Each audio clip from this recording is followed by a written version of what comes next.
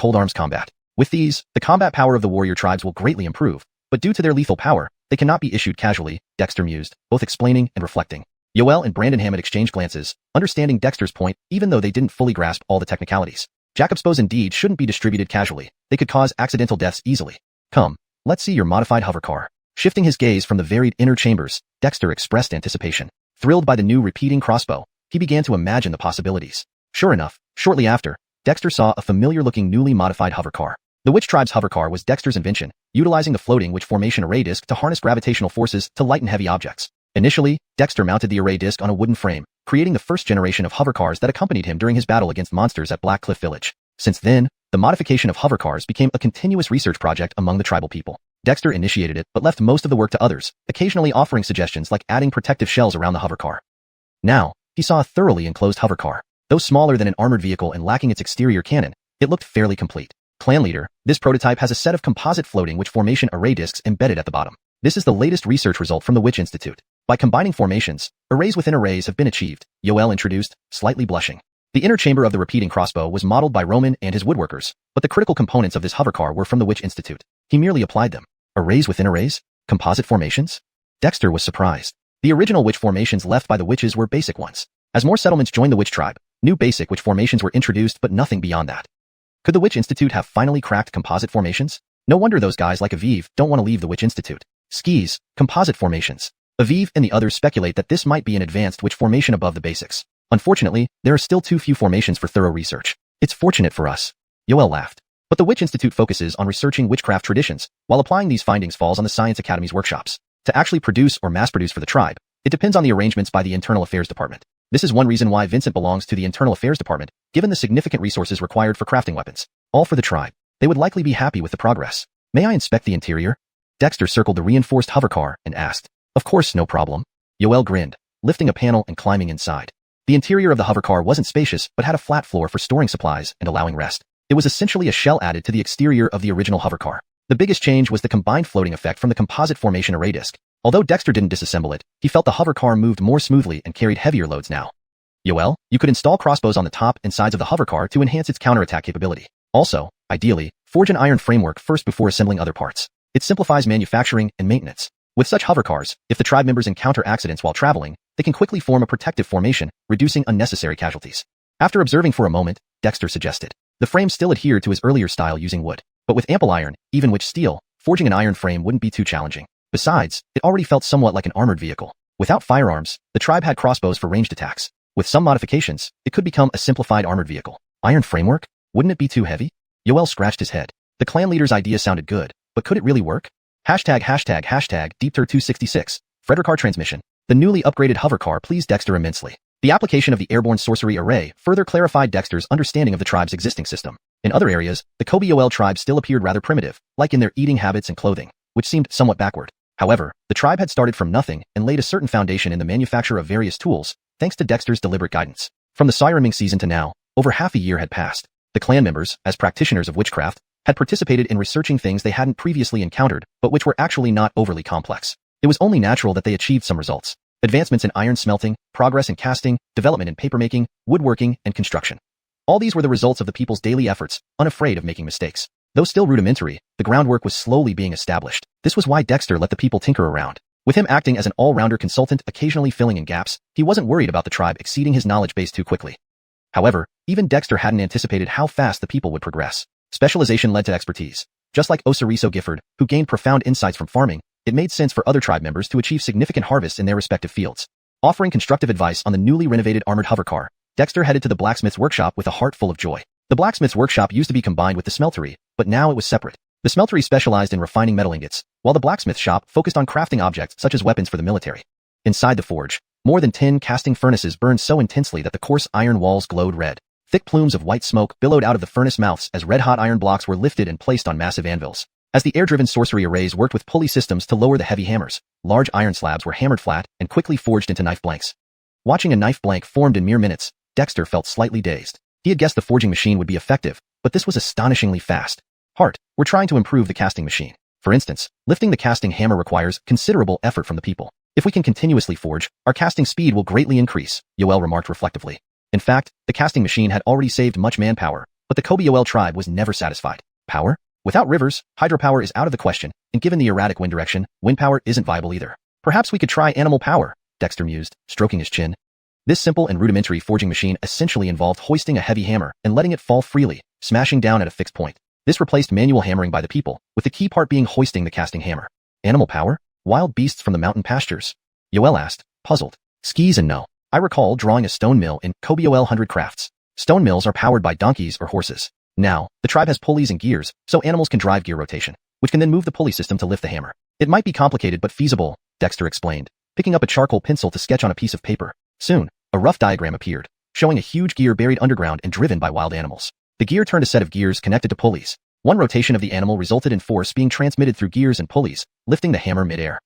Hart, what's the principle behind this? Suddenly, an excited voice interrupted. Learning, Dexter saw Osiris, Roman, Caesar, and Yoel approaching, clearly having heard he was at the workshop. Force transmission device. It may look complex, but the principle is simple. It's based on the lever principle. Someone once said that given a fulcrum, he could lift the entire world, Dexter chuckled. These few were the backbone of the Academy of Sciences, each excelling in their own field. A transmission device? Like the inner mechanism of a repeating crossbow? Roman eagerly grabbed the freshly drawn sketch. Frederick Ravasarisles and gears were already familiar to them. Although they didn't fully understand the underlying principles, it didn't stop them from using these tools. Just like how the people didn't know why Dexter's ice fishing method worked initially, but successfully got through the harsh sirening season. Skis, exactly. Force can be transferred. Using animal power to rotate the gear transfers the power to the next gear, and so on, until it reaches where we need the force to act, like moving a heavy object like a hammer. Through the lever effect, this force can lift extremely heavy objects, Dexter explained, demonstrating the basic principle of levers with an iron rod and wooden block. This was briefly mentioned in Kobe 100 crafts, but not elaborated upon. Now, with pulleys, the conditions for applying levers were more mature. Frederick Ravasarisles are also levers. See, multiple pulleys form a pulley system, diversifying the lever function, and this force can be calculated. Dexter's solid grasp of basic physics helped him recall force calculation formulas vividly. Roman and others were stunned. They had come to see if the chief had any new things to learn, but unexpectedly, Dexter sketched out the force calculation formula for levers and pulleys. After Dexter's explanation, Roman and others grasped the simple formulas easily. They marveled at how Hart knew all this. Roman, the future of the Academy of Sciences extends beyond current research. We have Kobe patterns, Kobe symbols, and Kobe arrays, but natural science principles also hold immense potential. You must focus more on expanding and researching these areas. Dexter put away the charcoal pencil, feeling reflective. Although the application of Kobe patterns, symbols, and arrays was limited in various projects, the path taken by the tribe was undoubtedly correct. With the forging machine and the emergence of gears, springs, and pulleys, simple machines would soon appear. Then, even ordinary clan members could rely on technology for limitless possibilities. This was exactly what Dexter hoped for. Hart, Kobe patterns are studied at the College of Sorcery, martial techniques are inherited at the Military Academy, but the research at the Academy of Sciences is a bit scattered. Don't show favoritism, Osiris couldn't help interjecting. No one knew how Dexter knew so much, but they were determined to learn from him. As one of Dexter's closest friends, Osiris wouldn't feel shy about it. ###DeepTer267, the Avivshire of the Academy. You certainly aren't holding back, but you're right. However, before we get to that, I want you to accompany me on a tour of all the workshops and projects in the tribe. Brandon Hammond, take notes whenever necessary. Yoelbo smiled. Ned sure knows how to pick his moments. At this moment, Yoelbo was in the midst of his cultivation fatigue period, having just opened the 5 viscera caverns. He needed time for his body to adapt and recover from the discomfort caused by the new caverns. This period provided an excellent opportunity for him to thoroughly review the tribe's operations. Though the tribal court had done a commendable job, Yoelbo was still confident in his research abilities. His experiences and knowledge were invaluable, even if he wasn't an elite figure. After all, the foundation of the Kobe Yoel tribe was still quite weak. Ned and the others were delighted. Although they each had important tribal affairs to handle, such as August overseeing the construction of Kobe Yoel Gifforty, they didn't want to leave Yoelbo now. Everyone knew such opportunities were rare. In the forge workshop, Yoelbo continued his inspection, occasionally offering his insights and suggestions. While Yoelbo wasn't an expert in forging, he could provide valuable optimization suggestions for certain processes and designs. For instance, screws and nuts were simpler and more practical than the riveting methods currently used by the tribe and were easier to standardize. Although Yoelbo didn't know how to manufacture screws and nuts, he could draw diagrams to explain them. Like patching a quilt, he saw something and supplemented it with his knowledge, sometimes even suggesting future improvements. Ned and the others dared not disturb Yoelbo but followed closely, learning immensely from his explanations. By mid-afternoon, more and more people arrived upon hearing the news, most from the Science Academy, but some from the Kobe Academy, like Aviv who came personally. Yoelbo didn't mind the audience and explained various topics in detail, using his own understanding. Despite knowing very little about many subjects, he could explain them clearly and understandably, demonstrating his ability. To discuss the future of the Science Academy, besides integrating with Kobe patterns and Kobe dierms, there are also areas like mathematics, physics, chemistry, and biology. Time is running short today, so 3 days from now, I will give a lecture at the totem platform about science. Any tribespeople interested can come and listen. After touring the Science Academy's workshops, Yoelbo laughed seeing the enthusiastic tribespeople. Frederick Ravasarisles of them might have been confused, but their dedication was undeniable. What a group of simple yet eager learners. Hart, is this really happening? I'll make the arrangements right away, Ned exclaimed joyfully. Finally, it was their turn at the Science Academy. Many studies were hitting bottlenecks, not due to lack of effort but limited perspectives. Using rudimentary methods wasted resources and left the tribe's people feeling lost. Yoelbo's lecture would undoubtedly be enlightening. This 3-day period, those interested should familiarize themselves with basic calculation methods. Science, fundamentally, is about continuous calculations and modeling to derive truth. Although witchcraft simplifies many things, the core principles remain unchanged, Yoelbo reminded them. Ned nodded vigorously. Even without the reminder, he would ensure it was arranged. Managing the Science Academy wasn't just about coasting through the days. He understood the importance of precision. The news of Yoelbo's lecture spread quickly through the tribe, generating immense interest among the tribe's people. While they buzzed with excitement, Yoelbo went to the Kobe-long totem platform. Elsa, can you still use the secret art to directly impart knowledge like the understanding of Kobe patterns? Standing below the Kobe-long totem, which now shimmered with gold light and looked even more exquisite, Yoelbo called out to Elsa. What do you plan to do, Yoelbo? If the offerings are sufficient, it can still be used, but this secret art shouldn't be overused. While convenient, it can impact human consciousness, Elsa asked curiously. Elsa was also intrigued by Yoelbo's lectures. When Yoelbo blamed the totem spirit for teaching skills to the tribe, Elsa already knew Yoelbo was no ordinary person. Apart from teaching a transformation, understanding of Frederick Ravazinster patterns, and Thousand Birds and Beasts law, Elsa hadn't imparted much else. Skyet Yoelbo's scientific discoveries were truly remarkable, boosting the tribe's productivity immensely. A mere tribe of under 3,000 people, neither particularly large nor small, but the construction speed of Kobe Yoel Gifforty alone was astonishing, though within the tribe, it seemed natural. Branch of this was due to Yoelbo's scientific innovations, like cement. I want to disseminate basic scientific knowledge among the tribe's people. Memorizing bit by bit wastes too much time. If your secret art works, why not use it? Yoelbo sighed. Our tribe's foundation is too weak. We can't afford to waste time. While imparted knowledge may not be as solid as learned knowledge, the tribe needs to address understanding, not just application. Elsa paused. Speak plainly. Just plant the knowledge in their minds and let them research later. With so many people, even a few successes would be beneficial. Given time, these seeds will eventually bloom. A sacrifice of 500 beasts will help. Elsa sneered at Yoelbo's suggestion but saw no real issue. With the tribe's faith in the Kobe-long totem, it was merely a matter of expending faith power. Deal, Elsa. It's good having you around. Yoelbo laughed. Elsa felt queasy and snapped. Don't flatter this prince. But then, Elsa asked, Rushu season is past its halfway point. Sawyerming season isn't far. Are you prepared? Bison tribe? Don't worry. The tribe has been preparing, and I've been intensively cultivating. Do you think I've been doing it for fun? Yoelbo chuckled, his expression turning serious. The Bison tribe, with their quasi-demon general, was indeed formidable. Deep Third 268, mathematics, physics, chemistry, and biology. 3 days later, on a misty morning, members of the Kobe Zhu tribe sat cross-legged in front of the Kobe-long totem platform. Jeff did the chief's lecture today. Construction in Wish City had been paused. All members were present except for Reed's hunting team in Cold Ridge. Even Sawyer, the feather-plumed one, came along. Almost 3,000 tribespeople encircled half of the central court which was under construction in Kobe Yoel City. Everyone sat orderly, including children who also sat quietly while newborns were held by their mothers. Nobody wanted to miss Hart's teachings, no matter how little they understood. Dexter stood on the Kobe-long totem platform, sweeping his gaze over his disciplined tribespeople. He couldn't help but feel a surge of pride. From a tiny ice cave settlement with less than 100 people, the Kobe Yoel tribe had grown in strength within just 1 year. Only Dexter knew that beyond coincidences, this was truly miraculous. Frederick Ravazinster, the development of the Kobe Yoel tribe wasn't forced or rushed. It was a solid progression guided by him, laying a firm foundation without any hollow pretense. People of the tribe, today I will share the knowledge passed down to me by the totem spirit. The totem spirit has agreed to assist me in imparting this knowledge. Thus, we will first perform a totem ritual before proceeding with my lecture. Dexter raised the large horn made from iron sheets, channeling spiritual energy into it so that even those at the back could hear him clearly. Immediately, the crowd erupted in applause. Frederick Ravazinster the blame on this prince again? This guy is really annoying, remarked Elsa within the Kobe-long totem, helpless despite his grievances. Currently, he served as the Kobe Yoel tribe's totem spirit. Dexter shifting the blame to him came without any repercussions because of the threatening storm clouds above. However, Elsa was also curious about how Dexter knew so much. Although these things seemed ordinary, they were indeed very scientific. As Dexter waved his hand, the prepared blade led the tribe's guards and dragged 500 unconscious wild beasts forward. Pierre and Frederick, the two totem priests, conducted the totem worship ceremony. The tribe's people were already familiar with totem worship. Following the steps, they visualized the totem and offered faith energy. Immediately, golden faith energy shone on the Kobe-long totem, and the guardian spirits gracefully flew in the air. All protective demons and spirit guardians had already settled around the unfinished clan courtyard. Everything appeared harmonious. After the ceremony, Pierre and Frederick stepped down, and Dexter climbed back onto the totem platform. From his robe, he pulled out 4 small books labeled mathematics, physics, chemistry, and biology.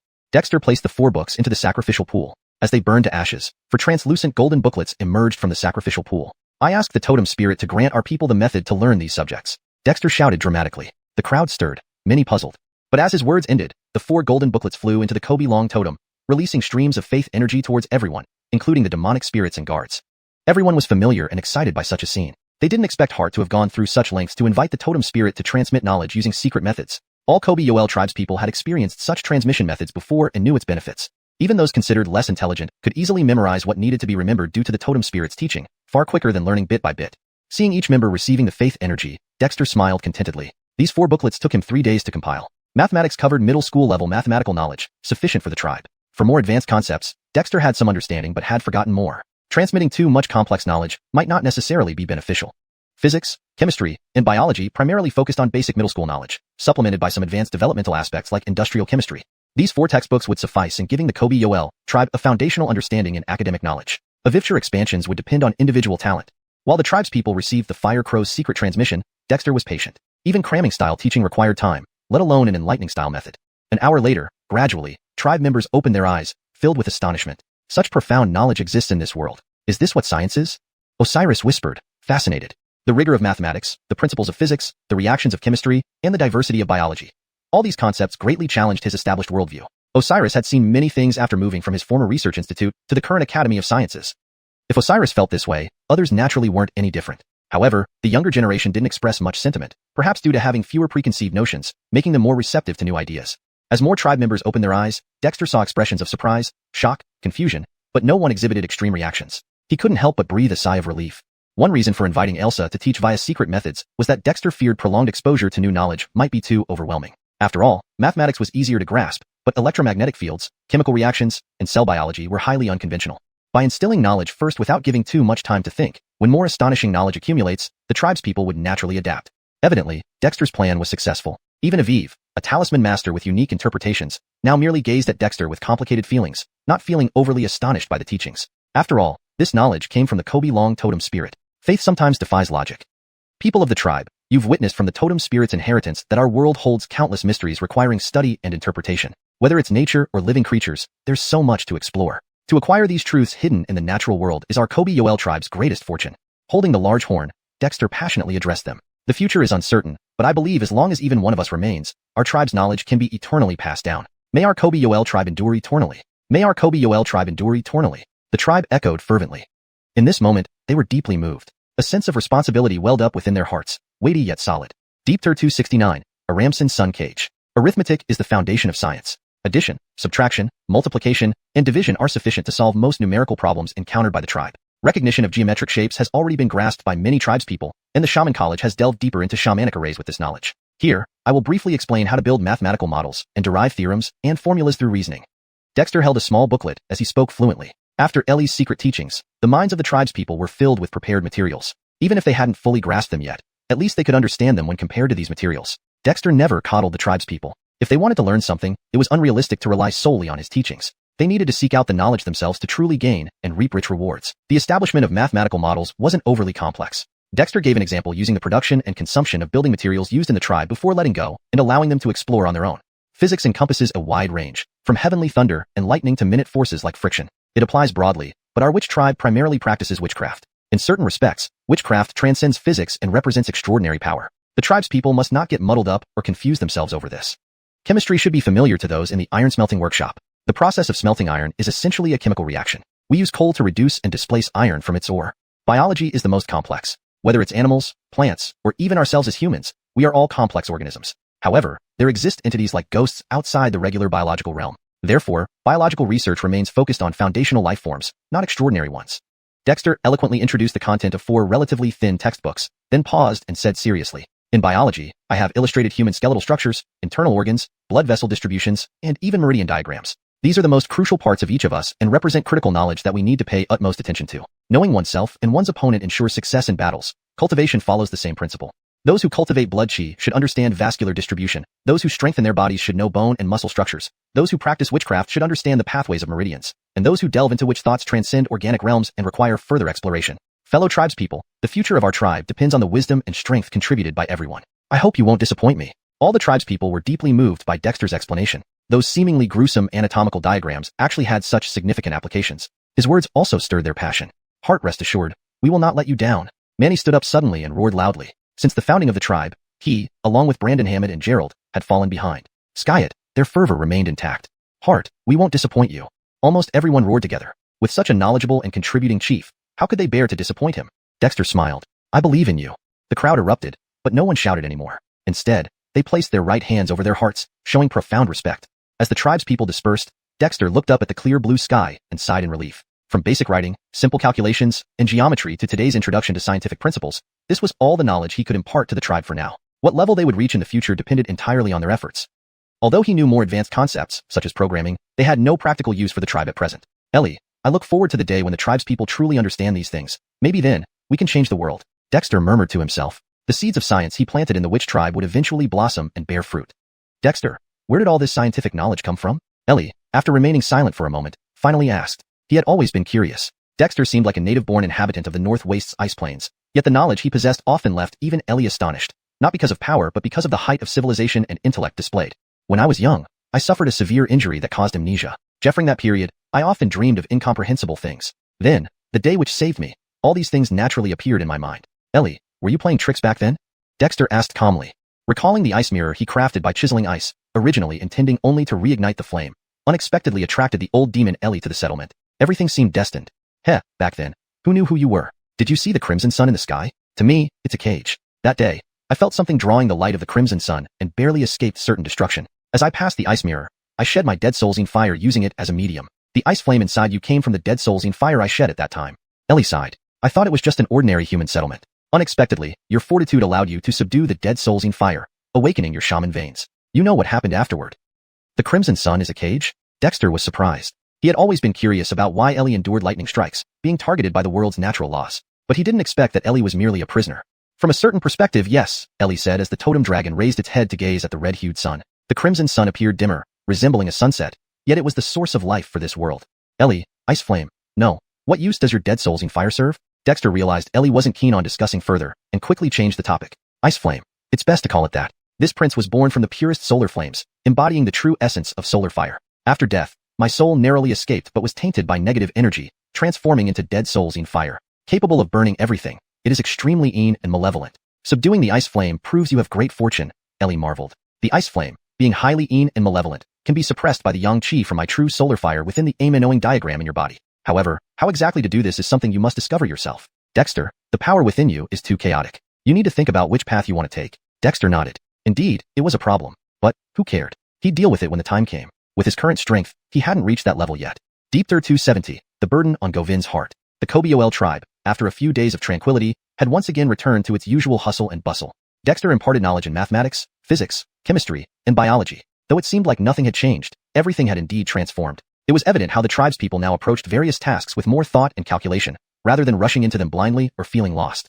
In addition to their already busy tribal affairs and personal cultivation, the tribespeople now had an extra responsibility, understanding and comprehending the knowledge imparted by their chieftain. Knowledge changes destiny. This slogan, proposed by the chieftain, resonated deeply with everyone. Subtly but surely, the overall quality of the Kobol tribespeople was growing.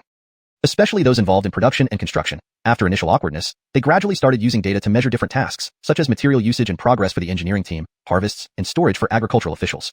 Brandon Hammond's secretariat became one of the busiest departments. All kinds of new statistics, like snowflakes, poured in from every corner of the tribe. The secretaries and record keepers worked tirelessly, yet enjoyed the challenges and found joy in their work. Being able to stay busy while achieving something gave all the tribespeople a novel experience. Once they got used to this data-driven method of working, their efficiency improved dramatically. Meanwhile, Dexter alternated between practicing martial arts, meditating, walking around the tribe discussing various matters, and sitting alone on the city walls watching the wind rise and clouds disperse, enjoying his peaceful days. Until one day, Govind came to him with a heavy look on his face. Master, Arishu said there are people from the Govind tribe here. Is that true? After half a year, Govind had grown into a sturdy young man, no longer showing signs of malnutrition. His eyes sparkled brightly but were now tinged with anxiety and sorrow. He had never been to the Govind tribe, but Alpha had told him about its history and his own background. This information had left him unusually somber, constantly studying and practicing hard. Baishan, there is indeed such a person. The Govind tribe hasn't been destroyed but has been occupied by demons. We have not confirmed if he truly comes from the Govind tribe, but he carries the demonic seeds and is no longer an ordinary human. Dexter stroked Govind's short hair.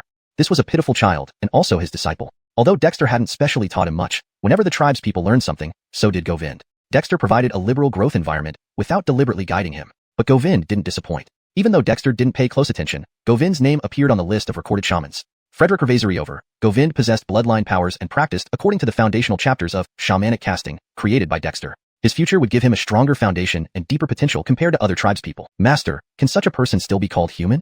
Govind paused, a bitter expression on his face. He had no feelings towards the Govind tribe, but Alpha's words stuck with him. Before being brought back to the Ice Cave settlement, his parents had taught him certain things too. Sort of. If this Sawyer truly comes from the Govind tribe, then he is a pitiful individual, Dexter sighed. Patting Govind on the shoulder, he added, if the people from the Govind tribe were forced to integrate demonic seeds, thus marking them, they are victims. But if they willingly embrace these seeds, becoming demons' pawns, then eliminating them isn't wrong. You should understand, right and wrong are at the core of humanity. Govind looked at Dexter in surprise, then responded, Master, I see what you mean. Arishu wants me to meet this person named Sawyer. I think I should go.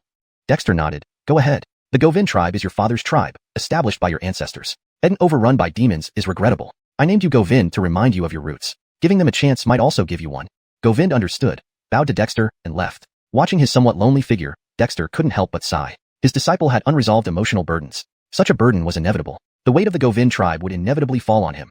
That Arishu seems to have made some progress, but bringing this up to Govind so early might be too rushed, Dexter muttered. He could understand Arishu's approach. Sending Govind to investigate was better than letting Alpha do it. Alpha, given his nature, might tear someone apart if he knew there was a spy from the Govind tribe. Outside the Kobiol Gifferty, Govind arrived at a mine. This was the largest iron mine supplying most of the ore for the tribe's smeltery. An elder guarded the entrance, calculating equations on the ground. Seeing Govind, he smiled warmly. Govind, why are you here? Grandpa Aiden, I'm looking for someone, Govind politely bowed. Frederick Revasist elderly members now held guardian positions, which, though leisurely, were important. This arrangement freed up the younger generation for other labor. The elders took pleasure in these roles. Who? Let me call him for you.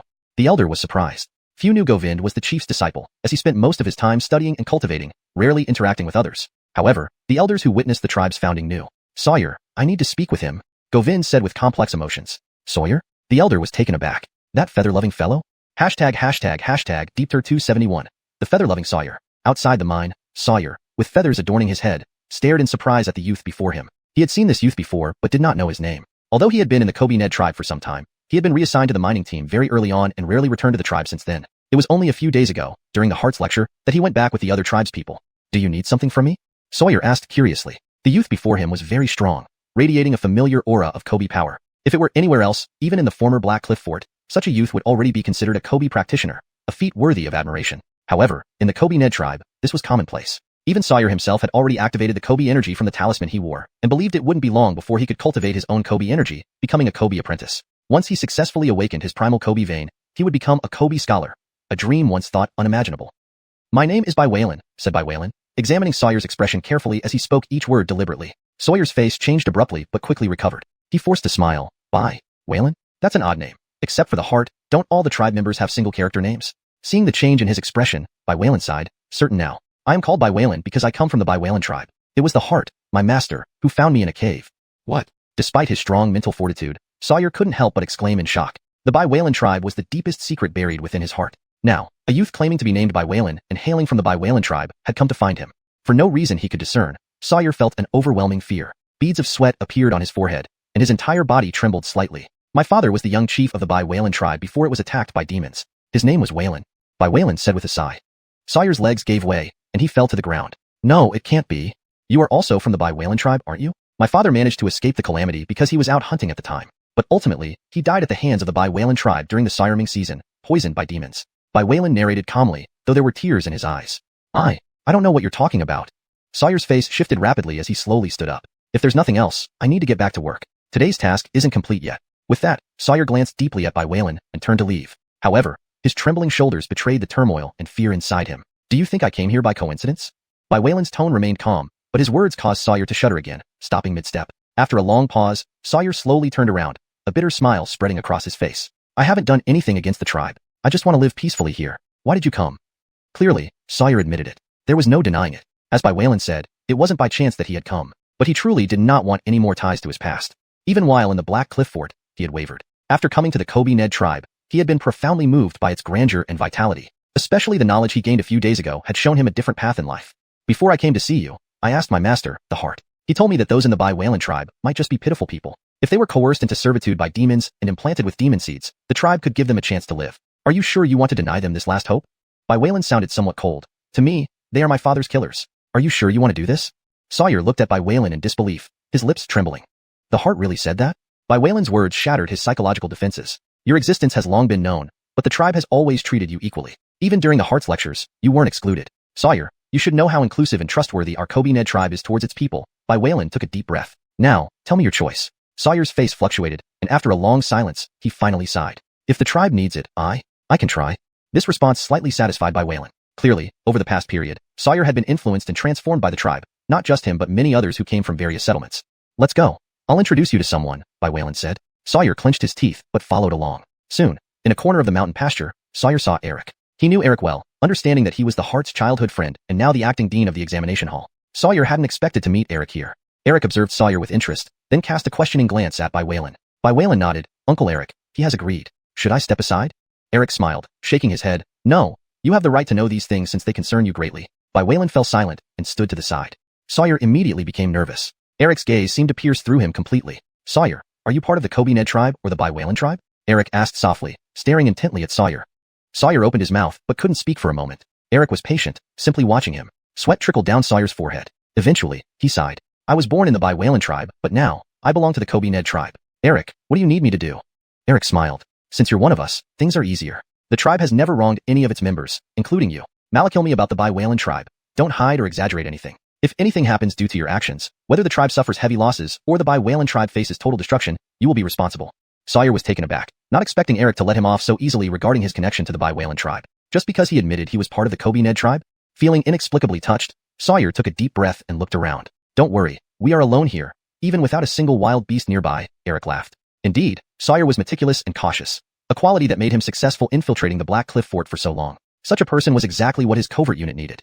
Eric's gaze towards Sawyer contained appreciation and anticipation. Of course, only if Sawyer didn't disappoint. Otherwise.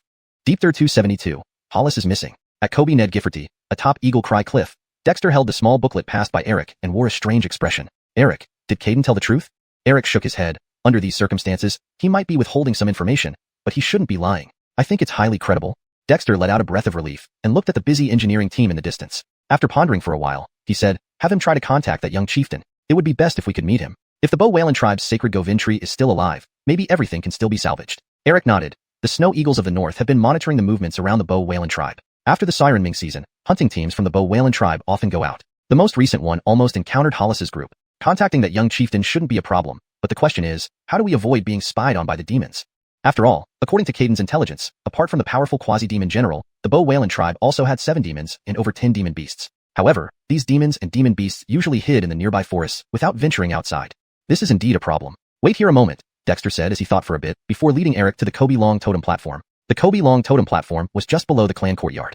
Ellie, does the demon seed have any real-time surveillance capabilities? Dexter asked directly. Ellie snickered. My band demon talismans can't even monitor demons under their spell, let alone a mere demon seed. Dexter, the demon seed is formed from demon blood, allowing it to induce a certain degree of demonization in those who are seeded, preventing them from resisting the demons. But it doesn't mean it's anything extraordinary. It's a low-level method. Dexter breathed a sigh of relief. So, even if our people come into contact with the other side, the demons won't notice? That was good news. What else? Don't think too highly of demon techniques. In this world, except for monkeys like Ephraim, they're not much different from wild animals. Using your scientific terms, they don't have much technical sophistication, Ellie sneered. Dexter. This guy sure keeps up with the times. However, Ellie's words reassured Dexter considerably. As long as there were no unconventional means, he believed Eric would be able to achieve results. Eric also relaxed after getting the answer. Compared to Dexter, Eric was far more devout toward the tribal totem spirit. Since the spirit said it was fine, then it was fine. After reminding Eric of a few precautions, Dexter stopped paying attention. Although this was Dark Department's first mission, Dexter didn't plan to interfere. Young eagles need to grow up, and the Dark Department was no different. Even if it failed, it wouldn't be so bad. Failure is the mother of success. After all, just when Dexter had a few days off, Brandon Hammond suddenly came rushing over. Encore, the Snow Eagles of the North reported that something happened at Cold Ridge. Hollis took a small hunting team into the forest and has gone missing. While Brandon Hammond searched for many days without finding them. What? Hollis is missing? Dexter felt a pang in his heart. The message brought back by the Snow Eagles includes Bow Brandon Hammond's and Peer Edge Jarrett's marks. It should be reliable. Encore, do we need to send clan members to search? Brandon Hammond asked, slightly anxious. Brandon Hammond knew what Cold Ridge meant to the Kobe-Ned tribe. Ever since bringing the clansmen from Black Cliff Village back, Hollis had led the hunting team to camp at Cold Ridge, searching for possible remains of an ancient tribe. Previously, there was news that Hollis had already ventured deep into the Cold Ridge Mountains. With Bow Brandon Hammond and 3 demon beasts secretly protecting them, logically nothing should have gone wrong, yet it did. All clan members are assigned tasks. Even Reggie took the War Department out for training. Fine, I'll go myself, Dexter thought and made his decision. Last time he went to Cold Ridge, he had a strange sense of familiarity, but he couldn't investigate further due to taking the clansmen from Black Cliff Village back. Now, with nothing pressing within the tribe, it was a perfect time to visit Cold Ridge. Encore, how many clansmen do you need? Brandon Hammond didn't dissuade but simply asked. In the Kobe-Ned tribe, no one dared oppose what Dexter decided, especially since he was the only idle one while everyone else had duties. Go to the Kobe Academy and pick 4 Kobe Warmalachiums to accompany me. Also, Order Peer Jarrett to intensify the search. I will arrive as soon as possible. Dexter instructed after thinking for a moment. Brandon Hammond nodded and quickly relayed the orders. Soon, Aviv appeared with 4 Kobe War Malachiums before Dexter. The Kobe War Malachiums were tactical experiment squads formed by the Kobe Academy after the Kobe War Corps returned to the tribe. Each team consisted of 1 earth, wood, water, fire, and metal witch doctor, creating a pentagonal Kobe magic squad. Their combined power allowed them to continuously cast elemental magic, making them very practical in combat. Encore, should we bring some warriors? Aviv asked, already knowing what had happened. The Martial Academy members are practicing techniques. There's no need to disturb them. Besides, Sean will go with me. We don't lack a tank. Not far away, Sean rolled its eyes but dared not argue. It was a demon, but being a tank suited it. Aviv, once I leave, you will handle the clan court matters. Let's go get supplies. Dexter gave a few instructions and led 20 witch doctors straight to logistics. Soon, a squad of over 20 riders burst out of Kobe Ned Gifforty, causing a brief stir among the people. But soon, the clansmen calmed down as it wasn't unusual for the clan chief to lead the Kobe War Corps on missions. Why wouldn't they when the chief was so idle? With sturdy beasts as mounts and Sean leading the charge, Dexter's speed was incredibly fast. Within just 2 days, Dexter arrived in a forest outside Cold Ridge again. Compared to last time, Cold Ridge seemed even quieter now, given the fewer wild animals in the mountains. As soon as he reached the outskirts of Cold Ridge, a shadow fell from the sky. It was Peer Jarrett. Encore, you've finally come. These past days, I've almost searched the entire Cold Ridge but found no trace of Hollis's group. While Brandon Hammond suspects they may have fallen underground, but we can't find any signs of where they got trapped. Peer Jarrett spoke directly, seeming quite uneasy. Hollis was a prominent figure in the Kobe Ned tribe, even rivaling Reggie. This disappearance under their watch left both it and Brandon Hammond extremely anxious. What is Ephraim doing? Dexter asked coldly. A monkey from outside the mountain appeared. Ephraim has been confronting it these days. We feared discovery, so we didn't inform it. Encore, Edgar Peak seems unwilling to abandon Cold Ridge, Peer Jarrett replied worriedly. There's Edgar Peak again. Fine, let's find Hollis first. Lead us into the mountain. Dexter scoffed and followed Peer Jarrett's lead, quietly entering Cold Ridge from another route. Deep Thir 273, sky-hanging cave beneath the floating sky peak. The Cold Ridge, with its towering mountains and dense forests, is one of the major mountain ranges on the ice plain of the northern wasteland. The area where the Kobe Yoel tribe resides is actually only a corner of the vast Cold Ridge mountain range, as Israel mentioned before. It's a place even demons wouldn't give a second glance, which is precisely why it has given the Kobe Yoel tribe the space to rise. Walking through the woods guided by Josue, Dexter appeared calm on the surface, but his heart was gradually stirring with waves of emotion. He had an inexplicable sense of familiarity again, yet he was sure this place was different from where he'd been before. Really, what nonsense? Dexter muttered in his mind, but he didn't pay much attention to it. Sometimes people have illusions. It's not a big deal. However, Dexter soon wore an astonished expression. After turning through extensive mountain wilderness with Josue leading, he came to a peak that rose abruptly into the sky. This peak seemed to spring up out of nowhere, impossible not to notice. And oddly enough, this peak felt increasingly familiar to him. Josue, what is this place?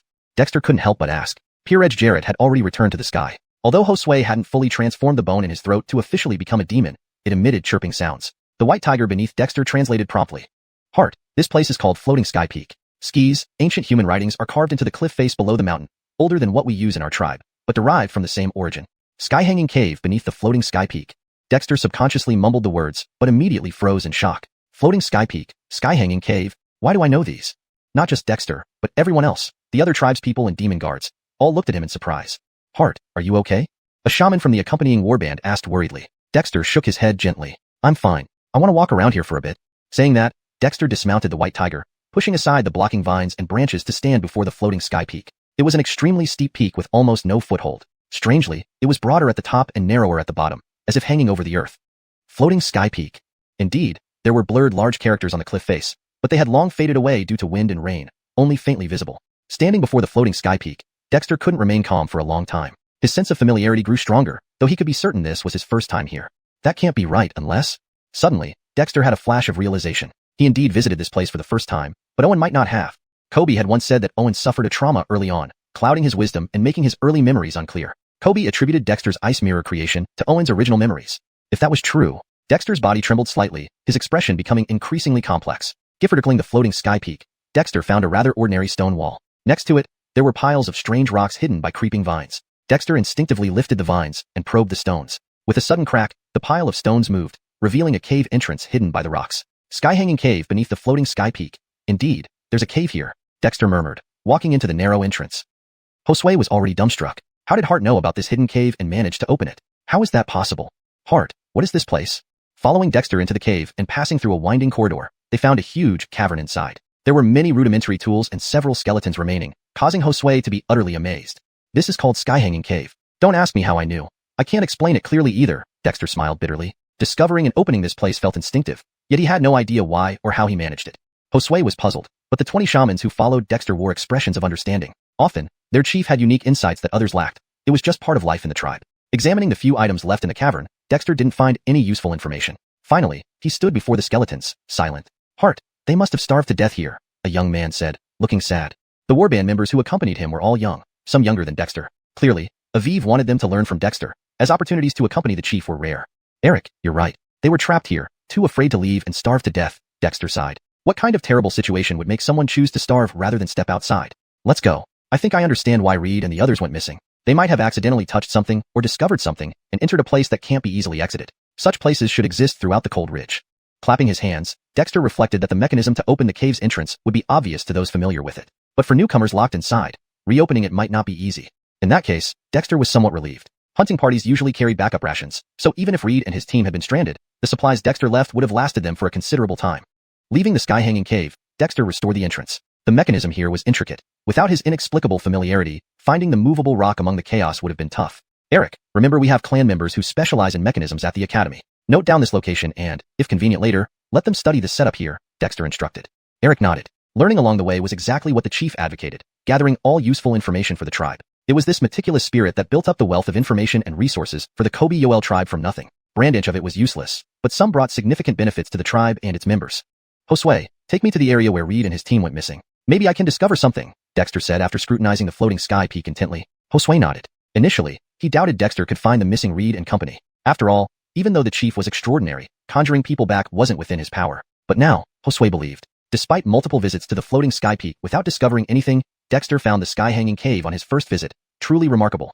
Deepter 274, mysterious disappearance. Outside the Cold Ridge Frederick at the base of a peak, Porter appeared extremely irritable. His iron staff pointed directly at a delicate and graceful fox monkey. "Fox Owen, what exactly do you want? You're not welcome here. Don't think I won't dare to kill you." This female monkey had been bothering him for several days now. If it were a demon ape from Demon Ape Peak, he would have acted long ago. But this fox monkey never fought back or argued, which frustrated him.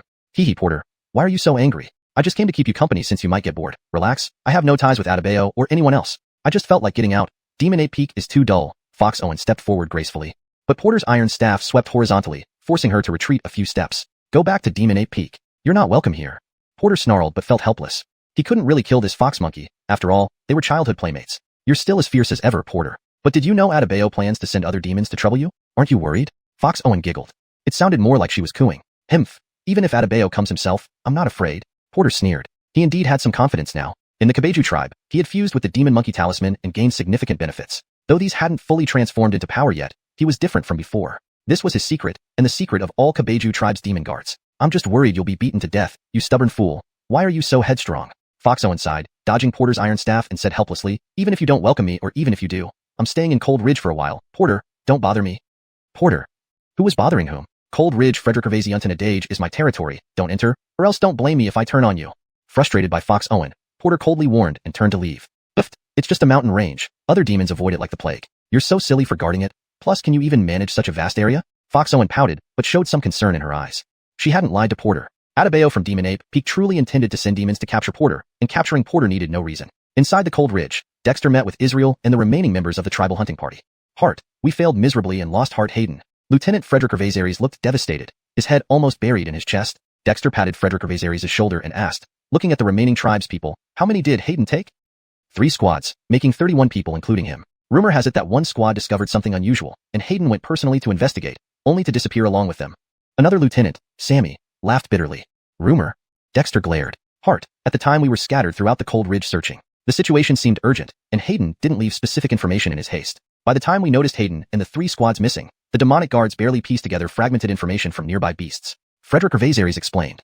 Dexter glanced at Israel, who nodded. "The situation is roughly as Frederick Gervaisaries described. We had driven away the local wildlife beforehand to prevent casualties, hence the limited information." Dexter was speechless. Hayden was lost like this? "Eric, inform Gregory and dispatch Northland Snow Eagles to assist each of our external squads as messengers. The Eagles are for surveillance only, not direct involvement. Also, notify the clan court to establish emergency protocols to prevent mistakes like Hayden's." Eric, understanding the chief's anger, hurriedly wrote 2 notes, placed them in wooden tubes, and summoned a soaring Northland Snow Eagle to deliver the instructions. "Hart, Hayden, and the others should be somewhere between these large mountains. We've searched extensively over several days but found nothing." Israel changed the subject. Israel had some responsibility for Hayden's disappearance. Dexter left him to look after the tribe's members. "Everyone, spread out and search for stone heaps, strange trees, and cliff faces. I'll wander around, Dexter ordered and walked through the wilderness, Sean close behind. Israel. What kind of plan was this? Barking. Langmi uttered a low growl. Even without Sean translating, Israel understood and shot a glare. Hart, you're familiar with this place? That must be a lie. However, since Langmi said so, Israel believed it. As everyone dispersed to search, Dexter wandered aimlessly. These mountains weren't as unique as Hanging Sky Peak, and Dexter didn't feel any familiarity. After circling half the area, he found nothing. If this place is indeed related to Owen, perhaps he never came here. When Witch rescued Owen from the wilderness, Owen was only 6 or 7 years old. How much could he remember? If Cold Ridge truly connected to Owen, it would be from before Owen was rescued. Relying on vague familiarity wouldn't work. Is there no solution? After searching several mountains with no results, Dexter frowned. Hayden had brought 3 squads and should have survived on their own. But without support, food would run out. Dexter feared they'd become emaciated corpses like in Heaven Hanging Cave. No, this doesn't make sense. In these dense woods, even if they vanished, they should have left some trace. Suddenly, Dexter noticed overturned grass where he had walked earlier, and his eyes lit up. Frederick Gervaisaries, come here. Frederick Gervaisaries rushed over hopefully. Hart, did you find something? Dexter shook his head. As Frederick Gervaisaries looked disappointed, Dexter asked, Frederick Gervaisaries, when Hayden and the others disappeared, didn't you follow their tracks? Frederick Gervaisaries nodded eagerly. Skis, of course we did. But their tracks ended around here, becoming too chaotic and unidentifiable due to continuous searches. Is there any place where obvious tracks wouldn't remain? Dexter pondered, then suddenly asked, not leaving tracks? Frederick Gervaisaries frowned. Hart, I know a place that leaves no clear marks. An excited tribesman raised his hand. But it's completely visible and can't hide anyone. Translation completed, maintaining paragraph structure and style consistency. #####Deepter 275. Hidden Ox Pond. The clan members spoke of a sandy stone basin at the base of a cliff, covering an area of roughly 100 square meters. This place was originally a pond, evidenced by the watermarks left from the waterfall that once flowed down the cliff face. However, for some unknown reason, the waterfall had disappeared, leaving behind only a vast expanse of pebbles, with barely any vegetation growing, and people walking on it would leave no trace. No wonder it was said to be in plain sight yet invisible. Relatively speaking, this place was extremely secluded. Dexter had walked past the cliffs above before, but hadn't noticed there was such a spot below. Hart, do you think this could be the place? Frederick Gervaisaries seemed skeptical. I've had people search here thoroughly. We've even turned over the sand and stones, but found no clues. Some places aren't so easily discovered, Dexter replied as he gazed at the moss-covered mountain wall beside the sandy stone ground. Suddenly, he walked to a large rock shaped like a reclining ox and ran his hand over it. Frederick Gervaisaries. What peculiar tastes does our Hart have? But soon, his eyes widened. As Dexter's palm brushed past, the moss fell off, and after a moment, several large characters appeared in the center of the rock. Hidden Ox Pond. Hart, is there a cave underneath here too? Eric's eyes sparkled with excitement. Indeed, their heart was truly their heart. Hidden Ox Pond. Dexter frowned. It felt somewhat familiar, but unlike Siranchan Peak, it didn't immediately evoke any specific information. However, this clue was enough to suggest that there might be a hidden mechanism here. But how to find the trigger for the mechanism? Dexter scanned the entire sandy stone ground. At that time, the pond was full of water. The people living here wouldn't have been able to enter or exit by diving underwater, right? Dexter followed the outline of the reclining ox stone, imagining himself returning from outside, but after circling several times, he still found nothing. Hart, could the mechanism still be on this rock? A clan member suggested. The Kabeju tribe was not unfamiliar with mechanisms. Apart from the mechanical caves found in the dry stone forest, some of the machinery used by the Kabeju Giffordy engineering team could also be considered mechanical art. For example, pulleys and gears had already piqued the interest of some clan members. No, this rock is too conspicuous. It can't be the opening of the mechanism. Wait, maybe I'm overlooking something obvious. Dexter's eyes suddenly lit up as he returned to the giant rock and began carefully feeling its surface. Finally, under the part that resembled an ox's tail, he found a small, finger-sized depression. Dexter. What strange taste did the designer have? With a push from Dexter's finger, there was a click, and then a dozen meters away, the seemingly seamless mountain wall suddenly split open, revealing a deep cave. Hart, there are knife marks. Brandon Ray, whose eyes were sharp, called out excitedly. Inside the cave entrance, there were marks left by a blade that seemed to have been deflected against something before rebounding onto the wall. Dexter quickly approached the entrance, took a look and ordered, Frederick Gervaisaries, take a squad and wait nearby, keep a low profile. If the entrance closes after we go in, pay attention to any sounds coming from inside. Kevin, stay behind just in case. The rest, follow me. With that, Dexter led the way into the cave, followed swiftly by Brandon Ray and the Kobezhan squad and other hunting team members. Once everyone was inside, the rocks indeed closed up again, leaving no trace from the outside. Hart, indeed you live up to your name. You can even find this? Kevin marveled. They had searched the area for days before Dexter arrived. This was somewhat embarrassing, but at least they now had a lead. Kevin, this place is too open and easy to expose. You should retreat into the forest. I'll stay with 2 clan members in case there's any movement inside, Frederick Gervaisaries suggested after some thought. No, it's easy for you to be exposed as well. Just leave Melinda here, Kevin decided after some consideration. Inside the cave, as the rocks closed, the light dimmed significantly. The fire mana users among them quickly pulled out their mana stones, igniting small flames from them. This was a minor spell the clan had developed to light fires using fire mana stones. The flames burned for about an hour before consuming all the mana and spiritual energy stored within. Frederick evasive quickly. Who knows what awaits us inside? Dexter examined the axe marks on the stone wall and became nearly certain that Aaron and the others had entered here, as the marks were fresh. Hart, let me lead the way, Brandon Ray volunteered. Dexter nodded. As a beast, Brandon Ray could see clearly even in the dark, making him more reliable than anyone else. The initial part of the cave was narrow and sloped upward. It was clearly a tunnel carved out from the mountain's belly, with obvious signs of excavation. It was hard to imagine how someone managed to hollow out the mountain's core despite the rock's hardness, while leaving no trace from the outside. After walking through a winding corridor for dozens of meters, the space finally opened up. At that moment, a weak, wary voice came from inside. Who's there? Dexter and his group rejoiced upon hearing the voice, confirming they had found the right place. It's me, Dexter. Dexter rushed forward with Brandon Ray and soon saw several injured clan members leaning on stone pillars, holding large knives warily. Hart? That's great. We can save Aaron and the others. The clan members cheered excitedly, clearly not expecting Dexter to appear here. After all, this place was incredibly hard to find, and they were almost losing hope. Where is Aaron?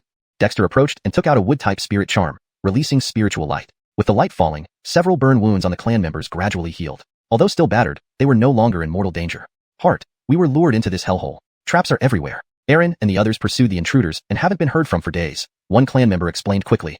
Why didn't you go back to the entrance and signal for help? Dexter frowned. The Kabeju clan members shouldn't be this foolish. The clan member smiled bitterly. Hart, after we were injured, we were bitten by poisonous insects here. Our bodies felt limp, and worse, moving caused our blood to flow backward. We tried several times and almost lost our lives. Dexter frowned. Such bizarre poisonous insects? Hart, this seems genuine. In the tribe's records, there's a poisonous insect called the backflow bug. One bite, and you can't move without risking death from ruptured blood vessels, Eric interjected. Is there an antidote? Dexter asked hastily. Not yet, but if you stay still for a few days, the toxins will naturally dissipate and won't be fatal, Eric shook her head. We can only wait. Don't move recklessly for now. Malakil me everything. What happened? And who lured you here? Dexter glanced around the stone chamber, which connected to 6 or 7 different passageways, making it seem extremely ominous. Hashtag Deepter276, the Cave of Corpse Ghosts. Yeah, we found the natives of Cold Ridge. There are signs of human habitation here. What? There are humans here? Dexter was taken aback, then suddenly delighted. The presence of humans meant that the tribe in Cold Ridge might still have a lineage, and more importantly, Dexter's inexplicable familiarity with this place fueled his suspicions. To verify these, he needed to find the remaining humans in Cold Ridge. It's a small hunting party that emerged. They are quite capable. We noticed them but retreated immediately. We tracked them all the way in here, only to encounter traps. Luckily, our hunters are skilled at navigating such obstacles, so no one was harmed. However, a few of us were injured and had to stay behind. As the clansmen recounted the events, Dexter gradually pieced together what happened. Bailey and his team pursued a sudden emergence of a small hunting group who could only be the native inhabitants of Cold Ridge, not the Quebecsu tribe. Rest here for now. Sammy, leave some food, water, and crossbow bolts just in case. We will go inside and investigate, Dexter said, unable to contain his eagerness. Following the directions from the clansmen, Dexter and his companions rushed into one of the tunnels, where Bailey and the others had been tracking. However, they soon discovered that the tunnel split into 3 more branches. It resembled a labyrinth. Yeah, the cave system here is much like where Croods and his group stayed. The underground caves of Cold Ridge have numerous forks. It's easy to get lost if you're unfamiliar with the area, Sammy frowned. After Croods left with the Black Cliff Village clan members, they had occupied the cave, so they knew the environment well. But this section was clearly different. A labyrinth? Is this naturally formed, or was it man-made? If it was constructed, it would have taken a monumental effort, Dexter marveled. Under the light of the fire charm, the various forked paths were visible. Dexter frowned, noticing that each path had traces, either deliberately placed or from people who entered. Haddon, take 2 hunting squads and a shamanic warrior squad down the left fork. Sammy, take 2 hunting squads and 2 shamanic warrior squads down the right fork. I'll take the remaining squads down the middle path. If you encounter more forks, do not split up further. Bailey took 3 hunting squads and won't be foolish enough to divide again, Dexter instructed after some thought. Haddon glanced at Dexter reluctantly. Yeah, be careful. When we came, Hans said if anything happens to you, he would make my life hell. Dexter laughed scathingly. Worry about yourself. If the remnants of the tribe destroyed by the legendary Demon King still exist, you'd better be cautious. Try not to harm anyone. Use words instead of claws if possible. Haddon. Why did it feel like malice? Ignoring Haddon's grumbles, Dexter led 2 hunting squads and Eric's shamanic warrior squad into the central fork. This path was relatively narrow, only allowing 2 people side by side. Dexter walked at the front, carrying a round shield, eyes scanning ahead, his mind fully alert. After walking for some distance, Dexter furrowed his brow. This place didn't seem to be inhabited regularly. Dust covered the ground, and it felt abandoned. If not for the scattered footprints and occasional knife marks, Dexter would have doubted whether Bailey's team had really come through. Did those people open this passage out of desperation while being chased by Bailey's team? Dexter wondered, speeding up. Given Bailey's capabilities, it was unusual that no one returned for days, suggesting they encountered trouble. Eric and the others followed closely behind Dexter, barely daring to breathe, afraid of disturbing something. Upon navigating through the winding corridors, another junction appeared. However, Dexter quickly determined most had taken the middle path. This is a good hiding spot within the mountain. Even if there were demons outside, they could still find refuge here, Dexter mused, though it wasn't the time to think about it now. Continuing deeper, the air became tainted with a bloody stench, and Dexter quickened his pace. Soon, They reached a large stone hall. The walls showed signs of fierce battles and bloodstains, but no bodies were left behind. Strange indeed. Everyone, be on your guard. Something isn't right, Dexter warned, selecting a direction to pursue. Suddenly, sounds echoed from ahead. Just as Dexter and his team grew hopeful, a distant tiger roar resounded. It's Haddon. Let's go, Dexter shouted, sprinting forward with his shield. Haddon wouldn't have roared unless they encountered trouble. Indeed, moments later, emerging from the narrow passageway, they found themselves in a vast limestone cave stretching hundreds of meters high, its floor descending beyond sight. Massive stone pillars supported the ceiling, giving it an ancient and imposing feel. Yehya, watch out. There are corpse ghosts here. Haddon's roar startled everyone. Dexter turned to see Haddon fighting desperately against gaunt humanoid monsters on the open ground to the left. His 2 hunting squads and shamanic warrior squad were surrounded, on the brink of collapse. Damien engaged them. Dexter roared, rushing forward with his shield. He smashed the shield into several emaciated monsters, but upon seeing them, Dexter was horrified. They were reanimated corpses. Zombies. Dexter gasped. Yehya, these are corpse ghosts. We've stumbled into a nest of them, Haddon snarled, appearing extremely distressed. Despite being a demon, even Haddon feared these undead creatures. They were immune to pain, incredibly strong, and carried lethal toxins. They must have died here, their corpses mutating under unknown conditions. Form defensive formations with shields to avoid getting scratched. The shamanic warrior squads should use fire charms. These things fear fire, Dexter ordered, suppressing his own fear. The appearance of these corpse ghosts gave him a bad feeling. This situation might be more serious than expected. At Dexter's command, the 4 hunting squads unfurled their shields to form a defensive wall. Meanwhile, the clan members skilled in fire charms unleashed intense flames towards the slow-moving yet relentless corpse ghosts. The flames caused the corpse ghosts to become agitated, but they attacked even more fiercely. Deep Tur 277, Underground Gifforty. A corpse ghost contaminated by which fire was instantly set ablaze, emitting thick smoke and a heart-wrenching scream as it lunged towards the shield formation. Not good, stop using witch fire. These things release toxic fumes when burned, Dexter exclaimed in shock and hurriedly stopped the witches from casting more flames. He quickly decided, fall back, regroup with the tribesmen on the right. Brandon Ray released a burst of dark magic, hurling the ignited ghosts away. Their flaming bodies spread the witch fire to other corpse ghosts, causing chaos among them while Dexter's group retreated rapidly. Sure enough, after they withdrew several hundred meters, Sammy led the remaining hunting team and witch warriors charging out. Hart, something is wrong here. There are venomous insects inside. Luckily, we had witch fire to disperse them. Sammy's face was pale as he spotted Dexter and cried out. The strange occurrences here aren't limited to just venomous insects. Sound the hunting horn. Let's see if we can find who else like Bailey. Dexter had calmed down from his initial shock upon encountering the corpse ghosts. Regardless of whether they were corpse ghosts or zombies, the immediate priority was finding Bailey and the others. One member of the hunting team immediately removed a bull's horn from his waist and blew a loud call used for communication among the hunters. The low, resonating horn echoed through the vast cavern, soon followed by a rustling sound. But it wasn't the sound they wanted to hear. Hart, more corpse ghosts have been alarmed. This is troublesome. Brandon Ray sounded terrified. Dexter realized he'd made a mistake, but before he could dwell on it, an identical bull's horn resounded from deeper within the cavern. Hart, it's the hunting team's horn. They're below. Sammy exclaimed with delight. Hearing the horn meant some of the people who entered this place were still alive. Go, fight our way through, Dexter said without hesitation, leading the charge. Hart, what if we get surrounded? Brandon Ray was anxious. Find the others first. My witch tribe has never abandoned its own. Dexter replied without turning back. Brandon Ray gritted his teeth and reluctantly joined the pursuit, along with the rest of the tribesmen, all emboldened by Dexter's words. The witch tribe indeed hadn't ever left anyone behind, even since its establishment not long ago. Descending into the open ground, Dexter saw numerous collapsed buildings. An underground city lay before him. But there was no time for surprise as corpse ghosts emerged from the ruined structures. Great, just as you predicted, this place is full of corpse ghosts. Everyone, hurry up, Dexter shouted as he dashed forward, unleashing inner spiritual energy and striking with a bear-like collision that sent several corpse ghosts flying. The dry, decomposed corpses disintegrated mid-air, creating a path for the tribesmen. Undead by the distant horns, Dexter led the tribe toward the sound, despite increasing numbers of corpse ghosts swarming from all directions. Especially in the crumbling streets ahead, the corpse ghosts formed a dense wall blocking their path. Brandon Ray, tiger roar. Brandon Ray leaped past Dexter, his belly swelling as he let out an earth-shaking roar. The whooshing to Sungboa should be translated as, the whooshing sound waves swept like countless blades, causing the zombies blocking the front to shatter under its indiscriminate attack, their dry corpses littering the ground. Corrected version. Brandon Ray leaped past Dexter, his belly swelling as he let out an earth-shaking roar. The sound waves swept like countless blades, causing the zombies blocking the front to shatter under its indiscriminate attack, their dry corpses littering the ground. With circular shields leading the way, Dexter and the tribesmen charged towards the source of the horn calls. The city built on the cavern floor was immense, larger than Witch Gifforty. They fought through about 8 groups of corpse ghosts before reaching the end of the street, where a massive semicircular building stood. On a towering platform, a group of people huddled by an altar, now surrounded by a large number of corpse ghosts. Hart. Surprised voices called out from the altar. It was Bailey, though his voice was weak. Fight. Seeing the tribesmen alive, Dexter took a deep breath, tossed the circular shield to a nearby tribesman, and began forming witch symbols with his hands. Each finger glowed with a talisman, merging elements into one fiery orb of spiritual fire. This fire, born from the fusion of 5 elements, was even more potent than witch fire. With both hands glowing fiercely, Dexter held the fire in front of him. Follow me. The exhausted Brandon Ray guarded Dexter's side, while two hunting teams raised their shields to form a defensive line. Behind them were the hunters, and in the center were 4 squads of witch warriors. Forming a triangle-shaped assault formation, the hunters fired arrows, and the witch warriors cast spells while Dexter led with spiritual fire, forcefully breaking through the encircling corpse ghosts and charging up the steps of the massive building. Hart, be careful. Just as Dexter was about to break through the final layer of corpse ghosts, a towering figure leaped out from the crowd, lunging at him. It wielded a rusty, disc-sized axe. Come then.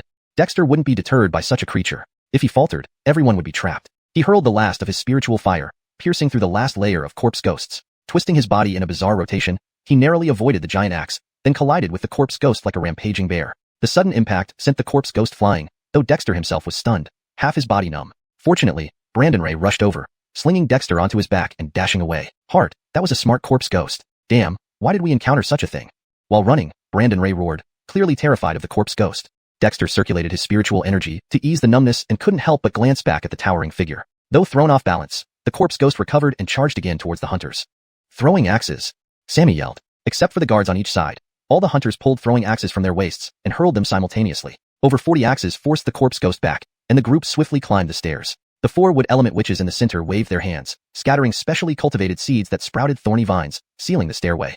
But strangely, the corpse ghosts halted, collectively looking up at the people on the stairs, not pursuing further. A cold dread settled over Dexter as if he was being watched. He suddenly looked up. Deepter 278. Unfathomable familiarity. On the steps, outside the platform where Reed and his companions stood was a semicircular building with tall columns, forming a backrest-like stone wall. The stone walls were carved with large reliefs. In his previous haste, Dexter hadn't paid much attention, but as he rushed up the stairs and stood on the same platform, he suddenly realized that this massive semicircular structure resembled a sacrificial altar. Leader, why did you come? It's too dangerous here. You shouldn't have come. Reed said bitterly, his face pale. Not from fear but due to physical weakness. It wasn't just him. Other tribe members were in similar conditions. As Dexter's gaze swept across, he saw 3 people in rough animal skins standing in a nearby corner, warily watching them.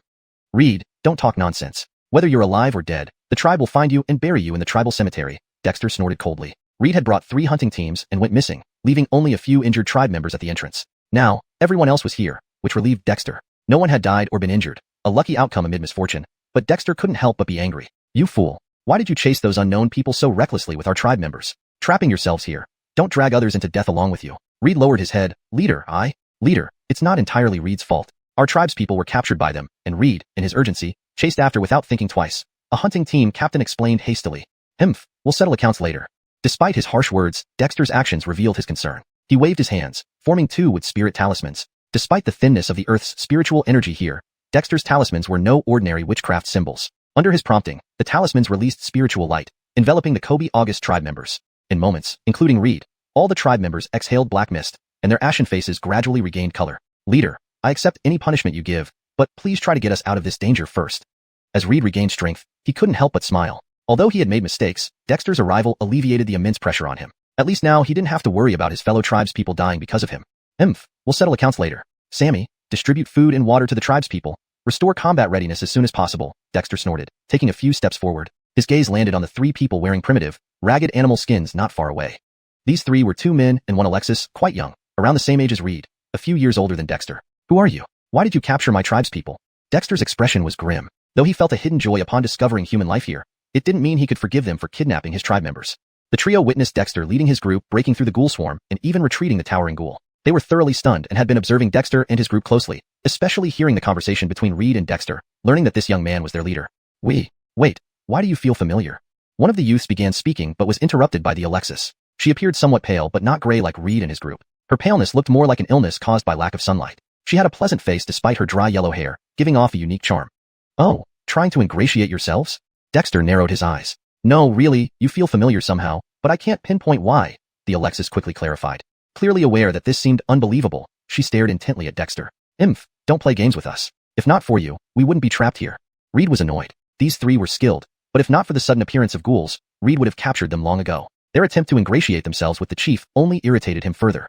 Siren Tion Peak, suspended cave below. After a brief silence, Dexter suddenly spoke. At these words, the trio's eyes lit up, and the Alexis eagerly replied, Aaron Lou Frederick Hervasiunten has Gwelu trees. Dexter. Indeed they knew, but how should he respond? Who are you, and why do you know about Siren Tion Peak's suspended cave? One of the youths asked cautiously. Dexter rubbed his nose, sneering, if I say I don't know, would you believe me? 3 of them. What kind of response is that? Wait, your name is Owen? It was still the Alexis who, after examining Dexter for a moment, trembled slightly as she asked. This shocked Reed and the few original residents of Ice Cave Village. Before becoming chief, Dexter indeed was named Owen. However, after receiving the cave from Kobe on his deathbed, Dexter insisted the tribespeople call him leader, renaming himself Dexter. Some found it strange initially, but when Dexter led them to fish under the ice and hunt, no one questioned it further. Names weren't important in the frozen wasteland. Now, probably none of the Kobe August tribe members knew Dexter used to be called Owen. Skis, I'm Owen, but I have no memory of you. That phrase just popped into my mind when I saw Siren T on Peak, Dexter sighed, looking at the Alexis with a complex expression. I've been an orphan since childhood, rescued from the wilderness by the witch of the ice cave. Can you tell me what this means, right? What? No, impossible. The two youths beside her exclaimed simultaneously, their eyes wide with disbelief. But soon, their doubt wavered because Dexter's appearance indeed felt oddly familiar to them. Owen, you're really Owen? You didn't die. The Alexis was crying, taking unsteady steps forward but stopping, her chest heaving violently, still wary. How do you prove you're Owen? Dexter was speechless. Why should I prove I'm Owen? Right now, it's my turn to ask questions. Forget the rest. Just grabbing my tribe's people and leading Reed and others into such a dire situation isn't easily forgiven. Less ingratiating, start talking, or you'll be fed to the ghouls. Dexter growled. The trio was stunned. His words left them speechless, unable to argue. Hashtag Deepter279, the Necromancer's Gifferty. As the three individuals remained silent, Dexter also fell silent. He wasn't sure how to face them. The Alexis's expression seemed genuine, but Dexter felt a bit flustered and decided to confront them first. Suddenly, amidst their silence, a crunching sound came from below. Dexter turned abruptly to see the zombies gathered at the foot of the steps retreating in fear. The tall zombie he had knocked away earlier was now following a short, emaciated zombie. Dexter's pupils contracted sharply. This small, shriveled zombie looked like an old man, which was not unusual. What alarmed Dexter most were the old man's eyes. They weren't the lifeless fish-like eyes of zombies, but darted around with white scara, appearing unusually alert. Oh no, the necromancer is awake. Damn it. One of the young men among the trio exclaimed in terror as Dexter examined the old man. Do you know what that is? Dexter asked, keeping his tone calm without turning around. The Alexis hesitated for a moment before stepping forward, her expression serious. Whether you are Owen or not, can we focus on getting through this situation first? Owen is my cousin. Malakin years ago, our living place was attacked by a massive force of demons, resulting in many casualties. Owen was captured by a demonic bird. Regardless of whether you are him, I hope you can set aside our differences for now. Can we do that? Dexter felt a wave of emotion internally, but kept his outward demeanor calm. After some thought, he nodded. Fine. In reality, this was not the time to argue. These three people did not seem to be lying. Can someone tell me where we are and what these zombies are all about? Upon hearing Dexter's response, the trio heaved a sigh of relief. The Alexis exchanged glances with the two young men before speaking. This is the Necromancer's Gifferty, originally the underground ancestral land of a powerful tribe. But 1,000 years ago, this place was destroyed. Those who died here underwent some kind of transformation, becoming zombies. The area has since become a deadly ground. Knowing it's a deadly place, you still brought my people here? How foolish. Dexter was quite displeased. He then asked, is that old man a necromancer? Is it a type of shaman? Dexter was familiar yet unfamiliar with shamans because the shaman traditions of the Kobe August tribe were fragmented. Without Croods' contributions or Dexter developing the foundation of shaman casting, everyone might still be using the simplest shamanic symbols. In a way, yes. This old man was likely a powerful shaman in life. His body transformed into a necromancer after death. Necromancers are the most terrifying zombies and extremely difficult to deal with. That tall zombie is technically also a necromancer but specifically a war shaman, the Alexis explained. Dexter was speechless. Two necromancers appearing together was too much. Can they climb up here? Is there anything special about this place? Dexter pointed to the stairs surrounded by zombies. Without this place, Hollis and the others would have been torn apart by zombies long ago. This should be the sacrificial platform of the tribe from back then. Though these zombies are made of corpses, they instinctively fear this area and won't approach. However, necromancers would dare to come up. As she spoke, the old man led the tall zombie onto the steps. Dexter. This Alexis, trying to be his cousin, had rather ominous luck. Hunters form ranks. The shaman combat team prepare. Brandon Ray, block the big one. At Dexter's command, Hollis, who had just regained some strength, immediately led the hunters into formation. Although not as well trained as guards, the hunters had plenty of practice and quickly formed a shield wall. Brandon Ray stepped out from the crowd, eyeing the tall zombie carrying a large axe. This is a demon? The Alexis pointed at Brandon Ray, trembling in shock. They had seen Brandon Ray earlier, but since he had concealed his demonic aura, they had only assumed he was a fierce beast. Now that Brandon Ray released his demonic presence, they became acutely aware of the threat. Don't make a fuss. This is our Kobe August tribe's demonic guardian. Can anyone tell me the weakness of necromancers?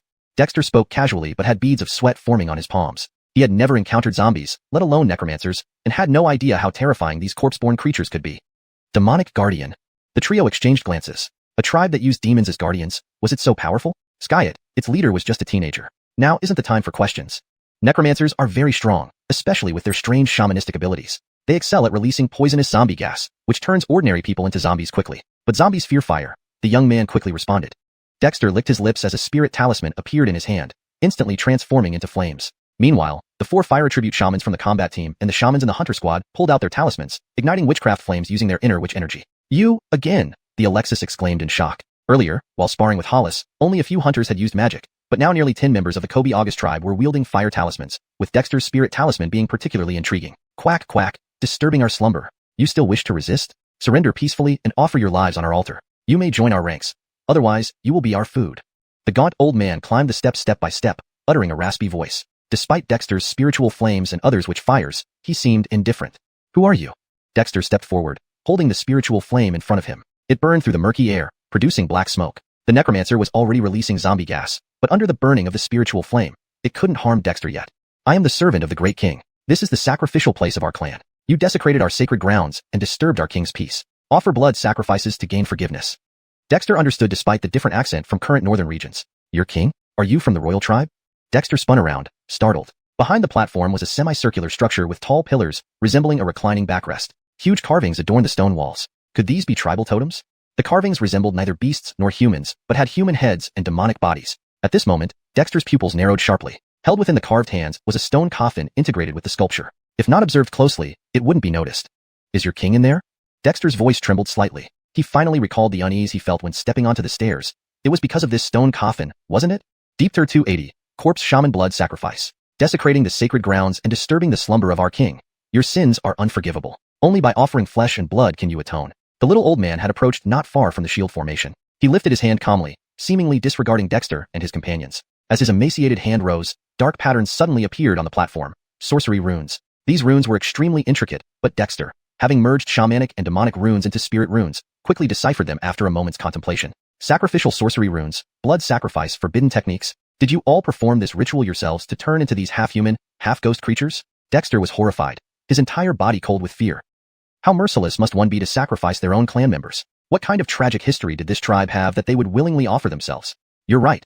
We offered ourselves everything we had, in exchange for a glimmer of hope for our king. Though you aren't part of our tribe, your presence here signifies that you're descendants of our former vassals. Your blood can also add to our king's survival. The little old man was invigorated, raising his withered hands in fervent proclamation. Hunting team, prepare to attack. Just as the old man was excitedly proclaiming, Dexter directed the spiritual fire in his left hand towards him while drawing a copper blade from his waist with his right. He lunged forward swiftly, delivering a fierce slash. Having already mastered basic techniques, this attack channeled metallic spiritual energy into the blade, making it swift and brutal. Compared to the large blades crafted by the tribe, this copper blade stolen from Gorin conducted shamanic and spiritual energies more efficiently. Dexter's first move was a lethal strike. At the same moment, Brandon Ray, who had already grown familiar with Dexter, pounced on the towering corpse ghost wielding a giant axe, while Bailey, wielding a round shield, led the hunting team's charge forward. How naive. The old man sneered, pointing his hand at Dexter, causing his spiritual fire to dissipate instantly. A burst of corpse energy emerged from his hand, forming pale ghostly claws that swatted Dexter away. Hitting the shield formation, Dexter felt every bone in his body about to break, halting Bailey's charge mid-stride. Damn, he's so strong. Wiping blood from the corner of his mouth, Dexter felt his heart sink. Nearby, Brandon Ray was overwhelmed by the tall corpse ghost and retreated in disarray moments later. This creature was equally formidable. The 3 women clad in animal skins, who had been following the hunting team, turned pale. Is this what the corpse shaman is like? Indeed, as the legends say, utterly invincible. One of the women screamed, her voice laced with despair. Are you descendants of the cold Frederick Hervasiantan tribe? Hundreds of years ago, your chief came here, swearing to guard the tomb in exchange for sparing their lives. I can't believe you dared bring outsiders to disturb the sacred grounds of our king's city. You deserve death. The little old man looked at the 3 with cold disdain before lifting his hand. Black sorcery runes on the platform abruptly transformed into black ghostly claws, binding everyone's ankles, including Brandon Ray. The ritual has begun. None of you can escape. Break it. Dexter refused to succumb easily. Spiritual energy surged within him, converging into the earth beneath his feet and shattering the ghostly claws formed by the sorcery runes. However, even before he could rejoice, more runes transformed into claws reaching for him. A Vivetile. These sacrificial runes are our tribe's secret. Not even a novice shaman like you can withstand. The old man sneered, but his voice abruptly halted. Though Dexter's spiritual energy was initially pierced by the claws, when the shamanic power was disrupted, thunder and lightning erupted around him. Lightning arcs drove back all the ghostly claws, even those bound to others' feet. Thunder. Damn it. What abominable powers have you cultivated? The old man's gaunt face twisted in frustration. Dexter breathed a sigh of relief, gesturing with both hands to channel lightning from the twin dragon-winged symbols embedded in his body, forming illusory thunder runes. Frederick Hervasive aside, old ghost, or I'll destroy this sacred ground, damning your king to eternal suffering. Dexter growled, lightning arcs flickering menacingly in his hands, yet remaining restrained. Indeed, this old man was putting immense pressure on him. Arrogant fool, mere thunder alone. The old man's right hand slashed through his dried skin, pulling out a black bone staff, exuding an ominous aura. Upon its appearance, a wave of corpse energy enveloped Dexter and his companions. Daring to use thunder against the sacred grounds, you will all die, utterly annihilated. A vast cloud of corpse energy, acrid and noxious, filled Dexter with horror. He shouted, "Hold your breath, T-Hansener, attack!" He hurled the 2 thunder runes into the advancing corpse energy, explosions consuming countless tendrils. Skyet, more corpus fumes surged forward as the old man waved the black bone staff. Grinding his teeth, Dexter summoned the illusionary giant wings outside his body, enveloping everyone. The thunder dragon wings burned the corpse gas to a smoky sizzle, keeping it at bay. Even the black sorcery runes underfoot rapidly faded. Suddenly, Dexter groaned in pain. His thunder dragon wing runes were significantly weaker than the pentagram runes.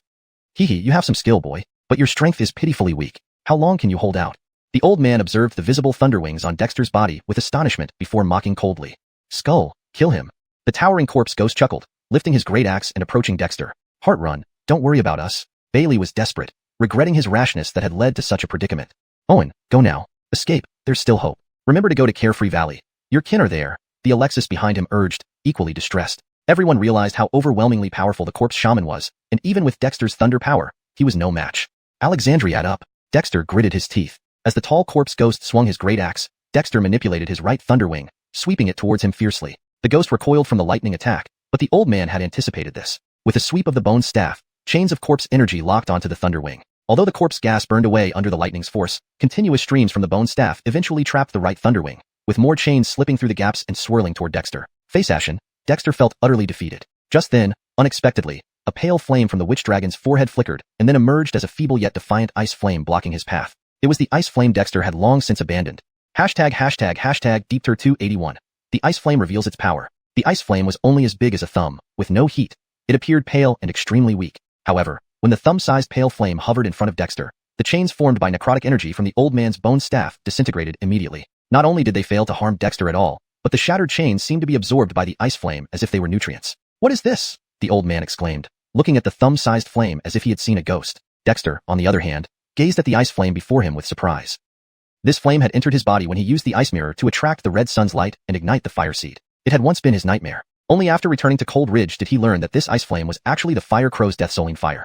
The fire crow had used an ice crystal to channel its own death-souling fire into Dexter's body, freeing itself but almost costing Dexter his life. If not for Kobe using his witchery power to redirect the force of the ice flame, forcefully opening up the primal witch meridian within his body and using the ice flame's bizarre power as witchcraft, Dexter would have already died. However, Dexter rarely utilized the ice flame. Previously, he obtained an ice crystal while going to Black Cliff Village, which could help the ice flame grow, but that ice crystal had dissipated along with his first set of armor breaking apart. Since then, Dexter had hardly used the ice flame, which had stayed in the forehead of the witch dragon inside his body, serving as a mere embellishment. Dexter never expected that in this critical moment, the ice flame would protect him automatically, ensuring his safety. Without time to think, Dexter extended his hand, using the witch seal to channel his mental power, and controlled the ice flame with his mind. He quickly established contact with the ice flame. Ellie, you've got to be reliable. Dexter prayed silently, mentally guiding the ice flame to rise into the air, instantly forming a powerful suction force that absorbed all the necrotic energy released by the old man. Dexter could clearly hear the ice flame making gulping sounds, as if something was hiding inside it, devouring the terrifying necrotic energy. This can't be. What kind of devilry is this? How can it absorb my necrotic energy? The necromancer old man was stunned. Necrotic energy was a highly sinister and venomous foul air, sourced from corpses and accumulated filth, acting as the root power of zombie spirits. As a necromancer, the old man's refined necrotic energy was even more terrifying. Anyone who came into contact with even a bit would turn into a zombie spirit. But now, this detestable young man had not only neutralized his necrotic energy with a thumb-sized flame, but was also devouring it, giving him the eerie feeling of facing his natural predator. Always instilling fear in others, the zombie spirits felt a long-forgotten sense of terror. This was simply inconceivable. Our chieftain is mighty. The people of the witch tribe, whose hearts had been pounding in fear, let out cheers of excitement. Even though they were protected by Dexter's thunder wings, they could still clearly feel the terrifying nature of the necrotic energy, causing their scalps to tingle and a sense of despair to envelop them. Who could have thought that under such circumstances, the chieftain would still have reserves left, turning despair into pleasant surprise. As for the three women in animal skins, their eyes widened in shock. The horror of zombie spirits, especially necromancers, was etched into their tribal memory. But what were they seeing now? Buck, let us leave or burn today, Dexter said confidently, sensing the ice flame growing stronger, increasing faster than when it absorbed the ice crystal. The five-element spiritual power couldn't withstand the onslaught of necrotic energy, and the thunder wings wouldn't hold out for long, but he still had the ice flame. Never before had Dexter felt so grateful for not specializing in one path, but choosing to blend multiple powers into one body. Indeed, if one door closed, another opened. Don't think that just because you have this strange flame, you can escape your fate of being sacrificed. Skull kill. The old man raged uncontrollably, waving his bone staff, which spewed more necrotic energy like a tornado rushing over. A thumb-sized pale flame clearly wasn't intimidating enough for it. The tall zombie spirit, wielding a huge axe, charged forward again, coordinating perfectly with the old man. They both attacked almost simultaneously, merging with the necrotic energy tornado. However, Dexter remained unperturbed. The thunder wings protected those behind him, and his mental command caused the ice flame to split instantly. The ice flame, having absorbed much necrotic energy, was now significantly stronger, splitting into two, one confronting the necrotic energy tornado and the other shooting directly towards the tall zombie spirit. The tall zombie spirit panicked, hastily using its giant axe to block the ice flame. However, the moment the ice flame touched the axe, the freezing power spread from the axe to its arm. Even a zombie spirit felt the bone-chilling cold. With a screech, the tall zombie spirit dropped its axe and hurriedly retreated, its right hand covered in frost.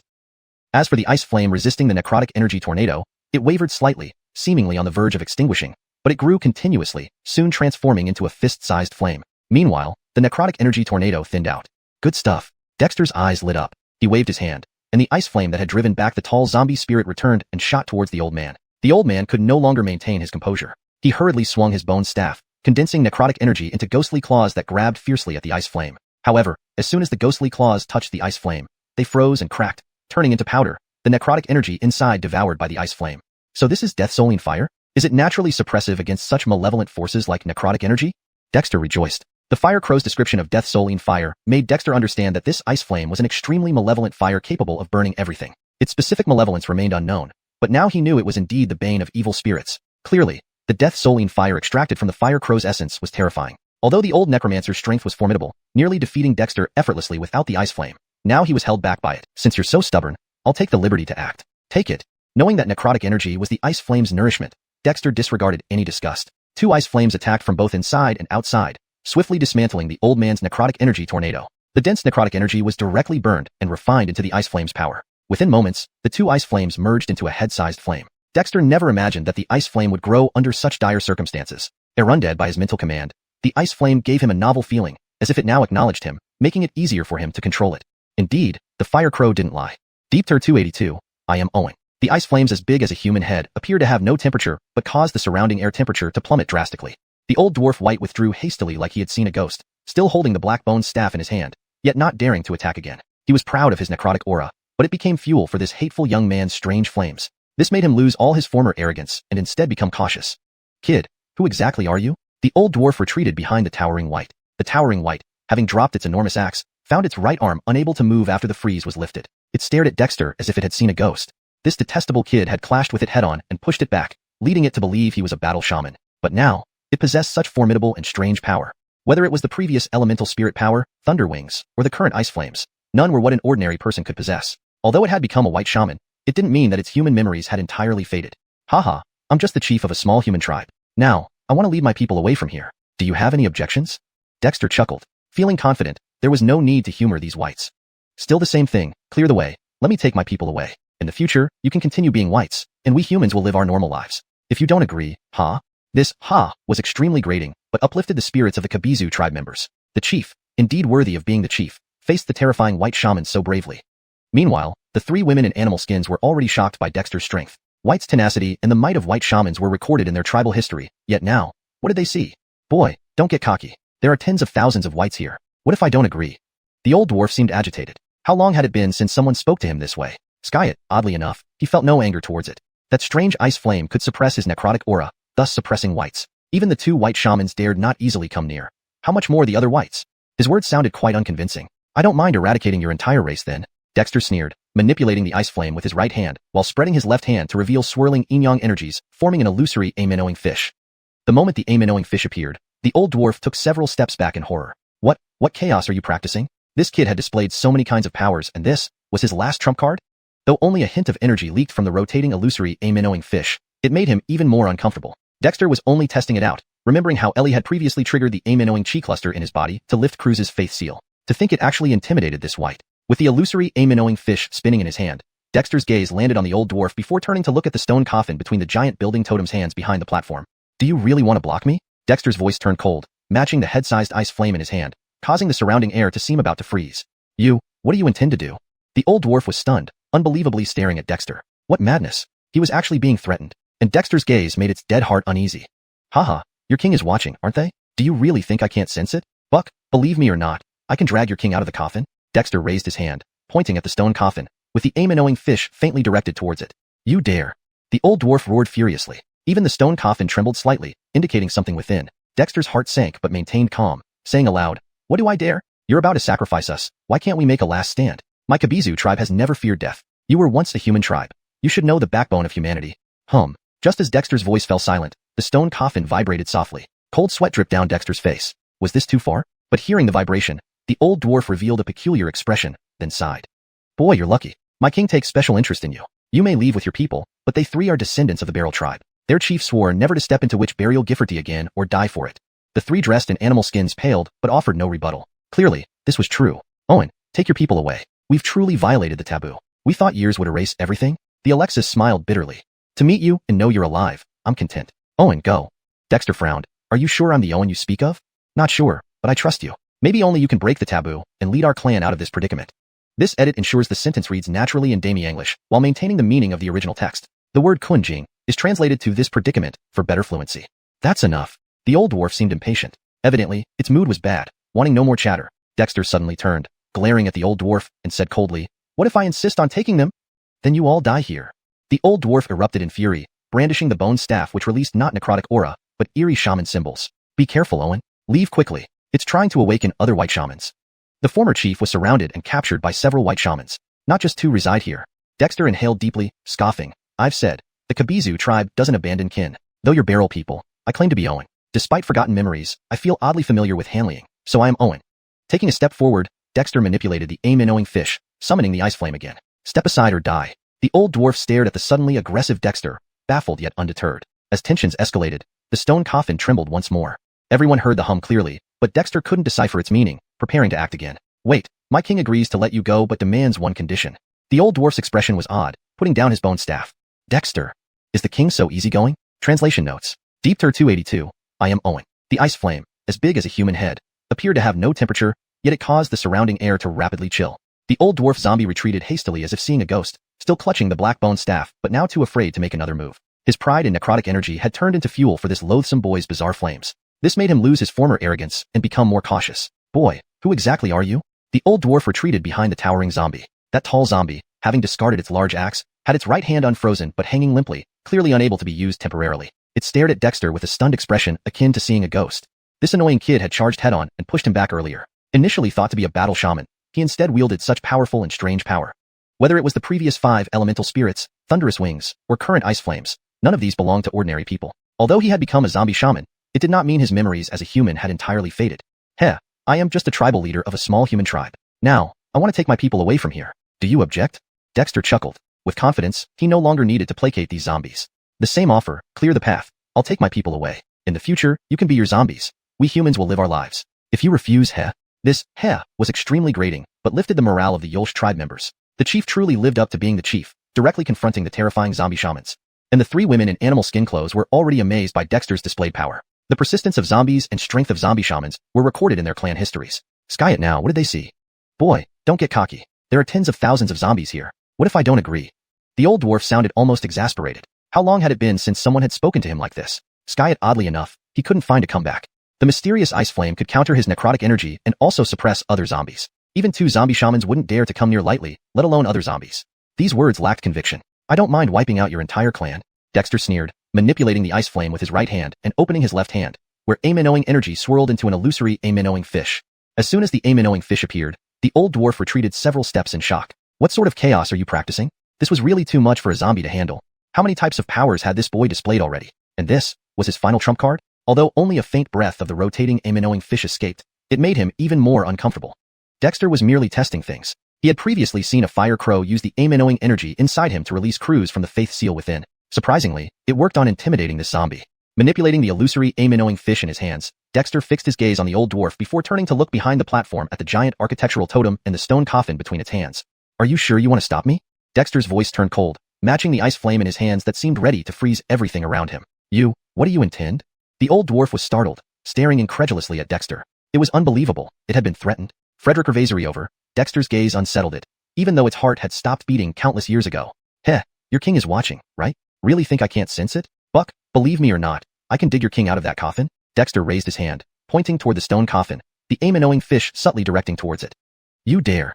The old dwarf roared. Even the stone coffin quivered slightly, indicating something indeed resided within.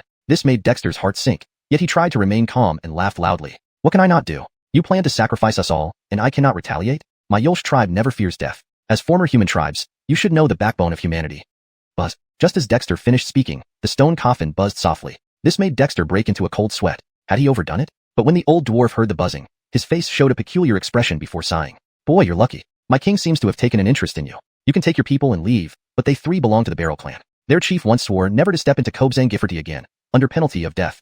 The three in animal skins paled instantly but offered no objection. Clearly, it was true. Owen, take your people and go. We've indeed violated clan taboos. Originally, we thought so many years had passed. The Alexis smiled bitterly.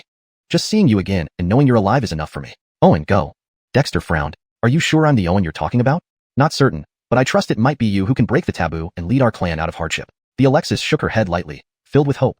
Damien, The old dwarf sounded very impatient. Evidently, his mood was foul, unwilling to listen to these ramblings. Dexter suddenly turned, staring at the old dwarf, snorting coldly. If I insist on taking them, then you will all die here. The old dwarf raged, waving the bone staff, releasing witch symbols rather than necrotic energy. Watch out, Owen, run. He's going to awaken other zombie shamans. The Alexis panicked, realizing something. That chief was ambushed by several zombie shamans, ultimately captured. There aren't just two here. Dexter took a deep breath, snorting. I said my tribe doesn't abandon kin. You may be Barrel clan, but I'm Owen. Though I can't recall much, I feel inexplicably familiar with Han Ridge, so I must be Owen. Taking a step forward, Dexter activated the aim-innowing fish, summoning the ice flame again. Step aside or die. The old dwarf watched Dexter's sudden outburst with fear and confusion but did not retreat. Just as the battle seemed imminent, the stone coffin behind the platform quivered again. The buzzing was audible to everyone. Unfamiliar with its meaning, Dexter prepared to act again. Wait, my king consents to let you go but requires a promise from you. The old dwarf's expression was peculiar, sounding somewhat disbelieving but lowering his bone staff. Dexter. Was the king here so easygoing? Deepter 282. I am Owen. The ice flames, as large as a human head, seemed to have no temperature, yet they caused the surrounding temperature to plummet. The old dwarf, like a terrified corpse ghost, hastily retreated while still holding the black bone staff but dared not make another move. His once prided corpse energy had become fuel for this loathsome boy's bizarre flames. This robbed him of his previous arrogance and made him more cautious. Boy, who are you? The old dwarf retreated behind the tall corpse ghost. The giant corpse ghost discarded its great axe. Although the frieze on its right hand was lifted, it hung limply, clearly unable to move for now. It stared at Dexter in horror. This annoying boy had collided head-on with it earlier, forcing it back, leading it to believe he was a battle shaman. However, he possessed such powerful and strange abilities. Neither the previous elemental power, thunderous wings, nor the current ice flames were what ordinary people could possess. Although it had become a corpse shaman, it didn't mean its human memories had completely faded.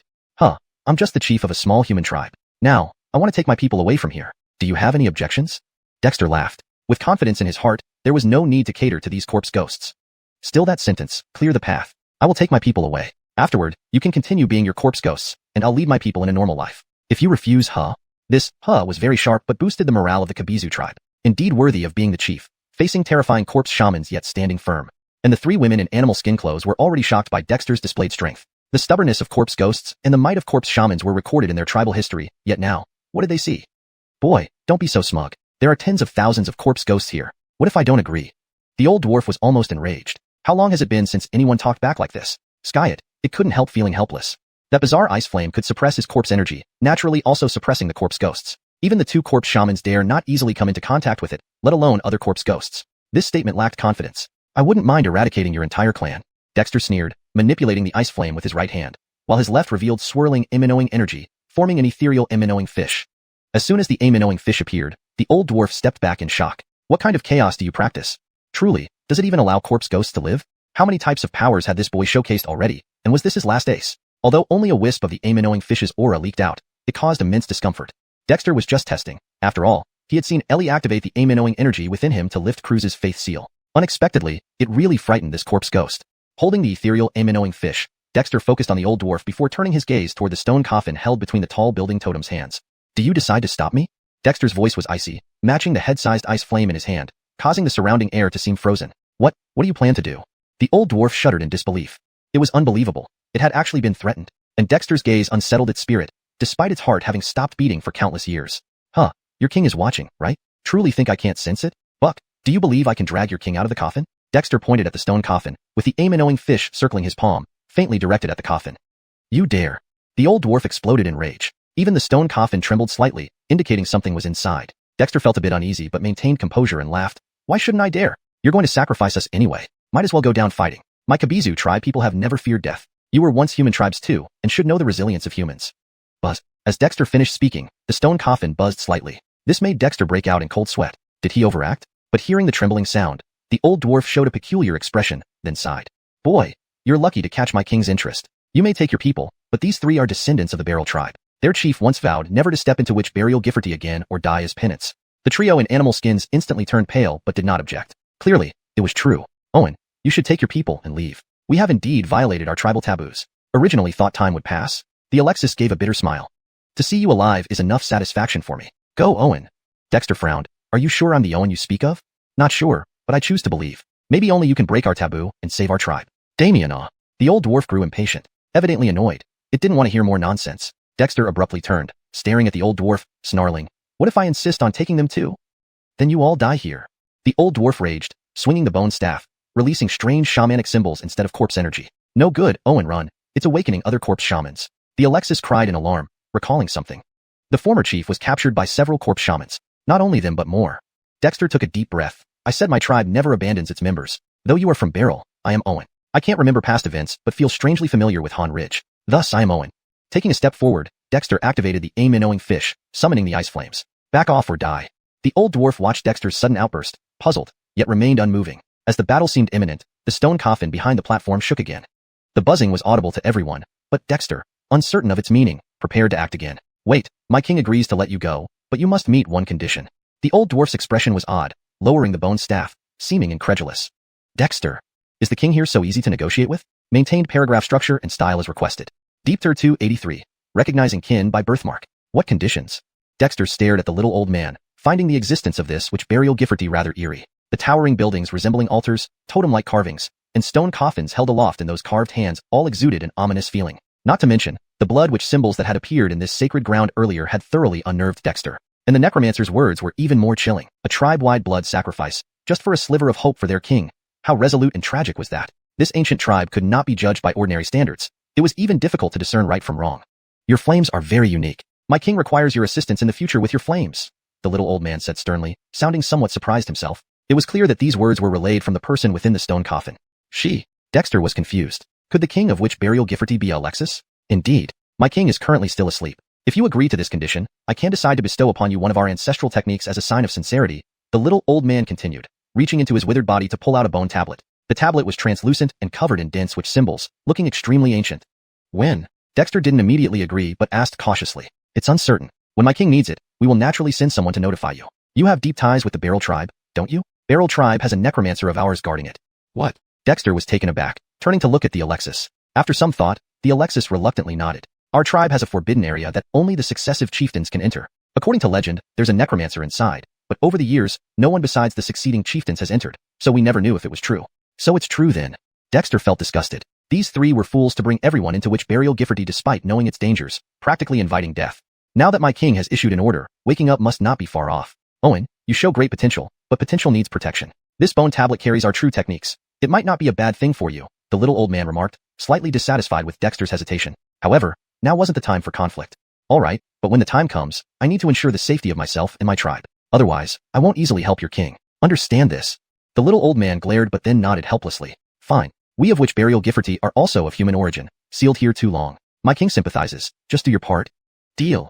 Dexter smiled. He couldn't fully trust this old ghost, but safely leaving was paramount. As for agreements, they could be dealt with later. The old man seemed to know Dexter's thoughts but didn't expose them, casually tossing the bone tablet. Dexter caught it, feeling its unusual weight and smooth coolness. Owen, this place is forbidden. No one should enter without permission. I hope you can restrain your tribesmen. Otherwise, dying here won't be anyone's fault. The little old man looked deeply at Dexter, then retreated with the tall necromancer. As they left, the surrounding crowd of zombies dispersed. Dexter breathed a sigh of relief, glancing at the huge axe and lifting it. It weighed hundreds of pounds. This axe is good. Since they don't want it, I'll take it. Let's go.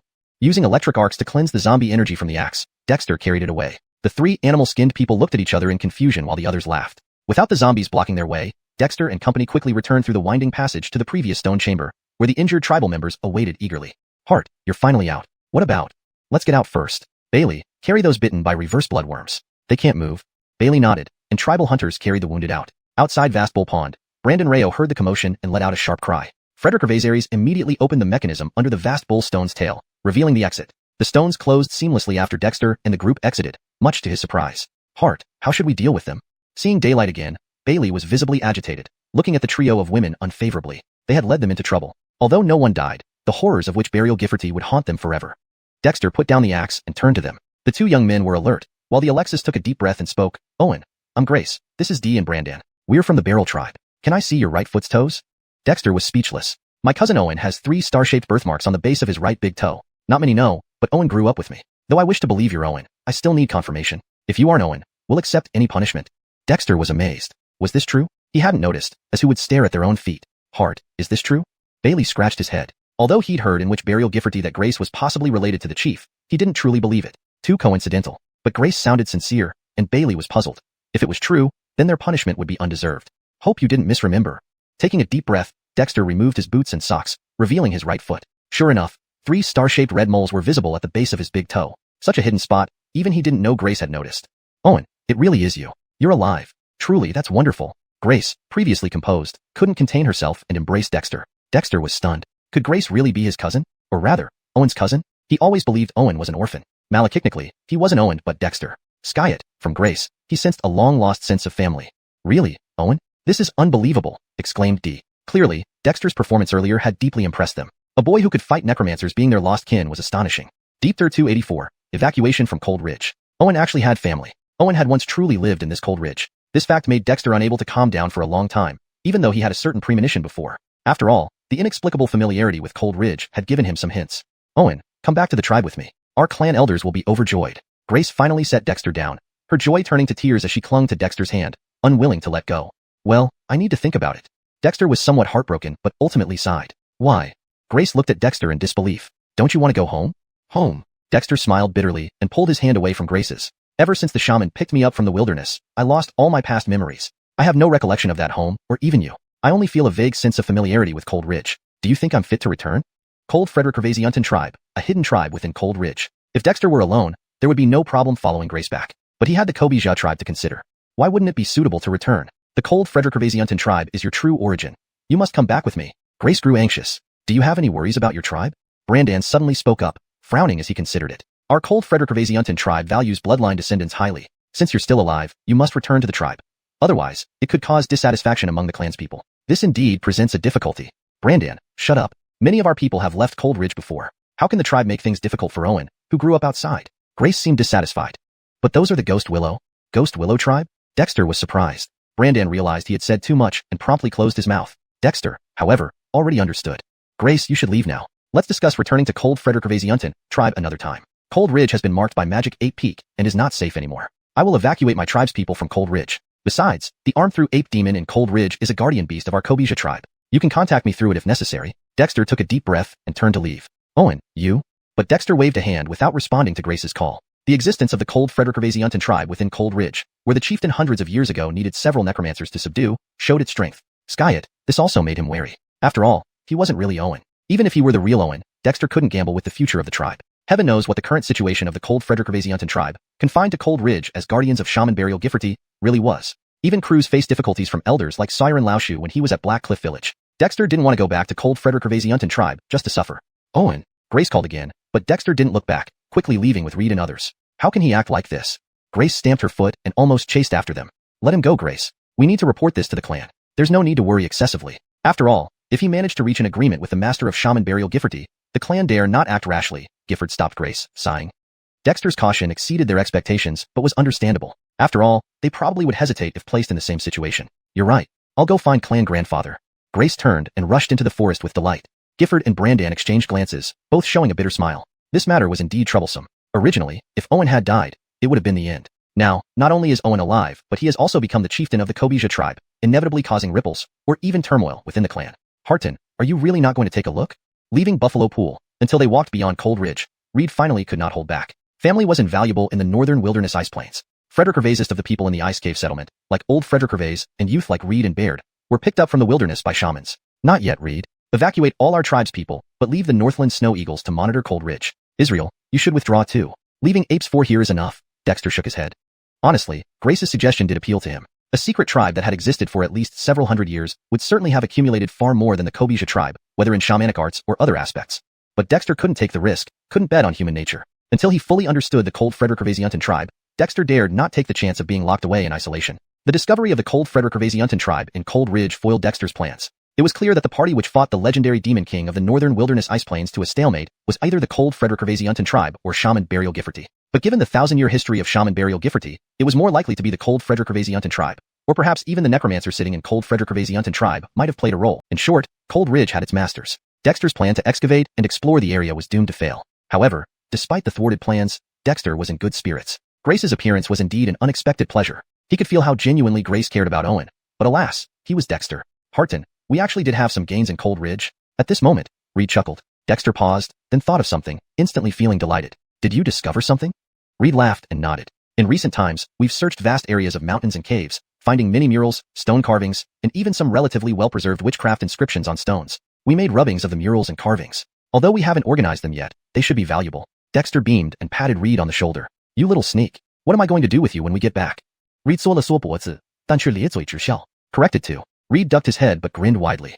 He wasn't worried about being punished. He knew about the clan's contribution system. This time, the hunting team had accomplished something significant. As for the Barrel tribe in Han Ridge, that was something the tribal heart needed to worry about. If this Barrel tribe dared to make any unreasonable demands on the heart, the Witchu tribe was certainly not one to be bullied.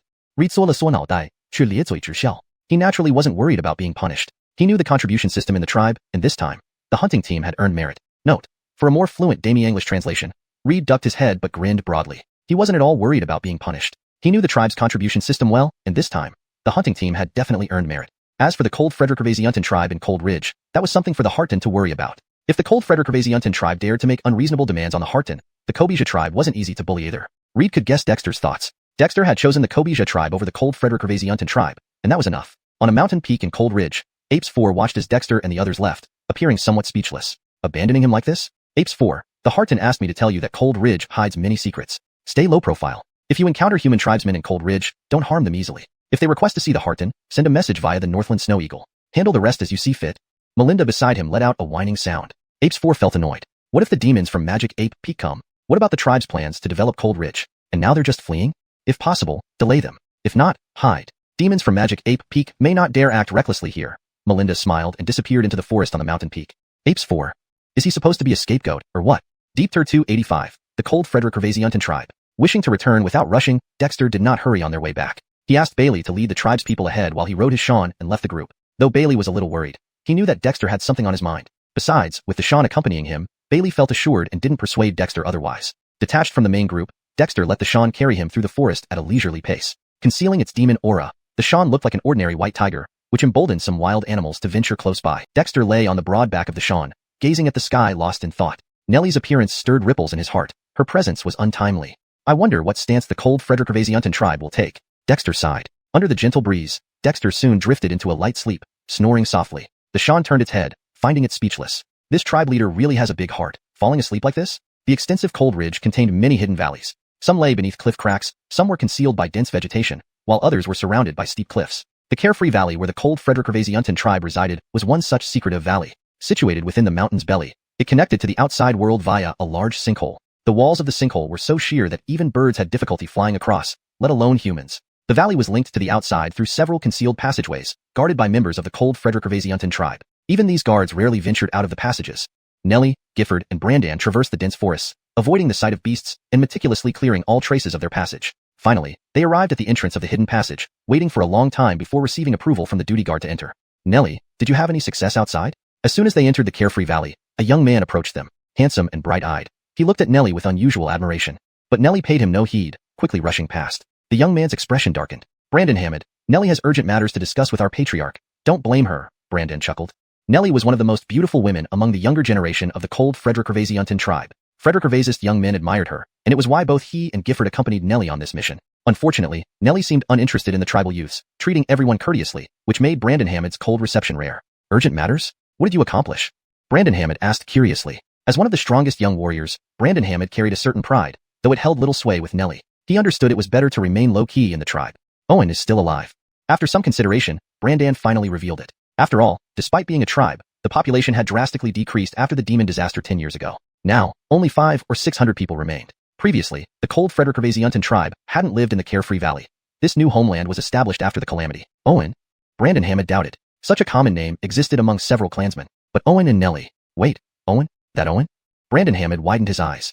Skis, that Owen. Nellie's younger brother who was taken away by a demonic bird 10 years ago. He is still alive, Brandan nodded. Perhaps the tribe will take action this time. Let's go see. Brandon Hammond, though puzzled, quickly followed. The Carefree Valley was located deep within the mountains, spacious, but not as vast as Witch Burial Gifforty. Members of the Cold Frederick Gervasiantan tribe carved various stone chambers, but deeper areas remained off-limits. The leader of the Cold Frederick Gervasiantan tribe, known as the Evan, had survived 2 generations of successors, earning the respect and love of all clansmen. Evan, I found Owen. Nellie rushed into the valley where the Evan resided. While part of the Carefree Valley, it functioned more as a separate small valley accessible only after passing through the main valley. Young Nellie, what are you saying? Which Owen? Despite his age, the Evan treated Nellie warmly and laughed instead of being annoyed. Nellie stomped her foot, hurriedly explaining, Evan, it's Owen, my uncle's youngest son. Remember when he was captured by a demonic bird 10 years ago? The Evan's smile froze, stunned momentarily, and then disbelief set in. Nellie, the Evan knows he was your younger brother whom you raised, but he was just a child. How could he survive being captured by a demonic bird? Did you make a mistake? The disaster 10 years ago had devastated the Cold Frederick Gervasiantan tribe, resulting in many deaths, including the previous Evan who sacrificed himself battling a powerful demon. It was also due to the capture of his youngest son, prompting the desperate rescue attempt that ultimately drove the attacking demons away. But given the circumstances, how could such a small child survive? Evan, it's true. He's really alive. I saw him in Cold Ridge. On his right big toe, he has 3 birthmarks shaped like tiny stars. I truly met him. Nellie said excitedly. What? The elderly man's cloudy eyes suddenly sharpened with renewed clarity and excitement. 3 tiny stars? Why didn't you say that sooner? Does anyone else know?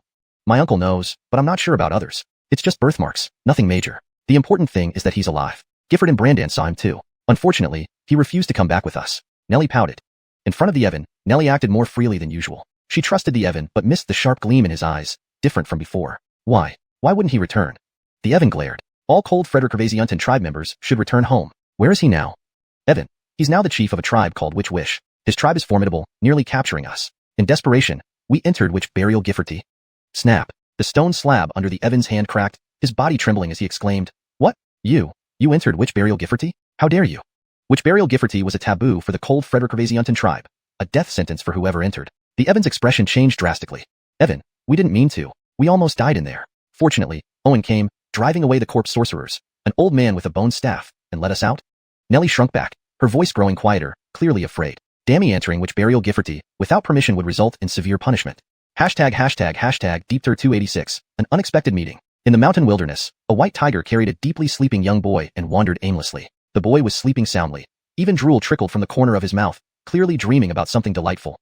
Suddenly, the white tiger stopped. In the distance, unusual sounds were heard. The white tiger perked its ears and detected the whistling sound of an arrow slicing through the air, followed by the pained cries of a wild beast.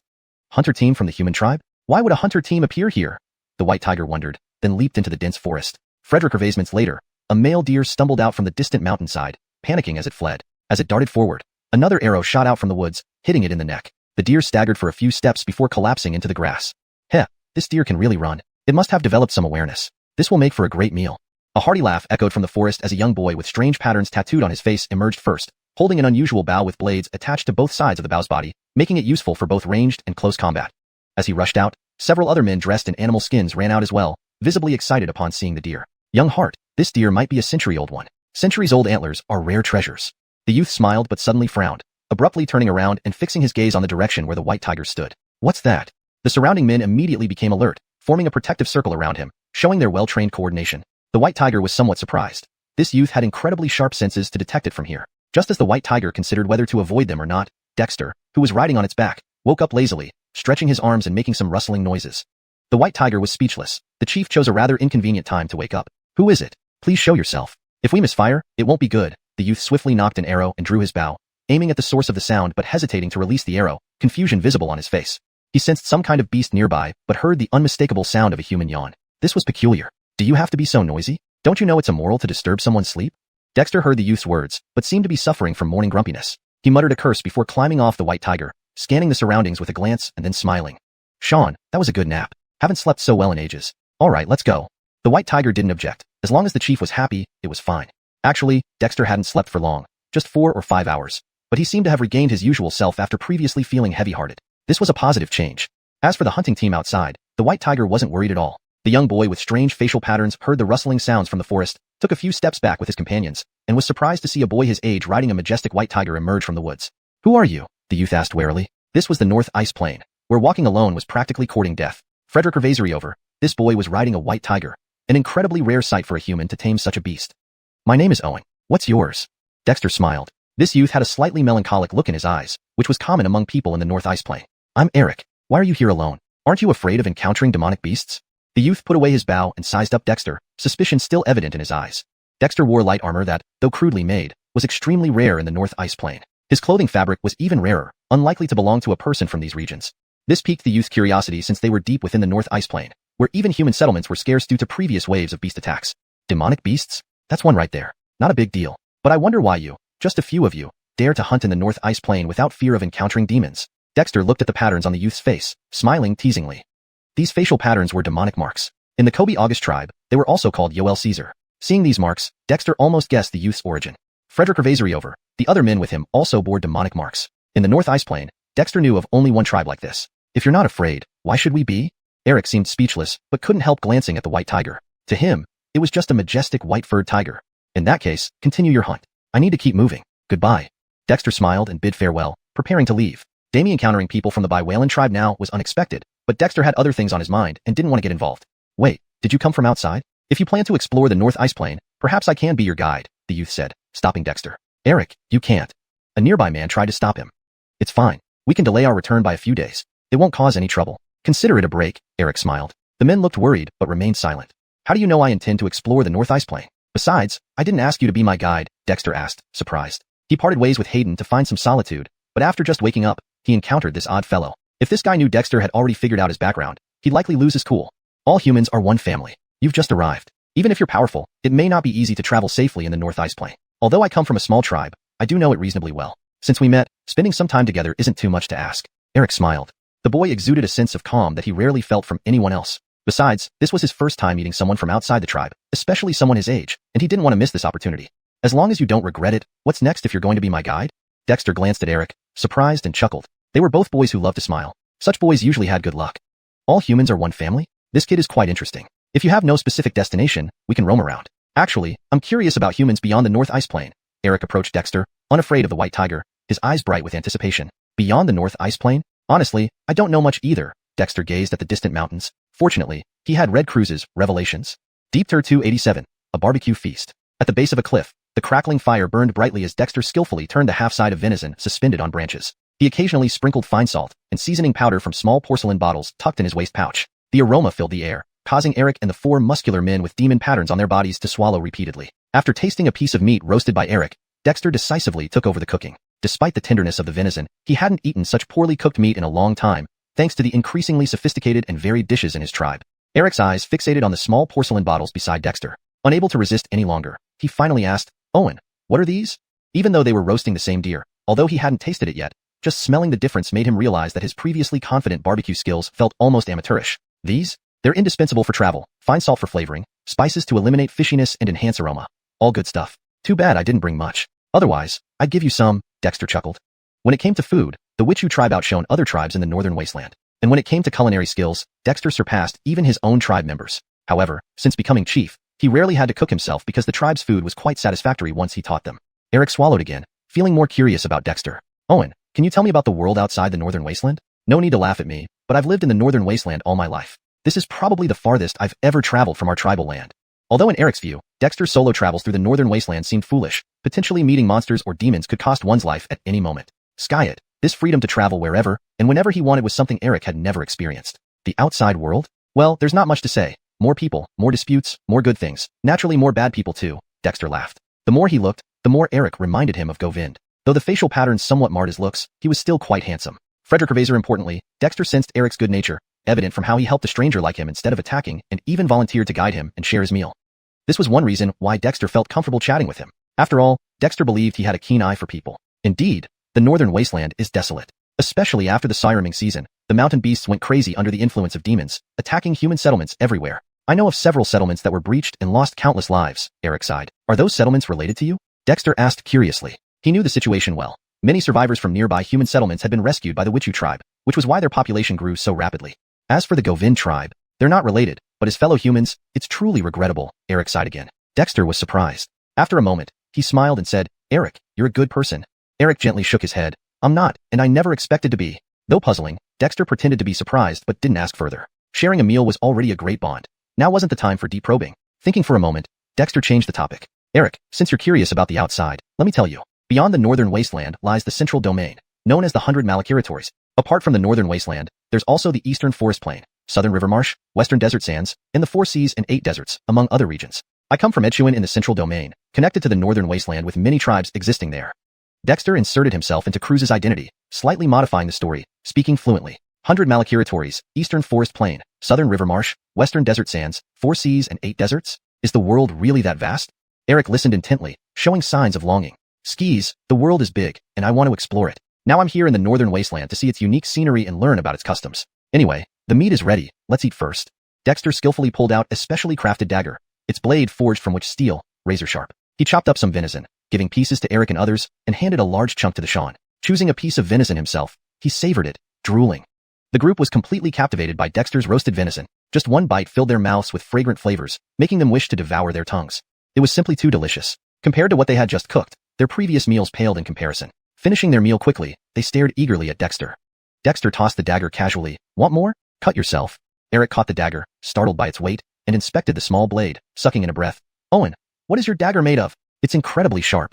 Without testing, the icy gleam on the blade indicated its remarkable sharpness. Frederick Gervaisery over. Despite slicing roasted meat, no oil clung to it. A marvel indeed. It's made from 100 refined iron with a blade of which steel. Just average. Dexter dismissed it without looking up. To him, it was an ordinary item, but hearing this, Eric's eyes widened. 100 refined iron? Which steel? Aren't those legendary materials? You know them? Dexter glanced at him, surprised. Eric laughed bitterly. I once heard the tribal guards mention that refined iron becomes precious iron through 100 refines, and which steel is hard to come by, used for forging powerful weapons. Our tribe doesn't have any, yet you use them for daggers? The disparity between people became apparent with this simple dagger. Like it? Since you shared your deer, take this dagger. Dexter casually pulled out another. Eric, was this showing off? Skyet, after thinking for a moment, he stood up, holding the dagger and bowed deeply to Dexter, expressing gratitude. Owen, I know it's a huge loss for you, but I really want this weapon. So, I accept it humbly. If you ever need anything in the northern wasteland, within my capabilities, I'll do everything possible. Dexter was taken aback, waving a hand dismissively. Just a dagger. Don't use it to kill, that's all. Oh, the meat's fantastic. What a pity this deer couldn't become a demon beast. Sigh, it got eaten. Eric was speechless. Was he talking about the meat while I'm thanking him? Do outsiders always talk like this? Deep Third 288. The Little Boat of Friendship. Jeffering a barbecue, ZHU Owen casually gifted Eric a dagger and received a promise of unwavering commitment from him. In the time it took for them to have a barbecue, they went from strangers to having a foundation of trust. Dexter, picking his teeth, loosely talked about some things outside the North Wasteland ice plain, particularly in Echuan. He was basically selectively mentioning things from Croods' Book of Revelation, chatting idly. Eric had never left the North Wasteland ice plain, so Dexter wasn't worried about being exposed. If the demon that occupied the Bisong tribe could find anything from the bits and pieces he mentioned, then so be it. Eric, the North Wasteland ice plain is too barren. If you ever get the chance, you should really go out and explore. After all, the world is vast. Spending your whole life confined to the North Wasteland ice plain would be quite meaningless. Dexter spoke fluently, often inserting commentary. His remarks were about various things he encountered along the way on the North Wasteland ice plain, but mostly, they came from records and experiences of tribal elders that Dexter improvised. An outsider wouldn't know these details, though some were familiar to Eric who could respond. However, many times, Eric could only listen with an expression of envy. How enviable that you can move around freely. Eric sighed wistfully. The world as described by Dexter differed greatly from what Eric had known since childhood. People could travel far and wide pursuing their dreams. Tribes harbored countless secrets among each other. Even within the North Wasteland ice plain, there were interesting things to discover. Pity, he hadn't seen any of this before and was hearing it for the first time. Of course, unknown to him, Dexter had not seen these either but relied on secondhand information. Eric, born a man, one should aspire. Stand firm when challenged, resolve disputes within the tribe. Our human clan is a great race, no less than any other. Despite the demons plaguing the North Wasteland ice plain, we say, man conquers nature. If we can conquer nature, what else matters? Dexter's eloquence grew more passionate, dishing out one bowl of inspirational advice after another, making Eric's eyes sparkle while the other 4 tough guys were equally awestruck, staring at Dexter for a long time without regaining composure. Truly, they had never met someone who could talk so much. While Dexter appeared to be speaking casually, inwardly he was smirking. Though he wasn't lying, his speech was filled with persuasive rhetoric. Even if he couldn't bring the dead back to life, he could easily persuade the Kabeju tribespeople, especially those who had already widened their horizons. Let alone folks like Eric who were naive, easily dazzled by stories and motivational speeches. Dexter clicked his tongue, but didn't exaggerate excessively. Instead, he looked at Eric curiously and asked, Eric, I'm curious. The North Wasteland ice plain is so desolate. Why doesn't your tribe leave? Eric, caught up in Dexter's words, was abruptly brought down to reality by this question. For a moment, he felt an urge to set off with Dexter on an adventure. But alas, Eric paused, then sighed deeply. Owen, I envy you. To be able to move freely. Our tribe, well, let's not talk about it. Dexter rolled his eyes, clearly upset. Eric, you're not being a good friend here. I thought we were having a great conversation, but it seems I've been talking to myself. This is boring, goodbye.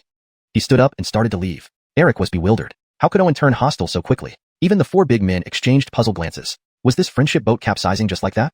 Wait, Owen, I have my reasons. Eric hurriedly followed him. Well, you have your reasons, so we'll part ways, Dexter retorted coldly. I thought the humans of the North Wasteland ice plain were warm-hearted, but it turns out you're not fun. I'm not interested in your tribe, not like I haven't visited Aaron Liu or Brandon Hamadiyang. A mysterious tribe in the hills? Boring. Eric was taken aback. You've been to Aaron Liu tribe and Brandon Hamadiyang tribe? I also passed by Edgar Peak. So what if I did? Dexter said crossly, mounting Brandon Ray. Eric.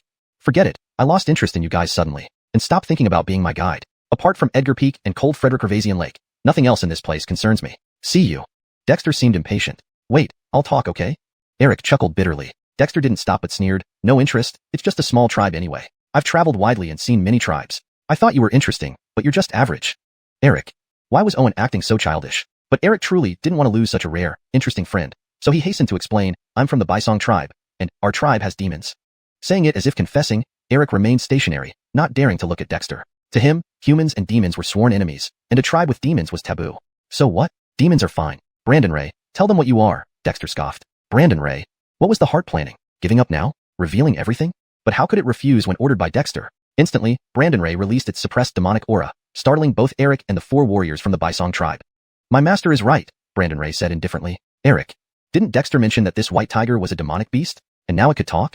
This is a demon, alright? See, demons are nothing special. What's so mysterious? But I understand. It's because you're different from me. My pet is raised from young, but the demons in your tribe might not be as friendly as my white tiger, just satisfied with enough to eat. Dexter shrugged while sitting on Brandon Ray. Brandon Ray was speechless. Indeed, the heart's nonsense came in a steady stream. But Eric laughed bitterly and lamented. Our tribe's demons are also satisfied with enough to eat. Not just him, the other four also looked sorrowful. Clearly, their satisfied was different from Dexter's. Now I see. Those markings on your bodies are demonic patterns. Eric, do you want to change your fate? Dexter turned serious, abandoning his jocular tone. Eric's eyes widened, heart pounding uncontrollably. Dexter's words offered him an irresistible allure. But Eric smiled wryly. There's nothing to change, Owen. Thank you. With that, Eric led the four men away. Dexter was slightly surprised, then shook his head. Such timidity. No wonder you're enslaved. His words stung, but as Eric halted, Dexter had already spurred Brandon Ray forward, leaving on his own. Eric glanced back, his eyes brimming with profound sorrow. Deep 289. The Clan Evans decision? Yeah, just now? Once they were far enough away, Sean could no longer hold back its curiosity. The clan leader's peculiar actions left it puzzled. Aside from almost revealing his true identity, Dexter had divulged a fair amount of information. Clearly, Dexter had long guessed who Eric and his companions were. It was just a simple probe. Eric isn't an idiot, but it's a pity. Next time, he should make a choice. Dexter smiled. Jeffering their conversation, Eric had actually been quite moved by Dexter's heartfelt words. However, Eric wasn't alone. The four burly men appeared to take orders from him but didn't reveal much. Dexter could see through them, knowing that a young tribal subleader born into servitude wouldn't be without some mysterious allies. It would be laughable otherwise. Let's continue our stroll, but don't go too far, just wander around. Dexter smiled again and lay down on Sean's broad back. Though skeptical, Sean couldn't understand Dexter's thoughts. Its previous experience of dominating the mountains seemed outdated, and it struggled to keep up with Dexter's thinking. Elsewhere, Eric played with the dagger Dexter had given him, eventually sighing in frustration. Young subleader, why didn't you invite him to our tribe? It seems like he wouldn't mind, one of the burly men cautiously asked. Eric didn't turn around, only smiling. No need. He's still an outsider. Although he doesn't care, we can't decide on our own. Once we return, I'll consult with the elders. If allowed, we can seek him out again. With a demon at his side, perhaps he'll feel more connected to our tribe. The burly men felt surprised yet found no fault in this reasoning. Despite being young, Eric had strong administrative skills and had gradually taken over many responsibilities from the nominal clan leader over the past 2 years, earning significant trust. Skyet. Such trust carried heavy burdens. In the Cold Ridge's worry-free valley, several elderly warriors from the Cold Frederick Gervasian tribe gathered in the small valley where the clan Evan resided. Also present were Gifford and Brandon. Frederick Tillman, Grace encountered Owen while investigating the Cold Ridge's movements. You may have forgotten, but 10 years ago, Owen was the youngest son of the previous Hart Leonardo. A decade ago, the demons from the northern wilderness attacked the Cold Ridge again, capturing Owen. Hart Leonardo sacrificed himself fighting a golden eagle to save Owen, which repelled the demon horde. The clan Evan sighed, sounding very feeble. He was incredibly old, having been Hart for 50 years before stepping down due to age. Malachian years ago, the previous Hart died in a demonic attack. Jeff the heavy casualties among the younger generation, the clan Evan took charge once more under the name of Clan Evan. Those once young survivors were now the backbone of the tribe, while many of the wounded had become tribal elders. Clan Evan, you mentioned Owen. I remember him, but is he really alive? A man with terrifying claw marks on his face frowned skeptically. Malachian years ago, that demonic calamity gravely weakened the Cold Frederick Gervasian tribe, killing over 70% of the warriors. For the past decade, the tribe had hidden in the worry-free valley, avoiding danger. Uncle Gifford, it's true. I raised Owen since childhood. Although 10 years have passed, I still recognize him. His unique birthmark has been confirmed. Gifford and Brandon witnessed it. He is indeed Owen, my uncle's youngest son, Grace hurriedly explained. But how could he survive after being captured at such a young age? Gifford remained dubious. Uncle Gifford, it's true. If not for him, we would have died in Necropolis, Brandon added. What? You went to Necropolis? Are you courting death? Another man angrily shouted. Necropolis was a taboo topic for the cold Frederick-Ravesiuntan tribe, as they had effectively become tomb guardians since a mysterious creature was brought back by their chief centuries ago. The situation was urgent, the clan Evan interrupted. Owen is remarkable. He has cultivated shamanic powers and wields lightning and a terrifying flame. Even the liches in Necropolis fear him. That's why Grace and the others survived unscathed. The issue now is that Owen grew up outside the tribe and lost his memories. He's currently the chief of a powerful tribe. Just their hunting party consists of 100 people. According to Grace, there are many shamans in his tribe with excellent weapons, the clan Evan remarked. Then why wait? Bring him back. We need someone like him. Only a few young members of the tribe have developed shamanic powers, and he's a tribal chief, a man named Sean exclaimed. If Owen were truly alive and possessed such strength, it would be a great boon for the cold Frederick-Ravesiuntan tribe, especially as he was the previous Heart's son. The former Heart was beloved by the tribe. The problem is, he doesn't seem to want to return, the clan Evan sighed. What? How dare he? Gifford roared. He must return. Where is he? I'll find him. Uncle Gifford, when will you learn patience? The clan Evan lamented. Owen's situation is complex. For now, let Grace try to contact him. We don't know his true strength, or the state of his tribe. There are demon guards from his tribe in Cold Ridge now. Grace met him because his hunting party was searching for something here. Gifford froze, asking in disbelief. Demon guards? Demons? Uncle Gifford, yes, demons. He rides a white tiger demon that obeys him unquestioningly. Owen is extraordinary, Gifford grimaced. Had he not seen it with his own eyes, he might not have believed it. The white tiger was indeed formidable. ###DeepTur290, the wrath of Porter. In the Cold Ridge, Porter returned from outside the mountain with a gloomy expression. That Stacy had come again. Porter was annoyed by her, but couldn't really kill her. He only allowed her to stay outside the mountain, since she hadn't actually entered Cold Ridge. However, coming every few days like this was pushing Porter to the edge. Although among the monkey demons on Devil Ape Peak, this Stacy was the most pleasant to look at, Porter wasn't in the mood for it. Just as he returned to his usual resting spot on the hill, Ulysses cautiously approached and spoke in a low voice. Porter, there's a human Alexis who wants to see you. Porter, already irritable, turned and roared, not seeing anyone, whatever female or not. Ulysses hesitantly added, the clan leader instructed us about the humans in these mountains. Porter paused, his anger slowly fading. So soon? Before Dexter left, he had Melinda inform them that Cold Ridge had a Cold Frederick-Ravesiuntan tribe with deep ties to the clan leader. If members of the Cold Frederick-Ravesiuntan tribe sought out the clan leader, Northland Snow Eagle would notify the clan. But it had only been a few days. Skis, 4 people came, 3 men and 1 Alexis. That Alexis looks very much like the one Melinda mentioned, stated Ulysses carefully. And previously under Atlee, both Ulysses and Greenox were cautious, fearing any mistake could lead to punishment from the clan. Frederick Ravesry over, they didn't have the background Porter did. So they acted even more cautiously, almost like cats. Let them wait and informed Northland Snow Eagle to relay the message to the clan leader. Porter felt helpless. What a mess. He was supposed to be a demon, right? Instead, an annoying Stacy outside the mountain, and now a cold Frederick Ravesiuntan tribe inside were making it impossible for him to focus on cultivation. I can inform Northland Snow Eagle, but I don't know how to speak to humans, said Ulysses helplessly. Cold Ridge had new nests built by Northland Snow Eagles. Granting frequently visited, delivering messages easily. Porter froze. While he understood the beast language Spotted Tiger used, others might not. This is troublesome. Irritated, Porter waved his hand and walked down the mountain reluctantly. If only he had kept Israel here. At the foot of Suspended Sky Peak, Grace saw a monkey carrying an iron staff walk out from the mountain. Initially surprised, then filled with hope, she asked, hello, will Owen see us? Behind her were Gifford, Brandan, and Brandon Hammond, who had tagged along insistently. Upon seeing the iron staff-wielding Porter and sensing his agitated demonic aura, they immediately became wary. While the cold Frederick Ravesiuntan tribe despised demons, they dared not act rashly. Porter waved his hand impatiently and growled. The clan leader left 2 days ago with the clan members and isn't in Cold Ridge. If you want to see the clan leader, wait here. Do not move around without my permission. Now, Cold Ridge is my territory. You're a demon? Brandon Hammond's eyes widened, muttering, why shouldn't we leave? This Cold Ridge isn't your demon territory. It's our tribal land of Cold Frederick Ravesiuntan. Infuriated, Porter glared fiercely at Brandon Hammond, pointing the iron staff directly at him. Do you wish to die? Fierce demonic energy surged forth, causing Brandon Hammond to retreat several steps, pale-faced, quickly drawing a thick-backed saber from his waist. Do you want? If you don't want to die, wait properly. If it weren't for the clan leader's orders, Porter would have torn you apart today. Porter struck the nearby large rock fiercely with his iron staff, shattering it instantly. With a stern warning, he turned and left. You, Brandon Hammond's face went white. This demon monkey was powerful. Brandon Hammond, what do you think you're doing? Didn't I tell you not to come? Provoking the demons here benefits no one, Grace said disapprovingly. Brandon Hammond blushed. Who knew this demon would be so irritable? All right, Grace. Brandon Hammond isn't being intentional. I'm truly curious about Owen's tribe. Not only does he have a white tiger, but also such a powerful monkey demon. Fortunately, our actions weren't overly aggressive this time. Or things might have ended badly, sighed Brandon. Brandon Hammond felt embarrassed and grumbled. It's just a demon. Associating with demons doesn't mean Owen is as good as you say. What did you say? Grace flared up, instantly drawing a curved sword. Leave. Don't let me see you. Brandon Hammett froze, disbelief etched on his face. Grace, what are you doing? For some wild child. Grace's expression darkened, and she slashed her sword, forcing Brandon Hammett to retreat. Shocked and angry, Brandon Hammett yelled, Grace, you? Brandon Hammett, don't you dare speak about Owen that way. He's my brother.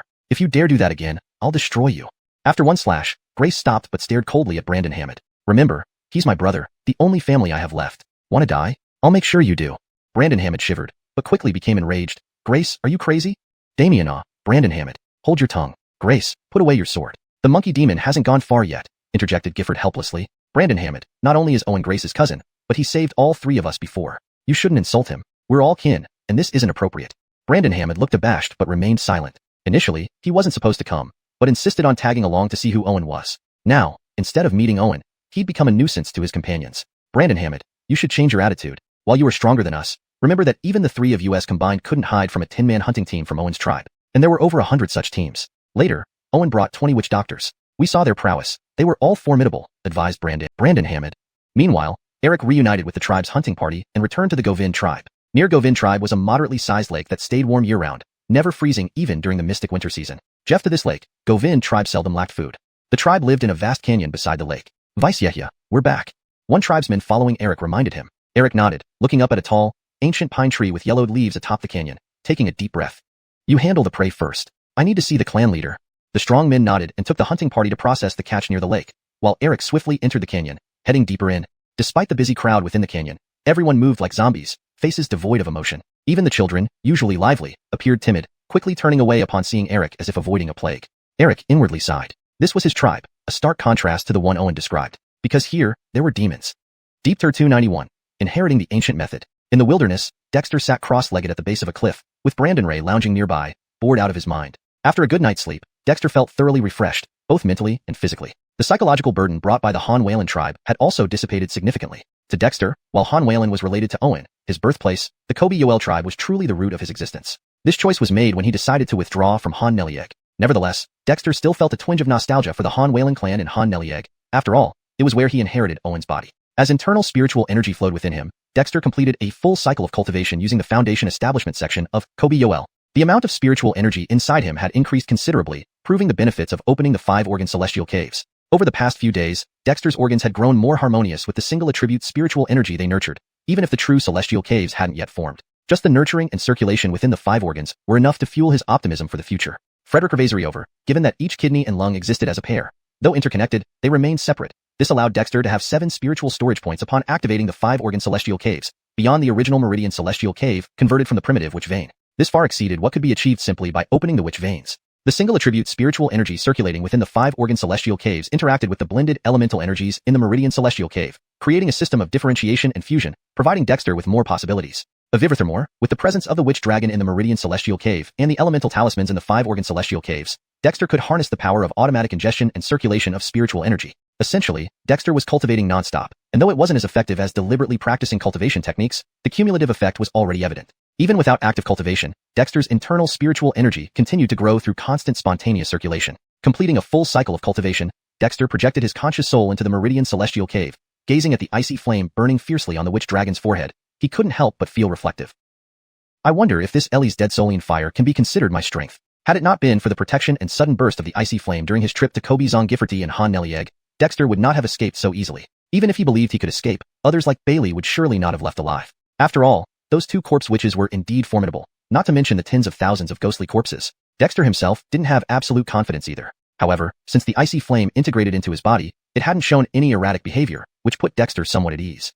Sensing the twin thunder talismans and the aim-knowing energy mass, Dexter noted their gradual growth, thus feeling reassured. Initially, Dexter harbored concerns about the various forces he cultivated accidentally, but his trip to Kobe Zongifferty dispelled these worries. Specialization might lead to greater power more easily, but broad survival skills undeniably offered stronger adaptability, a quality equally crucial in the northern frozen wastelands. Frederick Revazory, Dexter was quite concerned about his own astral body, but unfortunately, the Kobe Yoel tribe's rudimentary Kobe Halian technique had no effect on his now manifested astral form. Lacking guided cultivation techniques, the tribe's foundation is still too weak, Dexter sighed, but was not discouraged. The Kobe Yoel tribe developed from near extinction during the Sawyer and Ming season to its current state through steady accumulation. Dexter himself followed the same path. Within less than a year, Dexter had fundamentally transformed many things. Inside the Meridian Celestial Cave, the witch dragon automatically ingested spiritual energy, leaving little for Dexter to worry about. Checking the 108 demon talismans revealed their individual development under the nurturing spiritual energy, putting him at ease. Reflecting for a moment, Dexter's consciousness returned to his physical form, pulling a bone tablet from his waist pouch.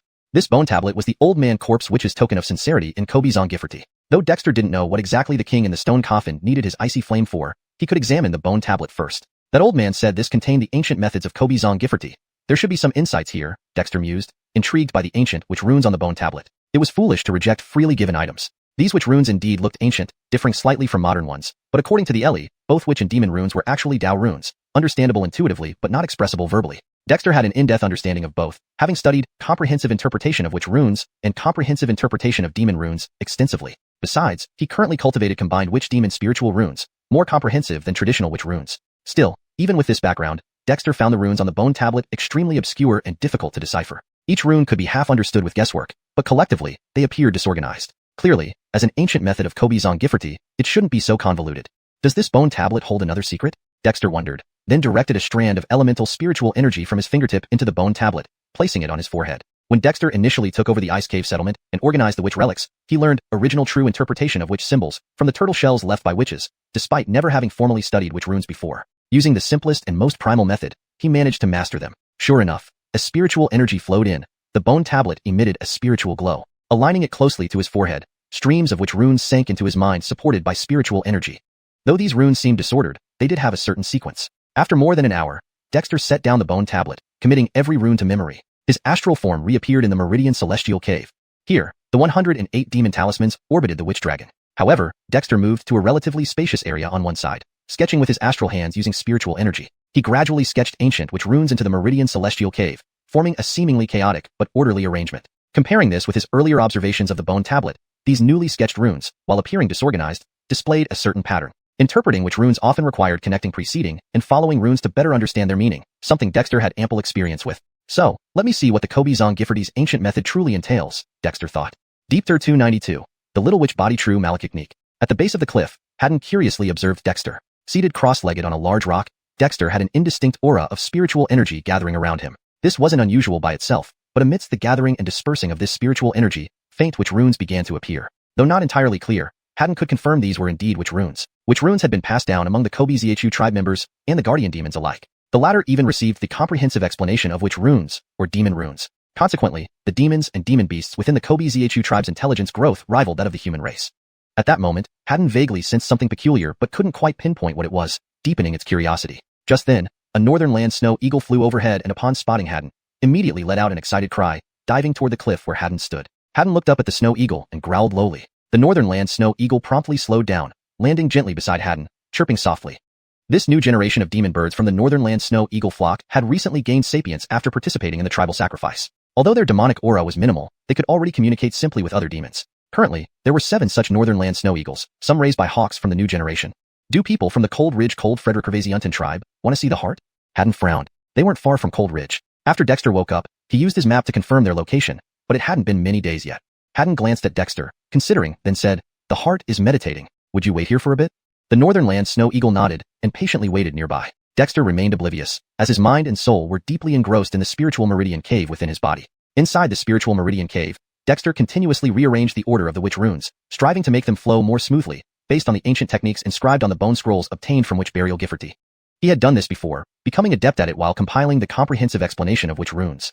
Different combinations of witch runes conveyed different meanings, each interpretable uniquely. If someone native to this desolate ice plain tried to decipher the bone scroll, they might struggle significantly. Dexter now understood the generosity, and perhaps mischief, of the mummy shaman elder. However, the old man probably never expected someone like Dexter, whose thought process was completely different from the locals, to encounter these runes.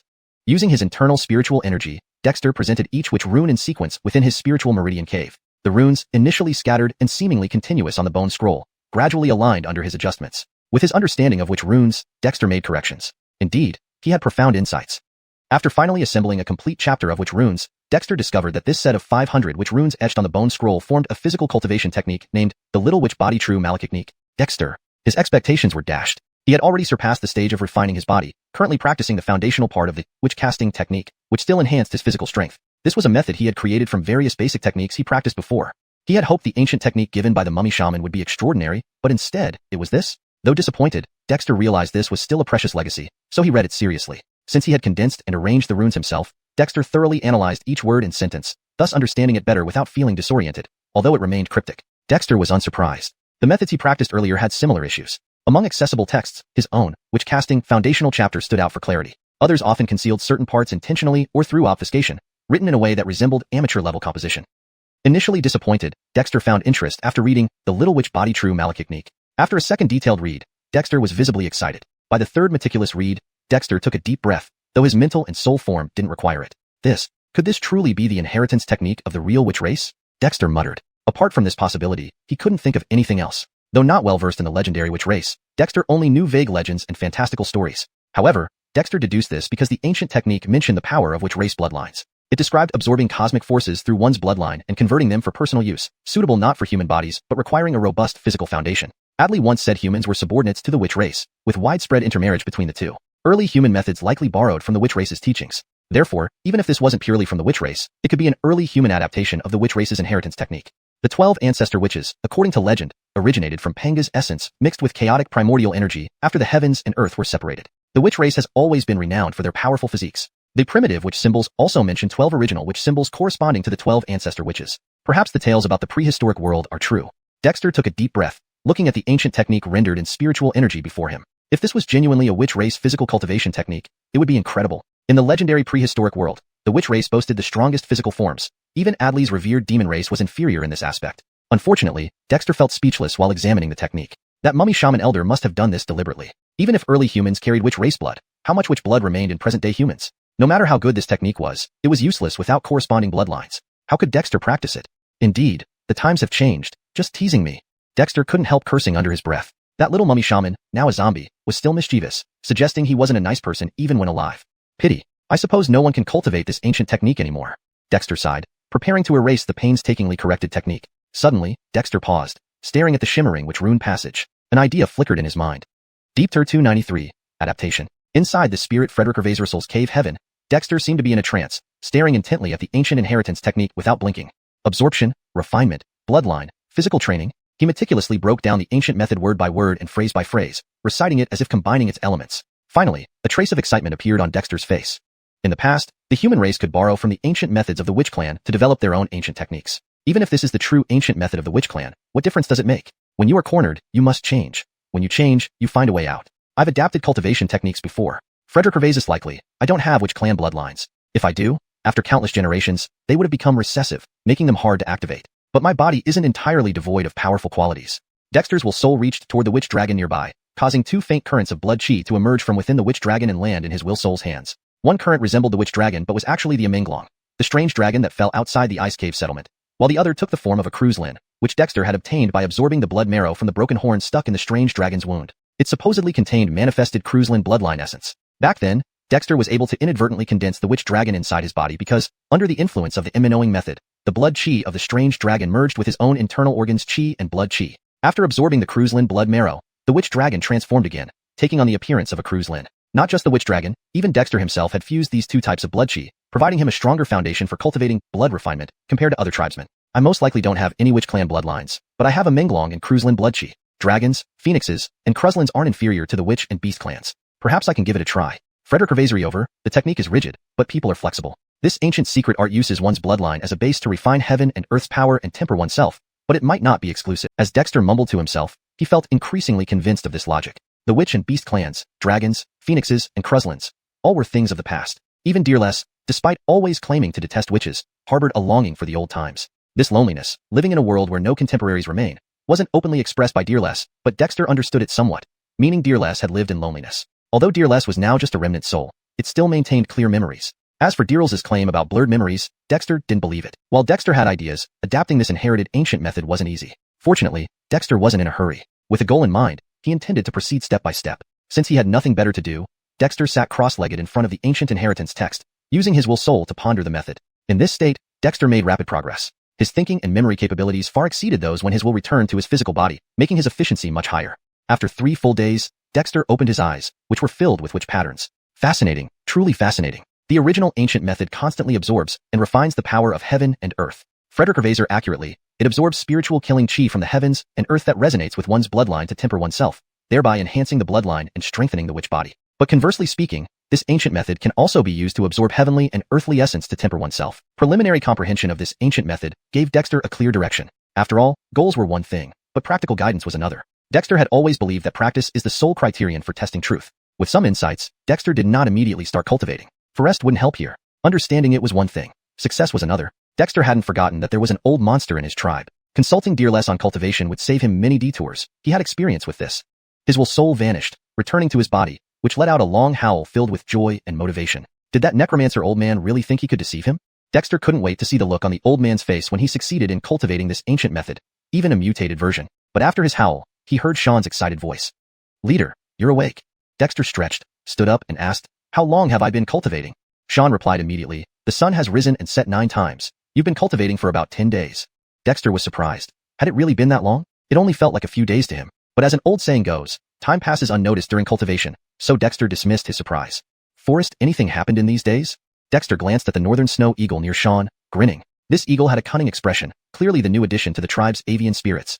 Sean quickly answered, "Polly has been here for several days and brought news that the Cold Ridge Cold Frederickavasiunton tribe wants to meet you." Polly? Dexter was slightly startled. Did the northern snow eagle start getting names now? According to Brigham, these names are based on the sequence of becoming avian spirits. Brigham is quite lazy, Sean complained. Dexter laughed heartily. "Polly, it is not a bad name. Who wants to see me?"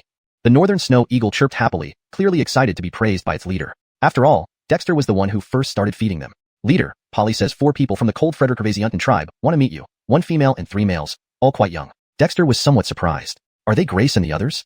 If the Cold Frederickavasiunton tribe didn't send elders but sent Grace and company, meeting them wouldn't be a bad idea. Though wary of the Cold Frederickavasiunton tribe, where he originally came from, Dexter had considered this. Sending Reed's hunting team to search Cold Ridge was actually aimed at finding the legendary tribe that had fought to a stalemate with the Demon King deep in the northern wilderness. Now confirmed as likely being the Cold Frederickavasiunton tribe, Dexter couldn't help but feel curious. But curiosity didn't mean Dexter would easily trust the Cold Frederickavasiunton tribe. After all, the Witch and Blessing tribe needed stability, while their path of development and inheritance was bound to differ.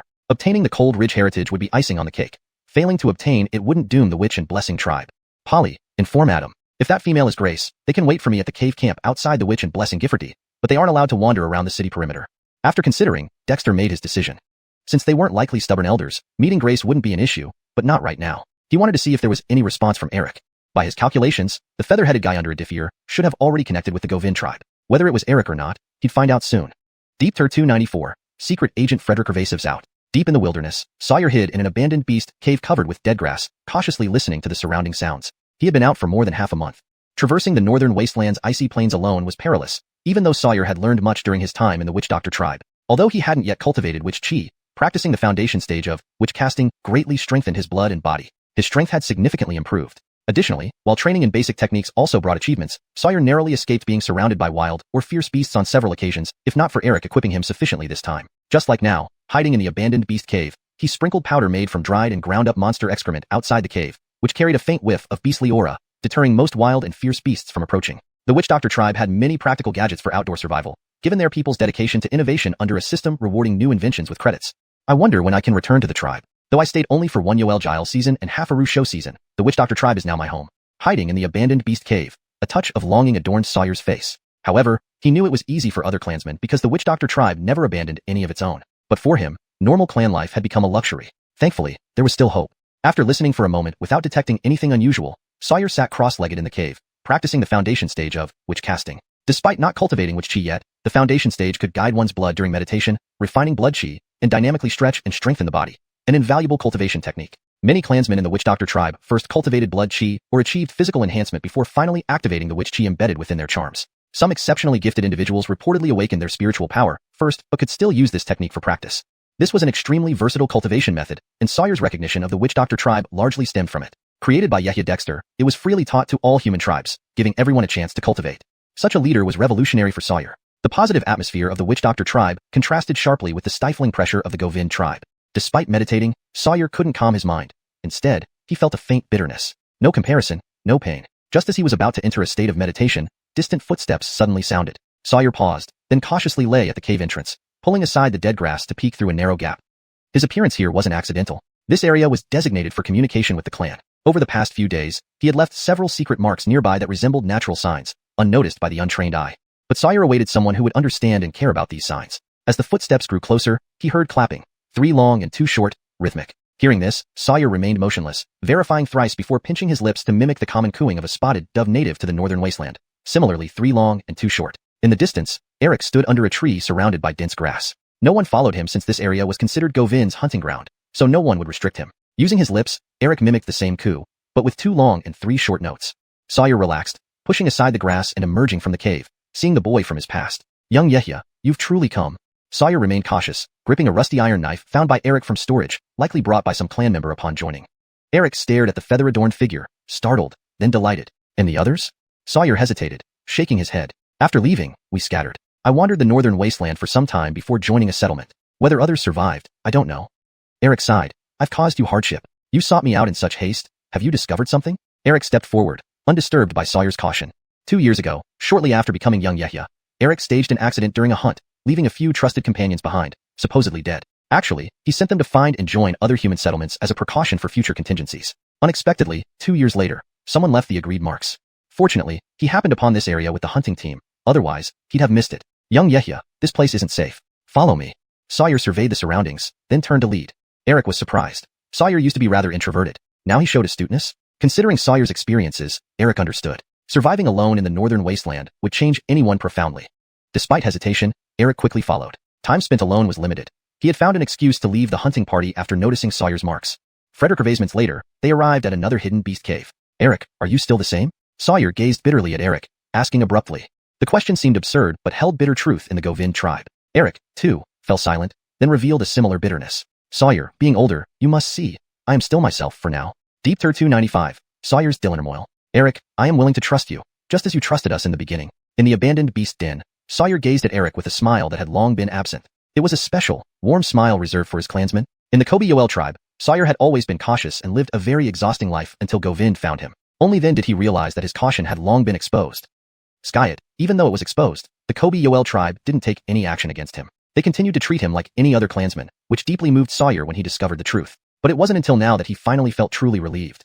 Sawyer, are you here to tell me something? Eric glanced outside the cave. Though this place was hidden, time left for him was short. That's right. Eric, do you want our tribe to be controlled by demons forever? Do you still wish to live as normal human beings? Are you willing to lead our people out of demon control? Sawyer asked solemnly. Eric stared at Sawyer in surprise and couldn't help but lower his voice. Sawyer, do you know what you're saying? Sawyer smiled bitterly. Of course I do. I only ask if you're willing to risk everything to give our clan a better future. Eric was stunned. He had imagined that Sawyer might bring back some news, but never expected Sawyer to have such intentions. To liberate the clan from demon control. Those who dared to attempt it over the past decade had already vanished without a trace. Even those who merely expressed such thoughts had met a gruesome end. Sawyer and Eric had witnessed the attack on the Govin tribe together as children and lived through the bloody turmoil under demon control ever since. The survival of the Govin tribe was almost miraculous, and no one knew why the demons spared part of the Govin clan after the invasion. People didn't dare to investigate because those who did ended up dead. Now, what was Sawyer implying? Sawyer, can you explain further? Eric hesitated. This wasn't just about his life. It concerned the fate of the remaining clansmen. Over the past 2 years, as Eric grew up, he had done many things hated by the clan members. Because of this, the demons started to relax their vigilance towards him slightly, yet he still walked on eggshells. If Sawyer hadn't been sent out 2 years ago, if anyone else still in the tribe spoke like this to him, Eric might have only one choice: to expose them to the demons. Though he hadn't done it before, he had planned for such a scenario, because the Govin tribe could not afford any more turmoil. Eric, I can't say more. The fate of the clan rests on your decision. Someone sent me back to find reliable people to ask whether the Govin tribe remains a human clan, or has become a pawn of demons. If it has fallen completely, they don't mind erasing the Govin tribe. Do you understand what this means? Sawyer said slowly, looking intently at Eric. Do you know we have demon seeds implanted in us? At the demon's will, we can be slaughtered like wild beasts. So, I can't say more. Eric stared at Sawyer in shock, his body trembling slightly. Sawyer's words reminded him of the young man riding a white tiger he had seen recently. To be born a man, stand firm against oppression. To face tribal injustice, rise and fight. But could humans really triumph over destiny? No, the demons occupying the tribe weren't nearly so powerful as to be considered gods. At this moment, Eric's resolve hardened. He could see that Sawyer was taking immense risks to pass on this message. Is the Govin tribe still a human tribe? Skis, it is. To Eric, it had never changed. Sawyer, take me to meet the person behind you. I'm willing to risk it. Eric gritted his teeth. Sawyer smiled, genuinely happy. Never had he felt such hope fill his life. But he shook his head. Eric, it's not the right time yet. Predicting your answer is enough for now. Time is running out for us, but you needn't do anything. Just avoid revealing any clues, especially within the tribe. You only need to restrain our people from aiding the demons at crucial moments. Eric, what was this? If he didn't know Sawyer's character well, Eric might think Sawyer had gone mad. But now, he felt a surge of excitement. Sawyer didn't say much, but revealed a lot. Time is running out. Did that mean? Sawyer, tell that person I await him. If he can save our Govin tribe from demon tyranny, Eric, will serve him as a slave to repay his kindness. Even if we fail, I accept my fate. Saying this, Eric clenched his teeth and pulled out a delicate dagger from his chest. This dagger, given to him by the youth riding a white tiger named Owen, he had hidden outside the tribe, too scared to bring it back, only retrieving it this time. Sawyer, this is the most precious thing I own. Please present it to him. If I break my promise, I vow to die by this dagger. Sawyer's eyes widened, and he rubbed them vigorously before asking in disbelief, Eric, where did you get this dagger? Sawyer was confused. What did he just see? It was a standard issue dagger used by the clan. Such daggers were common, except Eric's was superior, only issued to high-ranking clan members. How did Eric have one? You've seen it? Eric was bewildered. Owen had mentioned going to Iranliu and Brandon Hamadiyang. Was Sawyer doing so well now? Malakilme, who gave you this dagger? Didn't you steal it yourself? Did you hurt someone? Malakilme quickly. Sawyer panicked. He knew not many people ventured outside the tribe nowadays. In the vicinity, only Osiriso remained. Had Eric killed Osiriso? If so, Sawyer couldn't imagine the consequences. Frowning, seeing Sawyer's urgency, Eric replied after some thought, a young man riding a white tiger gave it to me. He said he came from beyond the north desolate ice plain. Have you seen him? Sawyer was even more confused. A young man riding a white tiger, carrying a standard issue dagger, and generous enough to gift it casually. There was only one person he could think of. As for claiming to come from beyond the north desolate, the Kobe Yoel tribe wasn't unknown to such tales. But wasn't the chieftain sending Govin to find him, then dispatching Osiriso as an informant? Now, having finally connected with Eric, did it mean Eric had already met the chieftain? Who exactly was the spy here? Hashtag Deepter296, fizzle out. Sawyer, what's wrong with you? Eric watched Sawyer's expression change rapidly and felt something was off. Could this dagger have some special significance? If it was unique, it was only because of its intricate design and unmatched sharpness. But ultimately, it was just a dagger. Sawyer took a deep breath and realized he had likely wasted his efforts on this trip. However, things still needed to be done. Eric, since you've seen him, it will be easier. Wait, you mean Owen? Eric stared at Sawyer in surprise. Was it Owen who made Sawyer return? But hadn't Owen just arrived at the northern wasteland ice plain not long ago? Owen? Maybe. Eric, your luck is really good if you could meet him. Now I can rest assured. Giving you this dagger means he must think you're not too bad. Given that, you should seize this almost once-in-a-lifetime opportunity. Eric. Is this praise from Sawyer? His mind was a mess. Wait, can you find him? I came out specifically to look for him. Well, technically, the tribe sent me to find him. I didn't expect to see the signal you left behind. Eric finally seized on something and asked hurriedly. Did you tell those people about him? Sawyer's face changed dramatically. When others accompanied me and met him, I couldn't help but report. But actually, I didn't say much. The tribe seemed very interested in information outside the northern wasteland ice plain. So they asked me to invite him, Eric quickly explained. You mean you invited the Owen, who comes from outside the northern wasteland ice plain? Sawyer was speechless. Is the chief showing how to be an undercover agent by making me directly invite someone? I don't need to disguise myself when they can simply invite someone themselves. This strategy is quite clever. Skia, he said he came from Edchuan to travel through the northern wasteland ice plain. Are you sure you know him? Eric was suspicious. How could the person Sawyer mentioned in Owen be the same person? Skyet, Sawyer wouldn't stop speaking in riddles. What was Eric supposed to do? Maybe. But I have indeed seen this dagger, and know such a person exists. But are you sure you can meet him alone? Sawyer chose his words carefully, afraid of saying the wrong thing. Eric has always been shrewd, so much so that even those older than him were willing to follow his instructions. You just need to tell me how to find him, and I'll manage. Eric became excited. This time, he was relying on luck. He might just get lucky again. Sawyer pondered for a moment, then shook his head. I can't give you an answer now. If one day you see a northern snow eagle flying overhead, follow its guidance. Eric was taken aback. Northern snow eagles? Do they have anything to do with you? He had noticed that the northern snow eagles in the northern wasteland ice plain acted strangely, often circling above the Govin tribe. Even leading hunting parties, he'd often see them far away. Sort of. Keep the dagger. Since it was given to you by him, if you want to return it, give it back in person. Sawyer looked deeply at Eric, then turned and left. Eric reached out, but ultimately remained silent. Although Sawyer didn't say much, he had already revealed enough. Besides, it wasn't safe here. Owen, who are you really? Eric sighed, hid the dagger, and crawled out of the cave, sitting cross-legged in a secluded place, yet his mind remained chaotic. Sawyer's appearance brought shocking news. Although vague, Eric understood the implications. As for Owen, it depended on whether he wanted to meet him or not. Looking up at the sky, a northern snow eagle darted through the clouds, seemingly carefree. So, that's how it is. Eric felt a great weight lift off his shoulders. Hours later, guided by the faint appearances of northern snow eagles in the sky, Sawyer avoided potential trouble and found the hiding place of Eric's. Meeting Eric's reassured Sawyer. Clearly, the dagger in Eric's possession wasn't his. This made things easier. If Eric accidentally killed Eric, considering Eric and the chief's lifelong friendship, wiping out the Govin tribe wouldn't be enough to appease the chief's fury. Frederick Ervaser crucially, the Kobe-Yoel tribe indeed had that capability. Sawyer, how did it go? Eric smiled when he saw Sawyer. The guy with feathers in his hair was indeed talented. Eric didn't realize Sawyer also mastered secret codes, which, like scratches made by wild beasts, complemented Owen's alphabetic and graphic communication symbols perfectly.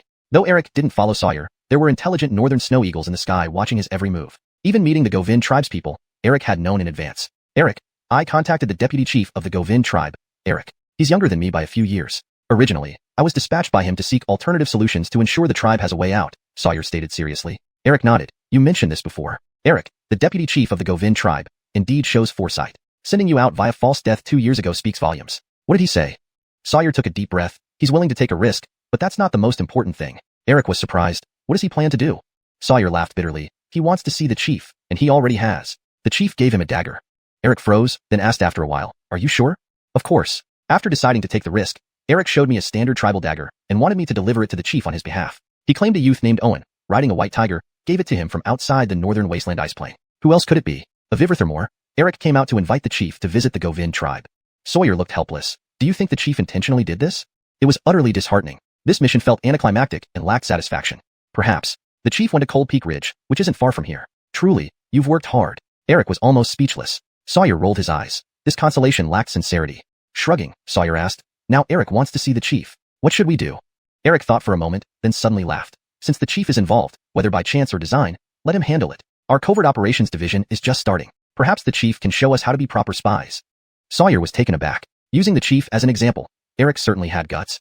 Deep Tur 297, Sean delivers a message. Eric has certainly devised a clever plan, but since Sawyer has already met with him, it wouldn't be fitting for me to meet him again. Sean, go there and tell him that an ailing person must cut away the rotten flesh to have a chance at rebirth. If he agrees, inquire about the Govind tribe's true conditions. Sean was somewhat confused. Was it appropriate for him to handle this matter? What? Not willing? What if Sawyer has alerted the prey? It's best to maintain some mystique. As for what he thinks, that's his business. Dexter laughed.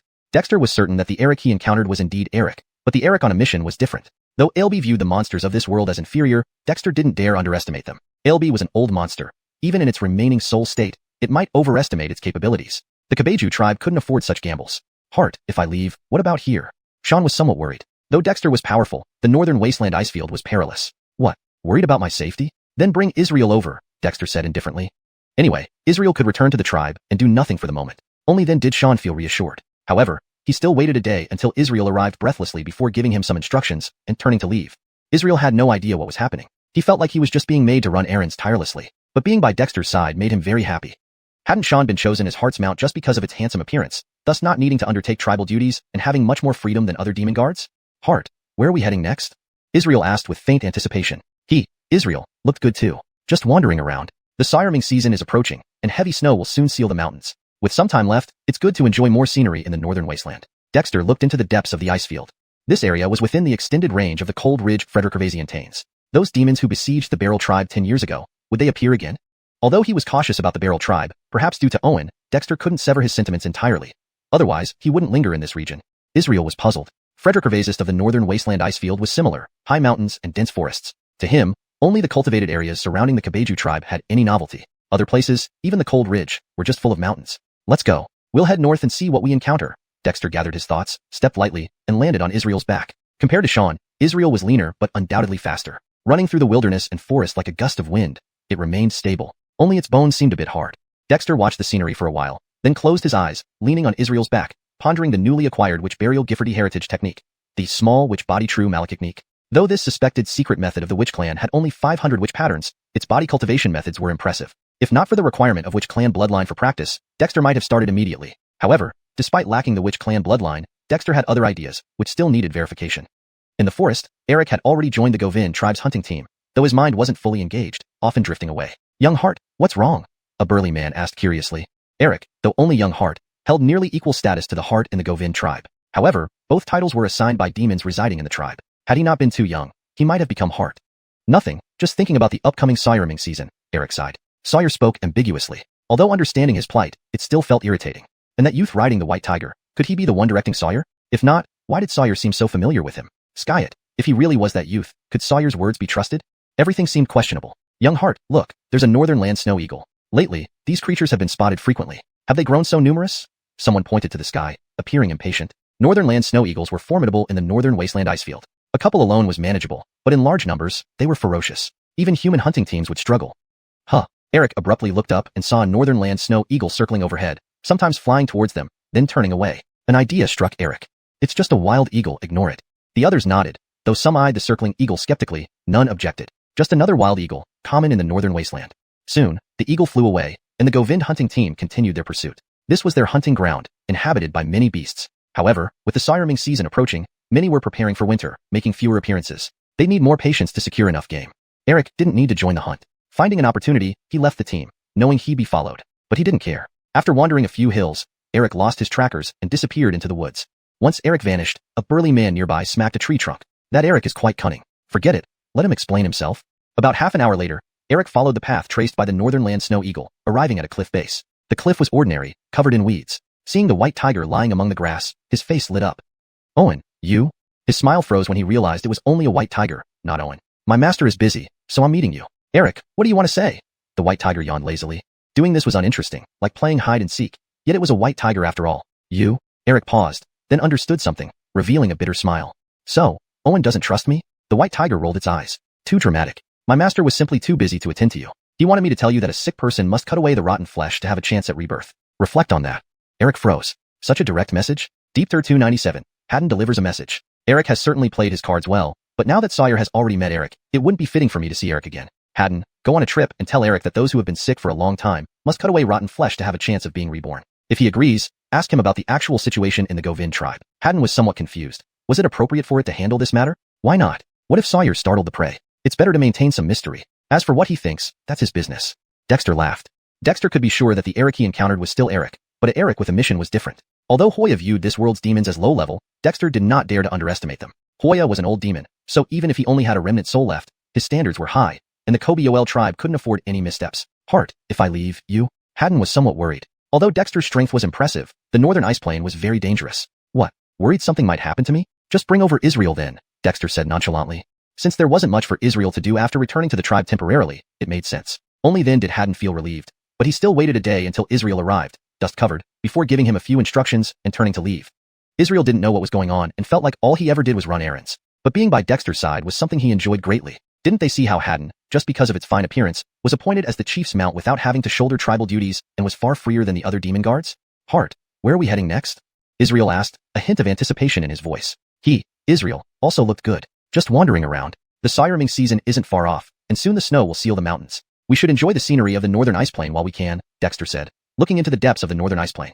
This area was actually still within the extension of the cold Frederick age. Those demons that surrounded the Cold Hill tribe a decade ago. Would they return? Despite being wary of the Cold Hill tribe, due to the Owen, Dexter found himself unable to sever ties completely and thus stayed in the region. Israel was puzzled. The northern ice plain was mountainous and forested, with most places looking the same to him. Except for the developing areas around the Kobe-OL tribe, there wasn't much to see. Let's head north and see what we encounter, Dexter said, gathering his thoughts and stepping onto Israel's back. Compared to Haddon, Israel was leaner but undoubtedly faster. Israel's strides were like wind rushing through fields and forests, smooth and steady, though his bones were a bit hard. Dexter observed the scenery for a while, but then closed his eyes and lay on Israel's back, pondering the newly acquired ancient technique from the witch burial Gifforty, the Little Witch Body True formula. Though this method allegedly passed down by the witch clan only had 500 witch runes, the body training method described was powerful. If it hadn't required witch bloodline to practice, Dexter might have started immediately. However, despite lacking witch blood, Dexter had other ideas which he needed to verify. Meanwhile, in the forest, Eric had joined the Govin tribe's hunting team. Though leading a hunt, Eric seemed distracted and kept zoning out. Young Hart, what's wrong?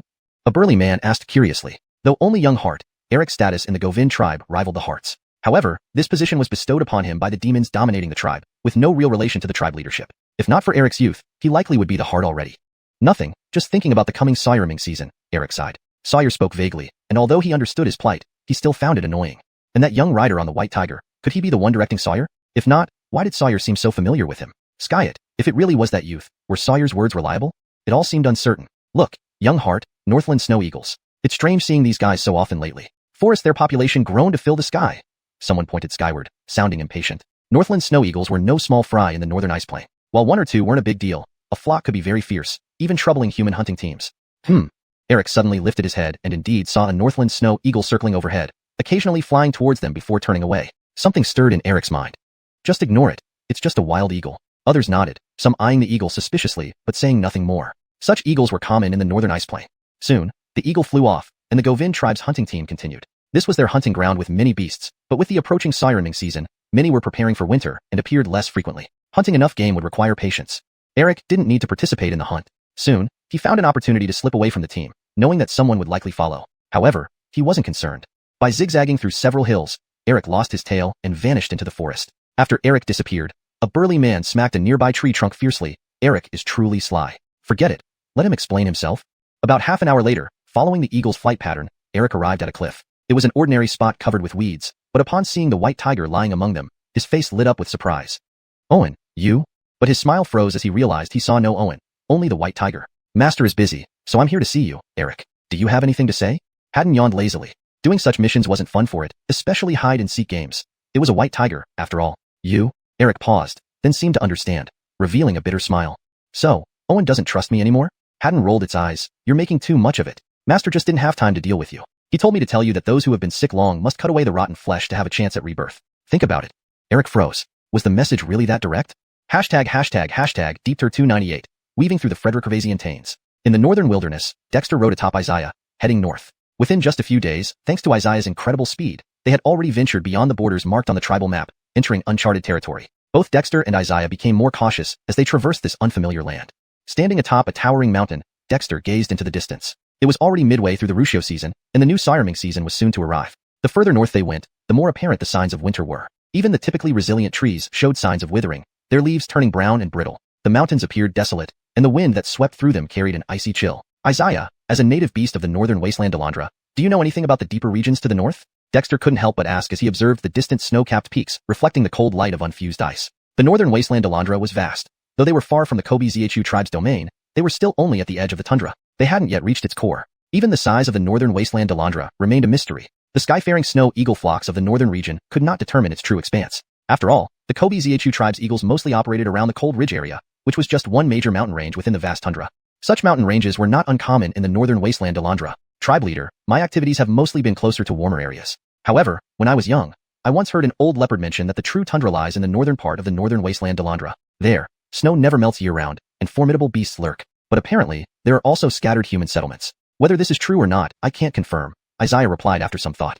Malachicnically, it was an outsider beast under Edgar Peak and had paid tribute there. Edgar Peak was located closer to the central region, considered an outer area of the northern wasteland Delandra. Only in such areas did the climate remain relatively warm outside of the harsh sirening season, suitable for the monkey clan's habitation. This allowed the Edgar beast Fredericknerl to rise and become one of the nominal rulers of the northern wasteland Delandra. So, what we know about the northern wasteland Delandra is just the periphery. Dexter frowned. On the tribal sand map, the explored areas covered significant ground. Still, Isaiah suggested that the true tundra lay farther north, which seemed somewhat unbelievable. Sensing Dexter's dissatisfaction, Isaiah chuckled nervously. Tribe leader, I'm merely repeating what I've heard. No one truly knows the specifics. However, it's said that the legendary Demon King slumbers deep within the northern tundra. To reach that mysterious place, we need to cross many major mountains. Dexter pondered for a moment before asking, does that mean our tribal territory remains safe for now? Isaiah nodded after thinking for a bit. That seems certain. Our territory is in a remote part of the Cold Ridge's outer region. It's really quite ordinary. If not for the Edgar Peak order to find the heavenly descended flame, I might not have searched there. Dexter understood. That explained why the tribal beast guards expanded the grazing lands without encountering many beasts. The area was indeed overlooked by even the beasts. But for our tribe, this is a good thing. Even the Cold Ridge is quite far from our location, ensuring our safety from early exposure to the beast's notice. Isaiah, I intend to continue north. However, you should not accompany me closely. Conceal yourself. We are already beyond the tribal explored area, where numerous ferocious beasts and even demon beasts reside. It's perfect for my training. Dexter grinned. Tribe leader, wouldn't that be unwise? Isaiah's forehead glistened with cold sweat. The Shan had waited for him specifically so he could protect Dexter's safety, and now Dexter wanted to train? Wouldn't the tribal arena suffice? It had all kinds of beasts, even demon beasts, and plenty of guards. There's nothing unwise about it. My cultivation has been too smooth, lacking practical combat experience. It's like chasing shadows. The tribal arena is excellent, but it cannot replace reality. If you're concerned, you can call Peer Edge Jarrett, but you must not interfere with my training unless it becomes uncontrollable. Seeing Dexter's resolve, Isaiah knew persuasion was futile. He retreated into the woods, and soon a northern snow eagle soared into the sky from the forest. Though not intentionally arranged, northern snow eagles always circled around Dexter to facilitate communication. Dexter paid no mind to this, checking his pouch and backpack before setting off into the mountain forests with his bronze saber. His recent efforts in comprehending the minor Kobe body truth art had yielded little, leaving him slightly disheartened. But as he employed the techniques from 100 beasts of Kobe-Zhu using his spirit chi, his mood lifted. Back in the tribe, Dexter had only practiced 100 beasts of Kobe-Zhu, rarely using it because it consumed significant spirit chi. But now, with his 5 viscera caverns successfully integrated into his body's celestial circulation, he had ample spirit energy. The mountain forest posed numerous obstacles, with strange rocks and peculiar trees appearing frequently. Dexter adjusted his movements, sometimes using basic steps, other times shifting to advanced 100 beast techniques. Though initially awkward, these shifts demonstrated Dexter's mastery. He was already adept with the basic movements, but needed to familiarize himself with the advanced ones. The complex terrain tested him, and within moments, he found himself battered by branches and vines. Indeed, theory alone isn't enough. Mastery requires practice. Resting beneath a tree, Dexter took a sip of water from his pouch and continued his journey. Not far behind, Isaiah watched from a tree branch, eyeing Dexter disappear into the woods with skepticism. Is tribe leader into self-inflicted suffering? What good will come from blindly wandering? For Isaiah, weaving through the forest was simple. Carrying Dexter, he had never let him get hit by branches. Now, Dexter was practically walking into trouble face first. Wasn't this masochistic? But as he followed, Isaiah noticed Dexter's speed increasing while the hits from branches decreased. Dexter's movements became faster and more elusive. Isaiah grew more curious. Following the tribe leader certainly broadened one's horizons. Deep Tur 299, Frederick Ervasenster Beast. Roar. In the dense forest, a monstrous creature with a monkey's head and a leopard's body suddenly leaped out from the underbrush. Its sharp claws glistened menacingly, aiming straight for Dexter's face as he sprinted through the woods. At the last possible moment, Dexter twisted his body and whipped his head to one side in an incredibly bizarre motion. He dodged the monster's ambush like an agile ape or a swift pigeon flipping in midair. Avoiding the beast's claws, he spun in the air, twisting his waist and kicking out a leg, sending the creature flying backward. Frustrated by its failed attack, the beast let out a furious roar and lunged at Dexter again in a blur of motion. So you're testing my patience? Dexter landed smoothly, turned on his heels, and immediately engaged the fierce beast in combat. They were now deep within the northern reaches of the Icefield Plain. Over the past few days, while Dexter hadn't encountered any formidable beasts initially, subsequent days saw frequent ambushes from the lurking creatures in the forest. Eventually, he became accustomed to these sudden attacks. This monster was very strong, exuding a thick aura of demonic energy. It was the first demonic beast Dexter had faced in days. The creature moved with incredible speed and possessed razor-sharp claws. However, Dexter wasn't the least bit afraid. His training had given him plenty of trouble, but it also allowed him to initially combine basic movements with the binelli techniques, making his movements increasingly flexible and unpredictable. Indeed, while sprinting through the forest, Dexter had to constantly dodge branches and vines. Without forcing a path, he relied on his tough skin and growing agility to push through. Despite enduring considerable hardship, he had reaped satisfactory rewards. The monkey-headed, leopard-bodied monster attacked relentlessly, aiming for Dexter's vital spots, but Dexter skillfully evaded each strike, adjusting his movements according to the attacks. Initially precarious, Dexter soon gained confidence as he familiarized himself with the monster's offensive patterns. By integrating simple stances from the basic footwork into the unique dodging and shifting motions of the binelli technique, Dexter's movements became incredibly erratic, unpredictable, and full of astonishing actions. All this was thanks to Dexter's physical condition and the stretching exercises he practiced while cultivating body forging, which enabled him to perform various intricate moves with fluidity. His previous sprints through the forest hadn't made this obvious, but now, facing this agile and cunning monster beast, Dexter gradually felt a warm flow throughout his body, a familiar sensation from his body forging practice, indicating the circulation of internal strength. Come on, keep going. Dexter twisted like an ape, narrowly avoiding the monster's sharp claws, feeling more excited than ever. Riding on Israel had been incredibly comfortable, not requiring any effort on his part, but now Dexter found joy in physical exertion. His body sometimes moved like an agile ape, his feet darted like a swift hare. The monkey-headed, leopard-bodied monster moved fast, but Dexter's reactions were even faster. With the warm current flowing within his body and chi circulating smoothly, he felt utterly invigorated. Frederick Ervasenster, body forging, was part of the foundation of shaman casting, leading Dexter's inner spirit energy to circulate even faster. From a distance, Israel watched in amazement as Dexter fought fiercely with the monster beast. Given Dexter's strength, defeating the monster wouldn't be difficult. What was astonishing was that he could fight without using any weapons or magic, solely relying on his physical prowess, and never letting the monster touch him. This was truly terrifying. Was sprinting through the forest really so effective? Why didn't I feel it? Israel couldn't help but wonder. Images of Dexter struggling through the forest came to mind. Although he often looked disheveled and bruised, there seemed to be tangible benefits. Dexter's current performance was astounding. The monkey-headed, leopard-bodied monster continued roaring and employing all its tactics, yet it struggled to harm Dexter. After just over 10 minutes, the beast was panting heavily, not because of weakness, but due to the high-intensity battle. Even a monster beast couldn't sustain such exertion. But Dexter was fully energized, the warm currents almost compensating for the spiritual energy expended during his extraordinary movements. As his movements became smoother, Dexter's warmth increased, further fueling his momentum. Tisk, exercise makes me happy. Dexter smirked. Seeing the monster about to retreat, he deliberately provoked it, shifting from defensive to offensive. He poked and jabbed the monster, teasing it until it retaliated fiercely. But Dexter had already understood its tactics and dodged effortlessly. Not enough? Do you have family? Invite them too. As Dexter dodged and taunted, he gradually performed some binelli movements naturally. Roar. The monster raged. Understanding human language, it roared angrily. Deep in the forest, several loud roars echoed in response. Dexter's eyes lit up. There were more monsters here? Following Israel, Dexter had no fear of mere monster beasts and continued provoking them. Sure enough, 3 more monkey-headed, leopard-bodied monsters rushed out from the forest, emitting demonic energy. They were indeed demonic beasts. Amazing. An entire den of them. Perfect timing. Dexter laughed, kicked the unsuspecting monster aside, and charged at the new arrivals. The 3 monsters roared in anger and lunged at him. In his excitement, Dexter didn't completely evade their attack, and his light leather armor was slashed. Skyet Dexter wasn't alarmed. Rather, he felt exhilarated. Alright, watch my binelli transformation. For a brief moment, Dexter was pressured by the 4 monsters, nearly hit several times. Watching from the shadows, Israel was startled. He had seen reckless fighters before, but never someone actively seeking punishment like Dexter. Still, Israel refrained from intervening. Given Dexter's capabilities, if he couldn't handle it, he had ways to turn the tide. Since the clan leader wanted to play, he might as well let him enjoy it. And Dexter did not disappoint. Though the four monsters were formidable, causing him moments of peril, Dexter's understanding of his own movement techniques rapidly improved under their relentless assault. Binelli transformation was more of a boast, but as time passed, Dexter truly began gaining insights, making his every move increasingly varied and unpredictable. ###Deepter300, the demonic talisman's nest. In the mountain forest, four monstrous creatures with monkey heads and leopard bodies fiercely surrounded Dexter. These four creatures, clearly having grown up together, possibly even from the same litter, moved in perfect unison, their claws sharp and speed ghostly fast.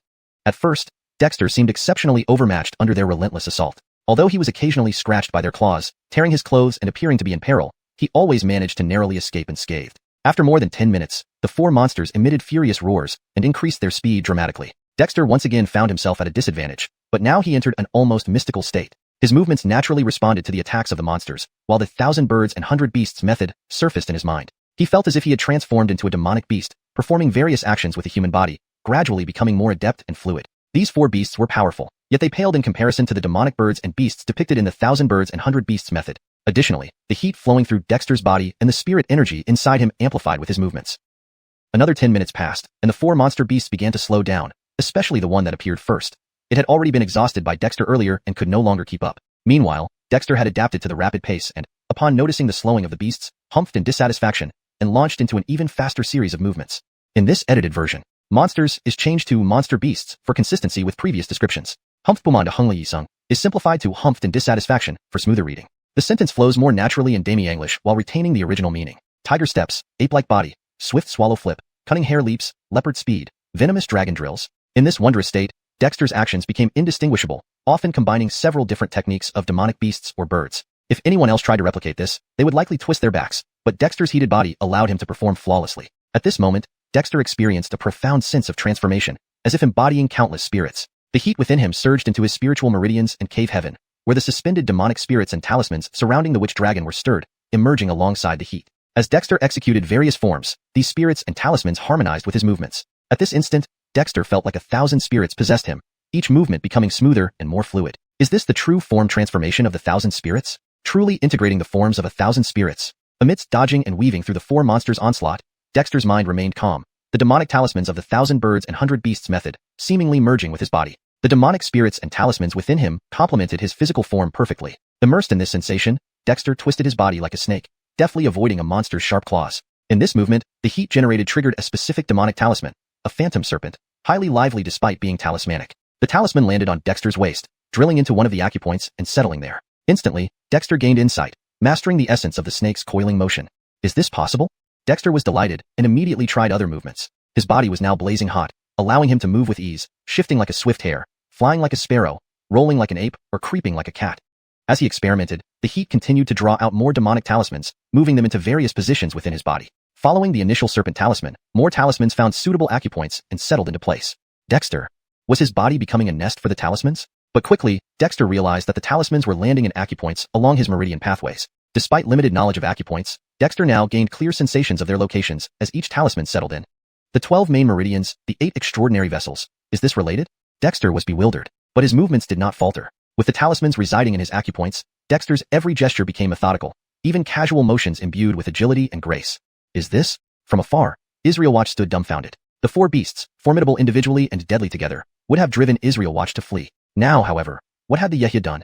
The four beasts were panting heavily, their roars fading, yet Dexter remained energetic, each of his movements making them feel like they were facing a true demon. Who was the true beast here? Israel Watch was crushed, but Dexter grew increasingly energized. What are you doing? Frederick Pervasive faster. Are you all starving? Feeling the pressure decreasing, Dexter grew discontent and began retaliating. Previously, he had been the model of non-retaliation, but now, Dexter turned into a scoundrel. The insights gained from the true form transformation of the 1,000 spirits added depth to his new abilities. A single move, Frederick Pervasinski picking peaches, nearly removed one beast's testicles, sparking renewed fury despite its evasion.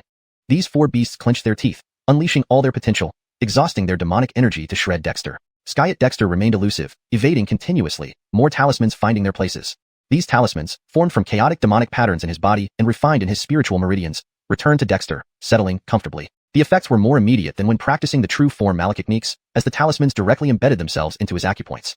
Gradually, the four beasts found themselves trapped in a bizarre loop. Desperately trying to tear Dexter apart, they slowly couldn't even touch a shred of his torn clothes.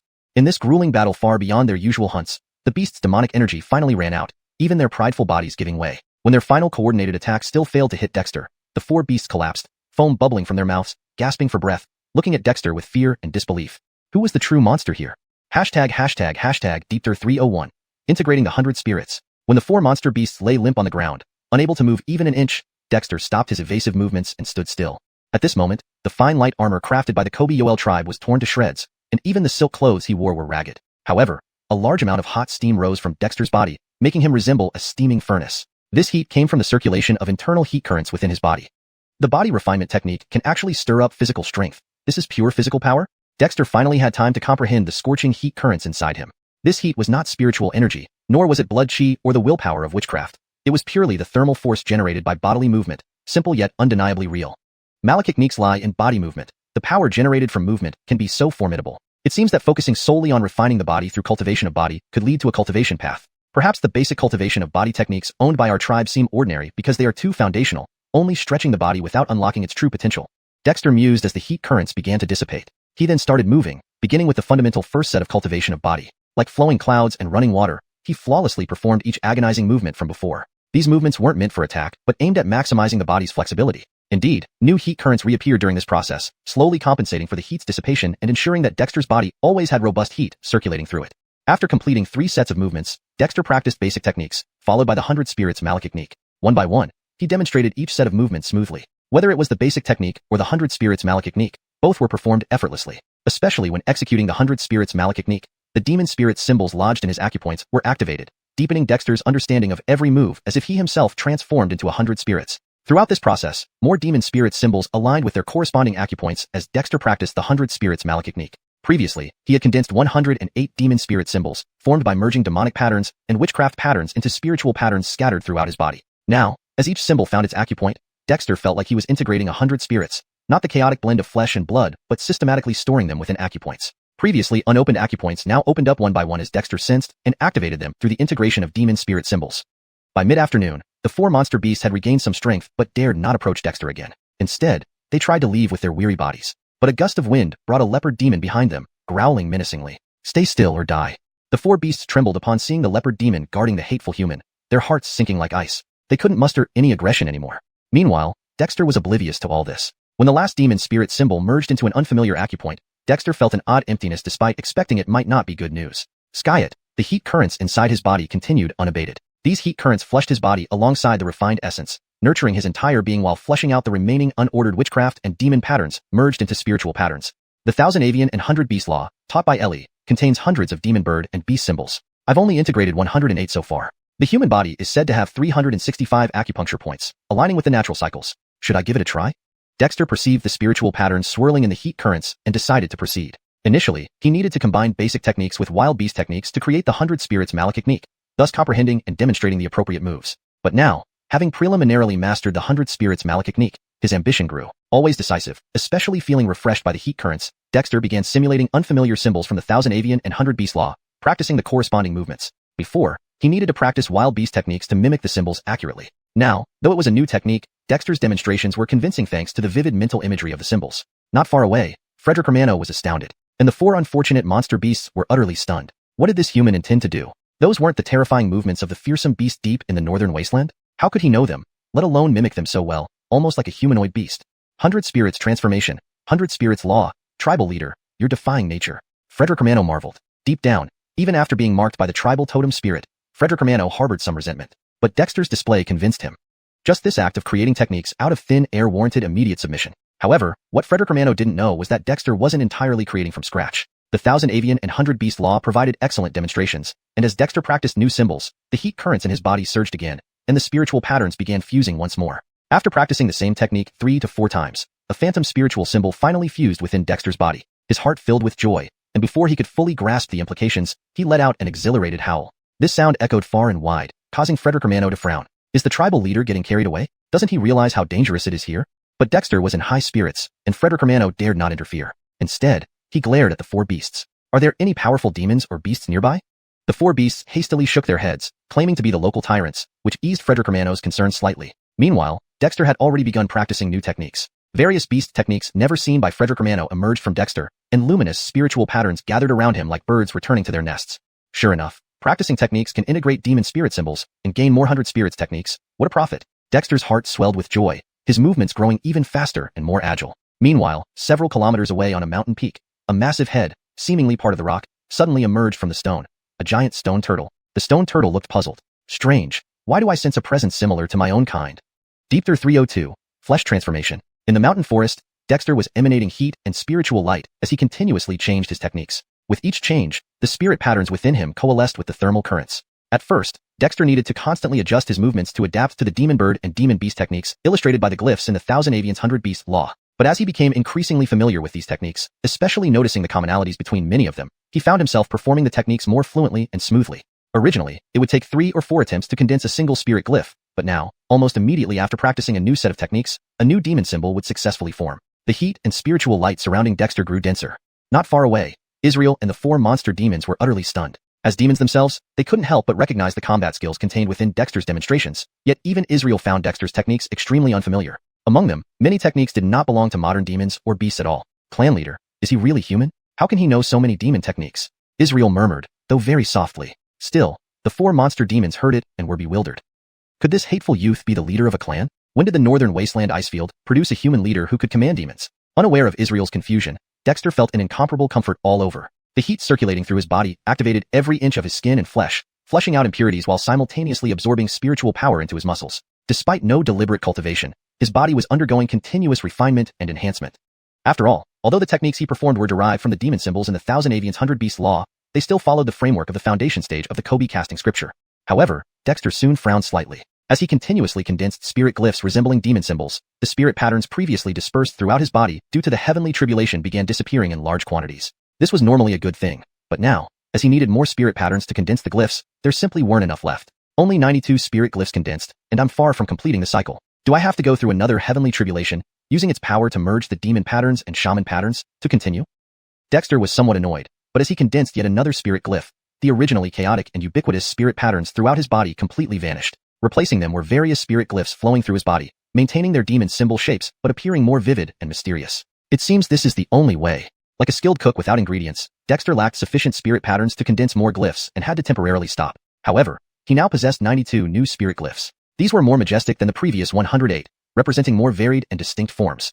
For instance, one glyph resembled the legendary Jacob's carp fish, while another looked like the fierce Jun, with a horrifying appearance, clearly more brutal than any fierce beast.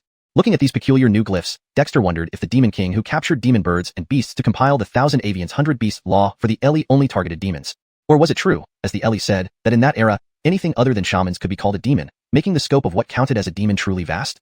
Though unable to complete the full set of spirit glyphs in one go, Dexter was inwardly delighted. Previously unsure how to arrange the 108 glyphs, Dexter could only send them to the Spirit Meridian Cave Heaven to accompany the shaman dragon. Now, however, he had found a method. Taking a short break, Dexter began practicing the 100 Spirits Malachtechnique. The 100 Spirits Malachtechnique originally used foundational techniques as its base, integrating 108 different beast techniques into the demon symbols of the 1000 Avians 100 Beast Law. Dexter started incorporating new techniques into this mix. Many of these techniques shared similarities. Apes are monkeys, cats resemble tigers, leopards look like wolves, and thus, many beast and demon habits and techniques were quite alike. This made Dexter's repracticing and integration smoother, quickly overcoming initial adjustments. Seeing Dexter practice again, the 4 monster demons were thoroughly frustrated, especially the one that first ambushed him. If it had known how powerful Dexter was, it wouldn't have dared to attack. Meanwhile, Israel, a leopard demon, watched intently, recognizing many of Dexter's techniques as useful for it too. Indeed, following Yehia brings benefits. Israel sighed lightly. It hadn't given Sean much respect before. In terms of seniority, it should be the second demon guard of the tribe, while Sean was purely good-looking. Skis, it must be so. As Israel mused, Dexter rapidly refined his techniques. Meanwhile, the newly condensed spirit glyphs began moving with the thermal currents toward Dexter's peripheral energy points. Although they hadn't been nurtured in the Spirit Meridian Cave Heaven, these glyphs formed in the spiritual energy and thermal currents, making their quality comparable to the previous 108.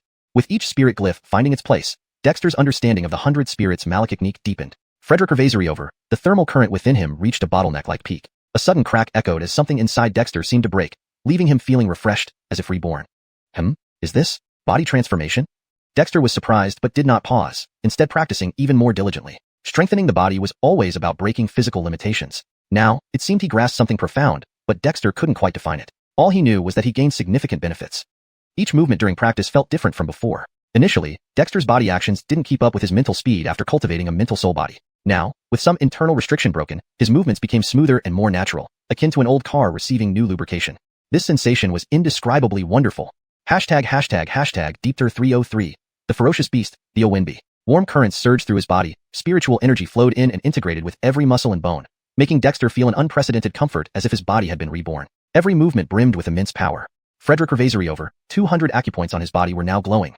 Some lay on the which vein pathways he had already opened, while others existed independently, activated by the entry of spirit runes. These bursts of spiritual light emanating from the acupoints bestowed Dexter with even greater strength, like hidden treasures within him finally unlocked and feeding back into his physique as a foundation. Witch casting, the practice of fortifying one's body with witch energy, was divided into 3 stages: condensing Croods and opening veins, refining the body and forging the form, and establishing the foundation and transcending Frederick Ravasery's vitality, ultimately culminating in the attainment of a Shantan Wusun, Pierre Tian witch body. Note: Shantan Wusun is transliterated as Pierre Tian witch body to maintain the original term, but it can also be translated as primal witch body, depending on context. At this moment, Dexter sensed that breaking some kind of physical constraint had caused a transformation that hinted at the Pierre Tian stage. The heat and spiritual energy had almost completely cleansed the impurities from his body, infusing it with a more powerful and fundamental force. Note: Pierre Tian is a term often left untranslated in demi-English translations of Chinese cultivations novels, as it refers to a specific cultivation realm. If you prefer it explained, it can be translated as prenatal or innate, but it's generally kept in its original form. Although Dexter did not fully understand what the Pierre Tian stage entailed, compared to before, his body had undoubtedly undergone a significant transformation. He could sense the essence growing throughout his body, as if he had become a vast source of strength. On a more subtle level, changes occurred in both his witch cave heaven and the 5-organ cave heavens, but the most significant change was in those acupoints now inhabited by spirit runes. Each acupoint, though seemingly independent, was interconnected. Every spirit rune contained profound and intricate qualities. It was unimaginable for Dexter to foresee how these spirit runes would develop over time, and whether they would guide him down a different path. For this, Dexter felt both anticipation and a certain numbness. Since he began cultivation, many uncertainties surrounded him. Whether it was the witch dragon or the witch veins cave heaven, the spirit veins cave heaven, and the 5-organs cave heaven, none of these followed any known principles. Everything happened naturally and spontaneously, like a masterpiece born out of chance. Only Dexter's masterpiece was a cultivation path. Feeling the spiritual light and his own spiritual energy fusing from the 200 acupoints, and the heat gradually integrating with his limbs and bones, enhancing his body's foundation, Dexter stretched his limbs, emitting a joyful roar. Prior to this, Dexter never imagined that encountering 4 monstrous beasts, after battling them, would not only refine his 100 spirits technique, but also further strengthen his physical form. Both his techniques and cultivation reached new heights. Mysteriously, Dexter felt a sense of familiarity towards the 4 trembling monsters restrained by the storm. These beasts seemed to be his good luck charms. However, before he could act, a sudden surge of intense danger made Dexter instinctively leap back. A streak of shadow flashed past his original position, tearing even his already tattered armor. Startled, Dexter rapidly turned around but quickly reacted again by twisting his body midair, evading another shadowy attack. The slightly relaxed spiritual energy instantly surged as Dexter focused intently. He suddenly opened his mouth and emitted a roar, part tiger and part monkey, sweeping across his surroundings. Infused with spiritual energy, the sound wave forced the fast-moving shadow out. Appearing was a pitch-black creature, ape-like in form, with fangs jutting from its mouth and a vertical eye on its forehead. Its forelimbs were long, and it possessed 3 tails. As soon as it appeared, one of the 4 restrained beastly monsters screamed in terror. Balbrandon, understanding immediately, spoke in shock. "Clan leader, be careful. This is the ferocious beast Owinbi, the fiercest among all ferocious beasts, with ghostly movements and a brutal nature." With that, Balbrandon rushed forward, not concealing his demonic aura, charging directly at the Owinbi. Undoubtedly, this was a powerful demon, but no matter how formidable, Balbrandon wouldn't let Dexter face it alone. Although Dexter was strong, in Balbrandon eyes, he still had a gap to bridge compared to true demons. "Hee, little leopard, are you courting death?" The Owinbi, identified by the monster, uttered a hideous cry. With a casual step, it dodged Balbrandon attack, swinging its long arms and aiming for Balbrandon forehead. Startled, Balbrandon hastily twisted his body, but was still slashed across the scalp by its sharp claws, blood streaming down. Balbrandon, retreat. Dexter unsheathed his bronze saber, slicing toward the arm that the Owinbi used to grab Balbrandon. Though their interaction was brief, Dexter understood that this ferocious beast's speed surpassed even Balbrandon's. Therefore, he poured all his strength into the attack.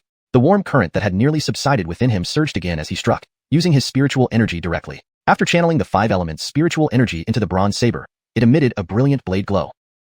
Somewhat interesting, but since you're human, you must die.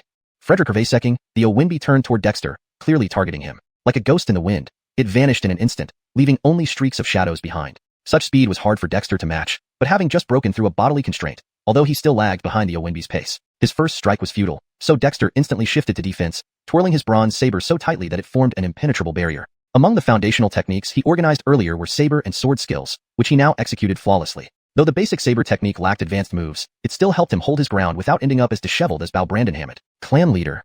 Balbrandon blushed deeply. Brandon Ray insisted on staying until after it arrived, intending for it to protect Dexter. Instead, it found itself being protected by Dexter, which left Balbrandon feeling extremely ashamed. However, this was the Owinbi, a creature whose terror Balbrandon had heard of.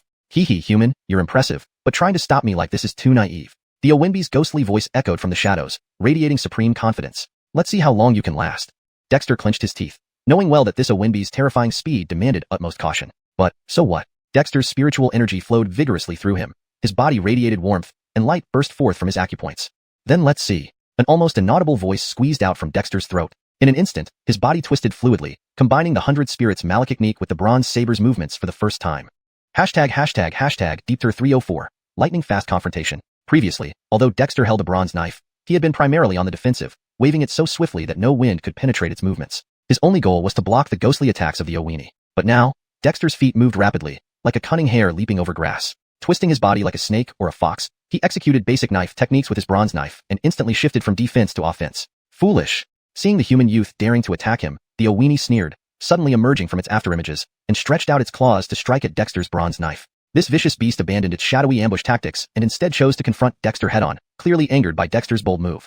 Brandon Hammond's eyes lit up sharply, but soon, it realized in horror that even without using afterimages, the Owini's speed was still extraordinarily elusive. The claw aimed at Dexter seemed slow but was actually fast, carrying an extremely erratic rhythm as if casually done, yet terrifying in reality. Dexter's bronze knife, midway through its swing, had to retreat hastily to evade the Owini's seemingly slow but quick claws. A piece of his light armor was torn again, but Dexter did not show any fear.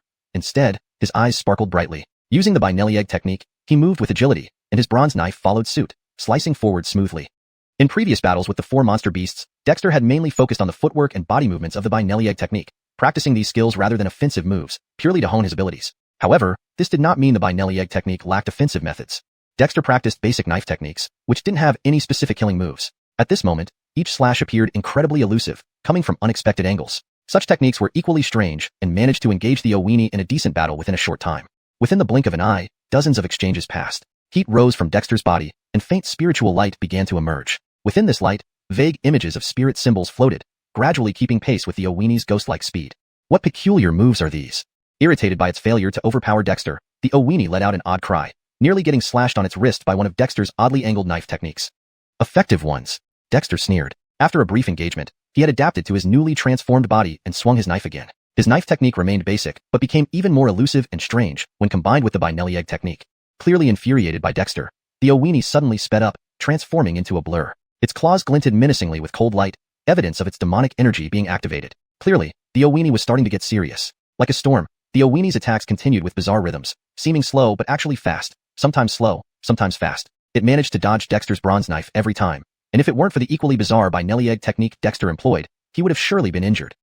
Even so, Dexter found himself back in a significant disadvantage. Despite the numerous techniques in the binary egg skill set, Dexter hadn't fully mastered them. Frederick Ravazer importantly, his physical speed could not match the Owini's. One step behind led to more steps behind, and this was fatal. Dexter was well aware of this, but could only focus on the battle. Who knew why this Owini was here, obviously hostile towards humans? Rip. A momentary lapse caused Dexter's left shoulder to be slashed by the Owini's claws, tearing his shoulder armor and leaving a bloody mark. Though Brandon Hammond gasped in alarm, Dexter did not flinch and retaliated with a reverse slash. He knew it wasn't the time to worry about injuries. Having spent some time in the northern wasteland ice plain, Dexter understood that while there hadn't been many intense battles, his fight against the ghoul alpha beast ape outside Black Cliff Village taught him the cruelty of life and death. What did a little injury matter? Ghost monkey, you're not good enough to kill me, Dexter. With anger fueled by his injury, a surge of spiritual chi burst from the caverns of his spirit veins, and the twin thunder runes on the witch dragon's wings emerged behind him, forming thunder wings. These wings weren't as large as those in the witch burial Gifforty, but were more solid. The instant the thunder wings appeared, Dexter's speed dramatically increased. His bronze knife struck instantly, releasing a brilliant streak of light. The Owini, caught off guard by Dexter's sudden acceleration, narrowly avoided the blade but still suffered a cut on its left arm, spewing dark red blood. In pain, the Owini grew fiercer, accelerating and reverting to its blurred state. Its attacks became faster, but with the added speed from the thunder wings, Dexter was not far behind. The thunder wings protected vital areas on his back, making Dexter's attacks bolder. In an instant, man and beast clashed fiercely. The Owini's blurred image was everywhere, but Dexter, though not entering a blurred state himself, moved at an incredible speed, blurring even Brandon Hammond's and the other 4 beasts' vision. The 4 beasts drew cold breaths together. To think a human could hold his own against the notorious Owini and dare to attack, it was suicidal. What they didn't know was that if Dexter hadn't honed his abilities against them, encountering the Owini would have been a deadly situation. Thanks to his transformation after battling them, he could now match the Owini's terrifying speed. Frederick Ravazer over, integrating spirit symbols into his acupoints during those battles had significantly enhanced his understanding of the binary egg technique. Despite pushing his speed to the limit, Dexter was still suppressed by the Owini. However, compared to the earlier absolute disadvantage, he now felt more at ease. There was pressure, but as he became increasingly familiar with this speed, Dexter grew more composed. To keep up with the Owini, Dexter abandoned more aggressive actions from the Binelli egg technique, focusing instead on techniques that increase speed. With the assistance of the thunder wings, his movements gradually became simpler and swifter, eventually creating afterimages. Is this what speed feels like? Dexter gained insights as he constantly dodged and attacked. All martial arts can be destroyed, except by speed. It seemed to apply in this world too. In this moment, Dexter's mind was extraordinarily calm. While not achieving a sudden enlightenment, his mental concentration was exceptionally sharp. For the first time, the spiritual body he cultivated through mental will synchronized perfectly with his transformed physical body. Every movement took on a different quality. Stepping and twisting, the knife followed his body naturally. Still basic knife techniques, but they now had a natural and harmonious flavor.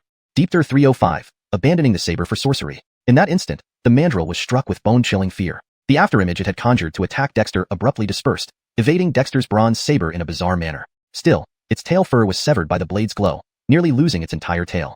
The mind directs and the body follows, so this is how it works. After delivering one slash, Dexter casually took a step forward. The footwork derived from the 100 Spirits Malekithnique became simple yet effective, allowing him to instantly appear beside the mandrill as it emerged from the afterimages. Dexter delivered another slash, which appeared ordinary but carried a different meaning compared to before. There was not much change in power, but it landed perfectly on the mandrill. The mandrill tried to dodge swiftly, but Dexter followed like a shadow. His mental and physical synchronization allowed his body to match the speed of his thoughts, unlocking the full potential of his abilities. Dexter's speed was still slightly slower than the mandrill's, but he eerily kept up with its rhythm. One slash after another, the mandrill, which had been overwhelming Dexter, now found itself being suppressed. Even when it entered its afterimage state, Dexter's bronze saber always appeared right where it intended to attack. Damn it, are you a freak?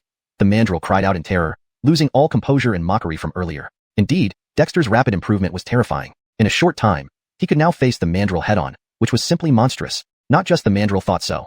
Nearby, Israel and the 4 monster beasts were utterly stunned. They couldn't keep up with the mandrill's speed, but could see Dexter. Although his movements created afterimages, they were still traceable. Skyet, under these seemingly unequal conditions, Dexter somehow gained the upper hand. Truly unbelievable. But Dexter smiled.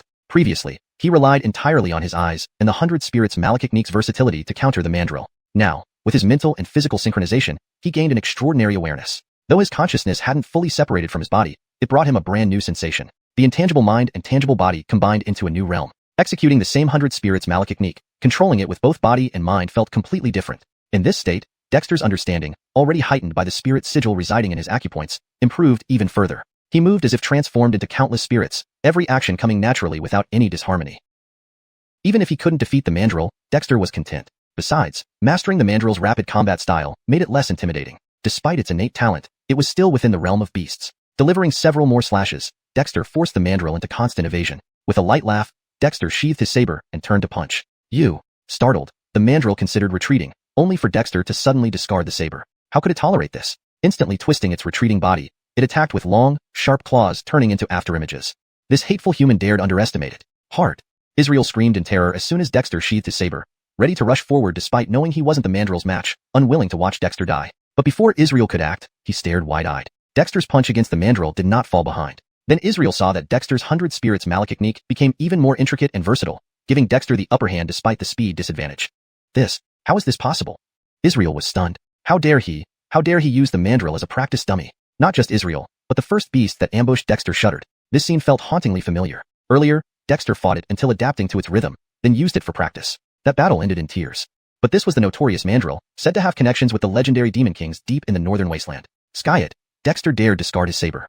This was, regardless of Israel and others watching in shock, Dexter, sans saber, found intense satisfaction in the fierce clash. The 100 Spirits Malekithnique didn't involve saber techniques. Although a high-level saber becomes an extension of the arm, Dexter hadn't reached that level yet. Now discarding the saber, Dexter unleashed the full range of attacks from the 100 Spirits Malekithnique, feeling a surge of excitement. Internal heat flowed through his flawless, transformed body, purified of chaotic spirit patterns.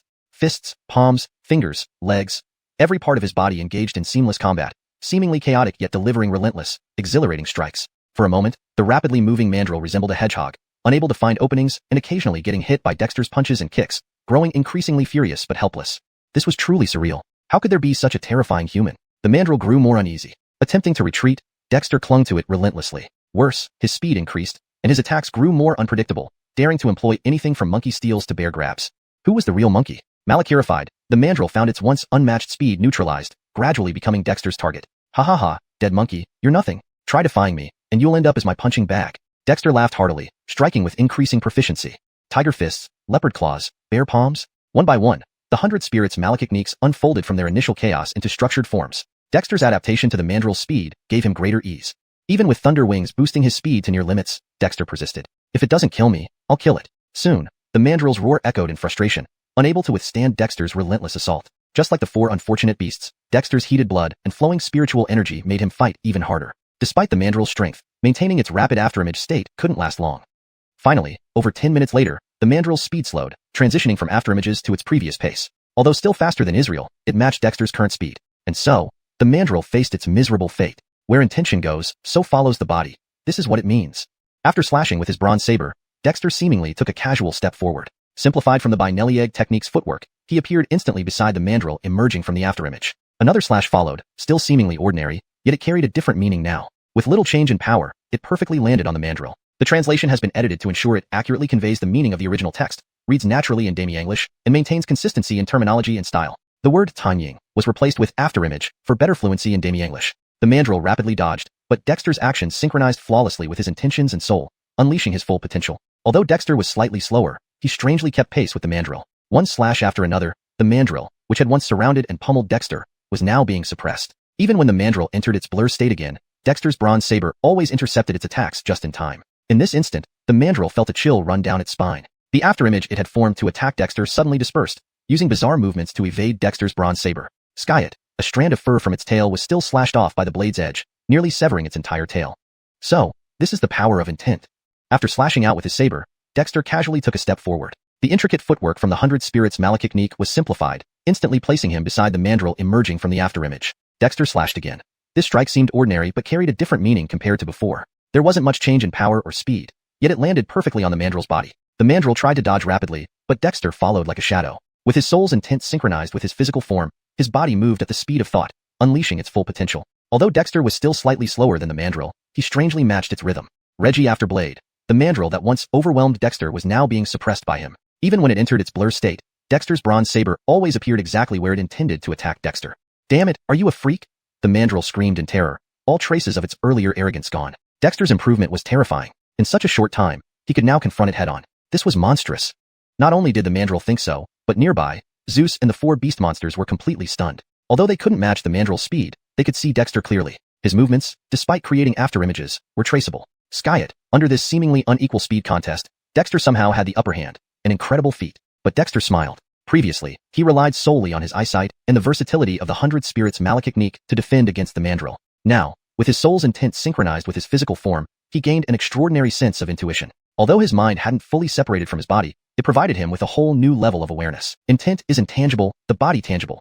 Their unison created new possibilities. Executing the same 100 Spirits Malekithnique, maneuvering his body versus manipulating it with his intent, gave him an entirely different experience. In this state, Dexter's comprehension, enhanced by the spirit runes residing in his acupoints, grew even more profound. He felt as if he had become one with the 100 spirits, each movement harmonious and natural, without any dissonance.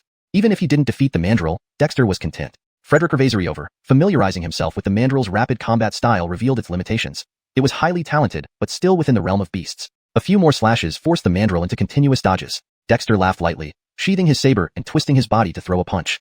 The mandrel, shocked and planning to retreat, saw Dexter abandon his saber. It couldn't bear it. Instantly, it twisted its body to counterattack, its sharp claws transforming into blurs.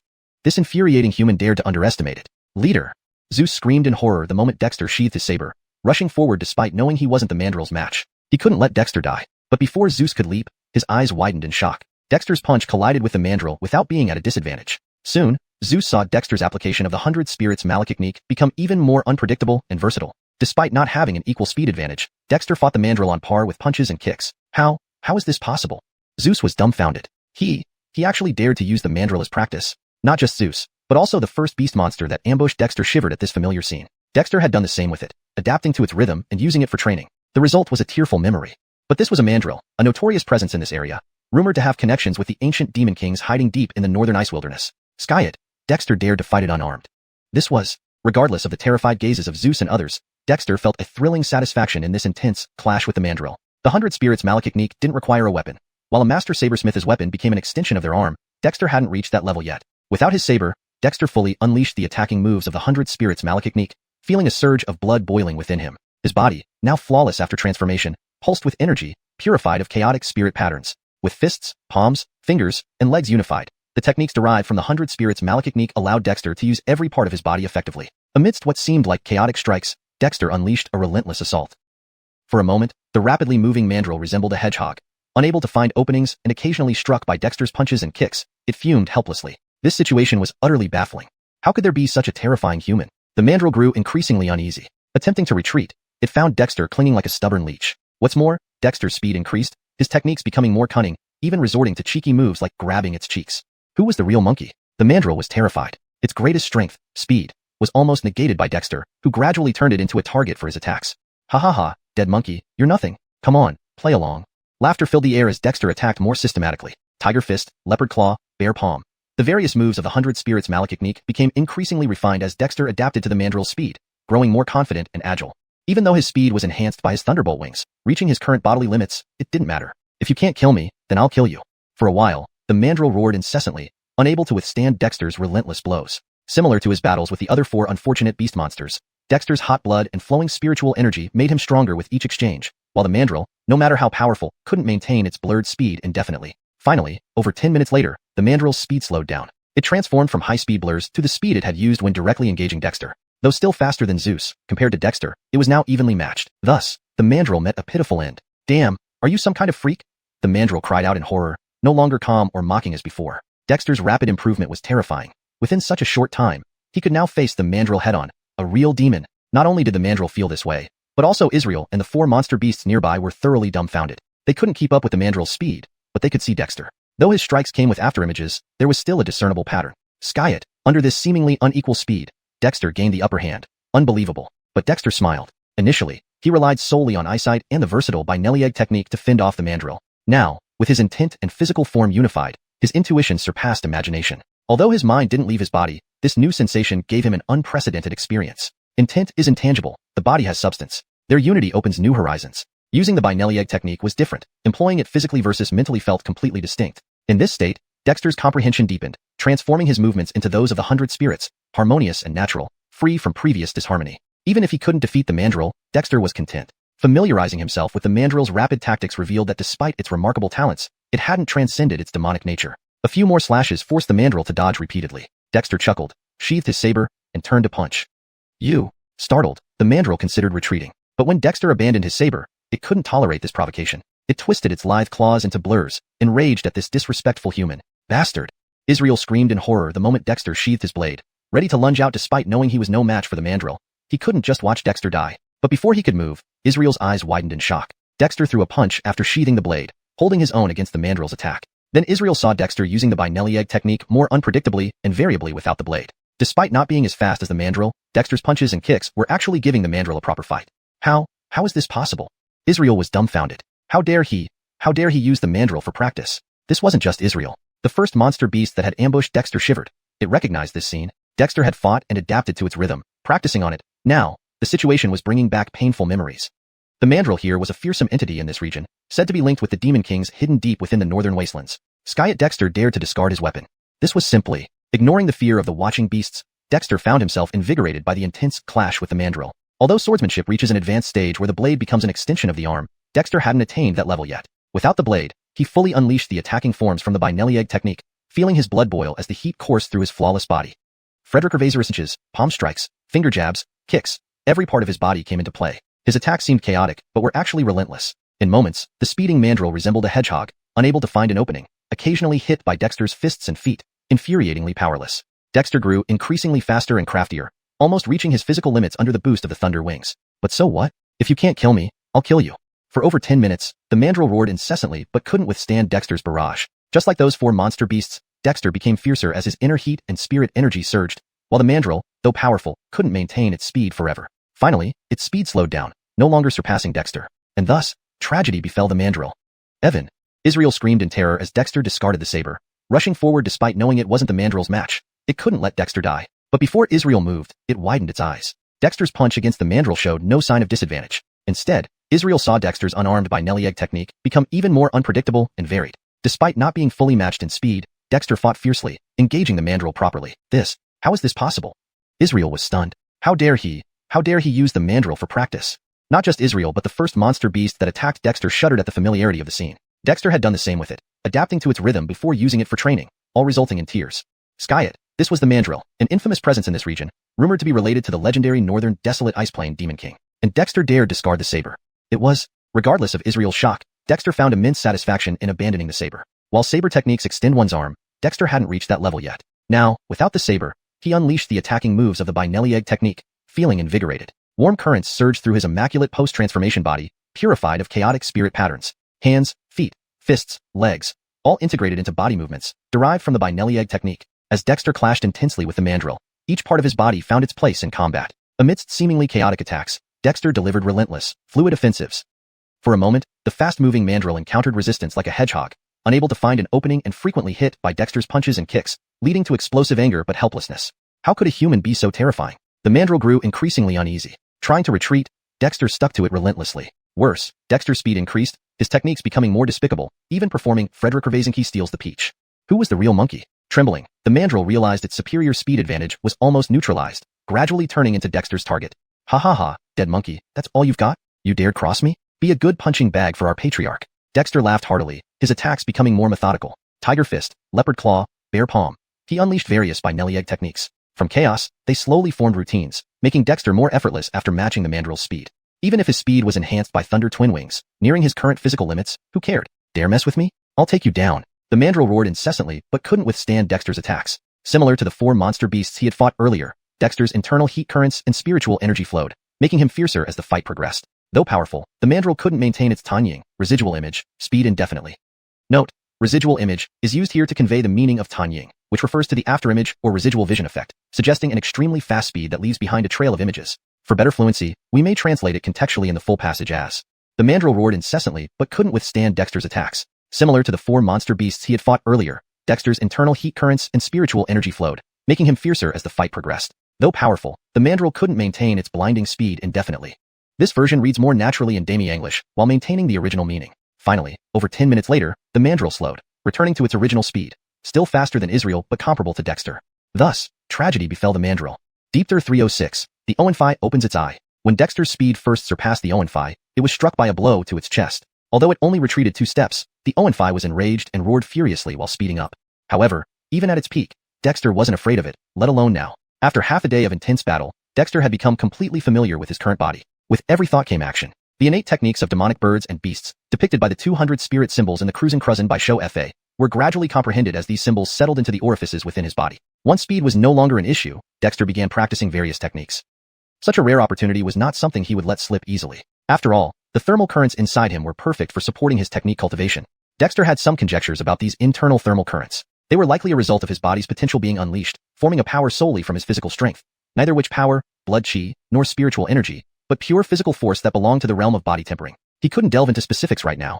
As long as his body could endure, Dexter was willing to use the Oenphi as a target. In the blink of an eye, he switched between over 10 different techniques, each with a subtle reflection of the 100 beasts. When Dexter displayed them, they appeared exceedingly strange and unpredictable yet incredibly potent. From being thoroughly suppressed by the Oenphi's blurred speed to now suppressing the Oenphi itself, Dexter achieved this incredible progress in just an hour, leaving both the Oenphi and other demons like Balbrandinhamid utterly astonished. After another few hundred moves, Dexter retracted his thunderous wings and relied purely on his bodily speed and strength to fight the Oenphi. This gave the Oenphi a glimmer of hope, so it suddenly accelerated. However, Dexter was now familiar with its repetitive attacks. Even when the Oenphi momentarily turned into a blur, Dexter had changed. His mind and body moving in eerie synchronization allowed his body to respond instantly and accurately. Even though he had to switch to defense, this was the perfect moment for Dexter to experiment with other techniques. The 100 spirit malach techniques indeed included some formidable defensive methods.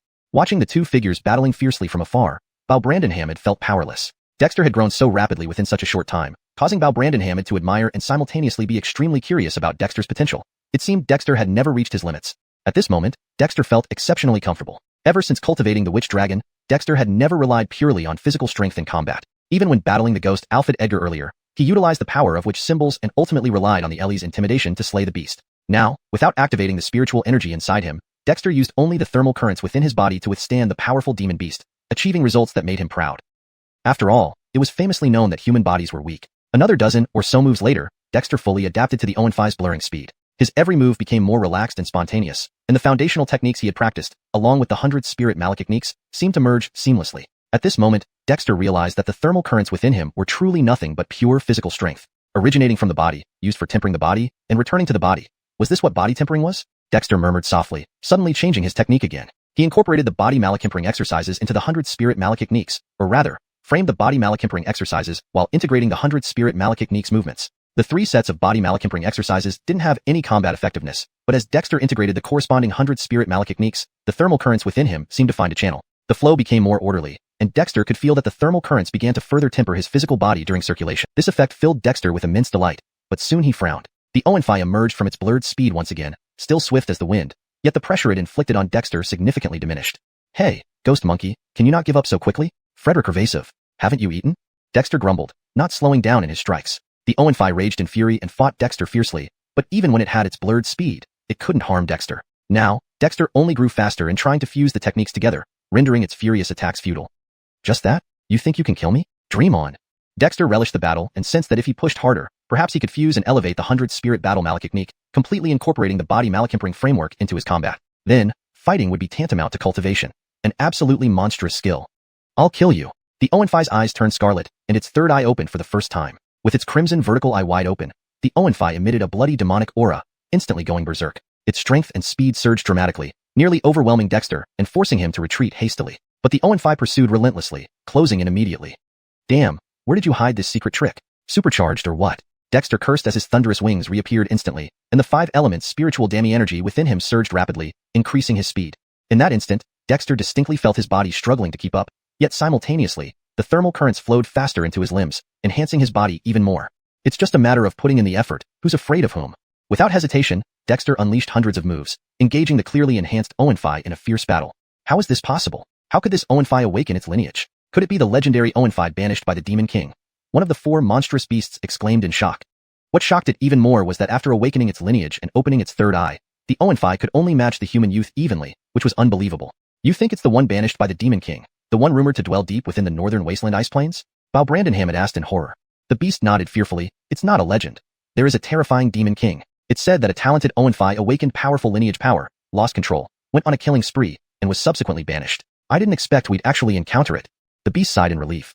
Fortunately, that detestable human had managed to hold off the Oenphi. Otherwise, while the beast was in shock, Dexter was also alarmed. This ghost monkey was really giving it everything it had, but the greater the pressure, the more it stimulated Dexter, making the thermal currents and spiritual energy within him integrate faster into his limbs. After another 10 minutes, the bloody demonic aura around the Oenphi faded, and Dexter's eyes lit up as he charged back. Ghost monkey, this time I will finish you.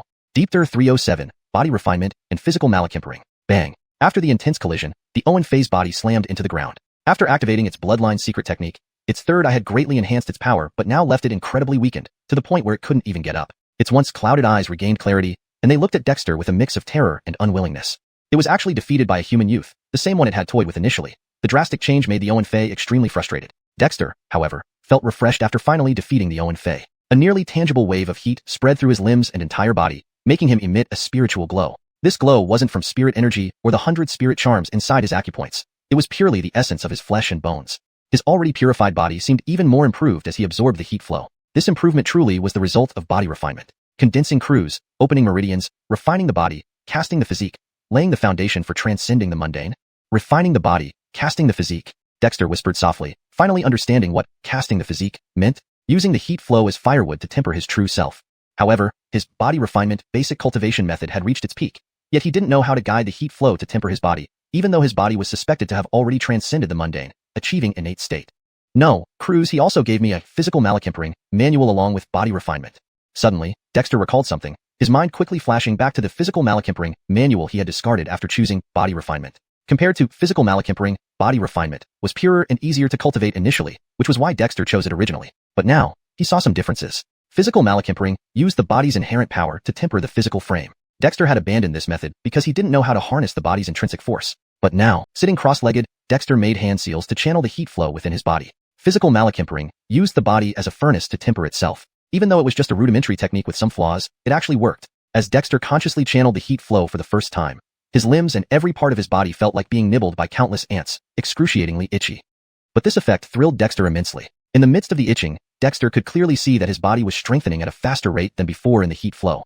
Body refinement and physical malachimpering. So this is how it works. Dexter suddenly understood. Using body refinement to unlock potential and melt the essence of the flesh and bones, essentially the heat flow, and using physical tempering to guide the heat flow to temper the body. The two fundamental methods were clearly interconnected. Unfortunately, while body refinement was relatively complete with 3 foundational frameworks, physical malachimpering was somewhat flawed and lacked subsequent techniques. Nevertheless, Dexter felt a significant difference. His body acted like a furnace, tempering his limbs and all parts of his body with heat flow, achieving excellent results. At least, compared to before when the heat flow would automatically disperse into his limbs, this method was much smoother and effective. That was enough for him. Dexter had always been learning and adapting on his own. If it worked, it was good enough for him. Not far away, the Owen Fei watched Dexter sitting in meditation with astonishment. Had it not been for the terrifying period of weakness after using the Bloodline secret technique, it would have fought Dexter again. What did this mean, meditating right after defeating it? Did it really take him as a punching bag? Before it could react, the leopard demon previously mocked as a little leopard had already come to its side, pressing its claw onto its chest. Don't move, or I won't hesitate to kill you for our chief. Owen Fei. After another 10 minutes, the heat flow in Dexter's body had completely integrated into his limbs and every part of his body. The steaming heat emanating from his skin gradually disappeared. When he woke up from his cultivation, he felt full of energy. He wanted to let out a long cry, but immediately shut his mouth. He suspected that his previous cry might have attracted the terrifying Owen Fei. Although he ultimately defeated it and gained great benefits, Dexter understood the principle of moderation. They were deep in the North Desolate Ice Plain, and keeping a low profile was key. Heart, are you okay? Bao Brandenham sighed in relief when he saw Dexter wake up without making a fuss. While watching the battle was thrilling, too much excitement was hard for his small heart to bear. Fine, I feel incredible. Dexter laughed heartily, suppressing his laughter slightly. He glanced at the Owen Fei and the 4 monster demons, causing them to shiver simultaneously. How could this human youth look at them with such malicious intent, like looking at prey? In reality, they had become Dexter's prey after being defeated, which wounded their demonic pride deeply. You have 2 choices. 1. Follow me back to the tribe and serve as tribal demonic guards. 2. Be skinned and stripped, your bodies becoming materials for tribal research. Dexter extended 2 fingers seriously. The Owen Fei and the 4 monster demons were stunned. Were these really choices? Bao Brandenham had paused, then chuckled. Don't misunderstand. Hart has always been lenient with demons unless they are ruthless killers who have stained the blood of our people. Our tribal guards, like me, hold high status in the tribe. As for the guardian demons, they have equal status with our people. You all excel in speed. It'd be a pity to use you as materials. Owen Fei. This leopard, where was its dignity? Was it actually persuading them to surrender? Don't be reluctant. Even the demons from Magic 8 Peak and Cold Frederick Lake can serve as our tribal guards. You're just wild demons. If you don't want to die meaninglessly, joining the tribe is your best choice, Bao Brandenham had said calmly. Its voice was very low, as if afraid of being overheard, but to the Owen Fei and the 4 monster demons, it sounded different. Sharing such secrets so casually. Were they preparing to eliminate any witnesses? Dexter rolled his eyes at Bao Brandenham. This guy was getting carried away, but Dexter had seen everything and decided to forgive him. The leopard demon had fully pledged allegiance, so he would give it some leeway. Receive my charm and submit to the tribe. Without further ado, Dexter drew out a bronze knife with his right hand and formed a complex charm with his left, stamping it onto the Owen Fei's forehead. The Owen Fei felt reluctant but saw the bronze knife in Dexter's hand. It thought about it and decided it didn't want to die, especially not to be dissected into pieces and dumped in a corner as research material. Just imagining its scattered body pieces made the Owen Fei shudder. Lost in its thoughts, the charm had already stamped on its forehead. The Owen Fei wanted to resist but sighed helplessly in the end. Surviving was hard, dying was easy, but it couldn't accept this fate. Deepther 308, local specialties. Just moments later, the Bertrand and the 4 monkey-headed leopard-bodied monstrous beasts lay limply on the ground, powerless. On each of their foreheads, a complex spirit rune appeared. Dexter stood nearby, observing curiously. This time, he used a demon rune based on the one Ellie used to control demon guards, but it was enhanced with shamanistic patterns, creating a spirit pattern that coalesced into a spirit rune. Although it looked similar to Ellie's demon rune, it was actually very different. Such a spirit rune was something even Ellie couldn't replicate. After all, Dexter had uniquely fused lightning power using shamanistic and demon patterns into a spirit pattern.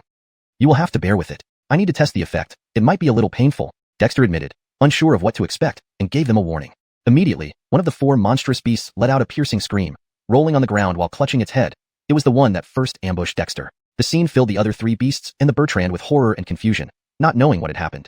It seems different. The level of control has become more potent? Dexter muttered in surprise. With another mental command, the Bertrand and the other 3 beasts also clutched their heads as if their souls were being torn apart, rolling wildly on the ground. Jamie watched this scene with an unsettling feeling. Previously, Dexter controlled the demon guards via the tribal totem spirit runes, but now, could Dexter do it directly? Even though Dexter had tried it in Cold Ridge before, upon returning to the tribe, he still had the tribal spirit reimprint the runes to subdue Isaiah and others.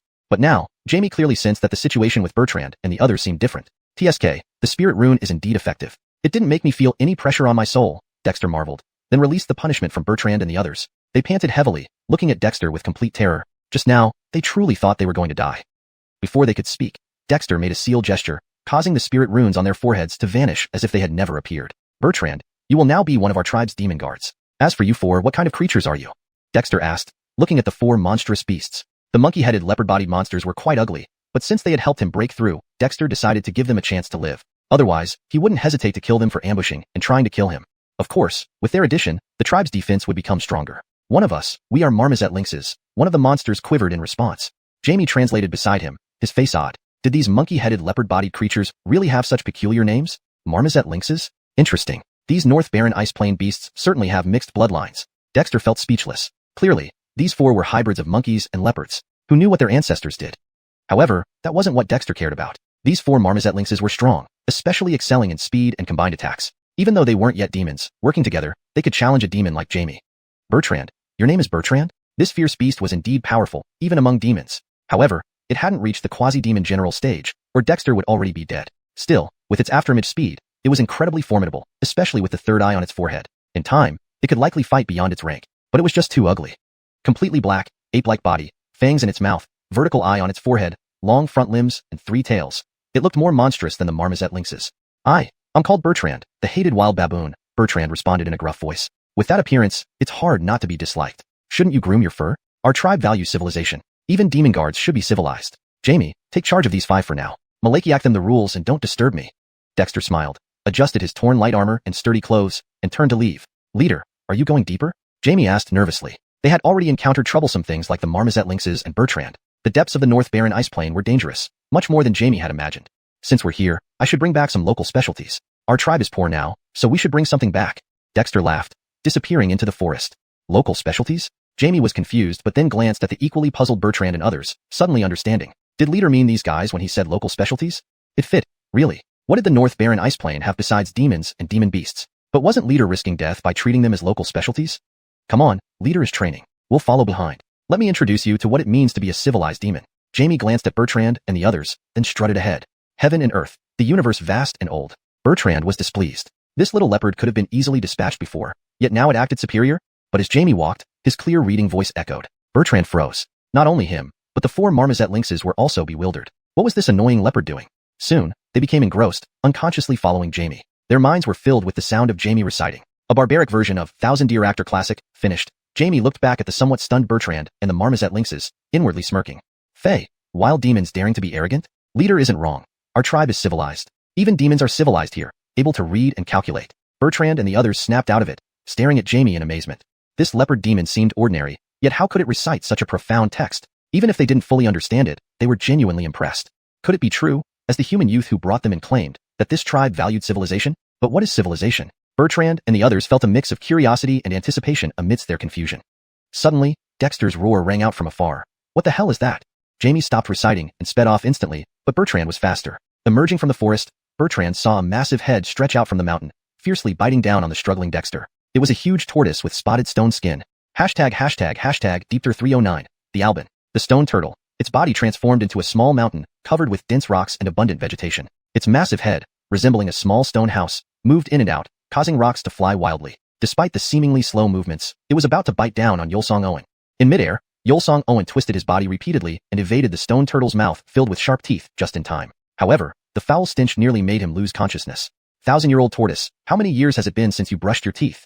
Yulsong Owen cursed as he rapidly retreated. But the stone turtle's head extended like a rubber band, biting again. Gritting his teeth, Yulsong Owen extended his right hand, summoning 5 elemental talismans that swiftly transformed into a ball of dark light in his palm due to the principle of elemental constraints. See my annihilating dark light. With a flick of his hand, the dark light shot towards the giant head. The stone turtle, dismissing it with a look of contempt, tried to bite the fist-sized dark light. Instantly, its face changed, attempting to spit it out. Bang! Under the seal from Yulsong Owen's left hand, the dark light exploded. Though it didn't break the turtle's mouth, it blasted away its tartar, scattering pieces that resembled jade-like stones, demolishing a nearby cliff. Yulsong Owen felt chills down his spine and ran without hesitation. Tribe. Heart. Run. This is the Albin, said to be older than even the Demon Kings. Even they dare not provoke it lightly. Why would it be here? Owinbi outran Yulsong Owen, whispering hoarsely, revealing extreme fear. Yulsong Owen gave Owinbi an exasperated glance. The monkey dared to outrun him? However, after retreating hundreds of meters, Yulsong Owen stopped and observed the stone turtle with its neck extended over 10 meters. Why do you want to eat me, Albin? Yulsong Owen seemed displeased. He had just wandered out of the forest, not even stepping on flowers or grass, and then this happened. And wasn't it said turtles were gentle? What was wrong with this stone turtle? You stepped into my feeding range. If not you, who else should I eat? Yulsong Owen thought it was just a rant, but unexpectedly, the stone turtle spoke, its eyes really indicating it wanted to eat him. You humans are truly despicable. Not only do you refuse to be my food, but you also dare to trick me, almost breaking my teeth. You must pay with your life. Albin glared fiercely at Yulsong Owen. That fist-sized dark light was nothing significant to it, yet it still managed to harm it. Although its mouth was unharmed, its teeth ached, but the taste was not bad. Do you think you have the guts to eat me? Albin, can you believe I could flatten this Dillenrital Frederickavaziunten? Yolsong Owen was no ordinary man. The Albin didn't radiate any overwhelming aura. Yolsong Owen sneered, have the guts to chase me. Already fleeing into the forest, encountering Israel Wind and 4 other monkeys, Owinbi nearly stumbled at these words. Israel Wind quickly advised the chief, it's the Albin. Owinbi was desperate. Albin? Israel Wind froze but then saw the stone turtle with its long neck, bigger than a python. It trembled all over. The Albin? Israel Wind was shocked. There's only one Albin. You said our tribe was civilized. Does civilization mean courting death? Owinbi was terrified, more so than when Yolsong Owen used talismans. Yolsong Owen's actions were literally asking for death. Israel Wind was stunned. That was the Albin? Before it could react, the small mountain formed by the Albin began to tremble. Fremonts rolled, plants crumbled, revealing its massive form. Mottled carapace, pillar-like limbs, nails as large as millstones, and an overall appearance like a moving mountain. Boy, you've angered me. Let me see what skills you have to challenge me. The Albin spoke, emitting a foul odor that turned into a whirlwind blowing towards Yolsong Owen. Yolsong Owen instantly pinched his nose and ran, shouting as he fled, catch me first.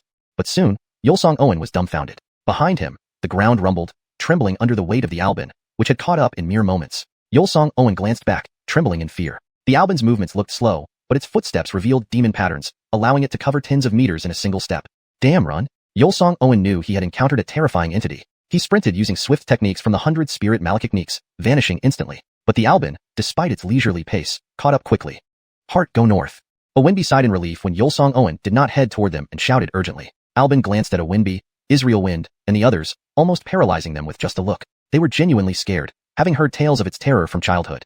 Yolsong Owen's steps were like the wind, filled with regret. Too confident, thinking it was just a turtle that could traverse distances in an instant. What kind of beast was this? Though unaware of Albin's background or the nature of its demon patterns, Yolsong Owen knew he was in deep trouble. Hearing Owinbi's warning, Yolsong Owen headed north without hesitation. In the blink of an eye, Yolsong Owen vanished. Israel Wind and the others climbed onto a hilltop, watching the massive figure of the Albin move slowly yet incredibly fast. They were speechless. Israel Wind, does your chief often act like this? Owinbi wiped cold sweat from his forehead. Israel Wind felt a chill and chuckled bitterly. Not often. Actually, the chief is usually quite elegant. Owinbi and the 4 other monkeys gave incredulous looks. This? Believe it? Now what? The Albin hasn't appeared for years, and no one dares to provoke it in the northern wilderness. Sky it, that boy. Call him chief, Owinbi. Don't think you're stronger. The chief can be petty sometimes. Don't say I didn't warn you. Israel Wind snorted, then laughed bitterly.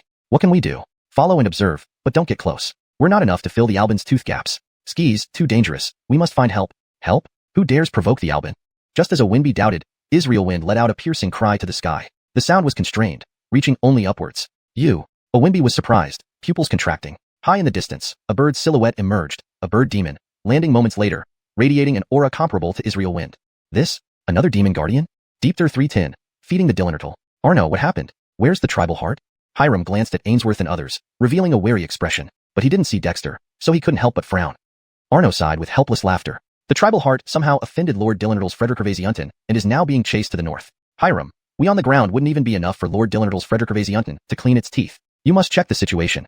Be careful not to get close to it. As an outsider, you don't know how terrifying it is. Legend has it that it dared to challenge demon kings directly, meaning it's at least a demon Frederickneral in strength. What? Hiram was stunned. A demon Frederickneral was the strongest imaginary enemy of the Kobe-Yoel tribe. There was a 3rd demon Frederickneral level creature here in the northern Icefield Wasteland, and it was one that could challenge demon kings? To be precise, no one knows just how strong Lord Dillenrital's Frederickavaziunten truly is. It's rumored to be older than the legendary demon king. Now the tribal heart has angered it, simply. Arno was speechless. Lord Dillenrital's Frederickavaziunten hadn't appeared in a long time, and they almost forgot about this legendary demon. Sky it had unexpectedly reappeared. You all. Hiram was also speechless, glaring viciously at Arno before spreading his wings and soaring high into the sky, vanishing instantly. Arno, your tribe? Our tribe. Arno glared at Ainsworth. Despite Ainsworth being stronger, they were now both demon guards, and Arno had more seniority. Ainsworth wanted to kill him, but eventually sighed. All right, our tribe. What kind of tribe is it? How many strong members does it have? Only then did Arno feel satisfied. He worriedly looked towards the north and proudly said, our tribe is called the Kobe-Yoel tribe, built by the tribal heart alone. In our tribe, there are totem sacrificial spirits, for guardian demons, and including you, nearly 10 guardian demon guards, and over 20 guardian demon beasts. The number of tribespeople has almost exceeded 3,000. What? Ainsworth was astonished. Nearly 10 guardian demon guards meant that the Kobe-Yoel tribe had nearly 10 demons, plus those guardian demons and 20 demon beasts. Was this a human or a demon tribe? And such a tribe existed in the northern Icefield Wasteland? Pretty shocked, right? But that's our Kobe-Yoel tribe. Among us, we belong to the guardian lineage, holding equal status with the tribespeople, but need to be bound by the sacrificial spirit and the tribal heart. All resources and techniques within the tribe are open to us. The 1,000-year actor classic I recited earlier was created by the tribal heart. Every demon, demon beast, and tribesperson in the clan can read. Ainsworth. What an odd tribe. But inexplicably, Ainsworth felt a faint sense of anticipation. But the tribal heart. Unconsciously, Ainsworth began referring to him as the tribal heart without much resistance. Don't worry, the tribal heart is capable. Though Lord Dillintertle's Frederickavasiunten is strong, it might not really be able to eat the tribal heart. However, this time, there may indeed be big trouble. Arno muttered. In the northern region of the northern icefield wasteland, mountains stretched endlessly, with valleys and ravines scattered everywhere. Dexter had reached his fastest speed, even summoning thunder wings again on his back, but still couldn't escape Lord Dillintertle's Frederickavasiunten's pursuit. This made Dexter extremely frustrated. Didn't turtles supposedly move very slowly? When did tortoise speed become synonymous with lightning fast? Once again, relying on the valley's terrain, he narrowly avoided Lord Dillintertle's Frederickavasiunten's snake-like neck and dived into a narrow canyon. This canyon was long and deep, blocking the enormous body of Lord Dillintertle's Frederickavasiunten. However, despite its massive size, the demonic patterns under its feet made its movements surprisingly agile, chasing closely above the canyon, causing rocks to tumble down. Tribal heart, we can't go any further north. Suddenly, a figure appeared ahead. It was Hiram, who had finally caught up after swift pursuit. However, he didn't dare approach Lord Dillintertle's Frederickavasiunten and only waited ahead. What can I do? Dexter rolled his eyes and glanced at Hiram, who accompanied him in flight. His eyes brightened. Hiram, can you carry me into the sky? Hiram's body was about the size of a small calf and could potentially be ridden. That shouldn't be a problem, but Lord Dillintertle's Frederickavasiunten likely won't let us leave easily. Hiram smiled bitterly. Just now, he felt locked onto by a dangerous presence. Now wanting to leave depended on whether Lord Dillintertle's Frederickavasiunten agreed. This mountain turtle has such a bad temper, eating anyone who passes by. What logic? Dexter complained. If he had known a turtle was there, he wouldn't have gone. But hindsight is always 20/20, especially when chased by a clearly famished turtle. Wait, this turtle must be hungry, right? Hiram, its target is me. You should leave first and drive a large number of wild animals here. Lord Dillintertle's Frederickavasiunten doesn't emit a demonic aura, so wild animals won't be afraid. I don't believe it will keep chasing me once fed. Dexter clenched his teeth. Hiram was speechless. Could this work? But it seemed there were no other options. Immediately turning around, he and Dexter parted ways. To his relief, Lord Dillintertle's Frederickavasiunten indeed chased after the tribal heart, and the dangerous aura sensing danger dissipated quickly as it grew distant. Hope this works. Daring not to delay, Hiram swiftly ascended, circling from above to catch up with Dexter rapidly. Actually, without much effort, the loud commotion caused by Lord Dillintertle's Frederickavasiunten already sent the wild animals and demon beasts in the area scattering wildly. Hiram wasted no time, diving from the sky and releasing his powerful demonic aura. He had integrated the demon talisman granted by Dexter, making him relatively powerful among minor demons. Although not quite matching apes for, gathering wild animals was still easy for him. Even 2 demon beasts that appeared were beaten half to death instantly and forced to herd the animal herds as per his demands. Soon, hundreds to thousands of wild animals timidly gathered ahead where Dexter was running. Hope this works. Dearge. Hiram took a deep breath and emitted an eagle's cry. Those mere ordinary animals charged towards the area where Lord Dillintertle's Frederickavasiunten was. The 2 demon beasts crouched on the ground, pleading pitifully. Those animals lacked intelligence, but the demon beasts had wisdom and foresaw their doom confronting that terrifying turtle. Tribal heart says, heaven grants kindness, whether you're human or demon. Leaving room for future encounters is wise. If you don't want to die, head to Southwest Cold Ridge and say Hiram, sent you. Remember, don't harm humans, or no one can save you. Hiram snorted, spreading his wings to guard behind the animal herd. The ground shook as the vast animal herds rushed forth. Lord Dillintertle's Frederickavasiunten, which had been focusing on Dexter darting chaotically in the canyon, suddenly lifted its head upon hearing the noise, seeing a large group of animals rushing toward it. Confused at first, it then saw the eagle demon next to the hateful human youth, and a flicker of surprise crossed its eyes. That slippery, detestable human youth, who nearly chipped its teeth, remembered to make amends with a gift? Deepther 311, Spirit Dirm for Broken Bones. Above the canyon, the herd of beasts that had been driven by Peeredge Jarrett's demonic aura soon rushed into the area where Gillis was located. Despite their fear of the massive Gillis, no demonic aura emanated from it. Instead, Peeredge Jarrett in the high sky appeared even more fearsome. Beasts, as they are, have brains but no wisdom. A large group of them traveling together clearly bolstered their courage, and some of them actually roared angrily at Gillis. Gillis gave an exasperated glance at the human boy frolicking below in the canyon. The narrowness of this valley restricted its movement. Otherwise, it would have devoured the boy long ago. However, now wasn't so bad either. Gillis, which hadn't moved for centuries, hadn't had a full meal in a long time. Immediately, demonic patterns emerged on its body, immobilizing any beast within dozens of meters. Then it stretched its neck to swallow several beasts at once, causing blood to fly and wild cries to rise continuously. In the high sky, Peeredge Jarrett shivered and hurriedly flew into the canyon away from Gillis, only to find that Dexter was standing just 100 meters away from Gillis, watching it feast. Clan leader, let's go. Peeredge Jarrett felt chills all over, wondering if the clan leader's bizarre tastes were acting up again. It's fine. It's eating and won't bother me for now. Dexter waved his hand, his gaze fixed on the demonic patterns emerging on Gillis's body. Previously chased around, Dexter hadn't had the time or energy to pay attention to these patterns. Now that he stopped, he suddenly noticed that the demonic patterns on Gillis's body seemed somewhat familiar. Frederickavasiunten later, a spirit charm suddenly appeared in Dexter's hand, strikingly similar to the demonic patterns on Gillis's body. This spirit charm also depicted a turtle, similar to the stone turtle mentioned in the Thousand Birds and Beasts Law. As soon as the spirit charm appeared in Dexter's hand, Gillis, who was devouring beasts with big bites, abruptly paused, turning its lantern-like eyes to stare blankly at the nail-sized spirit charm in Dexter's hand. Frederick Hervasements later, Gillis stunned the surrounding beasts, then lowered its head into the canyon. Although the canyon's crevice was too narrow for its entire body to descend, its neck and head fit easily. Humans, how did you learn the demonic symbols of my wild Dillinertal clan? Who taught you? Have you ever killed one of my clan's descendants? Gillis asked, its voice like splitting wood, harsh and unfriendly. Seeing it lower its head, Peer-Edge Jarrett stepped back several steps in fright, but Dexter remained calm, smiling and saying, Gillis, this spirit charm is derived from observing a turtle-shaped carving I found. It resembles yours, but isn't related to your wild Dillinertal clan. If you don't believe me, look. Dexter casually fabricated a story, tossing the spirit charm towards Gillis. Do you want to eat me just for sustenance? Raw beast meat. What's so good about it? Want me to make you some skewers? You're the ruler of this mountain. You probably haven't tasted our human grilled meat skills, right? Peer-Edge Jarrett was stunned. Is the clan leader courting death? Offering Gillis some skewers? Who could think of such a thing? Gillis ignored it, its eyes fixed intently on the ethereal spirit charm. This spirit charm was one of the 92 Dexter recently condensed, demonstrated in the Thousand Birds and Beasts diagram, though not described. Dexter didn't know what demon beast this symbol represented, only that it was a type of turtle. Intangible and insubstantial, it's indeed not a demonic symbol taken from a turtle spirit's body. Just from a carved diagram, you could understand such a demonic symbol? Gillis doubted. No, this isn't a demonic symbol but a spirit charm. All things have spirits, innate talents vary. I emulated it from a stone carving and obtained this spirit charm. How about it? Does this spirit charm come from your clan? Dexter tried to remain calm, ready to flee at any moment. Although Gillis hadn't shown much power, its demonic patterns accelerated to a speed Dexter couldn't escape. Who knew what other abilities it might have hidden? Humph, so what if it is? Young man, originally disturbing my sleep, according to my rules, I should eat you. But now, since you had this little demon drive beasts here to replace you, I can give you a chance to live. Hand over this spirit charm, how about it? Gillis sneered, looking down arrogantly. Clearly, it didn't take Dexter seriously, treating him as nothing more than a bite of food. Clan leader.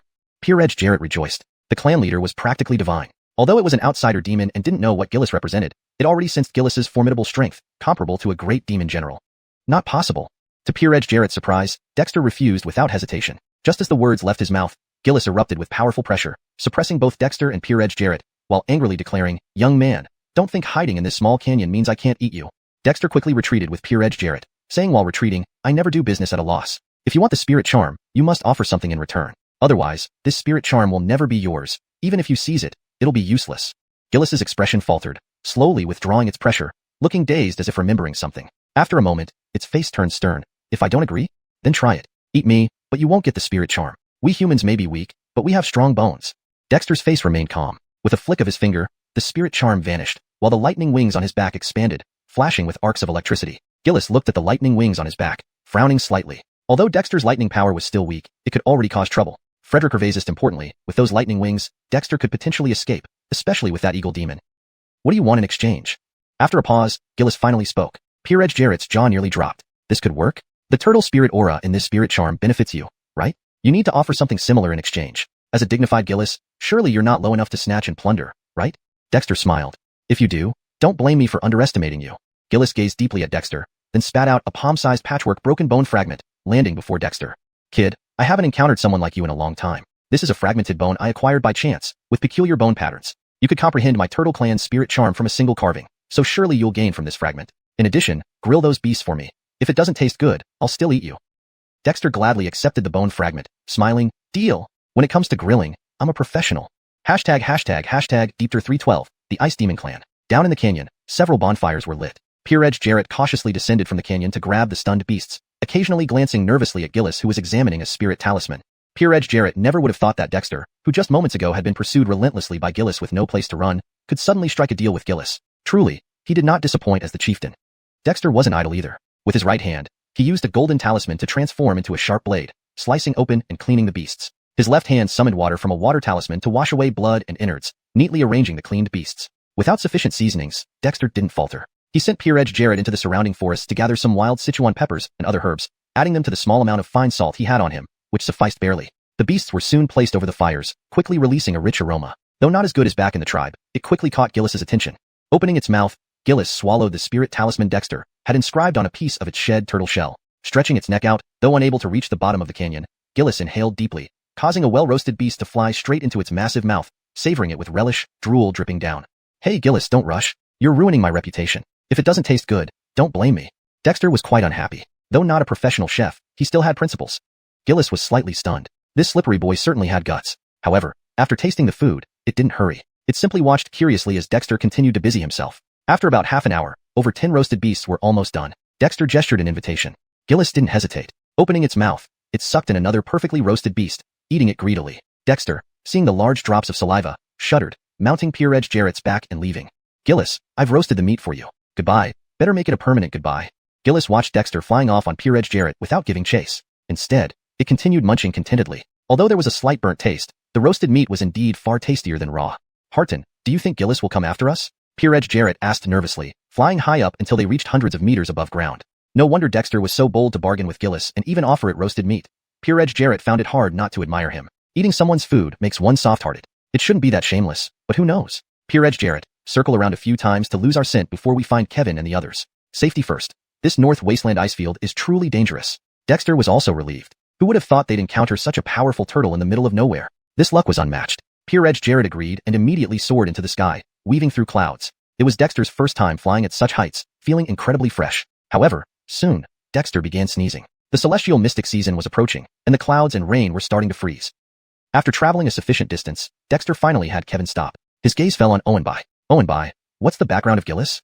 It wasn't that Dexter was overly curious, but as far as he knew, apart from the two demon generals at Maju Peak and Han Shaw Lake in the northern wasteland icefield, there was only that legendary demon king who had suffered a great loss at Cold Ridge, which made Dexter extremely wary. Even the near demon general who had occupied the Basan tribe didn't concern him much. Who would have thought that they would encounter Gillis on their way? Owenby looked back with lingering fear before answering. Leader, Gillis is an ancient demon of the northern wasteland icefield. It's said to have existed for several thousand years. Even that demon king wouldn't dare easily provoke it. It disappeared hundreds of years ago, but surprisingly, it has reappeared. An ancient demon? How many such ancient demons are there in the northern wasteland icefield? Dexter frowned. Then, Dexter suddenly realized something and asked in surprise, have you seen the legendary demon king? Owenby smiled bitterly. I originally lived on the edge of the icy Malakiratory in the extreme north of the northern wasteland icefield, which is the territory of the demon king. Although I haven't seen it, I know of its existence. If not for its orders, I wouldn't have been driven out and wandered to the outskirts. Dexter was genuinely surprised. This black monkey came from the demon king's territory? This was unexpectedly good news. He had traveled from Cold Ridge to the north, partly to enjoy the scenery, but also hoping to find clues about the legendary demon king. The local demons like Kevin had only heard tales of the demon king without any concrete leads. As for the Cold Ridge side, Dexter hadn't yet figured out how to face the Barrel tribe or gather information from them. But now, Owenby turned out to be from the outskirts of the demon king's territory, truly a case of getting help just when needed. Owenby, tell me everything you know, including the ancient demons and all the information about the icy Malakiratory, Dexter said with joy. Owenby hesitated but, seeing Dexter staring at him, reluctantly began. The icy Malakiratory is vast and covered in snow and ice year-round. It's home to countless ice demons, led by the Demon King. However, the ice demons rarely leave the icy Malakiratory, so the outskirts are inhabited by other powerful demon clans surrounding the icy Malakiratory. Ice demons? What makes them different from other demons? Dexter asked in surprise. Although the demons of the northern wasteland icefield were cold-resistant, they should still be considered normal demons. Born from icy spirit energy, ice demons come in various forms. They have flesh and blood, but differ from other demon clans. They are more akin to spiritual beings. According to legend, they fled to the icy Malakiratory. In places like the northern wasteland icefield, they are extraordinarily powerful. Powerful ice demons are not weaker than demon generals and can instantly freeze the land. Owenby explained with fierce eyes. I pretended to go berserk after awakening my bloodline and opening the vertical eye, leading to a massacre and expulsion. In truth, an ice demon sought to seize my bloodline but was killed by me. My clan was wiped out trying to protect me. The ice demons are even more savage than regular demons. Dexter understood. Owenby was indeed a demon with a tragic backstory. Harton, what about Gillis? Seeing Dexter and Peerage Jarrett return safely, Kevin breathed a sigh of relief, turning to look at Dexter. Probably still eating. Let's leave here. Go. Dexter didn't want to talk more. He jumped from Peerage Jarrett to Kevin's back, genuinely frightened by the immense speed of Gillis. This mountain turtle moved like the wind and possessed a spatial distortion ability. It was extraordinary. Kevin sped away with Dexter, followed closely by Christy and 4 other monkeys. Peerage Jarrett flew high again, remaining alert. They were all thoroughly shaken. Once they had put enough distance between themselves and Gillis, Dexter told Kevin to stop, fixing his gaze on Christy. Christy, what's the story behind Gillis? Dexter's curiosity was piqued. According to his knowledge, besides the 2 demon generals at Magic 8 Peak and Cold Frederick Gervasian Lake, only the legendary demon king of Cold Ridge posed a significant threat. Even the quasi-demon general occupying the Baisang tribe hadn't worried him much. But who would have thought they'd encounter Gillis? Christy glanced back nervously before replying, Harton, Gillis is an ancient demon of the North Wasteland Icefield, supposedly existing for thousands of years. Even the demon king dares not provoke it easily. It disappeared for centuries and reappeared unexpectedly. Ancient demon? How many such ancient demons are there in the North Wasteland Icefield?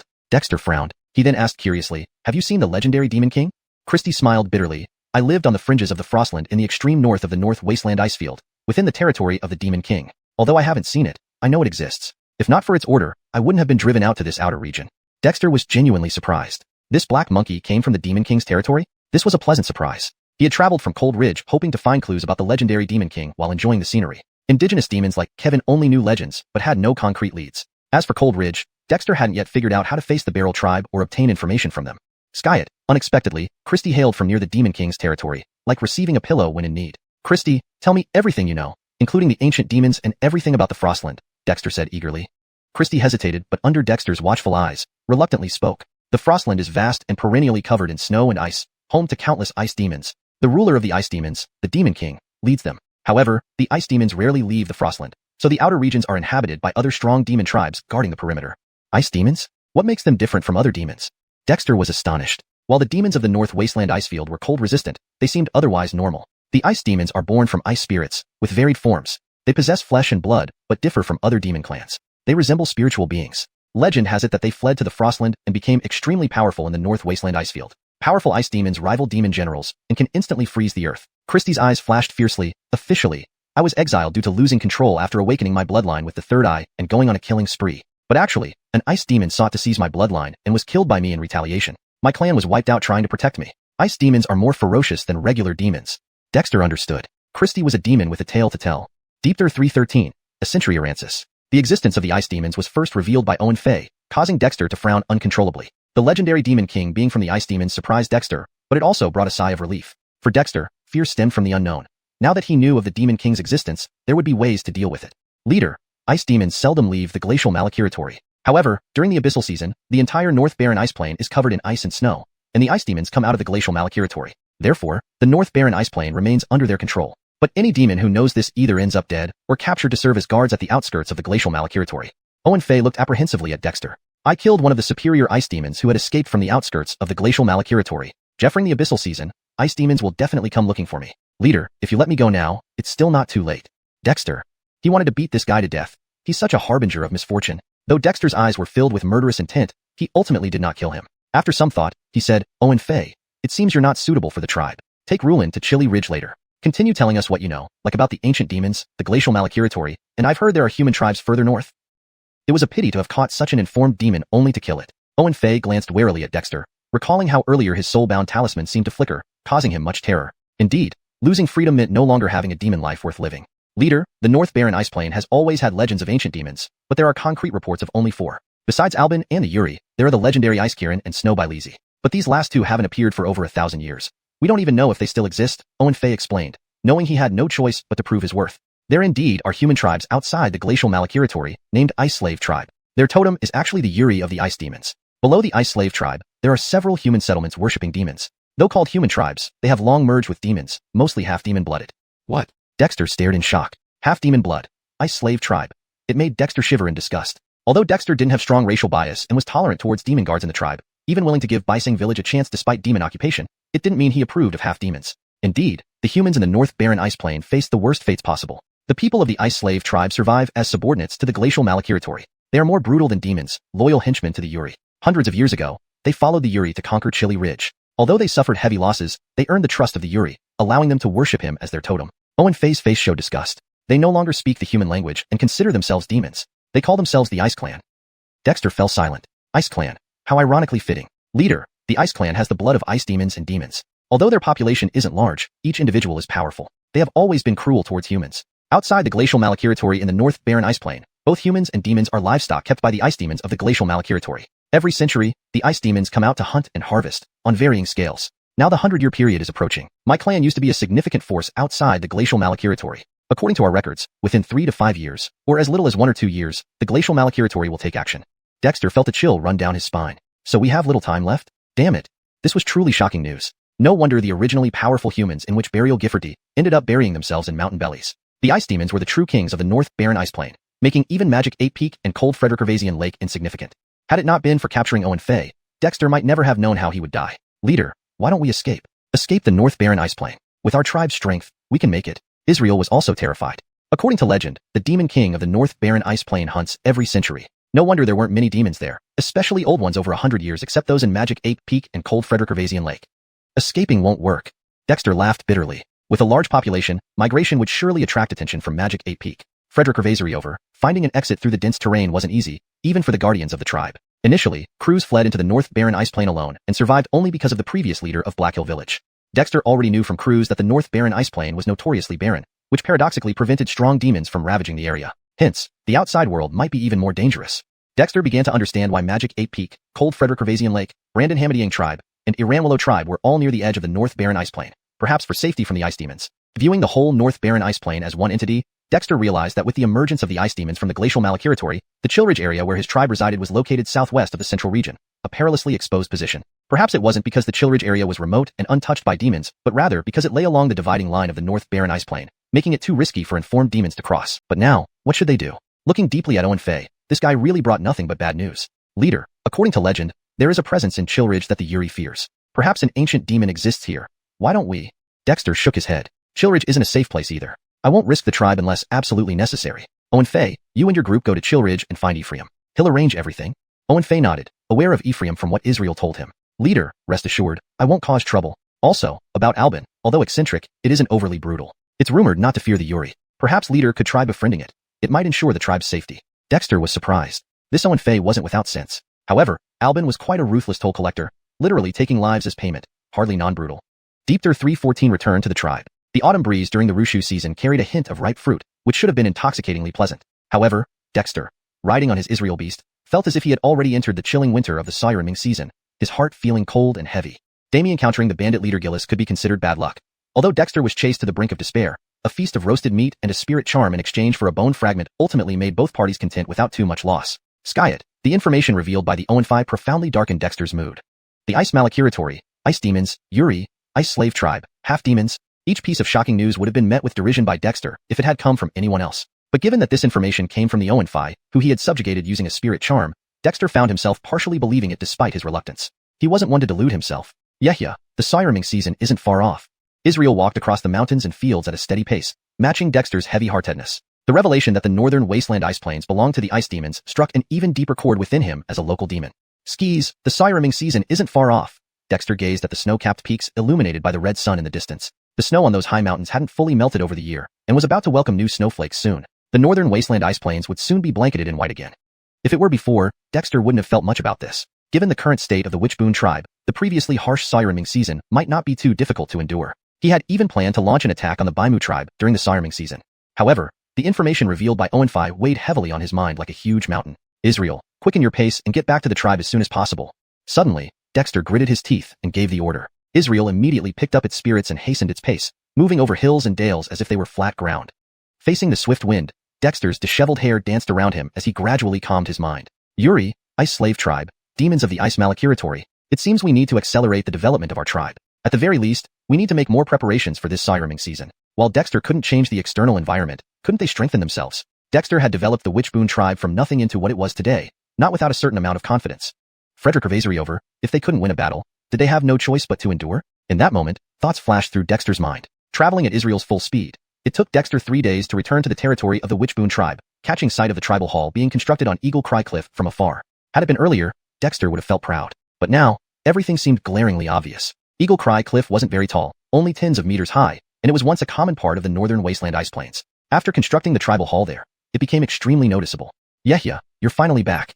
Just as he entered the tribal territory, Haddon rushed forward with a surprised shout. Seeing Dexter's tattered clothes and wounds, he frowned and glared fiercely at Israel. Israel, feeling innocent, didn't say much. This trip as Dexter's mount for just over 10 days had seen many events. Besides, he was too annoyed to argue with Haddon.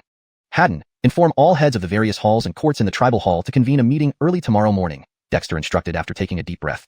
Haddon was taken aback, but turned to go and find people to spread the message. Frederick of the senior members of the Witchboon tribe, were within the tribe, but were scattered in different areas. Some, like Eric, had left the tribe for outings. Based on Haddon's understanding of Dexter, such a serious summons clearly indicated something important was to be discussed. Although Haddon didn't think the Witchboon tribe would face any significant issues, he didn't dare to slack off. Israel, go to the Kobe Long totem platform. I need to discuss matters thoroughly with Lord Osirisly. Dexter's eyes fell on the busy clansmen working outside the tribe, and his expression turned resolute. This was his tribe, and these were his clansmen. No matter whether it was the ice demons or ice slaves, anyone who tried to cause trouble for his Witchboon tribe would have to be prepared to face dire consequences. With Dexter's return, the clansmen of Witchboon Giffordy felt a mix of pressure and anticipation. After all, the sirening season was approaching, and the tribe would evaluate and summarize its development over the past year. Then, the leaders of each hall and court would be officially appointed, dropping the acting prefix. Meanwhile, it would also be a great opportunity for many hardworking but low-profile clansmen to rise in rank. Of course, for most clansmen, it was also a critical time for their annual performance review. Everyone could receive rewards from the tribe, though most still owed the tribe a substantial amount of contribution points. Dammy entering Witchboon Gifferty, Dexter saw that the city's infrastructure was almost completed. Various construction materials, such as refined cement and polished blue stone bricks, were piled everywhere. Houses were being built along the planned streets. After the autumn harvest, more clansmen would join the engineering team, accelerating the construction. Yehya, convening the tribal meeting so urgently, is something significant happening? Just as Dexter arrived at the Kobe Long totem platform below the tribal hall, Croods hurried over. Given his understanding of Dexter, he wasn't someone prone to rash actions. Though the tribe had long decided to make changes during the sirening season, it was clearly not the right time yet. Croods, major changes are coming to the northern wasteland ice plains. We need to prepare in advance. Have Brandon Hammond compile the tribal data, and I'll go discuss with Lord Osirisly first, Dexter said solemnly, his eyes looking weary. This made Croods pause for a moment, but then react. Rest assured, Yehya, everything is under control, and the tribal council can be convened at any time. Nodding, Dexter quickly climbed onto the totem platform. The four guardians curiously watched the dust-covered Dexter. However, Dexter merely nodded at them and pressed his hand on the Kobe Long totem while silently chanting, Fire Raven, utmost urgency. A moment later, Fire Raven's slow voice sounded, filled with deep resentment. Boy, do you know disturbing the sleep of a prince has severe consequences? Dexter. The old monster was sleeping during the day, but soon, Dexter noticed that Fire Raven's aura within the Kobe Long totem seemed different. His previously weak residual soul now had signs of renewed vitality, and Fire Raven noticed Dexter's changed state. Almost simultaneously, Dexter and Fire Raven exclaimed in surprise. What's going on? The Frost region, the Ice Spirits, the Ice King, the Ice Servant tribe, half-breeds. These shocking revelations would likely have been dismissed by Dexter had they not come from Owen Phi, who had been subdued by his spirit charm. Now, despite not wanting to believe it, Dexter found himself starting to accept some of it. There was no other way. He couldn't delude himself into ignoring reality. Leader, the sirening season isn't far away. Israel Beast trudged through the wilderness at a slow pace, reflecting the same heavy-heartedness as Dexter. Originally, the northern wasteland's ice plain belonged to the Ice Spirits, which added another layer of significance to him as a native spirit.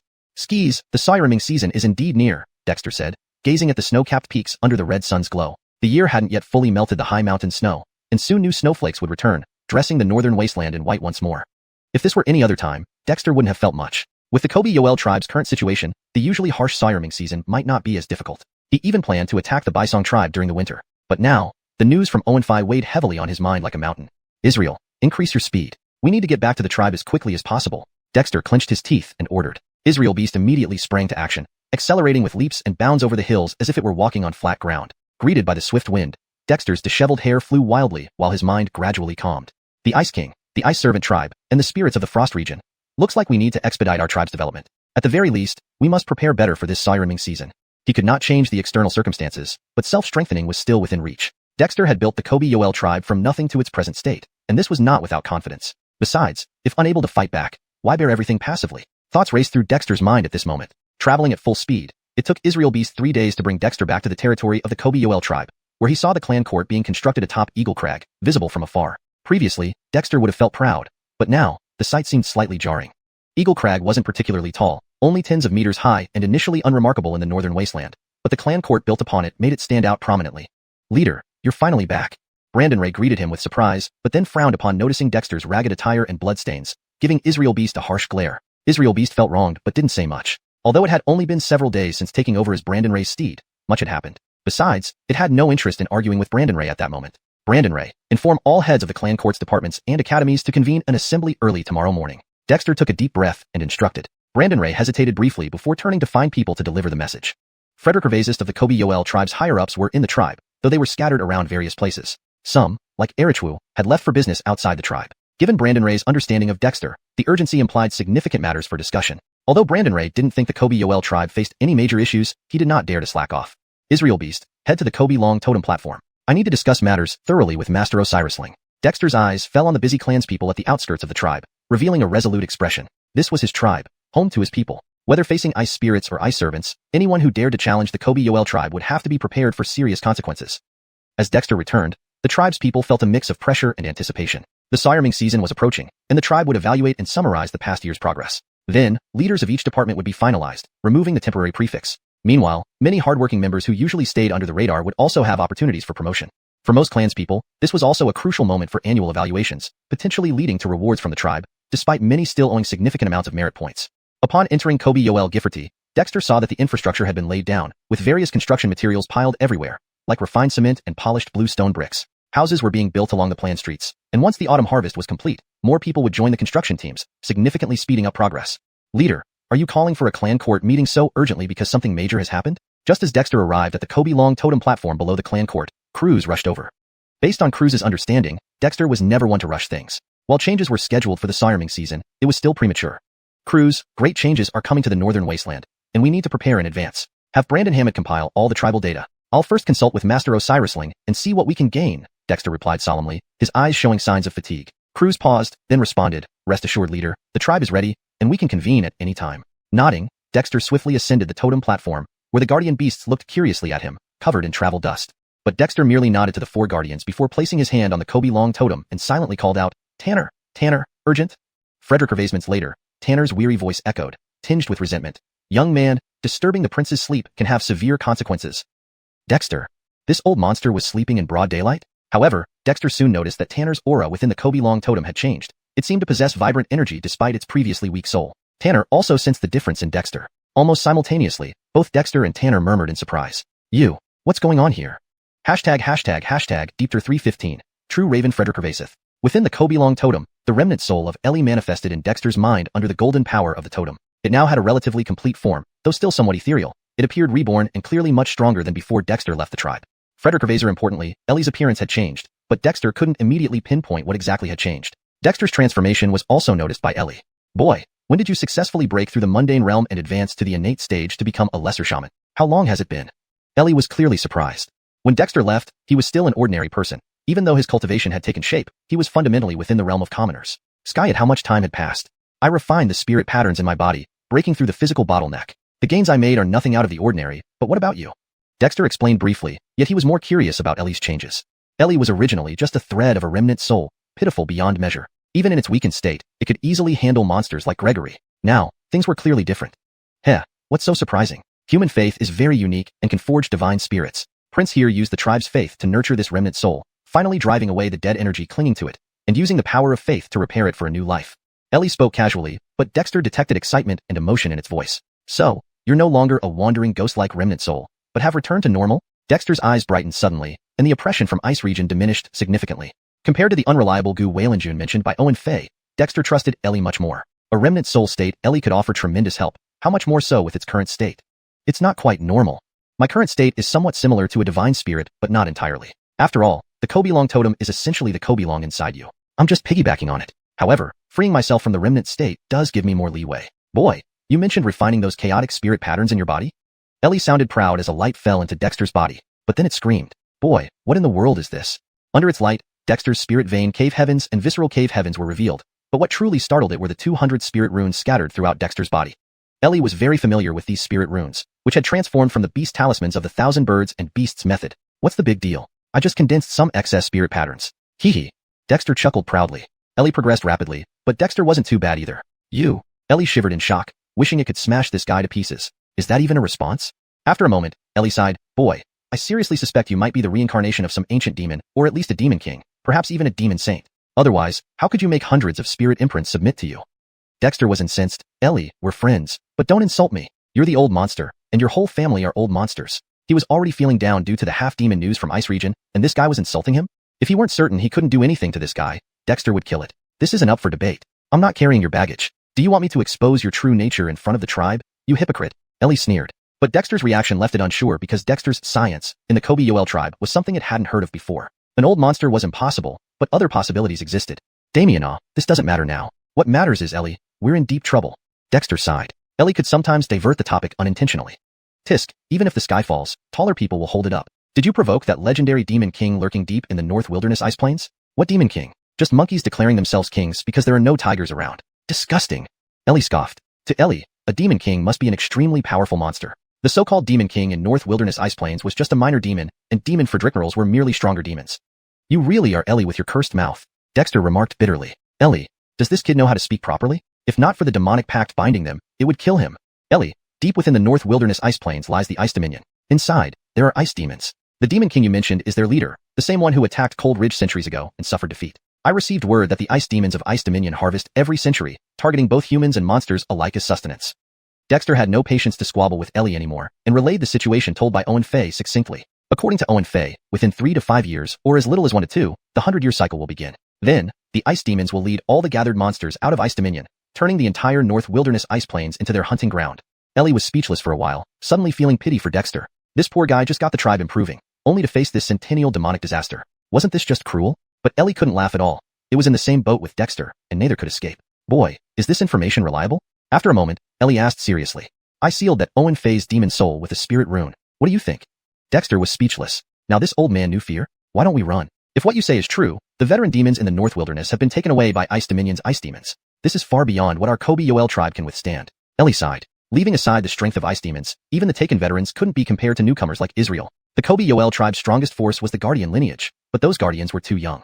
If I could run, would I be wasting time thinking? We're in the central area of the North Wilderness ice plains. The mystical season is approaching, and only Cold Ridge offers some shelter. But Cold Ridge is dangerous. Centuries ago, the Yuri targeted it and retreated after failure. Going there now is suicide. Besides, there's a shaman burial gifferty within, which is also terrifying and may contain hidden threats like ancient demons. Dexter sighed. On his way back, he had considered various plans, and going to Cold Ridge seemed the best retreat. However, aside from his apprehension towards the cold Frederick-Ravasiantan tribe, the fact that the Yuri suffered a defeat there once was enough to make Dexter wary. Relocating the Kobe Yoel tribe there now would be walking into a death trap. Well, what do you suggest? Ellie asked in exasperation. You've thought it through, why ask? Note * translated chapter title, Deepter 315, True Raven Frederick Ravasith. Deepter 316, Clan Council Deliberation. After clashing with the Ellie, although there wasn't much gained, the rebirth of Ellie's remnant soul did give Dexter a bit more confidence. Though it was initially somewhat unpleasant, since signing the Demon Life Soul Pact with the Ellie, it had to be admitted that the old monster Ellie was Dexter's biggest trump card. Frederick Ravasary over, though time was running out for him and the Witch tribe, the threat from the Ice Dominion wasn't imminent. At least there was still time to prepare.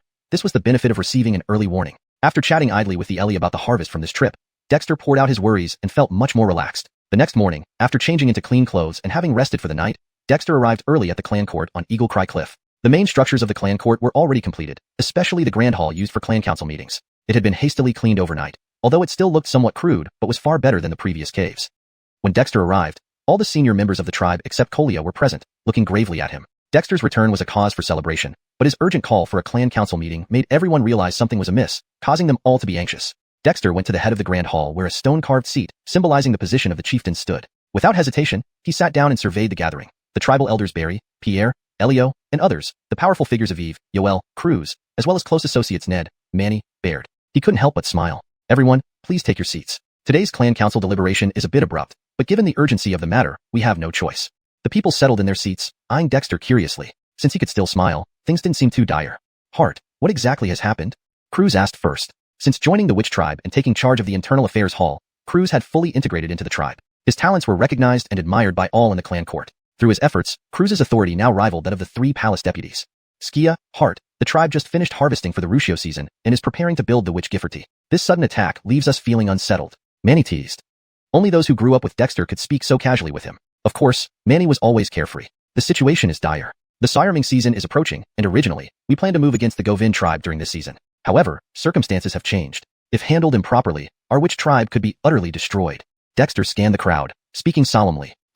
Almost everyone gasped in shock, but their expressions varied. Some looked grave, knowing Dexter wouldn't joke about such matters. Others were dismissive. Hart, can you elaborate? Croods asked after pondering for a moment. For Dexter to be so cautious, it was clear something unexpected and significant had occurred. Dexter nodded, sighing. On my way back from Cold Ridge after parting ways with Stuart, I traveled north to the northern ice plains and subdued a demon from the outskirts of the Ice Dominion. From it, I learned some secret information about the Yuri.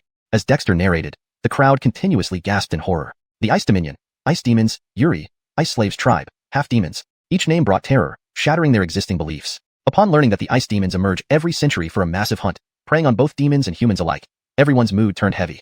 Hart, does this mean that during the sireing season when snow covers the northern ice plains, Ice Demons will appear? Croods took a deep breath, his face already pale. He had been in the northern ice plains for almost 10 years, and even Black Cliff Damian encampment wasn't a small settlement, yet they knew nothing about this. Not just ice demons, but also ancient demons captured over the years, as well as the Ice Slaves tribe, who have become half-demons and completely forsaken human language and traditions. They call themselves the Ice Race, even more savage than ice demons or demons, especially towards their former human kin. Dexter rubbed his forehead, deeply troubled. We don't know if they will appear this sireing season, but according to Owen Fay, within a few years, at most 5, at least 2, the century-long hunting cycle of the ice demons will definitely occur. What do you think the tribe should do? His gaze swept across the gathered clan members. Everyone present at the clan court were representatives of various halls and institutes, while even department heads were not permitted to attend. These people could decide the tribe's future. In the grand hall, everyone's faces were grim. Just as the construction of Witchgifferty was nearing completion, Dexter brought back this earth-shattering bad news, making everyone extremely uneasy. Hart, how do you plan to handle this? Croods asked again. It wasn't that the others had nothing to say. Rather, they had never encountered anything like this before and lacked basic experience. After all, except for Croods, most were native to the mountains and had limited knowledge beyond their tribal lands. Croods, if other tribes outside the northern ice plains faced such a situation, what would they do? Dexter looked curiously at Croods. Frederick Gervaisist of Croods' experiences were documented in the Apocalypse, but some details couldn't be fully covered in a simple biography. Croods smiled bitterly. Hart, you're putting me in a difficult spot. I haven't faced such a situation either. But outside the northern ice plains, while demonic forces are strong, human power is also formidable. Traditionally, when facing a demonic attack, most tribes only have 3 options: resistance, hiding, or migration. However, none of these seem viable for us. It wasn't that Croods was being defeatist. The Witch tribe, though seemingly strong, was nothing compared to the Ice Dominion described by Dexter. Frederick Gervaiser importantly, the time left for the Witch tribe was too short.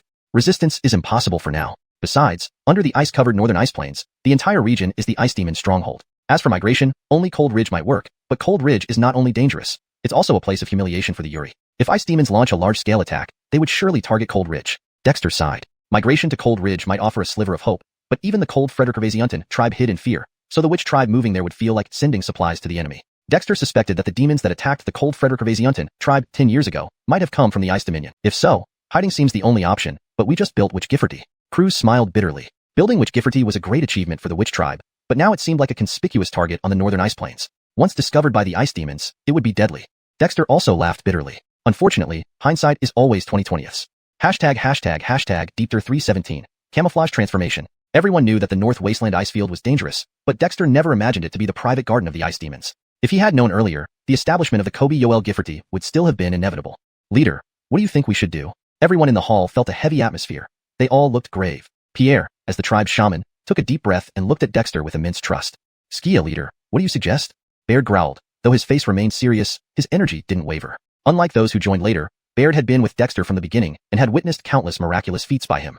Dexter was speechless as he saw the expectant eyes of his tribespeople turn towards him. He returned to the tribe seeking answers, not to make decisions. Leader, this decision can only be made by you. Whatever you decide, I believe everyone will support you, Croods said with a laugh, showing no jealousy toward Dexter's status within the tribe, only reverence. After all, Dexter had built this tribe from nothing, and no one could match his dedication. You guys. Dexter shook his head with a chuckle. Aren't you afraid I might lead us to destruction? Leader, even if the tribe is destroyed, as long as you and our people remain, the tribe will survive. Manny shouted. Skis, even if our tribe is destroyed, as long as the leader remains, the tribe does too. The others nodded in agreement. This wasn't blind worship, but acknowledgement of Dexter's abilities. Fear and tension dissipated as the conversation shifted, and everyone felt a renewed hope. That hope could only rest on Dexter. Rubbing his nose, Dexter felt honored by their trust, but also pressured. Fine, since you trust me so much, let me tell you my thoughts. Dexter tapped the armrest of his stone chair, and everyone in the grand hall fell silent. Croods is right. Facing the threat from the Frost Dominion, we have 3 choices: resist, migrate, or disguise ourselves. Since resisting and migrating are impractical, we can only choose the latter. We've already established Kobe Yoel Gifferty and cannot abandon it, but that doesn't mean we can't disguise it. Bailey, do you remember Kobe's on Gifferty? Dexter turned to Bailey, standing beside Baird. Bailey hesitated for a moment before responding, Leader, you want to bury Kobe Yoel Gifferty? How is that possible? Bailey couldn't believe it, nor could anyone else. Kobe Yoel Gifferty wasn't huge, but its 6-pointed star layout spanned across vast cliffs with each wall stretching a kilometer apart. To bury such an extensive city? Burying it isn't feasible, time won't allow it. But transforming and camouflaging it is possible. Remember when we dug ice caves and built igloos during the last nether season? Using the walls of Kobe Yoel Gifferty as barriers and its roofs as flatlands, we can divide the area into sections for camouflage. If set up convincingly, once the snowfall begins, this place will just look like a bare mountain. Dexter smirked. With our tribal cement and steel craftsmanship, we can build sturdy supports. Then, we'll transplant vegetation inside and outside the city and release some beasts as cover. Even if demons come, they may not notice. And if they do, we'll eliminate them. Unfortunately, we must dismantle the clan court. The crowd. What a bizarre idea. Transforming and burying Kobe Yoel Gifferty. Would it really work? As for the clan court, since it was used hastily today, tearing it down wouldn't evoke much regret. Just wasting manpower and resources, that's all, one person muttered. Leader, disguising Kobe Yoel Gifferty thoroughly might be difficult, Croods sighed, impressed by Dexter. He thought about hiding, but Kobe Yoel Gifferty posed a major challenge. Dexter's plan to transform the city seemed far-fetched yet practical under these circumstances. Since the inner buildings weren't fully constructed, transformation wouldn't be too hard except for the clan court. Leader, to truly disguise Kobe Yoel Gifferty, the internal layout will need complete redesigning. The walls can be concealed with earth mounds, but how do we make the interior look natural? Brandon Hammett frowned and pulled out a blueprint from a nearby table. Dexter had asked Croods to prepare data for the tribe, and Brandon Hammond naturally complied. This blueprint detailed the overall design of Kobe Yoel Gifforty. Unfolding the blueprint, a large six-pointed star array appeared before everyone. It was the first time many had seen the comprehensive plan of Kobe Yoel Gifforty. Its streets and houses were neatly laid out, making it visually pleasing. The blueprint will need changes, but the six-pointed star array must remain. Aviv, has your Witch Academy researched new witch arrays? Is it possible to design Kobe Yoel Gifforty according to a witch array? Dexter rubbed his chin, not whimsically. Building Kobe Yoel Gifforty's walls in the shape of a hexagon was his initial idea. Although he had stopped researching witch arrays, the original design of Kobe Yoel Gifforty didn't matter much to him beyond its symmetrical aesthetics. Laying out Kobe Yoel Gifforty according to a witch array? Aviv hesitated, but then sparkled with excitement. The idea was brilliant. After some consideration, Aviv nodded uncertainly. Leader, the Witch Academy has developed numerous witch arrays, but the most suitable one for concealing and confusing demons is the illusionary witch array described in Croods' witch text. However, it is mainly illusory, serving little practical purpose. Illusionary witch array? Dexter pondered, recalling the details. It was a basic witch array causing visual illusions, seemingly useless. Skyet, building Kobe Yoel Gifforty as an illusionary witch array. Dexter's eyes lit up. In other scenarios, it would seem absurd, but here it might actually work. Firstly, it was simple to set up. Secondly, arranging Kobe Yoel Gifforty this way would make it easier to conceal. Let's give it a try. Dexter decided promptly. Deepter 318, simulated construction. Outside the Kobe Yoel city, in the valley where the Kobe Academy is located, a massive array sand model stood before everyone. The illusory birth Kobe array, although a basic Kobe array, was more complex compared to other fundamental Kobe arrays like the essence birth Kobe array and the floating Kobe array. Illusory means to create illusions so convincing they can be mistaken for reality. Birth implies creation, leading to disarrayed growth. Barry, Baird, and others were observing the illusory birth Kobe array for the first time. Just looking at the giant Kobe array model made them dizzy. It was far more complicated than the previous design blueprint of Kobe Yoel Gifforty. If constructed according to this layout, Kobe Yoel Gifforty would become a maze. And in essence, it indeed resembled a maze. Heart, can this array diagram really be built within the city? Will the buildings and streets constructed truly function as a Kobe array? Pierre couldn't help but doubt.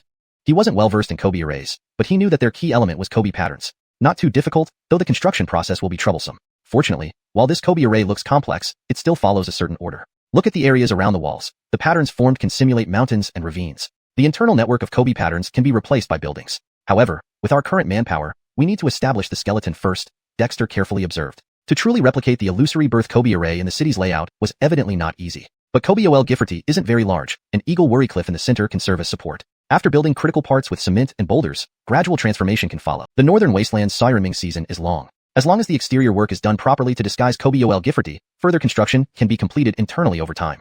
Yoel, to transform Kobe Yoel Gifforty into an illusory birth Kobe array, 36 supporting pillars need to be built, each aligned with Eagle Cry Cliff, dividing Kobe Yoel Gifforty into 4 districts. These pillars are the bases of the Kobe array. How long will it take you to complete these 36 pillars? Dexter pointed to the annotated array diagram. The Kobe array could change, much like the illusory birth Kobe array, but since it's going to be the new layout of Kobe Yoel Gifforty, the bases need to be fixed, otherwise it would be a mess. Indeed, it already felt quite challenging, especially for Yoel who looked bewildered. Under his supervision, the speed of constructing Kobe Yoel Gifforty had been increasing. With the end of the Rue Show season's harvest, idle tribesmen such as planting and exploration teams were ready to join the engineering team to accelerate the city's construction. However, Dexter's instructions to start the city planning from scratch left Yoel speechless. But seeing representatives from all the departments here, it was clearly a decision from the tribal council. Even if Yoel had objections, he had to comply. Heart, if the tribe cement workshop output is sufficient, pouring 1 pillar per day is manageable. However, transforming the entire Kobe Yoel Gifforty within a short period isn't feasible. But if we just want to camouflage it into rugged terrain, it doesn't need to be this complex. Yoel pondered, pointing at the twisting array patterns. Heavy snowfall during the sirenming season will cover most areas. We only need to build the framework inside the city. Once snow turns to ice, it will provide excellent camouflage. By then, the city will be covered in snow on top while our people live beneath, allowing us more time to transform the interior. Everyone's eyes lit up upon hearing Yoel's words. What the Kobe Yoel tribe lacked most was time. With the sirenming season approaching, completely transforming Kobe Yoel Gifforty was unrealistic. But just building the framework, as suggested by Yoel, was much simpler. Heart, using timber can speed up building the pillars and makes it easier to construct required models. The rock excavation team has discovered a new slate quarry, where the stones come in sheets. When fixed with cement, they can easily pass for real, Brandon Hammond added. As the head of the records department, he was thoroughly familiar with the tribe's records. If most places are supported by pillars, Heart, it might be possible to transform Kobe Yoel Gifforty. However, this transformation won't last long, perhaps just a few years or even require reconstruction after the sirenming season, Ned thought aloud. But for partial construction, it's certainly manageable. With everyone contributing ideas, a feasible plan quickly emerged. Dexter smiled. Indeed, 3 humble minds surpassed the wisdom of Yulj Graysegg. These tribe members, when encouraged to think critically, could indeed bring surprises. Roman, you're responsible for making the model to see if it's feasible. Roman, itching to do something, immediately led the woodworking team to start building the model using wooden blocks in the sand table. Using 36 small wooden sticks to replace the array supports and centered on Eagle Worry Cliff, a bird's nest-like model soon appeared before everyone. Heart, Considering the thickness of accumulated snow, structures built primarily with timber as auxiliary supports won't be very sturdy. But we can pour water to make ice bricks and use them to construct supporting walls. Then, covered in snow, Kobyol Gifforty will appear as a slightly flat wilderness mountain. Roman enthusiastically continued, based on our population, living within Kobyol Gifforty won't feel crowded. Once the exterior stabilizes, we can continue internal transformations. In other words, we'll hide externally with plants, sand, and rocks while constructing internally with pillars and timber, plus ice bricks. As long as the weather is cold enough, Kobyol Gifforty can become a barren snow-covered mountain. Dexter's eyes gleamed. With his left hand summoning water runes and condensing water vapor, and his right hand summoning ice flames to rapidly freeze the vapor, the sand table quickly transformed into an ice city. Though peculiar, it didn't stand out too much. Heart, it seems really possible. But we need to dig tunnels underground connecting Kobyol Gifforty to the outside world to prevent being trapped by monsters after discovery. Not far from Kobyol Gifforty is a quarry, which Liao Frederick can lead its clan to expand into tunnels. Barry clapped excitedly. From Dexter's wild idea to simulating construction on the model, transforming Kobyol Gifforty seemed genuinely feasible. Since the plan works, let's begin. Croods, you coordinate everything. All tribesmen must follow orders to ensure the basic transformation of Kobyol Gifforty is completed before the Sire Ming season. Dexter clapped his hands seriously. Time is what we need. Surviving the Sire Ming season will give us more options. Everything will be different. The tribesmen were eager. It seemed their heart was plotting something big. Deepter 319, Grace's arrival. The entire Kobyol tribe, under Croods' organization, was almost fully engaged in the intensive renovation and disguise of Kobyol Gifforty. Apart from the fishing teams needing to catch more fish from the ice lake with the help of ironback lizards for reserve food, everyone else was busy with the disguising project. Outside the city, in the mountain forest pastures, robust wild beasts were driven by demonic beasts and guards to selectively knock down trees of various sizes around the tribe. This created an illusion of a chaotic battle between animals or even a fierce struggle among demonic beasts. Frederick Hervais's useful trunks and branches were carried away after careful selection, leaving behind only broken twigs and leaves as camouflage. At the newly discovered shale quarry on the west side of Kobyol Gifforty, slabs of shale were chiseled off with hammers and iron rods. These slabs varied in thickness from a few meters to palm widths. They were easily mined and stacked, and the stones were transported by beast teams to Kobyol Gifforty. In the iron foundry, newly constructed blast furnaces emitted incredible heat from burning refined coal particles, melting large and small iron ores. The molten iron was poured into large molds to cast the main components of support pillars, while many slender steel bars were also divided and cast to serve as structural reinforcements for walls. Inside Kobyol Gifforty, once the bulk of timber arrived, it was either split into planks and stakes or directly used for beams and supports. The tribe's carpenters were skilled at using mortise and tenon joints, along with iron tools, cement, bricks, and stones, to quickly construct basic frameworks throughout the city. With nearly 3,000 people in the tribe, about 2,000 were involved in the disguising and renovating of Kobyol Gifforty. Among them, most young adults had already embarked on their cultivation journey, combining their collective strength far beyond what Dexter had imagined. Heart, the ancestral courtyard doesn't need to be demolished. Once the internal support pillars are set up within the city, we could easily camouflage the courtyard as a peak, using its outer walls as a skeleton. It wouldn't take much time. On the roof of a newly completed hall in the ancestral courtyard, Yoel gazed over the bustling construction sites surrounding him, unable to resist praising their progress. With manpower and ample animal labor, just a few days had been enough to establish the basic framework. Although the crucial 36 support pillars hadn't been assembled yet, with wooden scaffolding complete, they would likely finish camouflaging the entire Kobyol Gifforty before the Sire Ming season arrived. No, higher terrain is harder to disguise and bears more snow pressure. Demolishing the ancestral courtyard may be regrettable, but it provides materials for constructing inner support walls. There must be sacrifices if we want gains. We aren't strong yet, so caution is essential. Dexter gently shook his head.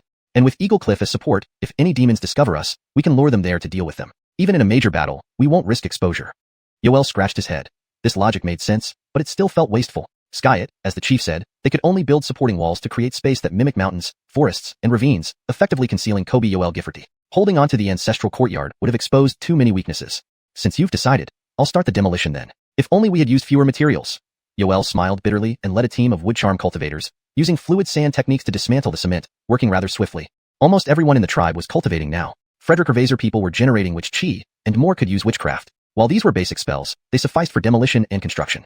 In the southwest corner of Kobyol Gifforty, Lao Frederick led a group of digging-capable beasts to carve out tunnels. As the city's surface needed to be sealed, tunnels provided necessary escape routes and protection for the tribe. Once connected to quarries and mines outside, the clan could continue mining even during heavy snow. For demon beasts like Lao Frederick, this task came naturally. Frederick Hervaiser over, a team of which warriors assisted, and plenty of beasts carried rocks and sand. The excavated materials wouldn't be wasted, serving as camouflage atop Kobyol Gifforty. Under the guidance of engineers and carpenters, all tribespeople worked enthusiastically. Frederick Hervaisist were proficient in mathematics and possessed great strength. Labor was nothing to them, especially since they were accustomed to practicing while working, tiring but fulfilling. Amidst the bustling construction inside and outside Kobyol Gifforty, Grace arrived at the cave camp with Gifford, Brandan, and Brandon Hammond, who stubbornly tagged along. Seeing the fenced-off area, Grace was incredibly moved. Led by a northern snow eagle, they had endured considerable hardship on the journey, but the thought of finally meeting Owen brought her joy. So this is the Kobyol tribe? Looks pretty unremarkable. Brandon Hammett snorted, clearly skeptical of what Grace had described earlier. A tribe that could command demons only had this much territory? While the cave camp was well arranged, it seemed no more than a small settlement to him. Brandon Hammett, shut up. Gifford frowned. Though he had doubts, recalling the power of Owen and his kin in Kobazuing Giffordy made him shiver. Brandon Hammett, you haven't met Owen and his people, but surely you remember that demon and its followers at Cold Ridge. Do you think we have any right to boast here? Even Brandan appeared nervous. Besides, the northern snow eagle guiding them was undoubtedly a demon bird. Owen was their kin and Grace's cousin. It paid to watch one's words. I was just saying. Brandon Hammett was speechless, but wisely closed his mouth when several armored men armed with long spears approached from the camp. Leading them was Captain Sammy, whom Grace had met. Sammy glanced at the four without surprise. They had been under surveillance by the mountain forest demonic beasts since entering tribal territory. Grace, the heart asked us to let you rest in the tribe while he finishes his work. He will come over later. Hope you don't mind. Sammy smiled kindly. Though eager, Grace nodded and curiously asked, Sammy, is this your tribe? Sammy shook his head, being open. This is just one of our external camps for receiving guests. Grace and the others were taken aback. Just a camp? ###Deepter320, brother and sister meet. Hart, Grace from the Barrel tribe, along with 3 of her tribespeople, has arrived at the cave camp. Do you need to see her? In the Kobe Yoel Gifforty, Brandon Hammett, looking utterly exhausted, found Dexter who was inspecting the construction site. These past days, he had been busy assisting crews in allocating various supplies, leading to utter chaos. Finally, they've come. Dexter took a deep breath. He had complicated feelings about the Barrel tribe. While he wasn't Owen and didn't have Owen's memories of Barrel, he still felt affected by Owen, especially after Grace's appearance. In that case, I will go and see them. Brandon Hammett gave Dexter a strange look as he left. As the head of the Secretariat, Brandon Hammett already knew what had happened between Dexter and Barrel on Cold Ridge, and he was aware that the heart originally came from the Barrel tribe. But this was no big deal. It was common for humans in the northern wasteland ice plain to be displaced, and simply surviving was a luxury for many. Reuniting with lost family members was an incredibly fortunate event. The cave camp was quite a distance from Kobe Yoel Gifforty. It would take about an hour to ski there, and even longer on foot. Dexter didn't use any light body techniques, but walked step by step toward the camp. Along the way, he thought about many things. The crisis in the northern wasteland ice plain, the development of the tribe, and also tribes like Barrel and Bisong. The plans he originally had were disrupted by news from the mandrill monkeys, and Dexter still hadn't sorted everything out. In the end, we must remain cautious and prioritize the safety of the tribe. Otherwise, everything is just talk. Before he knew it, Dexter had reached outside the cave camp. This place was where he started, and it was also the former residence of the ice cave settlement. Hart, you're here. Sammy quietly greeted him. Dexter nodded and looked into the camp. They're inside?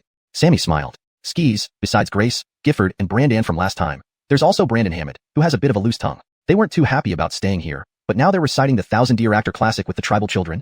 Dexter was somewhat surprised and then chuckled. After the internal construction in Kobe Yoel Gifforty, the Frederick Herbasin Tesserae School for the Young had moved back to the cave camp, and some elderly who were not mobile were also arranged to stay here. So the entire cave camp was bustling with activity. He hadn't expected that Grace and the others would join the children in reciting the Thousand Deer Actor classic, a text usually studied by 4 or 5-year-olds in the Kobe Yoel tribe. He gestured for Sammy not to disturb them as he entered the camp. Clouds rise to bring rain, dew gathers into frost. The youthful voices read the rhyming phrases smoothly, occasionally hesitating, which made Dexter feel at ease. The school was on one side of the cave, where the ice cave settlement used to build ice huts. Dexter saw dozens of children swaying as they recited, while at the edges, 3 men and 1 Alexis squatted, curiously following along with the recitation. The textbooks were texts carved into the stone walls. Dexter stood quietly to the side until the reading of the Thousand Deer Actor classic was finished. An elderly person teaching the children bowed to him, and only then did the others realize he was there. When they saw Dexter, the children erupted in joy. Hart has come. Greetings, Hart. Seeing the children standing up messily, but acting in unison to greet him, Dexter smiled. These children were the future of the tribe. Continue your studies, you don't need to mind me. The children nodded and sat back down properly to continue their recitations. Dexter glanced at Grace and the others before turning to go to the cave where he once lived. This cave, like the one where Kobe once lived, had always been preserved and never reassigned. Owen, you? Grace and the other 3, including Gifford, looked at Dexter in surprise. Dexter waved his hand and laughed. Take a seat. Since you've come, there's no rush. Grace and the others watched as Dexter busied himself. The cave was always kept clean, and Dexter fetched some wild fruits, then asked Sammy to bring tribal specialties like dried meat and fish. It's a pity we haven't found tea plants yet, otherwise, I could offer you some tea. Dexter sighed as he poured boiling water over dried fruit similar to wolfberries, but with a drier taste. Owen, do you live like this all the time? Grace took a bite of the specially prepared fish jerky and sipped the tart tea, her eyes brightening. From these few items alone, it was clear that Owen was living well.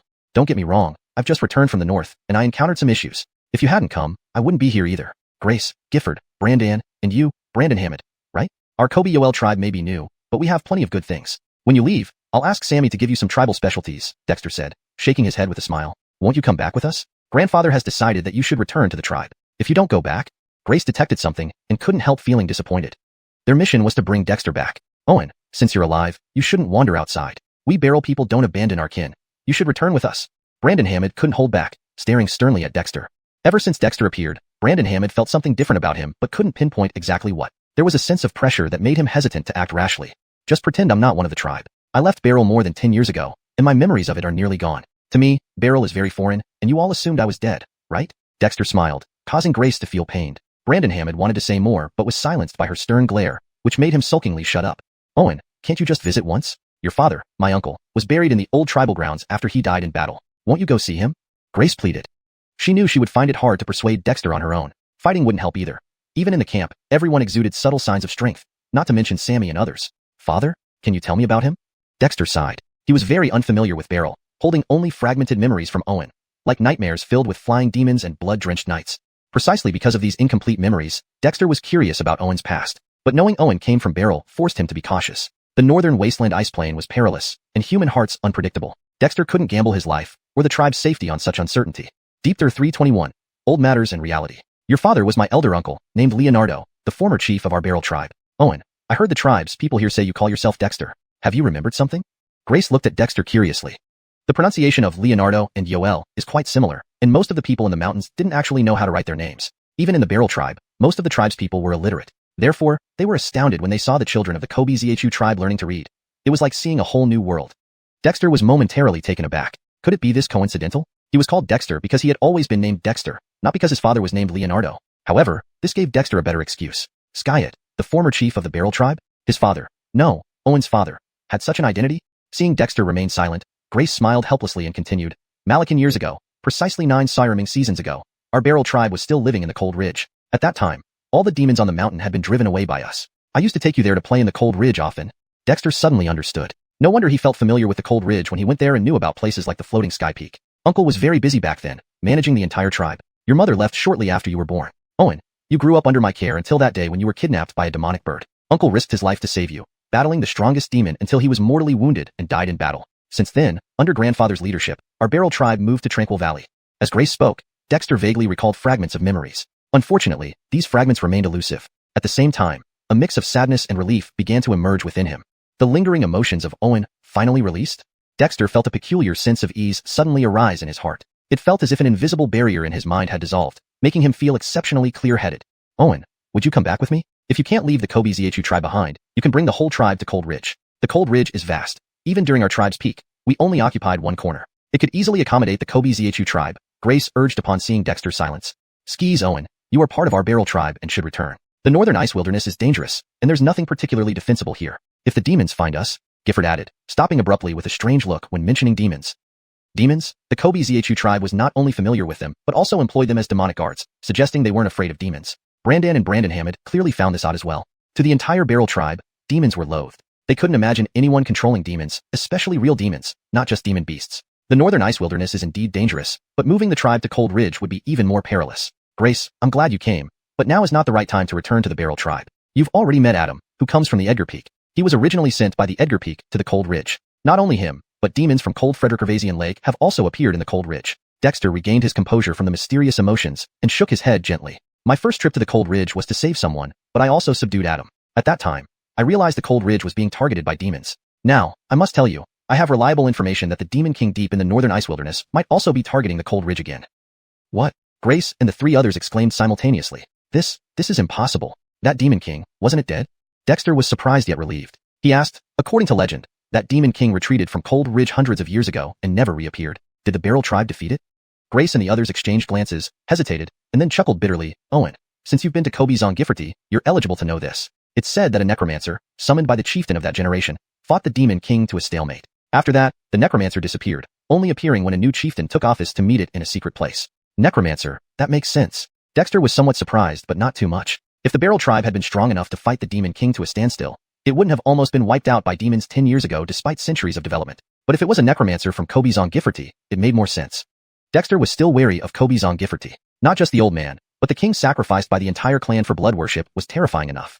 Owen, is what you say true? The Demon King isn't dead and plans to attack Cold Ridge? Grace couldn't sit still. This was a catastrophe for the Beryl tribe.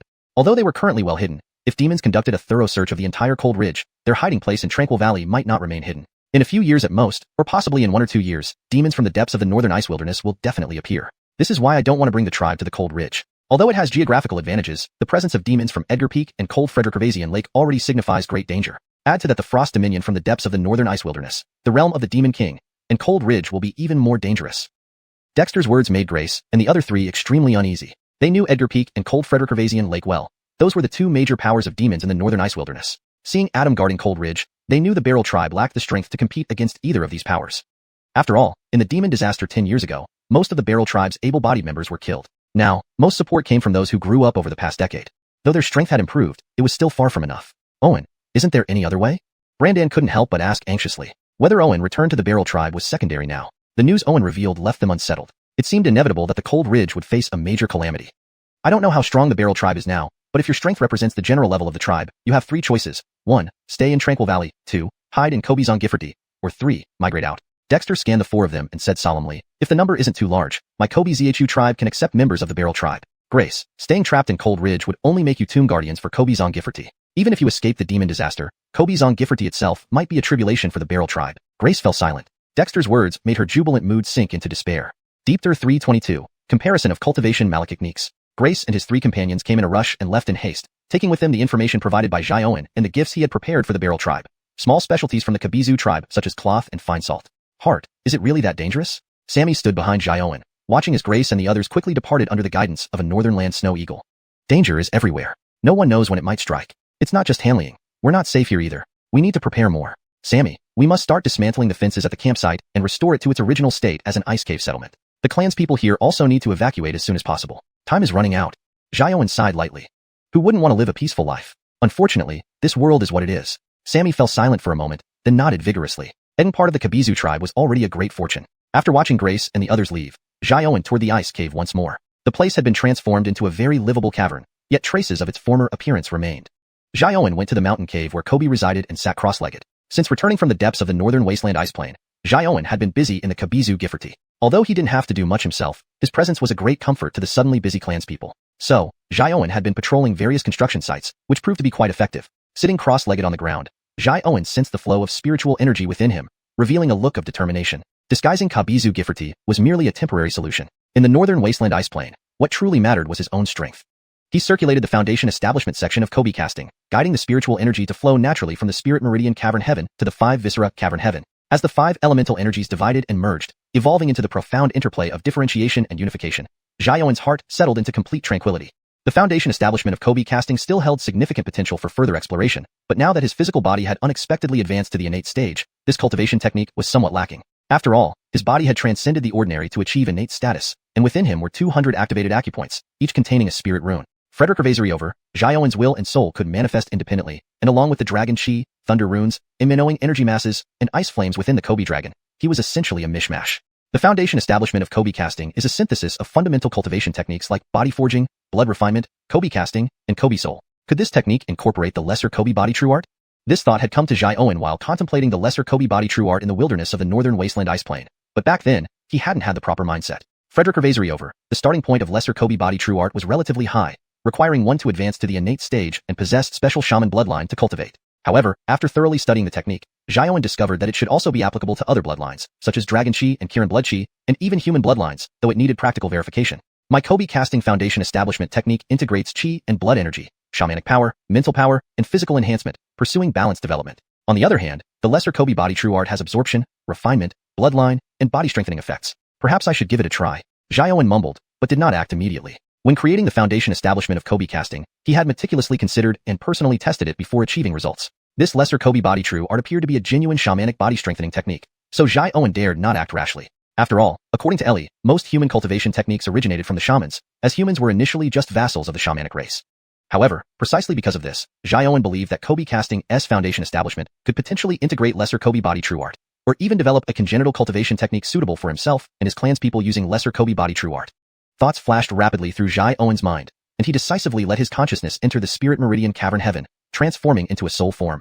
The Spirit Meridian Cavern Heaven had become empty again since the 108 demonic spirit runes fell into the acupoints surrounding it. Only the Kobe dragon, situated at the core, continued to absorb the 5 elemental energies, occasionally mingling with Aminowing and Thunder spiritual energies. The previously simulated shamanic runes of the lesser Kobe body true art had vanished, but Jai Owen wasn't concerned. He swiftly recreated the lesser Kobe body true art with 500 runes using spiritual energy. Once the runes stabilized, Jai Owen began recreating the cultivation method of Kobe casting's foundation establishment. The text used for Kobe Casting's foundation establishment was complex but clear ancient human script, distinctly different from the versatile shamanic and demonic runes. Once the extensive Kobe Casting foundation establishment was condensed, Jai Owen began comparing the two techniques. However, he soon frowned. Although the human script was intricate, it lacked the depth and elegance of the shamanic runes, making the two seem incompatible. Should I write the Kobe Casting foundation establishment using shamanic runes? Jai Owen murmured, wiping away the recently simulated Kobe Casting and beginning to write it in shamanic runes. Jai Owen was already familiar with shamanic runes. Although they were awkward to handle, writing Kobe Casting in this form wasn't too difficult. After all, the first time he encountered Kobe Casting, it was inscribed on stone walls by the previous deputy chief of the Baisong tribe in shamanic runes. He only needed to pay attention to the correct combination of runes during translation. It took Jai Owen over an hour to convert Kobe Casting's foundation establishment into shamanic runes. Upon comparison, he found it significantly more harmonious, and both techniques seemed subtly connected when presented in shamanic runes. Fascinating. Ellie mentioned that whether it's shamanic or demonic runes, they are essentially Dao runes, differing only in their interpretations by shamans and demons. But fundamentally, they share commonalities. Thus, I can merge shamanic patterns and demonic patterns into spirit patterns. Speaking of cultivation techniques, could it be that laws originally don't exist, but become established through practice? The more Jai Owen pondered, the more intriguing it became. However, integrating the two techniques clearly wasn't simple. After careful contemplation for over half an hour, Jai Owen couldn't find a clear path, only some vague feelings. I lack sufficient cultivation techniques for reference. Should I really ask Ellie? Jai Owen felt somewhat helpless. Originally, he wanted to ask Ellie about the lesser Kobe body true art, but due to the urgency of renovating the Kabizu Gifferty, he hadn't had the chance to inform Ellie about acquiring this technique. Returning to Kabizu Gifferty wasn't impossible now, but the city was being renovated, making it unsuitable for cultivation. Wait, I don't have other cultivation techniques, but I have Cavern Heaven Malachiknique. Suddenly, Jai Owen slapped his head, his gaze falling on the barriers of the Spirit Meridian Cavern Heaven, where spirit patterns flowed, forming their own chapter.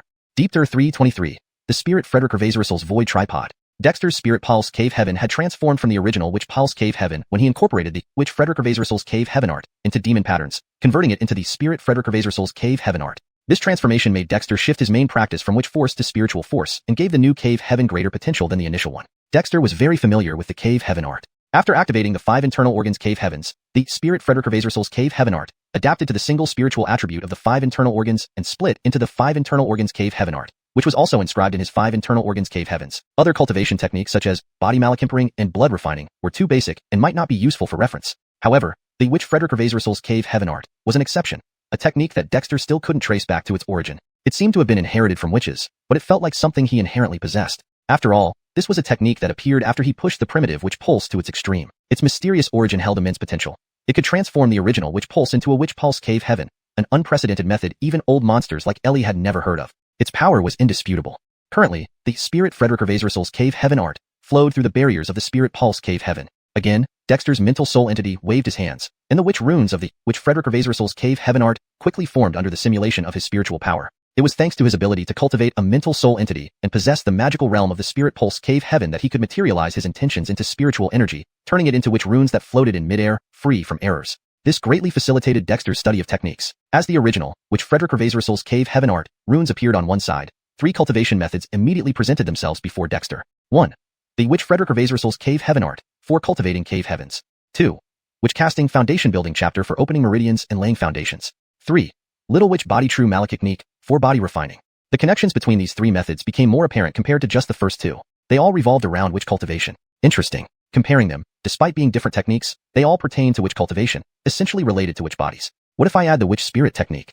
Dexter murmured, turning and continuing to simulate the witch spirit technique using spiritual energy. Witch spirit was a technique for cultivating the mental soul, which Dexter had already integrated into the foundation building chapter of witch casting. However, the tricks in witch spirit within witch casting were few. It merely strengthened the mental soul during cultivation rather than focusing solely on it. When the witch runes of witch spirit coalesced, Dexter arranged the 4 techniques in a row, filling his Spirit Pulse Cave Heaven with runes, densely packed and overwhelming. If someone could see Dexter's Spirit Pulse Cave Heaven at this moment, they would likely be dazzled. Sky it. Dexter's gaze roamed over the 4 techniques, each rune glowing more brilliantly with his attention. What exactly is a witch? Possessing which bloodline makes one a witch. Practicing which methods does too. Or, like demons, can any creature become a witch? Dexter mused aloud. He was very familiar with the 4 techniques. Apart from the Little Witch Body True Malachiknique, which he hadn't cultivated yet, the other 3, Witch Casting Foundation Building chapter and the Cave Heaven arts, were his primary methods. This familiarity helped him understand their distinctions better. That's not right. Now, having turned witch to spirit, all things can become spirits. Witches are spirits, demons are spirits, humans are spirits. Humans are said to be the head of all spirits. While I don't know who's so arrogant to claim that, there must be some truth to it. Witches and demons are incompatible, but spirits are not. Suddenly, Dexter had an idea. Altering techniques wasn't new to him. How did he previously convert the Witch Frederick Gervasrissel's Cave Heaven art into the Spirit Frederick Gervasrissel's Cave Heaven art? Demon patterns.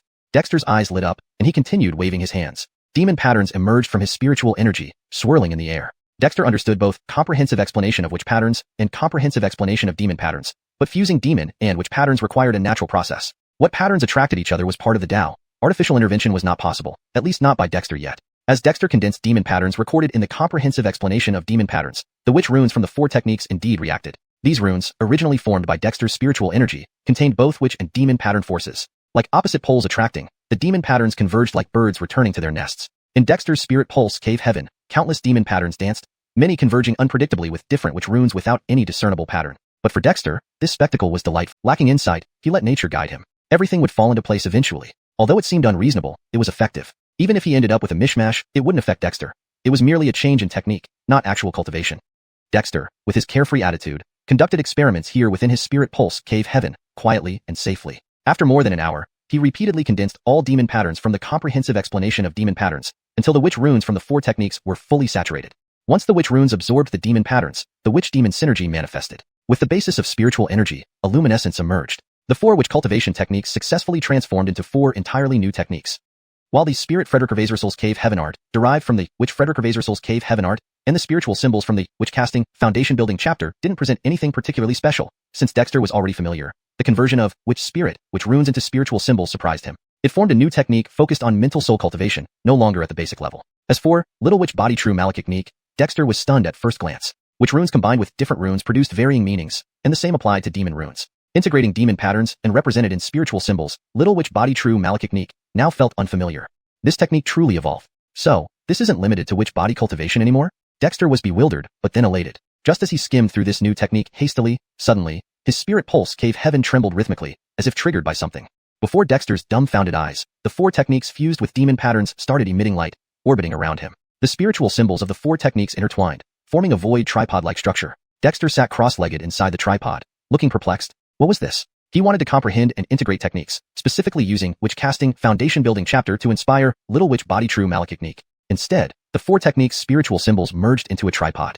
Deepter 324, the Tao of Creation. The talismans formed into a cauldron surrounding Dexter. His eyes fell upon the illusory cauldron spiraling around his astral soul body, feeling both anxious and hopeful. This strange transformation was quite eerie. Just as Dexter felt confused yet hopeful, the vibrations within the spirit vein, Cave Heaven, continued with increasing frequency. Dexter suddenly realized that the reason the 4 manual's talismans were activated and transformed into an illusory cauldron seemed to be caused by this frequency. This realization left him even more bewildered.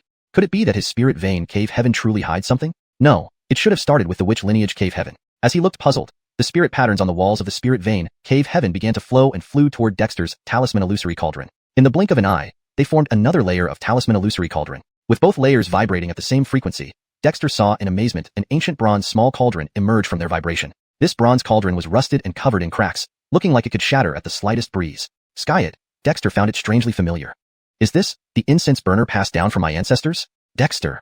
He had always wondered how he arrived here. After all, when he woke up, he was already integrated with Owen's body, seemingly out of nowhere. Seeing this cracked cauldron now, Dexter finally understood that his arrival in this world might have something to do with this cauldron, but what exactly happened? Dexter had no memory of anything. He only remembered falling asleep. Despite his efforts to recall, he gained no insights, leaving him a bit flustered. However, he soon regained his composure. How I got here isn't important. What matters is, what is this thing?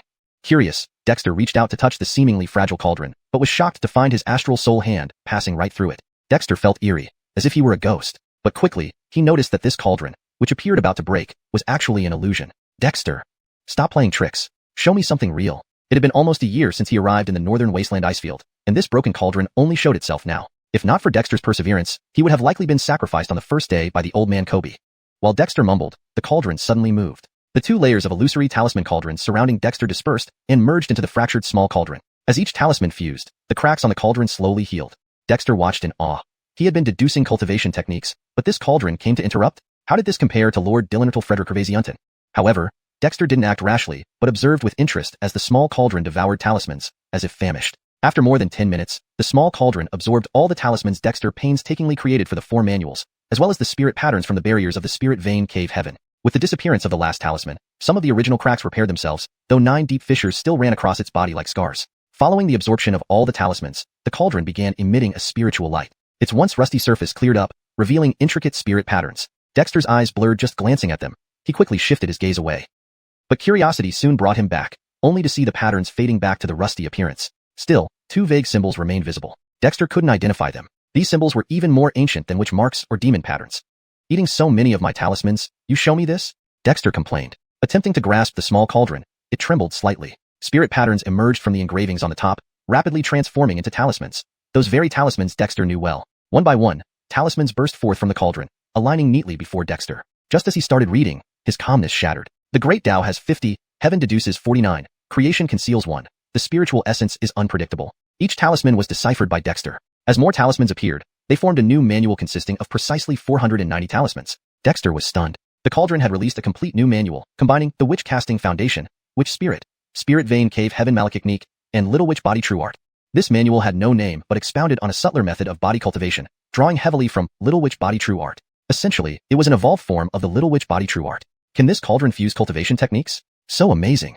Dexter exclaimed in surprise. What he sought, this cauldron directly provided, and every talisman held clear intent. Each represented profound knowledge, or even wondrous techniques, far surpassing his previous crude fusion of demon patterns with witch symbols. Creation. Since this cauldron and its technique are unnamed, let's call the cauldron the creation cauldron, and the technique, the Tao of creation, Dexter said happily. To his astonishment, the previously blurry symbols on the cauldron became clear, showing the two characters for creation. Dexter. Was this cauldron sentient? Reaching out, he tried again. But the cauldron remained immobile, bringing swift humiliation. But Dexter wasn't overly concerned. Mysterious occurrences in his life were plenty, and this cauldron was ancestral, familiar for burning incense and praying. Ignoring the unmoving cauldron, Dexter focused on the newly named Tao of Creation manual, studying it closely. The Tao of Creation was indeed miraculous and profound, drawing innate qi, fusing the essence of myriad spirits, transforming oneself. This fit Dexter perfectly, especially with its incorporation of cave heaven malachicniques, witch spirits, and other profound methods. It was a successfully integrated technique. Had Dexter attempted it himself, creating even a preliminary outline would have been challenging. Indeed, laughing youths have good fortune. Here I am, gaining such creation. Dexter felt elated, sitting cross-legged beside the cauldron to attempt cultivating the new technique. Within moments, Dexter discovered that his astral soul could cultivate this technique too. The previously nebulous astral soul stirred a subtle current within his body. This revelation thrilled him. He had long lacked cultivation techniques for his astral soul, which spirit was too basic, and even after integrating demon patterns into its talismans, it didn't offer much. But the Tao of Creation was truly divine. Deepther 325, embracing all. After circulating the creation secrets using his mental spiritual form, Dexter felt refreshed and revitalized. He sensed a faint breath emerging within his spiritual body, a manifestation of mental spiritual power. Though not abundant, it was pure. It was undoubtedly more reliable than the self-development of the mental spiritual form alone.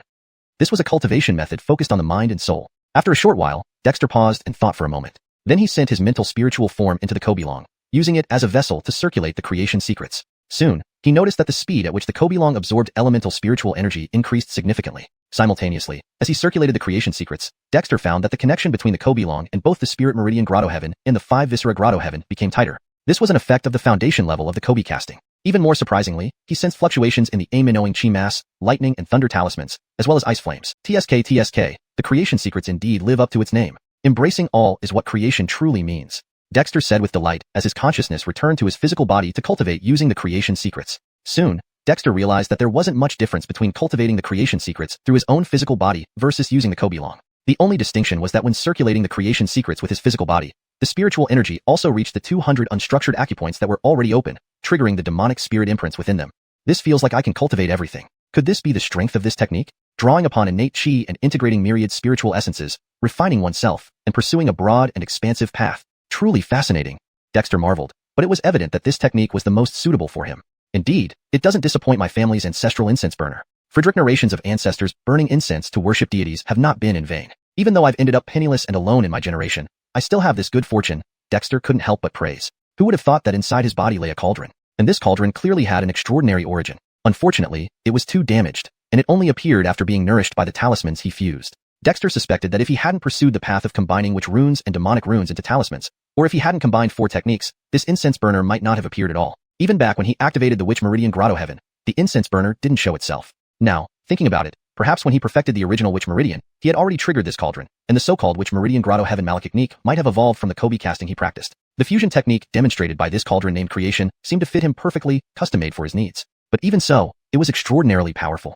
What Dexter lacked was foundation, and the most fundamental part of the foundation was cultivation techniques. Thinking back to the hardships of obtaining the original Witch Talisman true explanation from the remnants left by witches, Dexter's eyes filled with tears.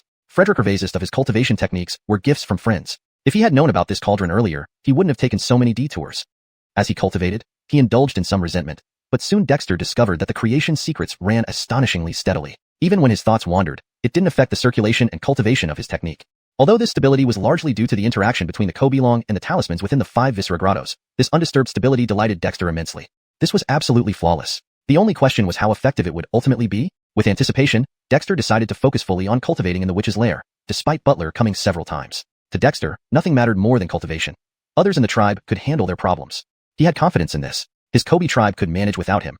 He was practically becoming a mascot as their chieftain. Cycling the technique repeatedly, Dexter carefully experienced the nuances of the creation secrets. This technique was forged from the framework of 4 techniques, including the foundation level of Kobe casting and the minor witch body true secrets. Dexter was very familiar with these except for the minor witch body true secrets. Through careful experience, he quickly found that this technique, although biased towards body refinement, was extremely balanced. When cultivating the technique, his body absorbed external elemental energies without discrimination, beyond just the conventional elemental chi. Dexter even sensed other types of celestial chi being absorbed by his body. For instance, the first time he accurately captured the ethereal wind-like chi, after flowing through the creation secrets, it seamlessly integrated into the Kobe-long without conflict. In addition to wind chi, other types of chi were gradually sensed and absorbed by Dexter. Though surprised, Dexter was not overly shocked. After all, this was an effect inherent to this technique, embracing all, accepting everything like a gourmet dish. Now this is interesting. My body contains hundreds of spirit imprints, and the Kobe-long itself is a hodgepodge. The creation secret's voracious appetite suits me perfectly, Dexter muttered, breathing a sigh of relief. Although this technique did not include methods for further opening spirit meridians or grotto heavens, being merely a combination of the foundation level of Kobe casting and others, it aimed to integrate Dexter's complex attributes. Compared to others, it offered great convenience by allowing simultaneous cultivation of multiple forces. Concerning the continuation of opening new meridians and grotto heavens, it was simply a matter of timing. Furthermore, after practicing the creation secrets, Dexter distinctly felt more control over the spiritual energy within him. Frederick Revaser importantly, this technique inherited the physical refinement characteristics of the minor witch body true secrets, even though the cultivation method had changed. This change allowed Dexter to enter deeper cultivation levels without possessing witch bloodline, which was like finding a treasure trove. What more could he ask for? As Dexter repeated the new technique, his physical body, accustomed to the foundation level of Kobe casting, gradually adapted to the new method. Similarly, the Kobe-long transformed the technique during synchronized cultivation. When the internal technique flow completed its transformation, Dexter suddenly realized that his spiritual energy became more agile, almost acquiring true spirituality. Additionally, his main elemental energy, previously unified as the 5 elements, now gained shades of other colors due to the integration of various chi attributes. Dexter was unconcerned as long as the forces remained under control. Having additional attributes might not necessarily be bad. When he finally opened his eyes, the surrounding chi slowly dissipated, revealing Brandon Ray standing guard outside. The temperature in the cave had dropped considerably. The cold of ice. Is this the arrival of the Sireming season? Translation note: Sireming season is retained to preserve the unique terminology used in the novel. Deepter 326, the disappeared Kobe Yoel Gifforty. Stepping out of the cave, indeed, snowflakes were already floating outside. Though the cold wind was not yet biting, it had already dispelled the coolness that had lingered since the beginning of autumn. How long have I been cultivating? Dexter asked as he gazed at the distant, now snow-covered peaks. Yeah, you've been here for 28 days. Frederick Revaser. Then 10 days ago, we camouflaged this place and evacuated everyone back to Kobe Yoel Gifforty, including Ice Lake. The surrounding mountains and wilderness around Kobe Yoel Gifforty have been cleared of all signs of clan activity, just waiting for you, Brandon Ray replied, glancing curiously at Dexter. Nearly 30 days of cultivation without food or drink. It was practically monstrous. After all, while one can cultivate, the body still requires sustenance. Forrest had been a month already? Dexter was slightly dazed, feeling like it had only been a few hours. But as they say, time loses its meaning during cultivation. While it sounds mystical, Dexter wasn't particularly concerned. His soul and consciousness had been exploring techniques in the spiritual vein's inner sanctum, where the passage of time differed significantly from the outside world. Combined with repeated practice of the creation true art, his body received nourishment from the spiritual chi, making it unsurprising that he lost track of time. Let's head back to the tribe.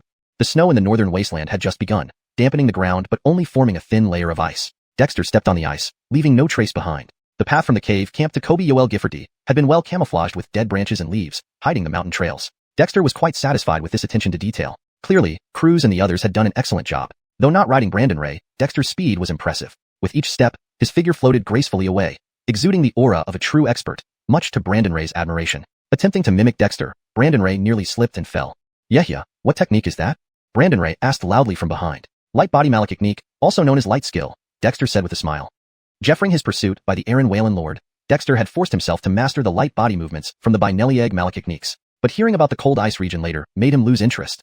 This time, unexpectedly revealing the creation cauldron hidden within him in the witch's cave and obtaining the creation true art, Dexter's control over his spiritual energy had become even more refined after cultivating it. This allowed him to seamlessly channel spiritual energy with every movement, making the learning process incredibly smooth, thus greatly improving his mood.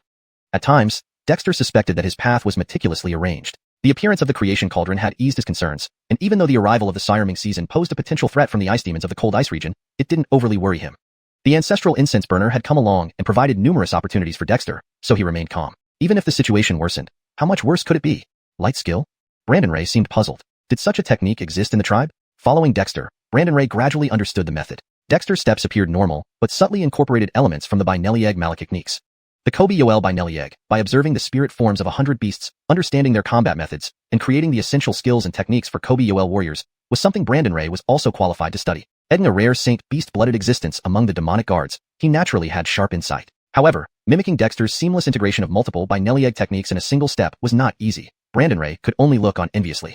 After just over 20 minutes, Dexter arrived at the outskirts of Kobe Yoel Gifforty. To be precise, he reached a prominent mountain pass outside Kobe Yoel Gifforty. Looking up, he saw a large mound covered in earth with sparse grasses and plants, most of which were now withered. Kobe Yoel Gifforty vanished? Dexter was astonished. Originally, his plan was to transform Kobe Yoel Gifforty into hills and ravines using the city walls as a framework for camouflage. But now, how did it become just a mound?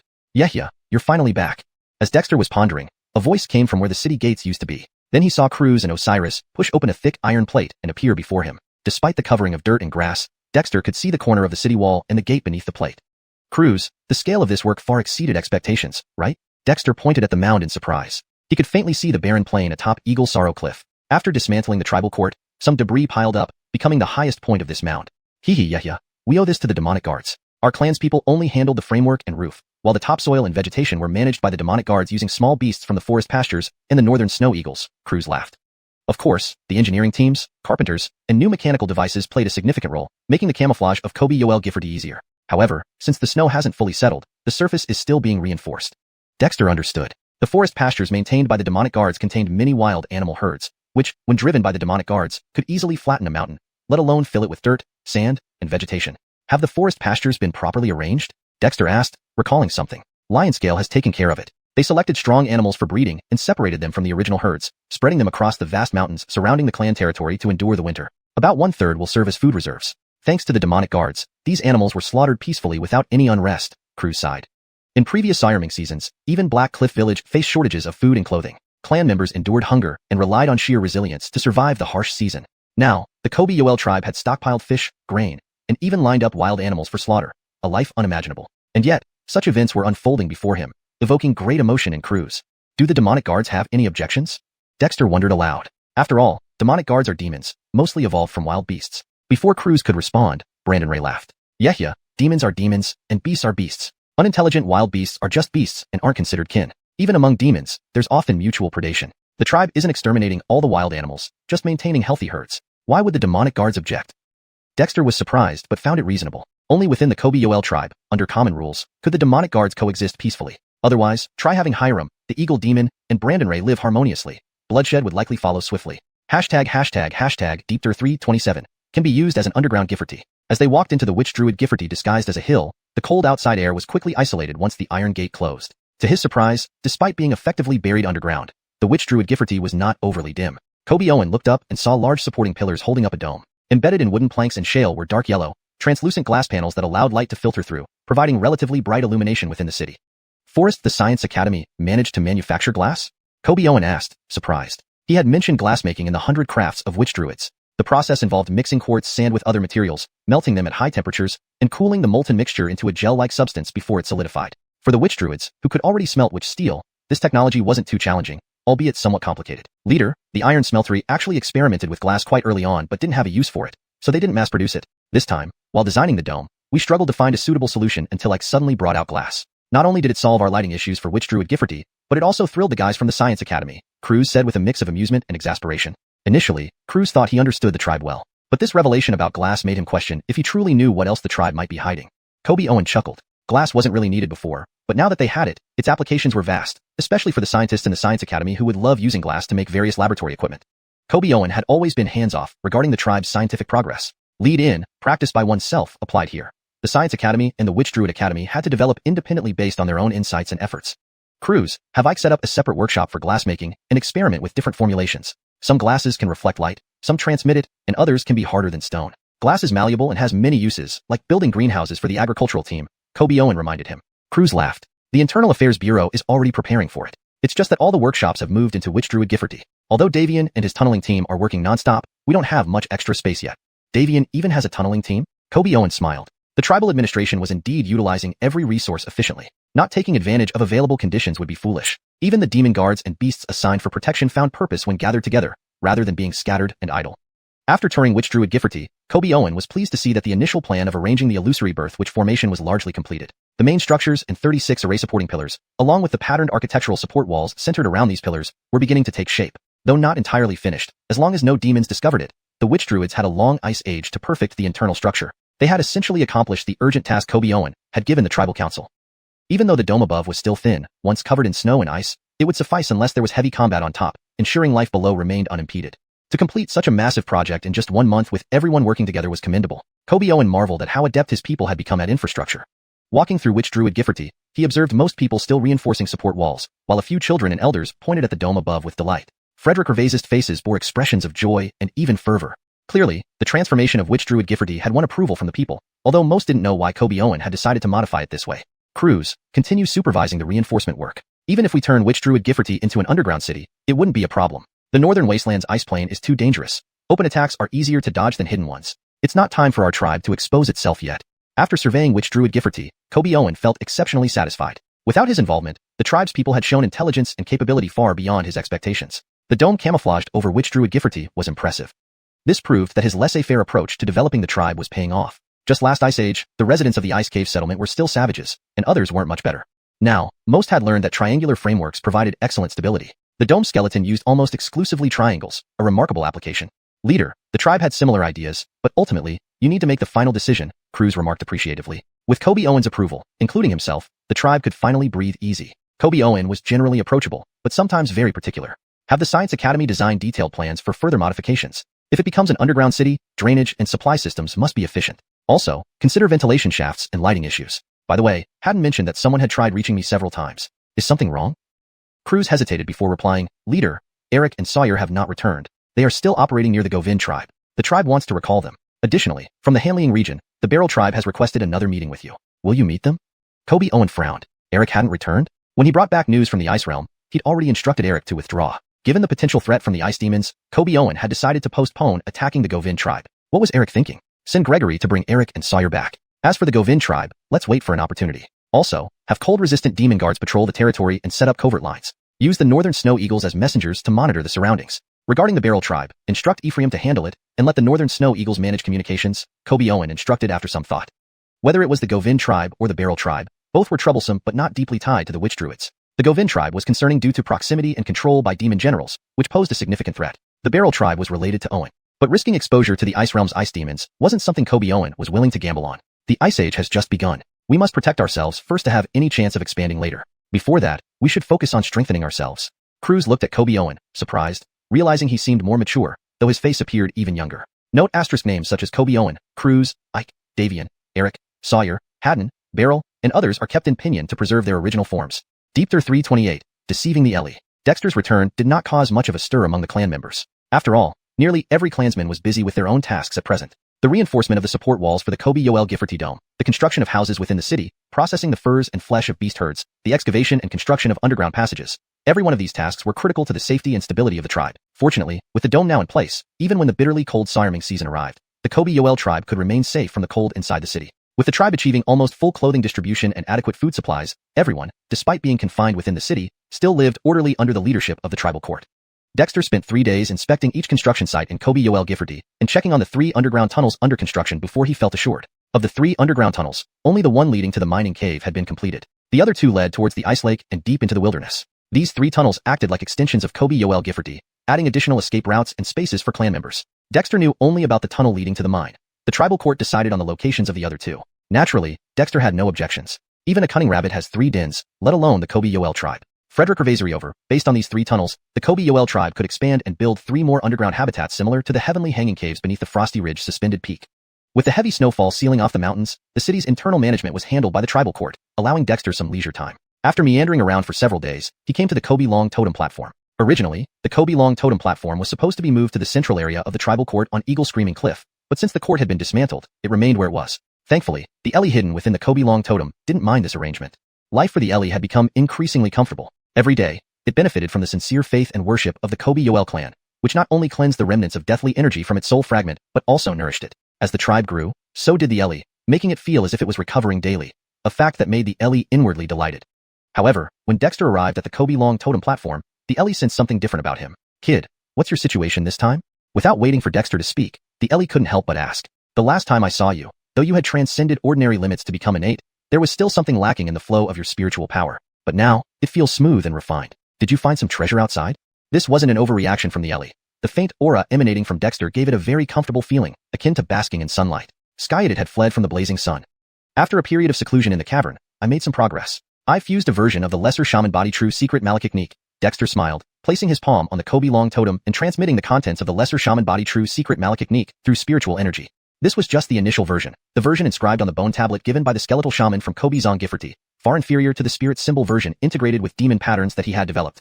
This wasn't because Dexter was petty, but because the Ellie, although soul fragmented, retained its vast knowledge. Dexter wanted to check if his understanding of the technique was correct. Sure enough, the Ellie erupted. "Witchcraft, pure witchcraft. How do you have such things?" Since the Ellie first spoke, Dexter knew it, and the shamans were natural enemies. Yet this information intrigued Dexter. "When I went to Frosty Ridge previously, a skeletal shaman from the Kobe Zongiferty gave me this as a token of goodwill. They said they would ask me to help their king later on. I forgot to tell you due to the ice region incident. Is this really pure shamanic technique?" Dexter casually mentioned, his curiosity piqued. You weren't just forgetting to tell me."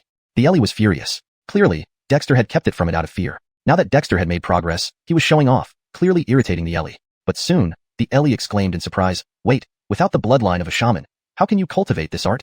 Dexter chuckled. "I adapted it using the foundation stage of shaman casting, cave heaven malachiknik, and shaman spirit as a base. You know me, I love tinkering and always manage to achieve positive results." The Ellie was speechless. Dexter's statement might sound reckless, but it was true. "Ellie, take a look at my adapted technique. It feels quite good," Dexter teased, sitting cross-legged on the Kobe Long totem platform and beginning to circulate the Creation True Secret malachiknik.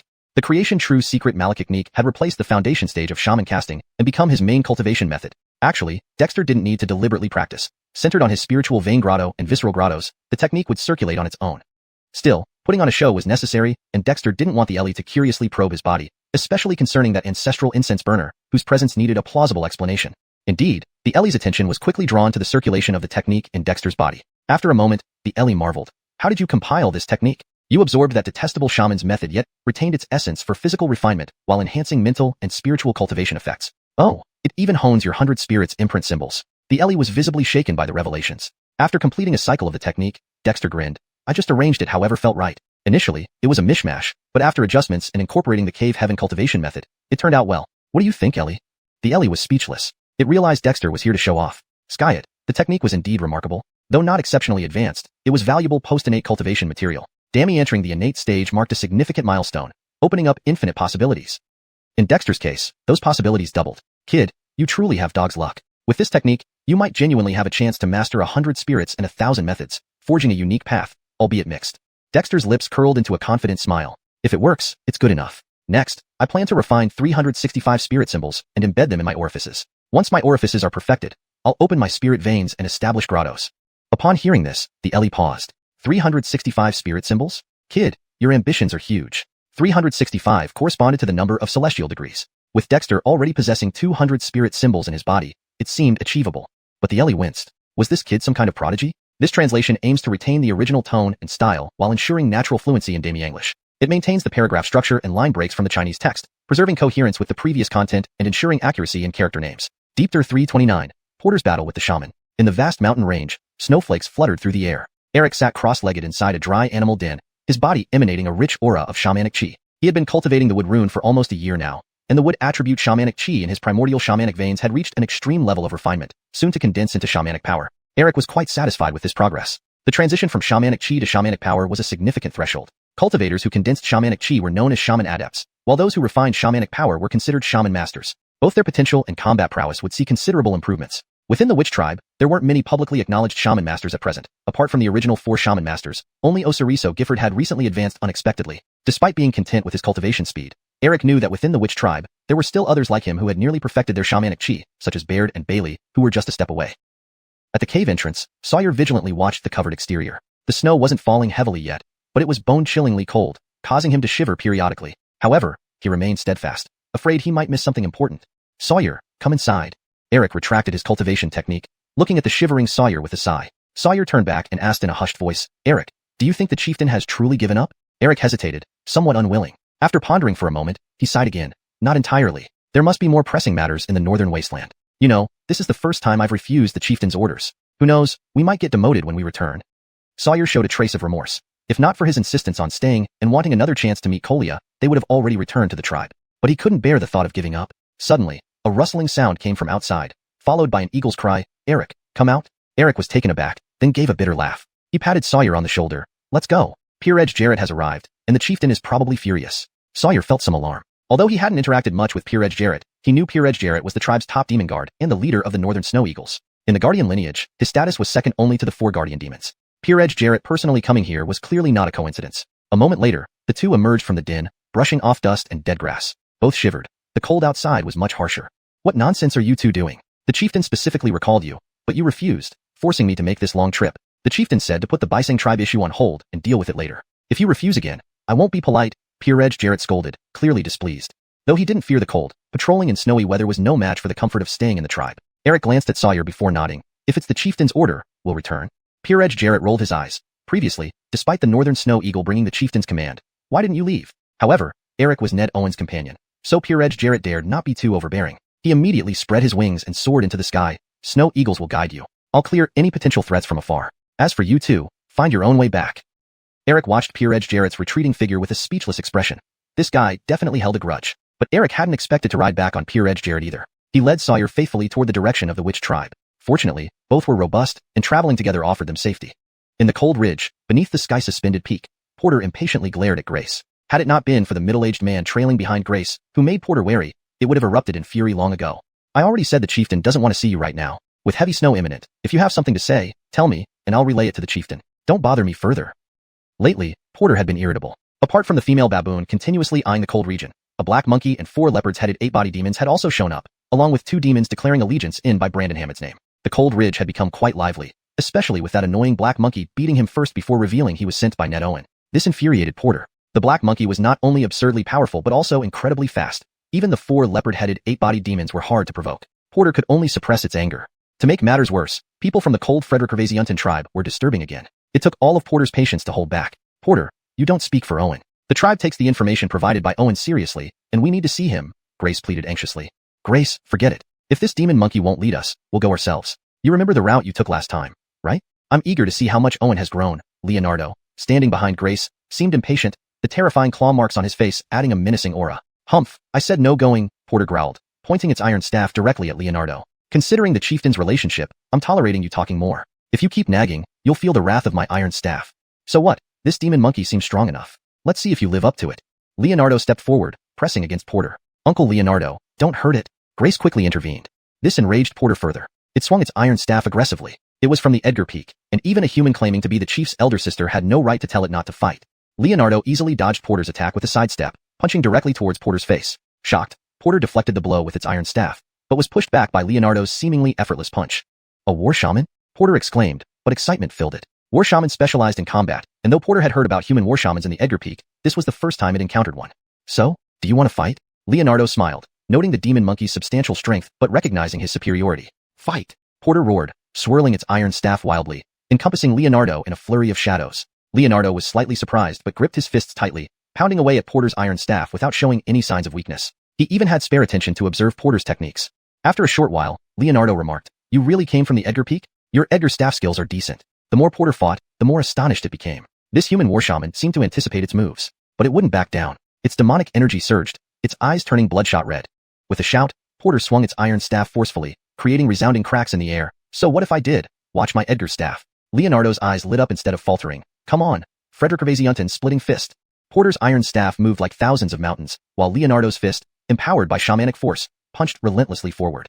###Deepter330, the Hanshan tribe's decision. Beneath the Sayaranchan peak, Ford was engaged in fierce combat with Gay, their fluctuating demonic and shamanic powers causing Xantha and others to retreat in shock, afraid to get too close. Is this demon really that strong? Lucas exclaimed in surprise. Gay was one of the few remaining battle shamans of the Hanshan tribe, possessing formidable strength. Over the past decade, it was due to the existence of individuals like Gay that the Hanshan tribe had managed to regain its strength. After all, the Hanling mountain range was a dangerous place where demons and beasts frequently appeared. Although the Hanshan tribe's current dwelling was secluded, it wasn't completely isolated from the world. Damn it, hold him back. Ford's demonic power surged as he unleashed strike after strike with his club, roaring in anger. Born in the Mayuan Peak, he had displayed extraordinary talent from a young age, inheriting the best abilities of the Mayuan lineage. However, now he was being outmatched by a human battle shaman. This left Ford feeling extremely frustrated. After all, not everyone could be a freak like Hugo. But soon, Ford realized that Gay's ferocity surpassed even Hugo's. Within moments, Ford had to switch from offense to defense. Once he did, he found himself directly suppressed. How could this be? Ford was shocked but roused his fighting spirit, engaging Gay in a brutal close-quarters combat with his iron staff, despite already suffering blows from fists. However, Ford's robust demon physique allowed him to withstand these strikes, leaving Gay slightly disgruntled. I hate your thick skin most. Step down, you demonic monkey, or I'll have to go all out, Gay said, unenthused by the fight, though the monkey was indeed strong. At that moment, Gay suddenly felt a chill run down his spine and quickly dodged as a blur flew past him, tearing his animal skin clothing. Who's there? Gay was alarmed, his shamanic power surging, preparing for another attack. You're not up to it, Ford. This place should be left to me. Though the chieftain said to follow your instructions after arriving, it's clear you aren't enough. A sinister voice echoed from the side. Gay turned around sharply to see a black monkey stretching lazily. Connor, get lost. Ford panted, glaring at the black monkey fiercely. This black monkey had infiltrated their territory, aiming to take over, hadn't it? TCH, if it weren't for the chieftain's orders, I wouldn't bother with you. You seem pretty strong. Want to play with me? Connor sneered, then turned his attention to Gay, completely ignoring Xantha and the others nearby. Gay. So, this was also a shamanic tribal demon guardian? Why didn't it ever end? Just now, had it not been for his quick reflexes, he might have been injured by that speed. Who are you? Gay retreated 2 steps, asking sternly. Clearly, Connor's speed made him cautious. Boring. I am who I am, Connor, despised by both gods and demons. Do you want to fight? If not, don't yap incessantly. The chieftain has important matters to attend to and can't spare time on you. If not for his orders, your head would have been gone just now, Connor said lazily. It was an unruly creature, driven out of the ice malachiratory for various reasons. Despite this, Hugo had tamed it. Otherwise, Connor would probably still be running wild across the northern icy plains. Did Yin send you? Gay asked in surprise, sizing up Connor. The black monkey looked unsightly, but its seemingly lazy form exuded a more sinister aura than Ford. Damien aw chatter. Ford, explain things to them while I watch from the side, Connor yawned. Ford glared at it but had no choice. The black monkey's exceptional speed made it impossible for him to catch up, not because he couldn't win, but simply because he couldn't reach it. This frustration lingered. Xantha, go back. The chieftain sent word that the siring season may bring great changes, especially to Hanling, possibly leading to calamity. He gave me discretion to act. It's not convenient to meet him right now, but if you agree to leave Hanling, he instructed me to guide you out, Ford said, suppressing his annoyance. If it weren't for Xantha being the chieftain's cousin, he wouldn't bother persuading her so much. Of course, this was what he thought. Is it really that bad? Xantha asked nervously. The situation will likely be worse than you can imagine. If we had somewhere else to go, I wouldn't have come here either, Connor muttered, looking somewhat worried. Hanling was almost a thorn in the side of the ice malachiratory. Skyet Hugo had ordered him to be here, making him feel uneasy. It seems it's true. Gay sighed softly. Hey, what do you mean? Ford snapped, feeling his time was wasted. He was already agitated by the appearance of that female fox monkey, wasting his cultivation time. Now the Hanshan tribe kept appearing, making him somewhat nostalgic for his brief stay in the shamanic tribe. At least there, it was peaceful. Ford, did you say that if we agree to leave Hanling, you will guide our people? Gay asked seriously. Uncle Gay this? Xantha gasped, along with Lucas and Tsi behind her, all expressing astonishment.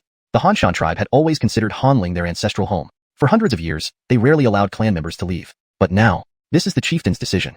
Xantha, take some of the children and youth to seek refuge with Yin. If our tribe survives this siring season, we'll make other plans. Trust that Yin won't forsake you. Gay laughed bitterly. What? Xantha stared at Gay, hardly believing what she heard. This went against tribal rules and was something the tribe couldn't decide on its own. Ford, did you mean what you said? Gay stopped explaining and only stared at Ford intently. Ford scratched his head, clearly not expecting this turn of events. After some thought, he responded. Since you've made your choice in 3 days, bring your clansmen here. I'll inform the chieftain and arrange for demonic beasts to escort you. I must guard Hanling and can't leave easily. Connor sneered. You could actually leave. I'm fine here. Ford ignored him. The black monkey knew nothing. If the fox monkey from Mayuan Peak discovered he had left, it would track him to the tribe, leading to dire consequences. Gay, though disappointed, bowed and led Xantha and the others away. Uncle Gay, are we really leaving? But what about the tribe? On their way back, Xantha looked worried. Initially hearing news of the ice malachiratory from Hugo already unsettled her. She hadn't expected the chieftain to decide on relocating part of the clan, especially since these youths were the future of the tribe. Sigh, we don't want to either, but as you know, our Hanshan tribe lacks the strength to withstand another sudden demon attack. Yin is your uncle's son. We can only take a gamble, hoping for a future that ensures the survival of the Hanshan tribe. Gay sounded disheartened. The heavy snowfall hadn't sealed off the mountains yet. They needed to leave before it was too late. ###Deepter331. The theory of clan fortune. In the Gifferty of Kobe Ned, Dexter had been sitting in meditation on the Kobe Long totem platform for several days. Haddon lay prostrate at the foot of the platform, his demonic energy flowing through him, keeping the clan members at a respectful distance. Although many people passed by the Kobe Long totem platform, no one dared to disturb Dexter. However, curiosity was inevitable. Over these few days, more support walls had been built in Kobe Ned Gifforty. With these walls as the main structures, houses would be constructed on both sides. Of course, that was all for later. For now, the dome of Kobe Ned Gifforty still needed reinforcement, a project likely to continue until late in the Siren Ming season. There were no objections from any clan members. Not only did staying in the warm city protect them from the cold and snow outside, but the arrangement by the witches of the academy made the lighting inside the city decent while ensuring good air circulation. This provided a sense of security, so who could complain? On the Kobe Long totem platform, Dexter's entire body was permeated with spiritual energy. The Zao Hua True Cannon, synthesized by the Cauldron of Creation, truly worked wonders. All the power within Dexter's body grew synchronously under the operation of this cultivation technique, following the frequency of his breathing. In the Neliegme Dantian, the Kobe Long swallowed and exhaled elemental spiritual energies, while the Amen-owing energy masses behind it, the twin thunder symbols on its wings, and the ice flame on its forehead absorbed corresponding heavenly chi. Under the unique cultivation frequency of the Zao Hua True Cannon, they were reinforced, although not as significantly as the Kobe Long's main elemental spiritual energies, but far better than before. Previously, whether Dexter cultivated the foundation-establishing chapter of Kobe casting or Neliegme Dantian Malakiknik, the primary focus was still on the Kobe Long swallowing elemental spiritual energies. Other components like the Amen-owing energy masses were hardly effective. In the Kobe Dang Dantian, Dexter's 5 internal organs, each centered around corresponding spirit talismans, absorbed single elemental spiritual energies. After opening the Kobe Dang Dantian, the Kobe Dang Dantian Malakiknik shared the same effect as the Neliegme Dantian Malakiknik, mainly serving to consolidate the Dantian rather than contribute much to cultivation. Now, cultivating the Zao Hua True Cannon, Dexter's 5 internal organs were also influenced, affecting every part, including the 200 apertures he had opened. As a result, his apertures glowed during cultivation, and the spirit talismans within them were refined. Additionally, Dexter's physical body, will, and soul all benefited from the cultivation process, making even Ailby feel envious as it observed Dexter's cultivation. This cultivation technique was terrifyingly comprehensive, especially the 200 demonic spirit talismans. It made even Ailby feel covetous. But Dexter's ability to assimilate these spirit talismans into his body was something even Ailby had never heard of. Forrest, the world really changed? Meeting any human is a prodigy. Ailby couldn't help but doubt. After all, being able to condense demonic spirit talismans was already remarkable. It knew very well how Dexter obtained those talismans. Eventually, Dexter woke up from his cultivation. The rhythmic pulses of cultivation still lingered in his body, though much fainter. Only the frequency triggered by the Kobe Long and elemental spirit talismans remained, keeping him in a constant state of cultivation. Ailby, what do you think of my cultivation technique? Dexter stretched lazily, feeling somewhat unsure. The technique seemed incredibly comprehensive, perhaps too much so, making Dexter feel uneasy, as if he had never received such excellent treatment and happiness suddenly came too soon. The Zao Hua True Cannon is indeed great. For innate cultivation, it's top tier. But kid, by practicing this way, you are no longer walking the path of Kobe, Ailby said after some thought, sighing. Dexter rolled his eyes. You hate Kobe, don't you? I'm not considered a Kobe practitioner anymore since I cultivate spirit talismans. Besides, as long as it makes me stronger without resorting to evil ways, what does it matter which path I take? What was the situation in the North Ice Plain? A world of survival of the fittest. Dexter needed to strengthen himself and his tribe to lead them to a better future. Whether or not he cultivated Kobe, did it really matter? He was human, after all. You're right. Whether Kobe or demon, it's all for strength. Kid, this cultivation technique has no problems. I can't believe your luck. How did you manage to concoct such a technique? Such fortune is rare, Ailby praised. Dexter laughed. Finding you means my luck isn't bad. But Ailby, aren't you actually not a crow? They say crows don't bring good luck. Ailby laughed out loud. Are you getting cocky? Dexter felt a chill and quickly said, things often turn around after reaching an extreme. You've died once, so your luck has improved. Ailby, this kid sure knows how to talk. Yet somehow it made sense. After escaping from the red sunball cage, meeting Dexter did seem to bring better luck. Was it just luck? Hearing no more complaints from Ailby, Dexter breathed a sigh of relief. It was best not to provoke the old monster too much in the future. With Ailby confirming there were no issues, Dexter finally felt relieved. After all, the mysterious appearance of the ancestral incense burner in his body was quite peculiar. It remained only as a shadow, like a haunting presence. This was the second time this happened. Ailby had similarly possessed him before. Ailby, now that Kobe Ned Gifforty has been concealed, our clan's people have done far better than expected. Do you have any plans for this Siren Ming season? Dexter asked solemnly after composing himself. Concealing Kobe Ned Gifforty was the best choice amidst the necessity, avoiding discovery by the Ice Lord or other forces. Dexter even gave up attacking the Bo Alexandrion tribe during this Siren Ming season. But with the Siren Ming season being so long, should he let the clan's people stay cooped up in this underground city? This is your responsibility as the clan leader. I only guard the tribal fortunes. But speaking of which, Dexter, the fortune your Kobe Ned tribe is gathering through its totem beliefs is starting to look promising. Maybe soon, your tribe will Ningzhu Zhu Yun, bringing fortuitous blessings to the clan's people. Ellie said with a laugh, clearly in a good mood. Note, the phrase Ningzhu Zhu Yun has been retained in Chinese as it seems to be a specific term or concept that doesn't have a direct Demi-English equivalent without further context. If a more idiomatic translation is needed, it could be rendered as, maybe soon, your tribe will solidify its collective fortune, or similar, depending on the broader narrative context. For a more fluent read in Demi-English, this is your responsibility as the clan leader. I only guard the tribal fortunes. But speaking of which, Dexter, the fortune your Kobe Ned tribe is gathering through its totem beliefs is starting to look promising. Maybe soon, your tribe will solidify its collective fortune, bringing fortuitous blessings to the clan's people. Ellie said with a laugh, clearly in a good mood. Clan fortune? The concept of clan fortune struck Dexter. The notion of fortune was ethereal and elusive. While Dexter wasn't clear about how it worked in this world, he knew from history that dynasties rose and fell with fortune, like the Croods dynasty's rule justified by its virtue of water. It all sounded rather mysterious. Ellie, do you know how to gather clan fortune? Dexter asked after some thought. Ellie laughed openly. Gather faith, strengthen the totem. Wherever the spirit resides, there lies the clan fortune. Dexter, your witch dragon is the foundation of the tribe's faith and totem. And as the tribal chief, your fortune is intertwined with the clan's. No wonder you've had such good luck. Perhaps it comes from the clan's belief in you.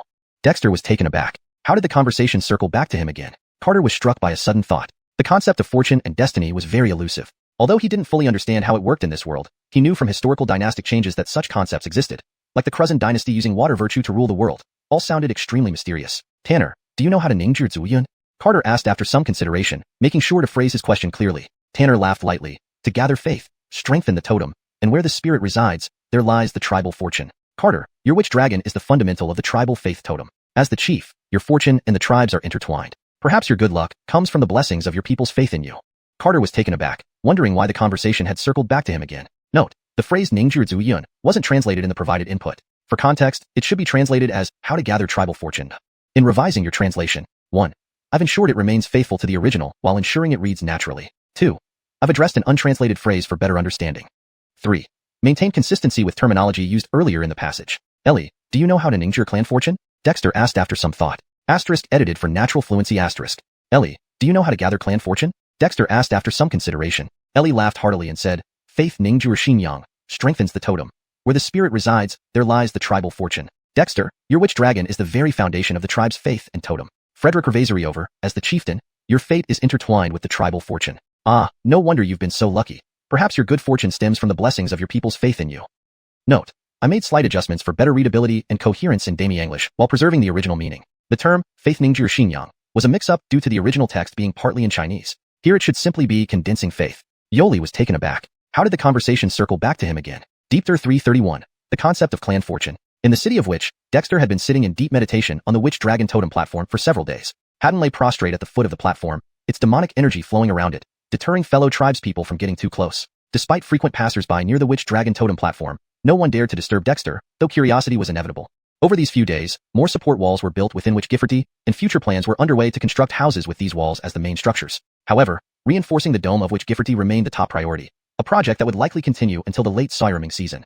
None of the tribespeople objected to this. Just staying warm inside the city was better than braving the cold winds and snow outside. Frederick Revazeriover, thanks to the clever arrangement by the witches of the academy, while the lighting might not be bright, the air circulation within Witch Gifferty was smooth and breathable, instilling a sense of safety, leaving little room for complaints. On the Witch Dragon Totem platform, Dexter's spiritual energy flowed steadily. The creation true canon, fused together by the cauldron of creation, truly proved itself to be miraculous. Under its cultivation method, all forces within Dexter's body pulsated and grew in sync with his breathing rhythm.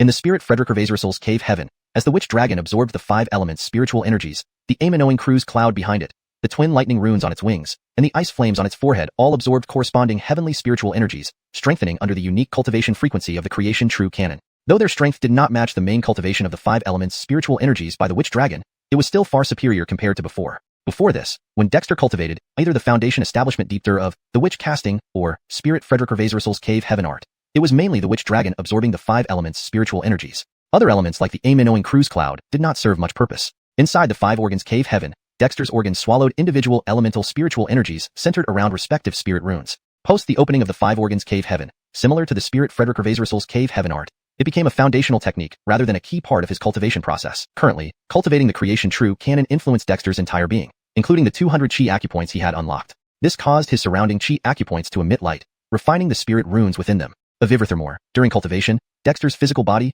consciousness, and soul were all strengthened. Watching Dexter cultivate, even Ellie couldn't help but feel envious. Such a comprehensive and formidable cultivation method made even the 200 demon spirit runes enviable to Ellie. However, Dexter inexplicably acquiring the ability to integrate spirit runes into his body was something even Ellie hadn't heard of. Forced the world really changed so much? To encounter such a prodigious human, Ellie pondered. To condense demon spirit runes was already an incredible feat, considering Ellie knew exactly how Dexter obtained his runes. After an unknown duration, Dexter emerged from his meditative state. His body's cultivation rhythm was still present, just fainter. Only the intrinsic frequency stirred by the presence of the witch dragon and 5 elements spirit runes maintained its flow, keeping him in a constant minor cultivation state.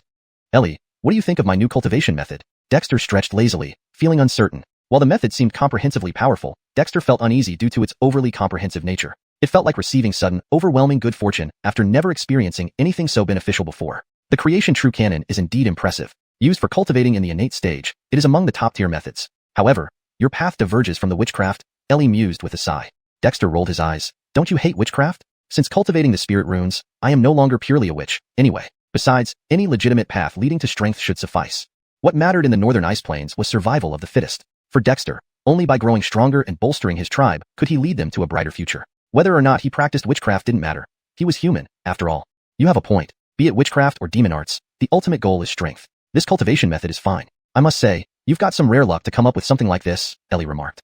Dexter chuckled. Finding you means I've always had some luck, but aren't crows supposed to signify bad luck? Ellie laughed, slightly annoyed. You're getting cocky, aren't you? Feeling a chill, Dexter hurriedly replied. Extremes often revert. You've died once, so maybe your luck has turned. Ellie.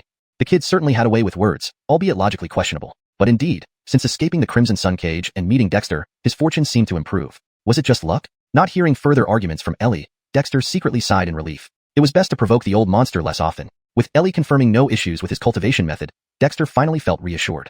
Considering the ancestral incense burner's mysterious appearance as a mere phantom, Dexter felt uneasy. It was as if possessed by a ghost. Skyet, this was the second time, reminiscent of Ellie's initial possession of him. Ellie, with which Giffordy now concealed, our people are performing better than expected. What plans do you have for this sirening season? Dexter asked, collecting his thoughts. Concealing which Giffordy was the best option amidst their helpless situation to avoid discovery by the cold ice region or other powers. Consequently, Dexter had abandoned the idea of attacking the Bisong tribe during this sirening season. But given the long sirening season, should they remain holed up in this underground city? This decision lies with you as the chief. My role is to protect the clan's fortunes. However, your tribe's collective faith and totem worship seem promising. Maybe soon, your tribe will gather clan fortune and bless the clan's people. Ellie said with a laugh, clearly pleased.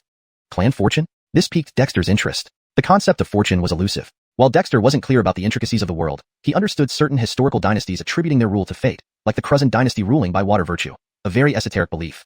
Ellie, do you know how to gather clan fortune? Dexter asked, after some thought. Ellie replied nonchalantly, gather faith, strengthen the totem, establish sacrificial spirits, and thus resides clan fortune. Dexter, the witch dragon embodies the tribe's fundamental faith. As the chieftain, your fortune intertwines with the tribe's. No wonder your luck seems so exceptional. Perhaps it stems from the faith of the tribes, people boosting your fortune.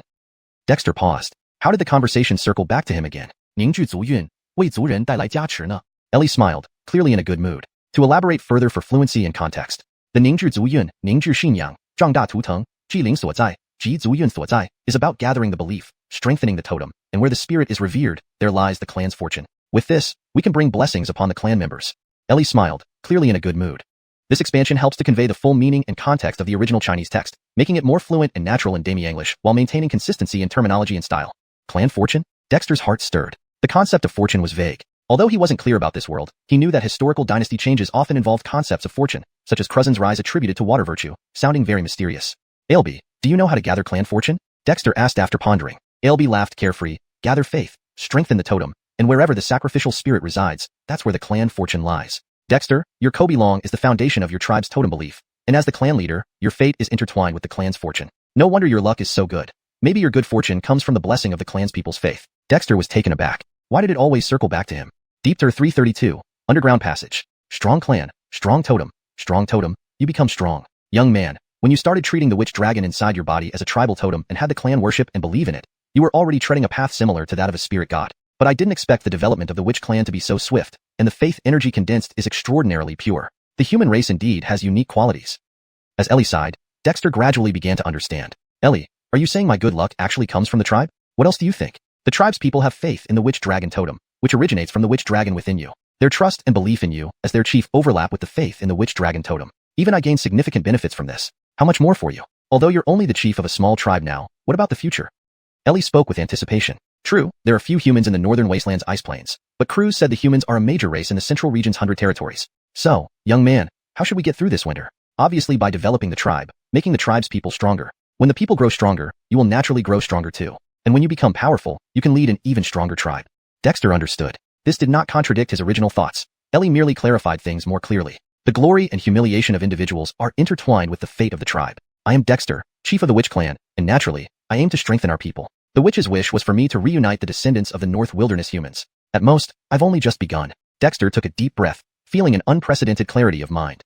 Ellie, since that's the case, during this winter season, let the majority of the tribe focus on practicing their skills. Perhaps after one winter, they will blossom. When more clansmen cultivate to become shamans, maybe we won't need to hide anymore. Dexter sighed deeply. Being forced to learn from cold mice and bury themselves underground sounded noble in some ways, hiding for future use, but in uglier terms, it was just surviving at any cost.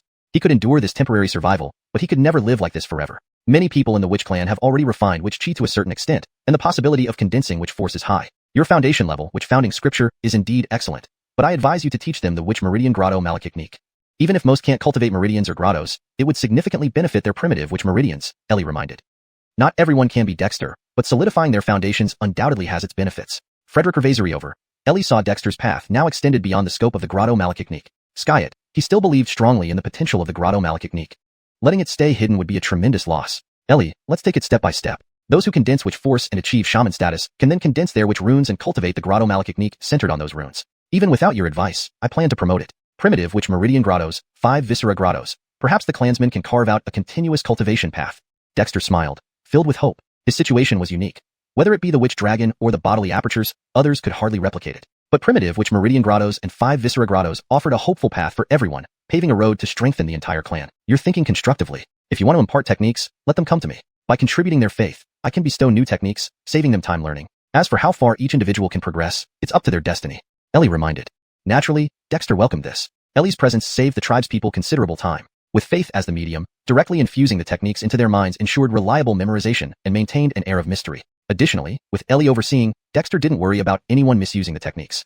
Among the clansmen, except for personally comprehended insights, forbidden mutual exchange of ancestral techniques was a clan decree. With a clear goal set, Dexter felt content, enduring confinement in this underground city for greater purposes. Hart, the northern snow eagles dispatched by apes, sent an urgent message. The cold Frederick Ravaziuntan tribe has decided to migrate some children and youths to our tribe. Just as he stepped down from the Witch Dragon totem platform, Brandon Hammond rushed over, appearing excited. Cold Frederick Ravaziuntan tribe was Dexter's birthplace, known to the clan's higher-ups. The migration of these youths and children was nominally temporary, but it signified acknowledgement of Dexter and increased trust. So Hart is spreading risks due to pressure? Dexter murmured. However, this was welcome news. Dexter wanted to help the cold Frederick Ravaziuntan tribe. Whether the newcomers returned later mattered little to him. To gain core techniques from the Witch Clan, one needed faith in the Witch Dragon totem, granted by Ellie. If the cold Frederick Ravaziuntan tribe's children truly believed in the Witch Dragon totem, Dexter would be delighted. Brandon Hammond, instruct Jed to lead the northern snow wolves to escort them. Also, send Jamar Hardies to protect them. Let 4 monkeys accompany Owen by. Leaving Jamar Hardies there isn't very useful. Brandon Hammond nodded, quickly noting down the orders before rushing off. Cold Frederick Ravaziuntan tribe, I hope you truly seek to preserve your people. Don't have any ulterior motives, or even I can't protect you. Dexter muttered. Having obtained the Tao Realm scripture, Dexter cared less about cold Frederick Ravaziuntan tribe's heritage. Now, it was about helping as much as possible without too much additional thought. The Witch Dragon totem platform backed against Eagle Crying Cliff. When building the mountaintop council, Eagle Crying Cliff's interior was hollowed out into storage spaces for the tribe. One such storage room served as the administrative office, where Dexter entered. Inside, Croods and others were busy. Unlike Dexter's idleness, the higher-ups, especially those in the clan affairs hall, were bustling without rest, barely having time to drink water. Hart, you came just in time. Here's the new underground construction model design based on the Witch Burial Gifforty that Hayden walked through. Once the Witch Clan Gifforty's reinforcement project is completed, most clansmen will enter a recuperation phase, but the clan court plans to have Lou Frederick continue digging tunnels around Witch Clan Gifforty. What do you think? Just inside, Dexter was pulled aside by Osiriso Huai, showing a new sand table sculpture centered on Witch Clan Gifforty, now interconnected by many underground passages to nearby peaks. Surprised, Dexter asked, whose idea is this? Really turning us into mole rats? Osiriso Huai grinned. It was Demon Guardwolf Spider's idea. It advanced, and we found it sound, so we modeled it. Calculating the work volume, half a winter would suffice to complete the basic tunnels. Further modifications would take longer, but once implemented, we'd have more relocation space. Dexter was astonished. Wolf Spider? That beast from Cold Ridge? No wonder it had such ideas. Cold Ridge was riddled with underground tunnels. ###Deepter333. Damie encouragement through martial malachtechniques. Carter never expected that the clan court would seriously consider turning Witch Dr. Gifforty into a fully underground city, and they even had a well-developed plan. Skyet, this plan did impress Carter. When you lack strength, it's wise to endure, and live long enough to see better days. He had seen how effective tunnel warfare could be during desperate times. The Northwest ice plain was filled with permafrost layers underground, making manual digging arduous, but creatures like the Liao Frederick were naturally adept at burrowing. Equipped with iron claws provided by the tribe, completing such an engineering feat was just a matter of time. Osiris Auhwai, entrust this matter to the clan court for discussion. However, for this dark moon season, the tribesmen should focus on cultivation. So we won't have many hands to spare for this project, Carter encouraged.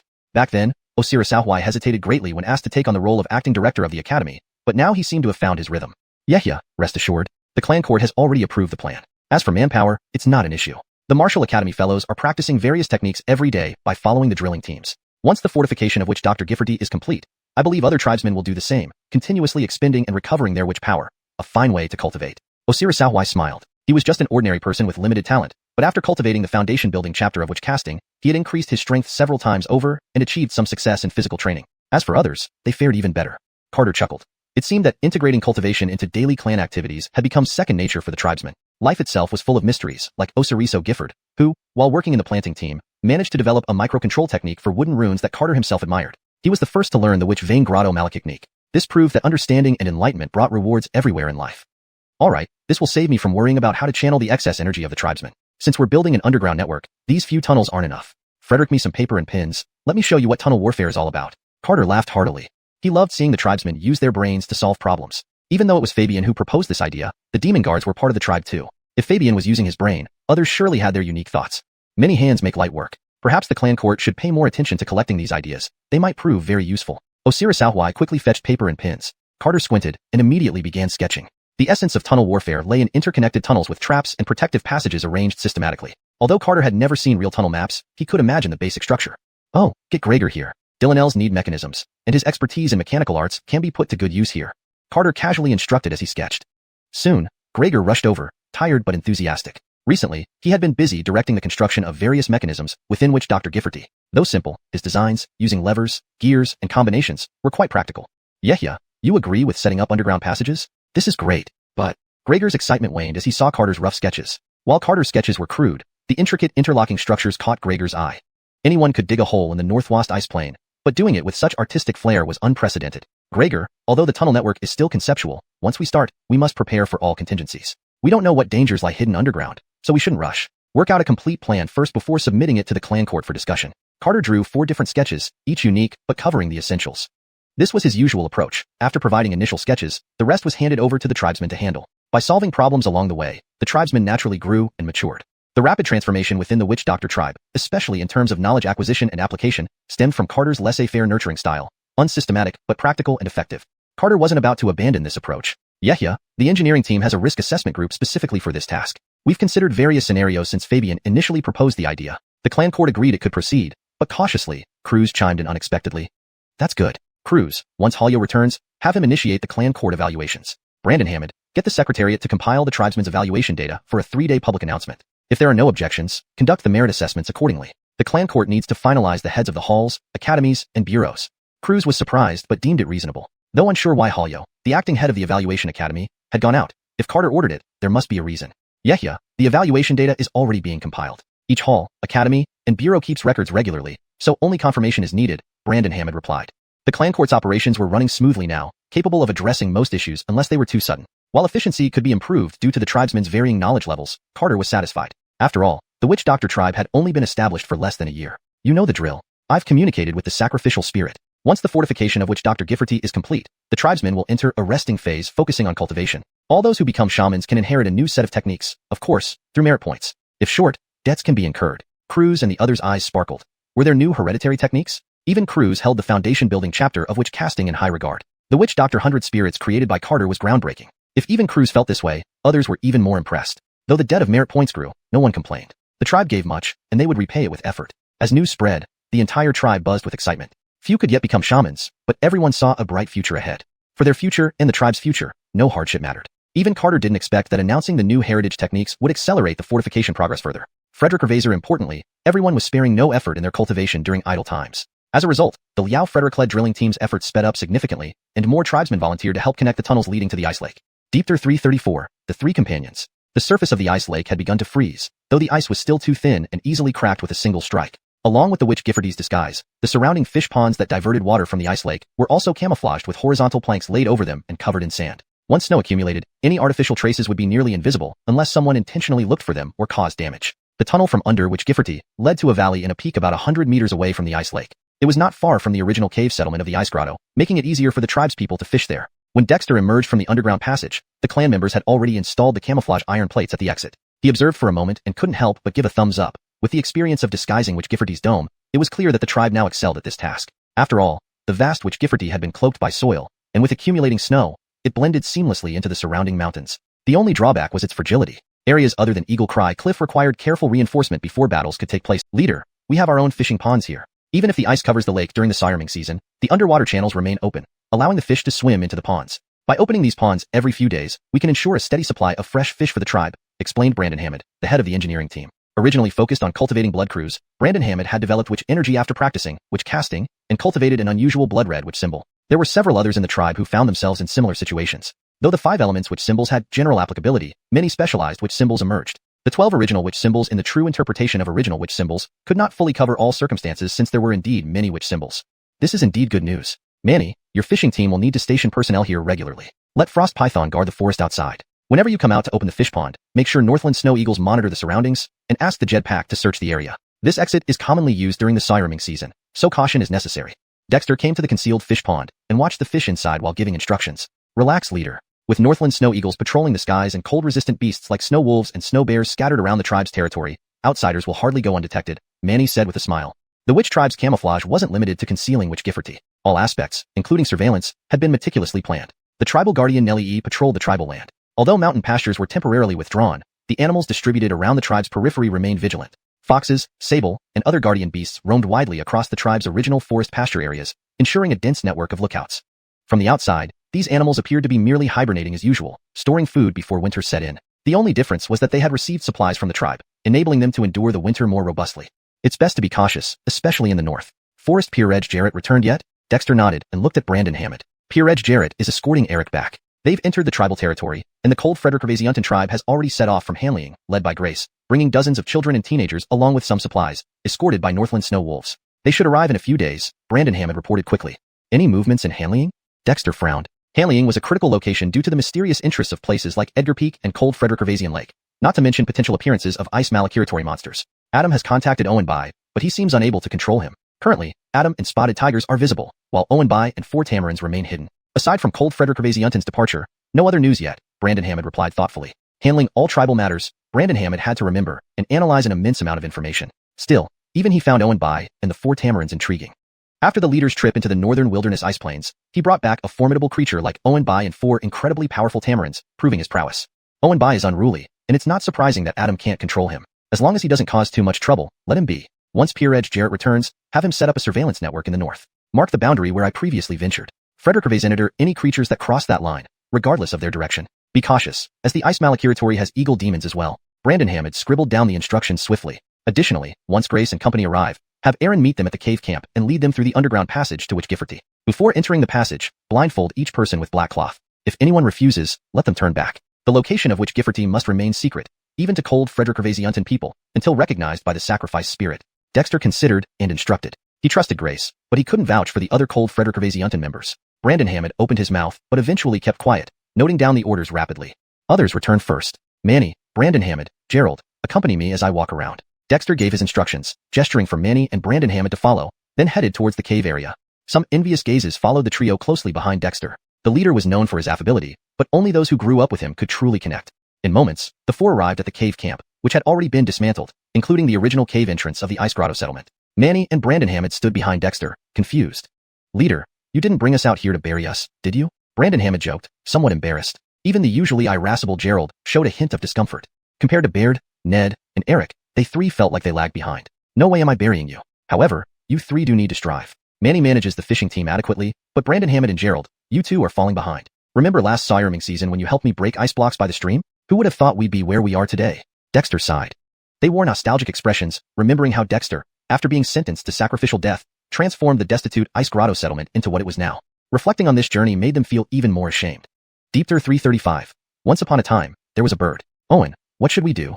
On the open ground in front of the cave, Gerald gazed firmly at Owen. He no longer addressed him as tribal chief, because in front of them stood Owen himself. Clearly, Hart Dexter had called them out not to make them feel ashamed. What should we do? We must strive ourselves. Why are you looking at me? Dexter rolled his eyes. Ned is about to take over the Academy of Sciences, Baird is in the War Department, and that guy Eric hasn't returned yet. Only the 3 of you have relatively more leisure time, so come along for a walk. Brandon Hammond and the other 2 exchanged puzzled looks. Just this? Is Owen okay? Although they were relatively free, they still had tribal affairs to attend to. Frederick Ravaziuntan over, even if they didn't have any official duties, they still needed to practice. However, since Dexter had spoken, they could only comply, not because he was their chief, but because they feared being beaten up. Ignoring their thoughts, Dexter led the trio around the campsite, which was where they had lived since childhood and with which they were intimately familiar. Although it now appeared desolate, everyone knew the tribe had much better living conditions elsewhere. As they walked, Manny, Gerald, and Brandon Hammond began to feel uncomfortable. After passing by places where they once left footprints, Dexter headed towards Eagle Sorrow Cliff, the location of which Dr. Gifforty. Jeffering the walk, Dexter moved slowly without speaking, while Manny and the others followed behind, glancing at each other. Finally, the hot-headed Gerald couldn't hold back. Owen, just spit it out. If you want to beat us, go ahead. Dexter sighed and looked towards the distant sky. Suddenly, he said, let me tell you a story. Gerald froze. What nonsense? But Dexter continued without waiting for a response. Once upon a time, in the northern wasteland ice plain, there was a bird that couldn't fly high or far, so it built a nest, had baby birds, and forced them to fly for it. Gerald, Manny, and Brandon Hammond stared in disbelief. What did that mean? So, Gerald, Dexter continued, if you can't fly anymore, quickly find a wife, and you'll have something to look forward to. The tribe's conditions aren't bad now, and there are plenty of marriageable women. The three turned red-faced and breathed heavily. They tried to hold back, but couldn't help themselves. Hell, Owen, you damn bastard, who are you insulting? They all lunged at Dexter, thinking that just because he was chief, he would be safe from a beating. Dexter laughed loudly, sidestepping their attacks without retaliating, merely slowing down his movements so their punches fell short. Well, that story is quite touching. If you guys can't manage, at least producing offspring who can would be a contribution to the tribe. Ah! Manny roared furiously, magical aura swirling around his fists. Beat him. Skyet they couldn't touch even a corner of Dexter's clothes. This frustration left them speechless and ashamed. Growing up together, how big was the gap between them really? Owen, you damn bastard, wait. Brandon Hammond roared, turning away angrily. Build a nest, have kids, and force them to fly. Ha! Who were they mocking? Watching the three storm off angrily, a slight smile tugged at Dexter's lips. These three weren't bad talent-wise, but they lacked that extra push. After Manny and the others stormed off, Dexter didn't return immediately. Instead, he arrived at the hilltop where which Dr. Gifforty was located. Under the snow-covered surface, it barely differed from its surroundings except for being a bit barren. Hart, shall we take a stroll? Brandon Ray quietly joined him. Earlier, when Manny and the others attacked, Brandon Ray wanted to intervene but restrained itself. Indeed, the Hart's companions enjoyed special treatment. If anyone else had attacked Dexter, they'd probably be wiped out countless times by now. Skis, let's patrol the tribal grounds.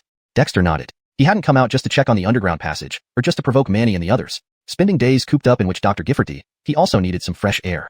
Straddling Brandon Ray, Dexter began patrolling the woods. In the wilderness, he saw the terraced fields outside which Dr. Gifforty overrun with weeds and twigs, mixed with snow, making them indistinguishable from the wild. Even the stone mining sites were covered with mud, showing the excellent camouflage work done by the tribe, ensuring no one easily discovered the past activities here unless intentionally seeking it out. Still too weak. Otherwise, there would be no need for such measures.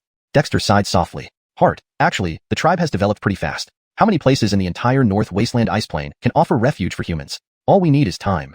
Brandon Ray comforted him. It was a beast, but beasts have feelings. Despite the somewhat uncomfortable process of joining the Witch Doctor tribe, life here was happy. No one discriminated against beasts here. As long as they completed their tasks, no one pointed fingers. They even received inheritances unimaginable before, leaving Brandon Ray quite satisfied. You're good at comforting people, but you're right. With enough time, both Magic 8 Peak and Cold Ice Malakiratory can be wiped out. Dexter smiled. Now, the protection line of the tribe was interesting. The 4 guardian spirits stayed at the totem platform of the Witch Dragon, tutored by the old demon Fire Crow, which reassured Dexter. Other than that, Pure Edge Jarrett had expanded the northern snow eagle flock to patrol the skies, making it hard for anything to escape the eagle's sight. Apes guarded the cold ridge, even spiders offering suggestions to the tribe. Only within the Witch Doctor tribe could demons and humans coexist harmoniously like this. Hart, most of our demon guards are stationed in Witch Doctor Gifforty, which doesn't serve much purpose. If apes can be released, other demon guards can too. Since Cold Ice Malakiratory is catching demons, it wouldn't be appropriate if they couldn't find local demons. Perhaps we should infiltrate as guides instead? Seeing Dexter in a good mood, Brandon Ray suggested after pondering for a moment. Surprised, Dexter looked at Brandon Ray. Your idea? No, Melinda's. It's been practicing since returning from Cold Ridge. It recently absorbed a bone from its throat and became a demon guard. Maybe it got carried away. Dexter wasn't surprised. Thanks to the demon runes he granted, the probability of demonic beasts becoming demons increased significantly. The number of demon guards in the tribe was growing rapidly, which was a good thing. Interesting. Brandon Ray, ask who wants to go out. Instead of waiting for Cold Ice Malakiratory's demons to come, it might be a better strategy to lead them away. That would indeed make this mystic season interesting. Damien encountering old demons from Cold Ice Malakiratory is like an egg hitting a rock, but there are still beings in the North Wasteland ice plain that can match them. Brandon Ray shivered. Hart, who are you plotting against now? But who cares?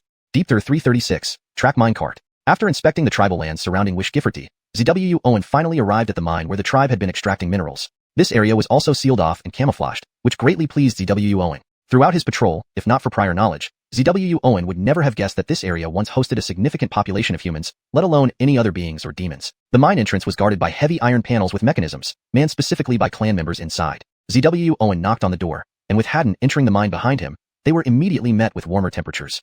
Hart, how did you come this way? The guard was Simon, who in less than a year had transformed from a thin young man into a robust individual. Simon was part of the Osariso Gifford clan, focusing on body tempering. Although he hadn't yet cultivated Kobe Croods, he possessed immense strength. After Cliff's departure, Simon had taken over managing the mining team. Was out for a walk around. Simon, is the mine stable? We don't want to bury ourselves here. ZWU Owen patted Simon's shoulder. Simon was around the same age as ZWU Owen, but stood out for his physique among their peers. Hart, rest assured. Our mine shafts are reinforced with timber, and our earth rune mages frequently perform rituals to ensure stability. Simon grinned, appreciating the concern. ZWU Owen noticed. Our tribal shamans visit often? They love experimenting everywhere, mostly earth and fire shamans here. Plus, we have our own shaman, and the academy keeps developing new tools. Our mining speed has drastically increased. The tribespeople are still actively excavating, Simon replied proudly. If it weren't for your presence, Hart, I'd still be down there. Let's go. Show me, ZWU Owen ordered. He had never visited this side of the mine before. Simon hesitated but led the way into the winding mine tunnels, more than 100 meters underground, until ZWU Owen saw the busy mining teams. Hart, the entire mining team consists of 120 clan members, divided into 12 squads of 10 each, working in 3 shifts. 4 squads mine stones daily, for handle transportation, and 4 are on standby. Other clan members come to practice, so our mining rate is good. Although transport remains challenging, Simon introduced after greeting the miners. The 3-shift system made sense. The workers used iron shovels, bars, and hammers to manually break rocks into pieces, loading them into baskets pulled up via pulleys and ropes to the surface and then transported to the tribe.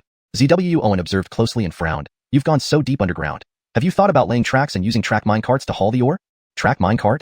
Hart, like a levitation vehicle? Simon looked puzzled. He knew about levitation vehicles, modified ones with impressive load capacity, but they easily overturned in the narrow mines, making them impractical.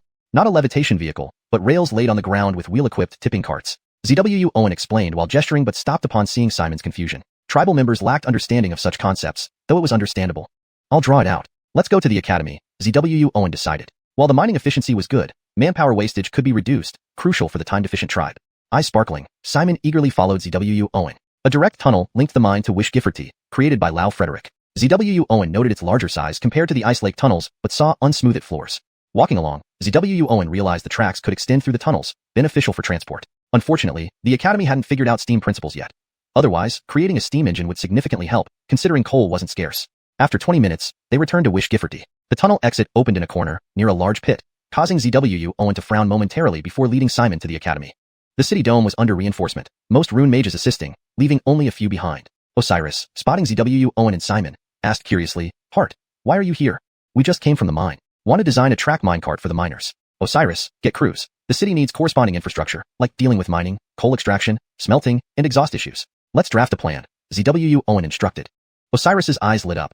These were problems plaguing the tribe, and ZWU Owen already had solutions. He promptly fetched crews. ZWU Owen fetched paper and pen, pondered for a moment, and began sketching. Previously drawing tunnel maps, he now aimed for a comprehensive plan. Simon watched ZWU Owen sketch lines, initially confused. Hart isn't drawing tracks, but what looks like spider webs? Upon arrival, both Osiris and Croods were intrigued by the detailed sketches, impressed. ZWU Owen's previous drawings amazed everyone, showcasing an unexpected talent, and now his integrated plans further fueled their anticipation. After completing one sheet, ZWU Owen reviewed it, nodding approvingly. Then he started a new sheet, detailing the track layout. Simple flat ground tracks were merely wooden sleepers and iron rails. Completing the track sketch, ZWU Owen drew a minecart, adding intricate details to the wheels and a top iron rope for pulling. Finally, he sketched a hand-operated winch to easily lift or from deep wells, simple when understood. Hart, this is the track minecart? Osiris picked up the sketch curiously. Skis, laying tracks on flat or curved paths, allows the minecart to move effortlessly using inertia. Even without inertia, pulling the rope will easily transport the ores back. ZWU Owen explained, illustrating the concept with earthen spirit power forming tracks and metallic spirit power simulating the cart moving smoothly on them. Deepter 336, track minecart. After inspecting the tribal lands surrounding Kobe Yoel Gifferty, Dexter finally arrived at the mining cave where the tribe extracted minerals. This place was also sealed and camouflaged on the outside, which made Dexter very satisfied. Had he not known beforehand, Dexter would not have noticed that a large number of humans had once lived in this area during his patrol. Others or demons would have noticed even less. The entrance of the mine shaft was also equipped with huge iron plates as mechanisms, and there were dedicated clan members guarding inside. Dexter knocked on the door and entered the mine with Haddon, immediately feeling much warmer. Harton, why did you come over here? Simon, who used to be a slender young man, had already grown quite robust in less than a year, now guarding the mine. Simon was a member of Osariso Gifford's clan, focusing on physical cultivation. Although he had not yet cultivated Kobe Croods, he possessed considerable strength. After Goran's detachment was transferred, Simon took charge of the mining team. Harton, are you sure this mine is sturdy? We wouldn't want it to collapse and bury us. Dexter patted Simon's shoulder. This guy was about the same age as him, but was one of the strongest among their peers. Rest assured, Harton. The tunnels we dug are reinforced with timber, and the earth symbol practicing shamans from our tribe often come to strengthen them with spells, so they won't collapse, Simon smiled. The chieftain still prioritized the safety of the clan members as always. Do the tribe's shamans frequently come here? Dexter asked, surprised. The Yoel tribe, with nearly 3,000 people, had over 1,000 members cultivating Croods, becoming novice shamans. Frederick Vaser than half had successfully opened their pulse channels. Although only around 10 had condensed power, shamans were plentiful. Skis, they love experimenting with spells everywhere. But most who come here are earth and fire shamans. Our mining team has its own shamans too. With the new tools occasionally provided by the Research Institute, our mining speed has increased significantly. Even now, the clansmen are still digging. Simon proudly smiled. If not for hearing the chieftain was coming, he would have stayed underground. Walk with me, let's take a look, Dexter ordered. He hadn't visited this mine before. Simon hesitated for a moment, but then led Dexter deeper into the mine through winding tunnels more than 100 meters underground. Dexter saw the mining team hard at work. Harton, our mining team consists of 120 clan members divided into 12 squads, each of 10. They operate in 3 shifts, 4 teams mining rocks, 4 transporting, and 4 resting each day. Including other clansmen occasionally training here, the mining speed is quite fast, except transportation is somewhat challenging, Simon introduced after greeting the miners. The 3-shift system seemed reasonable. The miners used shovels, iron rods, and hammers to break rocks into pieces, loaded them into baskets, and then hoisted them up via pulleys to send back to the tribe. This process was fairly efficient, but Dexter frowned after careful observation. Since we're deep underground, have you considered laying tracks and using track minecarts to transport the ore? Track minecart? Harton, do you mean levitating vehicles? Simon was puzzled. He knew about levitating vehicles, which had impressive load capacities after modifications. However, they easily tipped over in mines, proving impractical. Not levitating vehicles, tracks on the ground with wheeled tipper cars. Dexter gestured while explaining, but stopped seeing Simon's confusion. The concept of track minecarts was alien to the clansmen, understandably so. Come with me to the Research Institute. I'll draw it for you, Dexter decided. The efficiency of the tribe's mining team was commendable, but still quite labor-intensive. The tribe lacked both time and manpower. Simon's eyes lit up, eagerly following Dexter. A direct tunnel connected the mine to Yoel Gifforty, the first underground passage constructed by Liao Frederick. Walking along this tunnel, Dexter noticed it was larger compared to those near Ice Lake, though it needed smoothing out. While walking, Dexter observed and formed an idea. Track minecarts could be used in the mine and the tunnel as well. It was a pity that the Research Institute had yet to grasp the principle of steam engines. If they had steam engines, the tribe wouldn't lack fuel like coal. 20 minutes later, Dexter returned to Yoel Gifforty, entering through the designated opening. Seeing the large hole at the entrance, he frowned briefly before taking Simon to the Research Institute. Yoel Gifforty's dome was being reinforced, with most shamans assisting. Only a few remained, including Ned. Seeing Dexter with Simon, Ned felt puzzled. Harton, why did you come? Just came from the mine. I want to design a track minecart for the mining team. Ned, call Croods over. We need better infrastructure in the underground city for mining, coal extraction, smelting, and handling smoke. Let me make a plan. Ned's eyes brightened, realizing this addressed current problems. She promptly fetched Croods. Dexter grabbed paper and pens, thought for a moment, and started sketching diagrams. Initially, he hadn't given much thought to his previous underground maps, but now, he aimed for more comprehensive plans. Simon watched Dexter drawing lines on paper, initially confused, expecting track diagrams, but instead seeing what resembled spider webs.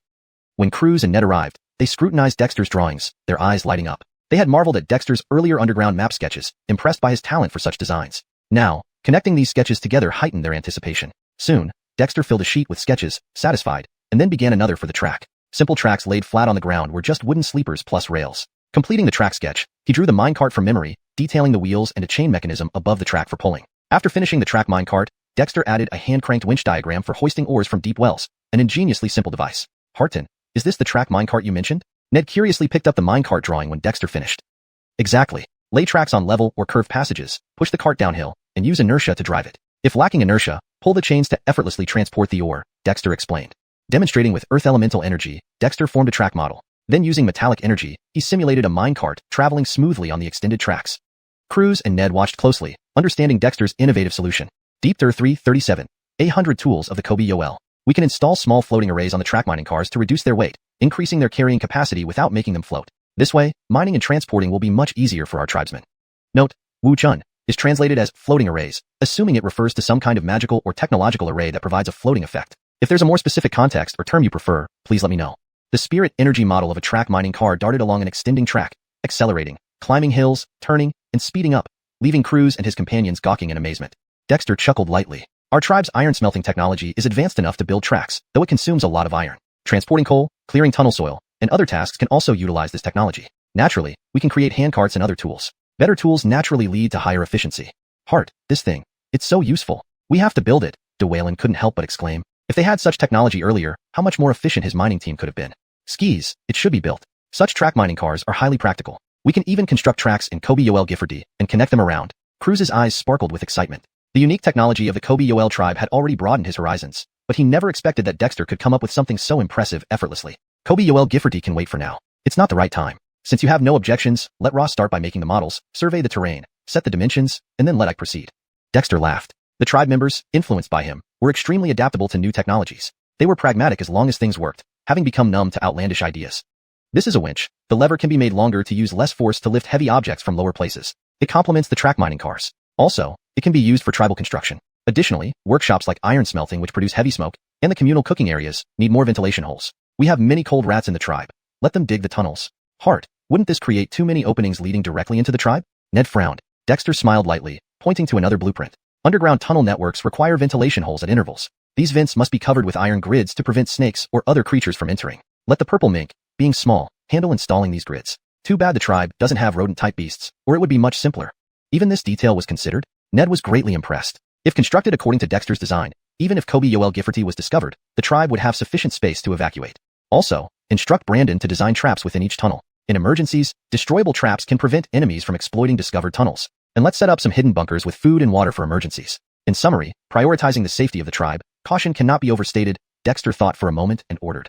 Croods nodded seriously. Dexter's reasoning made sense. All kinds of dangers could arise in the northern wastes ice plains. It's better to be prepared. As Croods and DeWalen left to find Ross with the blueprints, Dexter looked at Ned, who pinched his nose sheepishly. Hart, I'm not one of those nesting birds. Manny and the others were quite stimulated by you. They've all secluded themselves for cultivation. Dexter laughed heartily, never expecting Manny and the others to actually repeat the story he casually invented. Hart, you wouldn't know. After hearing your story, the tribe members' eyes turned red. Now everyone works diligently, afraid of being called birds. Ned chuckled. Dexter, are the humans in the northern wastes ice plains so easily touched? But as long as the tribe strived, Dexter felt he could create more stories, like the tale of the cold bird. Ned, once Eric returns, you'll take over the academy. Any thoughts? Dexter reined in his smile after a moment of mischief. The academy was a place he held in high regard. Otherwise, he wouldn't have entrusted it to Ned. Kobe Yoel tribe members practice witchcraft, but development requires more than just martial prowess. Malachicnology is the primary driving force. Hart, there's pressure, but it shouldn't be a problem. However, the current research has hit bottlenecks. Without new technological advancements, it may stagnate for a while. Ned scratched his head. Academy members were incredibly passionate, but most potential avenues of research had been exhausted. Further breakthroughs required serendipity. Dexter was somewhat surprised. Did they exhaust all potential so quickly? This wasn't the kind of academy he expected. He pondered for a bit before saying, bring me the research records from your academy. I'll take a look. Ned was delighted. Last time Dexter lectured at the academy, the tribe gained immense benefits. Though many good things were developed, progress lacked groundbreaking innovations due to limited perspectives. Soon, Ned returned with a thick book titled 800 Tools of the Kobe Yoel. Dexter couldn't help but smile. Since he initiated 800 Trades of the Kobe Yoel, the series of books marked with 100 numbers increasingly accumulated. Each was fundamental to the tribe's heritage. 800 Tools of the Kobe Yoel documented various instruments and devices studied and utilized by the Kobe Yoel tribe, from everyday tools to floating cars. It included detailed records from inception to improvement. It was clear that academy members took great care in summarizing and recording, including notes on improvements and ideas. After a brief review, Dexter couldn't help but praise. The researchers already demonstrated the essence of craftsmanship. Despite starting from a low base, rigorous dedication made up for any initial shortcomings. Saying it contained 100 tools, the records didn't actually list 100 types. Sky it. Dexter believed that with ongoing battles, this 800 Tools of the Kobe Yoel would eventually surpass 100 items. Page by page, illustrated records showcased the Academy's achievements in studying various devices. Many included suggestions from when Dexter acted as an advisor, but numerous innovations came from the tribe members themselves, sparking Dexter's own interest. Previously seen items transformed by the imaginative tribe members became entirely new creations. Hart, the modifications for floating cars, crossbows, weapons, and other tools have reached their limits. Do you have any ideas? Ned asked cautiously as Dexter finished the last page. Everyone knew the Hart's ingenuity could rival the entire tribe's collective brainpower. Not seeking guidance now would be foolish. 3 directions, Dexter thought for a moment, holding up 3 fingers. Ned grew excited. Indeed, whenever the Hart intervened, amazing ideas emerged.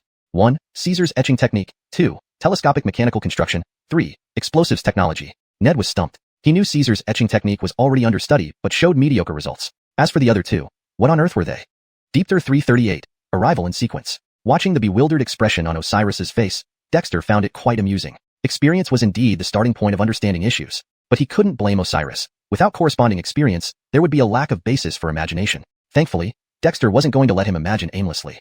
Osiris, let's set aside Caesar's inscribing technique for now. Explosive technology using shamanic symbols is actually quite easy to achieve, Dexter said as he pointed his finger. On either side, 2 basic water and fire symbols appeared. Under Osiris's watchful eyes, Dexter activated the water and fire symbols and brought them together. With a loud bang, the 2 basic shamanic symbols exploded.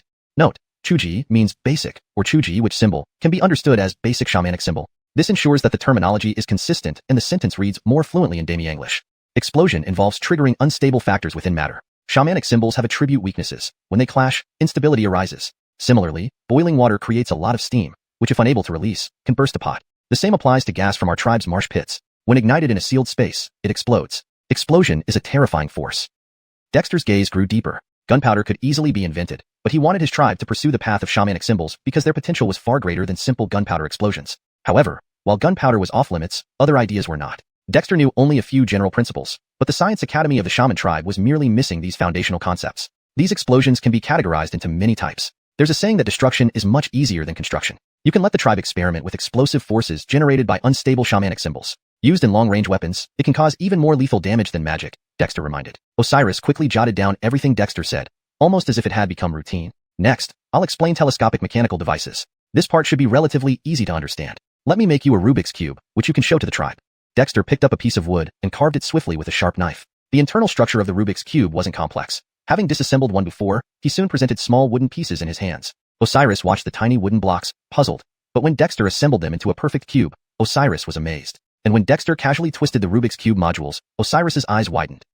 This is the simplest mechanical device. Our tribe already has ball bearings, pulleys, gears, and other basics. We can definitely make telescoping devices. But the precise transmission of force requires precision mechanics. Hart, can I see what you have in your hands? A voice interrupted, and Brandon rushed over, eagerly looking at Dexter. Surprised, Dexter handed over the Rubik's Cube with a smile. Brandon, you're our best mechanical expert. Take this toy. When you convert mechanisms into machines, you will succeed. Brandon's face lit up as he became absorbed in playing with the cube. Dexter chuckled inwardly, but admired Brandon's dedication. Many people in the shaman tribe, once engrossed, became completely focused. Osiris, the 3 directions I mentioned earlier, discuss them with Caesar and others. No need to rush. We are still lacking in technological accumulation. In fact, the modification of hovercars involves various elements. Use the hovercar as a base machine to experiment with your ideas. I understand, Hart. Osiris nodded solemnly. Though Dexter didn't provide detailed instructions, the direction was clear enough. The shaman tribe no longer required Dexter's constant involvement. With the accumulated technical means of the Science Academy, they could develop methods given a direction. Through practical experimentation, they would learn more than just adopting existing techniques. Satisfied, Dexter patted Osiris's shoulder and left. With new goals, the tribe would stay busy after the reinforcement of the Kabeju Gifforty Dome, which is exactly what Dexter wanted. Let's see what strange creations you come up with. 2 days later, Eric returned with Sawyer to the cave campsite, finding it desolate and covered in snow, leaving them both stunned. Eric, what's going on here? Sawyer trembled, worried if the tribe had been attacked. But the place looked untouched, without any signs of battle. Eric rolled his eyes. Don't jump to conclusions. The tribe has gone into hibernation.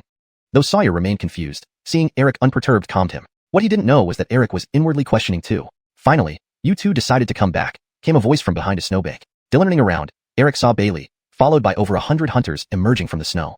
Bailey, why are you all here? Eric asked, surprised. He had heard the tribe changed strategies during the siraming season, retreating into dormancy and temporarily abandoning attacks on the Govin tribe, which left him puzzled. Seeing the sealed caves, he understood the depth of this dormancy. Just waiting. Not for you two though. You guys were pretty bold to disobey the recall order. You'll be in trouble when you get back, Bailey sighed. Eric, somewhat audacious, would have been suspected of defection if he hadn't returned. Speechless, Eric shot Sawyer an annoyed glance. I didn't want to either. So, who are you waiting for? People from the Barrel tribe. They should be arriving soon. Look over there. Following Bailey's gesture, Eric saw figures emerging from the snow. Clad in ragged furs, they walked laboriously, some riding on the backs of snow wolves carrying those who couldn't walk. Snow wolves escorting them? Are these people joining our tribe? Eric asked, astonished. He knew of the Barrel tribe, where Dexter originated, but being away, he was clueless about recent events. Kind of. They are the Hart's kin, so essentially our kin, but still different, Bailey replied wryly, leading the hunting team forward. In the group, Grace carried a small child, visibly relieved upon seeing Bailey and the others. We've arrived. This is our destination. Zoranran lifted their heads curiously. They had trudged through the snow for nearly 10 days, relying on food provided by the snow wolf pack to survive. But ahead, they saw nothing. What was awaiting them next? #Deepter339. Welcome to the Kobe Ned tribe. What, blindfold us? When Bailey took out the prepared black cloth, Grace's expression changed. Behind her, Gifford, Brandon Hammond, and several other youths also looked displeased. Grace, it's not that we don't trust you. In the northern wasteland ice plains, only caution ensures a long life. Besides, if our tribe really meant harm, you wouldn't have made it this far, Bailey explained patiently. This task wasn't easy. Humph, aren't you taking things too far? What if we refuse? Brandon Hammond couldn't hold back. The tribal chief prioritizes the safety of his people. Since you chose to come here, you should follow the Kobe Ned tribe's rules. If you refuse, I will send you back to Cold Ridge with the snow wolves. That's our goodwill. Brandon Hammond was about to say more. Damien, I believe Owen. Everyone, put on the blindfolds. Grace suddenly spoke up, taking the black cloth from Bailey. Grace, aren't you afraid? Brandon Hammond, stop. The elder said to listen to Owen once we're in the Kobe Ned tribe. He is also our tribesman. Gifford pulled Brandon Hammond aside and chuckled bitterly. Brandon Hammond hesitated. shaking his head helplessly, muttering, "Tribesmen, but still suspicious of us." With Grace leading the way, everyone quickly tied the black cloth over their eyes. "Good. Now grip the rope tightly. We'll guide you through a shortcut back to the tribe," Bailey sighed in relief. Thankfully, Grace was reasonable. Otherwise, this mission would have been tough. Eric watched the group from the cold Frederick tribe curiously. There were only a dozen or so youths, led by Grace, with the rest being teenagers and children. The cold Frederick tribe had entrusted its young future generation to the Kobe Ned tribe? They trusted the Kobe Ned tribe that much? "Eric, you've just returned as well. Follow the group. Let's go." Bailey held the rope, leading the way. The hunting team members cautiously followed beside the cold Frederick tribe members, ensuring no one fell. "Bailey, how has the chief arranged for us?" Jed suddenly asked. You're a demon?" Brandon Hammond was startled by the Jed's voice. "I'm the Kobe Ned tribe's demon guard. You've been nagging all along, and I simply didn't feel like responding." Jed laughed lightly. "Brandon Hammond, what kind of place is this Kobe Ned tribe? How many demon guards are there already?" However, Jed's words reassured the cold Frederick tribe. After all, if the Kobe Ned tribe wanted to harm them, a single Jed could have killed them all.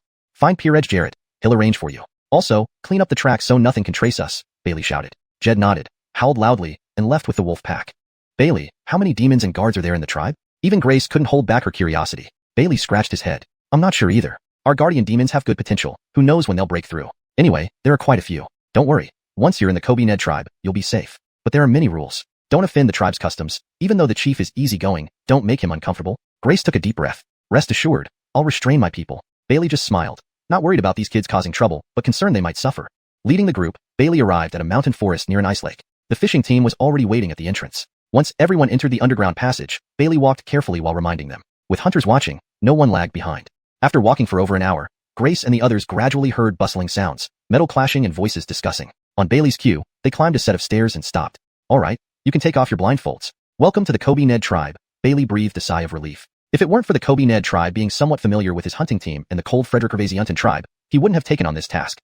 Grace and the others eagerly removed the blindfolds, adjusting to the dim light. Their eyes widened in awe. This place is? Here is the Kobe Ned tribe, Grace. Welcome. We blindfolded you because our city is hidden. For the entire season, you'll stay here, living among my people. I hope you get used to it." Owen's voice rang nearby. Grace and the others turned around to see Owen standing nearby, accompanied by a youth. "This is Brandon Hammond, our tribe's secretary responsible for records. From now on, you can approach him for any issues." "Grace, our tribe is under construction everywhere except the Zornrin school. You're familiar with the school area from camp, so settle in there temporarily. If you want to learn, you can join the classes." Owen smiled gently, looking at every member of the cold Frederick tribe. Seeing their young faces filled with fear, he said, "I'm Owen. Malakin years ago, I was also a member of the cold Frederick tribe. This is my tribe, so treat it as home." The initially anxious cold Frederick tribe members felt relieved. Frederick Gervais's children looked at Owen curiously, while the teenagers were even more curious. "I remember you. You're Owen. Wow, you're alive," a teenager exclaimed. Owen smiled, glancing at the speaker but failing to recall who it was, as his memories of Owen were limited. "Remembering me is enough. The Kobe Ned tribe may not have a long history like the cold Frederick tribe, but it offers unique aspects. Brandon Hammond, they're your responsibility now. Grace, settle your people first. Come find me once they're comfortable." Grace hesitated but nodded. "Owen, you can count on us to follow the rules." Owen glanced at Bailey, who shrugged, not wanting to be blamed. Once Grace led the excited group of over 100 teenagers and children to the Zornrin school with Brandon Hammond. Owen turned to Eric, who lowered his head, looking embarrassed. "Humph, Eric, you finally came back. Did the tribal court's orders fail? Do I have to fetch you myself? For drifting too proud?" Eric laughed bitterly, about to speak when Sawyer, standing beside him, suddenly knelt. "Heart, I am to blame. I refused to accept it and thought." Alexandria up, forgot what to say and what not to say. Owen glared. Sawyer realized his mistake, beads of sweat forming on his forehead. "All right, don't do it again. Go rest. Eric, the tribal evaluation is coming up. Do you still want to be the head of the examination bureau? All tribesmen are waiting." Owen waved his hand, not truly angry. The Dark Division had some autonomy, as long as it wasn't excessive. Eric breathed a sigh of relief, hurriedly pulling Sawyer away. "Heart, Eric is so mysterious. Is he doing something bad?" Bailey leaned in. Owen rolled his eyes. "He's not competing for your wife, so what else can he do?" Bailey shrank back, muttering, "I'm not ready for marriage yet. Strengthen the tribe before considering a family." Frederick Gervais'risf. Owen burst into laughter. "Where did you pick up that wit?" Translation ends here following the structure and style of the original text. #Deepter340, starting with clothing and food. The arrival of over 100 youths and children from the Beryl tribe brought some excitement to the Witch Doctor tribe, but it was only mild. The people of the Witch Doctor tribe were too busy, even squeezing time for cultivation amidst their hectic schedules, leaving little room for gossip. It was instead the youths and children from the Beryl tribe, including Grace and others, who initially felt out of place. Upon arriving at the Frederick Gervaisentong school, they were greeted by an elderly man, Albin, the current head of the school, who was already waiting with the tribal children. "Grace, you've arrived. Go wash up first, clean off the dirt, and then change into tribal clothing. Your fur clothes are too tattered. It's freezing outside, and they don't keep you warm enough," he said cheerfully. He was an elder from the Ice Cave settlement, not possessing the skills of Elio and others, but capable of teaching young children. Grace and the others were somewhat bewildered as they were led by the younger students to see many strange and curious things. Grace Gidge, I heard you're the elder sister of the tribal leader. You're so beautiful. Let me show you how to use this soap. Wet your body and apply it. It will create bubbles that can clean all the dirt off. The water is boiled and heated, which our leader says kills bacteria. If there's not enough water, just pull this plug, and hot water will flow out automatically. Listening to the little girl's chatter, Grace's face flushed in rare embarrassment. She had never been instructed on how to bathe before despite living so long. Grace Gidge, these are the tribal clothes. For you, I picked a skirt and pants outfit. You'll look stunning in it. These small cloth pieces. As the little girl continued her introduction, Grace's mind struggled to keep up. Bras, underwear. Did the witch doctor tribe dress so intricately? Finally, when the little girl reluctantly left, Grace pulled the curtain shut, blushing shyly like a young girl. Not only Grace but even the most stubborn Brandon Hammond was stunned by the novelty of everything in the witch doctor tribe. When each of the Barrel tribe's youths and children came out, freshly bathed and dressed in clean, comfortable clothes, they felt as if they were dreaming. Life in the Barrel tribe wasn't too bad. They received the best items first, but compared to the witch doctor tribe's attire, their old fur garments were truly discardable. Another new experience was shoes. On the journey from the Barrel tribe, they walked barefoot, a common practice in the northern icy plains. But now, wearing warm fur shoes and being completely wrapped except for their heads, the feeling was nothing short of luxurious. Just a set of clothes made these youths and children from the Barrel tribe feel incredibly content. This sentiment extended to the dozen or so young adults like Grace. They were among the best of the Barrel tribe's younger generation, yet they felt like country bumpkins. Everyone washed up? Then let's eat. The tribal leader specifically instructed us to add extra servings for you. No need to be shy. Albin smiled warmly at the group of pale-faced but spirited youths and children. For any human settlement, youths and children represented the future. While unclear about why the Barrel tribe sent its future here, Albin felt happy watching these young ones, much like he had watching Owen and others play in the snow. As trays of fish soup, fine millet rice, delicious roasted and braised meat, and various vegetables were served, even Grace and the others couldn't help but drool. Some of the girls closed their eyes in blissful happiness. Grace, is this really for us? Grace took a deep breath, still blushing, and said, Skis, Owen brought this for us. Owen is my uncle's son. Are you willing to live here for a while? Willing. Too willing. The youths and children exclaimed excitedly. Albin watched Grace and the others eating hungrily, revealing a knowing smile. As the chief said, to conquer someone, start with their stomach. The northern snow eagles were reportedly won over by the chief's roasted meat, so how much more these Barrel tribe members? By the end of the meal, everyone from the Barrel tribe hugged round, full bellies. Not that they weren't well fed back home, but until now, they hadn't realized meals could have such variety, and each dish was simply too delicious. Especially the fish soup and roasted meat spiced with chili peppers, it made them feel warm and cozy inside. Mr. Albin, does the tribe often eat such food? Brandon asked, usually composed, but now visibly moved. Compared to the witch doctor tribe's cuisine, the Barrel tribe's fare was practically rubbish. Not often. Albin chuckled. They were touched. The best food was being served to them. The tribe pays attention to what we eat now. Although this food is good, it's a bit greasy and can easily make you gain weight, so we generally avoid it. Since your bodies are weaker, you should eat more to strengthen yourselves first. Grace and the others were speechless. It seemed the tribe worried about getting too fat from overeating. But were the people of the witch doctor tribe so picky? To disdain such wonderful food? You'll understand soon. Since Hardowen became the leader, we've never lacked for food. Eating well isn't just about taste. It's also about health, as Hardowen always says. Frederick Ravazist of these dishes were his own creations, and he is very selective about food.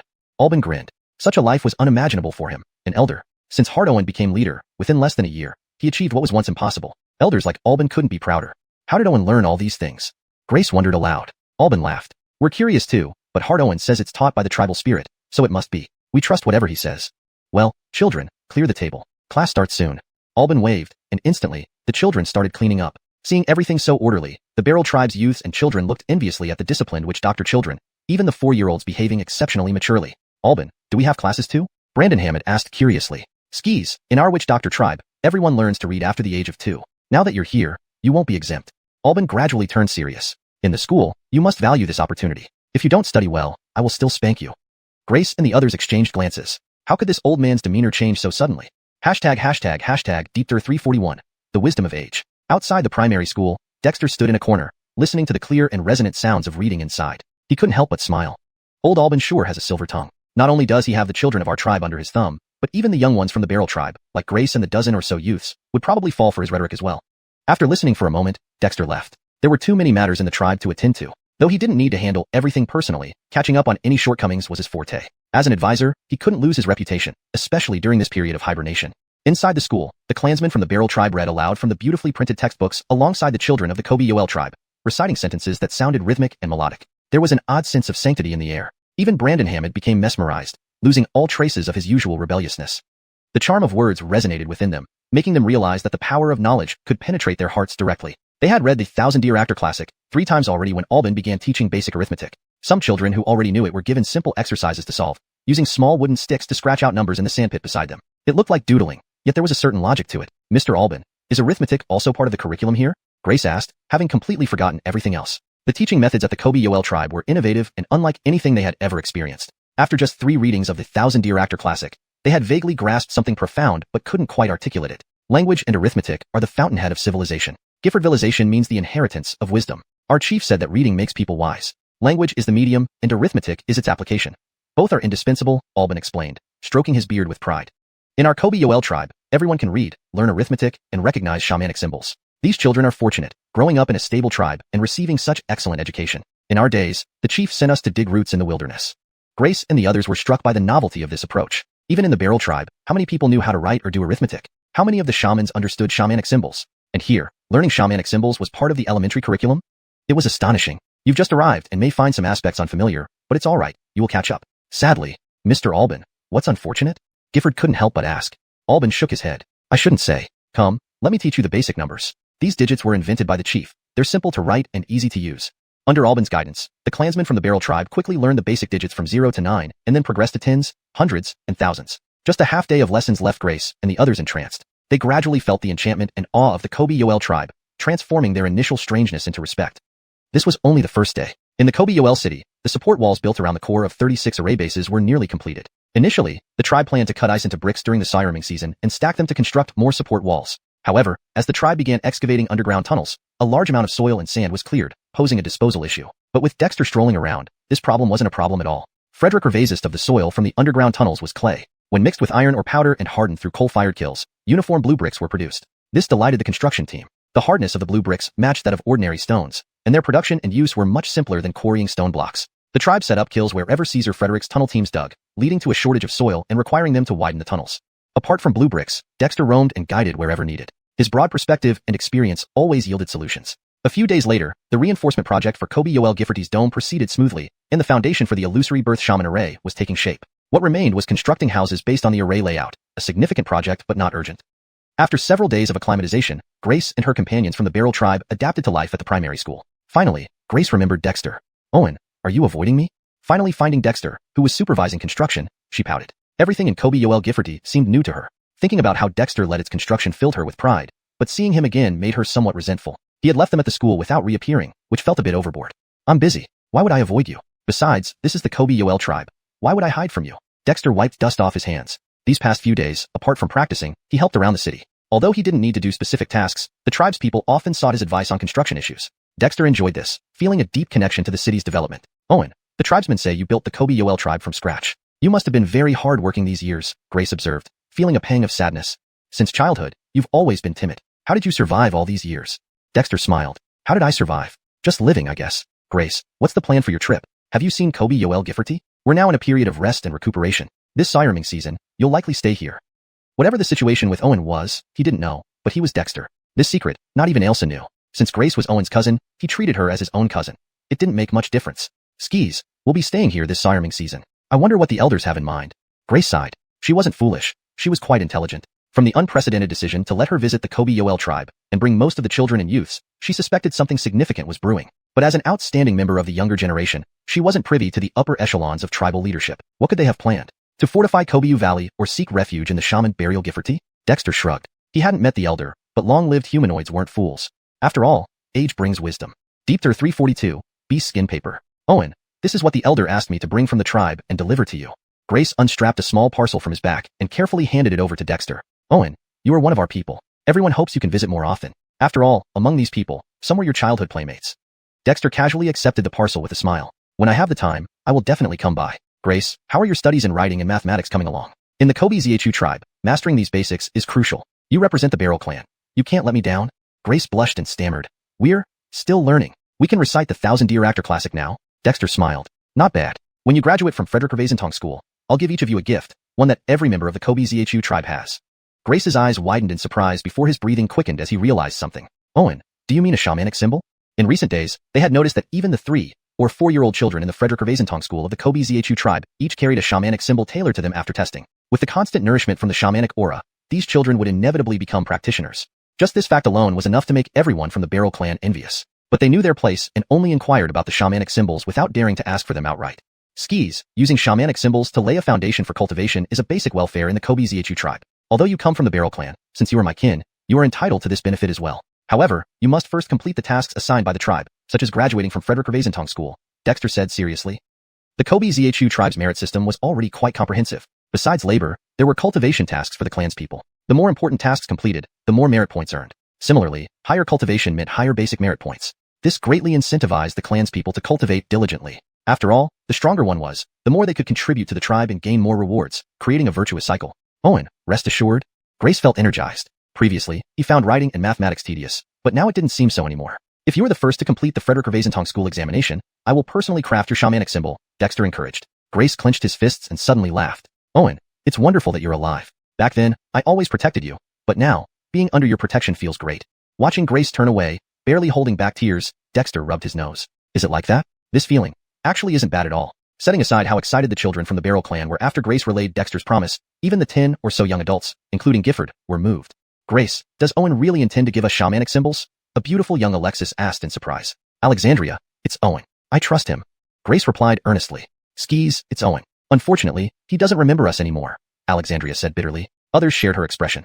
They were around the same age as Dexter and had been childhood friends.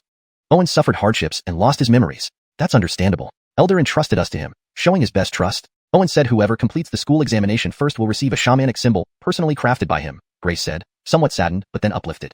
Though Dexter told this to her alone, Grace didn't mind sharing it with her kin. Wow, that's fantastic. I heard Owen is now cultivating with second ADEK shamanic symbols. The youth from the Barrel clan became noisy, but soon settled down to study and practice calculations. Life in the Kobe Zhu tribe started with education, something none of them expected but thoroughly enjoyed.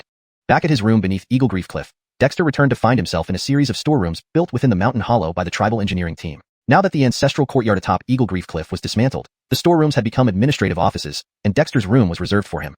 Opening the parcel Grace brought, he revealed over a dozen ancient-looking beast skin papers covered in fine script and images, some worn but mostly legible.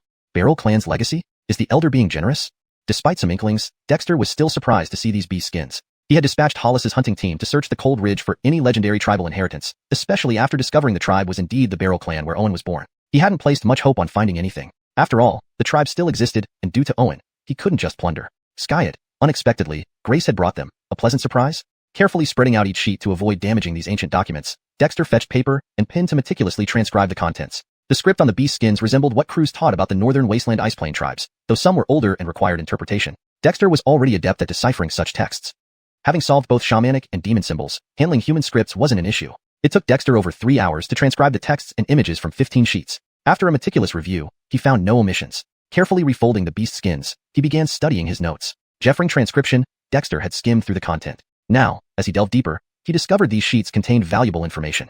There were 2 shamanic and chi blood cultivation methods, not significant since the Kobe Zhu tribe had the casting foundation chapter of the Kobe book, but other entries, shamanic herbs, curses, spells, artifacts, elixirs, all secrets crucial to the Kobe Zhu tribe, particularly the detailed cultivation divisions which even Croods hadn't fully explained. Dexter suspected the Barrel clan's history was far more complex than previously thought. Could this be a secret legacy obtained from the shaman Burial Gifforty? Dexter mused, pinching his chin. Croods had mentioned that beyond the northern wasteland ice plain, human tribes valued strength, not abstract levels. Deepter 343, 4 realms, 12 levels. The human race, a late-born spirit, born frail and weak, relied on the witch race in its early years, borrowing their witchcraft to cast spells and transform from ordinary to congenital, rivaling deities. Holding the excerpted words from the Beast Hide book, Dexter carefully pondered each phrase, slowly deciphering their meaning. Jeffering his previous cultivation of the witch casting technique, he had already noted that the text recorded humans using witch power to fortify their bodies, divided into 3 stages. Condensing crews and opening meridians, body malachimpering, and foundation building, ultimately achieving the innate witch body. However, this classification was quite rough. Now, as Dexter studied the text written on the excerpted paper, he finally grasped the more detailed classifications. Ancient humans cultivated witchcraft divided into 4 major realms with 12 levels. The first realm is the Brandondane realm, further divided into condensing crews, opening meridians, and gathering symbols. The second realm is the physical realm, subdivided into body malachimpering, Frederick Ravaser's rification, and body casting. The third realm is the soul realm, split into soul transmutation, evision with spirit, and transformation from ordinary. The fourth realm is the innate realm, subdivided into innate stage, which core formation, and void breaking. After void breaking comes the immortal realm. So, the description in which casting about cultivation isn't wrong, just not as precise, Dexter murmured. Ellie mentioned that reaching the innate stage is the starting point for lesser witches. This means cultivating in the innate realm is equivalent to becoming a lesser witch, while breaking through to become an immortal signifies mastering lesser witch level. This system of cultivation made sense logically, and it was easy to understand. After condensing witch chi, opening witch meridians, and gathering fundamental witch symbols, one reaches the Brandon realm. After acquiring these fundamental witch symbols, one refines the body, purifies impurities and organs, and unites inner and outer strength to form a solidified body, the physical realm. Upon successful casting of the body, nurturing the soul leads to soul independence, followed by fusion back into the body, transforming into the soulful being, the soul realm. Once transformed from ordinary to innate, understanding how to cultivate a witch core becomes straightforward. Dexter had actually experienced much of this process. His cave heaven technique might have transcended the conventional framework somewhat, but fundamentally, it hadn't changed much. For instance, when he transformed from ordinary to innate, it involved fusing the mental soul with the physical body using body heat currents and spiritual energy to break certain bottlenecks, thus achieving the innate state. From this perspective, Dexter's seemingly chaotic cultivation path wasn't too far off track. However, his unique elements, such as his witch dragon, spiritual meridians and cave heavens, 5-organ cave heavens, and the spiritual symbols within his acupoints, were all peculiar products that would likely cause deviations beyond the innate stage. This is intriguing. This system suits most humans who follow a set path step by step. I can definitely incorporate techniques like cave heaven and meridians, converting them into our tribe's unique cultivation system. Those with talent can follow special paths, while those without can take the general route, Dexter marveled. He saw nothing wrong with having his unique path since even witches were categorized into battle witches and spirit witches. The aforementioned system was primarily for battle witches, the common cultivators. As for spirit witches, they had their own divisions. First realm, Brandon realm, also subdivided into condensing Croods, opening meridians, and gathering spirits. Second realm, soul realm, divided into soul refinement, soul Frederick-Revaser's and soul casting. Third realm, physical realm, divided into soul transmutation, body evision, and ordinary to innate transformation. Fourth realm, innate realm, divided into innate stage, soul core formation, and void breaking. Spirit witches cultivation swapped the physical and soul realms compared to battle witches. Battle witches first refine the body, then unify the soul. Spirit witches first cultivate the soul, then merge it into the body. In both cases, upon reaching the innate stage, one either forms a witch core or a soul core. Fundamentally, they're part of the same system, only differing in focus. Given this, the system seemed quite mature and authentic. Besides these, the Beast Hide documents also listed some applications of witch cultivation, such as battle techniques and spells for battle witches, who excel in physical prowess and combat strength. Spirit witches often concurrently study herbal remedies, witch cores, witch artifacts, arrays, curses, and rituals, essentially focusing on intellect rather than physical attributes. Other minor categories of witch cultivation exist, like witch doctors, poison witches, and bewitchment. Dexter gained considerable insight from this documentation, especially from what Grace brought. Clearly, these were carefully selected by their ancestor for Grace to deliver. Although they contained foundational knowledge, the Barrel tribe undoubtedly possessed better secrets. What the Kobe Ned tribe lacked was precisely these basics. With Dexter's scientific approach to nurturing talents, developing new techniques wasn't out of reach. Carefully studying each excerpted document, Dexter didn't rush to share it with others, but began organizing. While the Barrel tribe's legacy documented on the Beast Hide was impressive, Dexter noted certain deficiencies, particularly in concepts and application directions, which could be modified. Adapting and editing weren't foreign to Dexter. Frederick Revases of the main cultivation methods, and the series of books were his adaptations. To avoid unnecessary detours, summarization and extension were necessary. When Brandon came looking for Dexter, he saw him deeply engrossed in writing, surrounded by drafts. Glancing inside briefly, Brandon quickly retreated. Brandon, what did the chief say? Ross asked curiously, noticing Brandon hasty exit. Ross sought Dexter's advice on extendable mechanical structures. Encountering Brandon he asked for insights. Brandon smiled. The chief is organizing something. I didn't dare disturb him. Ross, figure it out on your own for now. It seems the chief has another discovery.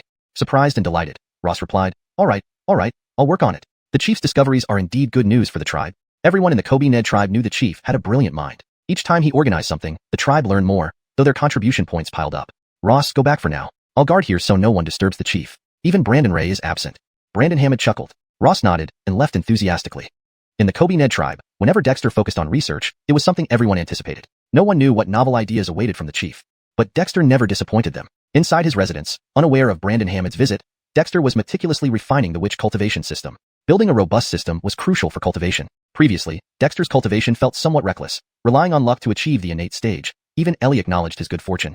However, Dexter's path lacked universality. To provide a reliable reference for fellow tribe members, he couldn't afford to slack. Brandon realm, physical realm, soul realm, and innate realm, the 4 realms and 12 levels. While the Brandon realm needed no adjustments, once which symbols were condensed, the cave heaven technique was indispensable for consolidating the foundation. The physical and soul realms could alternate, leveraging the foundation-building aspects of witch casting, but training the mental soul posed a challenge.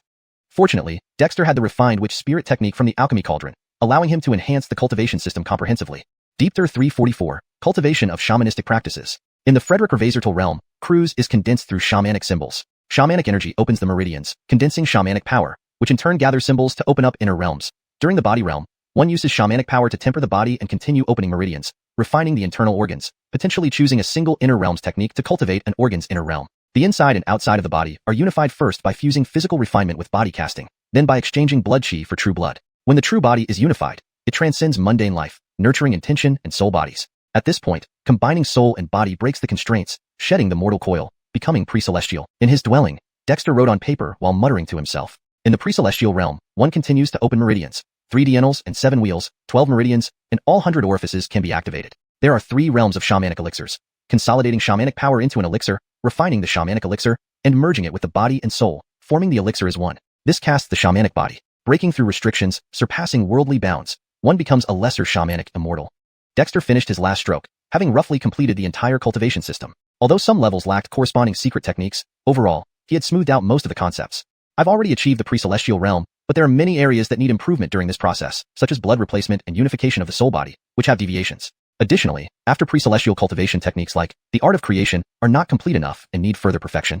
Without a systematic reference, there will always be omissions, like feeling your way across a river by touch. Now, comparing his cultivation path against the division provided by the Cold Frederick-Ravasiuntan tribe, Dexter gained more understanding of his own cultivation.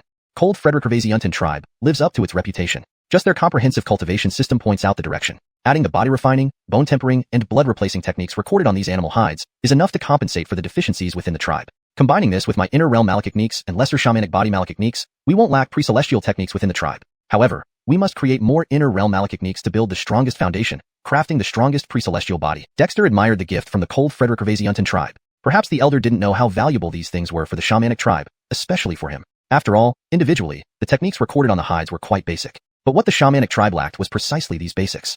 Dexter sighed, continuing to ponder until he had roughly figured out the 2 mainstream cultivation systems, shamanic combat and shamanic spirit. Only then did he feel reassured. With the cultivation system and prospects established, the rest depended on individual talent and fate. Setting down the newly organized papers, Dexter rubbed his forehead, only to realize that the oil lamp in his residence was lit, and it was already dark outside.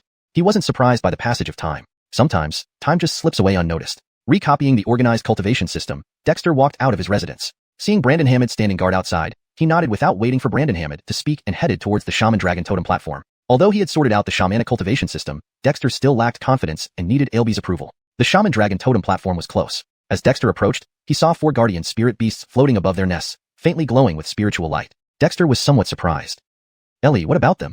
These 4 little fellows have good fortune. Borrowing the tribe's faith, they are about to fully condense the wind, rain, thunder, and lightning spirit symbols. Starting at a high level truly makes a difference. Once they successfully refine their innate spirit symbols, they will become pre-celestial spirit beasts, with potential matching that of the ancient pre-celestial spirit beasts. Ellie praised. Absorbing heavenly tribulation lightning essence while still in eggs, and nesting around the Shaman Dragon Totem platform to absorb tribal faith, the 4 guardian spirits indeed had extraordinary opportunities. Pre-celestial spirit beasts? Dexter was surprised. Though he knew these 4 little ones were born pre-celestial, and pre-celestial spirit beasts were different, a huge leap indeed. At that moment, the 4 guardian spirits opened their eyes simultaneously, each revealing a complex, lightning-flashing spirit symbol on their foreheads. These symbols differed from ordinary ones, carrying mysterious energy. Instantly, pure demonic power fused into the symbols, transforming them from ethereal to solid and crystal-like. This commotion caught the attention of nearby tribespeople, who looked on happily, none daring to disturb the process. They rejoiced in the breakthrough of the guardian spirits. From afar, in Mengshue Academy, Grace and others watched the scene unfold, eyes wide open. Mr. Alban, what's happening? Gifford couldn't help but ask. In the shamanic tribe, too many incredible events unfolded. The tribe's guardian spirits should be experiencing new growth. This is great news. Alban stroked his beard, his old face breaking into a smile. What could make the tribe's people happier than seeing their clan's strength increase? Guardian spirits? Grace and others were baffled. How many secrets does the shamanic tribe hold? At the Shaman Dragon Totem platform, Dexter gazed at the spirit symbols on the foreheads of the guardian spirits. These 4 symbols represented wind, rain, thunder, and lightning. Technically both demonic symbols and spirit symbols due to the innate nature of the 4 spirit beasts. I already possess dual lightning and thunder symbols, and wind and rain are also among the 12 original shamanic symbols. Dexter mused, focusing on the wind and rain symbols. These symbols were unique, especially considering their origin from heavenly tribulation lightning. Heavenly tribulation contained a glimmer of life amidst destruction, leading to the emergence of these 4 spirit beasts. Easton rain? Dexter murmured, waving his hands to generate demonic patterns, gradually merging them into the shape of wind and rain spirit symbols. Though fuzzy, the symbols were recognizable due to Dexter's previous work on spirit symbols of demon birds and beasts with wind and rain attributes. Frederick Ravasiuntan's later, Dexter condensed 2 unique spirit symbols, nearly identical to those on the guardians' foreheads, lacking only the pre-celestial quality. Can I incorporate shamanic patterns into demon patterns to form corresponding spirit symbols as I did before with shamanic symbols? Inspired, Dexter swallowed the recently condensed wind and rain spirit symbols, instantly appearing within his spirit vein inner realm, then sat cross-legged in meditation. On the Shaman Dragon Totem, Ellie's eyes widened in surprise. This boy has another insight? He practices so freely without any abnormalities. What kind of constitution does he have? Can humans have such potential? Ellie marveled. Regarding Dexter's hodgepodge cultivation methods, one could only be speechless. Sky it. Dexter seemed perfectly adapted, astonishing even Ellie. As for the others, they were completely bewildered. Brandon Hammett stood frozen. Why would the heart suddenly do this? Deepter 345. Easton, rain, thunder, and lightning. 2 illusory wind and rain demon runes appeared within Dexter's spirit meridian grotto. Dexter's mental soul manifestation appeared as well, gazing at the 2 demon runes with some curiosity. This was his first time actively condensing runes outside of his control, especially demon runes. Can I really condense these 2 demon runes? Dexter looked at the illusory demon runes with a curious expression. Previously, whether he condensed the 5 elements which runes or the thunder lightning twin runes, they weren't created from nothing. But now, these 2 demon runes were simulated by him, so Dexter felt somewhat unsure. The 5-element spiritual energy he used to condense the demon runes did not have attributes for wind and rain. Raising his hand, one strand after another of witch patterns emerged around the 2 illusory demon runes. As Dexter guided them, the witch patterns converged toward the demon runes. But soon, Dexter noticed that the demon runes began to deform upon the convergence of the witch patterns. They no longer resembled wind and rain runes, but became formless as the 5-element spiritual energy fused with the witch patterns. Am I missing something?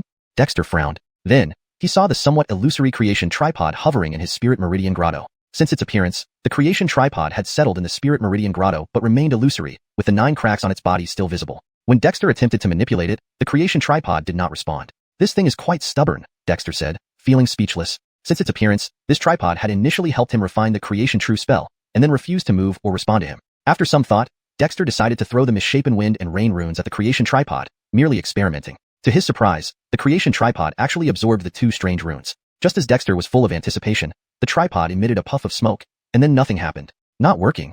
Dexter felt disappointed. He had hoped that this magical tripod would give him a pleasant surprise, but instead just let off a burst of air. What went wrong? Dexter frowned, stroking his chin. Witch runes can merge with demon patterns to become spirit runes. Theoretically, demon runes should also be able to fuse with witch patterns.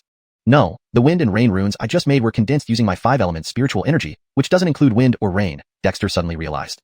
His mental soul manifestation instantly vanished, and he opened his eyes.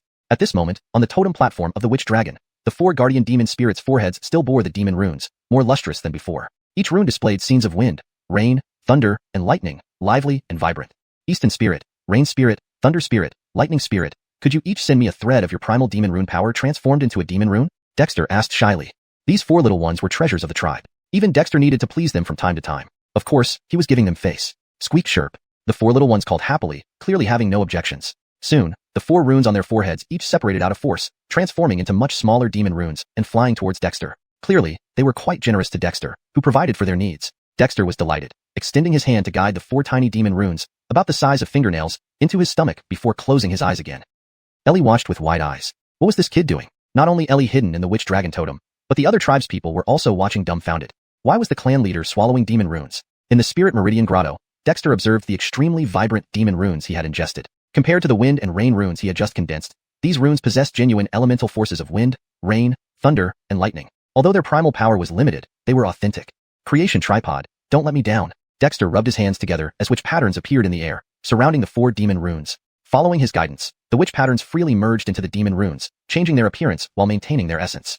After thinking for a moment, Dexter summoned the thunder lightning twin runes from behind the witch dragon's wings and compared them. He found that the thunder lightning twin runes he had condensed differed from the primal demon runes of the thunder and lightning spirits. His own thunder lightning twin runes were more domineering, whereas the thunder and lightning spirits runes were more lively. One must take risks to gain great rewards. Let's try it. Grinding his teeth, Dexter guided both the thunder lightning twin runes and the wind rain thunder lightning runes into the creation tripod. Immediately, the creation tripod glowed with spiritual light, delighting Dexter.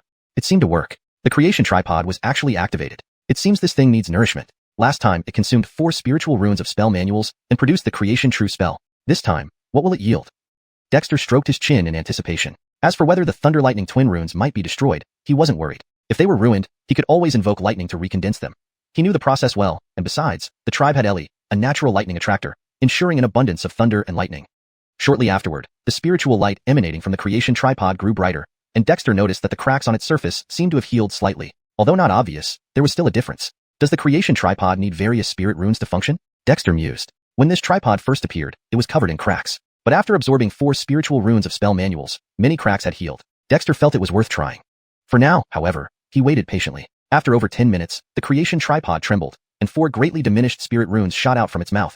Precisely the wind, rain, thunder, and lightning runes. Dexter was delighted and beckoned the runes to him. The 4 runes danced in his palm, as if he had refined them himself, fully controllable. Tisk, TSK. It even absorbed and refined the patterns from my thunder lightning twin runes? They seemed even more spirited. Examining them closely, Dexter couldn't help but smile. Abandoning his self-condensed thunder lightning twin runes to achieve these 4 wind rain thunder lightning spirit runes meant that although the runes were still weak, the trade-off was worthwhile. Away, Dexter pointed, sending the 4 spirit runes toward the witch dragon. The wind rain runes flew into the left wing, and the thunder lightning runes into the right wing. The 4 runes were neatly arranged, complementing each other without conflict and forming a mysterious connection. With this creation tripod, isn't there hope I can gather all 12 primordial witch runes? Dexter stroked his chin, unable to hide his joy. This could be an unprecedented miracle, something never before achieved by anyone. ###Deepter346, Ice Slave emerges. Kid, what are you trying to do? As Dexter opened his eyes again, the voice of Elsa echoed in his mind, tinged with curiosity. The 4 guardian spirits had solidified their primal demon runes, which was a good thing. It meant he had laid a solid foundation for future achievements. But why did this kid need to meddle? Dexter chuckled and flicked his hand, conjuring 4 ethereal spirit runes in his palm. Wind, rain, thunder, and lightning. Compared to the primal demon runes of the guardian spirits, Dexter's spirit runes were insignificant in power but more complex. This revelation stunned Elsa. You've cultivated their primal demon runes? How did you manage that? The earlier elemental witch runes transforming into elemental spirit runes were no surprise.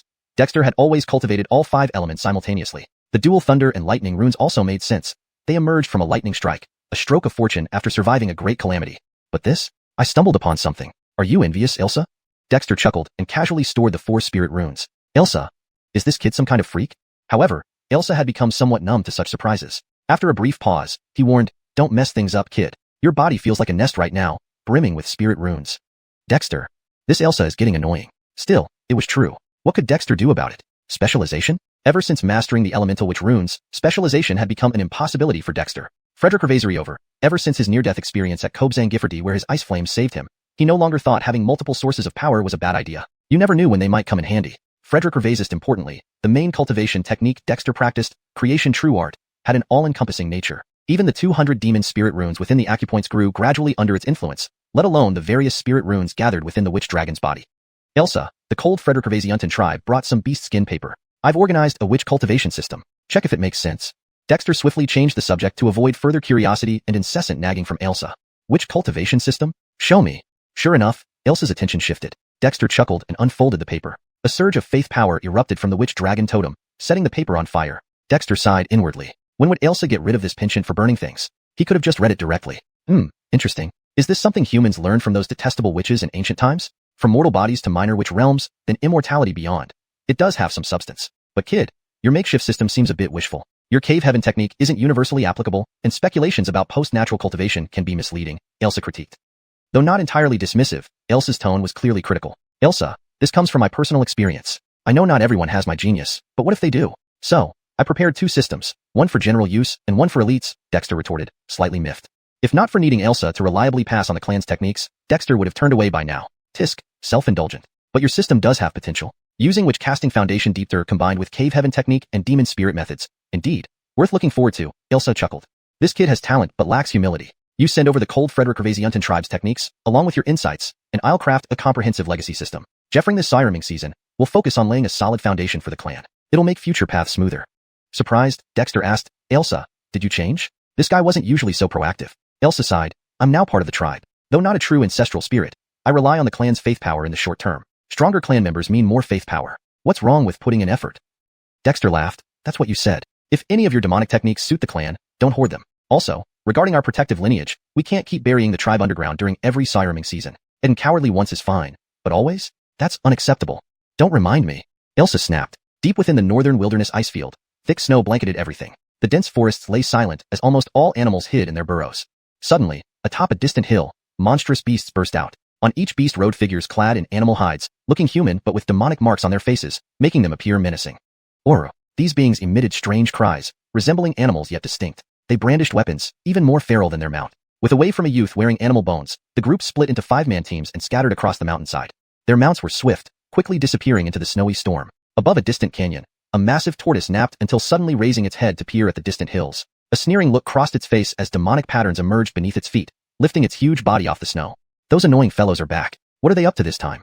A buzzing sound arose, and the tortoise vanished in an instant. In the sky, a Northland snow eagle cautiously hid within the clouds. Clouds during the sirening season were unfallen ice, colder than the ground below. This intelligent snow eagle watched the conspicuous but rapidly moving giant tortoise below. Not daring to linger, it hurriedly pursued from the skies without descending through the cloud layer. But soon, it realized the massive figure had vanished. Not good. Master Dillinardle disappeared. He wouldn't be heading to the tribe, would he? Heart racing, the snow eagle was about to leave when a mocking voice penetrated its ears. Little chick, sent by that barbecue-playing human, right? Malakilhim, the ice demons from the northern wilderness are emerging. If he doesn't want to die, he'd better hide. Startled, the snow eagle swiftly fled through the clouds. It didn't notice that below, in a nearby forest, the large tortoise poked its head out of the snow, watching the cloud-dwelling shadow with a mischievous grin. That kid's cooking is decent. He shouldn't be devoured by those ice demons. Skis, several hundred years have passed. That old man's wounds should be healed. With lingering grudges, he must still crave more. Ambushing midway, we can feast on a few more demons. The tortoise chuckled and submerged back into the snow, vanishing. Note: I've maintained the original tone and structure while ensuring the translation reads naturally in Demi-English. Deepter 347, Clan Announcement. At the Eagle's Cry Cliff in the Kobe-Yoel tribe, the clan hall was bustling. Dexter sat on a stone chair, flanked by the senior officials of the tribal council. Eric solemnly presented his report, holding a thick book. Yehya, everyone, since the establishment of our tribe, we have set up a performance evaluation system for all members. After nearly a year of operation, this system has been recognized by all members. According to joint statistics from the Secretariat and the Evaluation Bureau, the evaluations for all 2,843 members are now complete, Eric said with a faint smile. The past few days had been hectic as he rushed to finalize the evaluations, but who could blame him for taking so much time off? Brandon Hammond, can you confirm there are no omissions or errors? Dexter looked at Brandon Hammond. The Evaluation Bureau handled the evaluations while the Secretariat registered and organized them. They operated independently but cooperated and monitored each other. Yehya, after verification by the Secretariat staff, no issues have been found yet. We can announce it for the members to review. If any mistakes are found, they will still have a chance to correct them. Brandon Hammond nodded cautiously. These evaluations involved every member's contributions and rights. Though most didn't fully understand, having these evaluations gave members a clear understanding of their contributions and what they could gain from the tribe. Especially now, except for Dexter, the Yehya, almost everyone owed the tribe quite a lot of merit points. These evaluations would allow members to choose between paying off their debts or exchanging them for items provided by the tribe, which was very appealing. Let's announce it then. We will publicly display the evaluations for 3 days. Based on member feedback, re-evaluations and verifications will be conducted. If there are no issues, 5 days later, the tribe will hold its first Tribal Council Congress. This Congress will be held every 5 years to appoint personnel based on merit and evaluation results, Dexter announced. Frederick Revezu seemed surprised, and Alpha couldn't help but ask, Yehya, are the positions in the various departments reassigned every 5 years? Won't this cause instability? Frederick Revezu's members came from small settlements, but Croods' revelation had been read by almost everyone. No human tribes outside the North Wasteland Icefield did this. Croods pondered thoughtfully before responding, Yehya, your intention is to use merit and evaluations as criteria, promoting capable people and demoting those who are not, every 5 years? Dexter gave a thumbs up and laughed. For the tribe to develop, we must fully tap into each member's potential. I'm not singling anyone out here. Realistically speaking, many others in the tribe might be more talented. If a member demonstrates exceptional ability, shouldn't we give them better opportunities? What do you think? If ever someone is more suitable to be Yehya than me, I'd gladly step down. This statement caused surprise among most, but no one objected. With even the Yehya saying so, how could they oppose? Holding an election every 5 years isn't too long. Those aiming for bigger things would have enough time to showcase their abilities. If they fell short, stepping aside was only fair. Some appointed by Dexter also felt relieved, hoping someone else could take over so they could focus on other pursuits. Since there's no objection, let's make it official. 5 days later, the first Tribal Council Congress will select management personnel, draft clan regulations, etc., giving everyone a chance to shine. Dexter smiled, glancing around. And there will be surprises. Croods and others were curious. What new initiative did the Yehya have? As Croods left, the Secretariat posted the announcement along with individual evaluation results. Soon, all Kobe-Yoel tribe members knew about the evaluations. Excitement grew, though most continued working diligently, clearly more motivated and cheerful. Mr. Albin, aren't the positions in the Tribal Council fixed? Why do they need evaluation? In Mencaleb School, some students were calculating their limited merit points while Grace and other Barrel tribe members were bewildered. It turned out completing schoolwork earned merit points, though more were spent learning, leaving them in debt. Haha, that's where our Yehya shows his brilliance. Initially, the department heads were temporary until proper appointments could be made based on evaluations during sirening season. This way, everyone has a chance to compete for desired positions, encouraging hard work. Albin stroked his beard proudly. Though I can't match Elio and others, my diligence at the school has earned considerable merits. I should retain my position, but even if not, there are plenty of places within the tribe needing help. Grace stared incredulously at Albin's revered face. But aren't you willing to relinquish such high-ranking positions? They're the top tier. Brandon Hammond asked in shock. Such thoughts were unimaginable in the Barrel tribe. The announcement said, promote capable ones, demote incapable ones. It's a good thing. Everyone's eyes are clear. With evaluations plus registration, it's obvious who is more capable. There's no question of willingness. Our tribe is young but united, Albin replied. Brandon Hammond was speechless. Is this truly the Kobe-Yoel tribe? Can such a system really work? It seemed too whimsical. Sky it, they soon noticed not just children excitedly counting their merit points, but adults also seemed unconcerned and happy. Grace, shall we find Owen? Brandon finally asked. Grace shook his head with a bitter smile. If Owen has taken this step, he must have considered everything. He and the Kobe-Yoel tribe he created are truly different. Brandon fell silent. Indeed, the Kobe-Yoel tribe exuded a vibrant energy, full of unexpected surprises.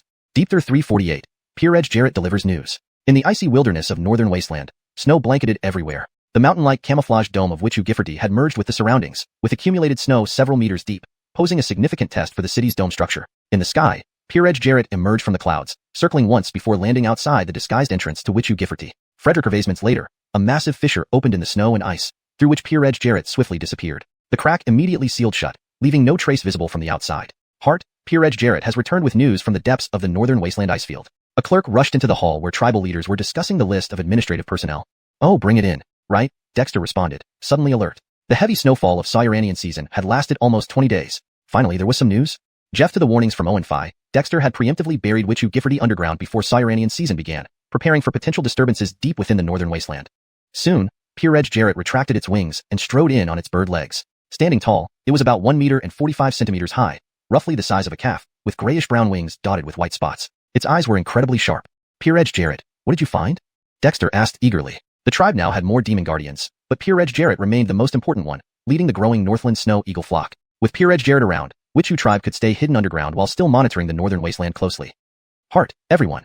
I've just returned from exploring deep within the northern wasteland. People have indeed appeared there, riding fast demon beasts and wearing animal hides, with demonic patterns on their faces. They are likely the Ice Slave clan mentioned by Owen Phi. Behind them, demons have also appeared, but no ice demons yet."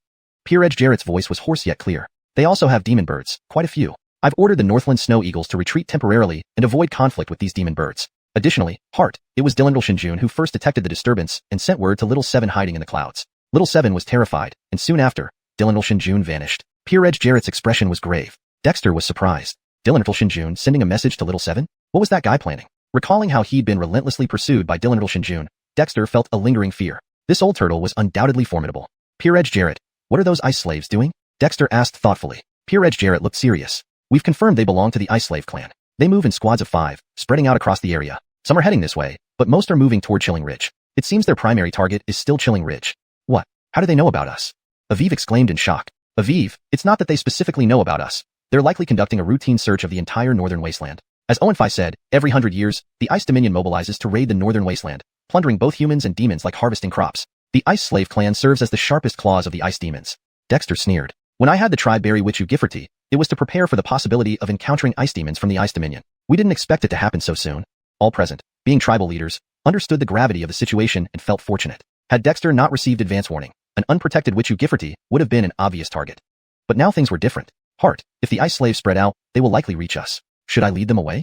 Peer-Edge Jarrett asked confidently despite the presence of demon birds from the Ice Dominion. "Not yet." Brandon Hammond, any objections to the performance review over the past 2 days? Dexter waved a hand towards Brandon Hammond. Brandon Hammond shook his head. "Hart, the people have no objections to the performance review. Each action is recorded accurately by a dedicated person, so discrepancies are minimal. Even if they exist, many don't care much." "That's good. Eric, let's expedite the evaluation of the tribal leadership. We need to finalize the management team early." Dexter smiled wryly. Despite everyone working well, having a temporary label wasn't convincing enough. "I agree, Hart. Frederick Hervasements of our people are here in Wichu Gifforty or in underground passages, with only a few demon guardians patrolling. Since there are no objections to the evaluations, stabilizing the tribal leadership quickly will allow us to focus better on the threat from the Ice Dominion." Croods agreed. "Agreed. Gather the people for the tribal council meeting tomorrow morning. Based on the performance reviews, we'll finalize the inaugural management team." Dexter decided. Everyone concurred. Had Dexter insisted less, he might have made the decisions himself. Skyet, all tribal members, even newcomers from Haya Fort, trusted him immensely. But since Dexter insisted on institutionalizing the process, they cooperated fully. When the news of the accelerated council meeting was announced, people were surprised but did not raise objections. Even the few who had reservations remained silent in light of the majority's agreement. In the Witching tribe, there were certainly those who liked to challenge authority, but lacking capability made such individuals unpopular. "Osiriso Gifford, are you confident about tomorrow's council meeting?" At night, Osiriso Huai quietly sought out Osiriso Gifford, his tone subtly filled with hope. Osiriso Gifford laughed lightly and responded calmly, "Uncle, it's not that I must enter the management. Actually, I'm quite content being in the planting team. Whether or not I advance further doesn't matter much to me." Osiriso Huai was momentarily speechless. This nephew of his was perfect except for his indifferent nature. However, Osiriso Huai merely held some hopes without any ulterior motives. "Osiriso Gifford, you have a good chance. Dammy entering the tribal leadership will give you access to more heritage. Research isn't something I can handle anymore. Ned is doing quite well, but you're no less capable than him." Osiriso Gifford shrugged. "Let's see. The tribe now is far stronger than when we were at Osirisation. Living in such a tribe, I'm willing even if I remain an unsung foot soldier." Osiriso Huai paused for a moment, then laughed heartily. "That's the truth, though. But as the chief said, greater ability comes with greater responsibility. Don't avoid it if it's your duty." Osiriso Gifford suddenly sighed, smiling bitterly. "Uncle, that puts a lot of pressure on me. Not only Osiriso Gifford, but elsewhere too. Other tribespeople were discussing in whispers. After all, everyone had their own expectations. In the Kobe Yoel tribe, although there are troublemakers, those who lack skills are highly undesirable. Note, to make it read more naturally in Demi English and maintain fluency, I have slightly rephrased the sentence while keeping the original meaning intact. Jiao Tsu, do you feel confident about tomorrow's clan council meeting? At night, Osiriso Huai quietly sought out Osiriso Gifford, with a hint of anticipation. For better fluency and naturalness in Demi English, do you feel confident about tomorrow's clan council meeting, Osiriso Gifford? Osiriso Huai asked softly, seeking out Osiriso Gifford under the cover of night, his voice laced with hopeful expectation. Osiriso Gifford 轻笑了一下，不紧不慢地说：“三叔，我又不是非要做管理层，实际上在种植对我很开心，能否更进一步对我来说并不重要。” Note, for consistency and fluency, I replaced Jiao Tsu with Osiriso Gifford. If you prefer to keep the original Chinese name, please let me know. Osiriso Huai felt somewhat helpless. His nephew was excellent in every way, except for his overly indifferent personality. However, Osiriso Huai only harbored some hopes for him and had no other intentions. Note, I have retained the names as they were provided, assuming them to be proper nouns. If you want these names translated or adapted to Demi English, please let me know. To better fit the flow of the entire passage in Demi English, Osiriso Huai was at a loss for words. This nephew of his was perfect in every aspect, except that he was too indifferent. But Osiriso Huai only held some hopes for him and did not have any other intentions. Osirisasi, you actually have a good chance of entering the tribal leadership. You'll have opportunities to access more legacies. As for the Academy of Sciences, I can't keep up with it anymore, but Qi is doing very well. However, you are no less capable than him. Note, for the names Jiao Tsu, Zhi, and Kershe Yun, I retain them as Osirisasi, Qi, and Academy of Sciences respectively, assuming these are proper nouns or specific terms within the context of the story. If there are preferred translations or romanizations for these terms, please let me know. For better fluency and natural reading in Demi English, I made some adjustments in phrasing while keeping the original meaning intact. Osiriso Gifford shrugged. We'll see. The tribe now is infinitely stronger than when we were in Osiriso Frederick living in such a tribe. I'm content even if I remain an unsung soldier. Note, for consistency and to make the translation more natural and fluent in Demi English, Jiao Tsu is translated as Osiriso Gifford throughout the passage, and Jiao San is translated as Osiriso Frederick. To ensure the meaning is accurately conveyed, here's a refined version that reads more naturally. Osiriso Gifford shrugged. Let's leave it at that. Our tribe today is immensely stronger than when we were back in Osiriso Frederick. Even if I stay as an unsung soldier, I'm happy to live in such a prosperous tribe. This maintains the essence of the original statement while ensuring it reads more fluidly in Demi English. Osiriso Huai was taken aback for a moment, then burst into laughter. That's true. But as the chief said, the greater the ability, the greater the responsibility. Don't shy away from what belongs to you. Osiriso Gifford suddenly sighed and Kushao Jasua, third uncle, you're putting a lot of pressure on me with that. Edited for fluency and natural reading in Demi English. Osiriso Gifford suddenly sighed and gave a wry smile. Third uncle, you're really putting a lot of pressure on me with that. Not only was Osirisasi discussing with others, but elsewhere, other clan members were also engaged in hushed conversations. After all, everyone had their own expectations. Note, I've maintained the meaning and tone of the original text while ensuring it reads naturally in Demi English. The character Jiao Tsu is translated as Osirisasi, assuming it's a name. If it's not, please provide more context. For better consistency with previous parts and character names usually staying in their original form. Not only in Osirisasi's group, but elsewhere, other clan members were also whispering to each other. After all, everyone had their own expectations. Translation. Not only Osirisasi received such inquiries, elsewhere, other clan members whispered among themselves. After all, each harbored their own hopes. Deepter 349, Clan Council Assembly. The next morning, the drumbeats that usually echoed through the city of which were absent. Nevertheless, everyone arrived at the open space below Eagle Cry Cliff in an orderly fashion, waiting silently. From a distance, Grace watched enviously with over 100 members of the Beryl tribe. Today was the first day of the inaugural Clan Council Assembly. Although there was some urgency, merely observing the vibrant and energetic witch tribe members stirred envy in Grace's heart. The witch tribe had been established only about a year ago during the last sirening season, yet it already displayed qualities that deeply moved those who grew up in the centuries-old Beryl tribe. This is truly a formidable tribe. Among these nearly 3,000 people, aside from the children and the elderly, almost everyone has signs of cultivation. In particular, the witch practitioners make up more than 1/3 of the total population. It's simply unbelievable, Gifford said, his face filled with awe. They had spent most of their time in the Frederick Academy. Even though they sometimes wandered around Witch Gifferty, when most people were busy reinforcing the dome of Witch Gifferty, their impression was initially only superficial. However, now that all members of the witch tribe had gathered, they were still left in awe. It's indeed terrifying, and this is just the result of less than a year. It's unimaginable what Owen could achieve if given more time to develop the witch tribe. To say nothing else, the 3 colleges of the Qilin Hall hide so many secrets, Brandan sighed. Compared to the witch tribe, the Beryl tribe, despite its long history, seemed incomparable. Though the patriarch of the Beryl tribe managed things well and life was comfortable, the tribe now only had 300 or 400 members. They had brought almost all the young children from the tribe, almost draining its future. But now, they realized that bringing them here was incredibly wise. Although the Beryl tribe's young ones worked hard on cultivation within the tribe, they found that while effort was important, proper methods were even more crucial. The witch tribe taught literacy, numeracy, and witch symbols before guiding them on cultivation techniques, which was undoubtedly the most efficient method. This is Owen's tribe. Naturally, it won't be inferior, Grace said proudly. At this moment, Dexter, accompanied by Croods and others, walked out of the clan council hall. Immediately, everyone's eyes fell on him. Dexter chuckled lightly, climbed onto the Kobe Long totem platform, turned around, faced all the clanspeople, and took a deep breath. Clanspeople, I know you've worked hard recently. Many may not know why we buried Witch Giffordy underground. Today, at this clan council assembly, let me explain. As soon as Dexter spoke, the crowd fell silent, all eyes fixed on him. Clanspeople, you should be aware of the dangers of the Northern Wasteland Ice Plane. The Demon Ape Peak and the cold Frederick Gervasian Lake are two major demonic forces we openly face. However, deep within this ice plane lies the Ice Dominion, ruled by the Yuri, the most powerful entity in the entire Northern Wasteland Ice Plane. Every century, they come out to harvest, and this year marks the centennial cycle. The surrounding clanspeople listened quietly. Those who already knew this information remained calm, but for most, this was the first time hearing it, and they showed signs of shock.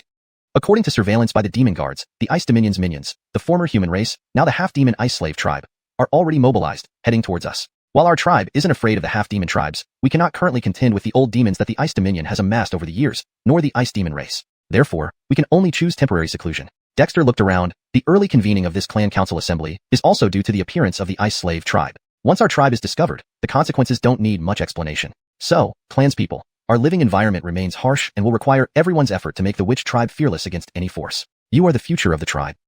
Based on the clan council's resolution, today's agenda will be simple, with only 3 items. First, the worship of the totem. Second, the announcement of the clan council evaluation results. Third, preparing the entire tribe for battle. As soon as Dexter finished speaking, the crowd became agitated, but quickly settled down. Frederick Gervasists clenched their fists and gritted their teeth, clearly moved by his words.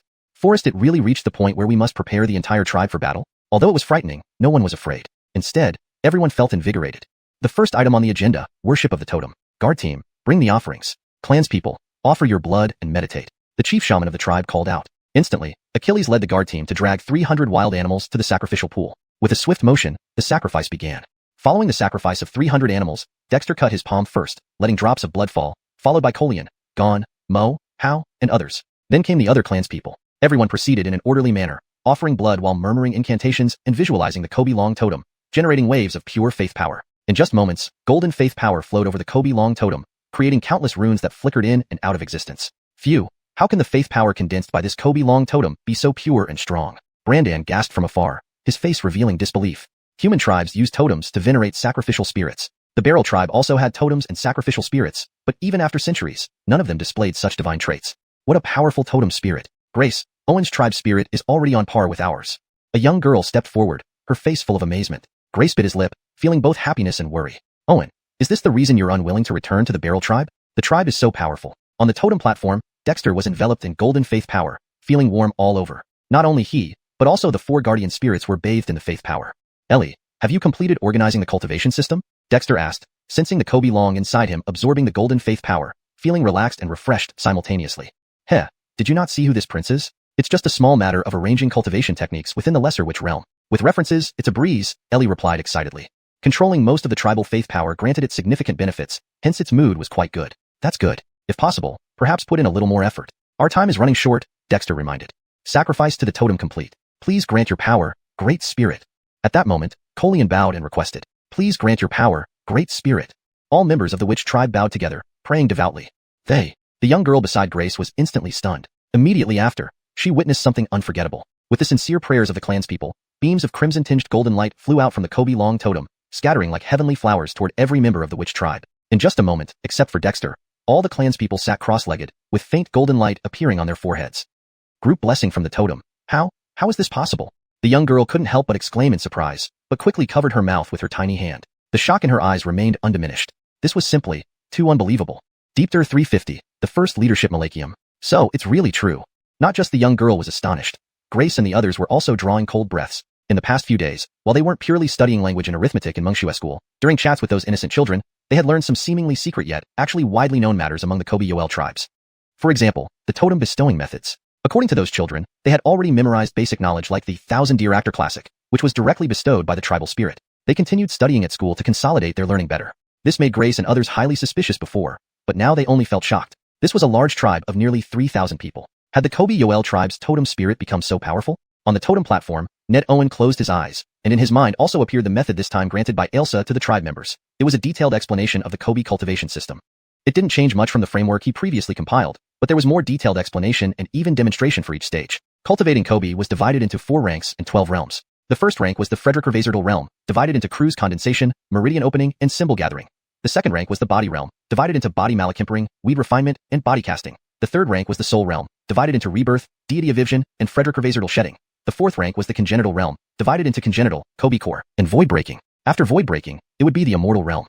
Before congenital, the Kobe casting, basic deep thir was mainly practiced, but for each minor realm, Ailsa added some additional techniques, including the techniques brought by Grace from the Beryl tribe, various techniques organized by Ned Owen such as Dantian skills, and also some new elements, such as a body tempering secret skill derived from a monster clan technique during body tempering.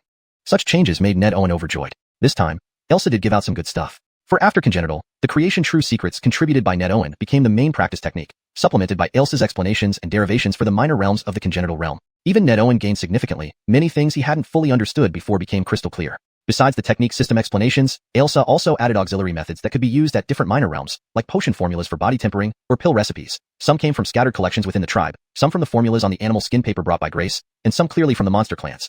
Ailsa, you've recovered your memory? Ned Owen joked. This old demon had deceived him several times before by pretending to be a remnant soul who lost most of his memory. Skis, I remember some things, but most are rather advanced, not suitable for you, let alone others. Ailsa laughed lightly without denial. Clearly, the prosperity of the Kobe Yoel tribe truly benefited it greatly. What are we waiting for? Malachiac me a few moves that can help fight against higher levels. After all, I'm congenital now, and I have some capital. Ned Owen said confidently. Congenital? This prince casually slaughtered demon kings back then.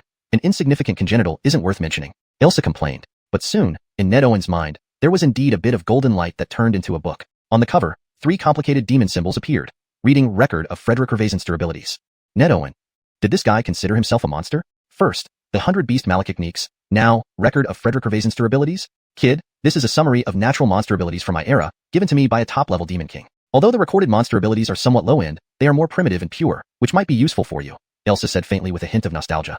Ned Owen was moved. The previous 100 Beast Malachicniques were innate techniques of monster beasts, not quite demon techniques. This Record of Frederick Gervaisen's durabilities was indeed more advanced. But how many children's books did this guy still hide? Kid, your situation is unique. The path you've taken is too diverse. If the demon spirits and symbols in your body can really transform into genuine spirit imprints in the future, this Record of Frederick Gervaisen's durabilities might serve as your foundation. Though the possibility is very low, almost negligible, Ailsa warned. Ned Owen nodded. Since this Record of Frederick Gervaisen's durabilities was something Ailsa specially gave, it must have its use. Thank you, venerable tribal spirit, for bestowing the method. At this moment, a tribal member regained consciousness, lowered their voice, and respectfully thanked the spirit. Immediately after, most of the tribe opened their eyes, their gazes filled with excitement and awe. This time, the tribal spirit did not grant real techniques but pointed out a direction for future cultivation, which was far more important than directly granting cultivation techniques.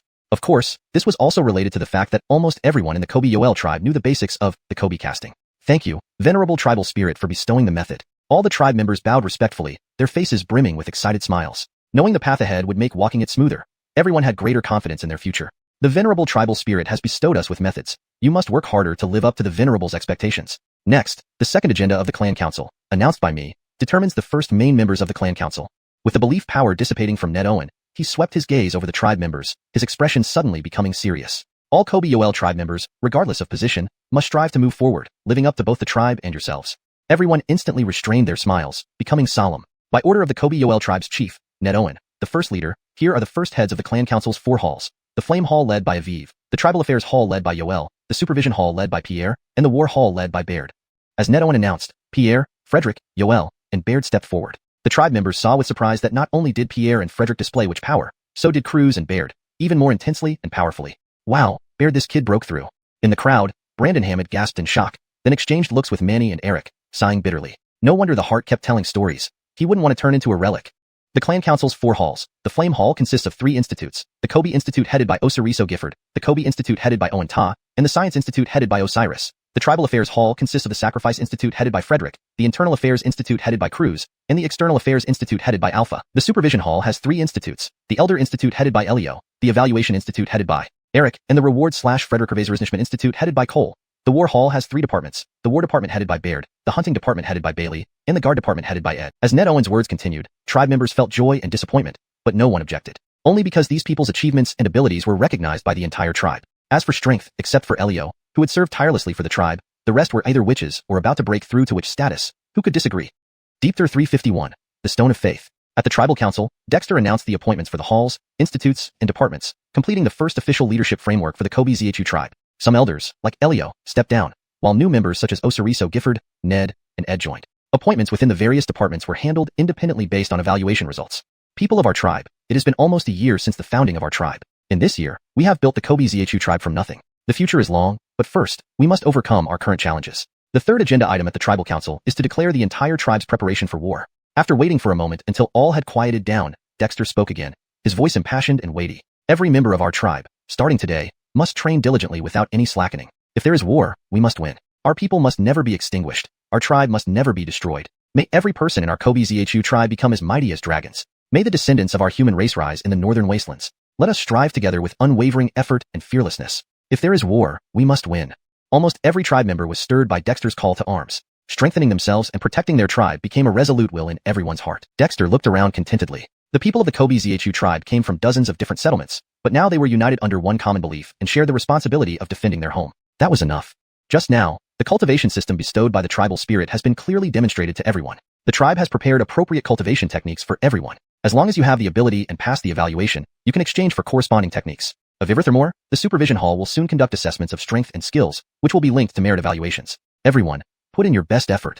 The tribe members cheered. Whether it was clarifying the cultivation system or the recognition of strength and skills, these were great benefits for the Zhu tribe. A clear cultivation system would help avoid many pitfalls, and skill recognition would significantly benefit the accumulation of merit points. However, how exactly it would be implemented still depended on the supervision hall's plan. As the tribe members gradually dispersed, Dexter heaved a sigh of relief internally. From today onwards, the Zhu tribe could finally be considered on the right track with a stable tribal council leading the way. With solid leadership, the tribe's development would undoubtedly accelerate and align more closely with Dexter's expectations. You are truly remarkable, Owen. At that moment, a voice of admiration rang out. Dexter turned his head to see Grace approaching with an exquisite-looking young girl named Holly, whom Dexter had met before, but who seemed different from before.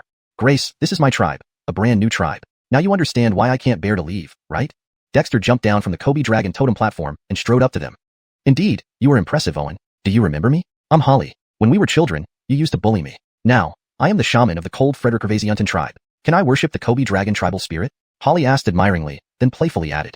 Dexter was taken aback, looking her up and down but found no recollection. Holly, the Cold Frederick tribe has its own beliefs. There's no guarantee our Zhu tribe's tribal spirit will respond to you, Dexter reminded her. It's all right. I brought the insignia of the Cold Frederick tribal spirit. I believe the tribal spirit will make the right choice, Holly said with wide eyes, still awaiting Dexter's response. Clearly, this was a wise decision. Dexter hesitated, but then smiled. It seemed that among Grace's group, there were quite a few hidden intricacies, but what did it matter? Since you have the tribal spirit's insignia, let's give it a try. Be prepared. Our tribal spirit isn't very friendly, Dexter said with a smile. Holly was overjoyed, mimicking the Zhu tribe's ritual gesture toward Dexter. She then pulled out a translucent jade stone from a leather pouch at her waist, approached the Kobe Dragon totem platform, and clasped the stone devoutly, praying sincerely. Dexter was surprised, but did not interrupt. The Zhu tribe's totem spirit wasn't a true spirit in the strictest sense. Dexter himself was also curious about what a true spirit, born from faith, as described by the fire crow, might look like. As Holly prayed devoutly, her jade stone began to emit a faint glow. Though dim, Dexter recognized it as the spiritual light of faith, something he was quite familiar with. His ability to condense his soul earlier was greatly related to absorbing the spiritual light during the founding ceremony when he was struck by lightning. However, as the jade stone released the spiritual light, the Kobe Dragon totem remained unresponsive. After a moment, Holly felt disappointed and reluctantly put the stone away.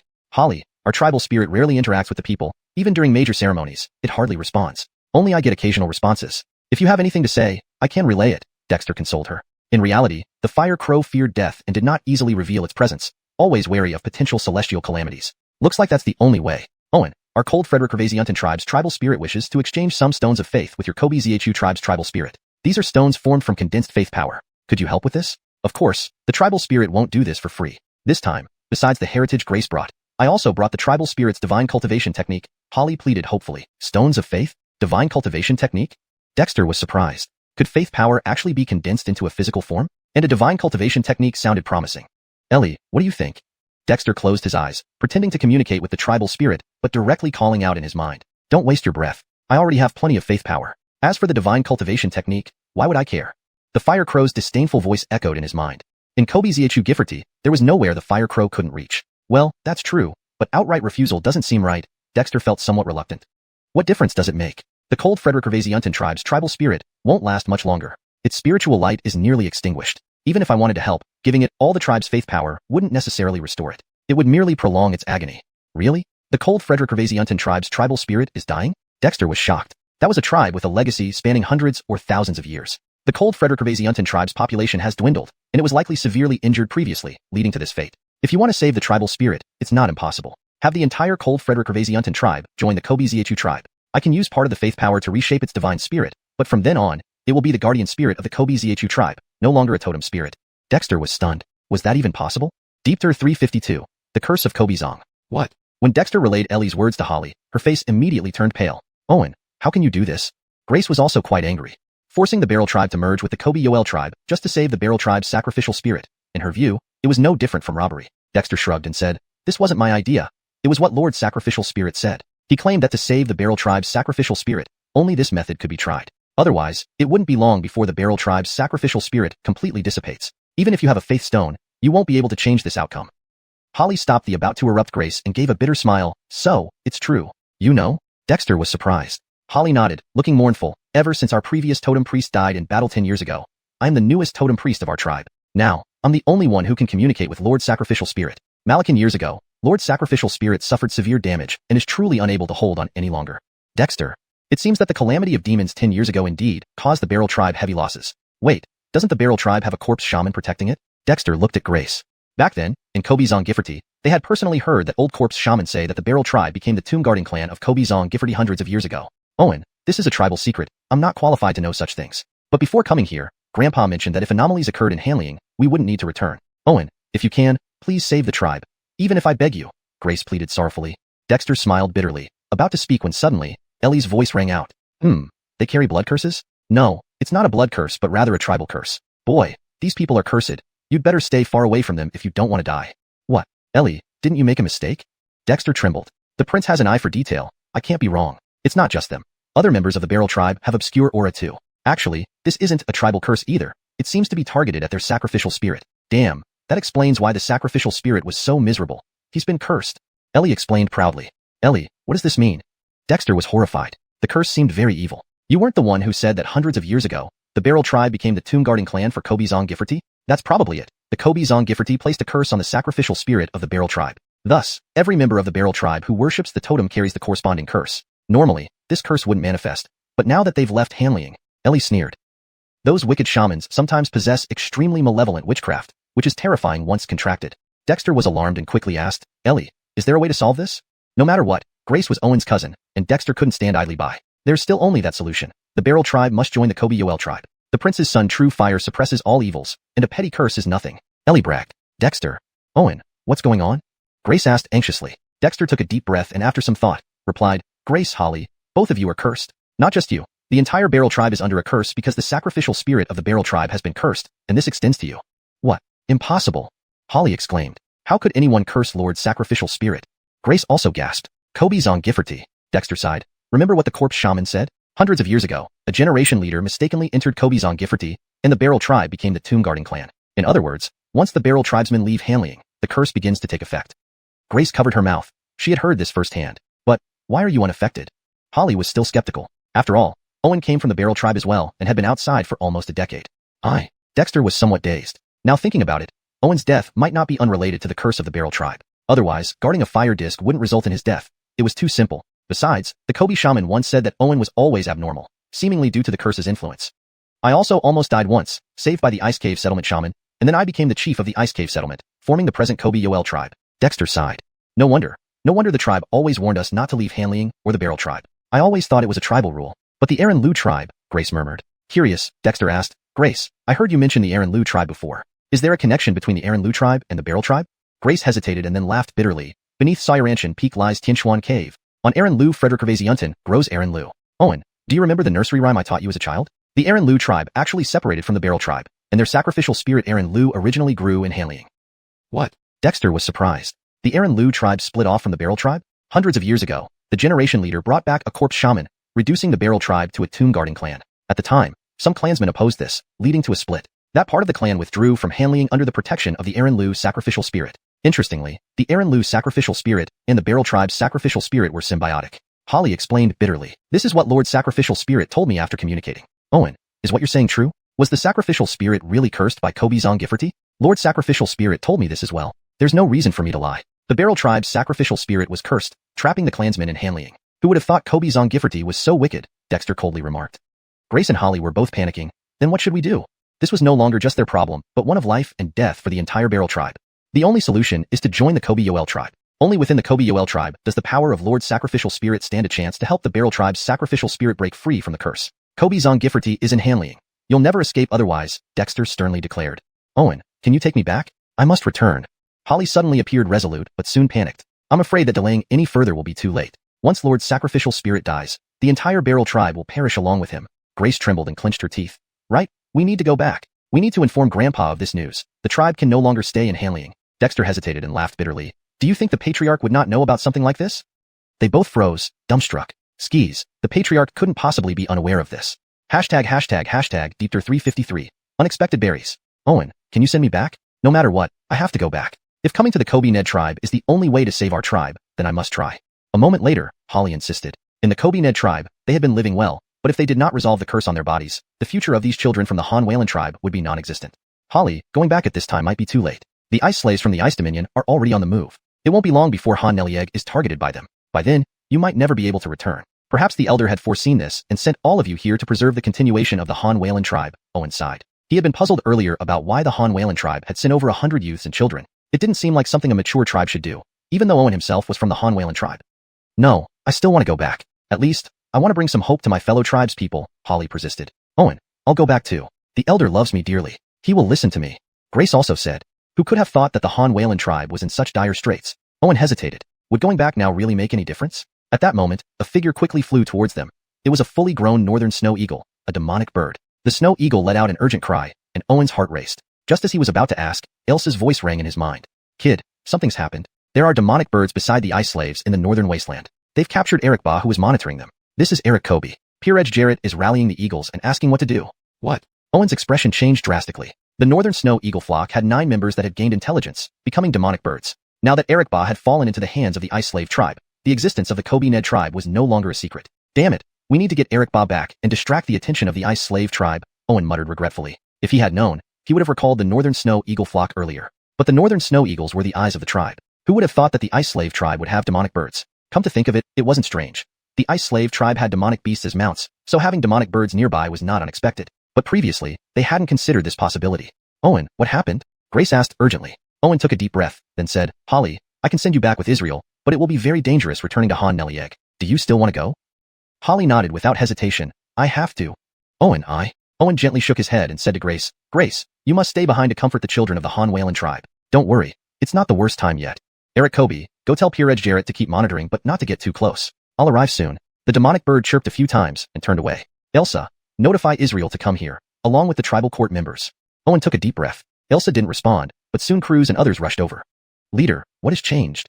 Croods asked urgently. They had already known that Eric Kobe had arrived, and that Owen had directly asked for communication from the spirit of worship, instructing them to come. Eric Ba has been captured by the ice slave tribe. I need to hurry there. Israel, take Holly back to Han Nelieg, then find me along with the Onbai. The eagle flock will guide you. Sean will accompany me. The rest prepare for battle in Kobe Ned Gifferty. If the ice slave tribe learns about Kobe Ned Gifferty from Eric Ba, we'll have no choice but to fight bloodily. Owen said coldly.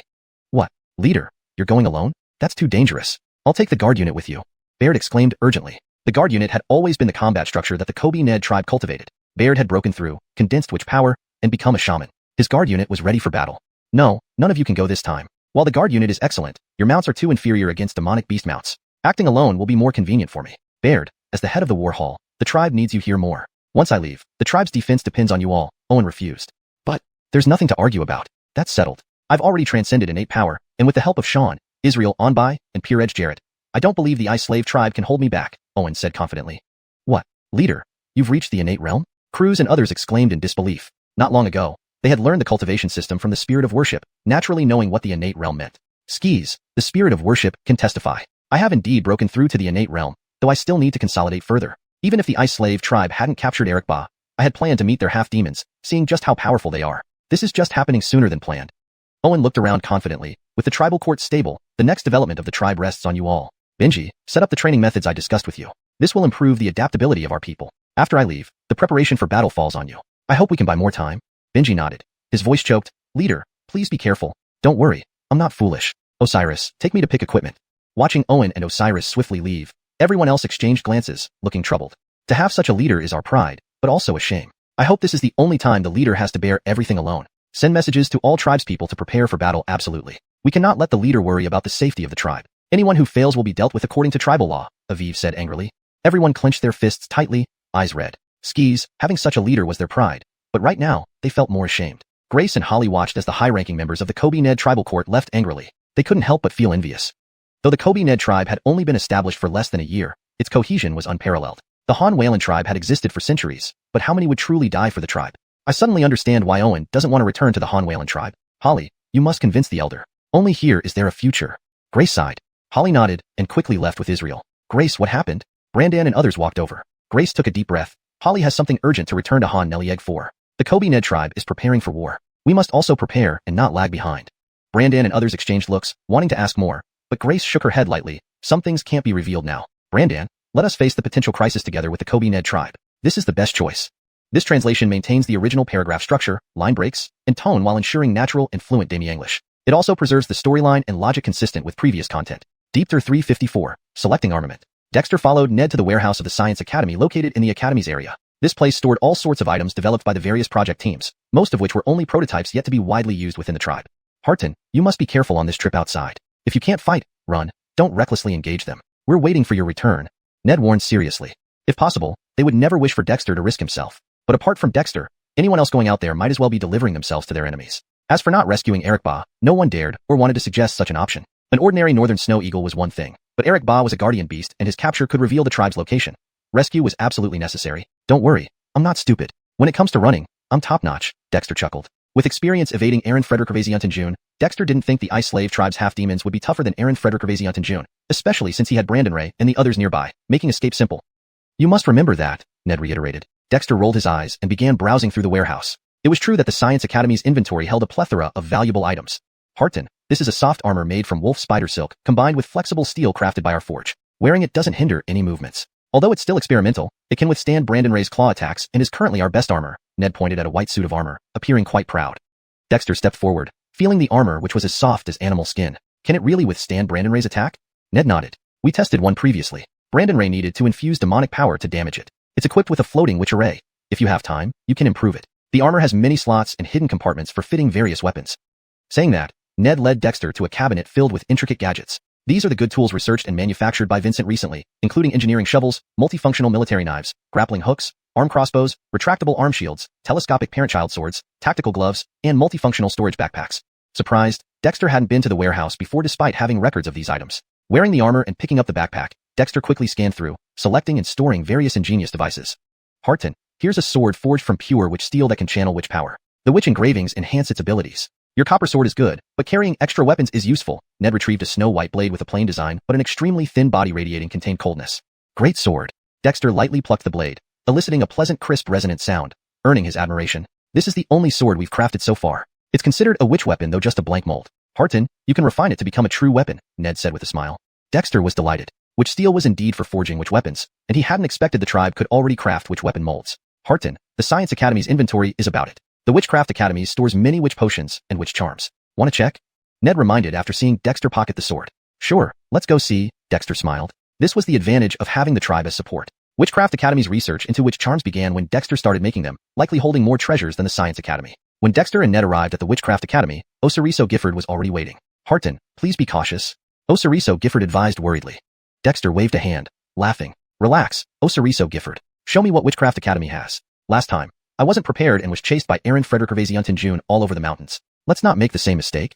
Osiriso Gifford knew changing Dexter's mind was futile and immediately led him to the storehouse. The Witchcraft Academy's warehouse was smaller but more exquisite than the Science Academy's, even nurturing witch symbols above, drawing Dexter's brightened gaze. Harton, our main storages include witch charms, witch arrays, and witch potions. Since Brendan perfected parchment production, they've improved and studied methods to inscribe witch arrays onto paper. Although unstable, they're usable, Osiriso Gifford explained. Having just taken charge of the Witchcraft Academy, he was still familiarizing himself, but clearly, those in charge briefed him on these items. So, I can take some witch arrays with me? Dexter asked, surprised. Skis, but creating witch array parchments is difficult. There are only dozens in stock now, all available for you to take. On witch charms, we've produced here 3 charms, limited in number and type. For witch potions, we have many, with over a dozen varieties created by Shikari and Giles, Osiriso Gifford introduced. Dexter was more surprised. It seemed the Witchcraft Academy hadn't been idle over the year. Ned, fetch another backpack. Good things should always be taken along, Dexter ordered. Harton, we've also made special waist pouches for witches using flexible steel wire, resistant to water, fire, and cutting, with many secret compartments perfect for storing parchment and such, Osiriso Gifford grinned. Dexter, alright, he underestimated the tribe members. But since better options existed, why not use them? Picking a batch of which charms and potions, and carrying stacks of which array parchments, Dexter was heavily armed in a short time. Still, when Dexter arrived at the tribal hall with Osariso, Gifford and Ned, everyone remained deeply worried. Everyone, stop looking unhappy. Without strength, I wouldn't venture out carelessly. If you want to join me, work hard. This Yama season is long but also short. The threat from the frozen land isn't something solvable in a short time. I'm just familiarizing myself. Don't act like I'm going to die. It's bad luck. Dexter joked. Croods et al. Were speechless, but Dexter was right. Without the ability, leaving Kabaju Gifforty would just make them burdens, like Eric Ba. Harton, Israel is already on his way. Before Israel and Yak arrive, you cannot move rashly, Elio warned sternly. As the head of the Elder Council, Elio maintained considerable authority. The 9 elders responsible for setting tribal laws and overseeing the tribe included elders like Barry and Raphael. Elio, rest assured. I value my life too. Dexter turned serious, fixing his gaze on Baird. Baird, as the battle hall leader, oversee the defenses after I leave. Everyone else will assist. In emergencies, allow proactive actions. Baird nodded firmly. Though the responsibility weighed heavily and he lacked seniority, Dexter's trust left him no choice but to step up. ###Deepter355, clear-eyed and sharp-eared. The northern wasteland's icy tundra was blanketed in snow, with the sky a heavy black. The dancing snowflakes had been falling incessantly for days. In the vast expanse of snow, Dexter rode on the back of a white tiger. Clad in white robes, white armor, and wearing a white helmet, he almost blended into the snowy landscape. If one wasn't attentive, they would hardly notice his presence. Frederick Ravazer astonishingly, as the white tiger sped across the snow. It left no footprints, as if it had never appeared at all. Tisk Sean, how does it feel to wear the Guardian set? Dexter sat atop the white tiger, his face covered by the mask of the white helmet that shielded him from the biting cold winds. This light armor, developed by the Research Institute, was indeed remarkable. Its material was soft, warm when worn, and incredibly lightweight, considering every detail meticulously. Heart, I don't feel any weight at all now. Who would have thought the tribe prepared custom sets for our Guardian lineage? Even though only the belt is complete, with the floating witch array assisting me, my speed has more than doubled, the white tiger said with a light laugh. Despite being in the frigid ice and snow, its body felt warmly comfortable. It hadn't realized before that the tribe had also developed Paital Zhongbei for them, even though only the Guardian belt was completed. Just this item alone was enough to satisfy the white tiger. As the saying goes, bronze head, iron tail, tofu waist, which truly described tigers. Although the white tiger was a demon, its waist was indeed somewhat weak. Carrying a person wasn't a problem, but it could still be quite exhausting. Note, Paital Zhongbei should be translated as matching equipment or complementary gear to fit naturally in Demi English. Revised. It hadn't realized before that the tribe had also developed matching equipment for them, even though only the Guardian belt was completed. Just this item alone was enough to satisfy the white tiger. As the saying goes, bronze head, iron tail, tofu waist, which truly described tigers. Although the white tiger was a demon, its waist was indeed somewhat weak. Carrying a person wasn't a problem, but it could still be quite exhausting. Now, with the tribe's crafted Guardian belt, not only did it add an extra layer of defense, but the floating witch array also made it more agile. How could the white tiger not like it? It's good that you're satisfied. The demon guards are part of the tribe, so naturally, we can't neglect your equipment. Unfortunately, the tribe's foundation is still too weak, but there's no rush. Once we survive this Kaidenmanus season, everything will improve, Dexter smiled. He had suggested equipping the demon guards, but the specific research had always been handled by the Research Institute. He didn't expect them to come up with such a thing and even equipped it with a floating witch array, which was like adding wings to a tiger. Heart, ahead there are Northland snow eagles standing guard. We must be close, the white tiger suddenly reminded. Dexter immediately scanned the surroundings, but saw nothing. Heart, the Northland snow eagles are hidden very well, over a kilometer away, the white tiger pointed out. Dexter pondered. Human eyesight clearly couldn't match that of demons, which put them at a disadvantage in the northern wasteland's icy tundra. However, after a moment, a faint spiritual light emerged within his Osiris Hengsheng points, inner eye acupoints, and 2 demon spirit symbols faintly appeared within them. As Dexter activated the demon spirit symbols in his Osiris Hengsheng points, his pupils seemed to be coated with a peculiar light film. His left eye's field of vision extended rapidly, making even pine needles thousands of meters away visible. His right eye's field of vision expanded swiftly, encompassing nearly 180 degrees around him. Dexter marveled at the changes in his vision. This was his first time actively triggering the demon spirit symbols within his body's acupoints, and he hadn't expected it to be effective. And this was different from before, where Dexter could easily dodge antibi attacks due to the demon spirit symbols in his acupoints. Now, the light films in his eyes directly altered his field of vision. The demon spirit symbols in both Osiris Hengsheng points aren't identical, but they should both enhance vision. If this is the case, do the demon spirit symbols near the other senses have similar effects? Dexter grew interested and looked at the position where the white tiger mentioned the Northland snow eagles stood guard, asking it to stop. Heart, what's wrong? The white tiger turned into a forest behind a pile of snow and ice, remaining highly alert. Nothing, just wanted to try something. Dexter smiled lightly and triggered the demon spirit symbols in his ear acupoints. Sure enough, as the demon spirit symbols emitted their spiritual light, Dexter suddenly heard the clear sound of wind brushing against the snowflakes. It felt like being plunged from a quiet environment into a bustling marketplace, making him extremely uncomfortable. But soon, those noises gradually faded, replaced by the snoring sounds of wild beasts echoing in all directions. After another moment, Dexter slowly began to identify the direction from which the snoring came. Though not perfectly accurate, it was sufficient. After 10 minutes, the snoring sounds were filtered out, leaving some strange calls, low and distant yet distinctly audible to Dexter. This is like having 1,000-mile eyes and Easton-catching ears. Dexter marveled.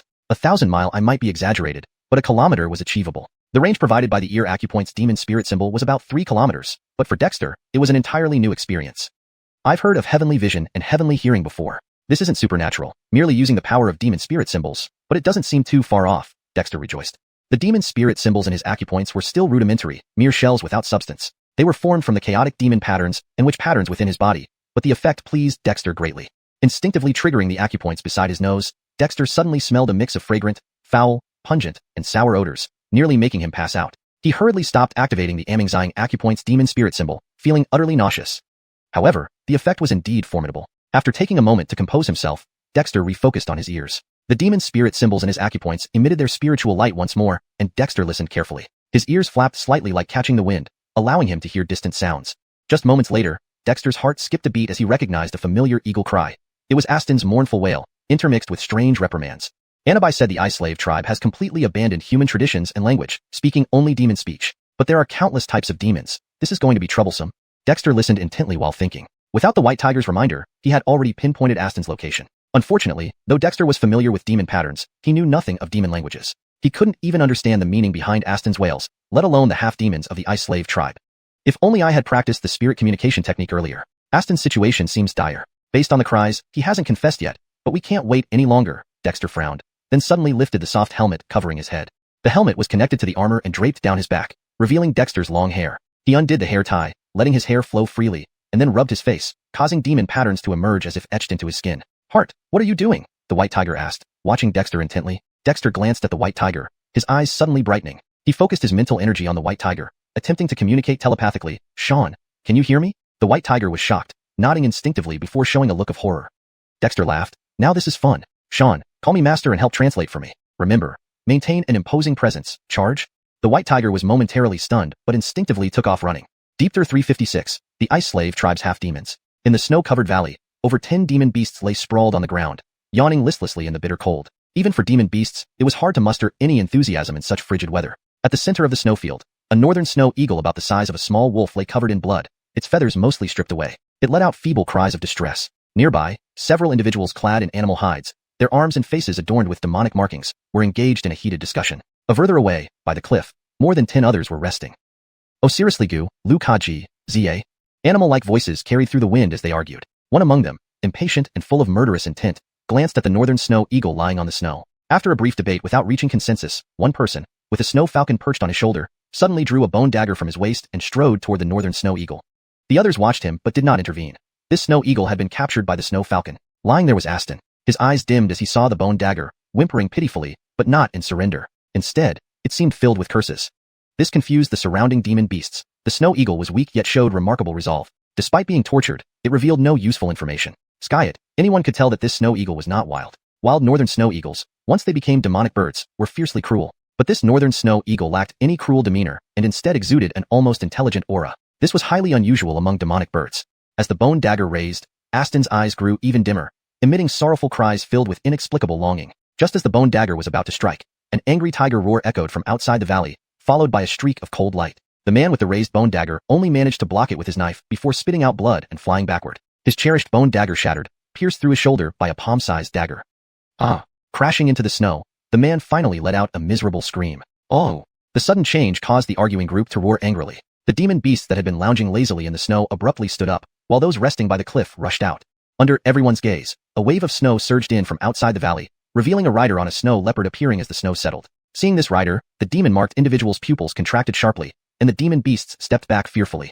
It was a young man in armor with even more intricate demonic markings on his face. His mount was a snow-white tiger, its forehead marked with a profound king symbol.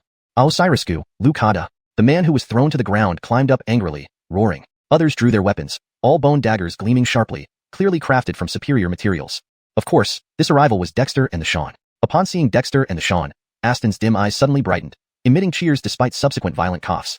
Dexter glanced at Aston, his eyes narrowing sharply. A thick aura of demonic energy erupted from the Sean, roaring loudly in demonic language. Who heard it? Do you want to die? Those with demonic marks on their faces turned pale, while the demon beasts retreated again. Kalaguru Efeda, a man with braided hair stepped forward, speaking in a trembling voice. Dexter frowned, thinking for a moment before patting the Sean's fur and using telepathy. What did he say? The Shan understood, saying aloud, "Master, he's asking who you are." Upon hearing the Shan speak, the crowd became alert, looking at Dexter with disdain and coldness. Dexter sneered, giving the man a cold glance, saying contemptuously, "A bunch of half-human, half-demon things dare to ask me? Ask them who gave them the guts to hurt my eagle." Not going to play along anymore? The Shan couldn't keep up with Dexter's changes. Weren't they supposed to let him translate? But with Dexter speaking, the Shan didn't dare disobey, immediately roaring haughtily. What did the chief say earlier? Skia must have presence. Their expressions changed drastically again. This eagle belonged to this powerful entity? But they didn't panic, glaring fiercely at Dexter. Clearly, these people were unafraid of Dexter, even after he injured one of their own. Ka-da Osiris Lee. Master, they say they are the Ice Clan of the Ice Slave Tribe, under orders from the great Yuri to hunt. They want you to go with them, the Shan translated, quite speechless. What were these Ice Slave Tribe half-demons thinking? Indeed, Dexter couldn't help but laugh. Previously, hearing from Yahali about the Ice Slave Tribe's half-demons made Dexter wary. Now encountering them, he realized these so-called half-demons weren't as powerful as expected. That guy was easily defeated by a throwing dagger, with strength only slightly above shamanic power, better than shamans like Yoel and Baird, but nothing against Dexter. Still, these Ice Slave members were formidable. After all, the entire Yoelba tribe only had a few shamans, while each member of the Ice Slave tribe was this strong. But so what? With a cold snort, Dexter leaped off the Shan, landing on the snow and swiftly drawing his white long sword, pointing it at the half-demon with braided hair. Ice Slave Tribe? Ice Clan? Yuri? Pa. Even if the half-demons didn't understand the words, just seeing his actions enraged them. Their demonic markings glowed ominously, transforming them into terrifying figures with green faces and fangs, charging towards Dexter with sharp cries and bone daggers. "Be careful, master," the Shan warned, releasing demonic energy to intimidate the restless demon beasts. These demon beast mounts were strong but inferior to the tribe's guardian demons, hastily retreating under the overwhelming pressure from the Shan. In the snow, Dexter faced over a dozen Ice Slave half-demons without fear, stepping sideways, his body becoming a blur as his blade flashed, breaking bone daggers with ease. With just one charge, the dozen half-demons were shocked into retreat, their bone daggers shattered by Dexter's longsword. "Is that all?" Dexter sneered, sheathing his sword and lunging towards the clustered half-demons. "If that's all you've got, then stay here." The half-demons' faces paled as they swung fists and feet, charging bravely at Dexter. The Shan watched in confusion. When did the heart become so strong? Deepter 357. Ice Demon Ali. In the valley, Dexter stretched his body, punching and kicking, feeling incredibly exhilarated. Indeed, seeing is believing. When he first heard about the half-demon Ice Slave Tribe, Dexter had been thoroughly unnerved. Dealing with a tribe that didn't consider themselves human seemed extremely troublesome. But after an initial encounter, these fellows turned out to have combat skills no better than amateurs. Dexter only used basic martial arts techniques, and none of them could land a single blow. Frederick Hervasements later, over 10 half-demons lay on the ground, questioning their very existence. They had activated the demonic patterns on their bodies and used demon powers, yet ended up like this? Humph, with this kind of strength, you dare to touch my eagle?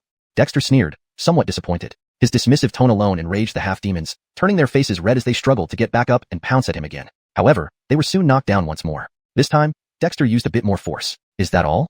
Dexter was speechless, pulling a small bottle from his waist pouch and pouring out a black pill for Eric Ba to swallow. "Master, their strength isn't bad. It's better than the current combat division members. It's just that they ran into you."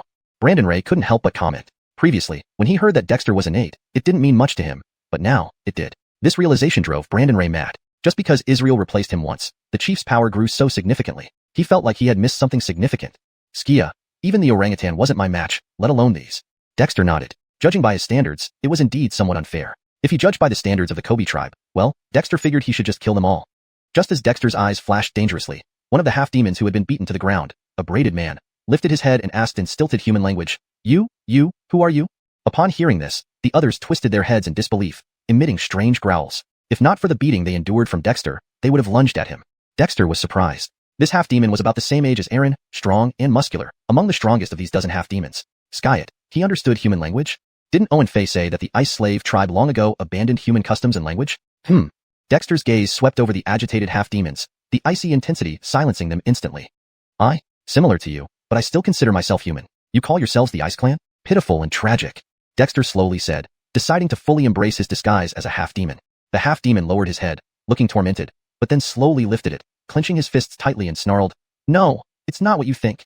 At that moment, a mocking voice came from outside the valley. The half-demon trembled, showing a look of despair, gritting his teeth. He grabbed the broken handle of a bone dagger and smashed it against his forehead. Dexter flicked his finger, sending a burst of energy to knock the dagger away. The half-demon glared at Dexter with hatred and then looked pleadingly at him. "Kill me, kill them, please." Dexter frowned. Did this half-demon want to die because he spoke human language? Osiris G. A sinister sound echoed from the valley entrance. Dexter turned to see a creature wrapped in snow-white fox fur. It had a humanoid body but snow-white skin, with long arms reaching to its knees. Its conical head was covered in fine ice crystal-like scales, with hooked eyes, no eyebrows, a bony forehead, and a mouth lined with sharp, translucent teeth. The ice slave tribe secretly preserves human culture. You blaspheme the great gift of the Yuri. You and your kin must die.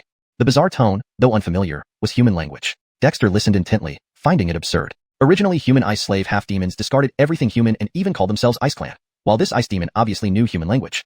But amusement aside, Dexter wasn't indulgent. What are you?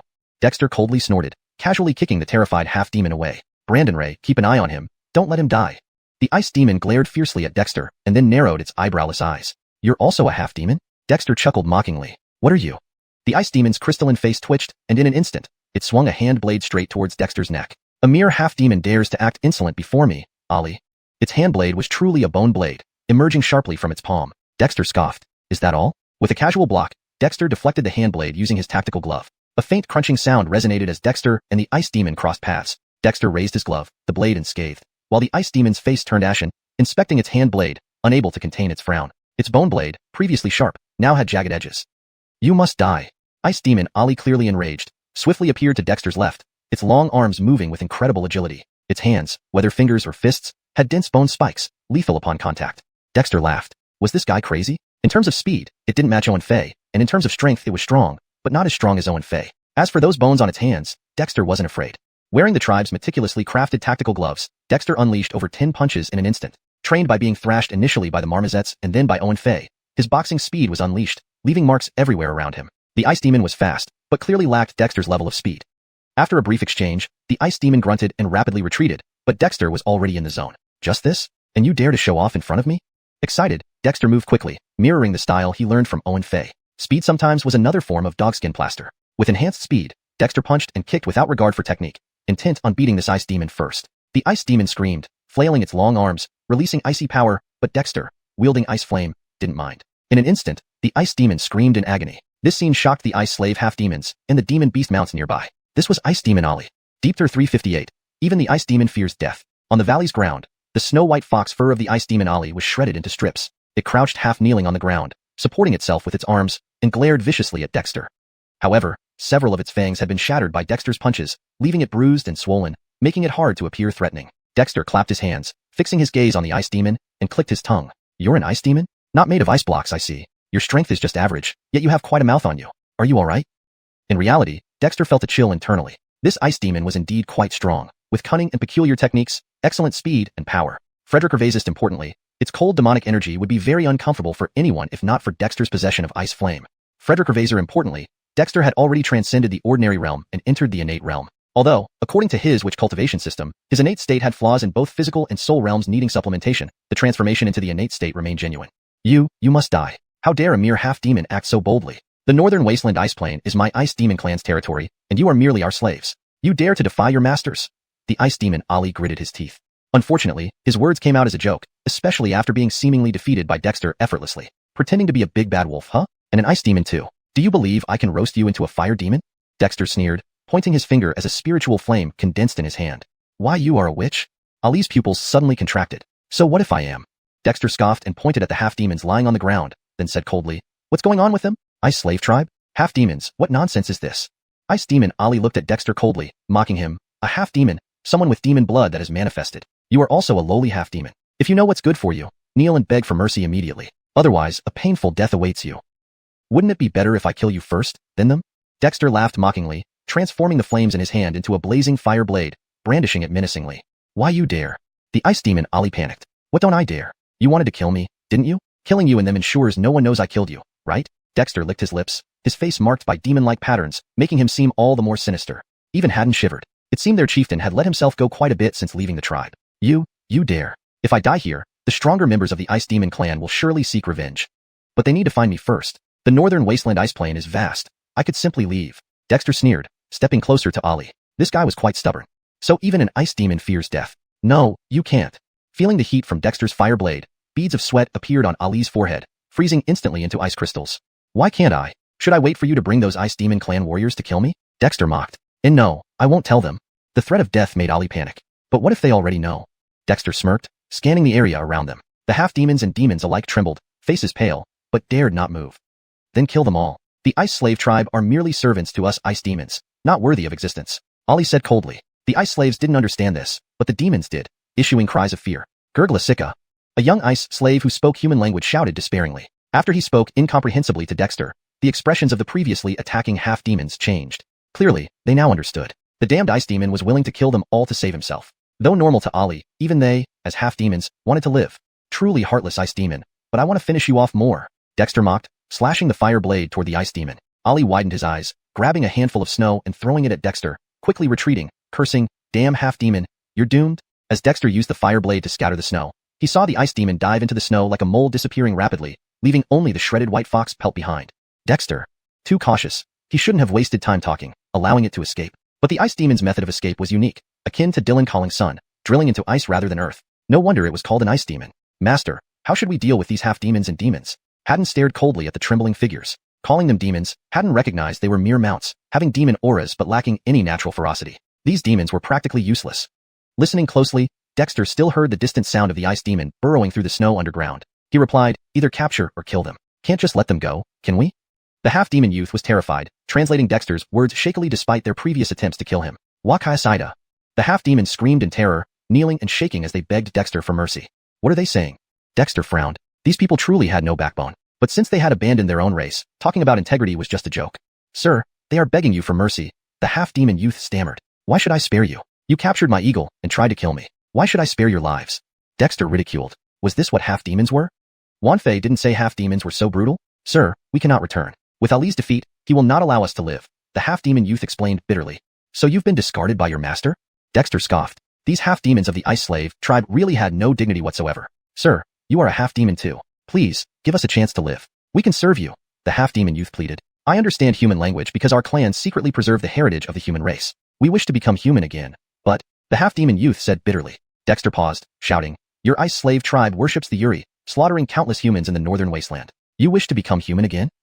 The half-demon youth responded bitterly. My grandfather told me before dying to preserve the hope of human lineage in the North Ice Plain. Damn me endure any humiliation, even servitude. As long as there are descendants alive, there is hope. Otherwise, complete annihilation means true doom, sir.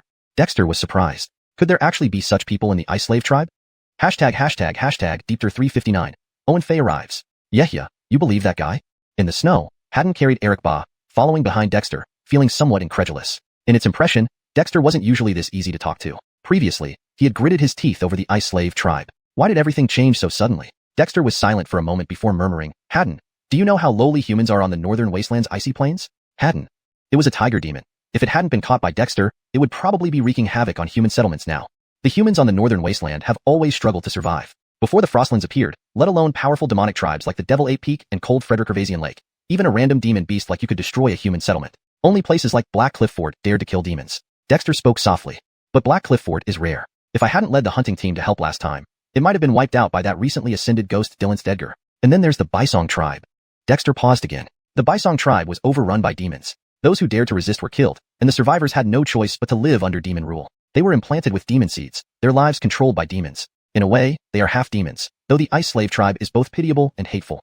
Haddon fell silent. Indeed, humans on the northern wasteland had it tough. It was only in the Kobe Yolsh tribe that the people lived peaceful lives, making Haddon mistakenly think that life for humans in the northern wasteland was not so bad. Yeah, is this why you sent them to look for the Bisong tribe? Haddon asked suddenly. Dexter glared back at him. What? Is that not allowed? Haddon shrunk its head and muttered, it's allowed, but it's a bit cruel. The Bisong tribe is going to have troubles now. Note, Haddon seems to be a formatting error or unfinished translation. If Haddon was meant to be the subject, it should be properly capitalized and separated. Haddon shrunk its head and muttered. For the smoothest reading, I assume this contextually refers to Haddon, the tiger demon, reacting to what Carter said. Revised. Haddon shrunk its head and muttered, it's allowed, but it's a bit cruel. The Bisong tribe is going to have troubles now. Dexter shrugged. I'm sending updates about the Frostlands movements. They should be grateful. I hope Eric will be smart enough. Haddon was speechless. Indeed, Yehya had done it on purpose. On the other side, more than 10 members of the ice slave tribe surrounded the half-demon youth with braided hair, showing their fierce expressions. The youth laughed bitterly and tried persuading them, eventually managing to prevent them from attacking. Frederick Gervasist of the ice slaves rode away on demon beasts, leaving only 4 who belonged to the youth group. After a few more words from the half-demon youth, the 4 finally left with him, disappearing into the snowy wilderness. Unaware of this, Dexter wouldn't have cared much even if he knew. Leaving those half-demons alone was a simple gesture. They had decent strength, but were not worth troubling over as long as they didn't trouble the Kobe Yolsh tribe. About half an hour later, while carrying Eric Ba, a black shadow swooped down from the sky. It was Gregory. Just as Gregory arrived, 2 swift figures joined them, Brandon Hammond and Owen Fei. Owen Fei, all black against the snow, stood out strikingly. Yehya, you saved Eric Ba? Upon landing, Gregory saw Eric Ba on Haddon's back and couldn't help but feel elated. Frederick months ago, it had been rallying the Northland Snow Eagles, never expecting Dexter to act so quickly. Skia, those half-demons from the Ice Slave tribe aren't strong enough. They can only bully Eric Ba, but when they encounter me, they're doomed. Gregory, take Eric Ba back to the tribe first and warn the Eagles to avoid aerial demons. If they find any, evade immediately and don't lead them towards the tribe. Coordinate the Eagle flock to fight lone demon birds if possible. Otherwise flee. Gregory nodded hastily, took Eric Ba off Haddon's back, and swiftly departed. Yehia, you fought the Ice Slave tribe's half-demons? Owen Fay glanced at Haddon, unable to resist asking. Initially, it had been comfortable at Chili Ridge. Ephraim wasn't stronger and couldn't control it. However, the number of demon guards in the Kobe Yolsh tribe surprised it. Haddon, Gregory, Brandon Hammond, and Ephraim all had considerable strength. Of course, Owen Fay was confident its speed could handle them. Skis, 15 half-demons, not too strong. They have some power, but it's not enough. Not only that, I encountered an ice demon, weaker than you. Dexter confirmed. Owen Fay's eyes gleamed. An ice demon appeared? Where? Let me go and finish it off. Dexter. Did this guy have a deadly grudge against ice demons? That one went southwest and has been traveling for a while. It won't be easy to find. This time, I didn't call you here to fool around. Come, let's find a hidden place to talk. Dexter didn't indulge Owen Fay. This guy was very defiant. Without periodic reminders, it would get unruly. Ephraim's reports often criticized it. Owen Fay felt a twinge of regret but didn't dare oppose Dexter. Whether or not it could defeat him, its life was in Dexter's hands thanks to the demon seal. Soon, Dexter found a fairly secluded canyon covered in snow and ice but shielded from wind and rain. Yehia, now the northern wasteland is full of scattered half-demons from the Ice Slave tribe and demons and ice demons from the Frostlands. What do we do? Brandon Hammond asked gravely. Though Dexter rescued Eric Ba, Brandon Hammond didn't fully agree with this decision. Owen Fay, I've seen the ice demon. That one was weak, but still an ice demon. So, how strong are the old demons? Dexter looked at Owen Fay. Last time, Dexter was too hurried to inquire about the Frostlands in detail. He only knew roughly what was happening. These old demons, how should I put it? They have lived over 100, or even several hundred years. Some aren't as strong as me, but some are very powerful, nearly reaching the rank of quasi-demon general. But in terms of speed, none match me, Owen Fay boasted. Do you have certainty? Dexter's eyes brightened. Speed was valuable. Even though his own speed wasn't better than Owen Fay's, with lightning wings, it wouldn't be far off. Frederick over, Dexter could combine wind, rain, thunder, and lightning. Rain seals aside, wind seals also enhance speed. Absolutely, otherwise I'd be dead in the Frostlands long ago. My speed frustrated the ice demons, leading to my expulsion by the Ice Demon King, Owen Fay explained helplessly. But the Frostlands has demon generals, who may come out. Upon hearing this, Dexter's mood plummeted. Demon generals, though he had never seen one, he had heard plenty. The Devil Ape Peak and Cold Frederick Lake were so arrogant because they had demon generals. Besides the Ice Demon King, the Frostlands had demon generals? This seemed possible but was terrible news for Dexter. Deepter 360, you are a ray of light. In the valley below, Dexter unfurled the map he had brought with him. The map showed the surveyed terrain of the North Desolate Ice Plain and some rough estimates drawn from scattered reports. Owinby, you came from the Icy Land. Give me a general description of the Icy Land's terrain, so I can update this map. Dexter instructed. Owinby stared at the map in confusion. What was this? But soon, it understood and its eyes lit up as it exclaimed in surprise, Yehia, is this the North Desolate Ice Plain? Skis, our tribe's Eagle Scouts have surveyed parts of the area, but the North Desolate Ice Plain is too vast. So much of it remains blank, just a broad idea. Now, it's time for you to show your worth. Owinby. These words sounded strange. Did it have no other value? But it didn't dare to challenge Dexter. After some thought, it pointed to a spot on the map, saying, we're here now. Heading north from here are the mountain ranges. Describe the direction of the mountain ranges. I'll draw while you explain. Dexter took out a charcoal pencil from his supplies. Owinby felt intrigued. In the Icy Land, who would casually draw maps? Sky at such a map undoubtedly would bring great convenience. It began pointing at the map and describing. Dexter sketched and inquired, gradually filling in the large blank areas to the north of their current location with lines and annotations. Yehia, past Broken Cliff Ridge lies the Icy Land. It covers a wide expanse filled with snow-capped mountains. The Icy Land has flat terrain but includes several unique mountain ranges where the Ice Demon clan resides. Our half-demon tribes like the Ice Slave tribe live on the outskirts. Owinby thought as it introduced. Soon, Dexter developed a general understanding of the Icy Land. You mean, just among demon clans, there are 7 distinct factions, each clustered together, only listening to the orders of the Ice Demon clan, sometimes fighting each other? Dexter pondered aloud. Indeed, as the hidden dominant force in the deepest part of the North Desolate Ice Plain, these 7 demon clans had at least quasi-demon generals stationed among them, some even full demon generals. And the Ice Demons had even more demon generals. My Owinby clan was quite powerful originally, but due to my involvement, my clan has been breached. There probably aren't many left now, most having scattered. Ice demons rarely leave the Icy Land. Since Yehia has encountered them, Yuri will likely appear either this season or the next, Owinby sighed. Dexter felt a sudden heaviness. Yuri was definitely a major boss. If it appeared this season, Dexter wasn't confident about ensuring the tribe's safety. On the bright side, Yuri's target was likely Cold Peak, possibly even Witch Burial Gifferty. Owinby, if you appear, will the ice demons and elder demons of the Icy Land seek you out? Dexter asked after some thought. Of course they would. Yehia, what do you mean? Owinby initially felt proud, then realized something was amiss. Hehe, you may not know that we rose to prominence through fishing. Fishing requires bait, and you're the best bait. Aren't you very displeased with the ice demons? Go all out. We'll be your solid support. Dexter laughed. Owenby felt an icy chill and muttered, yeah, aren't you worried I'll get killed? Don't worry, regular ice demons aren't a match for you. Neither are elder demons. If you can't handle it, we're still here to back you up. As long as you don't stir up a hornet's nest, we can manage. This wasn't blind confidence. After battling the ice slave tribes Ice Slave and Ali, Dexter had a clearer understanding of his own combat strength. Owenby was speechless. It knew this wasn't good news. However, mysteriously, Owenby was intrigued. Yeah, I can serve as bait, but let me make this clear. If I encounter a quasi-demon general, I'm not a match. Against a demon general, I can only flee. Against a demon king.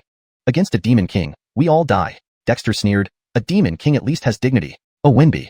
Why did it meet such a reckless human? Damien chatter. Let's plan now. Me, Brandon Ray, and Israel hide in the shadows. You, Owenby, will be the main attraction, attracting the attention of ice demons and elder demons. Once demons arrive, remember not to kill unless necessary. If you lose control, it's fine. If you can't fight, run. This vast north desolate ice plain offers plenty of hiding places. Dexter grew serious. The demons of the icy land are also pitiable. We should try to subdue them if possible. Wait until Pure Edge Jared arrives. Even if the elder demons don't come, I want to find them. We need more demon guards, and the beast mounts of the ice slave tribe are excellent. Owenby gazed at Dexter in bewilderment. Clearly, they were at a disadvantage. 1 human and 4 demon guards hardly matching their enemy's strength.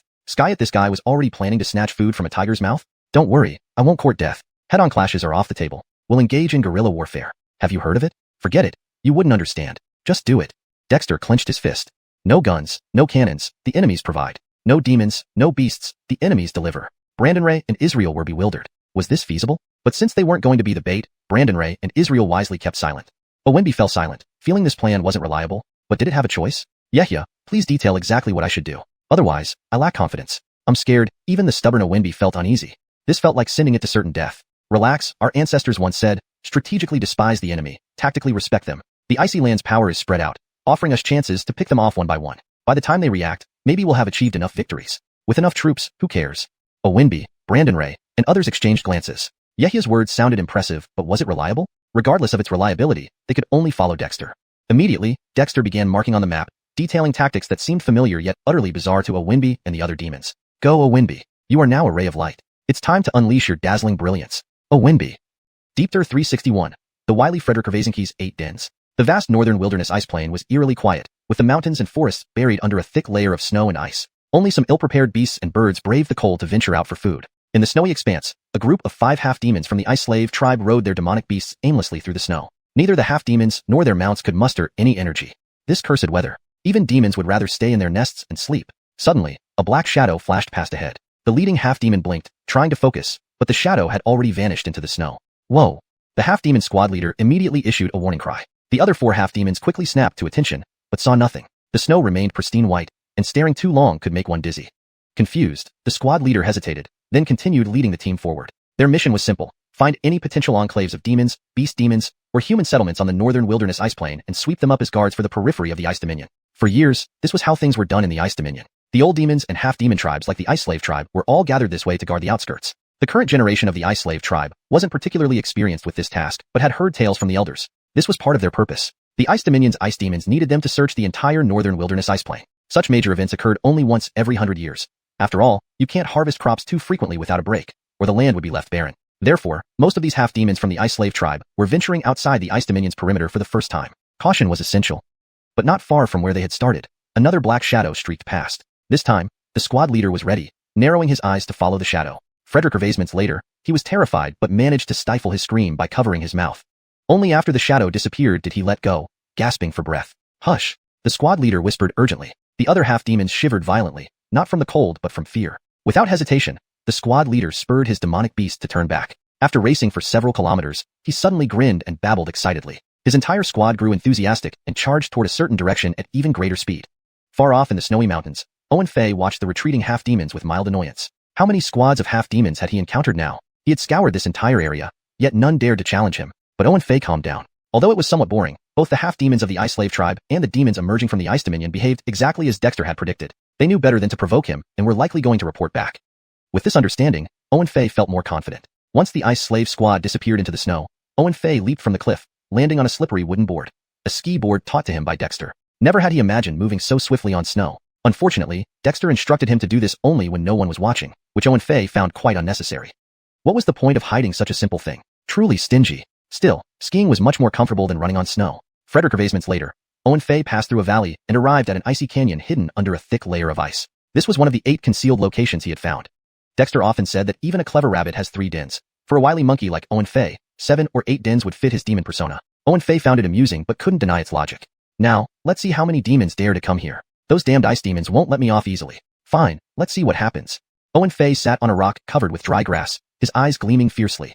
1,000 meters away from Owen Fei, beneath a sheltered cliff on a mountain peak, Dexter was happily roasting a snow deer. Beside him crouched Brandon Ray, York, and Luther. The deer had been caught by Luther. Luther, is Aston all right? Dexter asked as he roasted the meat. His wing bones are broken. He needs to recuperate in the tribe for a while. Hart, I've prepared the eagle flock. They're very angry about what happened, and the 4 guardian spirit beasts are also eager to act. But the sacred spirit forbids them from leaving. They're still young and might be captured. Saving Aston alone had deeply moved the Northland snow eagles. They were itching to kill the discovered ice slave half-demons. That's good. Keep the eagles restrained. The ice slave tribe's mounts are all half-demons, certainly tamed bird demons. And the old demons of the ice dominion surely have bird demons as well. The Northland snow eagles should focus on surveillance, not combat. Using a sharp dagger, Dexter carved the roasted deer into large pieces, giving 3 portions to the beasts and taking a leg for himself. Despite being rusty, the meat tasted delicious. Hart, don't worry. Everything's arranged. We'll watch the situation unfold with Owen Fei. If those ice slave members and demons come, we'll expose them. Luther viciously tore into the meat. The Northland snow eagles were the foundation of his tribe. Although they were different types of eagles, Luther was furious about Aston's injury. The smell of roasted meat. Boy, share half your meat with me, and I won't eat you. How does that sound? Suddenly, a hoarse voice echoed, sending chills down Dexter's spine. Both York and Luther were equally startled, while Brandon Ray looked around dumbfounded. Where did that voice come from? Dexter glanced up, but saw nothing. He stood, scanning the surroundings but found nothing. Was that my imagination? Did you hear something? Luther and York nodded stiffly. Hart, what's wrong? Brandon Ray asked, confused, his mouth still full of dripping fat. Dexter took a deep breath, bowed outward, and called out loudly, Elder Master Iranchan, is that you? Meeting you in the snow is a rare encounter. Please join us for some roasted meat instead of thinking about snatching small scraps from me and my companions. Iranchan, Brandon Ray froze, dropping the meat from his mouth, utterly stunned. Iranchan? That old demon who nearly ate the chief? Impossible. Note, names like Owen Fei and Dexter have been translated phonetically based on pinyin. The term squad leader has been used for a small unit commander, and cultural terms have been adapted to maintain readability and coherence. Deepter 362, Mini Albin. You human brat, you sure are quite the smooth talker, not at all like a decent person. The mocking voice of Albin echoed around. Dexter, this 1,000-year-old tortoise, 10,000-year-old turtle, how does it insult people? But your barbecue really is quite good. Even from several kilometers away, I could smell the aroma. Poor old me. Last time I ate only half my fill and had to endure hunger in this icy wasteland. As Albin's voice grew closer, Dexter's eyes suddenly widened. On the snowy ground, a palm-sized mountain tortoise moved gracefully toward him with elegant steps. That posture, that size. Senior Albin, did you send one of your grandsons out for food? Dexter asked somewhat speechlessly, but still respectfully. Is this little tortoise even enough for one pot? The small tortoise lifted its head proudly and glared. Suddenly, Dexter found himself suspended in mid-air. Startled, Dexter felt an overwhelming spiritual power enveloping his entire body, immobilizing him. Brat, what nonsense. I, great Frederick Gervasianton Lord, am here. Who's talking about a grandson? Dexter was so shocked he nearly popped his eyes out, instinctively opening his mouth, but no sound came out. Leader. The Shan and the other 3 beasts became anxious and were about to act when they were flung away by a strong force. Skyet, the roasting meat on the fire remained untouched. Brat, should I eat you all, or will you be responsible for roasting meat for me in the future? The palm-sized tortoise seemed slow, yet it quickly reached the bonfire with a teasing expression. After struggling for a moment, seeing that Dexter wanted to speak, Albin finally released him. Falling to the ground, Dexter gasped for breath and hurriedly said, Ed, able to roast meat for Senior Albin is the privilege of this junior. Other things aside, as long as you don't mind a bit less meat, there's plenty. Albin nodded in satisfaction, then sucked in the meat over the bonfire, tearing it into shreds which entered its tiny mouth strand by strand. Dexter. The way this guy eats meat is indeed special. Meanwhile, the Shan and the other 3 beasts didn't dare breathe loudly, especially the Shan, who was genuinely terrified. Is this really Albin? Wasn't it supposed to be a mountain-like tortoise? How did it become so many? After Albin leisurely finished eating, Dexter promptly offered, Senior, if it's not enough, I can ask Gregory to catch another beast for you. Guaranteed freshness and flavor. Looking at him, Albin said, My body is small now. This portion suffices. Now the North Wasteland ice plain is rather chaotic. Why did you come out instead of hiding somewhere? Dexter secretly breathed a sigh of relief. This old tortoise doesn't seem intent on eating people. Senior, an eagle I raised was captured by the ice slave tribe. I came out to save it, then I noticed the semi-demons of the ice slave tribe everywhere. Their mounts looked excellent, so I decided to capture some for domestication. My tribe needs mounts too. Dexter explained frankly. Albin was surprised. Boy, since you know the ice slave tribe, you should know their master. Are you courting death by attacking them? Senior, isn't it just the Yuri of the Frost region? I'm not stupid. I only bother the low-ranking minions. As long as demon generals don't show up, I'm not afraid. If you're worried about offending the Yuri, you might as well stay away. Anyway, even if I don't act, once the ice demons discover me, They probably won't let me off. Dexter shrugged. Fear? You think I'm scared? Boy, do you know how many demons I've eaten these past few days? Just you lot aren't enough to satisfy my hunger. Albin scoffed. Sean and the others shuddered. Indeed, Albin feeds on demons. However, Dexter's eyes sparkled. Senior, how about we cooperate? I can help lure demons for you. The tough ones go to you, while the semi-demons and their mounts from the ice slave tribe go to me. Albin sneered again. Boy, what are you thinking? Taking me as your enforcer? Demons to me? Hollis dream. Dexter was momentarily speechless. This old tortoise is crafty. But Dexter didn't give up. After some thought, he suggested, how about this, Senior? You have nowhere to go, right? Come along with us. Usually, we don't need you to act, but if something big comes, you can help based on your mood. Honestly, I've already sent one of my demonic guards as bait. It'll definitely attract lots of demons. Albin was taken aback, but tried to ignore him. However, Dexter kept nagging. Don't you want to prevent the ice demons from running rampant? Cut off their claws first. The more demons and ice slaves we deal with, the fewer casualties elsewhere. Don't tell me you're allies with the Yuri. If so, forget it. I'd willingly be your meal. Living alone in the North Wasteland ice plain must be quite boring, right? Travel with us, and at least someone can chat with you. Those ice slaves babble incoherently, which would irritate you too, wouldn't it? Initially unperturbed, Albin slowly grew impatient. Stop it, boy. Keep nagging, and I'll eat you. I've never met anyone like you before. Now meeting you isn't too late. Dexter teased, quickly retreating, but soon found himself surrounded by the strong spiritual force again, hoisted into the air. Albin lifted its head proudly. Boy, are you teaching me how to behave? Dexter's face turned red with frustration. This old tortoise doesn't play fair. Senior Albin, please forgive our leader. Israel hastily spoke, but dared not approach. Albin has unpredictable moods. Frederick Hervasements ago, it was enjoying meat. Now, it was disciplining the leader. But truthfully, Dexter deserved it. In Israel's place, it would likely have exploded too. Humph, little leopard, think carefully before speaking. Albin coldly rebuked. Israel trembled inwardly, blaming Dexter silently. Senior Albin, while our leader talks recklessly sometimes, he means well. Sean cautiously added, only to find itself airborne as well. Israel gaped in shock, exchanging glances with Luther, and spoke up, Senior Albin. Before they could finish, they too were airborne. Luther struggled, only to turn pale under a tighter grip. Dexter's face was flushed. Although he didn't feel Albin's killing intent, it felt demeaning. But Albin's spiritual power was overwhelming, making resistance almost impossible. For the first time, Dexter encountered a situation where he had no autonomy, leading him to question if he'd pushed his luck too far. This is a 1,000-year-old tortoise, a 10,000-year-old turtle after all. Brat, still dare to insult me? Albin glared at Dexter. Dexter's whole body shook as though being crushed, feeling utterly helpless, unable to respond, squeezed almost to explosion. Suddenly, within Dexter, the illusionary creation cauldron in his spirit vein heaven stirred abruptly. Swoosh. The spiritual power surrounding Dexter was abruptly absorbed completely. This bizarre occurrence stunned Dexter. Meanwhile, Albin's eyes widened in shock. Did it consume my spiritual power? What sorcery is this? Deepter 363. Ancient Demon Companion. Boy, what did you do? Deaning opened his tiny eyes wide, glaring intently at Dexter. What just happened? Why did he suddenly lose his mental energy?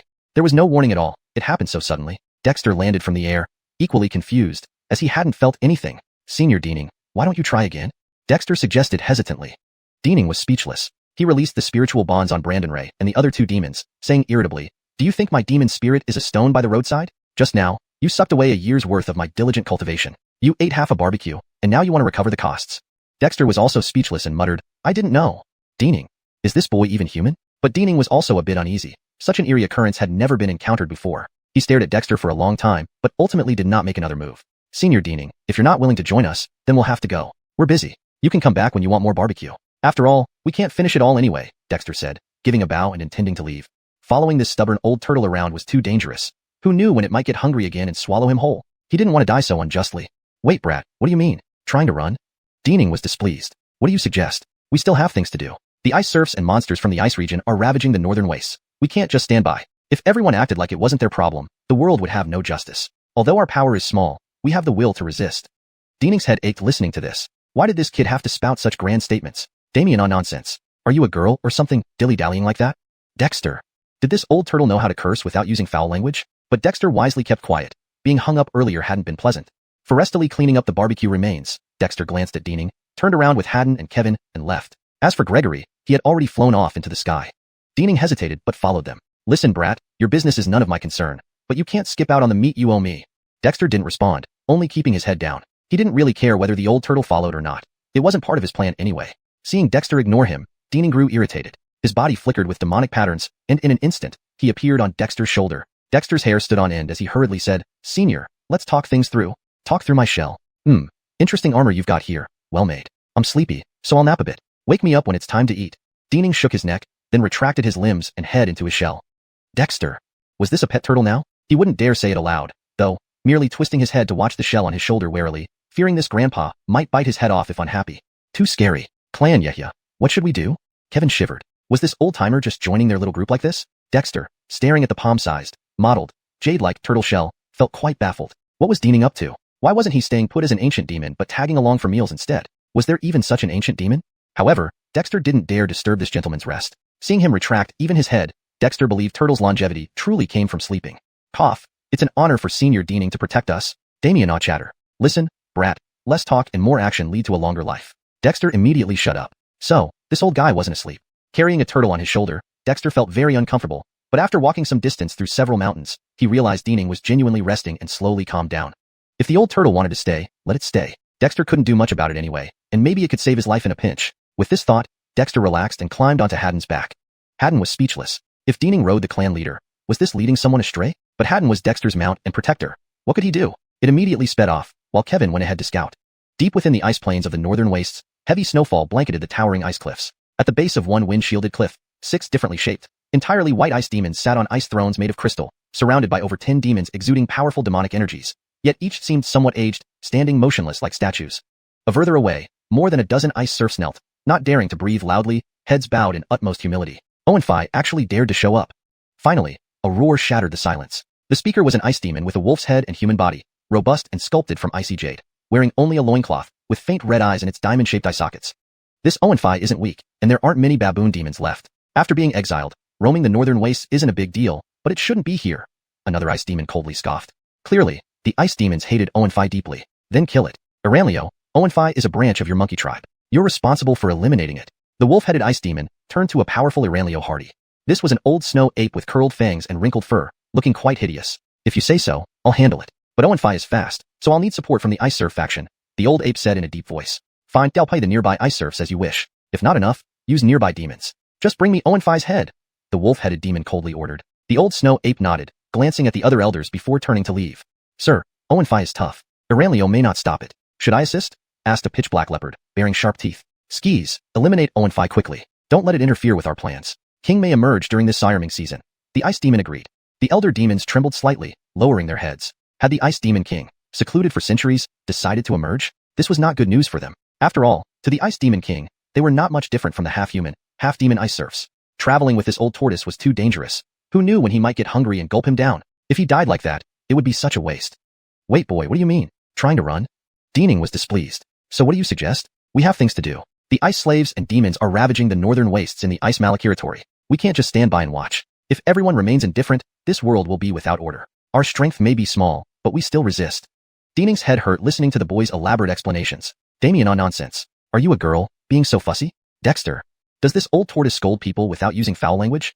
But Dexter wisely kept quiet. Being hung up earlier wasn't a pleasant experience. Forestally cleaning up the barbecue traces, Dexter glanced at Deaning, then turned to leave with Brandon Ray and Brandon Hammond bow, while Pure-Edge Jarrett flew into the sky. Deaning hesitated for a moment, and then followed them. Boy, listen up. Your affairs are none of my concern, but you owe me some meat, which you cannot deny. Dexter didn't respond, merely continuing to walk. Whether or not this old tortoise followed didn't matter much to him. He hadn't planned on including Deaning. Seeing Dexter ignoring him, Deaning became somewhat irritated. His demon patterns flashed underfoot, and he vanished only to reappear on Dexter's shoulder. Dexter was startled, his hair standing on end as he hurriedly said, Senior, let's talk. Talk about what? Interesting armor you've got here. Not bad craftsmanship. I'm sleepy. Wake me up when it's time to eat. Deaning stretched his neck, and then withdrew his limbs and head into his shell. Into the shell? Dexter? A pet tortoise? But Dexter dared not say it aloud. He merely twisted his neck, staring at the shoulder in fear that this master would bite off his head out of irritation. Too scary. Clan leader, what do we do now? Brandon Hammond shivered. Did this guy just join their little group happily? Looking at the palm-sized tortoise with its speckled carapace like jade, Dexter was still dazed. What's this Deaning up to? Giving up being a dignified ancient demon to follow him for food? Are ancient demons supposed to act this way? However, Dexter dared not disturb this grandpa's rest. After all, even the turtle's head was tucked in. As they say, a turtle's longevity comes from sleep, and Dexter began to believe it. Cough. Senior Deaning willing to protect us is an honor. Damien aw chatter. Listen up, boy. Speak less, do more, and live longer. Dexter instantly shut up. This old fellow wasn't asleep. Carrying a tortoise on his shoulder, Dexter found it very awkward. But after walking for a while through several mountains, seeing Deaning remained motionless, he gradually relaxed. Let the old tortoise stay if it wanted to. After all, Dexter couldn't do anything about it, and it might save his life in critical moments. Feeling more comfortable, Dexter mounted Brandon Ray's back. Brandon Ray was speechless. Deaning rode the clan leader, and now the clan leader was pulling him along? But Brandon Ray was Dexter's Mount Demon Guard. There was nothing to be done. He immediately sped off, while Brandon Hamid Bao went ahead to scout. In the depths of the frozen northern wastes, heavy snow fell over cliffs adorned with icicles. Under a sheltered cliff stood 6 ice demons of different shapes, each with a snow-white body, sitting quietly on icy chairs crafted from ice crystals. Around them were more than 10 demons of various forms, all radiating powerful demonic auras but appearing slightly aged, like carved statues of ice. A further away, more than 10 ice slaves kneeled, not daring to breathe loudly, heads bowed humbly. Hadabai, it dares to appear. Finally, a roar broke the silence beneath the cliff. Speaking was a wolf-headed ice demon, muscular, with a body sculpted like ice jade, only wrapped in a fur skirt, and pale red eyes glowing in its diamond-shaped eye sockets. This Hadabai has decent strength. Fewer qilin demons remain, and after its exile, wandering in the frozen northern wastes is fine, but it should not have appeared. Another ice demon sneered. Clearly, the ice demons genuinely despised Hadabai. Then kill it. Guliao, since it's a branch of your ape tribe, take responsibility for clearing it out. The wolf-headed demon turned to a powerful ghostly snow ape. It was an old snow ape with curled fangs and wrinkled fur, looking quite ugly. Since you command it, I will take action. However, Hadabai is fast, and I need cooperation from the ice slave clans. The old snow ape rumbled. Fine, nearby ice slave clans are at your disposal. If not enough, call upon neighboring demons as well. I want one result. Bring me Hadabai's head, the wolf-headed demon ordered coldly. The old snow ape nodded, glancing at the other elder demons before turning to leave. My lord, Hadabai is tough, and Guliao may not stop it. Shall I assist? A black leopard asked, showing sharp teeth. Skis, good idea. Quickly deal with Hadabai without disturbing our plans. The dark abyss season is coming. The king might emerge. The ice demon nodded. The elder demons trembled, quickly lowering their heads. Forrest the ice demon king, who had been secluded for centuries, come out? This was not good news for them. After all, the ice demon king ruled the ice demons. To them, these outsiders, there wasn't much difference between themselves and the half-human ice slaves in front of the king's presence. Deepthir 364, the demise of Govind. In the sky, snowflakes as large as goose feathers danced through the air while icy winds cut through the stillness. They howled past tree branches encased in ice, making chilling sounds as the frozen branches cracked under the strain. It was a scene that could send shivers down one's spine. A kilometer away from the Govind tribe, atop a snow-covered peak, a young man emerged from the snow. He wore animal skins and had intricate demon markings on his face. His hair was braided into small pigtails. Looking toward a distant hot spring that steamed visibly despite the bitter cold, a hint of excitement flashed across his face. Aaron. A questioning voice sounded from behind him. Akasiswa. The youth nodded excitedly, shouting in response. This young man was among the ice slave tribe half-demons who understood human language and had been let go by Dexter. After parting ways with the other 2 teams, he led his group searching until they finally found this small lake that supposedly never froze even during the frigid season. There, he believed, would be others like them. Heh. As he basked in his excitement, an eerie voice suddenly echoed nearby. The youth's face turned pale with shock as he turned around. About 10 meters to his side, a cluster of ice blocks sat. Within it, an almost completely transparent humanoid figure emerged. It was Ice Demon Gallagher. Wawakati. The youth screamed in terror. Heh. Ice Demon Gallagher sneered, stepping out. As it left the ice, delicate patterns of frost formed over its body.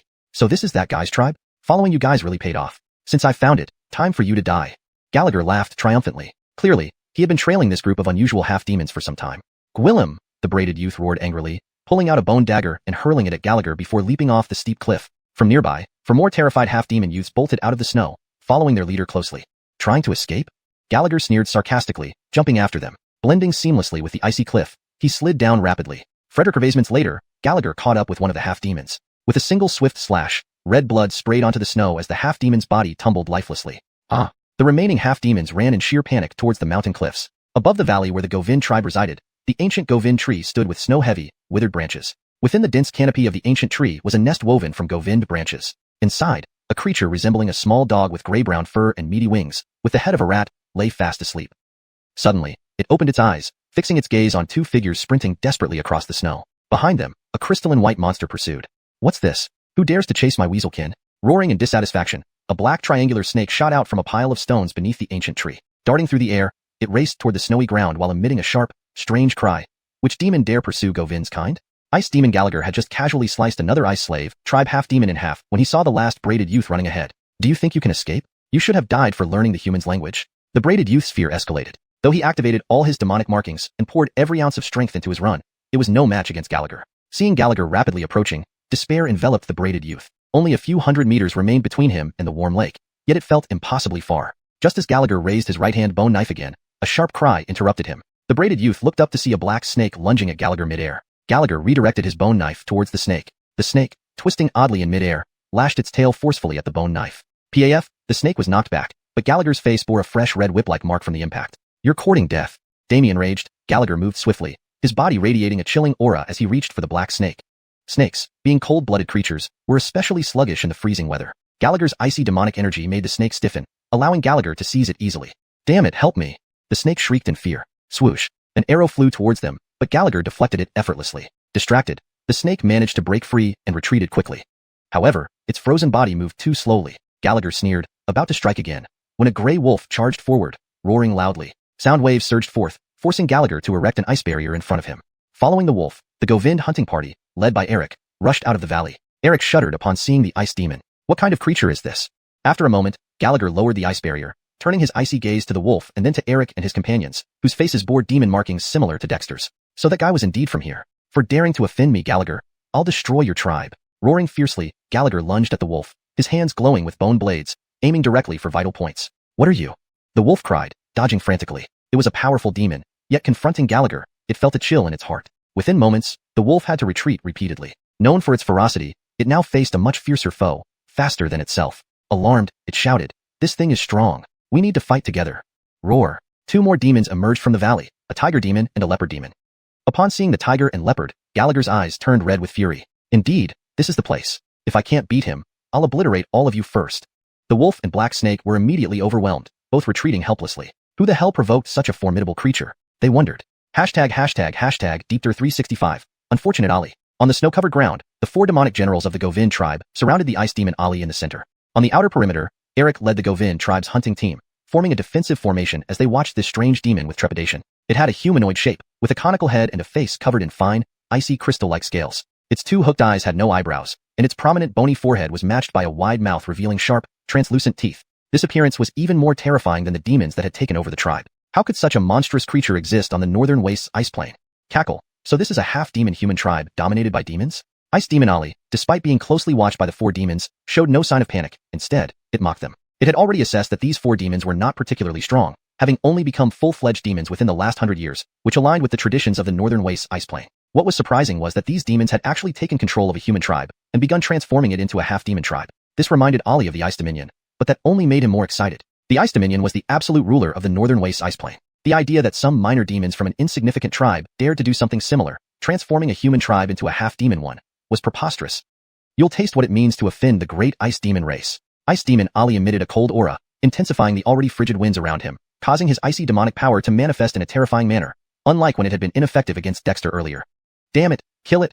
the wolf demon howled, opening its mouth to unleash a barrage of sound blades, a natural ability of the wolf clan known as Wolf's Howl, a fairly common demonic skill among various demons. The wolf demon attacked first, followed by the black snake whose body swelled to the thickness of a barrel. It lashed out its dark tail like a whip, striking fiercely towards the ice demon. Meanwhile, the tiger demon and leopard demon lunged at Ice Demon Ali, unleashing powerful attacks fueled by their respective demonic powers, showcasing both ferocity and speed. However, Ali displayed contempt for their efforts. Snakes, wolves, tigers, and leopards were all too common.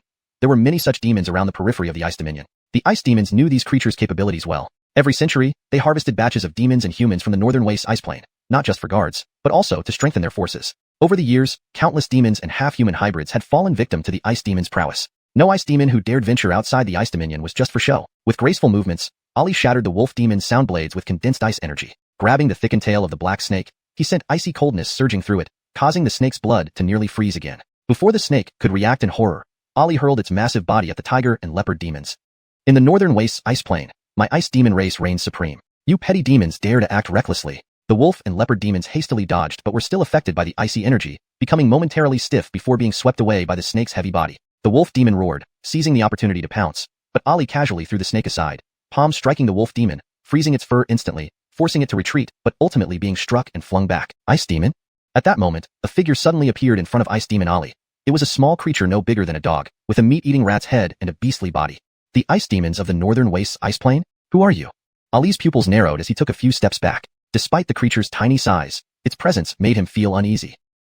You came to attack my territory, yet you don't know who I am?" Wei sneered. "Himph, all of the northern wastes ice plain belongs to us ice demons. If you know what's good for you, come with me to pay homage at Ice Peak, or this place will turn to ruins within days." Ali retorted, unfazed by the apparent strength of the creature. Here in the northern wastes ice plain, especially during the siraming season, was when the ice demons were most formidable. "Pay homage? With just you, a mere ice demon?"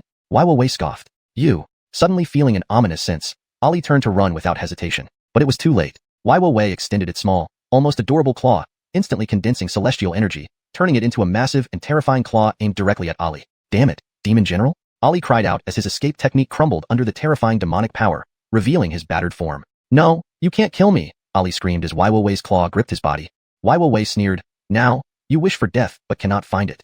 A chill ran down Ali's spine, a sensation he had never felt before despite being an ice demon. Far away, Eric watched as Weiwei effortlessly captured ice demon Ali, her whole body trembling and her face pale as she quietly lowered her head. The demon that had taken over the tribe was incredibly powerful. Deep within a canyon in the heart of the northern wastes ice plain, Owenfi idly munched on roasted, slightly burnt animal flesh. After visiting Cold Ridge, Owenfi had developed a fondness for roasted meat, frequently taking most of what Ephraim roasted, much to Ephraim's annoyance. This time, he even snatched the fire striker that Ephraim had taken from the tribe.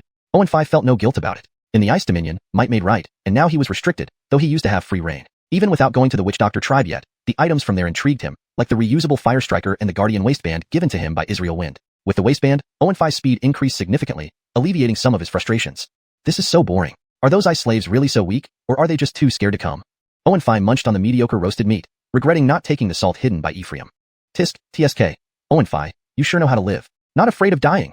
A cold voice echoed from outside the canyon. Owenfi paused mid-chew and smirked mockingly. Jamar, you old geezer, aren't you afraid I'll beat you to death? As he spoke, a muscular ghost-fong snow ape entered the canyon. Accompanied by the snow ape's arrival, squads of mounted ice slave half-demons emerged from the hills and cliffs above, their cold gazes fixed on Owenfi. Owenfi, you shouldn't have shown up here. Since you've been expelled, you should have left the northern wastes ice plain far behind. Now, I'm in a difficult position. The old snow ape sighed, glancing at Owenfi with an oddly admiring look. Deepter 366, the fish bites the hook. The canyon, battered by howling cold winds, was instantly surrounded on all sides. Skyet, Owini merely glanced at the surrounding area and the half-demons of the ice slaves that appeared above the canyon before resuming his chewing. The meat was a bit burnt and lacked fine salt as seasoning, but it was still delicious, much better than eating raw meat as before. Dorian looked unexpectedly at the unperturbed Owini and suddenly grew solemn.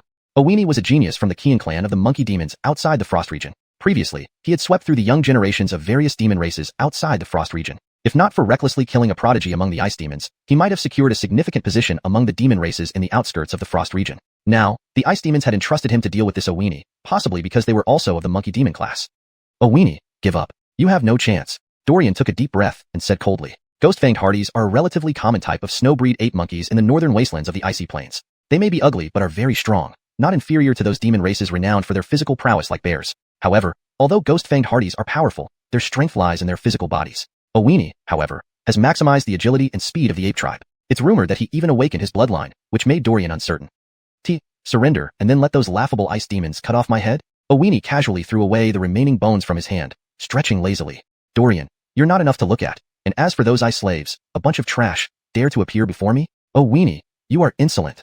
Dorian couldn't help but feel humiliated. No matter what, he was an old demon who became a demon 100 years ago. If not for being confined by the Frost region, he would have had numerous demonic descendants by now. In anger, Dorian charged at Owini, his terrifying demonic energy flowing out. He launched an all-out attack, his large palms like fans, directly grabbing towards Owini. But Owini merely tapped his toes and dodged the attack, turning into a blur and stopping several meters away. Dorian, if that old guy speaks highly of you, don't force me to kill you.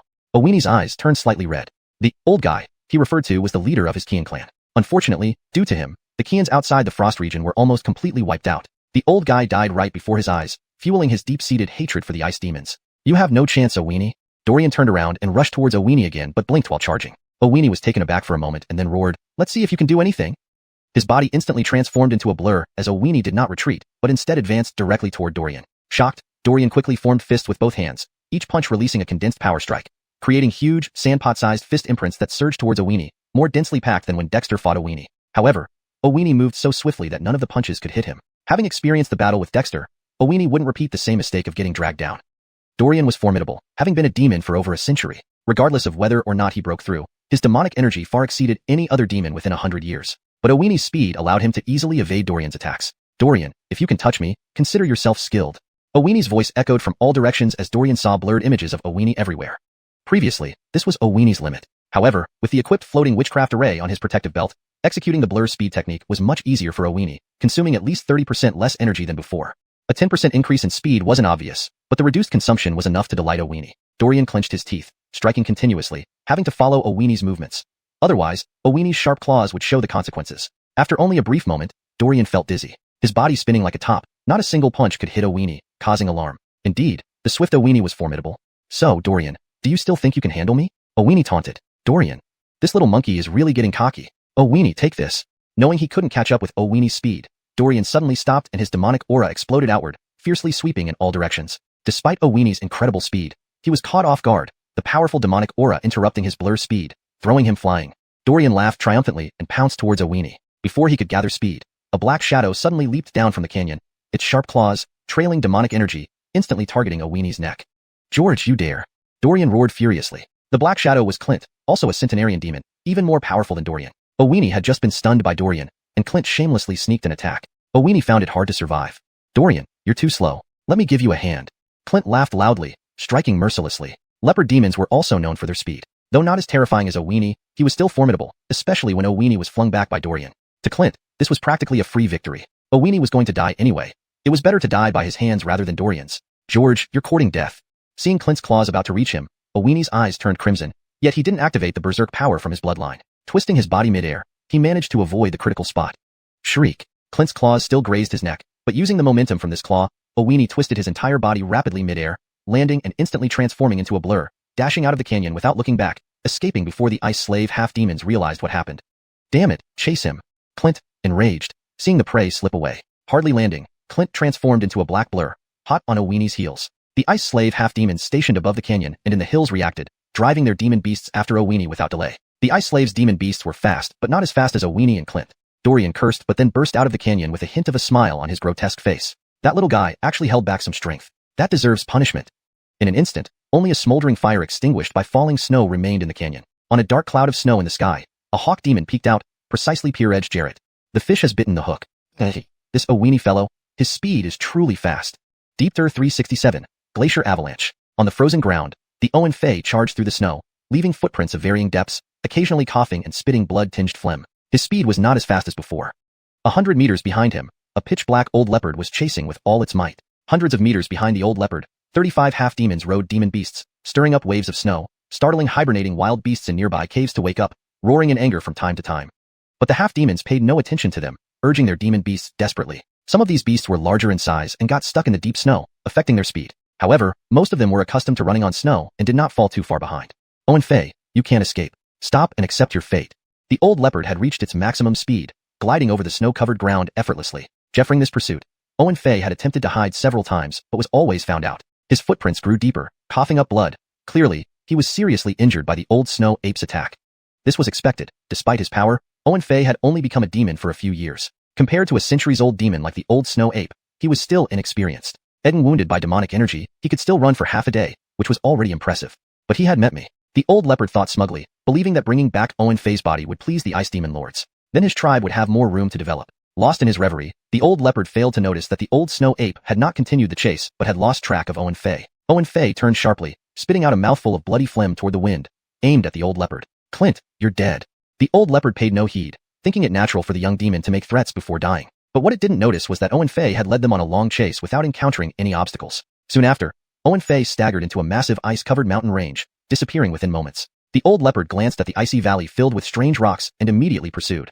"Think you can escape using terrain? Dream on." Soon after the old leopard entered, the ice slave tribe's half-demons arrived, driving their demon beasts straight into the valley without hesitation. Such places were common in the northern ice plain, and with the old black leopard present, they weren't afraid of Owen Fei counterattacking. To the half-demons of the ice slave tribe, capturing or killing Owen Fei was a significant achievement. But none of them saw that, just above on a 100-meter-high cliff, a huge eagle demon had suddenly flown over. The eagle demon soared in the air, eyes cold and unwavering, unleashing demonic energy to strike the chosen ice surface on the cliffside before swiftly flying away. The ice surface supporting the snow above shattered instantly, causing a chain reaction that fractured the ice blocks. Under the pressure of accumulated snow, the entire slope began to tremble. Trapped in the valley surrounded by strange rock formations, there was nowhere left to go. Owen Fei abruptly turned around, panting heavily. Almost immediately, the old leopard appeared, sneering mockingly. "Why stop running?" Owen Fei laughed bitterly. "George, can you kill me?" The old leopard snickered. "With you in your current state? Owen Fei, you are strong, but even the strongest demons must know their limits before they fully grow. Otherwise, death comes and goes." Owen Fei fell silent for a moment before sighing. While annoying, those words do have some truth. I've been too arrogant, leading to this outcome. The old leopard was surprised, thinking Owen Fei referred to being expelled. In reality, Owen Fei regretted his arrogance after meeting Dexter, attacking without warning and suffering a significant defeat. In the silence, the ice slave half-demons arrived, forming a line to block all possible escape routes. "Owen Fei, surrender. If you come with me to see the ice demon lord, maybe you'll have a chance to live," the old leopard taunted, clearly seeing no hope for Owen Fei's escape. As for resistance, the injured Owen Fei could barely move at 1/3 of his peak speed. Suddenly, Owen Fei laughed loudly, echoing throughout the valley and shaking the glaciers, making the old leopard uneasy. Owen Fei, why are you laughing? The old leopard asked nervously. George, you shouldn't have come. Since you did, stay behind, Owen Fei said ominously. What? The old leopard's face changed, but before he could finish speaking, a deafening avalanche sound erupted overhead. The old leopard turned and saw the upper part of the valley crumbling, with heavy snow covering down. Was Owen Fei's laughter masking something? Realizing this, the old leopard lunged toward Owen Fei. However, Owen Fei had vanished mysteriously from where he stood. Lord Black Leopard, he's there, a half-demon shouted, pointing to the end of the valley. The old leopard looked and felt an overwhelming rage. At the valley's end, indeed, was a cliff. An unseen cave had been dug out, its entrance pushed aside. Owen Fei was turning to wink at him. Damn it! The old leopard roared, dodged through. He dashed forward at top speed, dodging the falling snow and ice. The half-demons drove their demon beasts after him. The old leopard managed to reach the cave entrance before the avalanche covered the valley, clawing at the entrance with condensed demonic energy, shattering the rocks and diving inside. Behind him, the half-demons and their mounts were less fortunate, caught in the avalanche. Only about 7 or 8 of the fastest ones abandoned their mounts and managed to fly into the cave. The avalanche rushed into the cave, sealing the entrance completely. The 7 or 8 surviving half-demons, disoriented and trembling, stood up and stared at the sealed cave entrance in shock. Then they heard the old leopard's trembling voice. Who are you? They turned quickly and saw a vast, dark cave, seemingly leading somewhere unknown. A youth in white armor lounged lazily on a stone chair, flanked by Owen Fei, a majestic white tiger, and a snow-white leopard. There was someone, or rather a half-demon, in the cave. The youth's face had more intricate demonic patterns than theirs, confusing the 7 half-demons. But then their expressions turned grim, because they had never seen this youth before. Skyet, judging by his demeanor, it was clear he was responsible for this entire setup. Especially since Owen Fei now seemed to be standing by idly. What was happening? Deepter 368. Blood Seal cultivates demon spirit. In the cave, the old leopard lay on the ground in disbelief. Beside it was the disdainful Christie. You, how could you be this strong? The old leopard asked with difficulty, its chest now a gaping hole from which its heart was being held by Christie. It's your own incompetence. Did you really think I couldn't beat you? Christie replied dismissively. The old leopard shuddered, its eyes gradually dimming. Heart, what should we do with them? Haddon stepped forward, glancing at the half-demons. 7 or 8 half-demons had been scared stiff. This was the formidable old leopard, yet it wasn't even a match for Christie. Spare our lives. Suddenly, one of the half-demons stuttered out, while the others looked at him in disbelief but dared not speak. Dexter was surprised again. Another half-demon who spoke human language? Do you want to live? Dexter smiled. Having a half-demon who could speak the human language was beneficial. Dexter was originally quite averse to the Bingnu tribe, but after encountering that braided-haired half-demon last time, his opinion of the Bingnu tribe's half-demons changed somewhat. Not all Bingnu half-demons were willing to be enslaved by ice demons, which indicated there were also pitiable beings among them. We want to live, the half-demon quickly responded. If you want to live, it's simple. Dig out your companions and follow my commands thereafter. Otherwise, this old leopard will be your fate. Dexter casually tossed his folding military shovel over. Hurry up, otherwise your companions might really die. Without delay, the half-demon shouted something incomprehensible at his comrades, grabbed the military shovel, and rushed toward the cave entrance, diligently digging. The other 6 or 7 half-demons, seeing this, used their bone knives to dig through the snow as fast as they could. Bow Brandenhammett, how should we deal with this old leopard's body? Bow Brandenhammett approached the old leopard's side. This black leopard was still quite powerful, but it shouldn't have pursued them. Not only did Christie pretend to be weak, but even he and Haddon combined wouldn't fear this old leopard, let alone Dexter. Senior Aranchinjan, are you interested in roasting this old leopard? Dexter turned and looked at the small turtle perched steadily on his shoulder. After waiting a moment, the little turtle made no sound. Speechless, Dexter wondered if it was really sleeping. Bow Brandenhammett, is this old leopard useful to you? The old leopard was a century-old demon leopard, and so was Bow Brandenhammett. Bow Brandenhammett shook his head. Heart, its demon seal has shattered, making it of little use to me. At most, the demonic energy in its blood and flesh may be somewhat helpful, but it's too troublesome. Dexter was speechless at Bow Brandenhammett's disdain. If the old leopard had died back at the tribe, it could have been offered to the fire crows, who would have rejoiced for days.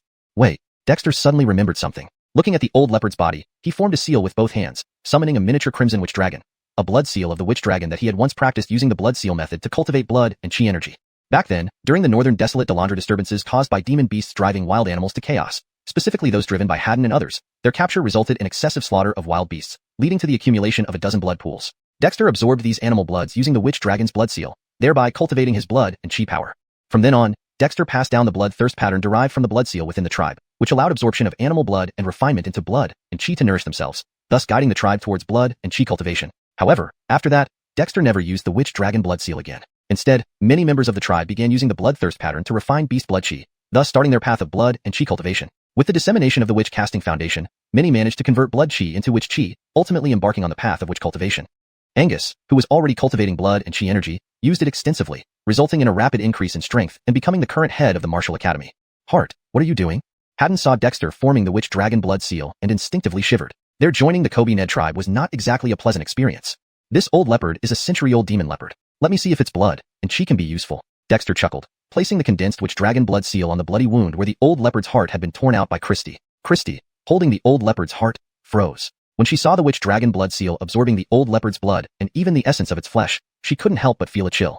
This? Christy was shocked. Brandon Hammond's eyes sparkled. Heart, can we, the demon race, practice the bloodthirst pattern inherited from the tribe? Dexter shook his head slightly. It needs testing. The bloodthirst pattern is under the guardianship of the sacrificial spirit, and I made agreements within the tribe not to use it on humans or kin. Since you are demons, remember, do not use it on humans, or else, no mercy. Brandon Hammond nodded vigorously, eyeing the old leopard's corpse with some regret. Had he learned the bloodthirst pattern earlier, perhaps he would have gained the benefits now. Christy was somewhat dazed, while Haddon remained calm. It possessed special bloodline, hence no need for such a tyrannical and cruel secret art. Frederick Months later, the old leopard's body shriveled into a ball, all its blood and essence sucked clean by the witch dragon blood seal, leaving only skin and bones. This scene terrified the half-demons working hard to dig the snow pile, and even made Aranchinjan peek out from Dexter's shoulder. Kid, what are you doing? Aranchinjan seemed displeased. Dexter summoned the witch dragon blood seal, which had turned completely blood red. Senior, this is an incomplete blood and chi technique named blood seal. I understood the bloodthirst pattern from it, and refined the tribal faith into the witch dragon blood seal, allowing absorption of beast blood essence. Is there any problem? Dexter feigned confusion. Aranchinjan paused, warning, Kid, this technique is too vicious and goes against the laws of nature. Aren't you afraid of attracting lightning strikes? Dexter shrugged. I've been struck before. I won't misuse it. This old leopard is already dead, and an enemy demon. Throwing it away seems wasteful. Utilizing waste isn't wrong, is it? Regardless, try to use it sparingly. Depriving living creatures of their vitality isn't a good thing. It will invite divine retribution. Aranchinjan sternly said. All right, I'll use it less next time, Dexter agreed, swallowing the witch dragon blood seal, which left Aranchinjan speechless. This kid really had no scruples. But then, Aranchinjan's eyes widened. After Dexter swallowed the witch dragon blood seal, a demon spirit talisman emerged from his body, transforming into a leopard demon form. The talisman leopard demon bit the witch dragon blood seal and consumed it. Immediately, the talisman leopard demon solidified and revived as a demon spirit talisman. A demon spirit imprint? How is that possible? Aranchinjan was astounded. Deepthir 369, Frederick Unton Lord protecting the Tao. Not only was Albin shocked, but Dexter was also utterly stunned. Looking at the vivid and lifelike leopard-shaped demon spirit charm, Dexter suddenly felt a clearer connection with this demon spirit charm, even stronger than his connection with the mandrill. After all, the mandrill was controlled by him through a demon charm restriction. Its life and death were in his hands, and he could punish it with just a thought. Now, Dexter had an even clearer perception of this demon spirit charm, as if it were like the 5-element charms in his 5-viscera cavern. Beside him, Israel was dumbfounded. The leopard-shaped demon spirit charm evoked a primal urge within him to swallow it whole. Israel even felt that if he swallowed this spirit charm, his strength would undergo a transformation.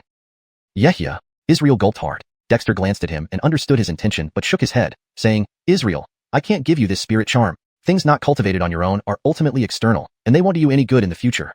Alright, that made sense, but Israel still yearned for it. Boy, who exactly are you? At this moment, Albin snapped out of his daze and stared blankly at the leopard-shaped demon spirit charm. Demon spirit imprint? How could you possibly have a demon spirit imprint, and moreover, one that was cultivated after birth? This is impossible.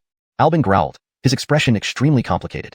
Senior Albin, this really did come from my cultivation. However, I didn't expect that this spirit charm would actually devour the witch dragon blood seal from this old leopard and assimilate its essence, becoming so real. Dexter said with a bitter smile.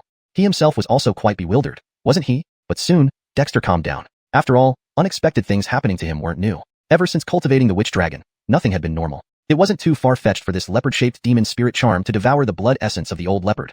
There was some connection. Albin. This boy needed a beating. But right now, Albin wasn't in the mood for that. After some thought, he asked seriously, Boy, was the demon charm you condensed last time for my desert tortoise clan the same type of spirit charm? Dexter was slightly stunned. After thinking for a moment, he replied, I guess so. What was this old turtle up to? Was he settling old accounts? I'll give you a drop of my essence blood. Try using your witch dragon blood seal to see if you can absorb and refine it, extracting that desert tortoise imprint. Albin spat out a crystalline, sparkling drop of essence blood. Dexter. Senior, didn't you say that this secret technique should be used sparingly? Albin glared at him. Damien on nonsense. Do as I say. I want to see if you can truly condense the demon spirit imprint of my desert tortoise clan. If so, Dexter suddenly had a bad feeling. He asked, what if it's true? Albin sneered, if it's true, what if I eat you? Senior, this joke isn't funny. Dexter felt terrified. Was this old turtle turning on him? They were in a cave, and if this old turtle turned against him, he couldn't run even if he wanted to. You aren't usually very bold? Don't worry. If you can truly condense the demon spirit imprint of my ancient tortoise clan, it signifies that you have a bond with us. I can help you protect your path, but you must agree to a condition, Albin sighed. Dexter was alarmed. What was this old turtle up to? Why was he suddenly so enthusiastic? With such an ancient demon protecting his path, Dexter felt that even the Yuri wouldn't intimidate him, assuming this old turtle wasn't overly troublesome.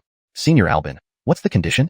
Although tempting, Dexter asked cautiously. This reminded him of the little old man necromancer in which Burial Gifferty. Dexter still owed him a promise. One day, if you can revive the demon spirit imprint, don't forget my Desert Tortoise clan. Though it's just a legend, I'm willing to take a chance for the future of my clan. Boy, do you agree? Albin asked seriously. What if I can't? This old turtle wasn't someone to be trifled with. Previously, he wanted to eat Dexter. If you succeed, don't forget today's promise. You're wasting time worrying about this. Why don't you try to condense the tortoise spirit imprint first? Albin felt speechless. Why was this boy so fidgety? Dexter agreed, immediately forming hand seals. A translucent witch dragon blood seal condensed in his hands. The witch dragon blood seal opened its mouth and swallowed the drop of essence blood sent by Albin. In the blink of an eye, the witch dragon blood seal solidified rapidly, radiating intense spiritual light. Dilinartal patterns appeared all over it, far surpassing the blood essence of the old leopard. This was normal. Compared to Albin, that old leopard was just a snack. Albin watched the witch dragon blood seal intently, asking, Boy, what is this witch dragon? It has the body of a Yaminglong and the legs of a Croods. Why not add phoenix wings? Dexter rolled his eyes and said seriously, Senior, this is the totem of my witch tribe. I wish I could add phoenix wings, but I've never seen them. Totem? What's the point of that weak and unpalatable thing? Dexter. Was this old turtle evaluating everything based on whether it's edible? However, the witch dragon blood seal had stabilized. Dexter glanced at Albin and swallowed the witch dragon blood seal. Albin tensed up. Dexter was also nervous. This was Albin's essence blood. What if? Fortunately, there was no what if. Frederick Ervasements after swallowing the witch dragon blood seal. A tortoise-shaped demon spirit charm emerged from Dexter's body. The charm swallowed the witch dragon blood seal and, under Albin's eager gaze, transformed into a spirit tortoise demon, resembling 7/10 of Albin's current miniaturized form. Albin was stunned, muttering, Desert Tortoise imprint. It's really a Desert Tortoise imprint. Is this real? Dexter was both delighted and apprehensive. He hadn't expected that his accidentally cultivated demon spirit charm could be so bizarre, able to consume the chi and blood of demons through the witch dragon blood seal and transform into a genuine demon spirit imprint. Ellie had mentioned when giving him the record of demon beasts, that if his demon spirit charms could manifest and condense into true demon spirit imprints, the record of demon beasts might become his foundation building artifact. But the possibility of that happening was almost negligible. How much time had passed since then? A full 2 weeks? But Dexter soon realized something and, swallowing nervously, asked, Senior, if, hypothetically, I could condense a large number of demon spirit imprints, what would happen? Albin was taken aback and suspicious. Boy, how many of these spirit charms do you have? Not many, just 200 for now. I plan to aim for the number of celestial points. Dexter said modestly. Albin, is this what you call not many? Do you have any shame? Deepter 370, defection of the Ice Servants. As Dexter put away the leopard-shaped spirit charm and the turtle-shaped spirit charm, Brendan remained lingering with reluctance, as if they were his own beloved children. Standing nearby, Kevin no longer had any thoughts of challenging the authority. Not even Brendan dared to seize the tribal leader's turtle-shaped spirit charm. What made him think he could? Hadn't Brendan declared it would protect the chieftain's path to enlightenment? Cough cough, Senior Brendan, you're a senior. A word is a bond. Your words must count. I will provide for you well in the future, but please watch over my little life. Dexter said with a chuckle. Truly, sometimes errors can lead to benefits. That old leopard didn't die in vain. Brendan wore a look of helplessness. How did it end up with such a master? Sky it peculiarly, Dexter truly condensed the demon spirit mark of the desolate Dilinartal clan. Even now, Brendan didn't want to leave, fearing that if this young man met his end, who else would it cry to? Boy, your life is your own, don't mess around. If you truly make yourself dead, I won't be able to save you. Saying this, Brendan closed its eyes and retreated back into its shell. Was this an agreement? Haddon and Owenfi stared in shock. What was the chieftain doing? Just like that, tie Brendan down? The two demons felt this was too unbelievable. Surely it wasn't real? Even the unruly Owenfi wouldn't dare rebel against Brendan. It would be courting death. But Dexter grinned, feeling that this old turtle was finally becoming reliable. He no longer needed to worry about it turning on him. Recalling what Owenfi mentioned earlier, this old turtle was an ancient demon, on par with the Yuri. Dexter felt much more reassured. Now, even if he faced the Yuri, he wasn't without cards to play. This turn of events came as a complete surprise. What are you staring at? Go help dig. Those Ice Servants' mounts are demon beasts. Perhaps we can extract some essence blood. Dexter laughed heartily. Although he still wasn't clear about the exact uses of the demon spirit mark, since it earned such high regard from Brendan, even willing to protect him on his path to enlightenment, Dexter believed he might have made a big gain. Haddon and Owenfi exchanged glances, feeling a chill. The chieftain appeared quite sinister. However, the two demons didn't hesitate, joining Kevin in rushing forward. Those half-demons had already collapsed on the ground in terror. Dealing with one Owenfi was bad enough, but when they recognized Brendan, it nearly frightened them to death. While the human tribes of the northern desolate ice plain might not know the legend of Brendan, among the Ice Servants, there was a terrifying legend about it, a figure powerful enough to battle the Yuri. And here it was, resting on the shoulder of that mysterious young man? What are you looking at? Hurry up and dig, do you want to die? Kevin muttered darkly, venting his frustration but not losing control. The half-demons shivered, quickly scrambling to their feet. With the efforts of the 3 demons and several half-demons, the snow blocking the cave entrance was soon cleared away, revealing the buried demon beast mounts and half-demon riders inside. They quickly filled the cave. Harton, they aren't dead, just unconscious, Haddon reported after clearing out the last demon beast. Dexter nodded. His target today was indeed these Ice Servant half-demons. Unexpected good fortune was merely a bonus. You come here. Dexter pointed at the half-demon, who understood human language. That half-demon trembled, leaning on a spade to reach Dexter, then dropped to his knees with a thud. Master, what can I do for you? Dexter frowned, reaching out and lifting the half-demon with a wave of spiritual force. He harumphed slightly and said, humans stand tall and proud. There are no weaklings among us. Although you're a half-demon, you should uphold the dignity of humans by continuing to pass on our language. The half-demon seemed confused but soon quaked slightly, asking hesitantly, see, can I still be a person? Dexter was amused by the question, but also felt a pang of pity. Sighing, he said, although you carry the blood of demons, that isn't your fault. Life for the human tribes in the northern desolate plains is tough. Your ancestors were captured by ice demons and endured great hardships, but that doesn't mean you are no longer human. If you wish to redeem yourselves, you still have a chance to become human again. Oh, really? Grandfather didn't lie to me. We really have a chance? The half-demon asked in great excitement. Naturally, it's true, but the condition is that your hands must remain free of human blood. As the chief of the Witchu tribe, I despise those who betray their own kind. Since you are a new generation of half-demons, I offer you and the ice servants an opportunity to return to the human race. Will you take this risk? The half-demon looked at Dexter in disbelief before breaking into a joyful smile. Oh, really? Is there a human tribe willing to accept us? That depends on your actions. I am not a half-demon. I am the chief of the human Witchu tribe. You've seen that I have Senior Brendan protecting me. Even demons like Owenfi are now guards for the Witchu tribe. If I can accept demons, why not you? But first, you must see yourselves as humans, not ice tribe members.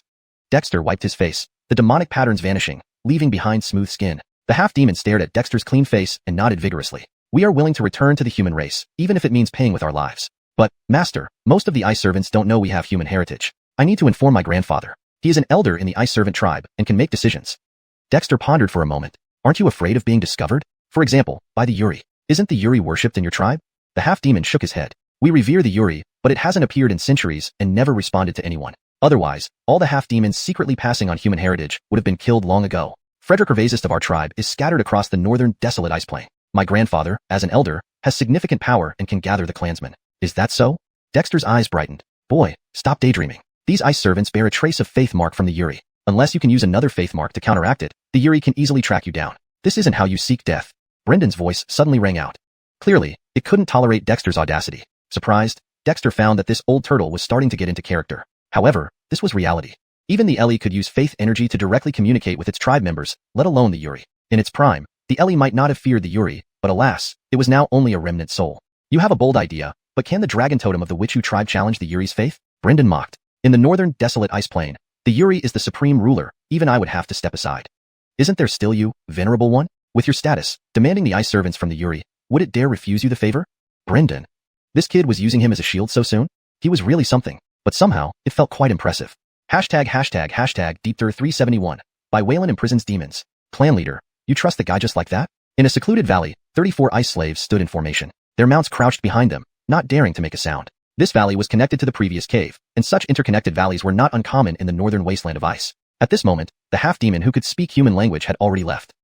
How does it matter if I believe him or not? It's just a test, and these half-demons are still here, aren't they? Zhu Owen said with a light laugh.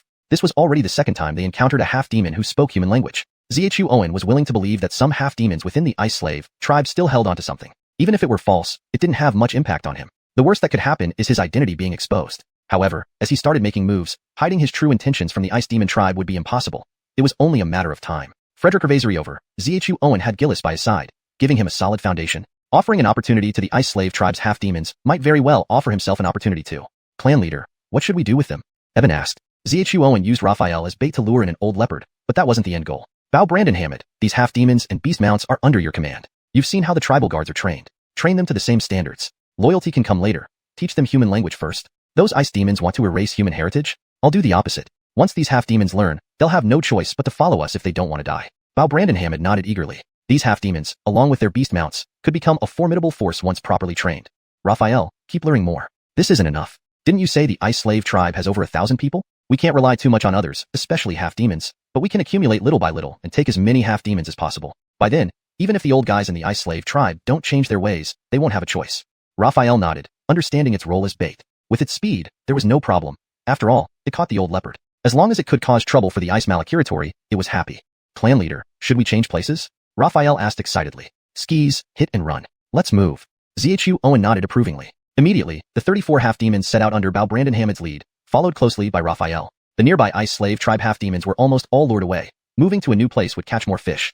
Clan leader, will Bow Brandon Hammett be able to handle those half-demons? Evan asked, worried. The 34 half-demons were all peak Kobishur, some even Kobishur level, and their beast mounts were strong. Could Bao Brandon alone subdue them? Don't worry, Bao Brandon has his ways. If things get tough, he can escape. Sean, this Siren Ming season has just begun. Perhaps soon, we'll have a half-demon cavalry with their own mounts, Zhu Owen said excitedly. Eben scratched his head. Really that easy? In the dark underground cavern of the Bai Wailan tribe, Barnabas curled up, twitching occasionally from unbearable pain. He never thought he would fall to such depths. Getting beaten and imprisoned was a disgrace to ice demons. However, sensing the hateful gaze of the gray wolf nearby, Barnabas dared not move, fearing it might provoke the creature's nerves. Lying on the ground was excruciating. Suddenly, a drop of icy snow water fell on his forehead. Despite the coldness, Barnabas felt a sudden surge of alertness, opening his tightly closed eyes slightly, remaining still to avoid shifting position. In the Bai Wailan tribe's meeting hall located in the valley, Yehya Hansen, the elders, and Xio sat solemnly. In the center stood the braided young half-demon who barely escaped death, standing anxiously. Was this the tribe mentioned by the terrifying boy riding the white tiger? How could such a fearsome demon exist within a tribe? Could this be another ice malakiratory? Clan leader, what do we do now? Xiao's voice broke the silence. They had thoroughly questioned the suddenly appearing, similarly marked braided youth, learning shocking news. The North Wasteland of Ice was ruled by ice demons, who periodically swept through, capturing demons and humans. They also learned about tribes worse off than Bai Wailan, who had lost their human identity, calling themselves ice clans. Frederick Ravazer frightening was the realization that this Siren Ming season coincided with the century mark, during which they had injured and imprisoned an ice demon. This was a bombshell for the Bai Wailan tribe. Even their revered elder had gone silent after hearing the news, visibly trembling upon leaving. What can we do? Follow orders. The clan leader laughed bitterly. A middle-aged man looking older than his years, he had lived through the darkest days of Bai Wailan, eventually submitting and leading the surviving members into their current existence. Not quite human, not quite demon. Xio, watching his uncle clan leader, felt disappointed. As a relative, he had been chosen by demons for his abilities, becoming the young leader of Bai Wailan. In recent years, Xio made most of the decisions while the clan leader and elders merely played roles. But Xio knew he was always under surveillance. Please, can you save my people? Our ancestors were human, and we haven't forgotten our roots. If you help my people escape the ice malakiratory, I'm willing to pay any price, the braided half-demon pleaded. Witnessing the terrifying demon's strength, he held a glimmer of hope. Although Bai Wailan had demons, the tribe clearly enjoyed more freedom. Freedom to reproduce, speak human language, practice human martial arts, all things absent in the ice slave tribe. In the ice malakiratory, ice slave tribe half-demons were at the bottom, food for both ice demons and other outer demons, without repercussions unless pushed too far. Deepther 372, the rejected one. You just said that you were able to find our tribe because someone guided you. Who was it? Eric glanced at the unmoved chief and elders, sighed inwardly, and asked. The Govin tribe's location was rather remote, and for this half-demon to traverse the wilderness accurately to find them piqued Eric's curiosity. The half-demon with braided hair hesitated for a moment, but still replied, a young man riding a white tiger, he's also a half-demon. We caught his eagle, so he gave us a beating. I begged him to spare our lives, and he directed us here, saying there is a similar half-demon tribe in this area. Eric was stunned, but quickly regained his composure. He glanced at the still indifferent members of the Govin tribe, and chuckled bitterly. I probably know who you're talking about. I met him too, a human youth who came from beyond the northern wasteland ice plain to travel. Eric, is this the same person you encountered last time? Hart Yosef finally reacted. Eric nodded. It should be that person. After I reported back, the elders asked me to invite him to the tribe. This was an order from the higher-ups. I went looking for him, but unfortunately, I couldn't find him again. I thought he had left, but didn't expect him to still be in the northern wasteland ice plain. I didn't expect it would be him. Unfortunately, we missed meeting him. Since this half-demon has had contact with him, you handle it. Let's hope this doesn't cause too much trouble. Our tribe can't afford any more chaos. Hart Yosef glanced at Eric intentionally or unintentionally and yawned before leaving. After Hart Yosef left, the other elders also got up listlessly and departed one by one. Eric was long accustomed to this reaction. While called a tribe, the people of the Govin tribe had long become numb, living like the living dead, just getting by day. But perhaps this wasn't merely a survival strategy. Someone like him, who often acted boldly in front of demons, was always under threat. It was only because he was young that the demons in the tribe didn't pay much attention to him yet. Let's go. Have something to eat first, and then tell me everything about the ice malakiratory and the gentleman on the white tiger. Eric took a deep breath, feeling a fire rekindle inside him. Only he knew how agonizing this season of Sawyerming had been. Sawyer had disappeared without a trace, making Eric wonder if their contact had been exposed. But now, this half-demon brought new news, though not clear in intent, indicating to Eric that that person hadn't given up on the Govin tribe. Furthermore, from the alarming news this half-demon brought, Eric had realized something significant. Disappointed not to get the answers he wanted, the braided half-demon followed Eric dejectedly, looking utterly deflated.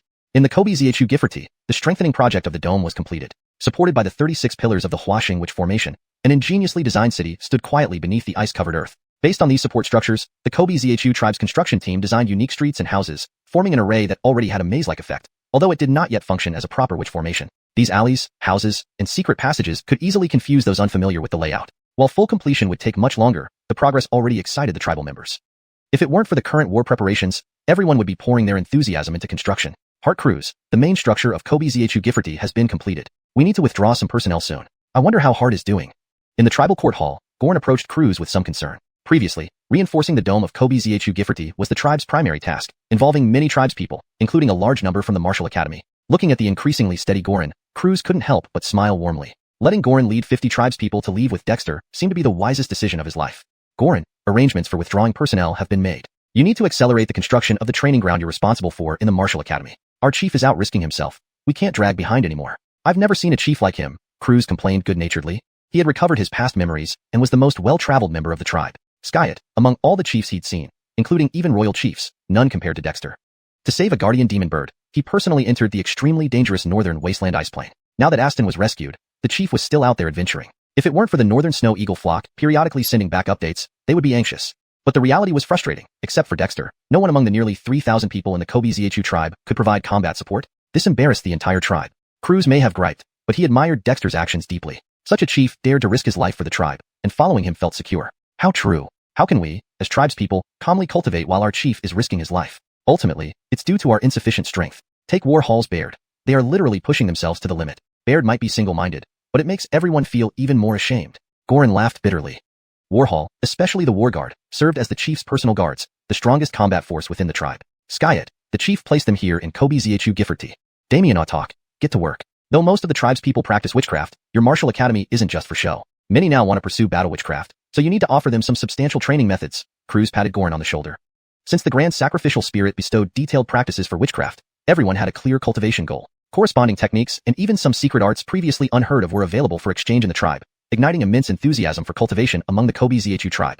However, despite their efforts, the reason the Kobe-Zhu tribe was deemed lacking by the chief lay primarily in their weak combat power. From the intelligence brought back by scouts, the Kobe-Zhu tribe indeed struggled against the ice slave half-demons. Hence, Gorin's martial academy faced significant pressure. Will, don't worry. The training ground per the chief's requirements has been improved, and the results are truly impressive. Gorin grinned broadly. His visit aimed to request personnel and report. Though his status now rivaled Croods' in the Kobe-Zhu tribe, Croods was still his elder brother. Will, you've seen the world. Please advise me. I fear making mistakes and hindering the tribe's people's combat improvement. Deepter 373. The Owenbai lures the Dami enemy. The training grounds constructed by the Martial Academy were located at the southwest corner of Kobe-Zhu Gifforty. This was an unoccupied corner left open in the hexagram layout of the illusory Birthwitch formation, temporarily unplanned and requisitioned by Axel. Currently, the training ground was cluttered with various chaotic obstacles. Scattered trees, haphazardly piled boulders, grassy vines and mud pits, as well as iron chains hanging irregularly in the air. When Croods arrived with Axel, many clan members were already training on the grounds. They charged around, crawling and grappling, only to end up with bruised noses and faces, utterly disheveled. So this is the training ground that the heart specifically asked you to build? Croods was somewhat confused. He had been very busy lately and only glanced over it hurriedly before it was completed. Back then, there wasn't much to see. But now, what did Croods see? Brandon Hammett, a notorious troublemaker in the tribe, was miserably bumped around within the training ground. And Manny, who often joked about not being old anymore, was even worse off than Brandon Hammett. Hee, this is actually just the basic version. The heart left hastily without detailed instructions, so I did my best following his general idea. Will, take a look. There are 3 types of training here: fixed obstacles, woodland obstacles, and random swinging iron chains. The heart's requirement was simple: sprint through as fast as possible. If you can't clear it smoothly, running away is also acceptable. Croods was speechless. This truly matched the heart style. But would it really be effective? Croods took a deep breath and said, "Let me try." Axel showed a worried expression. "Will, take it easy. You're the headmaster now. Don't make yourself look bad." Frederick lost.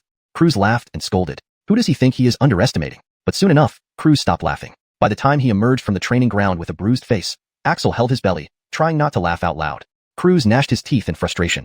That kid deserved a beating for not warning him. But indeed, this obstacle course training was quite engaging.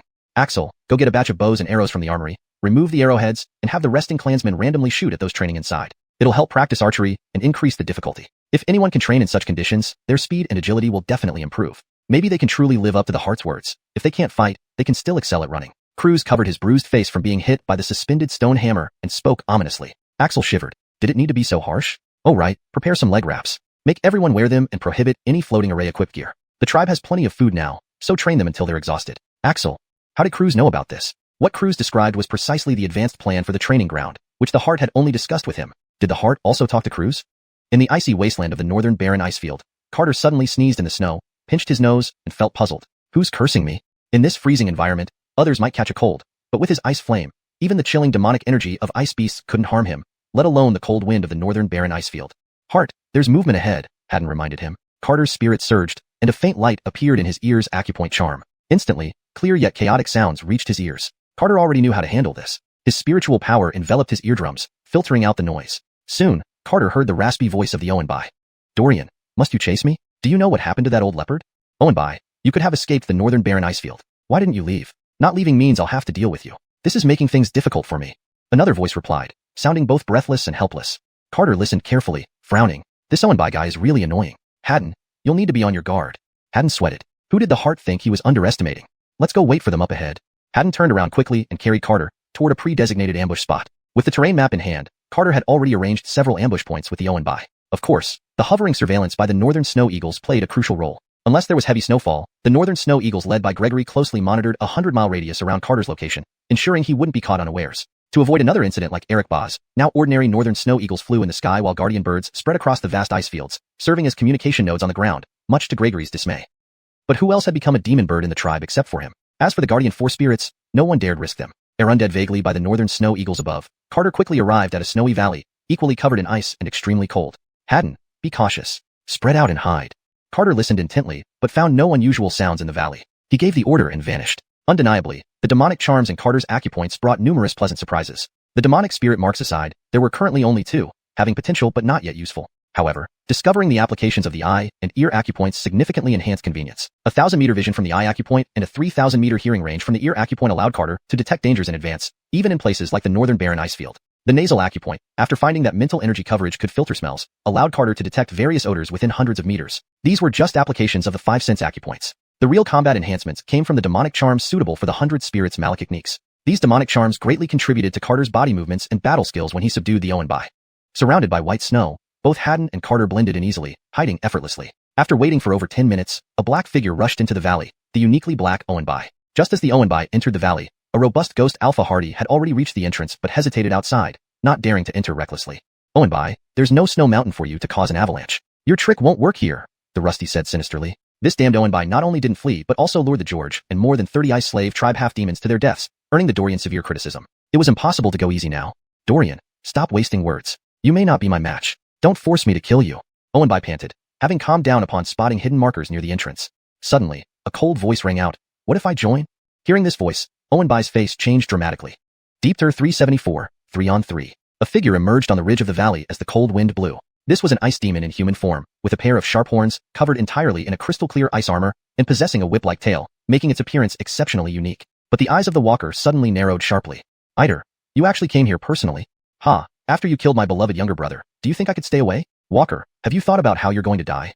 Eider, the ice demon, sneered. Walker, you should be grateful that during my seclusion, you managed to escape. That gave you some extra days of life, but your good days are over. Walker's face turned ghastly pale as it turned into a blur and ran. However, just as it rushed up another side of the ridge, a massive white palm print struck, sending it flying out of the blur. Sir Eider, this walker doesn't need your intervention. Leave it to me, said a snow-white lion with a fawning tone as it walked out from one side of the ridge. King White of Iver Lion, you're here too? Walker's heart trembled. This White of Iver Lion was a powerful old demon, and Walker had never expected it would come for him. Now he understood that killing the old leopard had enraged these elder demons. Humph, little monkey Walker, you dared to kill the old leopard. You can't expect to get away with that. White of Iver Lion sneered. Although Walker was troublesome, they didn't take him seriously at first. But killing the old leopard crossed the line. The elder demons in the ice malachiratory had been confined together for years, forming some bond. Walker, do you want me to capture you, or will you surrender? There are many ways to die. If I handle you, your death will be miserable. Walker stepped back towards the center of the valley, surrounded by 3 strong enemies, which made him uneasy. Looking at the ice demon Eider, Walker took a deep breath and coldly said, Eider, your brother failed to take my bloodline talent and died by his own backlash. Don't blame me. Are you really going to exterminate me? Eider sneered. My brother taking interest in your bloodline was your luck. You should have submitted to help him. Instead, you killed him. Today, I'll see just how strong your decided bloodline is.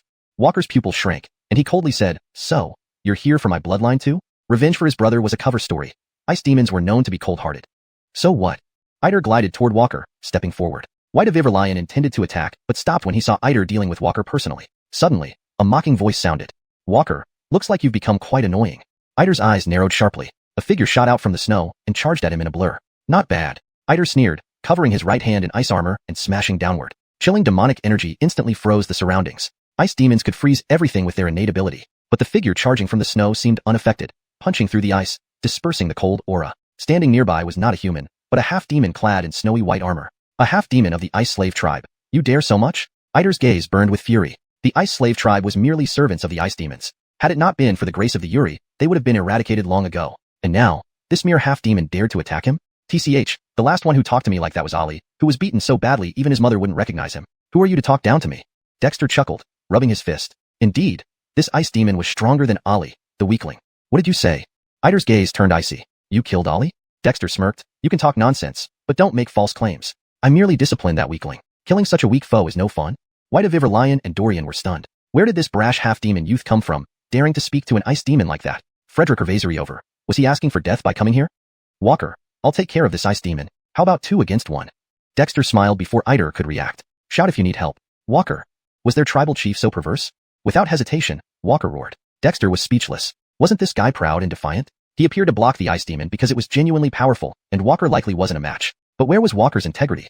With a crack, a white figure broke through the snow and dashed out, shaking off the ice. Walker, you know what surprise means? I've been ambushing for you. Brandon Ray was also speechless.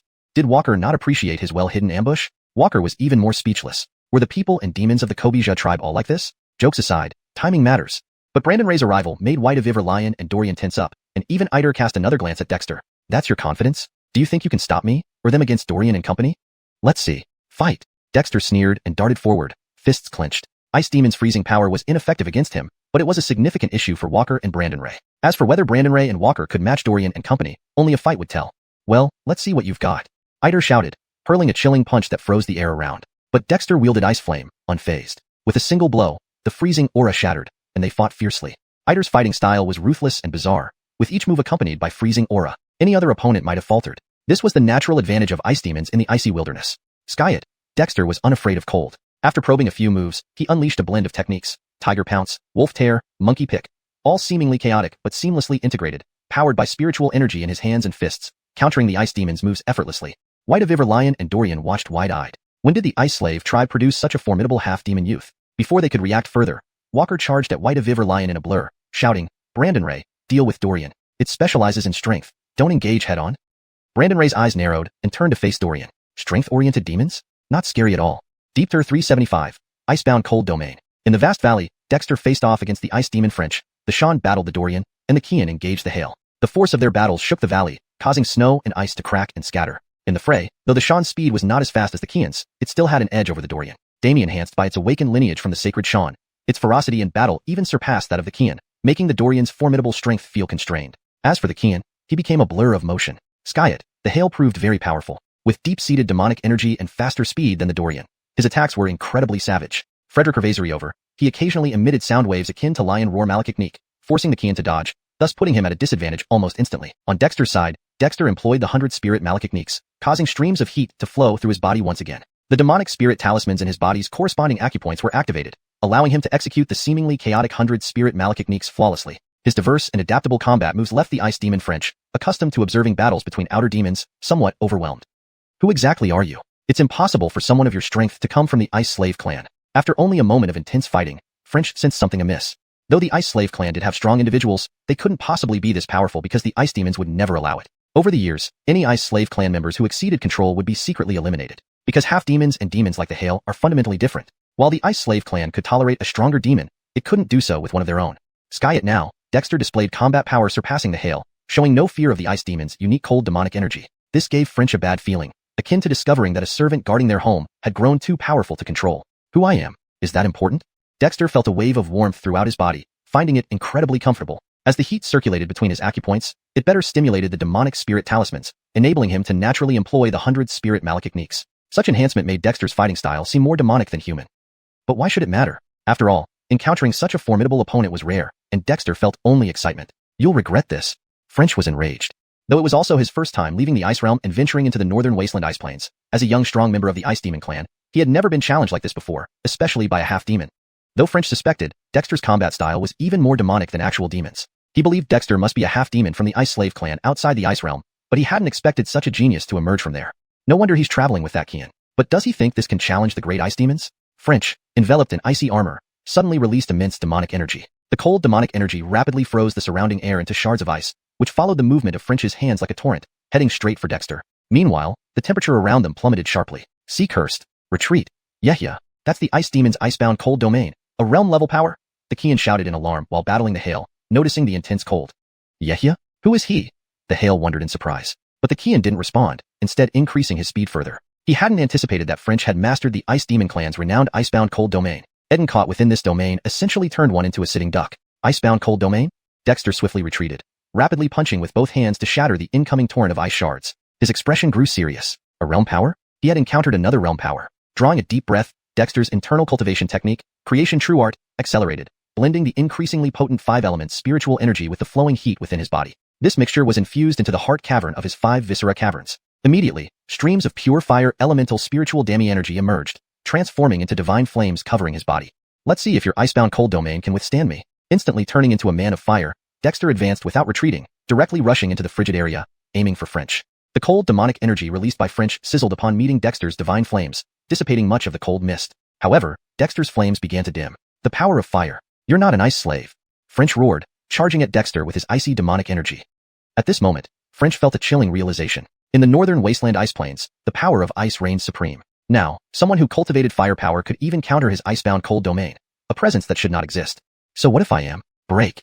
Dexter condensed 2 balls of divine flame in each hand, fearless of the bone-chilling cold, delivering punches. Instantly, the ice met the divine flames, forming billowing steam that quickly spread into a mist, enveloping the valley. This forced the Shan and others to retreat to the edges of the valley. Although they didn't stop fighting, the intensity lessened significantly due to the impact. Shan, does Yehya cultivate fire? The qilin was bewildered. When fighting him, Dexter hadn't shown such an abnormal ability. The Shan nodded slightly but said nothing. The Dorian's strength was terrifying, far from being as relaxed as the qilin. Meanwhile, in the center of the valley, it was entirely covered in mist formed by steaming cold air, severely blurring the vision. However, this didn't greatly affect Dexter and French in their duel. French, with his icy demonic energy, created a domain that made him highly sensitive to any changes within the area. Dexter, on the other hand, had his vision enhanced by the demonic spirit talisman in his eye acupoint, despite some obstruction. Especially as Dexter actively converted his 5-element spiritual energy into pure fire elemental energy, his combat techniques became even more aggressive. Although Dexter hadn't specifically practiced single attribute techniques, many of the demonic spirit talismans he refined matched fire elemental energy. Given the universal nature of the 5 elements, this was natural. At this moment, Dexter fully unleashed his combat skills, displaying ferocious punching, palm, finger, and kicking techniques from the White Nelly Egg battle art to perfection. Though there were minor flaws in transitioning between moves, the enhancement from the demonic spirit talismans in his acupoints made his attack smoother. On the other hand, French looked flabbergasted. This half-demon, no, this human youth, not only seemed unaffected within his icebound cold domain but became even wilder. What kind of nonsense is this?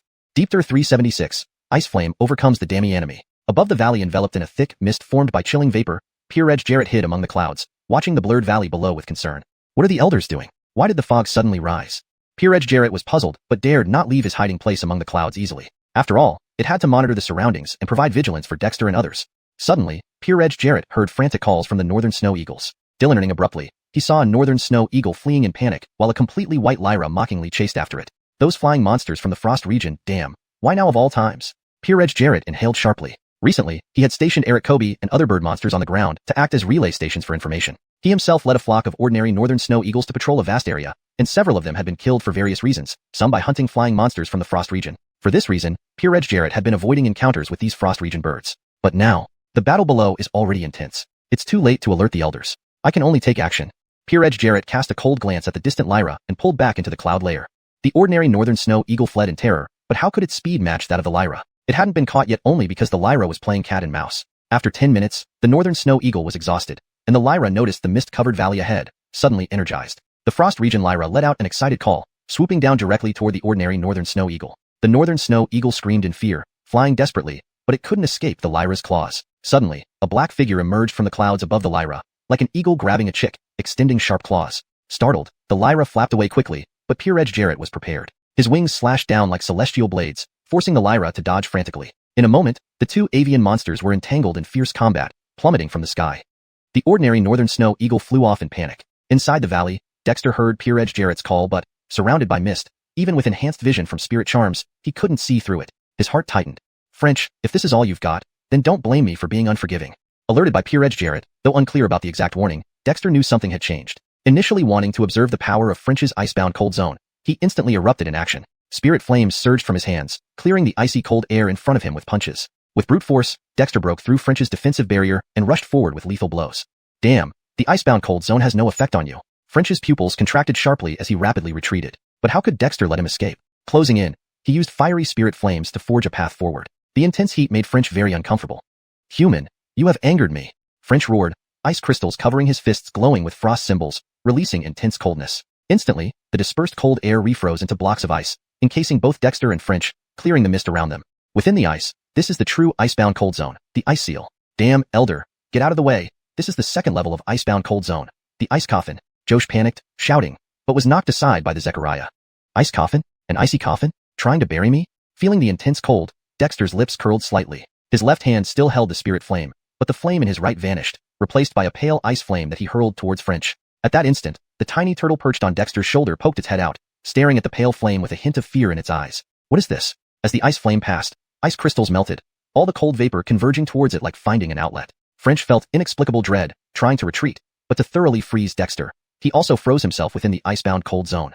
Thinking he could kill Dexter, he inadvertently blocked his own escape route. Oh, what kind of flame is this? Seeing Dexter break through the ice with a punch and face him with the pale flame absorbing cold vapor, French trembled. Ice flame. Dexter scoffed, his palm bringing the ice flame closer to French. Ice flame. French, both startled and enraged, the light from his frost symbols intensified, unleashing more powerful cold demonic energy to block Dexter's ice flame. However, upon touching the cold demonic energy, the ice flame froze it, trapping French in place. This bizarre scene made French's face pale. As he tried to pull back, he found his demonic energy covered by the pale flame, melting rapidly and wrapping around his arms, immobilizing him. Damn, what the hell is this? French screamed in horror, his cries muffled by the surrounding ice crystals. Meanwhile, Dexter was surprised but not alarmed. He knew ice flames could absorb cold vapors. During the last mystical nether season, he found an ice crystal that nourished the ice flame well. That the ice flame absorbed French's cold demonic energy didn't surprise Dexter either. In which burial Gifferty, it had swallowed the terrifying corpse whirlwind of the old skeleton priest, who was much stronger than French. What Dexter hadn't expected was that once the ice flame enveloped French's hands, it spread over his entire body, burning away the ice armor and revealing French's true form. Soon, French emitted horrifying screams as the ice flame consumed him, absorbing his pure cold demonic energy and his ice demon essence. No. French's cries grew weaker. Malachirified, he roared, "Let go, or my ancestor, the Yuri, will not spare you." A descendant of the Yuri? Dexter sneered. Releasing him was out of the question. Even if he wanted to, the ice flame was already consuming French's entire body, devouring his cold demonic energy and ice demon essence. The ice flame was growing rapidly. Dammy enemies already, how could Dexter stop now? Deepter 377, Three-Headed Lion. Frederick Ervasements later, ice demon French let out his final agonized scream and disintegrated into icy dust under the burning ice flame, vanishing completely from existence. Where French had once stood, the pale ice flame surged more than a dozen times in size, clearly having gained immense benefits. Dexter summoned the ice flame, which landed in his palm, reverting to its small, flower-like form. Skyet Dexter knew that this ice flame was now different from before. Kid, what kind of flame is this? Why is it so terrifying? Suddenly, the voice of Gillis, filled with fear and shock, came from Dexter's shoulder. Just moments ago, even Gillis had felt a chill run down his spine, sensing danger. In other words, this flame could now threaten even him. Dexter casually retracted the ice flame and smiled. This is an ice flame I obtained by chance, cold as ice, yet capable of incinerating everything. Who would have thought that the cold demon power of the ice demons could nourish my ice flame? It seems I can't help but face off against the ice demon clan. By chance? Gillis's expression clearly said he did not believe it. But if Dexter said it, what could it do? Pausing for a moment, Gillis warned, "Kid, try not to expose this ice flame. Otherwise, if the ice demon clan finds out, they will definitely hunt you down relentlessly. The northern wasteland is their territory, and here, due to the nature of their powers, any flame draws attention, especially your ice flame. It's practically their bane." Dexter naturally understood this. "Senior, don't worry. Why would I use the ice flame unnecessarily? But the strength of the ice demon clan is indeed formidable, especially their ice-sealed cold domain. By the way, Senior, do you have any insights on domains? Malachiac me, please." Dexter asked enviously. Despite the fact that French's ice-sealed cold domain had not caused him much harm, thanks to the ice flame. If others like Josiah or Brandon Ray were involved, they probably would have been buried in ice coffins. Domain? Gillis sneered. Can such a trivial level of cold be called a domain? Even the Yuri wouldn't dare claim to have a true domain. Domains are manifestations of rules. This little ice demon merely fills its surroundings with cold, creating the illusion of an ice-sealed domain. But such a fake domain is enough to handle opponents at its level or even slightly stronger ones. To create a domain, one must master the rules. That makes sense. I was worried that any random ice demon could play with high-level stuff like domains. Gillis looked at Dexter in surprise. You've heard of domains? Dexter laughed. Domains? Isn't it just about being the master of your own turf, forming an absolute advantage within a certain area? It's no secret.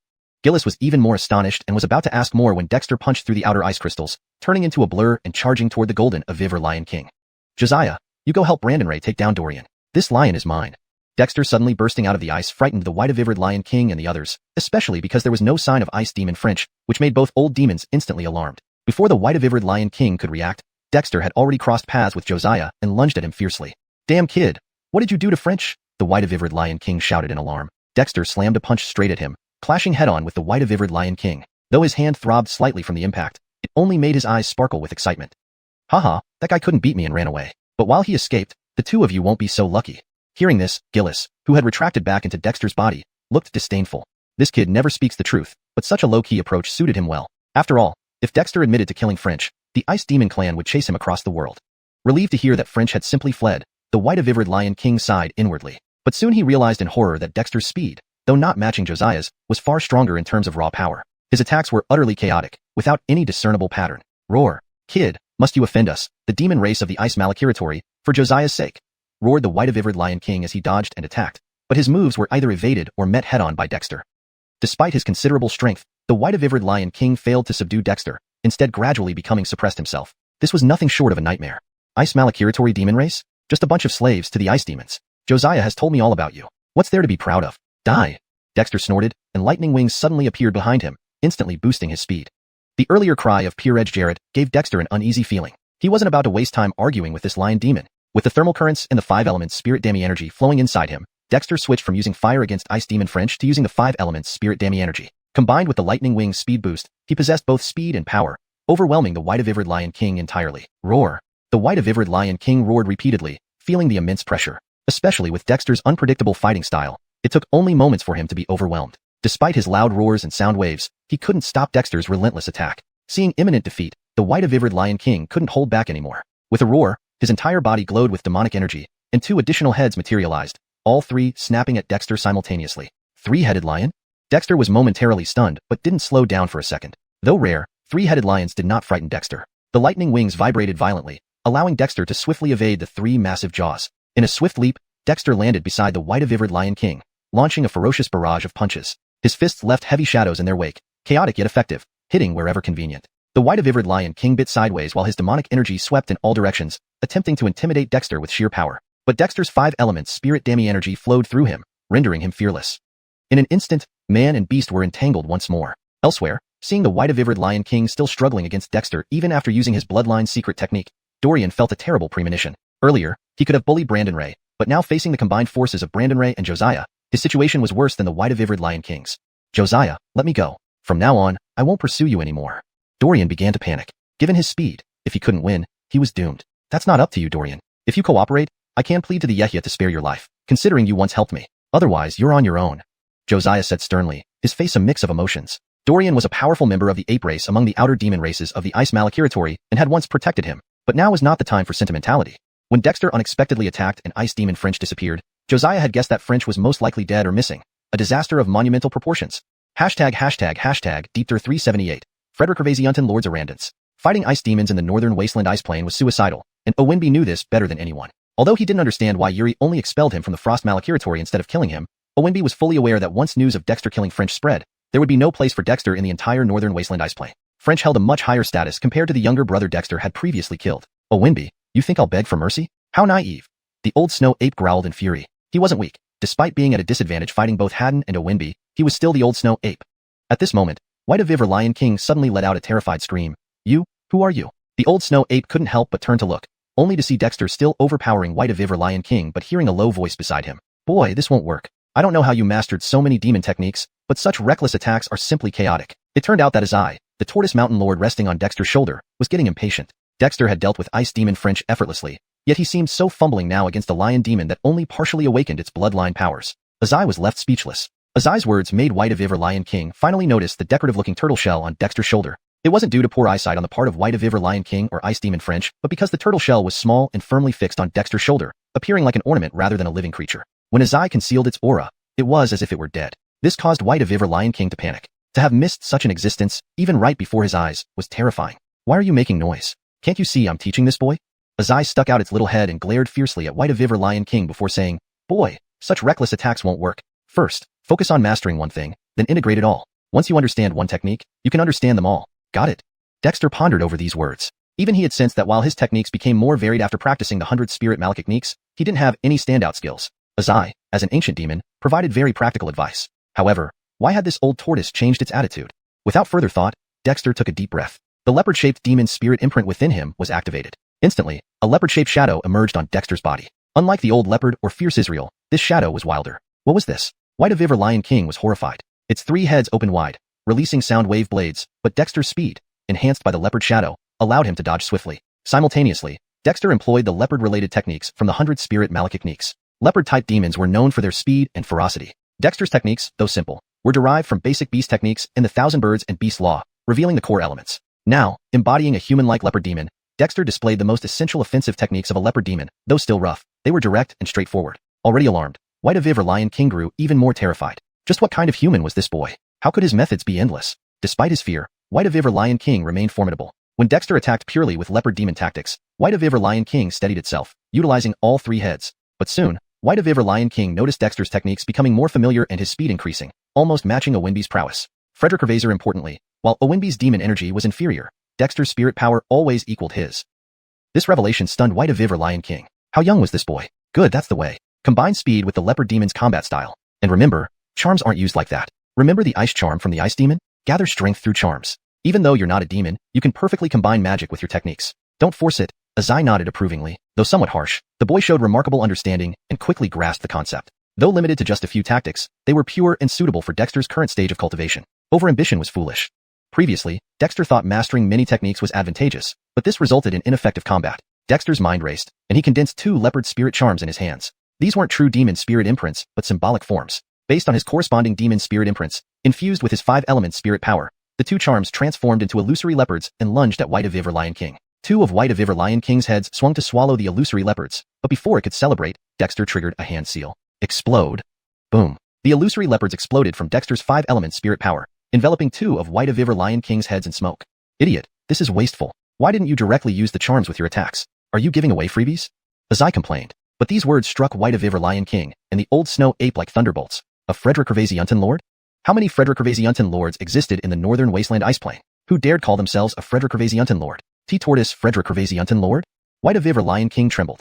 Damien Chatter, boy, beat him mercilessly. Finish him off first. Azai was displeased. Dexter chuckled wickedly, again condensing the spirit charms, which soon formed 2 illusory leopards attached to his hands to assist in attacking White of Ivor Lion King. Already terrified, White of Ivor Lion King struggled immensely under Dexter's raw attacks, trembling whenever he saw the little turtle on Dexter's shoulder. Little lion, if you slack off, I'll kill you myself. Frederick Ravazerist in your best effort. Defeat this boy, and I will let you go, Azai demanded. Dexter was speechless, but agreed inwardly. This White of Ivor Lion King was strong, perfect for training. As for losing to White of Ivor Lion King, who did he think he was? White of Ivor Lion King, wanting to cry but afraid to disobey, mustered all his courage and attacked Dexter with full force, yet cautiously avoided Dexter's shoulder, fearing to strike Azai by accident. This awkward fight quickly turned White of Ivor Lion King into Dexter's punching bag. Dexter became increasingly adept, proving that Azai indeed had wisdom. Meanwhile, the old snow ape stood dumbfounded. That tiny turtle was Tortoise Frederick Ravaziuntan Lord? Wasn't this misleading everyone? Deepter 379. Spiritual Symbol Transfiguration. Several hundred meters away from the valley where Dexter was, Peeredge Jarrett and Lyra were locked in a deadly battle from the sky until they plummeted onto a hilltop. The combat was fierce as the demon force of Lyra far exceeded that of Peeredge Jarrett. But Peeredge Jarrett had absorbed and merged with the eagle-shaped demon symbol bestowed by Dexter, causing his own fundamental demon symbol to transform, becoming a match for the old Lyra. 2 bird demons the size of calves clashed with wings slicing like blades and talons striking. Feathers flew in a fine mist across the snowy ground like chickens pecking each other fiercely. Lyra cried out excitedly. Where did you come from, you white-headed eagle? Are you trying to oppose Ice Malakiritori? Do you have a death wish? Peeredge Jarrett, with black feathers and a white head, a different breed of eagle, felt deeply depressed at these words. What are you talking about? Who has a white head? You're the one covered in morning white feathers. Is being a servant so remarkable? Damien raged. Lyra retorted. You're the one who's covered in white others. The 2 eagles battled on, sending snow flying wildly in their chase. After only a short while, Peeredge Jarrett was brought down several times, leaving him even more frustrated. This old female bird was quite formidable. In the valley, Adam felt even more miserable, holding back his full power because of Deaning on Dexter's shoulder. As a result, his attacks were reduced to 1/3 of their effectiveness, unable to truly hurt Dexter. However, Dexter grew more excited as he fought. The leopard-shaped spirit symbol almost materialized around him, making his movements swifter. Brilliant! Watch me transfigure my spirit symbol. Dexter laughed heartily, punching forward as internal heat flow and spiritual power converged. The shadow of the leopard-shaped spirit symbol coalesced into a hunting leopard on his punch, which then hurled toward Adam as a phantom leopard. The punch imprint transfigured, merging with techniques of beast and hundreds of spirits, simplifying complexity and resembling a leopard more than any actual one. Adam roared in unison from all 3 heads, unleashing sound waves that cut through the punch imprint leopard while clawing furiously at it. Bang! The punch imprint leopard shattered, but Adam didn't fare well either, getting clawed and bleeding. Hiss! Nearby, the Rusty sucked in a breath sharply. Could that boy have actually developed such a demonic technique? With a successful blow, Dexter's eyes lit up. Internal heat and spirituality flowed rapidly within him, and his lightning wings flapped swiftly towards Adam. Spirit symbols from various acupoints emerged consecutively, each fist releasing an image that turned into phantom beasts. Some of the images were vague, others vivid, each containing the corresponding beast's combat skills, resurrecting them. Adam was shocked. Who was the demon here? Now wasn't the time to wonder. Despite being an old demon, Dexter's innate spirit power was not inferior to its demon power. Now with his punch imprint transfiguration, he seemed to be reborn, having melded beast techniques into his combat style. Individually, the techniques weren't much concern for the Lion King, but now, with countless transformed imprints coming at him, showcasing a plethora of lethal moves, Dexter's attacks became harder to handle. Hundreds of spirits techniques, it's just like this. With each successive punch, the imprint transformed accordingly to its associated spirit symbol, revealing Dexter's newfound understanding. He realized that spirit symbols could be used this way. Previously, when using the 100 Spirits Malachtechnique, the changes in moves seemed only skin deep, merely mimicking form without essence. Transfiguring via spirit symbol, however, revealed the true nature of each technique. In that moment, Dexter gained insight. His movements combined with the inner spirit symbols, enhancing every punch and kick with symbolic transformation. Soon, Dexter was fully immersed. Diening on Dexter's shoulder was bewildered. What kind of practice was this boy undergoing? Wasn't he just advised to specialize before seeking versatility? And now, this is your approach? Even Diening had to admit Dexter seemed to have found the right method, executing techniques seamlessly, showing their true essence. This kid is really something else. He already grasped the essence of symbol transfiguration. He might really fuse the 100 Spirits Malachtechniques eventually. Compared to Diening's admiration, Adam was thoroughly annoyed. Since Dexter started using spirit symbol transfigurations, adapting to his attacks became nearly impossible. Blocking one attack led directly to another, giving no room for respite. Even with 3 heads, Dexter was too fast. Boy, don't go too far, roared the Lion King. So what if I do? Dexter sneered, his entire body enhanced by spirit symbols, his movements even smoother. With each swing or strike, spirit symbols transformed. It felt like a one-on-one fight, but with numerous spirit symbols manifesting as demons or birds attacking, transforming it into a siege-like scenario. Diening couldn't help but feel amazed. This was nothing compared to Owen Bow and Brandon Ray. Dorian, give up. Diening is our patriarch's protector. You know what this means. With us here, there's no escape. Owen Bow said coldly. The Rusty hesitated, stopping reluctantly. You've chosen a good master, Owen Bow. Owen Bow's face twitched. It felt like slapping the ape's face. What good master indeed? Did it choose willingly? Meanwhile, the Hardy paused involuntarily, but Adam continued battling Dexter's relentless attacks. Dexter was determined to practice on him, finding immense satisfaction in these fights, gaining deeper insights into the techniques each symbol represented. When symbols turned into bird demons executing their respective techniques during punches, Dexter's understanding of the 100 Spirits Malachtechniques deepened further. Diening said one skill could lead to mastery of many. Dexter took this opportunity to train extensively, integrating all knowledge into one body. After a while, Adam exploded in rage, endlessly enduring attacks. It bellowed loudly, its demon power surging again. 3 heads lunged at Dexter simultaneously, blocking all possible escape routes. Clearly, the Lion King wanted an end to this. Come on then, 100 beasts Frederick Revasarissench. Dexter stepped back rapidly, then steadied himself. His hands moved rapidly, launching punches imbued with spirit symbols, which transformed into myriad beasts converging on Adam. One punch released, 100 beasts sprang into action. Deepter 379, Spirit Talisman transformed. Hundreds of meters away on the other side of the valley where Dexter was located, Peerage Jarrett and Lyra were locked in a fierce battle from high above, finally crashing down onto a hill. Lyra's demonic power was far more substantial than Peerage Jarrett's, but Peerage Jarrett's origin demon talisman had absorbed and fused with the eagle-shaped demon talisman bestowed by Dexter, causing it to transform and not be outmatched by this old demon. The 2 eagles, both the size of calves, clashed violently, their wings like blades and claws striking against each other, sending fine feathers flying everywhere, looking much like chickens pecking at each other on the snowy ground, fiercely contending. Lyra emitted an excited screech. Where did you, this white-headed eagle, come from, daring to oppose the frostbite Malachiratory? Don't you want to live? Peerage Jarrett, with his black feathers and white head, an unusual breed, felt quite depressed upon hearing these words. What are you talking about? Who has a white head? You, this mournful-looking white bird. Think being a servant is something great? Lyra became enraged. You're the one who looks mournful others. The 2 eagles fought fiercely in the snow, kicking up snowflakes as they struggled. In just a short while, Peerage Jarrett was thrown down several times, making him very depressed. This old female bird was indeed formidable. In the valley, white-furred Lion King was even more depressed, using all his strength but still wary of Gillis on Dexter's shoulder. Only a third of his damage could land effectively, while the remaining 2/3 couldn't harm Dexter. Dexter, however, grew more exhilarated as he fought. The shadow of the panther-shaped spirit talisman on his body almost solidified, making his movements quicker. Thrilling. Watch me transform my spirit talisman into form. Dexter laughed heartily and punched forward. The hot flow inside him merged with spiritual energy, transforming the shadow of the panther-shaped spirit talisman into a real hunting leopard that condensed onto his fist imprint, then followed the movement of his fist, launching a phantom panther demon towards white-furred Lion King. The punch imprint transformed into shape, integrating beast techniques and various killing moves from the 100 Spirits Malachtechnique, simplifying complexity, becoming more leopard-like than a true leopard demon. White-furred Lion King's 3 heads roared in unison, releasing sound waves and slicing through the punch imprint leopard demon while swinging its claws to clash violently with the phantom leopard demon. Boom. The punch imprint leopard demon shattered, but white-furred Lion King didn't feel well either, having been scratched by the leopard demon's claws, oozing crimson demon blood.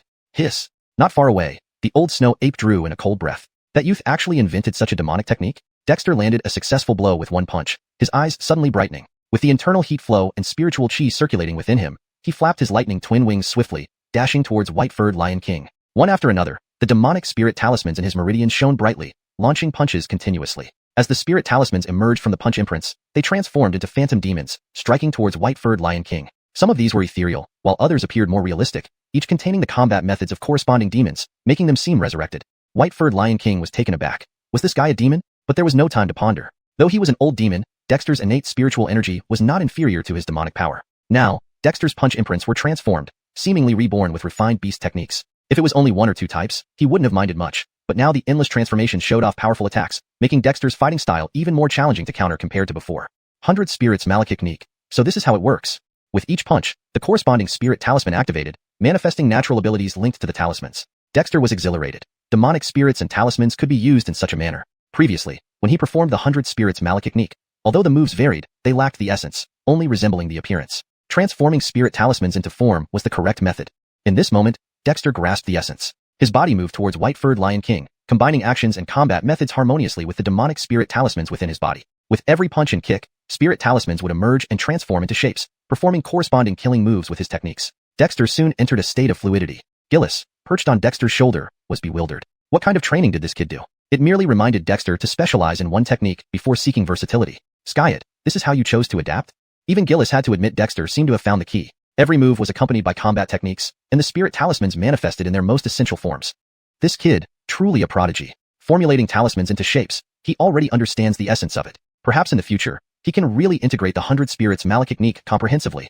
Compared to Gillis's praise, white-furred Lion King was thoroughly depressed. Since Dexter started using spirit talismans in this way, he struggled to adapt. After blocking Dexter's talisman-infused punches, the transformed attacks would immediately follow, requiring constant vigilance. Despite having 3 heads, Dexter's speed was faster. Boy, don't go too far. White-furred Lion King roared. So what if I do? Dexter sneered. His body was empowered by the talismans representing agility, enhancing his speed. As he attacked with punches, kicks, and strikes, talismans kept forming into shapes. Although it was a single combat, Dexter turned it into a swarm attack with each transformed beast or bird employing their unique skills. This spectacle astonished even Gillis, not to mention Damien Pie and Sean. Dorian, give up. Gillis is the guardian of my family elder. You know what that means. There's no escaping us, Damien Pie said coldly. The old snow ape hesitated, stopping his actions somewhat reluctantly. Damien Pie, you picked a good master. Damien Pie's face twitched, wishing he could slap the old snow ape's face. What does picked a good master even mean? Was this something he wanted? While the old snow ape stopped reluctantly, white-furred Lion King couldn't stop. Dexter was determined to use it as practice. Each punch transformed into various beasts, displaying their unique techniques, which made Dexter addicted because each transformation deepened his understanding of those techniques, significantly enhancing his grasp of the 100 Spirits Malekith. Gillis had mentioned mastering one technique leading to mastery of many, but Dexter was now practicing hundreds to integrate them all into one. Frederick months later, white-furred Lion King was utterly infuriated. It seemed endless. Roaring, white-furred Lion King's demonic power surged again. He pounced with all 3 heads biting at Dexter, cutting off all escape routes. Clearly, white-furred Lion King didn't want this to continue. Come on, 100 beasts Frederick Dexter rapidly retreated and stood firm, waving his hands and launching punches. Each punch sent spirit talismans turning into various beasts, attacking white-furred Lion King simultaneously. One punch out, and 100 beasts moved. Deepter 380, 2 demons subdued. Boom. The fierce surge of energy spread in all directions. Even the Merrill was overwhelmed by the various demons conjured by Dexter's boxing imprints. Though it easily shattered most of the beasts, the concept of a multitude of ants can kill an elephant came into play. Before it could reach Dexter, his dense flurry of beast punches had already blasted it away. Upon landing, the Merrill stared at Dexter in shock, seeing that Dexter was only slightly out of breath, still with ample strength remaining. Is this still human? The Merrill was astonished. Just now, it had truly used all its demon power to try and defeat the boy, hoping that Dylanerdal Frederick would keep its promise to let it go. But the result? Merrill, do you want to continue fighting? Dexter retracted his fists, a smile involuntarily creeping onto his lips. Indeed, as the saying goes, old ginger is the spiciest, and the reminder from Dylanerdal Frederick had enabled Dexter to finally master his own combat techniques. Though based on the demonic spirit talismans within his body's acupoints, and using the 100 spirits techniques from the 1,000 birds and beasts law, Dexter now considered these techniques his own. One punch unleashed, 100 beasts moved. The potential of this 100 beasts fist was immense. And though it was a fist technique, it could be performed using fists, palms, fingers, or legs. It was just that fists were more direct. Fight? Fight for what? Honorable Master Dylanerdal Frederick please decide if you're going to kill me or skin me. The Merrill's face was filled with resentment. It had heard Kian's words earlier. Dylanerdal Frederick was this young man's guardian, meaning he couldn't be killed. Not to mention the Merrill didn't have the confidence to kill Dexter. Even if it could, it wouldn't dare. Dylanerdal Frederick stuck out its small head and sniffed coldly. I have no interest in your affairs. It depends on this boy. The Merrill and Dorian both looked at Dexter. They had no confidence in continuing the fight, nor did they see an opportunity to escape. A very awkward situation. Dexter pondered for a moment and asked, Have you been under Yuri's restrictions in the ice region, controlled by it in matters of life and death? This question made the Meryl and Dorian pause, then shake their heads. We were forced to go to the ice region by ice demons, but having been demons for many years, we only have constraints not to disobey orders from the ice region. We still retain our freedom. Is it like this? Dexter was surprised, having assumed that all demons in the ice region were like the Kobichu tribe's demon guards. But if so, it might complicate things. Cough. The two of you should understand the actions of the ice demons in the ice region. They treat the northern icy plains like a vegetable garden, harvesting every century. Whether you or the ice slave tribe, you are all victims. I am the chief of a human tribe, and Kian and others are protective demon guards in my tribe, enjoying some freedom. Therefore, I'd like to invite the two of you to join the Kobichu tribe. What do you think?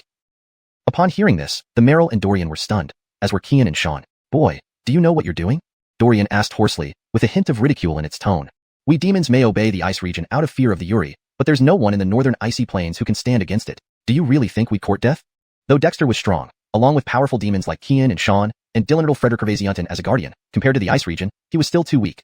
Just now, I killed Jeremiah. Do you think I'd let you go just like that? Dexter laughed coldly. The ice region is powerful, and the Yuri is formidable. I'm not stupid enough to expose myself. You have two choices: accept my spirit talismans and work for me, becoming hidden guards of the tribe, or be killed here and now. You know what happened to the old leopard. The Meryl and Dorian exchanged startled glances. This human youth had quite the nerve, killing both the old leopard and Jeremiah. If the ice demons found out, the two demons felt bitter, especially since Dillenriddle Frederick was sitting on Dexter's shoulder. Escape? Huh. What do we need to do? Dorian hesitated, then asked dejectedly. Who wants to die if they can avoid it? You will become hidden guardians of the tribe, operating covertly among the ice region's demons. Your duties include gathering information, turning fellow demons, and performing tasks within your capabilities. First, accept my spirit talismans, then I will help you enhance your own potential. Dexter narrowed his eyes and flicked his finger, producing two demonic spirit talismans. Just seeing the talismans made the Meryl and Dorian pause. What are these? Even Sean and the others could tell. How could they miss it? These talismans differed from Dexter's previous demonic spirit talismans. These were pure demonic symbols, specifically aligned with their species. They even felt their own innate demonic symbols trembling. My demonic symbols can help evolve your innate demonic symbols. Kian and others have already fused with mine. What do you think? Dexter smiled. After a show of force, it's always good to offer something sweet. Forming demonic symbols wasn't hard for him, but capturing these old demons would provide invaluable insight in the ice region, far more efficient than having the tribe's guardian demons spy inside. The Meryl and Dorian exchanged glances, tempted. Evolution of their innate demonic symbols was an irresistible allure for any demon. But, Kian, quit nagging. There are other ghost-crested snow apes in the tribe about to become demons. If you die, we won't miss you much. Kian smirked impatiently. These two old demons were strong but not invincible. Dorian paused, wondering if Kian knew how to speak properly. But after being interrupted by Kian, Dorian took a deep breath. Since Honorable Master Dillenriddle Frederick is willing to guard you, I believe you and will serve you. However, if you don't trust me, I don't trust you either. Thus, you must be bound by my spirit talisman. But I can assure you that as long as you remain loyal to me and the tribe, neither I nor the tribe will betray you. This, Honorable Master Dillenriddle Frederick can attest to. Dillenriddle Frederick rolled its eyes, thinking, why drag me into this? Skyet Dexter's demonic symbols surprised Dillenriddle Frederick Pure demonic symbols, even the innate ones, freely wielded by a human youth. Just who was this kid? He felt like a puzzle, even after living for countless years. Dorian and Meryl were helpless, reluctantly submitting. Once Dexter's spirit talismans were branded on their foreheads, they regretted it. But it was too late. Kian watched Dorian gloatingly, laughing. Dorian, from now on, you're one of us. Watch yourself in the ice region while I keep fishing, trying to get more old demons to join you. Dorian and Meryl were enraged. They really wanted to beat this little monkey up. They had truly joined the bandits. Deepter 381. Orthodox Demon Art. Elsewhere, Gregory and the Lyra were engaged in fierce combat. Feathers flew everywhere, and their bodies bore claw marks of varying depths. Particularly for Gregory, his strength ultimately could not match that of the Lyra. White-headed bird, give up already. Otherwise, it will really end badly for you. The Lyra chuckled mockingly. You're quite a strong young whitehead indeed.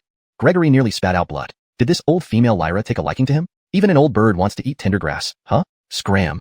Gregory roared in anger. His wings slashed like knives, each strike lethal. These moves came from the wing techniques he had practiced from the Kobe Yoel by Nellie Egg compiled by Zayu Owen, some derived from the eagle clan, others from various other avian species. However, this Lyra was truly formidable. Though it did not have as many moves, its thick demonic power shielded it, frustrating Gregory's attacks. Even though his primordial demon rune had undergone transformation, his accumulated demonic power still lagged behind. Little whitehead, just submit to me. It has been long since I've seen such a robust eagle like you in the North Wilderness Ice Plain. The Lyra chuckled lightly. Despite the intense fighting, it seemed they were playfully flirting. This shocked Zayu Owen and company who had just arrived. Gregory, what on earth are you doing? Haddon couldn't help but speak up. They were fighting for their lives over there, and here was Gregory hitting on a girl? Granted, she was a bit old. Suddenly startled, the Lyra instantly pushed Gregory back and tried to flee. But a figure appeared above it and stomped down on its back. Immediately sensing the heavy pressure, the Lyra let out a cry of alarm and twisted its wings backward to slash at its attacker. The figure on its back was none other than Zayu Owen. With his Easton Thunderwing's speed, Zyu Owen could outpace even Gregory over short distances, not to mention the Lyra which was previously tangled with Gregory. Facing the Lyra's counterattack, Zyu Owen twisted his body nimbly to dodge its wings before delivering a powerful punch. The punch left a symbol imprint that transformed into a ferocious bear, slamming down forcefully. The Lyra screamed and fell into the snow. Just as it tried to rise again, it saw a glum-faced ghost Alpha Hardy and Meryl. The Lyra was stunned. Little Falcon, give up. We all surrendered. You are weaker than us, so resisting is futile, the Meryl said bitterly. Although receiving demonic runes from Zyu Owen had given them benefits, it meant losing their freedom, worse than being under the Ice Beast King's control. Now, they could only hope Zyu Owen, as chieftain, kept his word. What? The Lyra trembled in shock. Zyu Owen wasted no time, immediately condensing the demonic rune onto the Lyra's head. This Lyra was strong but not as strong as the Meryl and the Dorian, only bullying Gregory a bit. Shocked and trying to resist, the Lyra was met with another blow from Zyu Owen, causing Gregory's eyelids to twitch. Was the chieftain too brutal? Strangely, Gregory felt the Lyra was really unlucky. Don't resist or you'll die, Gregory said when the Lyra started to get agitated. Frozen in place, the demonic rune finally imprinted itself on the Lyra's forehead. Frederick Ervasements later, the Lyra cried out in terror. What did you do to me? That pitiful tone gave Zyu Owen goosebumps. What was this old bird thinking? White bird, although I never got along with you before, we're now one. Don't be disheartened. Even these old creatures gave in, the Holly-and-By comforted. Lyra.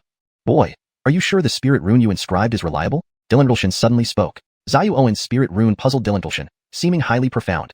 But how could such a young boy know something even Dilendrelshan couldn't comprehend? Rest assured, Senior Dilendrelshan. This binding spirit rune was taught to me by our tribe's guardian spirit. As long as they don't encounter the Yuri, it should be fine, Zyu Owen confidently replied. Dilendrelshan?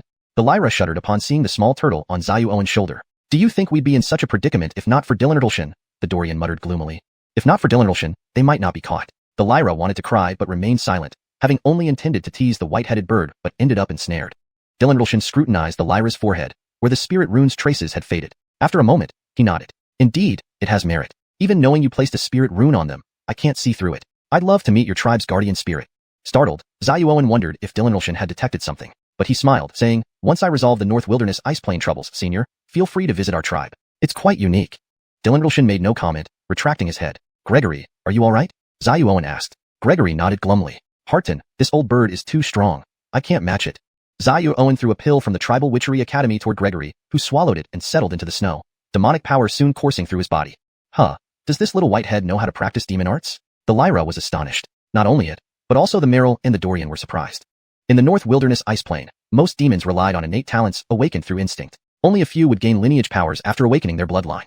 But Gregory seemed different. This is our tribe's protection lineage cultivation method, bestowed by the guardian spirit. Gregory and I received clan-specific demon arts. Additionally, we have universal demon arts. If you want them, you must contribute to the tribe and earn merit points before receiving the cultivation methods, Haddon explained. Really? Your tribe has its own cultivation methods? The Dorian was astonished. Are they complete? Haddon nodded, his demonic power flowing visibly compared to the others. This even touched the Holly-and-By, asking hurriedly, Can I also receive a cultivation method? Despite awakening his bloodline, he mostly gained wild, uncontrollable strength rather than a cultivation method. Seeing the expectant gazes of Holly-and-By, the Meryl, the Dorian, and even the Lyra, Zyu Owen smiled. I can impart you basic universal demon art right now. For the clan-specific ones, you need to contribute sufficiently to the tribe. In our tribe, as long as you have enough merit points, even I can make arrangements, let alone mere cultivation methods. Zyu Owen then sketched the basics of a demon clan's cultivation method using spirit energy, forming around 300 symbols in midair. Even Dilendrelshan couldn't help but observe closely. Boy, this cultivation method is quite impressive. Dilendrelshan sucked in a breath moments later. This seems like ancient, no, prehistoric demon clan foundation building technique. I've only heard fragments about it. How could you possibly have it? The guardian spirit gave it to me, Zyu Owen matter-of-factly replied. Dilendrelshan. He suddenly had an urge to go to the Kobe August tribe immediately. Deepter 382. Avian Demon Lyra. The cultivation technique that moved even Lord Aaron Frederick Ervasements, not to mention the Boon and others, was quickly committed to memory by them. Their eyes were filled with awe and joy. Although they had lost a degree of freedom, this single cultivation technique made it all worth it. Now, you understand why joining our tribe is worthwhile, right? Our tribe has certain restrictions on demon guards, but your status is equal to that of fellow tribesmen. Lyra, have you set your eyes on Peer-Edge Jarrett? Dexter smiled. Lyra blushed and became bashful. Peer-Edge Jarrett felt a chill and hurriedly said, Tribe leader, please don't play around. Dexter teased, don't be so ungrateful. The Snow Eagle group in the Northern Ice region doesn't have any avian demons matching you. Though Lyra is a bit older, does an avian demon like you care about age? Peer-Edge Jarrett was speechless. What did the tribe leader want? Tribe leader, so you agree? Lyra asked softly. Dexter laughed. It's up to you two. But now is not the time to discuss this. Let's find a secluded place. Things will be more interesting from now on with you two. The Boon and others were puzzled, but quickly followed along. Soon, Dexter led the group to a hidden valley. This was one of the ambush points reserved by the Joashnis, but wasn't used for now. Lyra, how many avian demons are there in Ice Malakiratory, and can you lure out both avian demons and magical birds? Dexter asked directly before anyone could inquire. The timing couldn't be better as this avian demon Lyra captured by Peer Edge Jarrett held much more significance to Dexter than the Boone or Dorian. Lyra thought for a moment and said, in the northern ice plain, our bird kind doesn't have much advantage. The population isn't large. Including me, there are 8 avian demons in Ice Malakiratory and 35 magical birds. I'm the youngest among them, so I'm not old at all, just under 50. Peer Edge Jarrett winced inwardly. Demons' ages are counted from when they gain intelligence and become demonic creatures, not when they're born. For avian demons from Ice Malakiratory were conscripted this time. Apart from me, there are Cyan Loon, Snowy Eagle, and White Kite. About 20 magical birds patrol the North Ice Plain regularly. If anything unusual is found, we send warnings to guide the ground-level teams. Dexter's eyes suddenly lit up. Can you lure all of them here? I want to disrupt Ice Malakiratory's aerial surveillance. If we can control the sky, everything becomes much simpler. Lyra looked at Dexter in surprise. This human youth had such ambitious plans? What's so strange? I've been leading our tribe's eagles to monitor for some time. It's our duty. We're experts in this area. Peer Edge Jarrett smirked. Dorian and Boone were bewildered, realizing they fell into a trap that Dexter had set long ago. That's the point. We can ignore the avian demons still in Ice Malakiratory, but those outside must come under our control. Without aerial surveillance, even the ice demons will be blinded. Dexter smiled. He developed the Ice Cave settlement into the Wish Tribe thanks partly to the northern snow eagles. There might be a way, but if the ice demons discover us, then kill them. We've done it before. Dexter sneered coldly. Initially, he fought against the ice demons because their threat forced him to bury the Wish Tribe underground for survival. But now, with the realization that the ice demons' power could enhance his ice flame, Dexter saw them in a different light. Whether the Yuri appeared or not during this dark season, Dexter didn't intend to let any ice demons leaving Ice Malakiratory escape. But hunting ice demons would be suicide, so Dexter had to disable Ice Malakiratory's surveillance first. Lyra was startled by the boldness of this human youth. Tribe leader, we shouldn't kill too many ice demons. Even if the Yuri doesn't appear, the ice demon generals will surely investigate. Ice clan generals are very powerful, Dorian reminded. Dexter's basic demonic techniques reduced Dorian's resentment significantly. He changed his address to tribe leader. Right. Currently, the ice demons have 3 demon generals. One is always in seclusion, another guards Ice Malakiratory, and one has already left. Unless Senior Lord Aaron Frederick Gervasiunton steps in? Don't count on me. I just enjoy watching. As long as this kid doesn't die, the rest is none of my concern. Lord Aaron Frederick Gervasiunton replied coldly.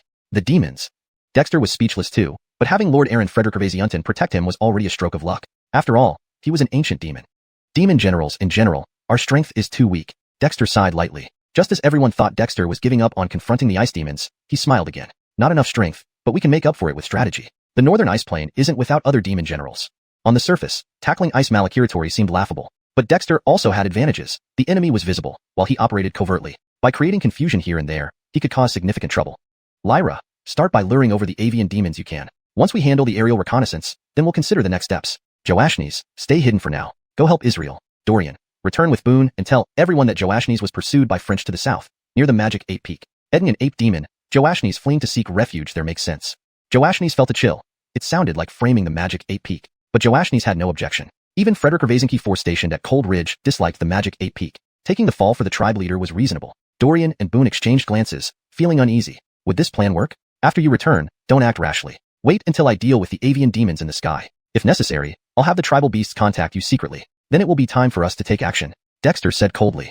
Ice Malakiratory was strong, but not invincible. If they caused enough trouble to survive the dark season, Dexter would have more time to strategize. By then, whether the Yuri left Ice Malakiratory or not wouldn't be as critical.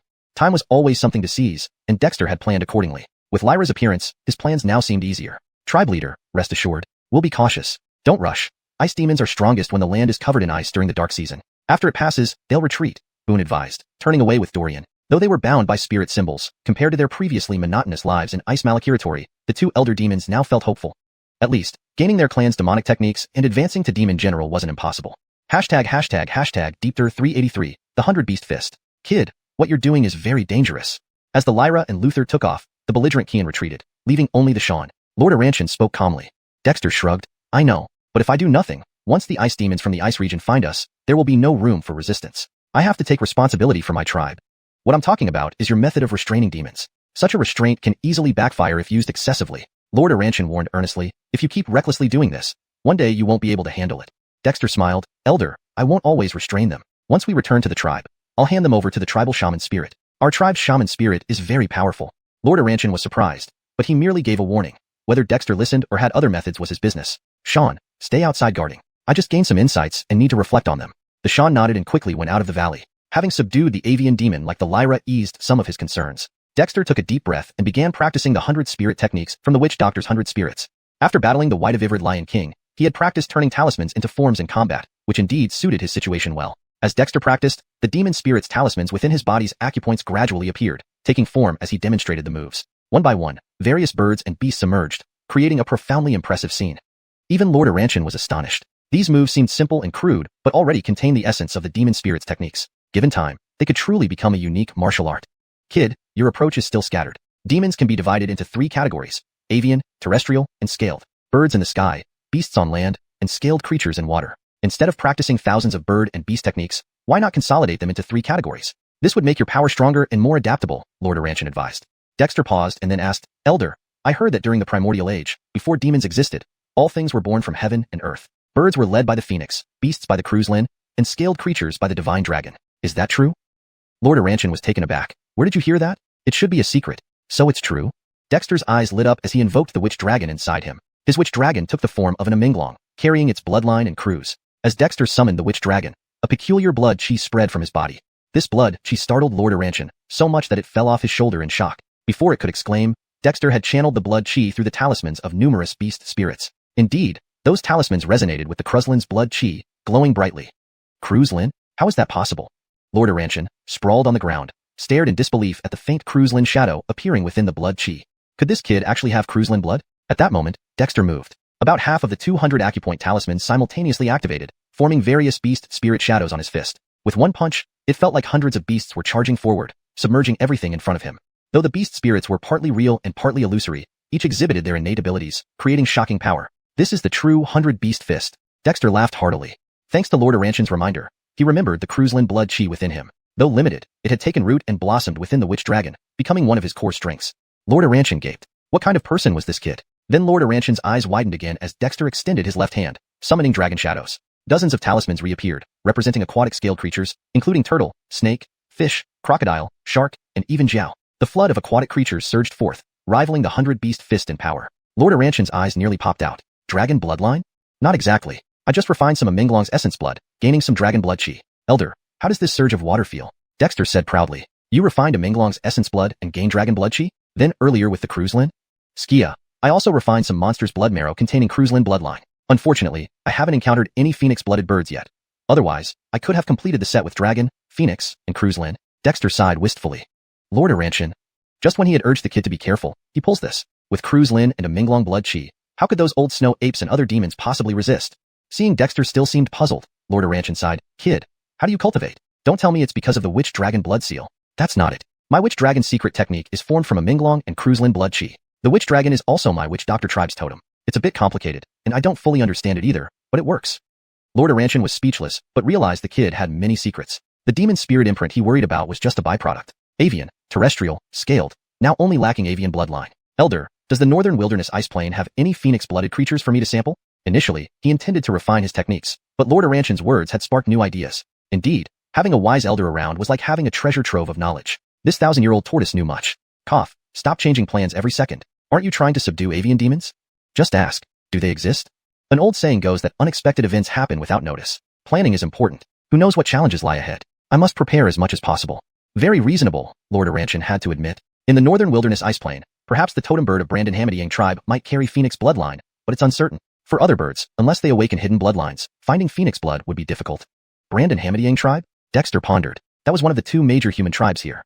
###Deepter384, Brandon Hamad's choice. In the dim cave prison of the Govind tribe, the ice demon Ali was curled up on the ground. Drops of icy snow water fell one by one, making him look pitiful. Not far from the bars, a Greg lay alert, not daring to be careless for a moment. This was an ice demon. Without Lord Casimir's orders, no one dared approach easily. Even Croods, the young sub-tribal chief, was stopped by the Greg when he tried to inquire about the situation. The sudden appearance of the ice demon and the ice dominion had instilled fear in the demons occupying the Govind tribe. Who could have thought that the North Wasteland ice plain, which had been peaceful for over a decade, hid such a formidable force? The consequences if the ice demons discovered this place were unimaginable. Greg, lost in thought, did not notice that the ice demon who had barely moved for days suddenly opened his eyes slightly. Though his injuries inflicted by Casimir looked worse on the surface, the coldness brought by the icy snow water had rekindled some of his strength. Seeing Greg distracted, Ollie took a shallow breath. A stream of vital blood surged up to his throat, trickling out of his mouth and seeping into the dirt beneath him. A streak of blood-colored ice crystals slowly spread toward the frozen cliff wall nearby. In the Kobiol tribe, heavy snowfall had covered the land with even thicker layers of snow, completely concealing the ground above Kobiol Gifforty. Inside Kobiol Gifforty, The tribal members who had completed the construction of the supporting walls left only a small number of the engineering team to check the dome daily. Frederick were already deeply engaged in intense training and cultivation. With their tribal chief on an adventure outside while they enjoyed warmth within the city, every Kobol tribe member felt ashamed, especially after receiving periodic reports from Little Seven and other demons. Everyone knew that the ice demons from the Ice Dominion had truly mobilized, with elder demons and half-demons from the Ice Slave tribe searching across the entire North Wasteland ice plain. This crisis made everyone vigilant. Besides cultivating their usual skills, they all underwent rigorous training to enhance their strength. Especially the battle department led by Baird pushed the warriors so hard that the tribal court had to dispatch Janine specifically to heal them. At a corner of Kobol Gifforty, the training grounds overseen by Axel were well established. Tribe members entered the grounds in batches, dashing, dodging, and honing their agility, endurance, and ability to evade attacks. Despite bruising and pain from blunted arrows, no one complained. Compared to the dangers their chief faced from ice demons outside, these minor pains were nothing. Outside the training grounds, the underground tunnel network beneath Kobol Gifforty expanded rapidly. Members not assigned to training spent their free time here, sweating under the guidance of witches using magic spells, and warriors from the martial academy practicing combat moves with tools like hammers. Workshops of the Research Institute and Military Division churned out fine armors and weapons, while more witch arrays were carved into floating vehicles. Every individual, from top to bottom, from old to young, was fully occupied. At the Frederick Tessary School, Xantha and other Han tribe members had become accustomed to life in the Kobol tribe. During this period, they learned Thousand Deer Actor Classic, basic mathematics and geometry, and foundational witch runes. After passing exams, they even received witch seals provided by the Kobol tribe. These achievements made Han tribe members feel as though they were living in a dream come true. Especially some teenagers, previously lacking witchcraft talent, now sensed traces of witch chi thanks to the nourishment from witch seals, which delighted them. Many other children followed instructors at the Frederick Tessary School, practicing basic body strengthening methods. Although they did not qualify for the Kobol tribe's core techniques, the foundational methods summarized by Ned Yin and those learned from the Han tribe were enough for temporary use. Xantha, are you thinking about Owen again? That guy has been out for over a month, not knowing when he'll return. Outside the school gate, Brandan approached Xantha, who stared blankly at the dome, feeling somewhat heartache. In the past month, every day had been incredibly fulfilling, even to the point of wanting to stretch a single day into two. Xantha was among those who had made the most progress. Owen must be in danger now. With the news of ice demons appearing and the centenarian demons, Grandpa once said that the demon leading the attack on our tribe 10 years ago was also a centenarian demon. Owen is alone out there. I wonder how he can face it. Brandan, am I really useless? Xantha covered her face sadly. Brandan smiled bitterly. You're not useless. It's just that, except for Owen, everyone feels the same way. You've seen the red-eyed kids in the school, striving tirelessly to improve themselves, even those 3 or 4-year-olds. Skis, besides Owen, we are all confined within Kobol Gifforty, which drives one mad. Xantha felt bitter. She was Owen's older sister and used to take care of him. Now, Brandan, Xantha, are you both here? At this moment, Brandon Hammond and Gifford came out. Xantha, I've thought it through. I'm planning to join the Kobol tribe to see if the Heart Witch spirit can remove the curse on my body. If successful, perhaps we will have a new lease on life. Brandon Hammond hesitated before speaking. What? Brandon Hammond, are you crazy?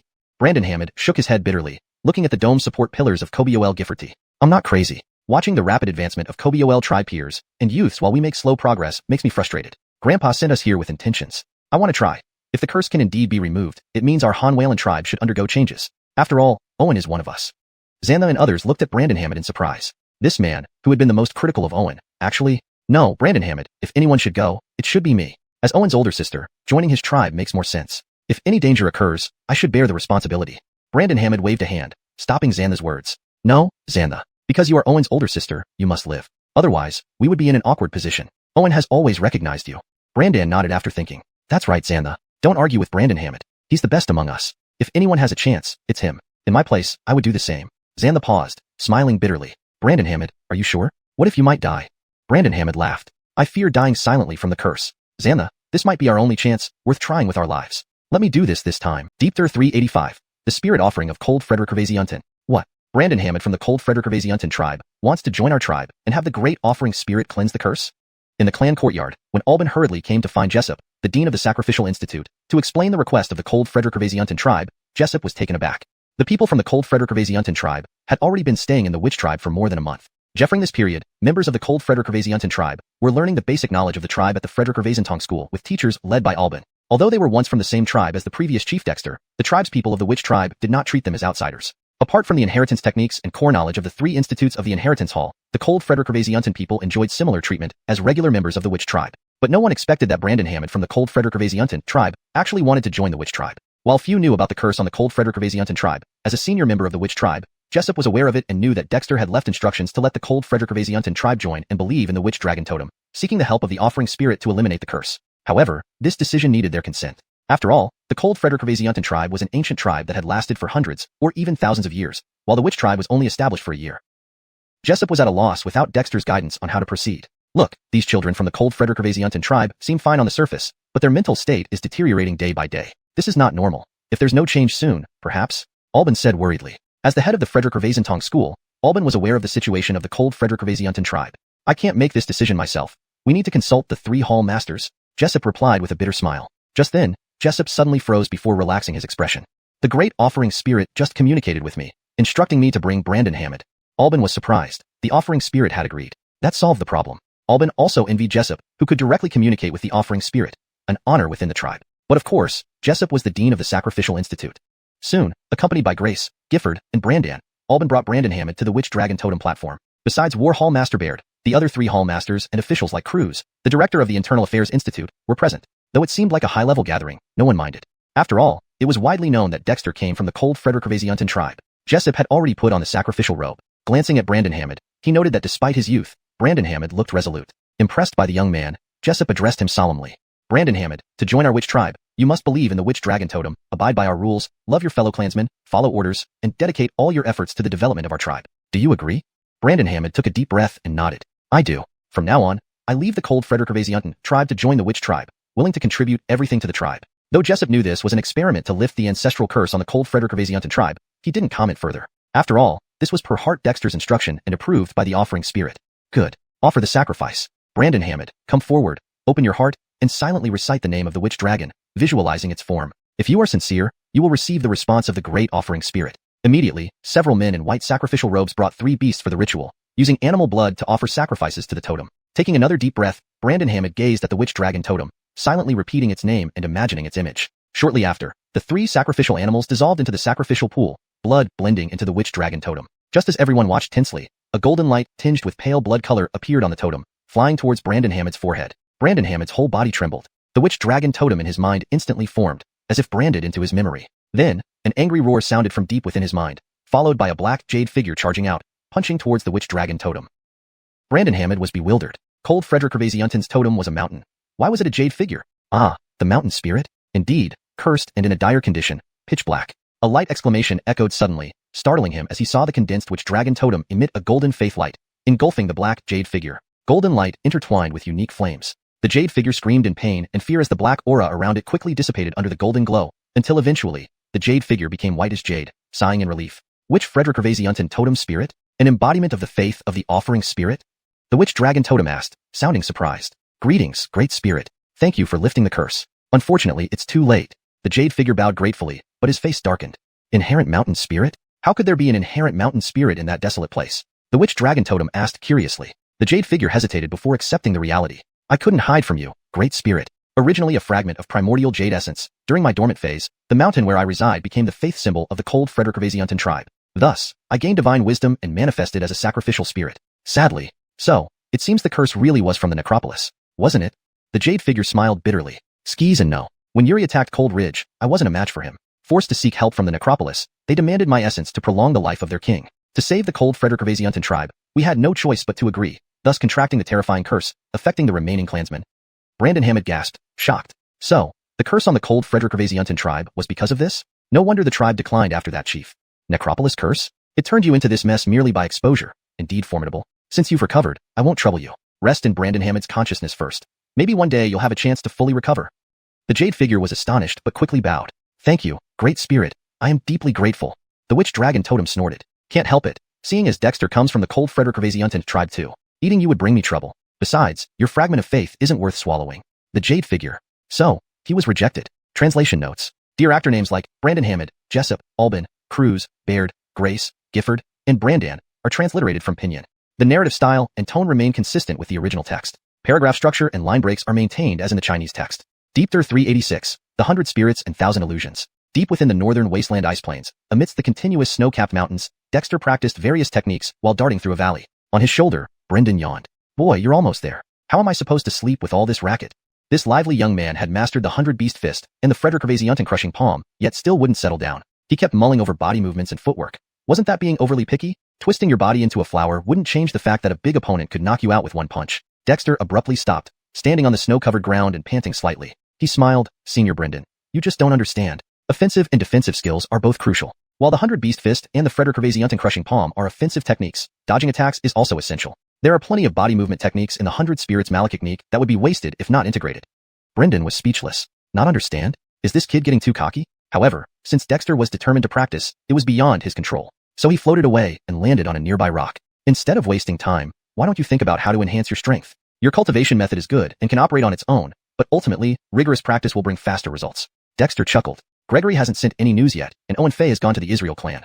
What else can he do in the meantime? Besides, Dexter didn't feel he was just fooling around. Creating the 100 Beast Fist and the Frederick Curing Palm was inspired by the witch dragon's internal chi and blood, integrating the demonic spirits and symbols from beasts and birds into cohesive forms. There were intricacies in the process. Of the 200 demonic spirits and symbols in his body, many still held untapped potential. Brendan might find it unimpressive, but Dexter was only at the innate realm. Without a master guiding him, he had to figure things out himself. The techniques recorded in Zhu 100 Spirits, though considered basic and low level according to Ellie, focused on fundamentals, which suited Dexter's current level perfectly. The 100 Beast Fist and Frederick Crushing Palm derived their combative moves from the 100 Spirits Malekith. Now, Dexter aimed to integrate evasive body movements and escape footwork, ensuring he could run when faced with a stronger foe. The 1000 Birds and 100 Beasts method contained hundreds of different beast and bird techniques. Dexter focused on the 200 already consolidated in his demonic spirit symbols. Integrating these wasn't difficult but required careful fusion. Fortunately, having previously mastered the 100 Beast Fist and Frederick Crushing Palm gave Dexter a solid foundation. Taking advantage of Brendan's distraction, Dexter sat cross-legged, activating the alchemical truths to channel the demonic spirit symbols in his body's orifices. Though the alchemical truths did not directly cultivate orifices, it influenced the demonic spirit symbols inside them. Brendan was surprised. Had the boy finally settled down? Or did he finally listen to the old turtle's advice and got serious? But what Brendan didn't realize was that Dexter's technique could still run automatically, only requiring control for efficiency. In a moment, Dexter's soul appeared in the Spirit Meridian Grotto, entering the witch dragon's body. The techniques are familiar, the warm-up is done. Now, let's experience the effect of integration. With the witch dragon's chi and blood, Dexter began manipulating the demonic spirit symbols in his orifices, essentially practicing the techniques within the witch dragon's form. Despite physical differences between human and dragon forms, the techniques remained applicable. Under Dexter's control, the witch dragon emitted a deep roar and inhaled deeply. Instantly, spiritual shadows emerged from the orifices, flowing into the Spirit Meridian Grotto and being consumed by the witch dragon. This was the trick Dexter learned from mastering the 100 Beast Fist, using spiritual symbols to create the effect of 100 beasts charging forward. Once the spiritual symbols entered the witch dragon's belly, Dexter began deploying the 100 Spirits Malekith smoothly, using the Iminglong and Croods Lin Chi to command the various techniques precisely. In the Spirit Meridian Grotto, the witch dragon flapped its wings and performed extraordinary actions, initially sluggish but soon fluid. Controlling the witch dragon with his soul, Dexter's sensitivity allowed him to correct mistakes efficiently. In the valley, Brendan found this uninteresting after a short observation. Familiar with Dexter's aura, it wasn't particularly impressed by his simultaneous cultivation of elemental and singular spirit energy. Compared to housing 200 demonic spirits and symbols, this was trivial. This kid is just a freak. Damien hassle today. A few days rest won't hurt, Brendan muttered, pulling its head back for sleep.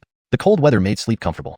Outside the valley, Brandon Ray hid in an ice house beneath the snow. As a member of the Zhu tribe, whether human or beast, they were skilled at building shelters in snowy conditions.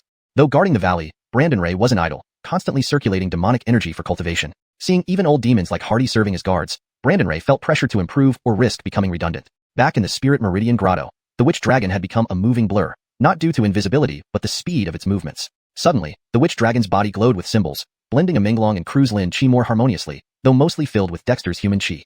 Pleasant. Spirit symbols and physical body fused into one, adaptable and versatile. It shall be called 100 Spirits and 1000 Illusions. Excitement filled Dexter's voice from the witch dragon's mouth.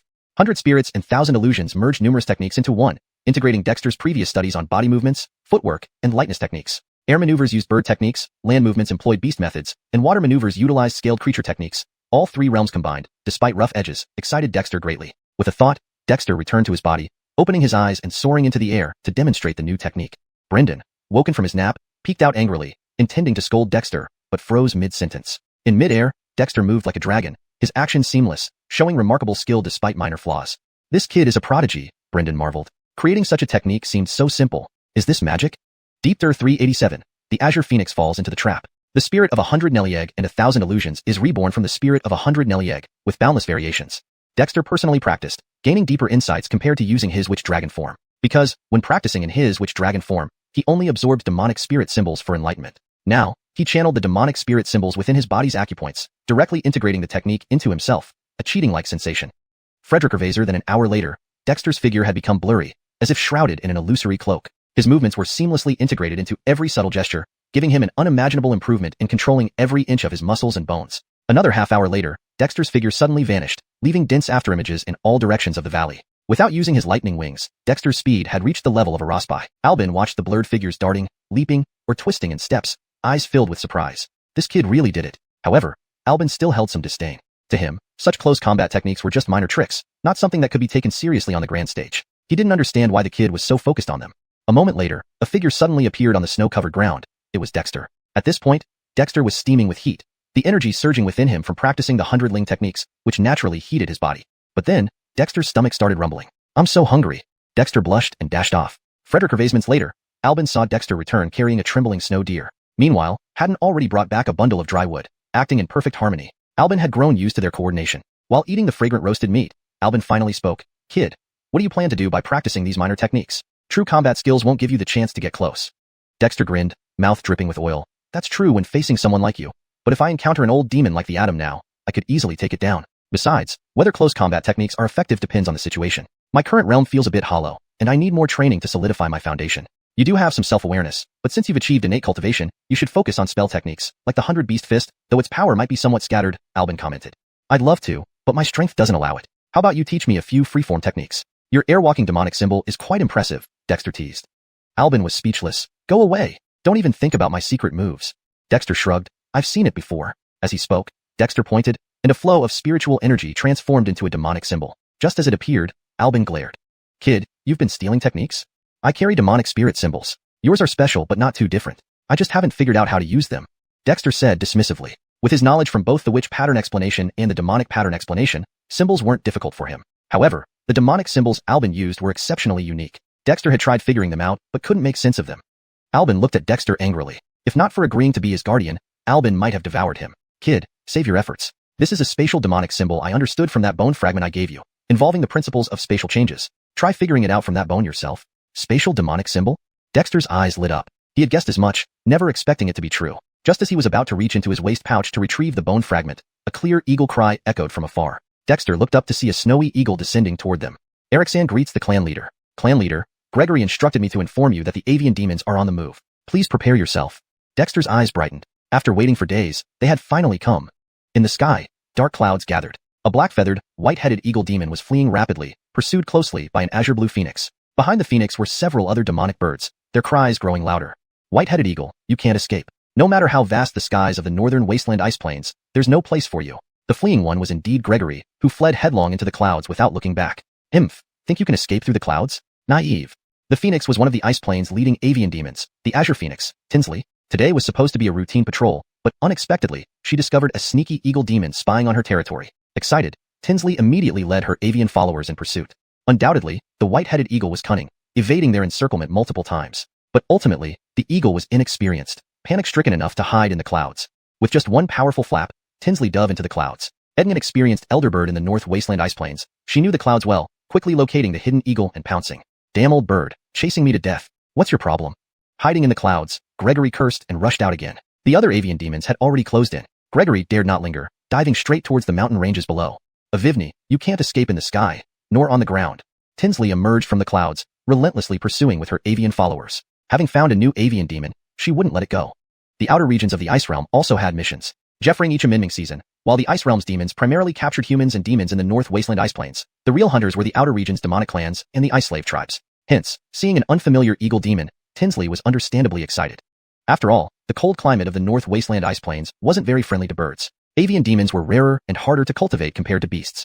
Tinsley, closely followed by 5 avian demons, chased the white-headed eagle. The fleeing eagle panicked, dashing chaotically through the mountain ridges like a headless fly. "What a foolish creature. In this heavy snow, where can you hide with your black and white feathers?" Tinsley mocked, following the eagle into a narrow canyon. But just as she entered, a shadow suddenly landed on her back, delivering a powerful punch. "Down with you." The avian demons trailing behind were stunned. Humans? Someone dared to ambush them? Had they lived too long? Before they could react, a white tiger appeared at the entrance, unleashing a tiger roar wave sweeping toward them from behind. Deepter 388, Dammy entering the tribe. The narrow canyon was covered with snow dotted with scattered feathers. 5 demonic birds lay on the ground, emitting terrified cries, while the Cyan Phoenix had already fainted. Phoenix? Do phoenixes give birth to cygnes, or do cygnes give birth to phoenixes? Dexter stood beside the Cyan Phoenix, his eyes shining brightly. Earlier, he had asked Lord Aranchan about where there were birds with phoenix bloodlines. He hadn't expected the Cyan Phoenix that Gregory mentioned earlier to actually be a cygna. "Boy, don't be so desperate as to not care what you're choosing. This cygna hasn't awakened its bloodline. Lord Aranshan, who was perched on Dexter's shoulder, said helplessly. This boy must be crazy for phoenix blood. Heh, how will I know if I don't try? Dexter chuckled, forming seals with both hands, and a witch dragon blood seal appeared. It sank into the wound of the cyan phoenix, instantly absorbing the gushing blood. However, Dexter didn't intend to kill the cyan phoenix. After absorbing only a small portion of its blood, he stopped and recalled the witch dragon blood seal. The seal was now densely adorned with demon patterns. Dexter opened his mouth and swallowed the witch dragon blood seal. A short while later, an inner demonic spirit mark surfaced within him.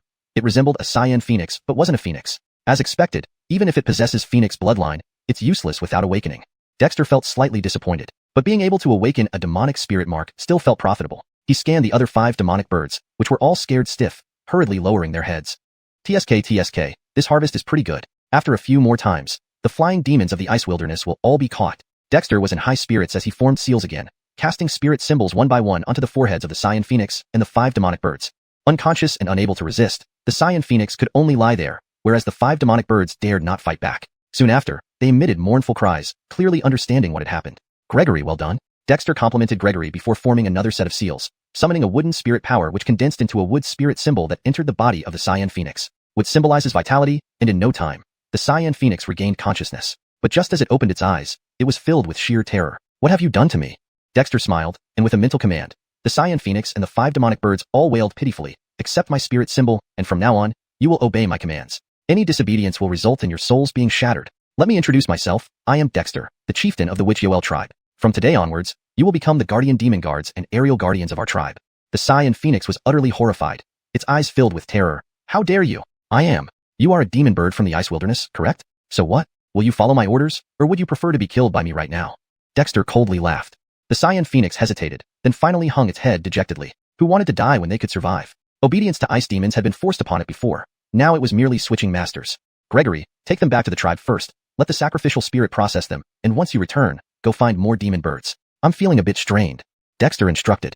He had previously restrained the old snow ape, the white Avivid lion king, and Lyra, adding to the former Damianabi and Forguy Leslie. Dexter could already feel the pressure mounting, realizing that his mental and spiritual strength was too weak.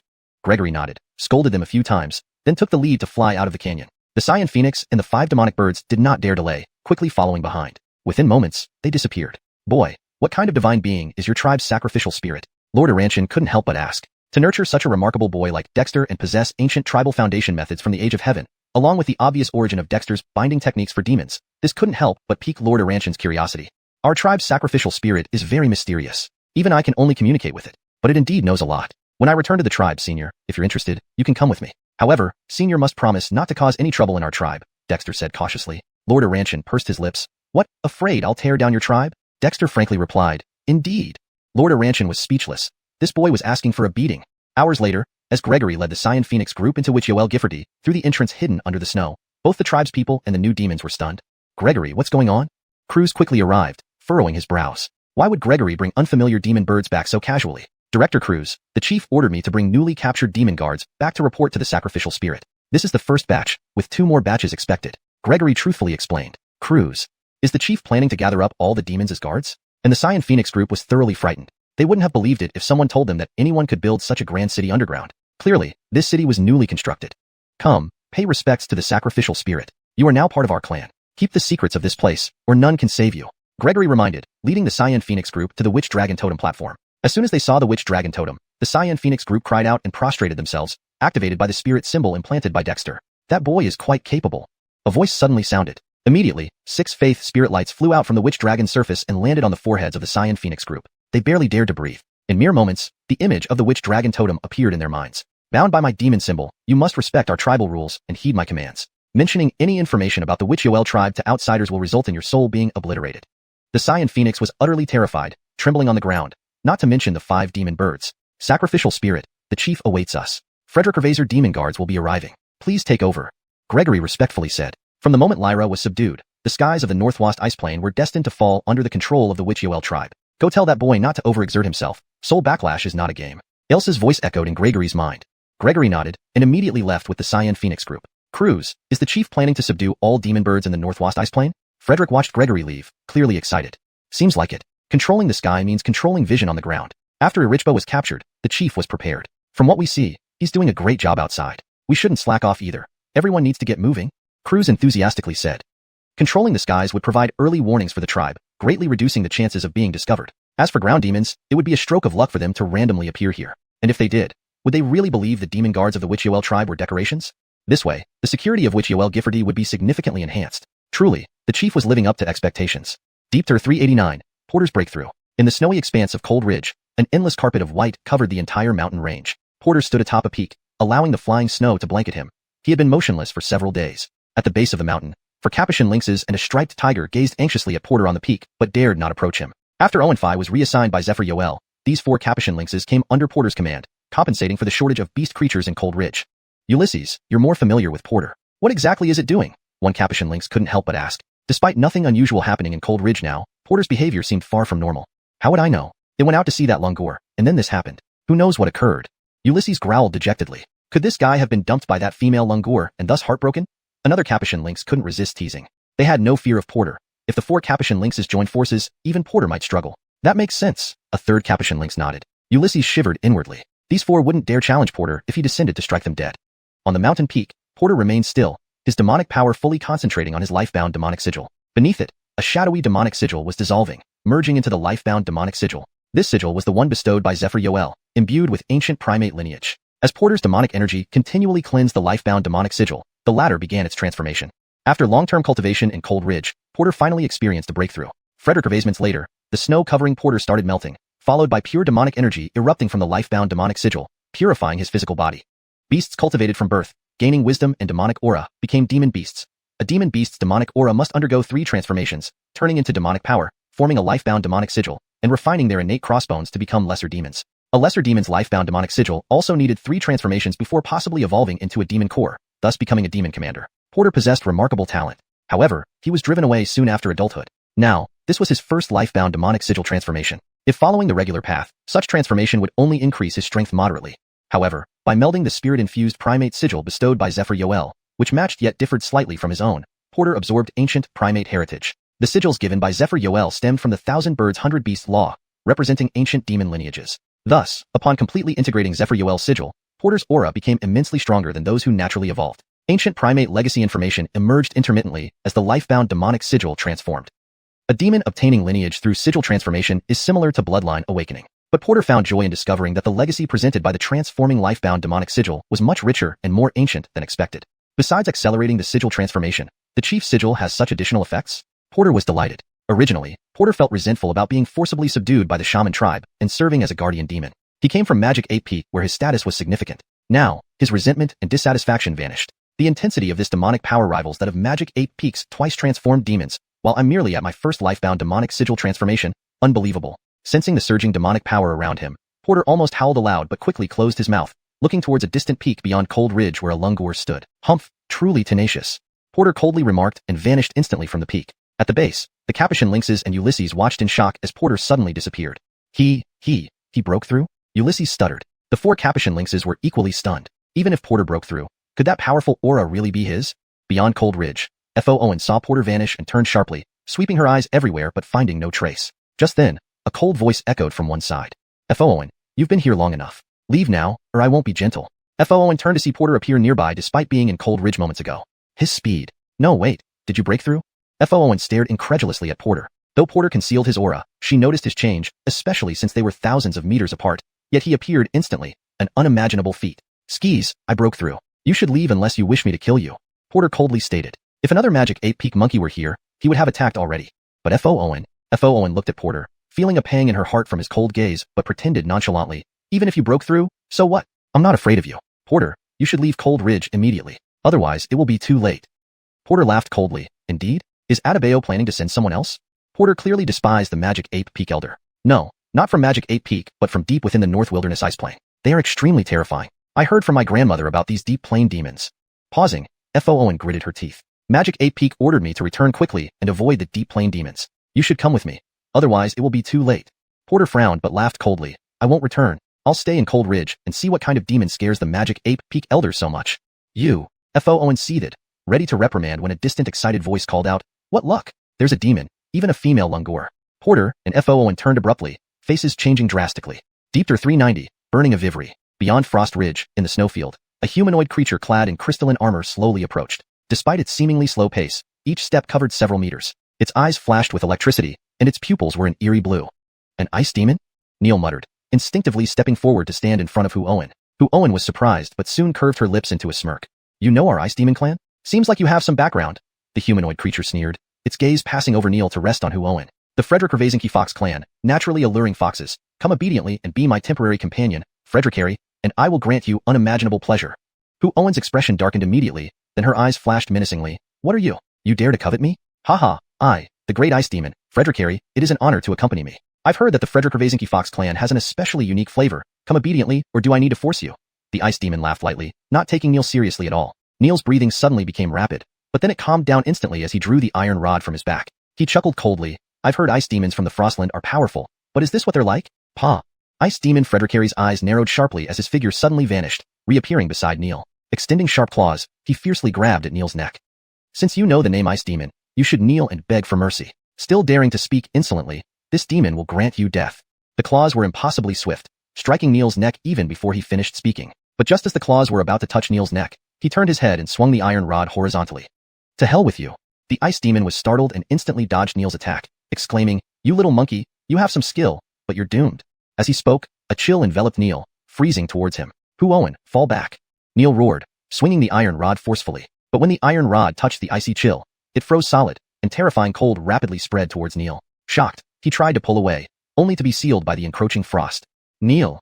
Hu Owen cried out, raising her palm to strike at the ice that had imprisoned Neil. A vigorous wave of demonic energy formed into a palm print, yet it was halted by the ice, which even began to creep towards Hu Owen. How can this be? Hu Owen exclaimed, hastily retreating. Suddenly, the ice demon appeared right in front of her, grabbing her neck and lifting her up. You're called Hu Owen? Hollis name. That little monkey. Is he your mate? Truly pitiful, but seeing as you're still untouched, I'll overlook it. Be obedient, and this demon will treat you well. Ice demon Frederick Harry smiled wickedly, his eyes glowing strangely.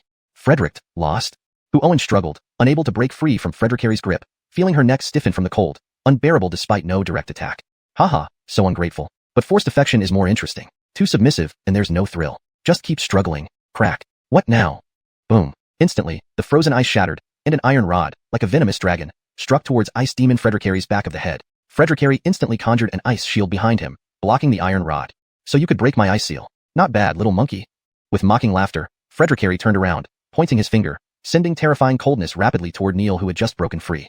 Neil roared in fury, swinging the iron rod, but it froze again upon touching the coldness. Neil's pupils contracted sharply, shaking off the ice on the iron rod, stepping aside to avoid the oncoming chill. The iron rod transformed into countless shadows, covering Frederick Harry's entire body. Frederick Harry was taken aback, slapping a palm out, which quickly froze Neil's iron rod. Within moments, the iron rod was sealed once more.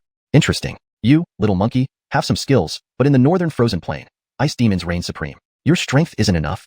Neil had to abandon the iron rod to dodge the encroaching chill, his chest heaving with rapid breaths, his eyes blazing with intense fire. High words indeed. Watch my magic eight fist. In an instant, Neil unleashed dozens of punches, layer upon layer, shattering the frozen ice and hurling fragments toward ice demon Frederick Harry. Just this? Ice demon Frederick Harry sneered, casually sealing those punch marks again. A mere small demon dares to be so insolent. With a slap, cold air gathered instantly, locking Neil in an all-directional freeze. Neil's demonic power burst forth, breaking through the ice, but the cold was relentless, sealing him in an ice coffin before he could escape. Under my icy domain, let alone you. But before ice demon Frederick Harry finished, his arm suddenly throbbed with pain. He turned abruptly to see that the hand holding Hu Owen was bleeding profusely from her bite. You're courting death. Frederick Harry, enraged, flung Hu Owen away, causing her to crash next to Neil's ice prison, her body covered in frost. Daring to harm the great Frederick Harry, you will pay with your life.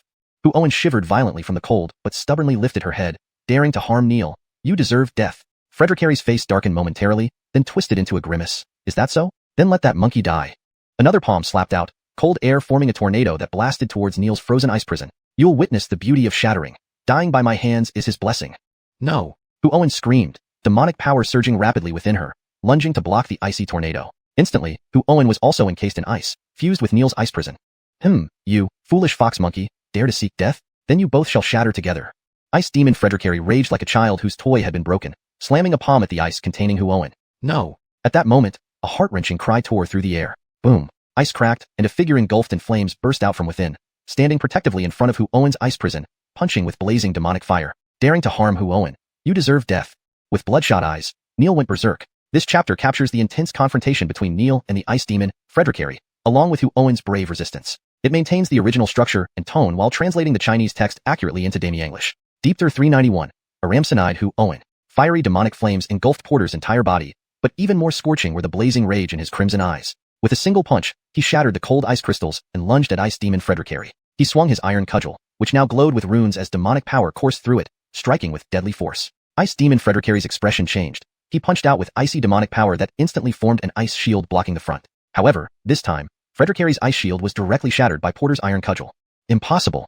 Frederick retreated hastily. Impossible, my ass. Porter roared, thrusting his cudgel forward as if it was a flame. Frederick was truly taken aback. Strands of icy demonic power flew out, only to be smashed by Porter's cudgel. Facing Porter's relentless and fearless assault, Frederick finally grew serious. Descendant of the magic ape bloodline? I've heard there is a magic ape peak on the fringes of the northern wasteland. Are you one of the magic apes from Magic Ape Peak? Porter's eyes burned crimson, his entire body ablaze, but he remained silent, delivering blow after blow with his cudgel. The cudgel left streaks of shadow in its wake, breaking through the chill despite some parts being frozen solid, unleashing powerful killing intent. Bastard, do you think this can defy me? Ice Demon Frederick? Break. Ice Demon Frederick no longer held back, slapping forward with hands covered in translucent crystalline scales. Malakirifyingly cold demonic power transformed into an ice crystal beast, opening its chilling fanged maw, covering Porter's space. Coldness poured out, even more intense than before. But the demonic fire enveloping Porter's body not only did not extinguish but burned more fiercely. Just recently merged and advanced, his life essence demonic rune was releasing demonic flames, turning him into a fiery explosion ape. His demon-covered iron cudgel struck and shattered the realistic-seeming ice crystal beast into pieces. Magic ape cudgel kill. The unstoppable cudgel hurled toward Ice Demon Frederick again, and even the demonic fire around Porter coalesced onto the cudgel, burning its patterns until they turned red. Frederick looked terrified, instantly shattered into ice shards by the cudgel. But Porter didn't relax. Instead, he spun, sweeping horizontally, only for the cudgel with remaining demonic fire to be caught by a hand. Frederick appeared, the one shattered just an ice sculpture. Little monkey, you are quite good, making me use my decoy ice statue, but you're still far behind me. Now that you have no strength left, turn into an ice statue. Frederick sneered. Cold frost rapidly spread up the cudgel, preventing Porter from letting go. Porter roared, demonic fire burning against the terrifying cold, but having expended too much demonic power with his extraordinary strike, his demonic flames could not resist the icy demonic power. Visible ice crept up Porter's arm, almost entirely freezing him. Suddenly, another crack echoed from behind Frederick. Astonished, he turned to see the ice surrounding Hu Owen cracking, her crimson eyes bearing sharp fangs. Quite troublesome. Frederick frowned, his left hand waving, emitting cold frost towards Hu Owen. Do ice demons only know this trick? Hu Owen's crimson-eyed gaze seemed transformed. Pointing out, she dissipated the cold air generated by the icy demonic power. Mysterious power turned into mist, ensnaring Ice Demon Frederick. What the hell is this? Frederick felt dread, pulling back and spinning, icy demonic power bursting forth. But his ice demon's core demonic power quickly melted upon meeting the bizarre mist, as though naturally suppressed. This can't be. Malakirified, Frederick tried to escape using snow escape malaktechnique but found his demonic power sealed by the mist, unable to be controlled, melting instead. Ice demon? Huh. With Hu Owen's soft chuckle, Frederick screamed as his ice armor and body dissolved, vanishing into a pool of ice water within moments, leaving no trace. Cold winds blew past, causing the just defrosted Porter to shudder, staring incredulously at Hu Owen's crimson eyes. Who are you really? Hu Owen. Impossible. Porter and Hu Owen had grown up together. Though exceptionally talented, Hu Owen shouldn't be this powerful. Little monkey, if you bully her, I will come for you when I awaken. Hu Owen giggled, crimson fading from her eyes as she softened and collapsed. Porter rushed forward, holding Hu Owen, finding her deeply asleep. She now seemed like the familiar Hu Owen he knew, bringing comfort with her familiar scent. Is there an ancient monster within Hu Owen? Porter pondered, a struggle evident in his eyes. This was undoubtedly Hu Owen's most vulnerable moment. But, Porter, what happened? For golden monkeys emerged from Cold Ridge. An enemy attacked? We sensed icy demonic power fluctuations. Perhaps ice demons came? One asked nervously. After Porter's breakthrough, they had dispersed. Feeling the demonic power vibrations, they initially thought Porter and Hu Owen were fighting. After all, these two had clashed multiple times. To their surprise, upon arrival, they found Porter holding unconscious Hu Owen, with no other demons in sight. Skis, ice demons arrived. Cold Ridge's tranquility will soon be shattered. Quickly leave, join Black Ox back at the tribe. Here, I will handle things, Porter nodded, complex emotions in his eyes.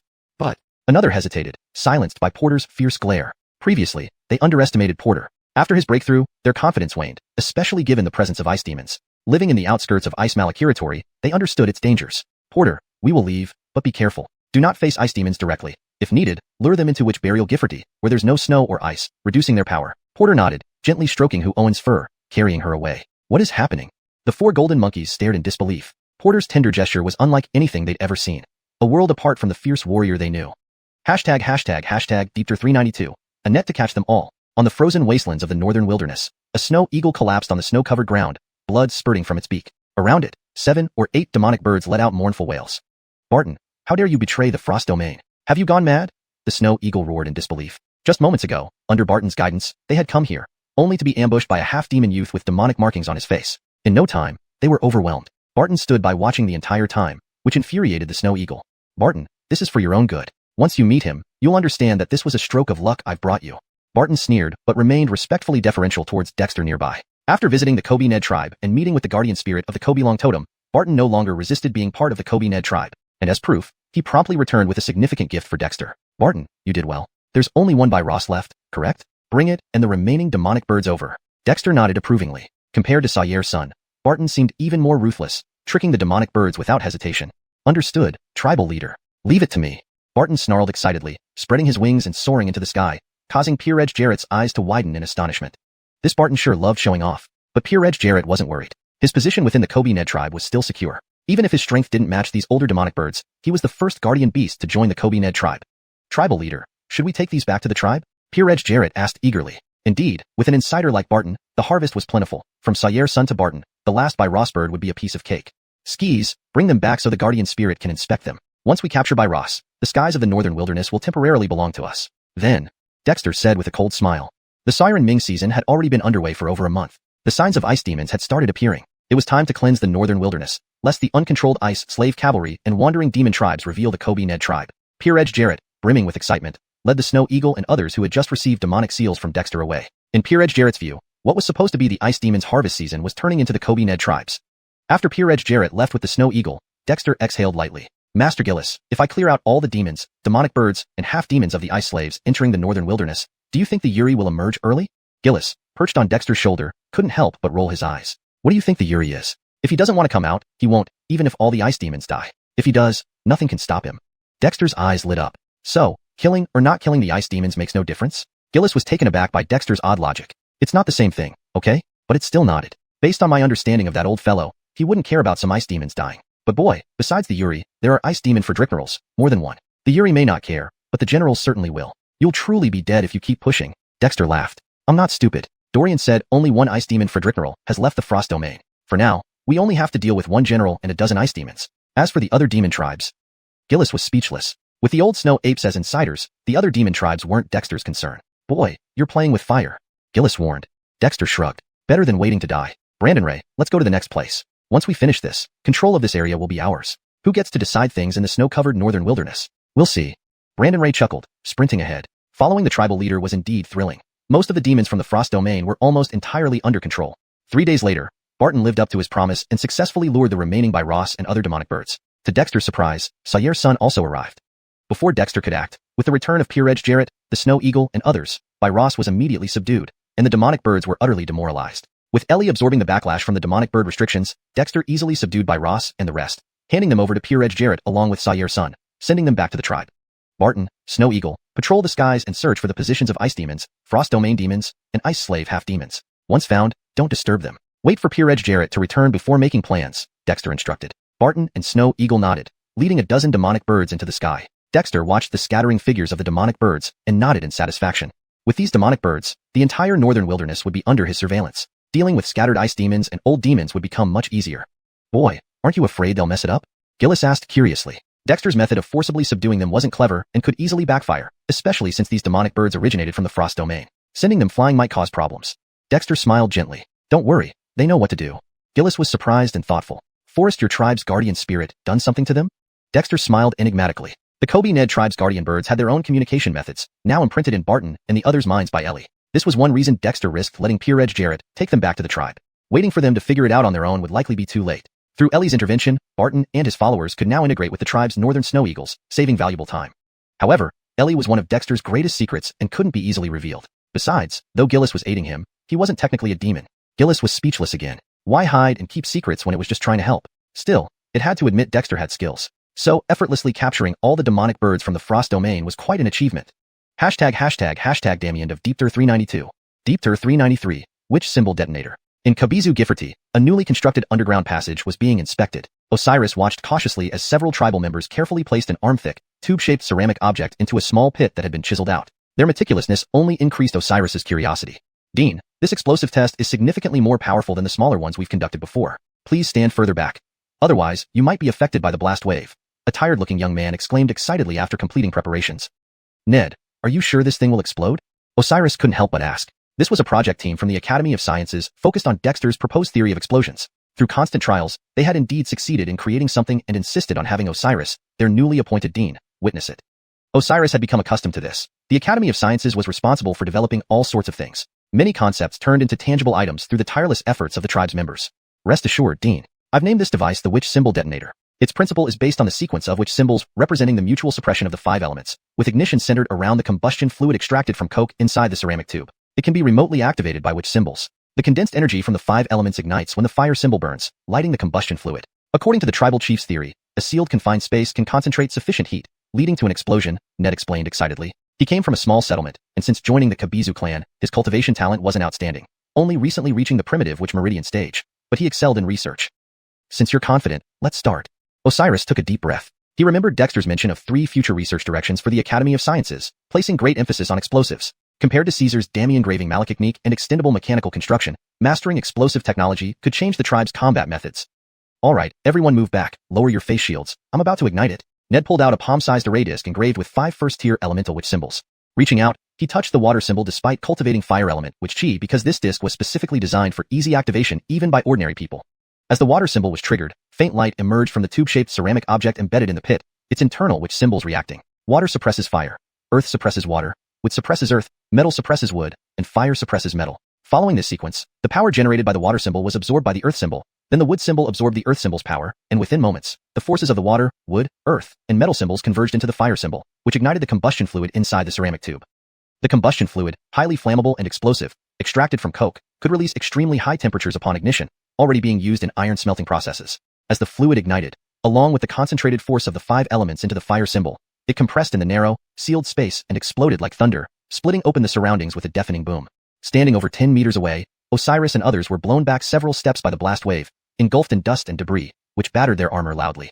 But neither Osiris nor the members of the explosive team cared.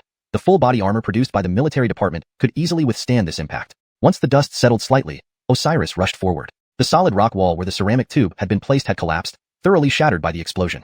Osiris grabbed a spade and quickly cleared the rubble, digging a path 4 to 5 meters deep. Excellent, Ned. This is called the witch symbol detonator? Osiris's eyes gleamed with excitement.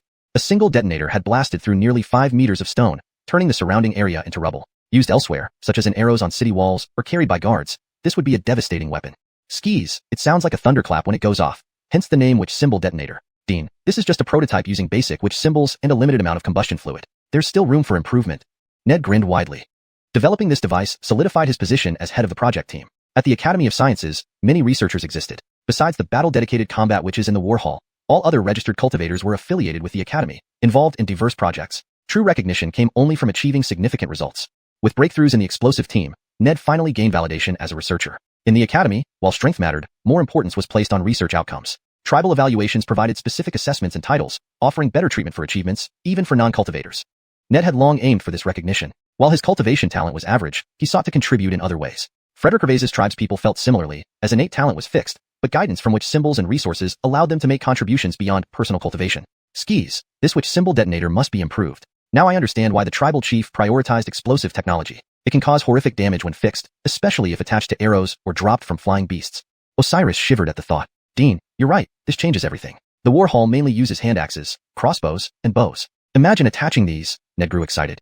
This could transform the tribe's combat methods. Even ordinary tribespeople could wield significant power. Phew, bold thinking but good. Ned, I'll assign personnel immediately to develop feasible manufacturing and usage procedures. This will be crucial for the tribe. Facing the formidable Ice Dominion, the entire tribe lacked confidence. But now, Osiris felt a newfound resolve.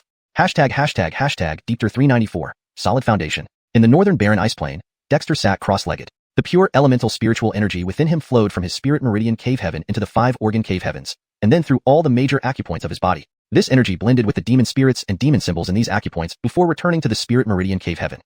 The profound mysteries contained within the Zhaohua Zhangjue cultivation technique nourished not only his body, mind, and soul, but also the various types of spiritual energies and diverse demon spirits and symbols. Deaning lay on Dexter's shoulder as usual, sensing his cultivation. It had become almost a routine for him. Just what kind of cultivation method does this kid practice? How can it be so versatile? Deaning scratched his head. This wasn't the first time he marveled at this. After spending some time with Dexter, even this ancient demon felt surprised. Although Dexter was far weaker than Deaning in terms of strength, when it came to potential, Deaning felt a bit inferior. It was simply unbelievable. Skyet, Deaning couldn't quite figure Dexter out. He had considered probing Dexter's body, but ultimately decided against it. After all, Dexter had Ningjur Ed the demon spirit mark of the Wild Tortoise clan, and Dining didn't want to provoke him into destroying that mark. Note, the phrase Ningjur le Huanggui Yizu de Yao Ling Yin Ji has been adjusted to had Ningjur Ed the demon spirit mark of the Wild Tortoise clan, for better readability and fluency in Demi English. However, Ningjur Ed is not a common Demi English word. Ideally, this should be replaced with formed, created, or similar words based on the context. Corrected version. It was simply unbelievable. Skyet. Dining couldn't quite figure Dexter out. He had considered probing Dexter's body, but ultimately decided against it. After all, Dexter had formed the demon spirit mark of the Wild Tortoise clan, and Dining didn't want to provoke him into destroying that mark. When Dexter practiced his technique, the surrounding heavenly and earthly spiritual energy converged around him. This was not just one type of spiritual energy but all kinds, from common elemental energies to rarer ones like wind, rain, lightning, ice-cold energy, and those corresponding to the demon spirits and symbols in his acupoints. Dexter absorbed all without discrimination, even energies that were clearly unsuitable, which were still assimilated by his elemental spiritual energy. This made him feel like an insatiable black hole. Skyet. Dexter's cultivation remained stable, with no signs of any conflicts between different types of energy. This kid, once he grows stronger, will indeed be terrifying. Fortunately, I can guide him on the path of cultivation. There's nothing to worry about in the future. Dining sighed, then closed his eyes. In such cold weather, sleep was the top priority. As for cultivation, his current strength wasn't something that could be improved through hard work alone. Nearby, Haddon crouched on a stone, with demon energy flowing through its body. As Dexter's mount and a demon race member with Shan divine beast bloodline, Haddon received the cultivation techniques of the Shan clan from the Kobilong totem spirit. Combined with the secret arts inherited from its awakened bloodline, Haddon had no shortage of cultivation methods. However, Haddon also felt a sense of urgency. Despite having undergone one transformation of its innate demon symbol, it still lagged behind the older demons Dexter recently subdued. The guardian lineage of the Kobe Zhu tribe was growing stronger, putting immense pressure even on Haddon. After half a day, Dexter opened his eyes. The spiritual energy flowing through him disappeared, and the gathered heavenly and earthly spiritual energy gradually dispersed. The 4 levels and 12 realms of shaman cultivation, both the ordinary realm and the physical realm, I can consider complete. But there is a discrepancy in the 3rd realm, the soul realm. I prematurely cultivated my mental soul body and achieved innate status through the physical transformation, bypassing the fusion of souls. Ultimately, something is lacking. But now, my mental soul body is solidified, and I have numerous innate spirit symbols and demon symbols. How do I fuse the soul? Dexter scratched his head. Although he was cultivating shamanic energy transformed into spiritual energy, the overall cultivation system could still refer to the shamanic system. Shaman cultivation could be divided into 4 levels and 12 realms. Level 1, ordinary realm, condensing Croods, opening meridians, gathering symbols. Level 2, physical realm, malachimpering body, refining impurities, casting body. Level 3, soul realm, rebirth, a vision of souls, transcending ordinary. Level 4, innate realm, innate, shaman core, breaking the void. After breaking the void comes the immortal realm, known as lesser shaman according to Ellie's words. This ancient shamanic system, compiled from the Han Frederick tribe's legacy brought by grace, was extremely applicable even today.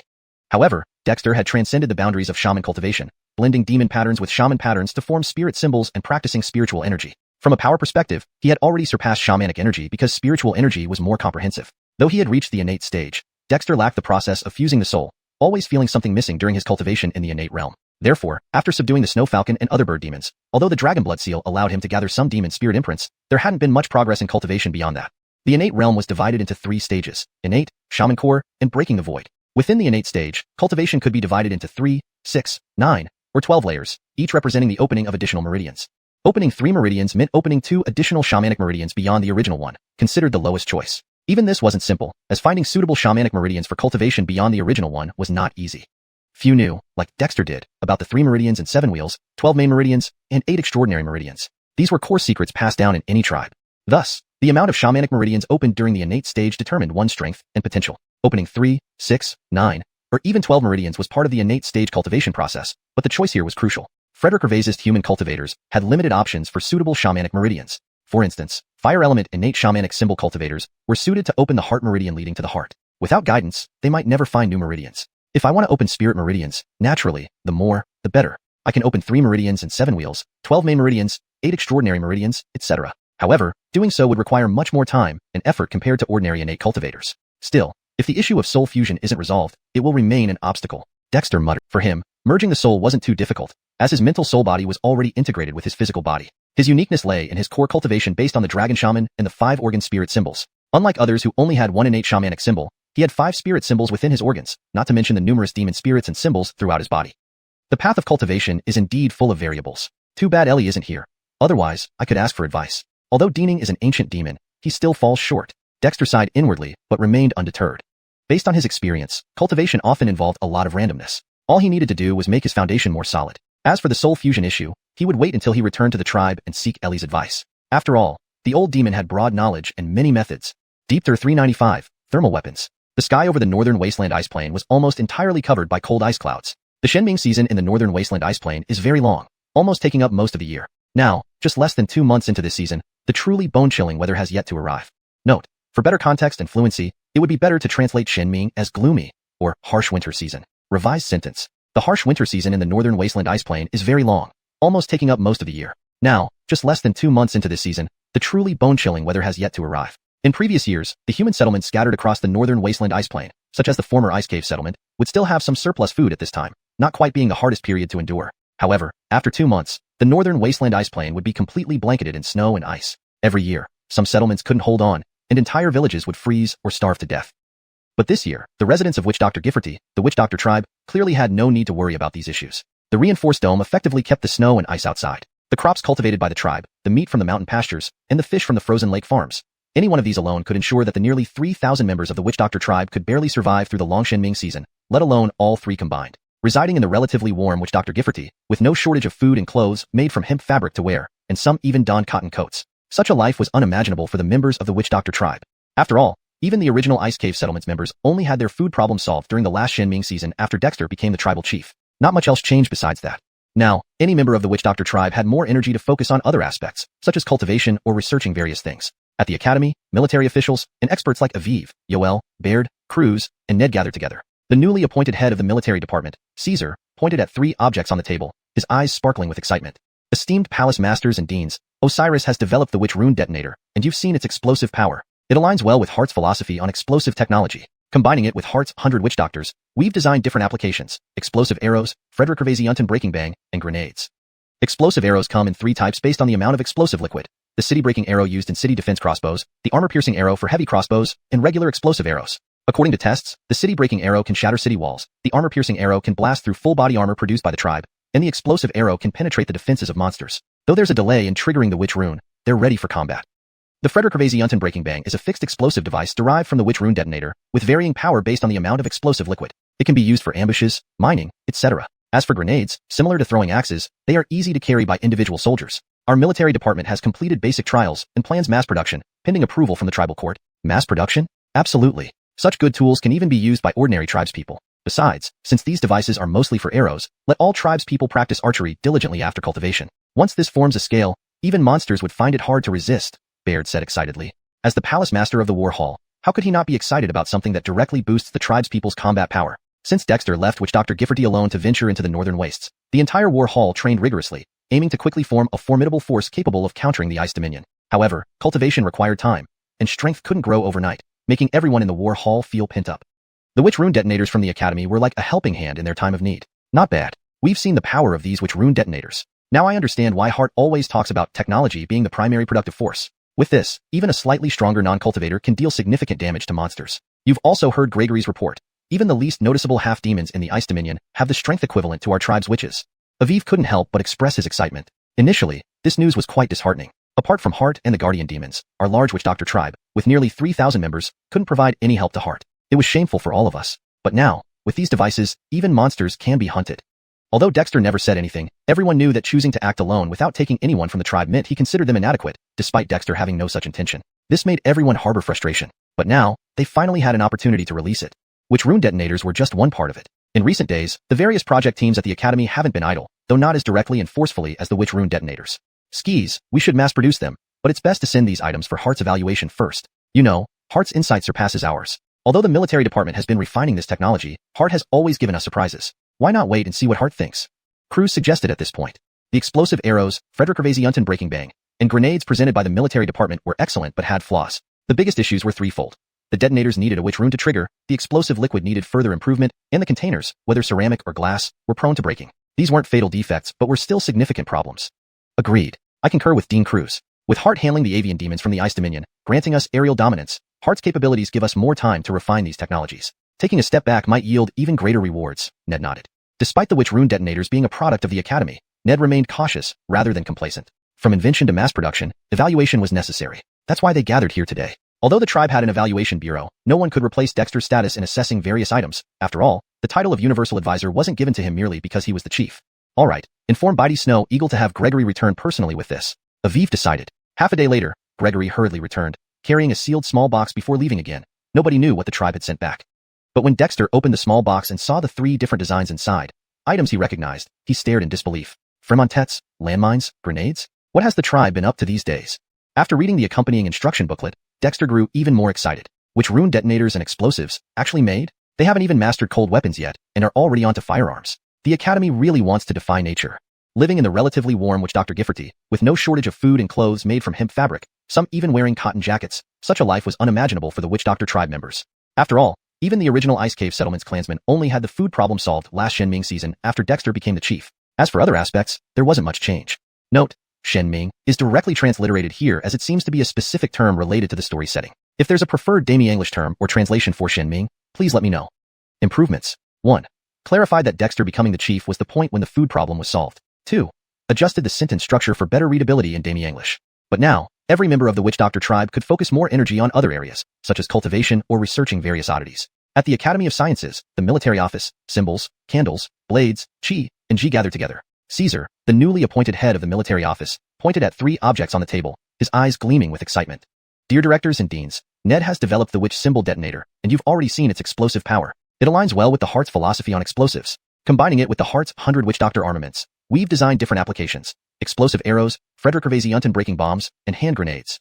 The explosive arrows are divided into 3 specifications based on the amount of explosive liquid used. They can be city-breaking arrows for defense crossbows, armor-piercing arrows for loaded crossbows, and explosive arrows for regular arrows. Based on trials, city-breaking arrows can shatter walls, armor-piercing arrows can blast through full-body armor produced by the tribe, and explosive arrows can penetrate the defenses of monsters. Although there are time limitations due to the witch symbol activation, they are already ready for combat use.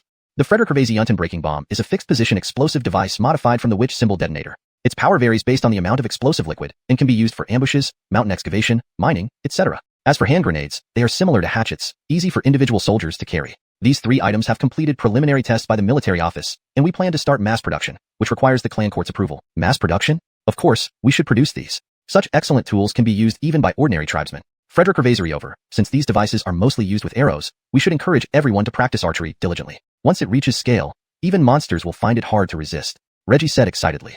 This would directly boost the tribesman's combat capability. As the hall master of the combat hall, how could he not be excited? Ever since Dexter left Witch Dr. Gifforty on his solo adventure in the northern wasteland ice plain, the entire combat hall had been training intensely, all aiming to quickly form enough strength to counteract the ice dominion. However, cultivation takes a long time, and strength doesn't increase overnight, making everyone in the combat hall feel pent-up frustration. The witch symbol detonator developed by the Academy of Sciences was an absolute blessing for the combat hall.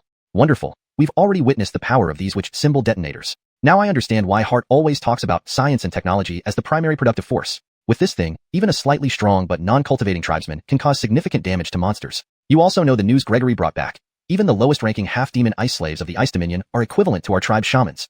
Aiden couldn't help but say excitedly, originally, this was disheartening news. Apart from the Heart and the Guardian Demon Guards, our large Witch Doctor tribe, with nearly 3,000 members, couldn't assist the Heart. This is a disgrace to us all. But now, with these tools, even monsters can be hunted down. Although Dexter never mentioned anything, ever since he chose to act alone without bringing anyone from the tribe, everyone knew they were considered inadequate, regardless of Dexter's intentions. This made everyone harbor resentment, but now, finally, they had a chance to release it. The witch symbol detonator was just one example. In recent days, various project teams at the Academy of Sciences hadn't been idle, though nothing else was as straightforward as the detonators. It needs mass production, but this item should first be evaluated by the Heart. You know, the Heart's insight surpasses ours. Although the military office is trying to improve the technology, the Heart always surprises us. Why don't we wait and see what he thinks? She suggested at this moment. The explosive arrows, Frederick Hervesianten breaking bombs, and hand grenades were all excellent but had their flaws. The biggest problems were threefold. First, the detonators needed witch symbols to trigger explosions. Second, the explosive liquids needed further improvement. Third, the containers, whether ceramic or glass, were prone to breaking. Though these defects weren't fatal, they were still significant issues. I agree with Dean Chi's suggestion. The Heart is out subjugating avian demons from the Ice Dominion, giving the tribe control over aerial surveillance. Given the Heart's capabilities, he can buy us more time to improve the technology. Let's wait for his feedback, Ji nodded. Although the witch symbol detonator came from the Academy of Sciences, Ji remained cautious rather than complacent. From invention to mass production, assessments were necessary. They gathered here precisely for this purpose. However, while the tribe had an evaluation office, no one could match Dexter in assessing new technologies. After all, the title, Omniscient Consultant, didn't come merely because he was the Heart. All right, notify the Northland Snow Eagle, and have Gregory return personally, Aiden decided. Half a day later, Gregory rushed back with a sealed small box and then hurriedly left again, not knowing what exactly he was tasked to deliver. But when Dexter opened the small box and saw the three differently shaped but familiar-looking items inside, he couldn't help but blink in surprise. Fremontets, landmines, and grenades? What has the tribe been doing these days? And after reading the accompanying manual, Dexter became even more excited. Which symbol detonator? Explosives? They actually did it? Without fully mastering cold weapons, they've moved straight to thermal weapons. The Academy of Sciences is going off the charts. Deepter 396, weapon malacasting. Gunpowder, for Dexter, wasn't difficult to produce. He knew the basic material ratios. The challenge lay in finding the raw materials and refining them. However, Dexter didn't deliberately set out to manufacture gunpowder, even though he knew that its creation could significantly boost the tribe's combat capabilities. Instead, he adopted a laissez-faire approach, fostering the growth of the clan members, guiding them with his concepts and foundational knowledge to gradually build up their own technological tree for the Kobe-Yoel tribe. While Dexter's insights played a crucial role in steering the clan members away from many detours, it was their dedication to research and experimentation that truly made the greatest difference. It had been less than 2 months since he left Kobe-Yoel Gifforty, yet the Science Academy had managed to develop explosive technology like the Kobe symbol detonator. Dexter couldn't hide his excitement. "Kid, what on earth is this that has you so excited?" Brendan couldn't help but ask out of curiosity. After spending time with Dexter, Brendan had developed a better understanding of him. Though the kid could be irritating and liked to confront others, he had genuine skills. Even when capturing all the snow falcons hadn't made Dexter this excited. So what could these 3 items in the small box possibly be? Hee, Senior Brendan, this is some good stuff. Come, let's give it a try. Dexter, filled with excitement, carried the small box to a cliff frozen by ice. He pulled out a folding bow from his backpack, adjusted it, and drew an arrow. Following the instructions in the booklet, he triggered the tiny Kobe symbol detonator tied to the arrow and shot it after mentally counting to 3. Brendan, with a dismissive expression, suddenly heard a deafening explosion. Stunned, he saw that the once ice-covered cliffside had crumbled, revealing a half-meter-wide hole, about 10 centimeters deep. Whoa! Brendan involuntarily drew a sharp breath. Is this still just a bow and arrow? The power isn't bad, but the trigger is a bit troublesome and needs improvement, Dexter commented joyfully. He put away the folding bow and activated a hand-sized grenade before throwing it. Another explosion sounded, creating an even larger hole next to the previous one. Clearly, the grenade's blast was more powerful than the explosive arrow. A flash of shock crossed Brendan's eyes. Was this power enough to threaten it? Seeing the last item, a large disc-shaped object, Brendan grew uneasy.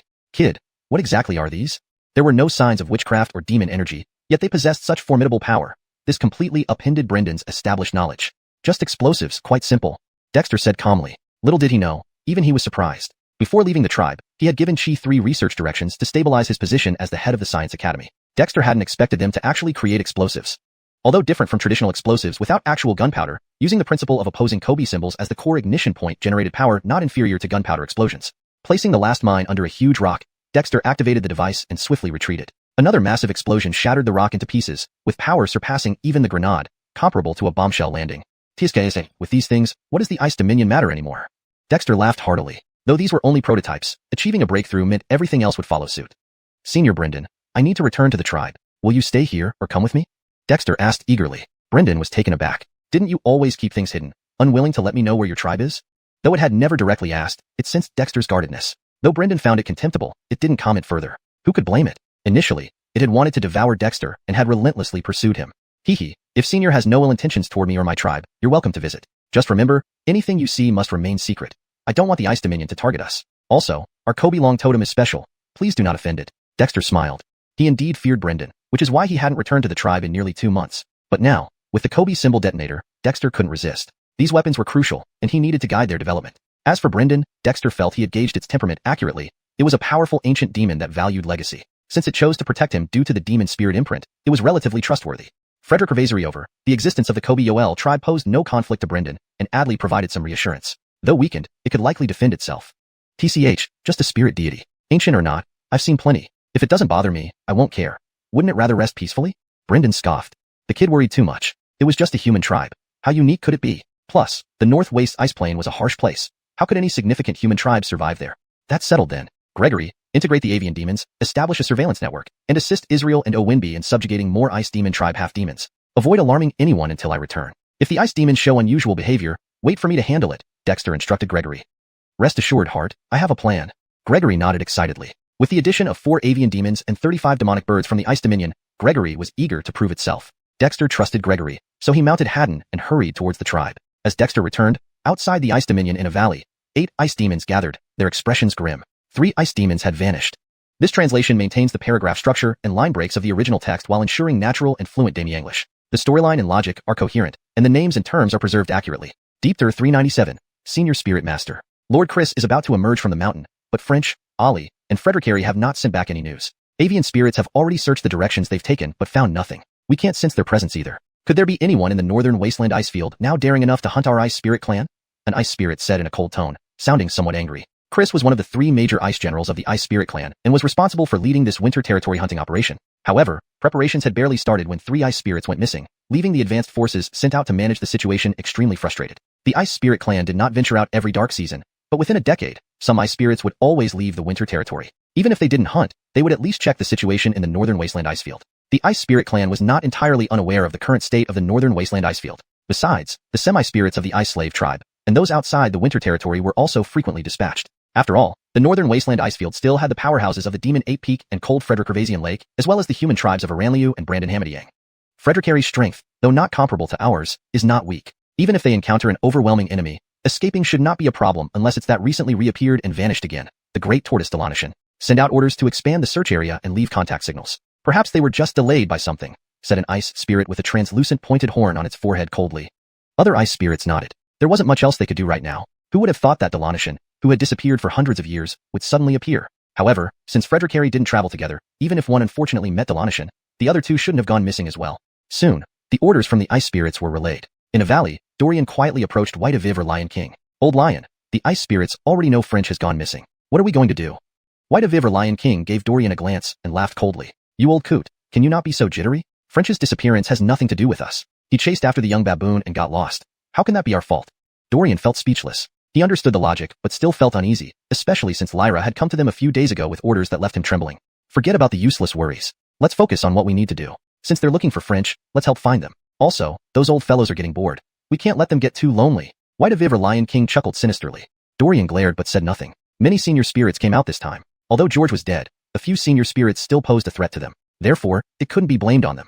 Below a snow-covered canyon, an elderly half-spirit with wrinkles faced several animal bones before him. As he moved his fingers, these bones seemed to take on different meanings. Grandfather, the disappearance of the ice spirits can no longer be hidden. Can you still not make up your mind? A half-spirit youth with scars on his face approached quietly, lowering his voice and speaking in human language. This half-spirit youth was the one whom Dexter released earlier, knowing the human language. Garner, the information you brought back is insane. Are there really human tribes willing to accept us, whose bloodlines have become impure? The elder looked bitterly at the bones before him. He was an elder of the Ice Slave tribe, skilled in divination, yet he couldn't see through the bone oracle in front of him. Forget it. After waiting for thousands of years, perhaps this is our last chance. Garner, take my bone token and go see the chief elder. He will arrange it. The old man pulled out a blackened bone with engraved patterns from his worn-out animal skin.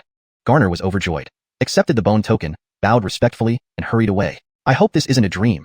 Otherwise, with the Ice Slave tribe's current situation, we might never return home, the old man murmured, but soon his expression became resolute. Dammy endurance brings hope.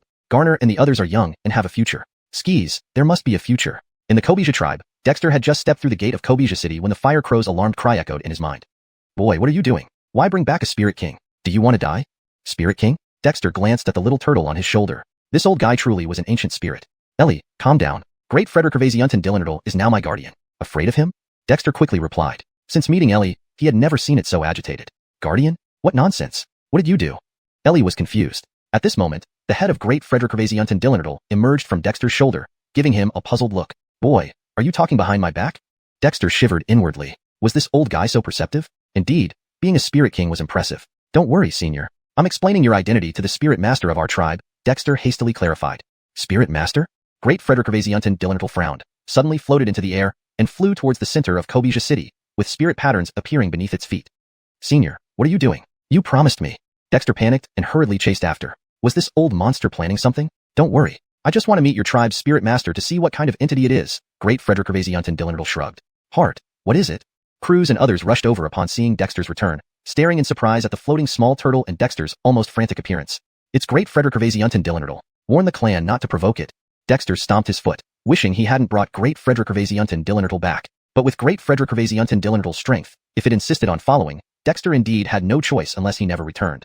Soon, Great Frederick Gervasiunton Dillenerdal reached the Kobe Long Totem altar. Just a glance at the totem caused Great Frederick Gervasiunton Dillenerdal to stare wide-eyed. Two pea-sized eyes appeared with spirit patterns, as if trying to see through the Kobe Long Totem. Suddenly, the Kobe Long Totem twisted, golden light appeared, and a pair of golden eyes opened, meeting Great Frederick Gervasiunton Dillenerdal's gaze. These eyes seemed filled with ages-old wisdom, carrying profound secrets. Little Desert Dillenerdal, how dare you be so presumptuous? Ellie's voice rang out abruptly, startling Cruz and others who just arrived. This was Great Frederick Gervasiunton Dillenerdal, one of the 4 ancient spirits of the northern wasteland icefield. Yet their own totem spirit master was acting high and mighty? Only Dexter remained unfazed, albeit slightly speechless. Ellie was actually treating Great Frederick Gervasiunton Dillenerdal like an old acquaintance. Hopefully, it wouldn't cause trouble. After all, Great Frederickvasiunten Dillenerdal had a bad temper. Unexpectedly, Great Frederickvasiunten Dillenerdal only hesitated momentarily before descending from the air, asking respectfully, "Senior, what exactly are you?" Croods and others were dumbfounded. Senior? What was going on? Their own spirit master was that ancient? Deepter 398. Eli the Great Deceiver. The people of the Kobe Yoel tribe, especially those from the original Ice Cave settlement who had witnessed the establishment of the Kobe Yoel tribe during the Yolbu Inflammation Sacrifice Totem ceremony, knew that the Kobe Long Totem spirit only appeared on the day the tribe was founded. But what was happening now? To the Kobe Yoel tribe, Brendan wasn't very mysterious. After all, the Kobe Yoel tribe already had a habit of recording events and biographies, turning even some of the peculiar incidents encountered by elders from various settlements into stories to spread within the tribe. How much more so for the 4 ancient demons of the northern wilderness ice plain. After Ross Fay revealed the details about Brendan, Nedian immediately had the information relayed back. With the arrival of the Siranian season, the Kobe Yoel tribe had no choice but to bury Kobe Yoel city underground. All kinds of information, including those about the ice domain, were already widely known by the members of the Kobe Yoel tribe. Thus, everyone was confused at this moment. Their totem guardian called Brendan, Little Wild Tortoise? And Brendan actually referred to their totem guardian as an elder? You Little Wild Tortoise do have some sharp eyesight, worthy of being a descendant of the ancient Siranwu. Since you've come to the Kobe Yoel tribe, stay well behaved, don't stir up trouble. Nedian is someone I approve of as my successor. If you are willing to be his guardian, do your job well. The trace of ancient Siranwu's spiritual aura shall be your reward. Kobe Long Totem spoke, and a shadow of a coiled snake turtle emerged from it, heading towards Brendan. This is... Brendan was stunned. The shadow fell upon his forehead, and immediately his body began to enlarge. Though not as huge as when Nedian first met him, it still grew to the size of a house. Brendan's thick demon power flowed. Countless demon patterns covered his body, forming a completely condensed Siranwu tortoise in mere seconds. Truly, the source method of ancient Siranwu? You? How can you possibly know our ancient ancestors' secret transmission? Brendan asked, overwhelmed with surprise. Tisk, would you believe me if I said your old ancestor taught me? Came Ellie's chuckle from the Kobe Long totem. Brendan was stunned. The demon patterns on his body rapidly shimmered, and dirty air began to seep out, emitting an odor. However, it was quickly burned away, turning into a strange fragrance, which made the Kobe Yoel city residents feel refreshed and clearer-minded. Kobe Yoel tribe, listen. Jifferdraculate your techniques and focus your spirit.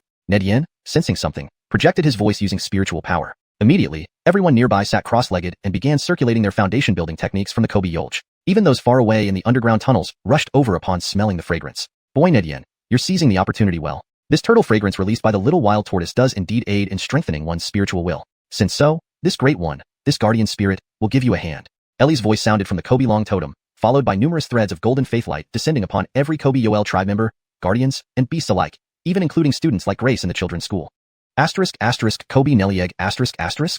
Just glancing at the technique planted in his mind, Nedian couldn't help but laugh. It was precisely the modified version of Kobe Nelieg using the creation cauldron. Unlike creation true art, this specialized in cultivating one's mental will, perfect for the current situation. For the Kobe Yoel tribe, the turtle fragrance emitted after burning the filthy air from Brendan's body turned out to be immensely nourishing, targeting the soul directly. Even Nedian, after breaking off from meditation, also sat down. Under the fragrant influence, he found his spiritual entity growing visibly, and his demon symbols became increasingly tangible. Eventually, the demon-patterned Siranwu tortoise merged entirely into Brendan's body, revealing intricate, mystic turtle patterns on his carapace, turning his whole frame more jade-like. Bowing deeply, thanking the elder for imparting the method, your humble disciple is immensely grateful. Brendan opened his eyes, prostrating in gratitude. Your bloodline remains too complex, but if you persist in practicing the source method, purifying your bloodline, transforming into an ancient Siranwu isn't impossible. Little wild tortoise, protect Nedian well. If he truly repairs the demon imprint of ancient Siranwu, there might yet be hope for your race. Brendan trembled excitedly, calming down before sincerely asking, Elder, do you mean it? Could the ancient Siranwu really return? If so, your humble disciple will do everything to protect the chieftain, taking orders without hesitation. Nedian, emerging from meditation, was dumbfounded at Brendan's sincerity. Elder Brendan, do you mean? This was Brendan, a demon king, one of the 4 ancient demons of the northern wilderness ice plains. Had Ellie truly tricked him? Previously, Nedian had agreed to let Brendan guard him because he used its essence blood to form the demon imprint of the Wild Turtle clan. Although unaware of its exact benefit to Brendan, Nedian gladly allowed such an ancient demon to assist him. Now, Heart, please don't call me Elder anymore. Before the Guardian Elder, I'm just a little wild tortoise. If only I had known earlier about a presence like the Guardian Elder here, I wouldn't have wasted a millennium. Brendan sighed, then clenched his teeth, solemnly declaring, from today, my lineage of northern wilderness wild turtles submits to the chief's command. Should anyone defy, our bloodline shall be cut.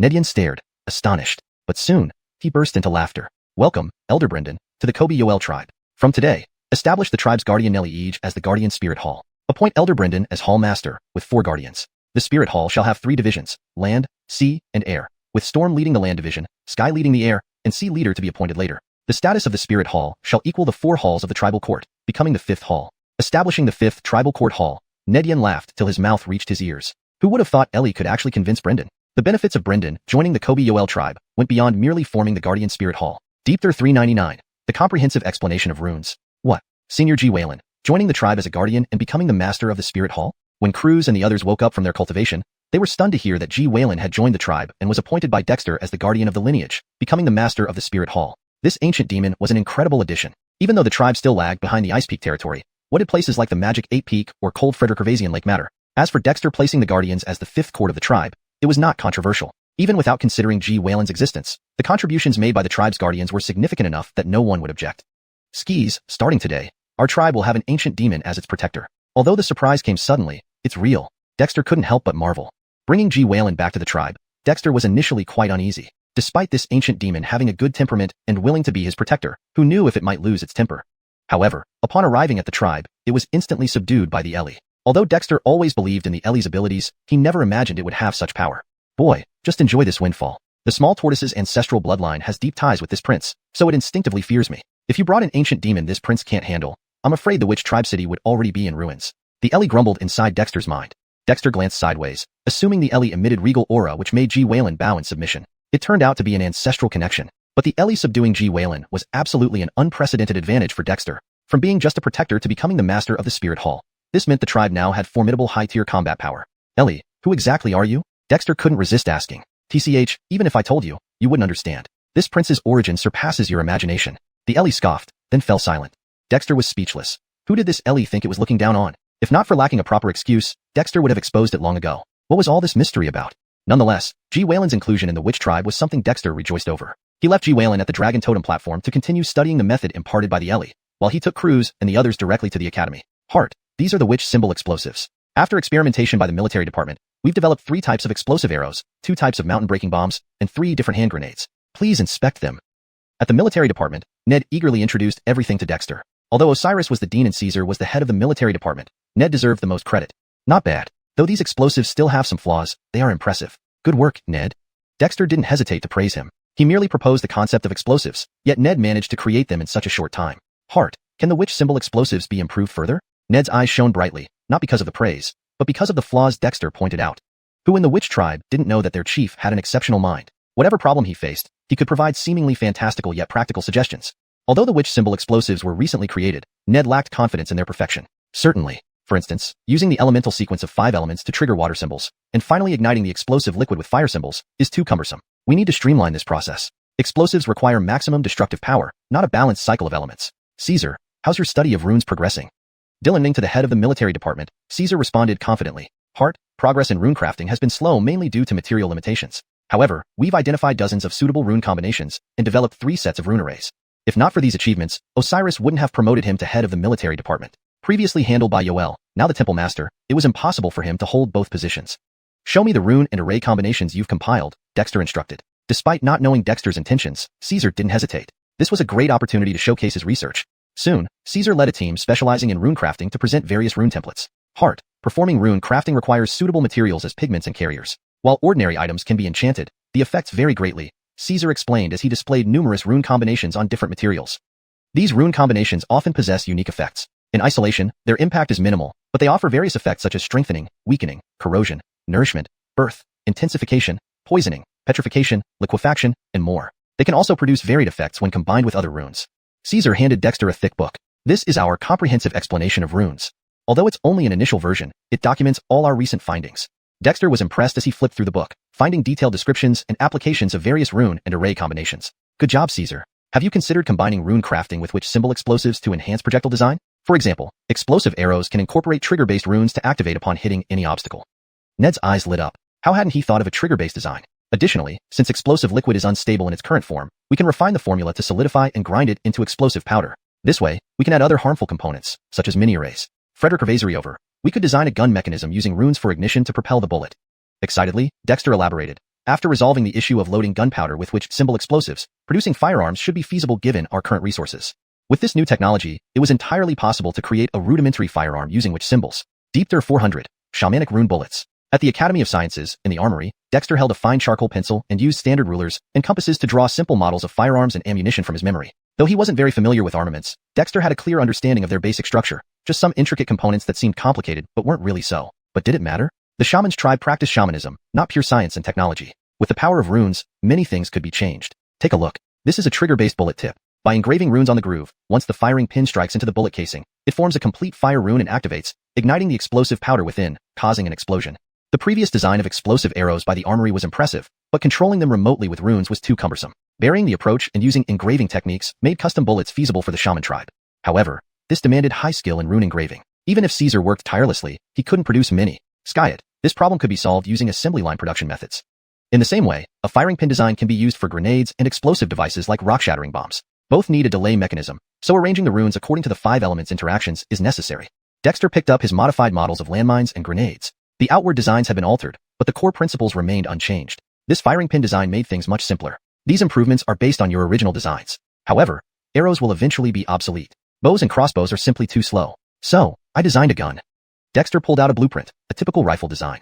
The firing pin modification targets the bullet tip and ignition. This is called a gun, which functions as an alternative bow and arrow, a projectile launcher. The ammunition is called a bullet. Pointing to the unusual design of the rifle and bullet, Dexter continued, the gun's design separates the ignition mechanism. It consists of a trigger, firing pin, and barrel, responsible for striking the bullet's base to ignite the explosive charge inside. Dexter couldn't hide his excitement. As for the bullet design, it's quite simple. Engrave a fire rune on the base, fill it with explosive powder and compress it, then seal it with a bullet tip. Once ignited, the hot gas from the burning powder pushes the bullet out, propelling it towards the target. Finishing his explanation, Dexter scanned the astonished faces of Osiris and others, sighing with relief. Chi's discovery of the runic detonator was not just about realizing Dexter's theory of explosives. It was also about extracting and using combustible liquids. Dexter hadn't anticipated that the Academy of Sciences had already extracted rapid igniting liquid from coal. Even though it wasn't gunpowder, it was easier to make. Hart, does this mean that operating a gun requires no special skills? One only needs to pull the trigger and aim at the target. Croods asked, clearly surprised. Although Dexter's drawings were still blueprints and theories, they were enough to captivate everyone. That's right. The greatest advantage of these guns is that they save effort. Even a 3-year-old can threaten shamans or wizard masters with a gun. This is the power of thermal weapons, Dexter nodded. This weapon could revolutionize warfare. Although the development of firearms took centuries in another world to achieve advanced equipment, Dexter could shorten this process dramatically. Our tribe's casting capabilities allow us to attempt making such guns. While the overall construction is complex, we can solve problems step by step. The core issue is the explosive liquid, so focus on that. Also, the use of runes is fundamental. Both are indispensable, Dexter advised. There were no flintstones here, not even a basic flintlock gun could be considered. But the existence of runes could solve this issue. How exactly, was not something Dexter needed to worry about. There were plenty of researchers at the Academy of Sciences, all hungry for knowledge. Dexter himself was only half knowledgeable, so being an advisor suited him better. Osiris, developing firearms will be a long process requiring constant experimentation. We won't see immediate results, but the modifications and mass production of explosive arrows, rock-shattering bombs, and grenades should be manageable. Assign personnel to overcome the technical challenges and establish production lines, prioritizing explosive arrows, rock-shattering bombs, and grenades. They will be crucial for my plans. Dexter felt delighted having served as a military consultant. After a moment, he added, remember, whether it's firearms or other weapons, they're merely tools. Strengthening your own abilities is paramount. There are too many formidable warriors in this world who can't be dealt with by mere weapons. You must possess sufficient strength, otherwise, they are just heaps of scrap metal. Croods and others nodded silently, finding Dexter's words reassuring. As shamans, they saw how terrifying this new explosive technology was. As Dexter said, even a child could threaten a master wizard with a gun. This left them somewhat disheartened, considering how difficult cultivation was. But Dexter's reminder clarified their thoughts. No matter how superior the weapon, it required someone strong to wield it effectively. Just like the explosive arrows the tribe could now produce, their real power depended on who used them. Don't worry, Hart. Our people have been training diligently and won't lose sight of our priorities. Giles thumped his chest confidently. As the leader of the combat hall, Giles faced the most pressure. But the tribe's current strength was indeed too weak to pose a significant threat to ice monsters or ice slaves from the ice malakiratory. Cultivation involves balance, Giles. You don't need too much stress. Now that Senior Aranchan has joined our tribe, our top-tier combat strength is no longer inferior to the ice malakiratory. And during my travels, I didn't idle. I doubt the skies over North Wasteland's icy plains belong solely to the ice demons now. Dexter patted Giles on the shoulder, smiling proudly. By blocking the ice malakiratory sky reconnaissance, Dexter gained much more maneuvering space. The feeling of having everything under control was truly gratifying. Deepter 401. Inherent and acquired. Dexter stayed at the armory for 3 days straight.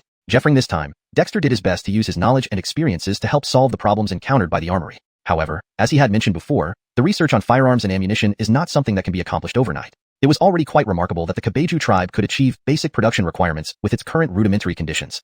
Many of the issues were resolved using various combinations of inscribed patterns from the art of dummy engraving, allowing the materials possessed by the Kabeju tribe to barely meet the standards required. Despite these challenges, all tribal members involved in the project made significant gains. The solidification technique for explosive liquid was successfully resolved, and after mixing it with mineral powder used to make fire talismans, the new explosive powder burned more easily and released more heat than the original explosive liquid. The design problem of the detonating arrowhead's firing pin was also solved. Instead of engraving the firing pin with patterns as Dexter initially proposed, a simpler method was adopted. After filling the projectile body with explosive powder, an engraved fire talisman cover was pressed over it. Once struck, the talisman would activate immediately, making it simpler and more direct. As for manufacturing the engraved fire talisman covers, even using manual engraving was not particularly difficult. Besides, the tribe possessed primitive machine tools, which allowed them to first press out the talisman patterns before filling in the inscribed layers, enabling mass production. Of course, this was a future task. For now, everything was still in the experimental stage. Only when the armory documented almost all of Dexter's knowledge about firearms and ammunition did he finally leave, feeling both relieved and full of anticipation. His purpose for returning to the tribe was fulfilled. However, just as Dexter stepped out of the academy, he saw Grace and others waiting at the entrance. "Owen, do you have time?" Grace asked with a somewhat bitter expression. Dexter nodded, shifting his gaze to Brandon Hammond. He had heard that Brandon Hammond had given up his identity in the Barrel tribe to join the Kabeju tribe, believing in the totem of the Kobe dragon. This move had been anticipated, but was still surprising. "Grace, what's wrong?" Dexter walked over. Considering that the Barrel tribe members had been in the Kabeju tribe for 2 months, they had enough time to learn more about the tribe. "We want to ask, has there been any changes with the Barrel tribe in Cold Ridge?" Grace asked bitterly. In the Kabeju tribe, they lived well, enjoying warm shelters, ample food, and learning advanced knowledge. Skyet, they still worried about the Barrel tribe. "As far as I know, there hasn't been any bad news from Cold Ridge. Everything is fine, don't worry. As long as the Yuri doesn't leave the Ice Malakiratory, things should remain stable," Dexter comforted them. He understood their concerns, knowing the situation of the Barrel tribe wasn't good. Grace and the others visibly relaxed. Although Dexter didn't say much, it was undoubtedly good news to them. "Owen, if we all joined the Kabeju tribe, would it help restore the sacrificial spirit of the Barrel tribe?" Brandan hesitated before stepping forward to ask. Brandan, why do you ask?" Dexter was surprised. "Owen, you just returned and may not know yet. When Brandon Hammond joined the Kabeju tribe, the sacrificial spirit purified the curse from the Barrel tribe's sacrificial spirit inside him. A fragment of the Barrel tribe's sacrificial spirit regained consciousness. If this works for Brandon Hammond, it might work for us too. If we could gather the fragments within each of us, perhaps we can save the sacrificial spirit of the Barrel tribe." Brandan's expression was solemn. "Even though it means leaving the Barrel tribe, we've discussed it and are willing to try." Dexter was astonished, then said after some thought, "Follow me." Soon, Dexter led Brandan and the others to the Kobe dragon totem platform. Brendan had restored its fist-sized turtle form, floating below the platform, still covered in demonic symbols. "Leader, about Brendan?" Frederick looked concerned. Knowing the small turtle was actually Brendan frightened them. It was an ancient demon king. Their clan leader bringing it back showed great daring. "Don't worry. It's studying the teachings from the sacrificial spirit and will be the guardian of our temple in the future. Treat it as one of us. Its origin isn't important," Dexter observed for a moment and laughed. Although surprised that Adley could tame Brendan, Dexter wasn't too shocked. Adley was clearly much older, able to relate to Brendan's ancestral lineage. A simple primordial law made Brendan bow and submit. Dexter couldn't complain about gaining an ancient demon as a tribal asset. Frederick scratched his head, then looked at Grace and the others. "Frederick, prepare the ceremony for joining the tribe. Grace and others will need it shortly," Dexter said calmly. Surprised but nodding, Frederick turned to prepare. Given Brandon Hammond's precedent, it wasn't a big deal for the Barrel members to join the tribe. "Ellie, what about the Barrel tribe's sacrificial spirit?" Dexter asked mentally, looking at the Kobe dragon totem. Adley's voice echoed in his mind, filled with self-satisfaction. "Hee, that was unexpected. The Barrel people carry cursed faith fragments of their sacrificial spirit. When Brandon Hammond joined the tribe, I purified the faith fragment of the Barrel sacrificial spirit inside him using divine light. It was a primordial Frederick Hervasiuntan spirit." "Primordial Frederick Hervasiuntan spirit? What's that?" Dexter asked, puzzled. Adley explained. "In the ancient era, beings were categorized as either primordial or acquired. Primordial beings were born as gods or demons, possessing profound power and strength right from birth. They could destroy the heavens and earth at will. Unfortunately, after many calamities, the primordial era gradually faded. Later born entities are considered acquired beings." Dexter's eyes gleamed. "So you're saying the sacrificial spirit of the Barrel tribe is a primordial being? Frederick Hervaser or less. It has primordial origins, but it gained consciousness too late and is trapped in this world, making it rather weak. Otherwise, it wouldn't have been blackened by a mere curse. Although I purified the curse in Brandon Hammond using true sunfire, it only cleansed a fragment. To completely heal it, the curse on its true body needs purification." Dexter understood. It was a luckless primordial Frederick Hervasiuntan spirit, but even so, it greatly exceeded his expectations. Initially, he thought the Barrel sacrificial spirit was just ordinary. Knowing it had primordial origins was impressive. "Ellie, if Grace and others join the tribe, can you purify the faith fragments within them and merge them?" Dexter asked. Adley laughed. "Piece of cake. No problem at all." Dexter felt confident. Brandan's idea might be feasible. "So, let's do it." Deepter 402. The History of Cold Ridge Tribe. Beneath the Kobe Long Totem platform, most of the senior members of the Kobe Ned tribe had gathered after hearing the news. They looked with anticipation at the more than 100 young children from the Cold Frederick Hervasiuntan tribe, who were already prepared. These fine young individuals from the Cold Frederick Hervasiuntan tribe generally showed better potential than their peers in the Kobe Ned tribe after arriving. This naturally had much to do with the education and training they received from an early age in the Cold Frederick Hervasiuntan tribe. After all, the Kobe Ned tribe was only established just over a year ago. Although it brought various new knowledge with Dexter, its depth could not compare with the Cold Frederick Hervasiuntan tribe, which had been passed down for hundreds or even thousands of years. With this addition of 100 young children to the tribe, it was foreseeable that there would be more outstanding talents among the younger generation. In a way, these people also represented the future of the tribe. Joining our Kobe Ned tribe means you shall believe in the Kobe Long Totem, abide by the tribal rules, love your fellow tribesmen, follow orders, and contribute all your strength to the development of the tribe. Do you agree? Ike, dressed in a shamanic robe, cast his gaze on Grace and others leading the group. Though complex emotions flickered across Grace's and others' faces, they saluted and answered together, we agree. Since Brandon Hammond joined the Kobe Ned tribe, it was enough for them to make up their minds, especially after Brandon Hammond informed them about the current state of the cold Frederick Ravesiantan spirit. Good. Offer sacrifices and meditate on the totem, Ike shouted loudly, starting the ceremony. Instantly, the shamans from the sacrificial courtyard dragged over wild beasts that had been prepared, placed them before the totem, and then one by one, Grace and others stepped forward, dripping their blood into the sacrificial pool to honor the totem. At this moment, Gillis, who was floating to one side, suddenly opened his eyes, looking at Grace and others, confused. What are they doing? In the midst of freezing cold, why did the Kobe Ned tribe suddenly perform a totem sacrifice?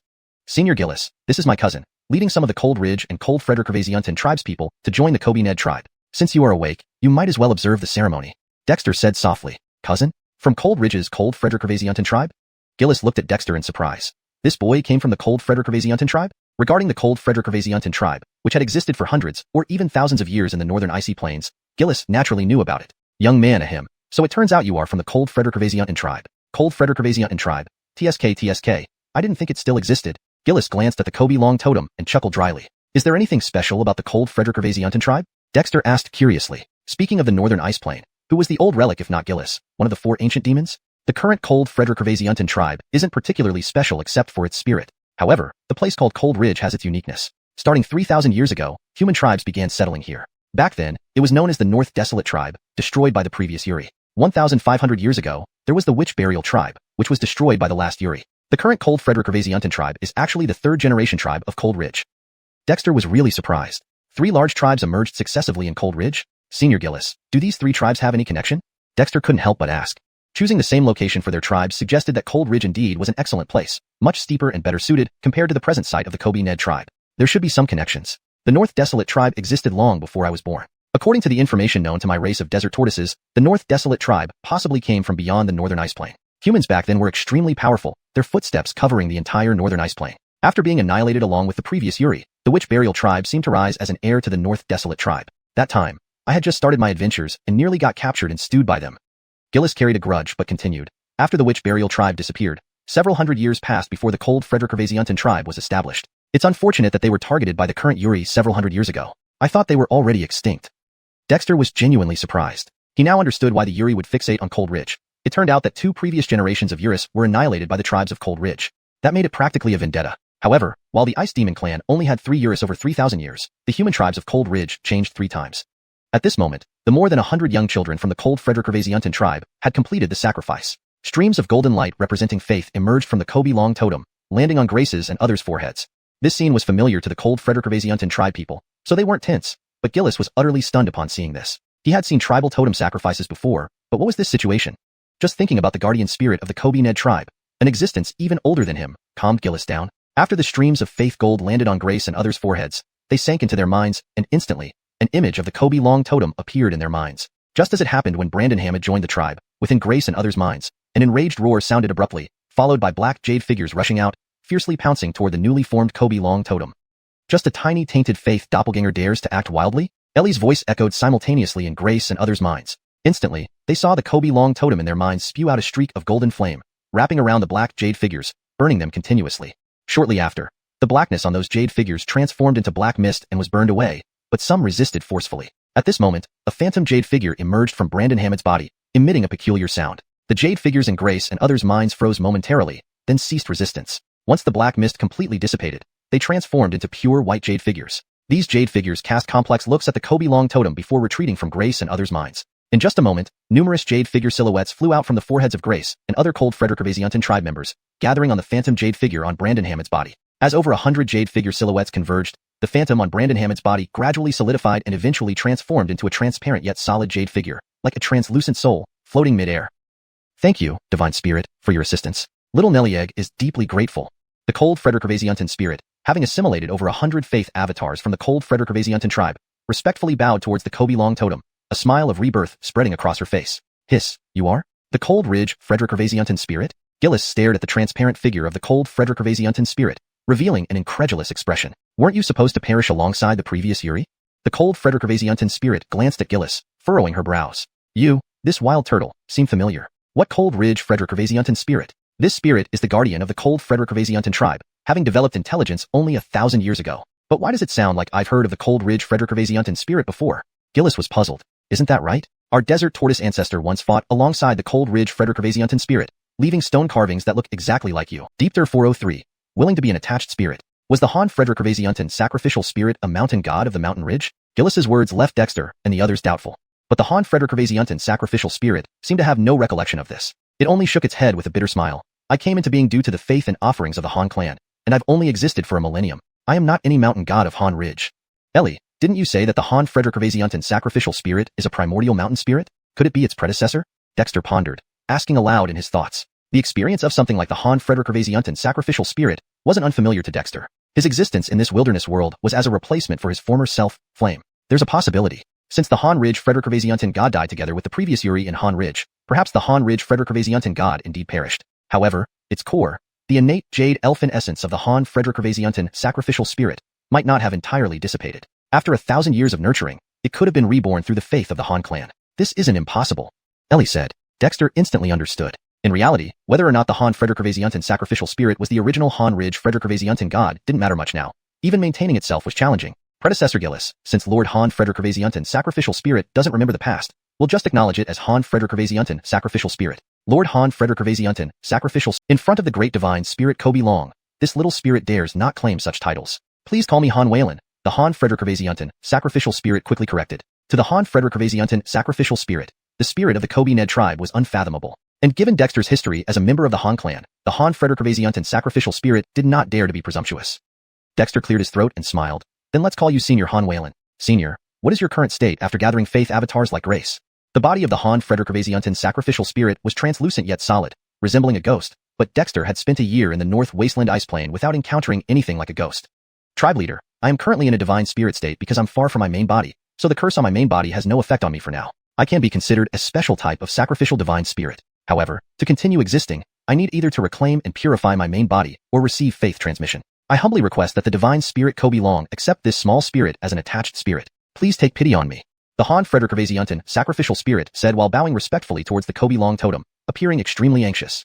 Attached spirit? Dexter was momentarily bewildered. What was this again? Do you want to be the Kobe Ned tribe's attached spirit? That would mean giving up the faith of the Han clan. Are you willing? Golden faith power flowed through the Kobe Long totem, relaying Ellie's voice. Everyone around heard this clearly, making the Kobe Ned tribe's people excited. I am willing to become the Kobe Ned tribe's attached spirit and will contribute all the skills and secrets I know to the tribe. All I ask is that one day, when possible, the divine spirit Kobe Long may help me purify my main body and restore my true form. At that time, all of the Han clan can join the Kobe Ned tribe, the Han Frederickavasiantan sacrificial spirit respectfully stated. The former members of the Han clan, including Grace, gaped in astonishment but soon revealed looks of joy. Although joining the Kobe Ned tribe had been out of necessity, with the approval of the Han Frederickavasiantan sacrificial spirit, they weren't betraying their clan. If other members of the Han clan could also join the Kobe Ned tribe, they would not only avoid blame but actually earn credit for the Han clan. Your main body suffers greatly under a curse, making purification very difficult. However, as Dexter hails from the Han clan, integrating the Han clan into the Kobe Ned tribe makes sense. Since this is the case, I agree to your becoming an attached spirit of the Kobe Ned tribe, entitled to enjoy the tribe's faith power. But this still requires the approval of our tribe leader. Surprised, the Han Frederickavasiantan sacrificial spirit turned to look at Dexter. Frederickavasments later, it sensed a power within Dexter comparable to the Kobe Long totem, immediately understanding. This little spirit humbly requests the tribe leader's permission to become an attached spirit of the Kobe Ned tribe and pledges to serve the tribe with all my efforts. The Han Frederickavasiantan sacrificial spirit hurriedly clasped its hands in supplication. Owen. Grace looked at Dexter expectantly. Dexter laughed and said, since Senior Han Whalen is willing to become an attached spirit for our Kobe Ned tribe, Dexter welcomes you. Provided that the tribal totem remains the Kobe Long totem. This little spirit exists dependent on the tribe, essentially serving as an auxiliary divine spirit to the divine Kobe Long totem. Only an entity like the divine spirit Kobe Long can accommodate an attached spirit. The Han Frederickavasiantan sacrificial spirit hastily explained. The tribal heart, the Han Frederickavasiantan sacrificial spirit, willingly gives up its autonomous divine spirit status to exist under the protection of the tribe. This is beneficial. Gillis remarked enviously. Dexter instantly understood and nodded. In that case, welcome, Senior, to the Kobe Ned tribe. As soon as Dexter spoke, golden beams of faith power burst from the Kobe Long totem, merging into the translucent body of the Han Frederickavasiantan sacrificial spirit. In mere moments, a golden jade figure emerged, though still somewhat ethereal. It appeared far more tangible than before. This little spirit thanks the divine spirit Kobe Long for taking pity on me and the tribe leader for accepting me. the Han Frederick sacrificial spirit bowed gratefully. No need for formalities. Since you've chosen to join the Kobe Ned tribe, you will receive the support of the tribe's faith. However, you are only a faith avatar now, and leaving the vicinity of Kobe Ned Gifforty could cause you to dissipate due to lack of faith sustenance. So please remain within the tribe, teaching techniques and cultivating diligently. Ellie added. Delighted, this was exactly what the Han Frederick sacrificial spirit needed. Senior Han Whalen, as a spirit, why don't you first assume the position of Heart Priest in the Sacrifice Academy? What do you think, Frederick? Dexter asked the Dean of the Sacrifice Academy, Frederick. Overjoyed, Frederick replied, with Senior Han Frederick sacrificial spirit joining, I would gladly step down as Dean. This arrangement is perfect. Easy there. I am merely a faith avatar, unfit for a high-ranking position in the tribe. Frederick over, as an attached spirit, my duty is to follow and serve the divine Kobe Long Totem. I cannot ask for more, the Han Frederick sacrificial spirit quickly clarified. Frederick, slightly disappointed, looked at Dexter, who smiled and said, since that's the case, let's follow Senior Han Whalen's suggestion. Fetch the priest robes. Frederick promptly complied and returned with a purple priest robe, presenting it respectfully. Ecstatic, the Han Frederick sacrificial spirit summoned the robe with a gesture and wore it, now looking much like any other tribe member except for its translucent, pale face. Today is doubly joyous. Croods provide extra rations to welcome the Han clan members and the Senior Han Frederick sacrificial spirit into the Kobe Ned tribe. Dexter exclaimed, delighted by the unexpected turn of events. Croods laughed heartily. Of course, with predecessor Gillish joining too, it's a triple celebration. We must celebrate. New members, kneel and worship the totem. Request the great spirit Kobe Long to impart the tribal traditions. Frederick grinned but remembered his duties and loudly announced. Instantly, golden light surged from the Kobe Long totem, entering the foreheads of Grace and others, imprinting basic ancestral knowledge deeply into their minds. This display left the Han Frederick sacrificial spirit even more reverent. To it, the Kobe Long totem of the Kobe Ned tribe was truly unfathomable. Deepter 404, passing down the legacy, in which Dr. Gifforty, laughter and joy filled every corner. Although food was usually plentiful in the tribe, it was still rare to have a feast for the entire tribe like today, especially with the arrival of Bronson, Beryl sacrificial spirit, and over 100 members of the Beryl tribe. This brought even more joy to the tribe's people. These were people who had endured hunger and cold on the northern wasteland ice plain, where life was always precarious. The wealth and peace of the Witch Doctor tribe now were something all its members cherished deeply. At the square before the Witch Dragon Totem platform, Zoe Owen watched his contented tribespeople and felt profoundly satisfied. He had been in the northern wasteland ice plain for over a year. Jeffering this time, Zoe Owen had done everything possible to bring change. From an impoverished ice cave settlement to the prosperous Witch Doctor Gifforty they had now, his efforts bore much fruit. Skyet Zoe Owen knew well that to maintain all this, there was still a long way to go. The world was too perilous. Despite the flourishing Witch Doctor tribe and his cultivation to the innate realm, their foundation was still too shallow. Take the ice region for example. It could compel the Witch Doctor tribe to bury Witch Doctor Gifforty entirely. Owen, what are you thinking about? Grace approached unnoticed and asked when she noticed Zoe Owen's far-off gaze. Zoe Owen snapped back and chuckled. I was thinking about how to truly make it so that our tribespeople can live carefree lives here on the northern wasteland ice plain. Grace, now that you've joined the tribe, we still have a long way ahead. Grace stared at Zoe Owen's youthful face and suddenly felt her years of living had been wasted. Owen, you don't have to bear everything alone. You have us, you have the tribe, Grace said sorrowfully. Jeffering the dark water season, while the Witch Doctor tribe enjoyed the warmth of Witch Doctor Gifforty, their chieftain, Zoe Owen, fought alone in the frigid wilderness of the northern wasteland ice plain. This left Grace uneasy. After all, Zoe Owen was just a young man already shouldering the burden of the whole tribe, while she, as an elder sister, could only stay protected in Witch Doctor Gifforty. I know, it's precisely because I have you all that I strive so hard. Grace, I hope that one day our tribespeople can live freely on the land of the northern wasteland ice plain without fearing for their lives daily. But this will take time. Thankfully, the Witch Doctor tribe is beginning to lay down such foundations, Zoe Owen smiled. Grace froze, but soon her expression turned resolute. Owen, you will succeed, but I want us to work together, not be a burden.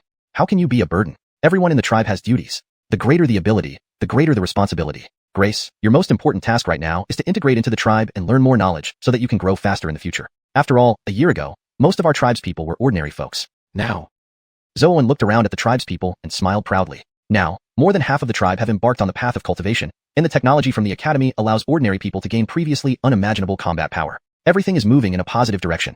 It just needs more time to mature.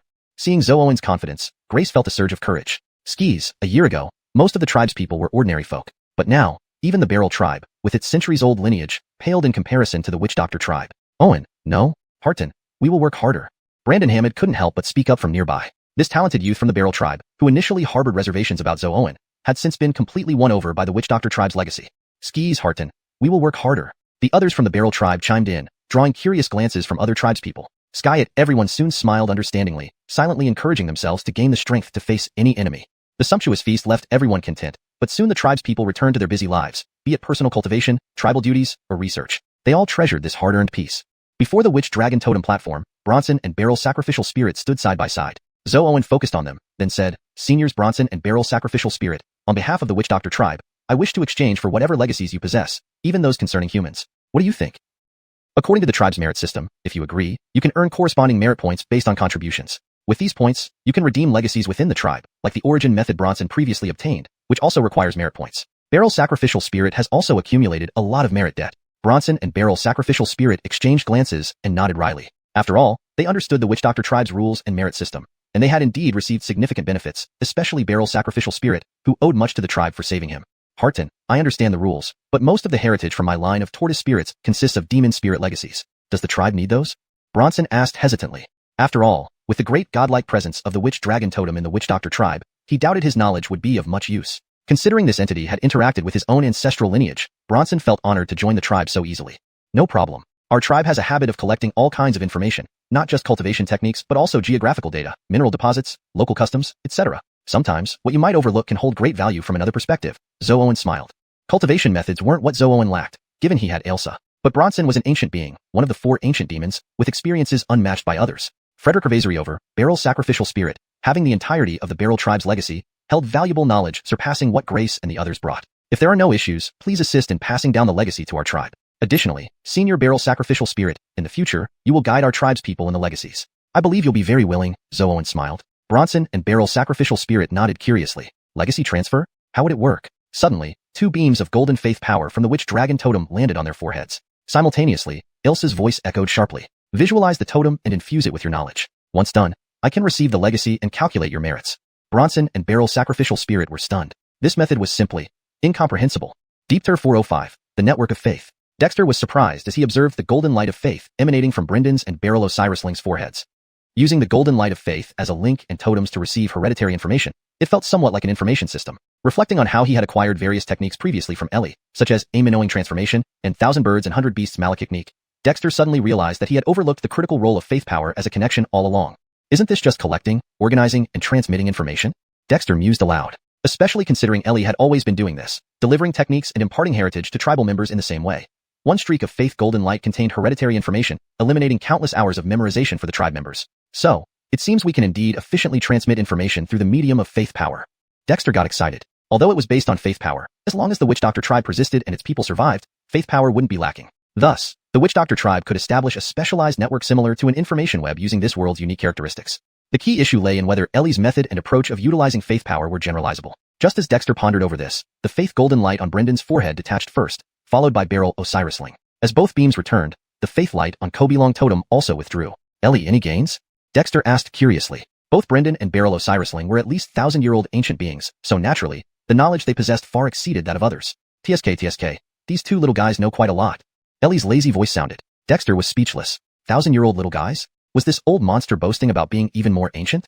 Before Dexter could ridicule him, a faith golden light fell onto his forehead. Instantly, Dexter saw a myriad of pieces of information, some from Brendan and others from Barrel Osiris-Ling, but they were rather disorganized, clearly showing Ellie's lack of patience in systematizing them. Ellie, this is too messy. Can you organize it? Dexter commented. How long would it take me to see it? Your Royal Highness has no time for this. If you're picky, let the Barrel kid do it, Ellie said, somewhat annoyed. However, Dexter's eyes lit up upon hearing this. Ellie, are you saying these information can be stored and manually organized? There's nothing difficult about it. The Kobe-Long totem contains divine wisdom energy nurtured by faith power and can store information. And I'm not a real ritual spirit. The Kobe-Long within you is the true totem. This totem here is just a representation, a tool, Ellie said dismissively. Dexter laughed, understanding the Kobe-Long totem's condition well. He simply hadn't thought much about it before. Now, Ellie's remarks aligned with his own thoughts. Ellie, could other tribe members connect to the Kobe-Long totem via faith power to manage or receive information stored within? Can your methods be generalized? Ellie paused, then asked, what do you plan to do? Naturally to liberate labor and improve efficiency. Don't you find the direct collection, storage, and transmission of information very efficient? If everyone in the tribe could obtain information directly through faith power, wouldn't it save a tremendous amount of time for everyone, including granting inheritance and conveying information? Dexter grew more excited as he spoke. If every member who believes in the Kobe-Long totem were a node, connected by faith power, couldn't we form an information network where everyone can conveniently exchange information, especially those ineffable aspects like inheritance? This would be extremely convenient. Ellie was stunned. Faith power can be used like this? But it seemed to make sense. Using the Kobe-Long totem as the core, collecting and storing various heritage information, transmitting it via faith power. Little guy, what kind of brain structure do you have to come up with this? Ellie exclaimed in astonishment. Who's the actual ancient creature living for countless years? Dexter's mind was frighteningly creative. Can it be done? Dexter calmly asked. Ellie's response implied there was potential. Sure, it can. The Kobe-Long totem contains vast amounts of faith power. Currently, I'm just utilizing it. And the technique to harness it isn't complicated. It's included in the spiritual inheritance Beryl Osirisling provided. However, only those capable of forming their intent soul can do this. In the tribe, only you've reached this level, though Beryl Osirisling can certainly help. Ellie became more excited as he spoke. Interestingly enough, with Beryl Osirisling's assistance, it can share most of my workload. I just need to oversee the overall flow of information, while the rest can be delegated to Beryl Osirisling and others. Skis, even faith talismans can be refined for portable recording and transmission. Dexter was astonished. Ellie's mind had become so quick. What are faith talismans?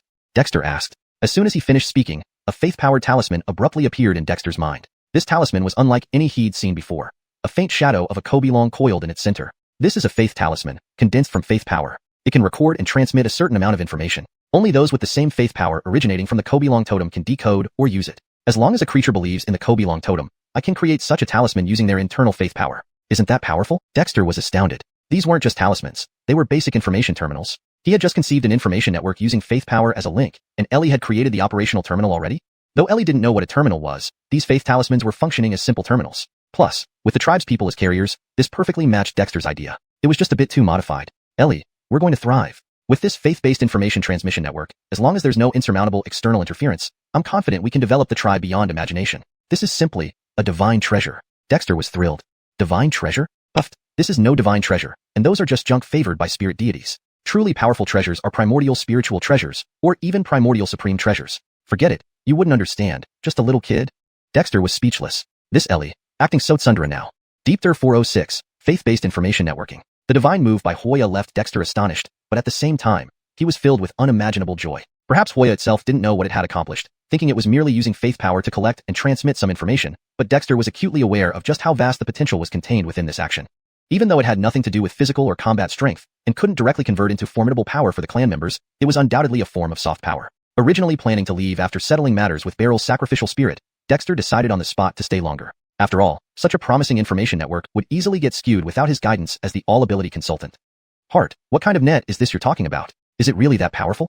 In the tribal hall, when Dexter presented his ideas about an information network, Croods and the other upper echelons exchanged glances in confusion. This was not their fault. Compared to tangible things like cultivation techniques and secret arts, what Dexter described, this invisible, intangible, interconnected network, was beyond their grasp since they lacked any concept of it. It's even more powerful than I say. Dexter pointed excitedly to the simple framework diagram he drew of the information system. Think about it. We gather information from all sides, unify and store it in the witch dragon totem, managing it through totem worship. Right now, I, Senior Aranchan, Senior Beryl, and the 4 guardian spirits have this capability, but any clan member who can cultivate a mental soul body can join in. By the way, the turtle scent given by Senior Aranchan earlier wasn't for nothing. These words pleased the nearby Brendan. As the lord of the 5th hall of guardian spirits in the clan court, it naturally had the qualifications to attend clan meetings, especially this first meeting where it realized the structure of the Kobol tribe was far more advanced than any human tribes it had seen before. But even so, Brendan was still puzzled by Dexter's proposed information network.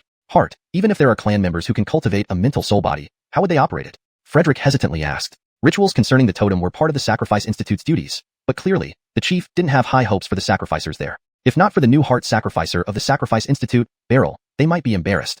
Very simple, the venerable sacrificer will teach faith secret arts, allowing clan members to record, modify, and transmit information using their own faith power. The task is similar to today's secretariat, except we use the witch dragon totem as the main server to summarize information. Each clan member with faith power can carry and pass on necessary information through faith spirit talismans under the help of the venerable sacrificer. Dexter explained his drawn framework simply. In other words, with the tribe's witch dragon totem as the hub, any clan member or demon guard with faith power can carry and transmit essential information via faith spirit talismans. Don't you think that everything becomes simpler this way? Dexter hinted. Explaining the concept of an information network to semi-literate people couldn't be too complex. However, even so, Croods and others were still confused. Hart, do you mean that in the future, our tribe can transmit information without needing carriers like paper, just by using faith power? What about the paper I produce? Brendan felt somewhat anxious. His paper workshop was one of the most popular workshops in the tribe, yet it seemed on the brink of extinction just as it had begun. Cough, Brendan. Paper has its own uses, but ordinary white paper might have limited utility in the future. You should focus on researching talisman paper and even more powerful special papers that can carry more witchcraft. Dexter hurriedly consoled him. It was no wonder Brendan was nervous. Even Dexter hadn't anticipated that under the current primitive production conditions of the Kobol tribe, faith-based information transmission could be achieved without paper. Well then, we have started combining etching techniques with talisman paper research, which is excellent. We can now focus more on developing talisman paper. Brendan breathed a sigh of relief, fearing his skills would become obsolete. Hart, I think I roughly understand what you mean. That is, any clan member who believes in the witch dragon totem can exchange information with each other via faith spirit talismans. This indeed ensures great secrecy and information transmission, but if the faith spirit talisman is discovered by enemies, won't it be compromised? Ericleo frowned. He was both the head of the Examination Institute and the director of the Dark Department, though only Hoya, Dexter, and Pierre knew about the latter role. Don't worry. I've already asked the venerable sacrificer, the faith spirit talisman, relying on the witch dragon totem, stays deeply hidden in the mind and only manifests when autonomously activated by clan members. If forcefully attacked, the faith spirit talisman can protect the clan member from some degree of harm and can also serve as the last resort for suicide to protect secrets in case of irresistible force, Dexter said solemnly. If there are no other issues, the Inheritance Hall will work with the Secretariat to integrate the tribe's various information into the Witch Dragon Totem. Senior Beryl, you need to assist the venerable sacrificer in organizing information and training dedicated sacrificial priests. All clan members, especially those traveling or demon guards, should prioritize getting faith spirit talismans and inheriting faith secret arts from the venerable sacrificer. Croods and the others took a deep breath and bowed in agreement. Even if they weren't sure whether the so-called information network reform was truly as powerful as claimed, the Kobol tribe had blindly trusted Dexter. Since this reform was jointly promoted by the Heart and the venerable sacrificer, let it happen. Anyway, it wouldn't be too labor-intensive. Dexter exhaled, relieved. Explaining this new concept did take much effort, but thankfully, the Kobol tribe's members possessed a strong practical spirit. Not fully understanding wasn't an issue, just getting to work was enough. Hoya, I've arranged the personnel for you. Next, don't slack off. Quickly set up the information zone and structure within the totem. Use the storage and retrieval procedures I mentioned to categorize all information by importance. Assign different levels of authority based on roles, ranks, contributions, etc., and pair it with a merit system for paid or free queries. Asterisk note. The word Xinshi Huizong was not translated in the user's input. It should be translated as information Huizong, but Huizong is still in Chinese. The correct translation should be information aggregation. Here's the revised sentence asterisk. Hoya, I've arranged the personnel for you. Next, don't slack off. Quickly set up the information aggregation and structure within the totem. Use the storage and retrieval procedures I mentioned to categorize all information by importance. Assign different levels of authority based on roles, ranks, contributions, etc., and pair it with a merit system for paid or free queries. Returning to the Witch Dragon Totem platform, Dexter detailed his vision further. This was essentially a library management system, simplified and adapted by Dexter. Normally, there would be specialized personnel sifting through information, and those who needed it could access or pay for corresponding information according to their permissions. Centralizing all kinds of tribal information would benefit overall management. Don't worry, kid. The 4 spirits are already helping me organize. Just the permission levels still need a detailed plan from you. Hoya lazily responded, feeling a bit used as labor by Dexter. Dexter chuckled. That was easy. Tie it to evaluation levels. Deepter 407, Faith Spirit Crystals. After 3 consecutive days of busy work, Dexter, together with Brendan, Beryl Sacrificial Spirit, the Guardian 4 Spirits, and Ailby, finally managed to compile and categorize all kinds of information. Dexter and Ailby handled the core part, while Brendan et al. Only assisted in organizing the materials. Even so, Brendan was amazed by Dexter's ingenuity. The system Dexter established was incredibly efficient, allowing him, as a Guardian Spirit Hall Master, to access enough information that left him astounded. Yeah, such an information delivery method is unheard of. How did you come up with this? Brendan asked in awe. Equally impressed was the Beryl Sacrificial Spirit. As a sacrificial spirit itself, it never thought about creating something like this despite possessing certain mystical techniques within the Beryl tribe. The Guardian 4 spirits remained calm. Having been born and raised in the Kobol tribe, they were already accustomed to these novelties. The bigger your heart, the broader your world. My original intention was merely to simplify information transmission among clan members. Once this system matures, clan members can use faith power to engrave their cultivation insights, forming part of our tribal legacy. In this way, we can collectively benefit from shared wisdom, sparing future generations from unnecessary detours. Dexter laughed. Dexter himself hadn't anticipated this unique application of faith power, but found it easy to devise an excuse to persuade his clansmen after framing the idea. Perhaps it's viable. I'll give it a try, Dexter said almost offhandedly, but suddenly realized it could be a great approach. He then crossed his legs and sat down. Young man, what are you up to now? Can't you rest? Aren't you tired? Ailby complained. Indeed, these few days had been exhausting for Ailby. Although Dexter and others helped, most of the heavy lifting was done by it, since only it could keep the Kobol tribe's many secrets hidden from Brendan and the Beryl Sacrificial Spirit. Nothing much. I just thought of an excellent method for imparting techniques. Dexter chuckled as a stream of faith power in his mind condensed into a human-like figure, a projection of himself. This technique, known as spiritual deity simulation, stemmed from secret teachings contributed by the Beryl Sacrificial Spirit and required faith power as its foundation. Though initially exclusive to sacrificial spirits, Ailby had already compiled a general version of it. With a mere thought, Dexter injected his experiences in practicing the 100 Beasts Malachtechnique into the human-like figure and mentally guided it through each move. In no time, a complete virtual legacy that embodied Dexter's personal cultivation insights on the 100 Beasts Malachtechnique was ready. Ailby, try to record this inheritance figure. If it works, once clan members exchange for cultivation legacies, it would be like having an elder mentor right by their side. Dexter exclaimed excitedly. What elder? Your Highness isn't old at all. Ailby quipped, but then promptly extracted the human-like figure from Dexter's mind. Wow, it really works. Although this feels like a rip-off of 1000 Birds and 100 Beasts Malachtechnique, it's indeed impressive. As long as the faith power holds, it will continue demonstrating the moves. Kid, got any more tricks up your sleeve? Spill them all out. Ailby said, slightly stunned. This kid wouldn't settle unless he invented something innovative. It was simply in his nature. Dexter grinned, confirming his suspicions. Faith power, in some respects, was even more miraculous than a tech-based information network. Otherwise, reproducing these action sequences would require professional software and skills, but now, it was just a matter of mental simulation, simple yet effective. Ailby, don't hold back either. Let's put forth all cultivation techniques and secret arts that our clan and demon guards can practice. It's better than letting them fumble around blindly. If they still can't progress under such conditions, they should lead ordinary lives, Dexter decided. Immediately, Dexter continued with the simulations. Techniques like aim-winnowing transformation, 5 elements bari, which spirit, which thought, body malachimpering, blood refinement, which foundation building deepter, which vein heaven art, spirit vein heaven art, 5 viscera heaven art, true alchemy decree, along with 1,000 birds and 100 beasts malachicnique, spiritual talisman formation, 100 beasts fist, Frederick Gervaisiunten collapsing palm, and asterisk, myriad illusionary malachicniques asterisk, all rendered into human-like figures. Among the Kobe Zhu clan, Dexter knew his cultivation experience far surpassed anyone else, including Croods. Using his insights as reference would certainly provide more inspiration to the clan. ALB, these techniques, the cave heaven arts and true alchemy decree, are absolute secrets, not to be exchanged or taught without my consent. List the other ones with exchange levels to give clan members goals. If other clan members have valuable insights, we should also consider including theirs, providing opportunities for them to earn merits, Dexter instructed. You're the clan leader, it's your call. But this way, unless they're stupid, everyone will know how to cultivate properly, LB remarked. For the Kobe Zhu clan, this initiative was undoubtedly beneficial, though individual effort would still determine ultimate achievements. Right, LB, the Kobe Dragon totem information has been compiled. Can I now replicate it using the Kobe Dragon inside me? Dexter asked, recalling something. Speaking of the Kobe Zhu tribe's totem, the Kobe Dragon within him was the main entity. The Kobe Dragon totem outside was merely a symbol, except that most faith power now belonged to the totem ever since LB moved in. This is simple. The compiled information is mainly recorded in faith crystals formed from faith power. My faith crystal is superior to that faith stone the Barrel Tribe girl had. You need only condense a faith crystal within the Kobe Dragon to record all the information, requiring your authority as clan leader, LB explained. Dexter understood. It was like copying and pasting information, which he was familiar with. Following LB's guidance, Dexter used the faith power within the Kobe Dragon to form a faith crystal. He then spat it out, sending it into the Kobe Dragon totem. After about 10 minutes, the faith crystal returned, having completed the recording. Brendan and the Barrel sacrificial spirit watched in astonishment. They recognized faith crystals, but they didn't expect Dexter, as clan leader, to possess one too.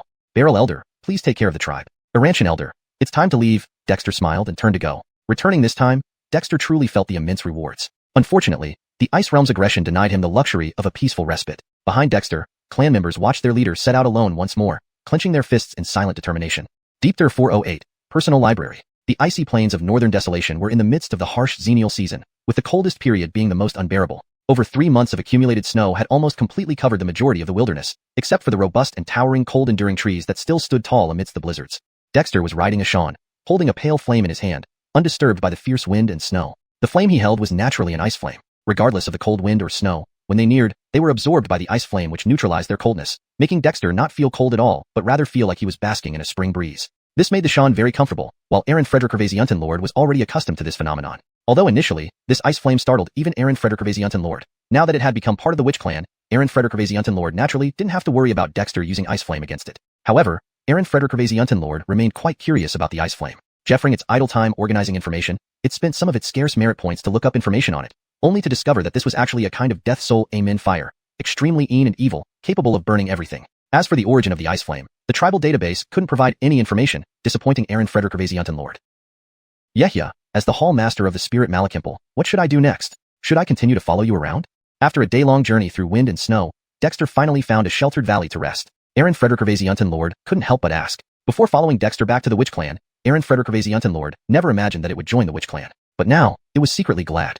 Ignoring the primordial law granted by the Witch Dragon Totem, even just participating in organizing the information library added a lot of color to its otherwise boring 1,000-year life. Previously, it wouldn't have thought a tribe could use faith power like this. The Hall Master is really getting into the role, Dexter teased. Before, this old tortoise was quite proud, although it later helped him protect the path because he had Ningzhi le Huangguiyi Zu de Yao Ling Yin Ji. However, upon returning to the tribe, Dexter learned that the demon spirit mark has a certain chance to revive the demon spirit, and for a creature like Aaron Frederick Gervaisiunten Lord with mixed bloodlines, once revived with the demon spirit mark, there's a good chance of purifying its own bloodline, making this a very worthwhile deal. But now, Aaron Frederick Gervaisiunten Lord bowed to Ellie, so Dexter no longer looked at it as an ancient demon spirit. Frederick Gervaisariover, having an ancient demon spirit serve as the hall master of the protective lineage was absolutely profitable. I'm preparing for the future. You, Yehya, are facing off against ice demon kings and other ancient monsters. How can I not take care? Aaron Frederick Gervaisiunten Lord smiled bitterly. It felt it had boarded a pirate ship willingly. Compared to the threat from the ice demon king, Aaron Frederick Gervaisiunten Lord was more concerned with whether the line of ancient Shenwu would reappear, which depended on Dexter. It couldn't help but care. Praiseworthy sense of responsibility, but we need to contact Gregory and others first. We've been delayed in the tribe for nearly 10 days. Who knows if there have been any changes in northern desolation? Knowing both yourself and your enemy ensures victory, so be calm. Dexter comforted.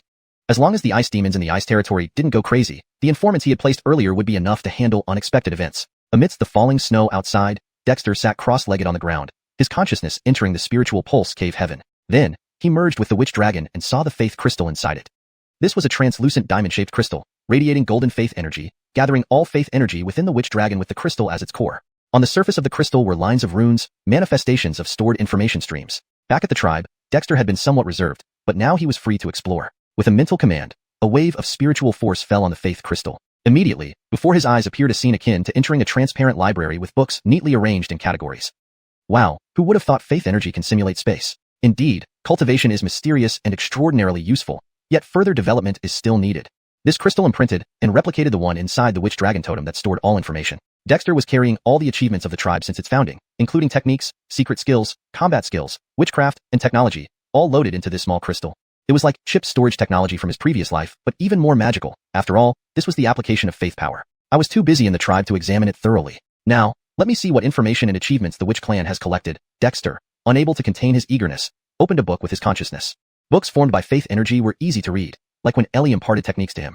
In moments, Dexter had finished reading and memorized the content. Then, Dexter began sequentially browsing through the not insignificant number of faith books.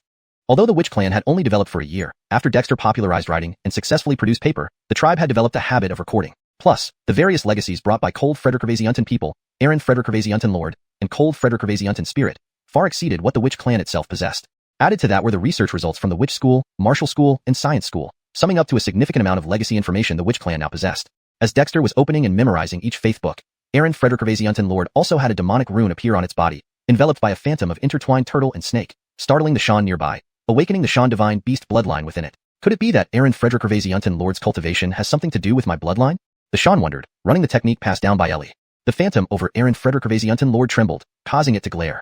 Huh? This little Shan, with Shan divine beast bloodline? Aaron Frederickvasiantan Lord suddenly realized. It knew the Shan bloodline was special and the technique unique, but didn't expect it to be related to its primordial law obtained from the witch dragon totem. Comparing them, Aaron Frederickvasiantan Lord suddenly realized that in terms of bloodline, it might not be better than this little Shan. The latter activated its Shan bloodline while Aaron Frederickvasiantan Lord still relied on the primordial law given by Ellie to condense its bloodline, allowing it to cultivate matching techniques, which was somewhat embarrassing. Dexter rode on a Shan, holding a pale flame in his hand, undisturbed by the raging wind and snow. This flame was naturally the ice flame, which absorbed the coldness from the surrounding environment. Not only did this keep Dexter warm, but also made him feel like he was basking in springtime warmth, a rather peculiar sensation. This made the Shan quite comfortable, while Gillis was already accustomed to it. Initially, even Gillis had been startled by the ice flame, but now, as a member of the Kobe-Yoel tribe, there was no need for it to worry about Dexter using the ice flame against it. However, it remained curious about the ice flame. In an attempt to understand it better, it had spent some of its limited merit points to look it up during its documentation duties. The results revealed that it was a form of dead soulene fire, highly sinister and capable of burning anything. Unfortunately, the source of the ice flame could not be found in the tribal information archives, leaving Gillis somewhat disappointed. Heart, what should I do next as the guardian spirit hall's hallmaster? Do we just continue to roam around? After a long journey through the wind and snow, Dexter finally found a sheltered valley for a rest, prompting Gillis to ask. Before joining Dexter on his return to the Kobe-Yoel tribe, Gillis never imagined it would join the tribe. Now, however, it secretly rejoiced over this development. Besides the primordial malachtechniques bestowed by the Kobe-Long totem, the process of organizing the information archive had brought much excitement into its otherwise mundane millennium-long life. Previously, it would have never thought any tribe could use faith power in such an innovative way. The Spirit Hall Master is getting into character, Dexter teased. Initially, this old turtle was quite aloof, offering protection only after recognizing the demon soul mark Dexter had formed with the Desert Tortoise clan. After returning to the tribe, Dexter learned that the demon soul mark offered a slight chance for demon spirits to be revived. For creatures like Gillis with mixed bloodlines, this revival meant a significant opportunity to purify their lineage, making it a very worthwhile trade. Gillis now respectfully bowed to Elsa, so Dexter no longer viewed it with the suspicion once reserved for ancient demons. Having an ancient demon as the head of the guardian lineage was indeed a profitable arrangement. I'm preparing for the future. Heart, you are daring enough to face ancient monsters like the Yuri. How can I not be concerned? Gillis smiled bitterly. It felt like it had boarded a pirate ship willingly. Compared to the threat of the Yuri, Gillis was more concerned about the resurgence of the Black Tortoise lineage. All hopes rested on Dexter, and it couldn't help but take things seriously. You show admirable responsibility. However, we first need to reconnect with Peerage Jarrett and the others. We've spent nearly 10 days in the tribe. Who knows what changes have occurred on the Northern Desolation ice plain? Knowing your enemy and yourself ensures victory. So, stay calm. Dexter reassured it. As long as the ice demons of the cold region didn't go berserk, the informants he previously placed would suffice to handle unexpected events. With the snow falling outside, Dexter sat cross-legged and sent his consciousness into the spirit vein grotto, merging with the Kobe Long. He then saw the faith crystal within the Kobe Long's body, a clear rhombus-shaped crystal radiating golden faith power, serving as the core around which all the gathered faith power converged. On the surface of the crystal, various spiritual patterns emerged, representing the data streams stored within. While in the tribe, Dexter had kept restrained, but now he let loose, focusing his mental energy on the faith crystal. Instantly, a luminous library appeared before his eyes, filled with books neatly organized by faith power. Amazing! Who knew faith power could create a space like this? Cultivation is indeed mysterious yet extraordinarily useful. It just needs further development. Dexter marveled. This crystal replicated the storage crystal within the Kobe Long Totem, carrying all the achievements of the Kobe Yoel tribe thus far, be it cultivation techniques, secret arts, battle skills, witchcraft, or technology, all loaded into this tiny crystal. It was akin to the chip storage technology from his previous life, but even more miraculous, since it used faith power. Previously, I was too busy in the tribe to examine it thoroughly. Now, let me see what the Kobe Yoel tribe has collected and developed. Dexter couldn't wait to delve in and opened a book mentally. Reading the faith-powered book was effortless, similar to when Elsa imparted him cultivation techniques. Within moments, Dexter finished reading and memorizing its contents. He proceeded to read through the numerous other faith books sequentially. Although the Kobe Yoel tribe had only developed for a year, since Dexter introduced writing and papermaking, the tribe developed the habit of documenting everything. Along with the inheritance information brought by members of the Han Frederickavasiantan tribe, qilins, and the Han Frederickavasiantan spirit, the tribe acquired far more inheritance information than they initially had. Adding the experimental research results from the Kobe College, Marshall College, and Science College in the inheritance hall, the Kobe Yoel tribe now possessed a substantial amount of inheritance information, if not massive. While Dexter absorbed the content from each faith book, qilins was surrounded by a faint shadow of intertwined turtles and snakes, drawing out the Shan Saint Beast bloodline. Could the practice qilins is cultivating have any connection with my bloodline? The Shan wondered, activating its Saint Beast cultivation technique taught by Elsa. As a result, the shadow surrounding qilins trembled, catching qilins' attention. This Shan has a Saint Beast bloodline? qilins suddenly realized. It had known that the Shan's bloodline was special and its cultivation method unique, but hadn't expected it to be related to the primordial malachtechnique it received from the Kobe Long Totem. Upon comparison, qilins abruptly noticed that in terms of bloodline purity, it seemed inferior to this Shan, which had already activated its Shan bloodline, while it still needed Elsa's primordial malachtechnique to refine its bloodline before it could cultivate appropriate techniques. This realization was somewhat embarrassing. Deepter 409, the 100 Beast Pill. In a valley blanketed with snow and ice, all was silent. But beneath the snow and ice, an extensive palace of ice stretched in every direction. At regular intervals, a demonic beast lay prostrate, with a half-demon of the ice slave tribe sitting nearby. In the center of the ice palace, Israel lay on a piece of animal hide, his demonic aura flowing around him, making the demonic beasts hesitant to move. Not far away, Owenfi yawned idly. Owenfi had been sent by Dexter to stay with Israel for some time. He had initially expected that Israel, along with the subjugated half-demons, would be involved in frequent battles. However, Israel simply dug a hiding hole for himself and the half-demons, only occasionally venturing out to hunt wild animals, which left Owenfi thoroughly bored. Still, he dared not complain. After all, Dexter had sent him here to avoid being hunted down by the old demons from the Ice Dominion. Playing hide-and-seek was indeed the best strategy. Owenfi-sama, the meat is roasted. A half-demon cautiously handed over the cooked meat, speaking hesitantly. This was the result of Israel's efforts over these few days. These half-demons originally did not know human language, but Israel's patience allowed him to teach them basic pronunciation. No salt? So bloody, how can I eat this? Owenfi took a bite, almost spitting it out. The half-demon looked at him pitifully. The half-demons were not particularly fearful of Israel, since he was just another demon, and they lived in the outskirts of the Ice Dominion where they often encountered demons. But Owenfi, with his fierce reputation, instilled fear in everyone. Owenfi, be grateful. Out here in the freezing wilderness, having something to eat is already good, Israel said, opening his eyes and sounding somewhat exasperated. Owenfi was prickly and strong, and if it weren't for the tribal chief restraining him, Israel doubted he could control the guy. Although his presence made the half-demons and demonic beast mounts more docile, it also brought considerable trouble. So boring. Israel, how about we have a fight? Owenfi suggested idly. Israel was speechless. A fight? What if this place collapses? He wasn't that bored. Wouldn't cultivation be better? On a cliff, Gregory let the flying snow brush against him, still staring coldly ahead. Lyra crouched under a boulder nearby, watching Gregory, much to his annoyance. I say, do you have to stare at me? You're so old, and I'm still so young. Hee, what's the big deal? By our demonic lifespan, you've just reached adulthood, and I've only recently too. What's with the age difference? It's your fortune that I even noticed you. Lyra giggled. Gregory shivered inwardly. If only he had killed her back then. Now that they were both guardian spirits of the tribe, it would be difficult to make a move. Gregory, why are you so rigid? There are countless birds in the world, but only a few become demons. You should cherish this. Lyra continued teasingly. Gregory turned away, deciding not to acknowledge her. She must be crazy. Though both eagle-type demons, they belong to different species. Just then, a demonic bird flew through the snowstorm, letting out excited cries. Upon hearing this, Gregory trembled with excitement, shaking off the accumulated snow and crying joyfully, "The tribal chief is back. Let's go." Lyra was baffled. Why such a hurry in this wind and snow? Following Gregory closely, Lyra didn't notice the crystalline head emerging from a pile of snow near the cliff. It watched as Lyra and Gregory soared into the storm, revealing a sinister expression before sinking back into the snow. A subtle wave of snow followed close behind. In the valley, Dexter sat meditating while Brendan yawned idly. The dark mystic season in the northern desolate icefield was always the most boring. In previous years, Brendan would never venture out during this season, not because of the cold, but due to the desolation. Finding food required digging through snow pits first. Feeling the spiritual energy flowing within Dexter, Brendan closed his eyes contentedly. Dexter's innate spiritual energy kept him quite warm. Inside the spirit realm, inside Kobalong's body, Dexter closed the last thick book of faith. He felt relieved after spending several days reading and memorizing rapidly, roughly going through the information contained within the faith crystals. He now had a clear understanding of the various records preserved by the Kobe Yoels. The contributions from Brendan and Beryl's spirit deity proved especially useful. Brendan, being an ancient demon, had traveled extensively across the northern desolate icefield and its surroundings. With his knowledge added, the map of the northern desolate icefield in the tribal sandbox could be roughly perfected, especially regarding the Ice Dominion, which included valuable information beneficial to Dexter.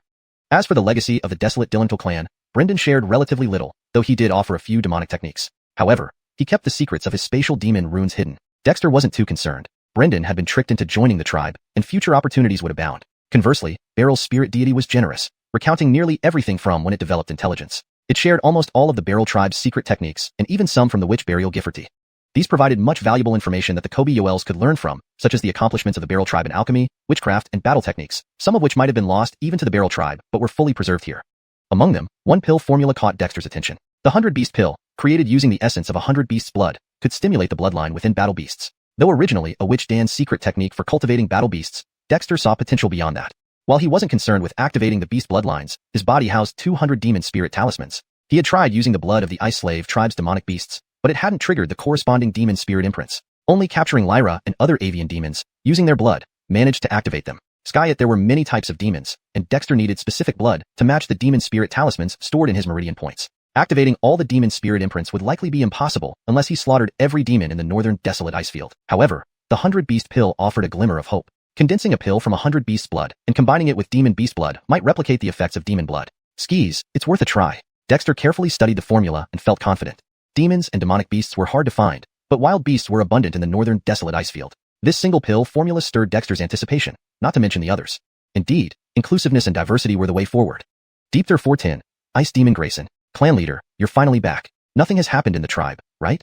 Pure Edge Jarrett landed with the demonic bird in the valley and immediately smiled happily upon seeing Dexter, asking warmly. Sire Sean followed behind Pure Edge Jarrett and seemed quite disdainful. This white-headed bird doesn't know its place, but in front of Dexter, Sire Sean didn't dare to show any displeasure and obediently followed behind Pure Edge Jarrett.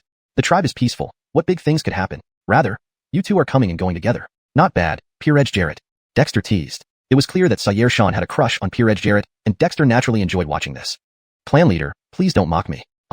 Pure Edge Jarrett chuckled bitterly, ready to tell the truth, but felt a chill down his spine and shut his mouth. This female bird was a bit fierce and slightly stronger than him. The main issue was he couldn't afford to eliminate her now, so Pure Edge Jarrett wisely kept quiet. Heh, it seems like this thing can be slowly cultivated. Dexter laughed, enjoying the scene without minding how big the commotion was. Pure Edge Jarrett was speechless, while Sire Sean chirped excitedly, causing Pure Edge Jarrett to roll his eyes. Is the clan leader this idle? Alright, let's get to the point. Has there been any movement in the northern wasteland icefield recently? Dexter retracted his smile and asked seriously. Though the tribe was safe, the danger had not passed yet. With the faith-based information network being built, Dexter expected more from the witch tribe and wouldn't allow external forces to disrupt them. Clan leader, for the past half-month, blizzards have covered the sky. Even the demons from the outskirts of the Frostland haven't moved. The entire northern wasteland icefield is very quiet, Pure Edge Jarrett reported. Dexter was surprised. Do demons also fear the cold? Pure Edge Jarrett chuckled. Demons naturally fear the cold as well. For instance, the tribe's frost pythons were hibernating, but if they really needed to, demons could still move around. But who would come out in such heavy winds and snow? Kiki. Just as Dexter felt relieved, suddenly, a sinister laughter echoed around the valley, sounding extremely eerie. Just hearing this sound made Sire Sean shiver and instinctively hide behind Pure Edge Jarrett, trembling as she said, Demon? Ice demon? Pure Edge Jarrett was stunned, stepping forward to shield Sire Sean. He didn't notice the slight smirk on Sire Sean's face. Come out, you mighty ice demon. Hiding is beneath you? Dexter's gaze swept the area, revealing a flash of spiritual light, then focusing on a pile of snow at the side of the valley. Ah, you human, actually detected me? No wonder you dared set up spies here in the northern wasteland icefield and even tried to turn this stupid bird. The soft exclamation came as the snow pile slowly rose, eventually forming an ice demon clad entirely in icy armor. This ice demon resembled a human but had a tail and crystal-like horns similar to a yak. On its not-so-young face, there was a cold smile. Grayson, you're ice demon Grayson? Sire Sean exclaimed in shock. Humph, since you know who I am, why don't you kneel before me? Ice demon Grayson sneered. As a slave of the Frostland, daring to betray it, you should know the consequences. Sire Sean's expression changed drastically, trembling. Oh, I'd love to know the consequences. Dexter stepped forward, blocking Ice Demon Grayson's view. Your race of ice demons has bullied for too long, to the point where you, a mere ice demon, dare to follow us here? Ice Demon Grayson stared at Dexter in surprise, and then sneered after a moment. Who are you, to speak so boldly? Dexter laughed. I'm just an ordinary human. So, you have a problem with that? Kakik, good courage. The last human who spoke to me like this, should be a century ago. Guess what? I froze him into ice, crushed his body piece by piece until only his head remained, and he lived for 7 days and nights, screaming pitifully, before finally dying. Do you want to try? Dexter's face darkened instantly. Seeing Dexter clench his fists and step towards him, Grayson thought Dexter was afraid but saw instead a determined look. Wonderful. Your words remind me of how you will die. Ice Demon Grayson sneered but struck with a punch, releasing chilling demon energy that transformed the surrounding cold air into an icy tornado enveloping Dexter. Pathetic human, you're finished. The terrifying icy tornado not only threatened Dexter but also included Peer-Edge Jarrett, Sawyer Sean, Brandon Ray, and others within its attack range, showcasing the Ice Demon's unparalleled control over the cold. Is that so? Amidst the frigid windstorm brought by the icy tornado, Dexter sneered and punched out. Instantly, multiple punches transformed into beast-like forms charging against the cold wind.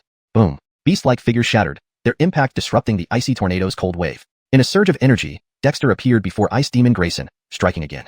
Frederick Ravaser's sea beasts surged forth, including massive whale sharks, whose sheer size was intimidating. Superficial and useless, freeze. Ice Demon Grayson rapidly retreated, freezing everything in front of him, solidifying the sea beast illusions into nothingness. You humans have some tricks, but sadly, you've met me, Ice Demon Grayson.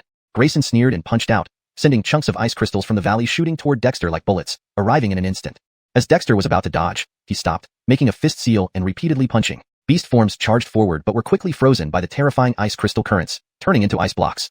Peer-Edge Jarrett and Brandon Ray's faces turned pale, rushing towards Ice Demon Grayson. Had they not been behind Dexter earlier, Dexter could have easily dodged. Scram. Ice Demon Grayson waved his hand, knocking Peer-Edge Jarrett and Brandon Ray away with a cold ice wall. Sawyer Sean caught Peer-Edge Jarrett, but the force sent both of them rolling on the ground. Just that? Ice Demon Grayson sneered, walking towards the ice-encased Dexter. Daring to provoke my Ice Demon race, you shouldn't have even existed. If anyone did, it wouldn't be a mere, unripe youth like you. Is that so? Suddenly, a mocking voice rang out from the ice. Grayson's face changed as he saw Dexter holding a pale flame in his hand. As the pale flame appeared, the immense block of ice rapidly melted. In no time, Dexter emerged, unfazed, stepping calmly out. Ice Demon Grayson's diamond-shaped pupils constricted sharply. Hashtag Deepter411.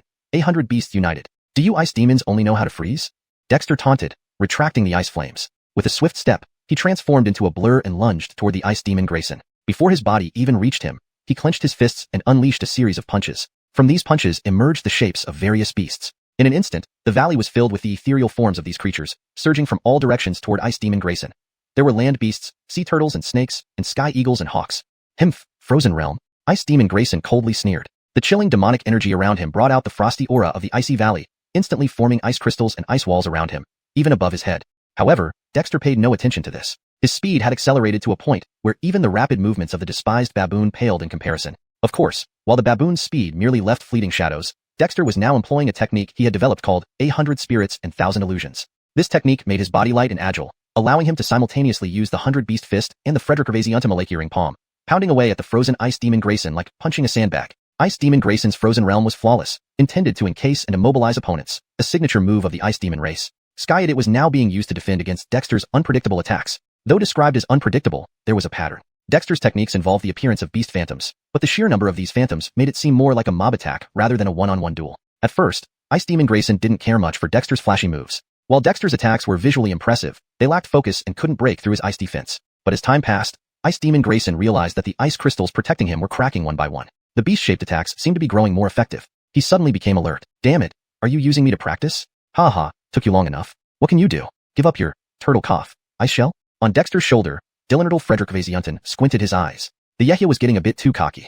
Dillenriddle Frederick Ravaser also found Dexter's use of 800 Spirits and 1,000 Illusions to swarm Ice Demon Grayson a bit overkill. It was a great technique with many variations, but wasn't it too much for a one-on-one fight?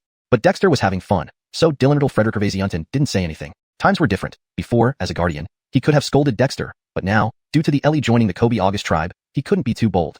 Ice Demon Grayson was enraged but couldn't abandon his frozen realm. Dexter's speed was giving him trouble. Apart from freezing, he couldn't think of any way to limit Dexter's movements. Unwittingly, Grayson found himself sealed inside the ice, feeling increasingly frustrated. Meanwhile, Dexter was also losing interest. Despite the visual spectacle, his attacks weren't landing effectively. The 100 Beast Fist and Frederick Ravaser Ultimalake Palm look impressive, but the force is too dispersed, ineffective. If they don't hurt, they're just fancy moves. Dexter frowned. He wasn't someone who cared about appearances. The 100 Beast Fist combined beast spirits and symbols within each punch, making it perfect for group battles but less effective against a tough opponent. If that's the case, I'll compress the punches. Hundreds of beasts united. Dexter stopped abruptly, slowly moving his hands. Shadows of spirit symbols began gathering in his fists, but did not unleash immediately. Ice Demon Grayson froze, unsure what he was planning. Surrounded by ice, unable to move, Grayson tried to withdraw the frozen realm when suddenly Dexter moved. He compressed multiple spirit symbols into a single punch and unleashed it powerfully. With this punch, numerous beast heads appeared in the punch imprint, roaring fiercely but not dispersing. Instead, they converged forcefully onto the ice shield. Crack. The previously unbroken ice now cracked under the pressure of this single punch. Dexter's eyes lit up. He punched again, slowing his speed but concentrating even more spirit symbols into each punch. The 100 Beast Fist, now compressed, indeed grew more powerful. Practice truly revealed the truth about techniques. Determined to experiment further with the compressed version, Dexter continued. Inside his body were 200 spirit symbols, which he previously used without much thought, simply unleashing them in every punch to create beast illusions that performed the 100 beast techniques. But this broad and flashy approach clearly wasn't optimal. Each punch now unleashed fewer beast shadows, sometimes 3 or 5, sometimes 8 or 9. Each punch, though seemingly weaker, now created cracks and fractures in the ice shield. You brat, you're courting death.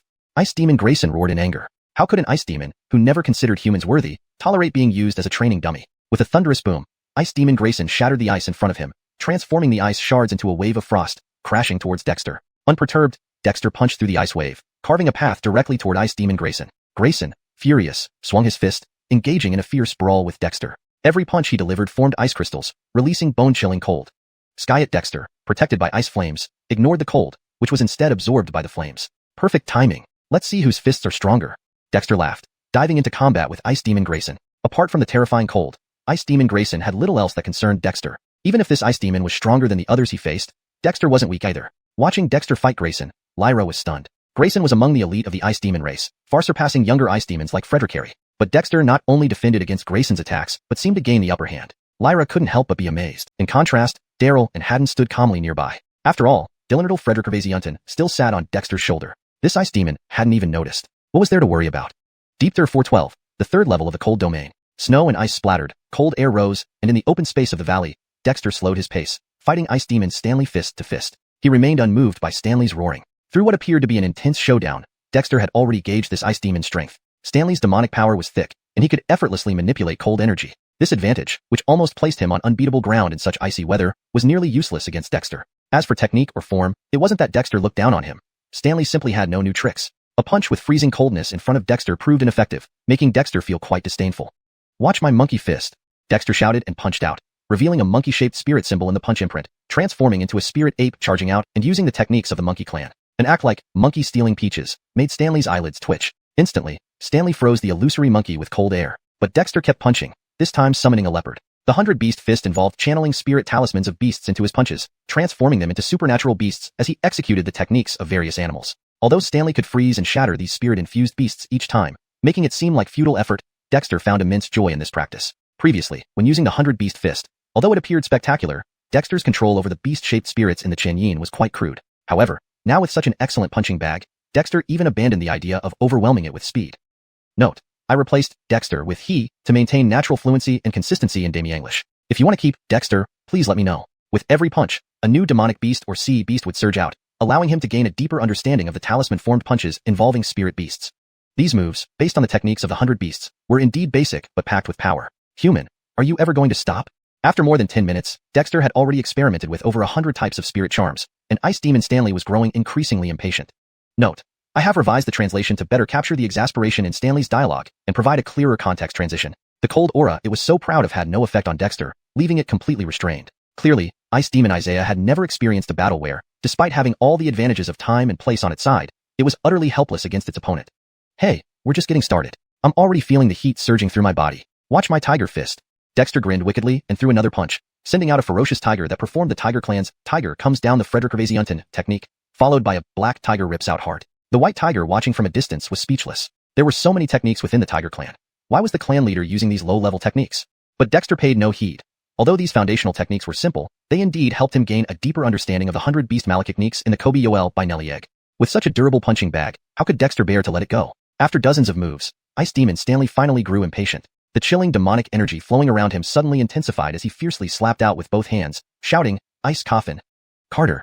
The translation of the name Du Yan should be consistent with previous contexts. If it has been translated as Carter before, we should stick to that. Otherwise, if Du Yan is meant to be transliterated or translated differently, please provide the correct version. Here's a more fluent continuation in Demi-English. Carter. Without any novelty. However, Carter still had some respect for the second level of the cold domain Ice Coffin. While retreating instantly, he unleashed heavy punches, materializing the remaining spirit beast talismans and sending them all towards the newly formed Ice Coffin. What Carter didn't expect was that the ice coffin was a feint. The spirit beasts scattered it on impact, and the released coldness immediately began to solidify the air around Carter. Cold domain. Ice demon Stanley snarled coldly, lunging forward and pressing his hand against the cold domain that had encased Carter. Not good. This is the third level of the cold domain. He actually mastered it. Lyra's expression changed drastically, ready to rush to Ice Demon Stanley, but was blocked by Gregory with his wings. Gregory, quickly save the chief. That's the cold domain. The one that can freeze everything. Lyra grew anxious. Gregory's expression was grave, but he only shook his head. The third level of the cold domain was undoubtedly formidable, but they were no match for Ice Demon Stanley. Besides, their chief possessed Ice Flame, which could counteract the demon's icy power. That was enough. Humph. Even with that special flame protecting you, being sealed by my cold domain. Ice Demon Stanley was about to sneer. Suddenly, a bone-chilling aura appeared, making Ice Demon Stanley shiver involuntarily. But he was an ice demon. An ice demon feeling cold? Then, to his horror, he saw his prided third-level cold domain rapidly disintegrating. No, not just disintegrating, but disappearing. The immense demonic energy he spent forming the cold domain, along with the energy surrounding it, vanished as if consumed by something. Just as Ice Demon Stanley realized this, he shivered again. As he tried to withdraw his hand from the frozen block, he found it stuck. Frederick Hervaser accurately, it was Shifu Ed by a powerful suction force, and the demonic energy he used to maintain the cold domain was rapidly depleting. No, impossible. Stanley panicked, shaking his hand wildly to sever the suction. Sky it. His demonic energy flowed even faster into the cold domain. Do your ice-sealing cold domain only work like this? A mocking voice rang out. Stanley looked up and saw Carter, who was no longer encased in ice, holding a pale flame greedily absorbing the cold domain's coldness and his demonic energy. What is this? Stanley's face turned ashen, trying desperately to sever the connection, only to find himself firmly stuck. Ice Flame, your Ice Demon clan's nemesis. Carter laughed. He had previously used Ice Flame to kill another ice demon, French, and now, although Stanley was stronger, using the cold domain against him was a mistake. While the ice-sealing cold domain seemed powerful, freezing everything, it faced Carter. Ice Flame? What is that? Stanley clearly hadn't heard of Ice Flame. That was normal. Ice Flame was Carter's name for the pale flame, which was actually called the Dead Soul Amen Fire. You don't need to know what Ice Flame is, you just need to know you're dead. Carter sneered. Although he ultimately had to use Ice Flame, not achieving his goal of refining the 100 Beasts Fist, he wouldn't let Stanley off.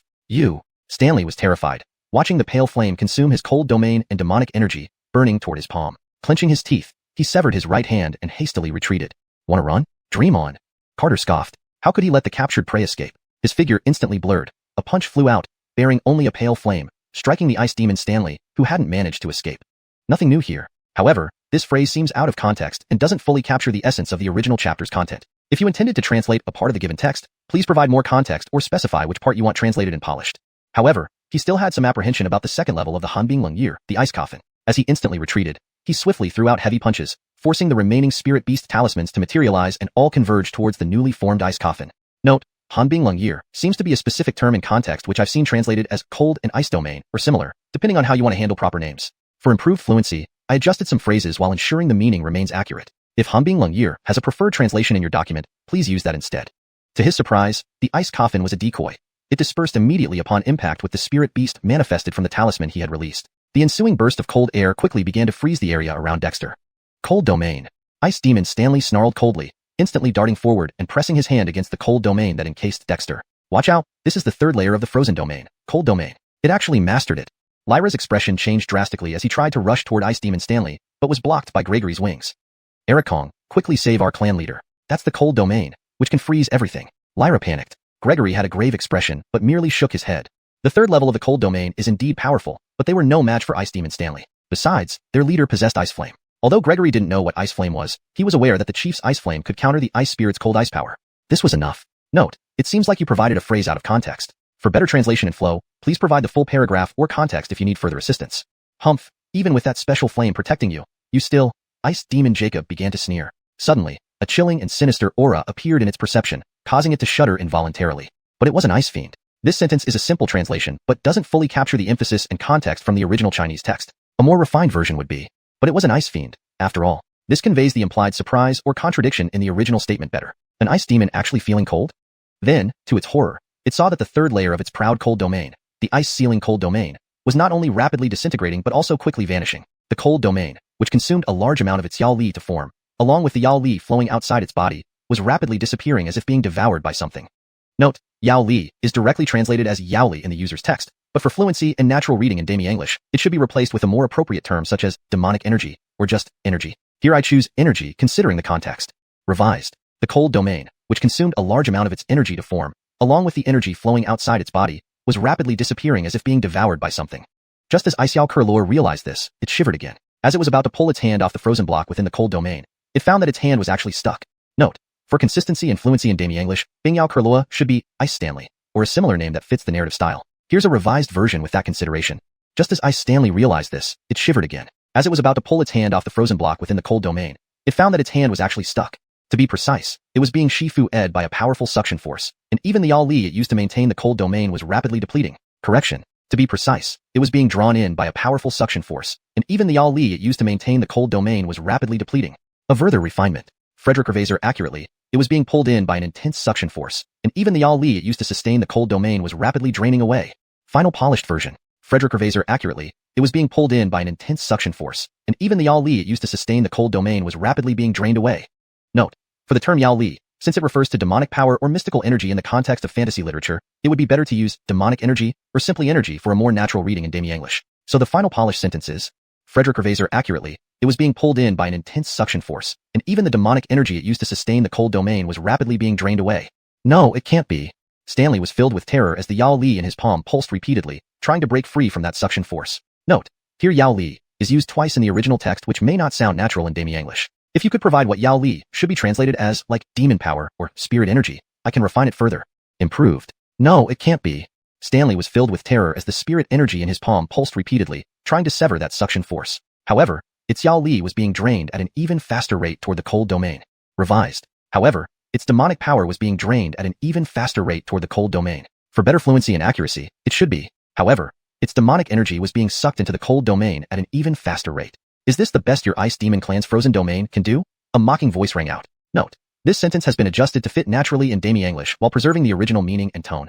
Jacob suddenly looked up and saw that Dexter, who was supposed to be frozen within the cold domain, was now free of ice. In Dexter's hand, a pale flame greedily devoured the cold air and demonic power from the cold domain.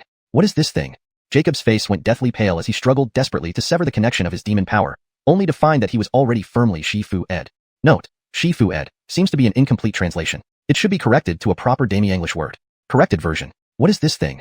Jacob's face went deathly pale as he struggled desperately to sever the connection of his demon power, only to find that he was already firmly adhered. For better fluency. What is this? Jacob's face drained of color as he strained to disconnect his demon power, but found himself already firmly trapped. Ice Flame, the bane of your ice demon race. Dexter laughed. Previously, he had used Ice Flame to defeat the Ice Demon French. Now, while Stanley is stronger, he shouldn't have used the cold ice domain technique against him. For better fluency and accuracy in Demi English, it would be better phrased this way. However, since you only requested for an edited version without additional comments, here it is as per your request.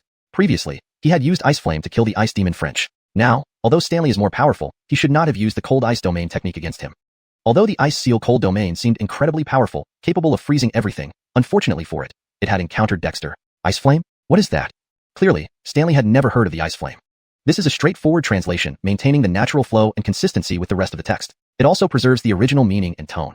This was understandable, since the Ice Flame was a name Carter had coined. The true name of this pale flame was actually Ghostly Amen Fire. You don't need to know what Ice Flame is, you just need to know that you're dead for sure. Dexter said with a mocking laugh. Although he ultimately had to resort to using Ice Flame, which didn't fully achieve his goal of honing the 100-beast fist, it didn't matter. Stanley, the Ice Fiend, had already used the third level of Frosty Cold Domain. How could Dexter let him off? With a cold sneer, Dexter wouldn't allow the prey to escape. His figure instantly turned into a blur, delivering a powerful punch. Without any beast spirit talismans transforming into beasts, only a pale flame followed the punch and struck Stanley, who hadn't managed to escape through the ice. Stanley was horrified, watching the pale flame greedily absorb his cold domain and Yao Li, about to burn onto his hand. Clenching his teeth, he severed his right palm in a desperate attempt to escape, quickly retreating. Note: I've made some adjustments to ensure the translation reads more naturally in Demi English while maintaining the original meaning and consistency. The term Yao Li is used in the original text. It should be translated as demonic power, or simply power, for better fluency in Demi English. Here, I kept it as Yao Li to maintain consistency with your provided text, but consider translating it to enhance readability. Think you can just walk away? Dream on. Dexter sneered. A cooked duck can't fly away. To make it read more naturally in Demi English while keeping the meaning. There's no way I'd let it slip away now. His figure instantly blurred, and with a punch, not a trace of the beast spirit talisman appeared. Only a pale flame followed the punch imprint and struck the ice demon Stanley, who hadn't managed to escape through the ice. Deepter 413. Ice Demon's Ice Core. Another ice demon. Lyra looked at Dexter with shock. This was already the second ice demon he knew to have died by Dexter's hands. That's not right. Earlier we received news from Frost Realm that 3 ice demons had gone missing. Could it be? Lyra's voice trembled. His own thoughts terrified him. Not as exaggerated as you say. With this one, I've only killed 3 ice demons in total. By the way, 3 ice demons went missing from Frost Realm? Besides French and Frederick Carey, who else? Dexter burned Stanley's remaining body with ice flame, asking curiously. This battle was somewhat unsatisfactory, but Dexter gained significant insights, especially regarding the usage of the 100-Beast Fist and Frederick Ravasiantan toppling palm. What? French and Frederick were both killed by the tribal leader. You've really caused a huge disaster. Lyra was horrified. Killing ice demons on the northern wasteland ice plain was a suicidal act, and what's more, their leader had actually killed 3. They wanted to kill me. Like this Stanley. Should I just wait for them to kill me? Dexter chuckled lightly, feeling his ice flame strengthen again. Indeed, the ice demons were perfect for nourishing his ice flame. But Lyra wanted to say something, but suddenly found himself at a loss for words. Leader, killing an ice demon leaves their icy aura imprint on the killer. You must be careful, or it will easily draw the attention of more ice demons. Lyra could only laugh bitterly. The other missing ice demon is named Ali. Ali? So it was that unlucky one. If I guessed correctly, it either died or was badly injured. TSK. Dexter laughed. So it was Ali, the first ice demon he encountered. If he was right, since it went missing, it might have gone to the Bassin tribe. Lyra was taken aback. Ali also had ties with the tribal leader? Tribal leader, ice demons leave no trace on snow. You should have Elder Iranchan check if any marks were left behind. Otherwise, there will be no defense against them. Sean reminded. Dexter nodded. Just as he was about to speak, he heard Iranchan sigh. What are you checking for? This boy's ice flame has already incinerated the ice demon completely. It's almost ashes.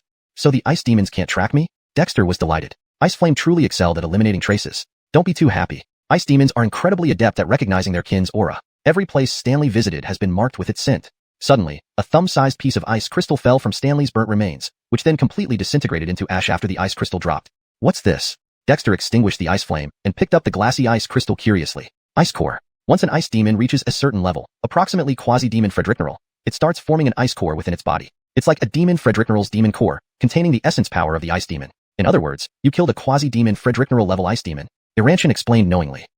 Quasi-demon Frederickneral?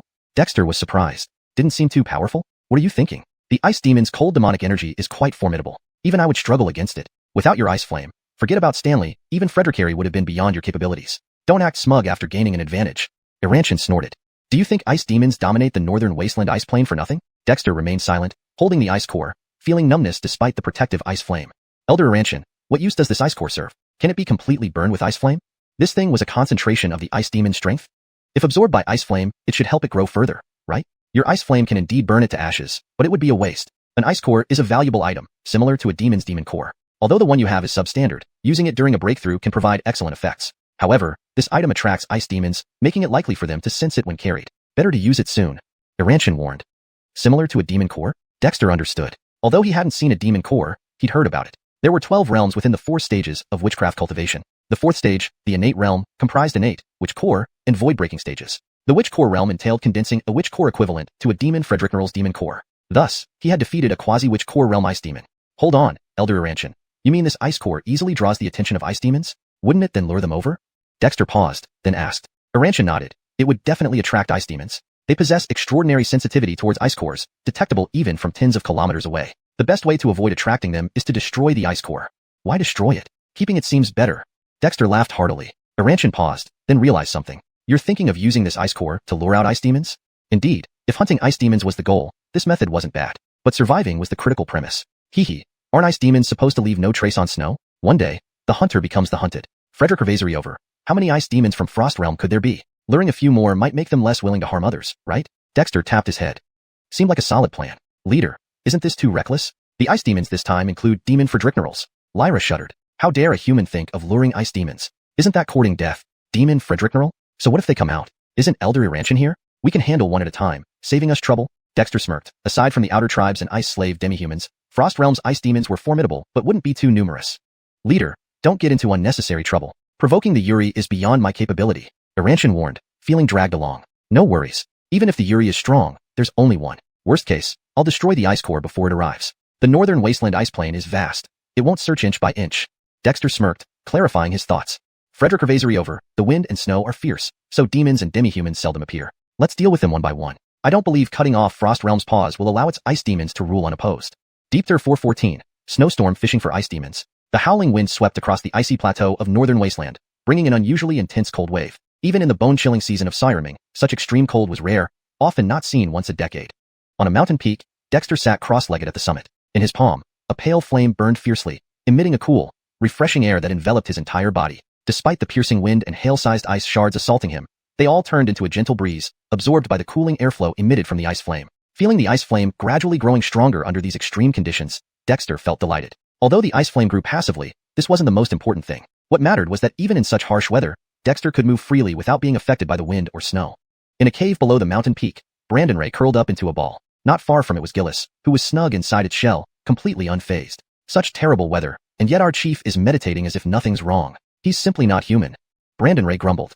Despite feeling cold, Brandon Ray remained vigilant, frequently glancing outside, waiting patiently. Up on the mountain peak, Dexter didn't feel the cold. With his left hand supporting the ice flame, he began to clench his right fist. The 5 elements spirit energy flowed within his body, and a demonic spirit talisman appeared on his knuckles, transforming into a demonic beast. Dexter stood still, deeply contemplating this talisman. The battle with Ice Demon Clow gave him significant insight. The potential of the 100 Beast Fist was clearly far from being fully tapped. Now, only one talisman's beast danced around his fist, practicing the combat techniques represented by this particular demon spirit talisman. In just moments, Dexter became proficient with the technique. Immediately, a second demonic spirit talisman emerged, turning into another beast and continuing the practice. The fist imprint remained solid and unscattered, with ethereal demonic beasts galloping over it, creating a surreal sight. Every bird and beast has its own unique characteristic. Even though these are basic techniques, they contain fundamental truths. If I can integrate them into one punch, it will surely become much more powerful, Dexter reflected.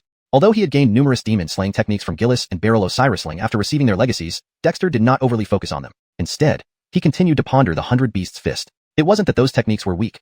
Rather, for Dexter, the 100 Beasts Fist, which tapped into the demonic spirit talismans within his body, suited him better. As for those techniques, they might be more suitable for the tribe members of the witch tribe. One by one, the demonic spirit talismans emerged, transforming into various beasts, birds, and sea creatures, demonstrating their combat techniques before dissipating. Dexter quietly contemplated each one. By midday, he had gone through all 200 talismans and decided to extinguish the ice flame.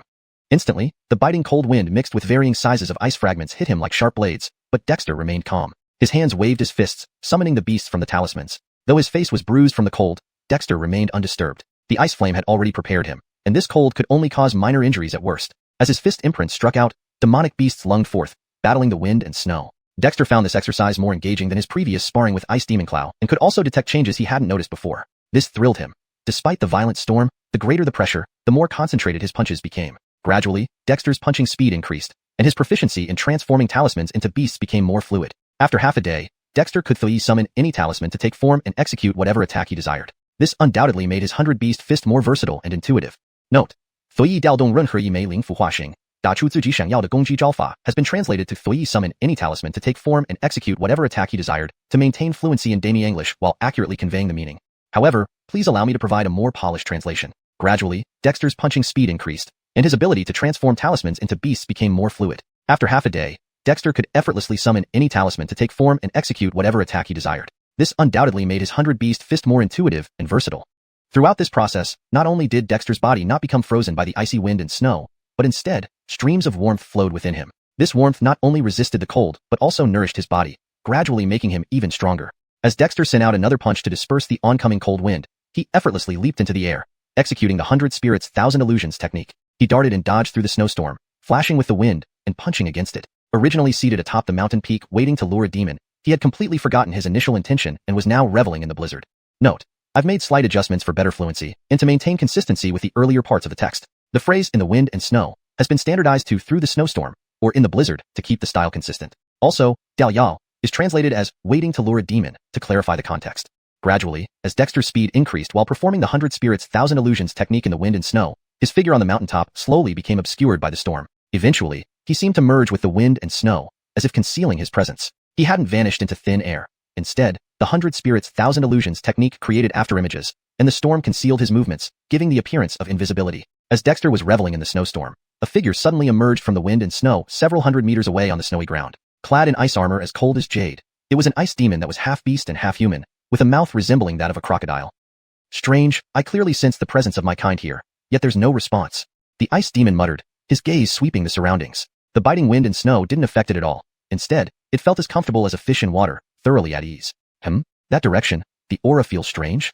Frederick Ervasements later, the ice demon locked its gaze on the peak where Dexter was located, but saw nothing unusual on the mountain. It immediately submerged into the snow and headed toward the peak. From the cave below, Deaning suddenly poked his head out, a teasing smile spreading across his face. In this bitter cold, the young leader had insisted on luring demons, and unexpectedly, he had actually succeeded. On the mountain peak, a thumb-sized translucent ice core in Dexter's embrace suddenly emitted slight fluctuations, snapping him out of his focus amidst battling and dodging in the snowstorm. His figure abruptly revealed itself in the cold wind, with swirling snow and surging waves of air around him. Reaching into his robes, Dexter pulled out the ice core, his lips curling into a slight smile as he noticed the trace of ice demon power emanating from it. Although Deaning hadn't mentioned what reaction an ice core would have when an ice demon sensed it, the current activity indicated that there was indeed an ice demon nearby. This really did attract one. I wonder what level of strength this one has. If it's too weak, it won't be much fun, Dexter muttered, holding the ice core in his hand, deciding to wait on the spot. After practicing the 100 Beasts Fist for half a day, his body was still warm. A battle with an ice demon seemed like a welcome diversion. Just then, a roar of shock and anger suddenly echoed through the air. Who are you? Why do you possess our clan's ice core? Dexter turned around, his eyes sharpening as they locked onto a block of ice-encrusted rock in the distance. He smiled and said, "You're talking about this? An ice core? I just happened to kill some foolish creature on my way here and took this as a keepsake. What's wrong with that?" A figure abruptly shot out from beneath the rock, lunging at Dexter with a fierce snarl. "You shall die." Looks like it really came. I wonder what kind of strength this one will have. If it's too weak, it won't be much fun. Dexter held the ice core in his hand and stood still, waiting on the spot. He had been practicing the 100 Beasts Fist for half a day, and his body was still heated up. Having an ice demon show up for a fight might not be bad at all. At that moment, a voice filled with shock and anger suddenly rang out. "Who are you? Why do you have our clan's ice core in your hand?" Carter turned around, his eyes gleaming with a sudden insight, and immediately locked onto a rock frozen in ice not far away. He smiled and said, "You're talking about this thing, the ice core? I happened to come across it on the road after dealing with someone who didn't know better. It looked unique, so I kept it as a collectible. What, is that not okay?" The figure under the rock suddenly lunged at Carter, roaring, "You should die." A figure suddenly shot out from beneath the rock and lunged fiercely at Dexter. "You shall die." The ice demon suddenly lunged at Dexter with a roar. In the original text, the phrase "ni gaithur" is an exclamation from the ice demon expressing rage and declaring retribution. The translation "you shall die" captures this sentiment more forcefully and naturally in Demi English, fitting the intense and combative context of the scene. Deepter 415, Ice Spirit Deerm. On the mountaintop, the half-man, half-beast ice spirit that pounced from the snowy ground clearly did not expect to meet its match on the North Wasteland ice plain, a territory ravaged by the ice spirits for thousands of years. When its chest, encased in ice armor, was shattered by a fist condensed with over a dozen spirit beast shadows, this particular ice spirit was still questioning its existence. "A mere common ice spirit dares to challenge me. Do you wish to die faster?" Dexter sneered, not even needing his ice flame. With just the 100 Beast Fist, he shattered this creature's sturdy ice armor. Who are you?" The ice spirit's pupils rapidly dilated as it stared in disbelief and terror. Dexter's punch had expelled multiple spirit beast shadows from its body, each dealing secondary damage that snuffed out any chance of survival, leaving it unable to muster its spirit power. "Hey, poor ice spirit," Dexter mocked, about to summon the ice flame to destroy all traces when a sudden thought struck him. He formed hand seals, presenting a witch dragon blood seal. An ice spirit is still a spirit. I wonder if there will be any harvest. Adhering to the principle of waste utilization, Dexter embedded the witch dragon blood seal into the pitifully lifeless chest of the ice spirit. The seal gurgled audibly, and soon, the ice spirit's body began to shrivel rapidly, eventually crumbling onto the snow to reveal a crystalline and translucent witch dragon blood seal. Dexter retracted the witch dragon blood seal, hesitated for a moment, then swallowed it. Instantly, he felt as if his internal organs were being frozen solid, but fortunately, the 5 elemental spirit deerms within his vital organs circulated their light, resisting the cold. Subsequently, Dexter sat cross-legged, focusing inwardly. Inside his body, the witch dragon blood seal flowed with icy spirit power, within which a clear liquid circulated, the blood of an ice spirit. However, Dexter lacked the corresponding spirit charm for the ice spirits, so this seal did not activate the spirit charms within him as it had before. Do I need to first condense the spirit charms of the ice spirits? Dexter was dubious. He knew little about the witch dragon blood seal, a secret technique unexpectedly cultivated, capable of cooperating with the spirit charms within his body, transforming them into spirit marks. The problem now was that his body did not have the spirit charms of the ice spirits. Just as Dexter hesitated, suddenly, the witch dragon within him opened its mouth, swallowing the witch dragon blood seal. Dexter stared in shock, ready to react, but then saw the witch dragon spew out a transparent, magnified snowflake-shaped spirit charm. Is this the spirit charm of the ice spirits? Dexter was stunned. Could the witch dragon do this? After transforming the scattered witch and spirit patterns dispersed throughout his body by the heavenly tribulation into individual spirit charms, ultimately condensing 200 spirit charms, Dexter had once attempted to refine new spirit charms. His ambition was to condense spirit charms, numbering the same as the stars of the heavens. But without the lightning-struck witch and spirit patterns, Dexter could not easily form new spirit charms, leading him to consider letting the fire crows provoke some thunderbolts. Now, however, the witch dragon had swallowed the witch dragon blood seal and spat out the ice spirit's spirit charm. While others might eat grapes and spit out grape skins, the witch dragon ate the witch dragon blood seal and spat out a spirit charm. This left Dexter baffled but soon elated. Regardless of the details, the ability of the witch dragon to create spirit charms without requiring a lightning strike was undoubtedly advantageous, sparing him the trouble of seeking out a thunderbolt. One ice spirit can condense a spirit charm, killing another ice spirit should allow me to form a spirit mark, right? Dexter mused, eager for another ice spirit to appear to test the effect. However, Dexter soon noticed that the newly formed ice spirit charm hovered in his spiritual meridian cavern, not following the innate spirit energy circulating through his body or seeking out corresponding acupoints. Frederick Hervaser whistled. Dexter summoned his spirit energy and swung his fist, but repeated attempts yielded no results. The ice spirit charm remained unmoved, seemingly incompatible with his body's acupoints. How strange. Is the charm problematic because it wasn't formed by a lightning strike? Or do ice spirits' charms have unique traits? Perhaps only the spirit charms from the Thousand Birds and Beasts Malekith can be activated by me? Dexter pondered deeply. After several more experiments, he abandoned the attempt for now. Despite this oddity, using the Witch Dragon Blood Seal to form new spirit charms was undeniably beneficial for Dexter, signaling progress towards his goal of gathering spirit charms equivalent to the number of celestial bodies. As for this charm's peculiarities, Dexter had encountered many strange phenomena before and didn't mind one more. The half-man, half-beast ice spirit did not leave behind an ice core, indicating insufficient cultivation. It had wandered recklessly and met its end without purpose. Dexter checked the ice core again, finding that the ice spirit's power had dissipated, returning it to normal. Waiting around like this won't work. The North Wasteland ice plain is vast, yet ice spirits are few. I need a better plan, Dexter murmured. Initially, he fished for spirits because they posed a significant threat to the Kobe Sami tribe. Viewing the North Wasteland ice plain as their garden, the ice spirits were likely the largest malevolent force. Eliminating a threat to both himself and the tribe caused Dexter no moral dilemma. But now, Dexter had an additional reason to hunt ice spirits. Not only could their power enhance the ice flame, but also the new ice spirit charm intrigued him. Indeed, the ice spirit's freezing domain was formidable, only suppressed by Dexter's inherent ice flame. For others, such as Grayson the near spirit general, they might even turn the tide against true spirit generals, let alone against the relatively weak Kobe Sami tribe. By forming a spirit mark, Dexter could better comprehend the techniques of the corresponding spirit race. In the North Wasteland ice plain, especially during the Sirenian season, the ice spirit's frosty secrets were quite useful, especially with the hidden trick of the ice flame. However, while ice spirits could sense ice cores from over 10,000 meters away, could the ice core also detect ice spirits? After pondering for a moment, Dexter jumped down from the mountain peak and soon found Diening in a cave at the foot of the mountain. Elder Diening, is there any array that can use an ice core to sense the direction of ice spirits? Dexter asked humbly. Diening paused. What was going through this young chief's mind? Others couldn't escape the sight of ice spirits fast enough. Yet here he was, looking for a thrill by actively seeking them out. But surprisingly, there might just be a way. Deepter 416, Irantian's Carapace. Outside the Ice Dominion, the continuous mountains were covered in snow and ice. The closer one approached the Ice Dominion, the lower the temperature became, and consequently, the snow and ice grew thicker. In fact, the reason it was called the Ice Dominion was because it was perennially covered in snow and ice. Any area where snow never melted was part of the Ice Dominion. So, in a sense, the northern wilderness ice plains during the Sirming season were also within the territory of the Ice Dominion. At this moment, deep within a massive valley on a towering ice mountain, a 3-meter-tall ice demon sat on a colossal throne carved from solid ice. Like other ice demons, it wore a translucent ice armor. However, its armor bristled with spines, giving it an appearance of weathered antiquity. This ice demon was none other than Basil, one of the generals of the Ice Dominion's ice demons. Frederick has vanished, and even Jacob lost contact just a few days ago. Can anyone tell me what's happening? Basil scanned the crowd below him coldly. Below the massive ice throne stood over 20 ice demons. Behind them were dozens of varied demons, including Dorian and Hale. Further back stood a few aged half-demons. Lord Basil, Jacob went to search for Frederick and his team. Besides Jacob, other ice demons have been investigating as well, but so far, no useful clues have emerged. An ice demon with 3 branching icicles protruding from its forehead quickly replied. Basil was one of the 3 major ice demon generals of the Ice Dominion, and the commanding general responsible for the Sirming season hunt. All demons and half-demons here followed Basil's orders. And Basil wasn't known for his good temper. Humph, is this your answer? When did something in the northern wilderness ice plains dare to challenge our ice demons? Search everywhere until you find out why Frederick disappeared. My patience is limited. Basil raged. The ice demons quickly acknowledged the order, while the other demons bowed their heads, not daring to breathe loudly, as they followed the ice demons out of the valley. Outside, a fierce blizzard blanketed everything. Thick snowdrifts almost buried the large-bodied demons, making the already difficult conditions worse. The demons' faces turned grim after leaving the relatively warm valley. You heard Lord Basil's orders. Frederick mobilize all demons immediately to find any clues. Otherwise, none of you will get off easily. Do you want to be frozen into blocks of ice by Lord Basil?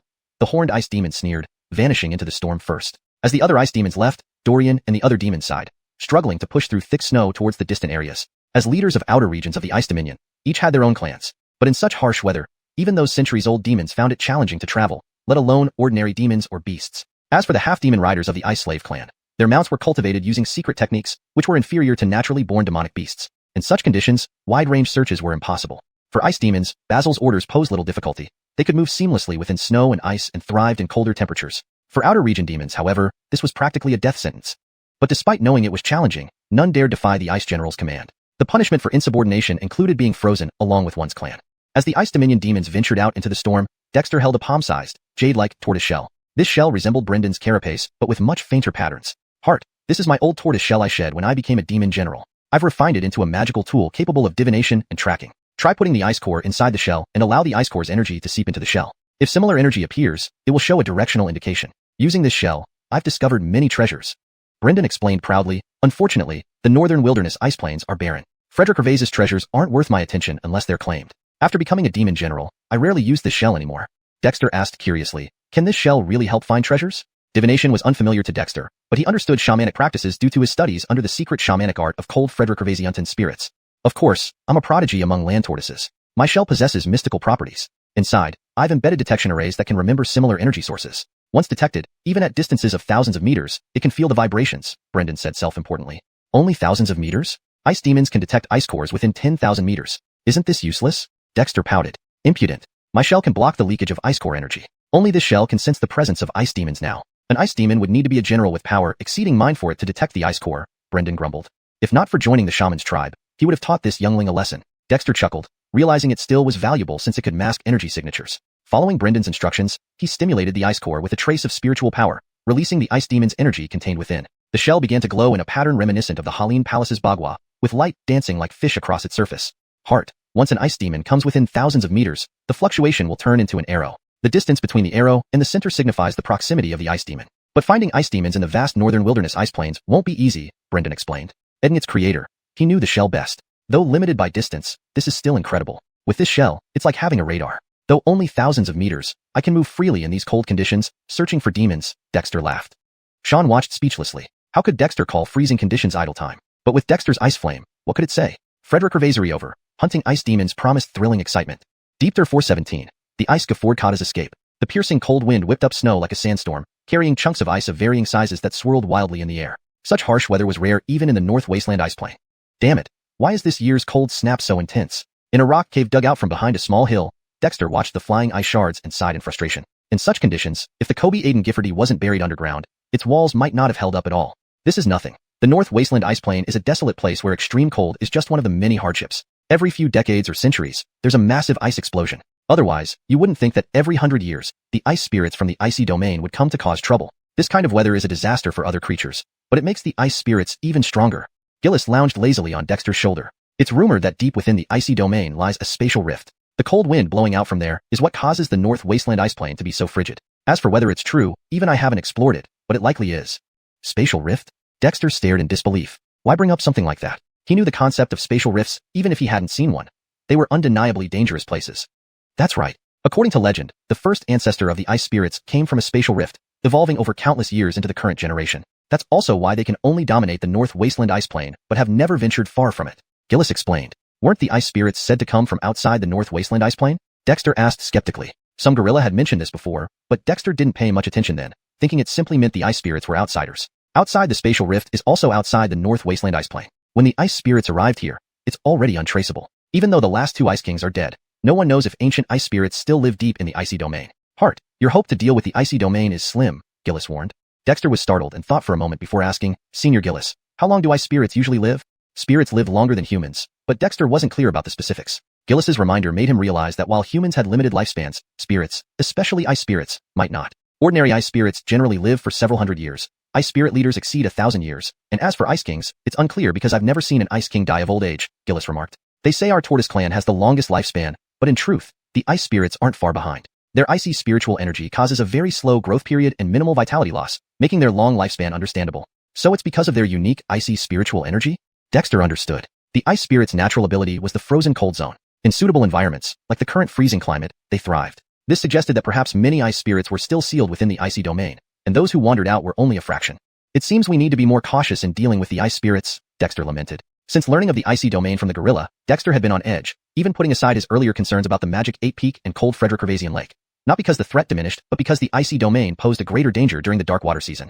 Gillis remained silent. Since meeting Dexter, it had become hard to read the young human. After visiting the Kobe Aiden tribe and encountering the revered dragon totem spirit, Gillis sensed that the skies over the North Wasteland ice plain were about to change. After all, Gillis had met many human tribal chiefs, even from powerful tribes like the cold Frederick Ravasery clan, but Dexter was different. Hart, the storm is easing, Brandon Ray suddenly announced. The fierce blizzard had lasted over 10 days. Even spirits struggled in such weather, let alone humans. Dexter took out a palm-sized jade tortoiseshell. The flowing spirit patterns indicated no traces of ice spirits, leaving Dexter somewhat disappointed. Let's go to Israel Wind. With this weather, only ice spirits could venture out. Other spirits and half-spirits spread across the North Wasteland ice plain would be immobilized. We'll intercept the outer forces of the icy domain and deal with the ice spirits, ensuring they don't focus on the cold ridge and expose the tribe. Riding on Brandon Ray's back, Dexter used his left hand to summon ice flames to resist the cold wind and nurture the flames. Soon, they vanished into the vast snow. In the Betula tribe, Eric returned to the bone-chilling underground prison. Initially, other wrongdoers from the Betula tribe were imprisoned here, but they couldn't endure the cold and gradually succumbed. Only a single ice spirit remained locked in the deepest stone cell. Eric, you're wasting your time. This ice spirit hasn't moved in ages and might be dead, the Greg guarding the cell scoffed. At first, it feared the ice spirit, but after a month, it realized the creature was merely resigned to its fate, not even struggling.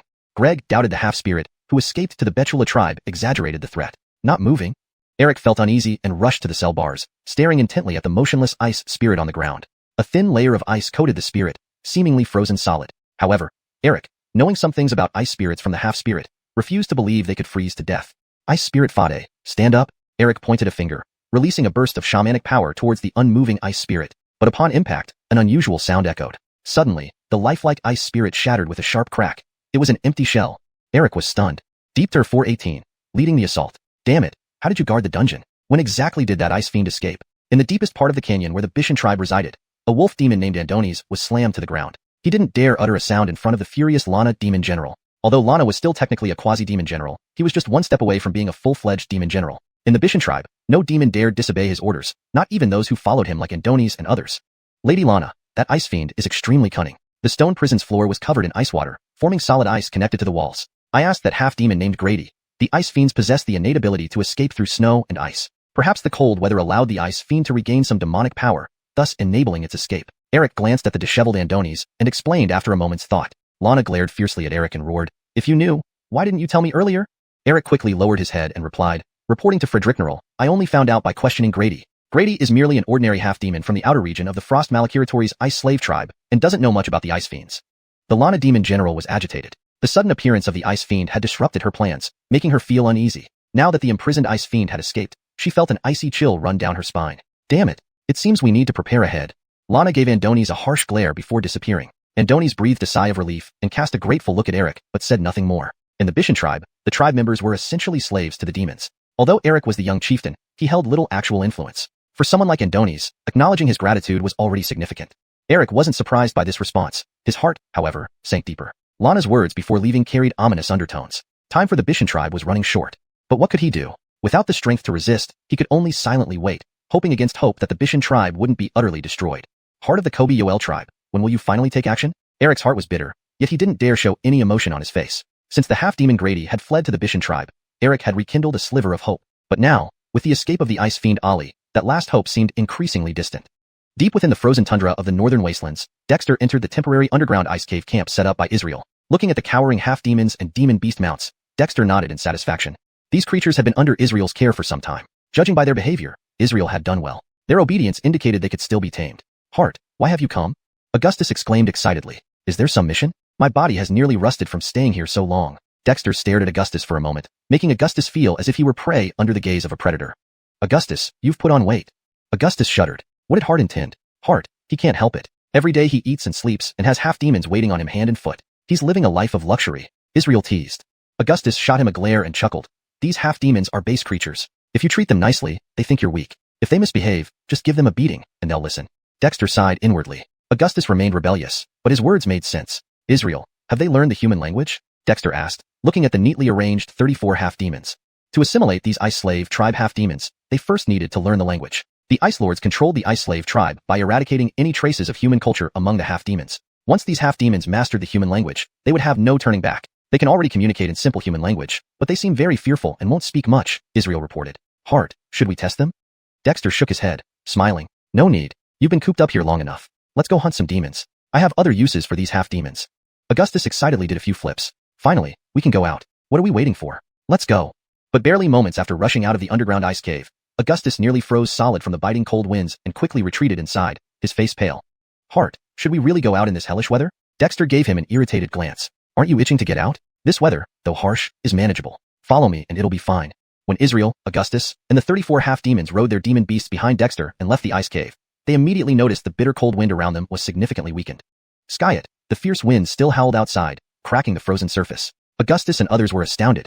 It was nothing short of miraculous. Dexter didn't explain, leading the way with his ice flame, which softened the biting cold. Despite the harsh conditions, the group managed to move swiftly. After walking through the snow for over half an hour, Dexter led them to the base of a snowy mountain, a vast expanse of white snow covering everything. Hart, why are we here? Augustus asked curiously, while nervously eyeing the pale flame in Dexter's hand. This flame seemed sinister. Even a fleeting glance made him feel as if he'd freeze. There are Ice Slave tribe half-demons here. Let's capture them. Dexter pointed towards the icy ravines below the mountain. Israel was surprised but quickly followed. He now understood that Dexter intended to begin gathering more. Israel had been waiting for this day for over a month, having spent all this time with the half-demons and gaining sufficient understanding of the Ice Slave tribe. Frederick Ervasements later, cries of alarm erupted from the valley. Dozens of half-demons emerged from the sheltered area within, wielding weapons. Their demon beasts huddled together, barely surviving the freezing temperatures. Israel, have the half-demons persuade the others to surrender. If they surrender, they live. Otherwise, kill without mercy, Dexter ordered coldly, surveying the clearly trapped half-demons. Israel shouted to the rear, and several half-demons hesitantly stepped forward, calling out to the others in the valley. However, soon angry shouts echoed, indicating a disagreement. Dexter licked his lips and waved his hand. Augustus, let's loosen up a bit. Don't kill or maim them. Augustus laughed and charged into the valley like the wind. Within moments, terrified screams filled the air. #Deepter419, half-demon cavalry. As Dexter entered the valley, he found it filled with half-demons lying on the ground and a group of demon beasts sitting nearby, their eyes brimming with fear. Upon seeing Dexter, all the half-demons widened their eyes in disbelief. They never imagined that the one who had harmed them was not only a human but also a young boy. This is our clan leader. Do you want to die or live? A half-demon asked tremblingly. Another half-demon next to it simultaneously repeated the words in the demon language, clearly translating for Dexter. The half-demons lying on the ground looked at the one speaking human language in terror. Some wanted to resist, but before they could act, they were slammed away by Christie's ruthless strike. Do you want to die or live? Faced with the cold and cruel Christie, these half-demons ultimately bowed their heads. With a roar from Israel, the half-demons it had trained over the past month rushed forward and started talking to the newly subjugated half-demons. Dexter struggled to understand their conversation and glanced at Aranchinjan, who was perched on his shoulder. He asked, Senior Aranchinjan, is there any way I can learn the demon language in a short time? Dexter believed he had a talent for languages, but he knew nothing about demon languages, even after studying the comprehensive understanding of demon symbols. How difficult is that? Aranchinjan chuckled. A faith spirit rune appeared on its forehead, which it had gained briefly while part of the Wichu tribe. Though Aranchinjan had joined the tribe, it didn't truly believe in the dragon totem. Instead, it had obtained some faith power from Hoya, converting it into a spirit rune. After Dexter set up the faith network upon returning, Aranchinjan became very interested. Hoya did not hesitate to provide him with this faith-based spirit rune using the tribe's faith power. Dexter understood immediately. He made a hand sign, and a faith spirit rune condensed in his hands. It touched the spirit rune on Aranchinjan's forehead, merging with it. After a moment, the runes separated, and Dexter reabsorbed his rune, now imprinted with the demon language. Not just ordinary demon speech, but also specialized dialects and demon symbols. TSK. Yehya, your secret technique is truly marvelous. It's an excellent method for transmitting information or teachings, but it does consume quite a bit of faith power. Aranchinjan marveled. In the Wichu tribe, Aranchinjan had witnessed many wonders. Although joining the tribe was partly due to Hoya's persuasion, he was genuinely curious about such a unique human tribe. Indeed, once this faith network is perfected, transmitting information or techniques within the tribe will become much easier. By leveraging collective wisdom, even if the tribe members have limited potential, developing it to the fullest is still highly possible, Dexter said with a smile. Using faith as a network, Dexter realized the significance of this innovative combination of mysticism and technology, though he couldn't predict what brilliant outcomes it might produce. Undoubtedly, it laid a solid foundation for the rapid development of the Wichu tribe. Within just over half an hour, Dexter absorbed the demon language information transmitted by Aranchinjan, finally understanding the half-demon's conversations. While not yet fluent, it was enough to follow along without confusion. Yehya, there are 47 half-demons here, already partially integrated. Should we rest for a few days? Israel reported, once the half-demons accepted their fate. Though these half-demons possessed considerable combat strength, they had been trapped in icy conditions for days and were easily defeated by the speed-focused Christie. No need to rest. The snowstorm has weakened slightly. Let them eat a full meal, then set off immediately, Dexter ordered. Israel had previously hunted many animals wintering in ice caves, preparing dried rations. In the North Wasteland, under such harsh weather, countless ordinary and demon beasts would freeze to death. Finding food was no issue for demons. The beaten half-demons reluctantly ate the meat roasted by those they had captured, feeling uneasy but too fearful to complain. Christie's fierce reputation among the Ice Slave tribe ensured obedience. This was a being known to kill even ice demons. Half a day later, the well-fed half-demons and demon beasts were ready. Under the leadership of the experienced half-demons, they followed Dexter into the icy storm. Dexter acted like a living map, quickly finding another hidden canyon where more Ice Slave tribe half-demons had taken refuge. He disguised himself, covering his face with demon symbols, looking even more like a half-demon than them. After another chaotic attack, Dexter's half-demon cavalry grew by over 20. They continued advancing through the storm. In just a few days, Dexter swept through the area within hundreds of miles that Peerage Jarrett's bird demons had surveilled, capturing temporary half-demon strongholds. His half-demon cavalry numbered 500. With so many half-demons gathered, even Christie found it challenging to maintain control. Dexter brought them to a spacious canyon, addressing the half-demons, who wore indifferent expressions. I know you're unhappy, but might makes right. If anyone has grievances, step forward, and I'll practice with you. Among the 500 half-demon cavalry, dozens paled, including the original 34 and some pragmatic ones. However, the others, unable to endure any longer, charged at Dexter on their demon beasts. They thought this half-demon youth relied solely on Christie's prowess. Christie ignored them. Before it could act, Dexter transformed into a blur, meeting the charging cavalry with powerful punches. Instantly, phantom beast forms appeared, and Dexter unleashed the 100-beast fist and Frederick toppling palm at astonishing angles.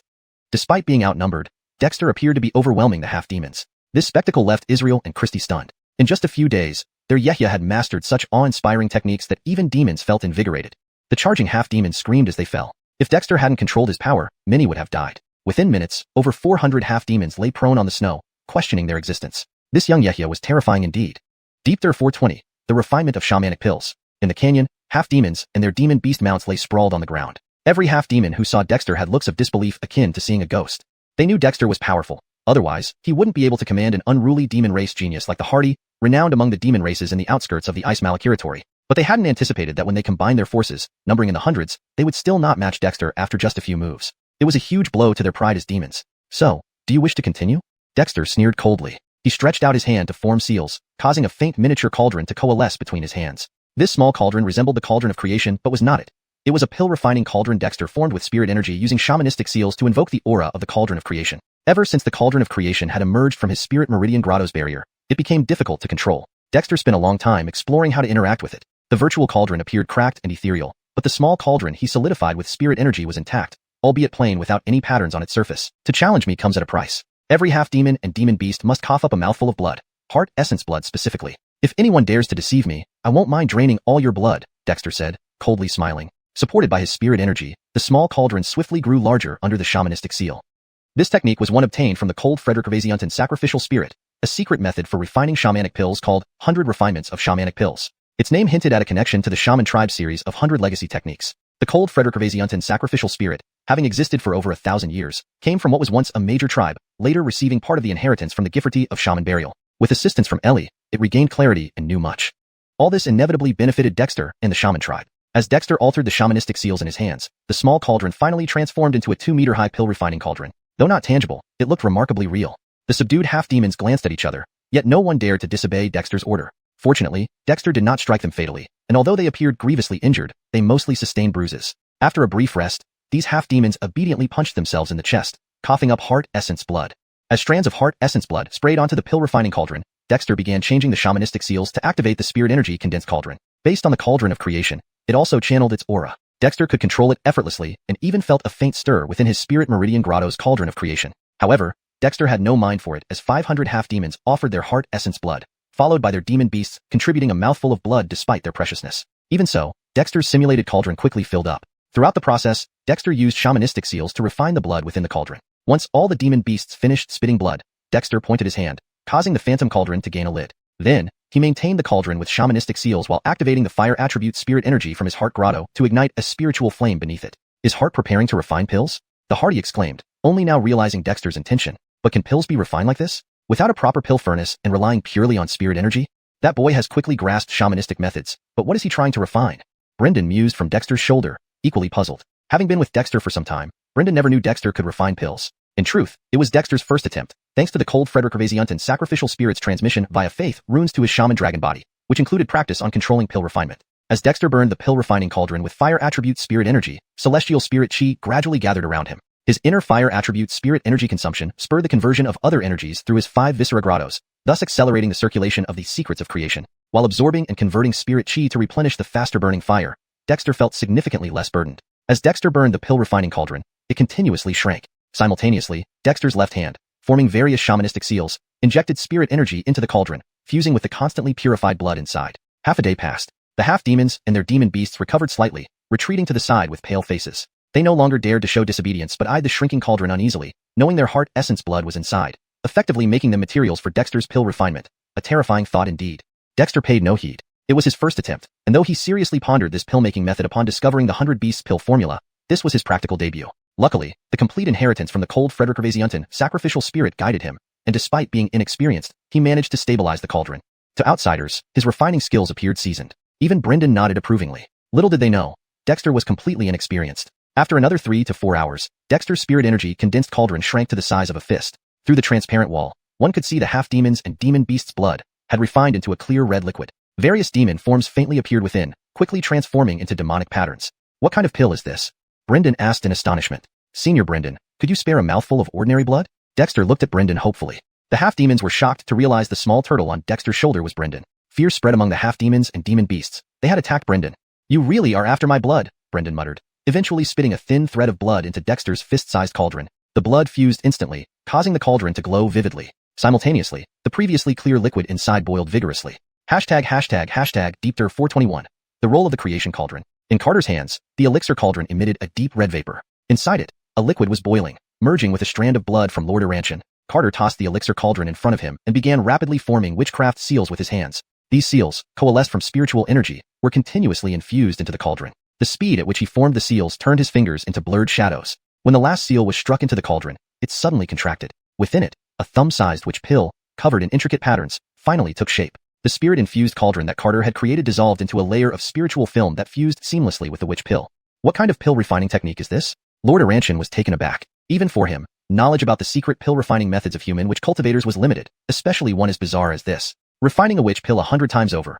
It's a secret method passed down by Elder Beryl Hans. Though I'm a bit rusty, I finally succeeded. Carter extended his hand to grasp the floating witch pill before him, examining it closely. This witch pill was primarily made from the heart essence blood of nearly 500 half-demons and demon beasts, using a strand of blood from Lord Aranchan as the catalyst. He had managed to refine it successfully, but truth be told, Carter had no confidence in its effectiveness. After all, the 100 Beasts pill was a witch pill developed by the Beryl tribe. According to their shared inheritance, its success rate wasn't high. Frederick Ravasery over, the ingredients Carter used significantly deviated from the original recipe.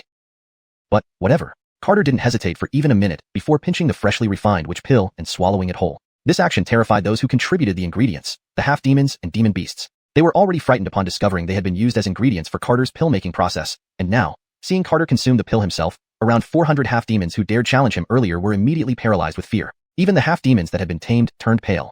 After all, this included their contributions. Carter's actions also alarmed Bao Brandon Hammond, Brandon Ray, Nai Fei, and even Lord Aranchan. While they noticed Carter was refining a pill, they did not expect him to swallow it. Carter had no time to care about their thoughts. After swallowing the witch pill, he froze in place. The 100 Beasts pill, derived from the essence blood of 100 beasts, could stimulate the beastly bloodlines within war beasts. However, Carter's goal in refining the 100 Beasts pill was to see if it could activate the demon spirit symbols within his body, transforming them into demon spirit imprints. With over 200 demon spirit symbols inside him, including the ice demon spirit symbol, he hoped this would work.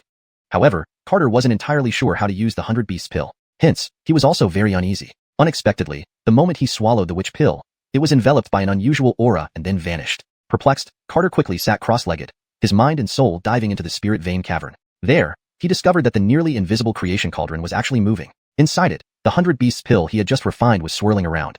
What is happening? Despite experiencing many surprises, Carter was still bewildered. The appearance of the creation cauldron was itself unexpected. Even its name was chosen by him, yet it resembled the ancestral incense burner passed down in his family, except it was transparent and riddled with cracks. But why had the creation cauldron swallowed the witch pill he had ingested? Could it be because the elixir cauldron he had visualized using the techniques from which pill 100 refinements was identical to the creation cauldron? Carter was skeptical, though he realized it might have been a coincidence. After all, he had never seen other pill refining cauldrons, and merely modeled it after the creation cauldron. However, before visualizing the creation cauldron, he did trigger some of its aura using the techniques from which pill 100 refinements.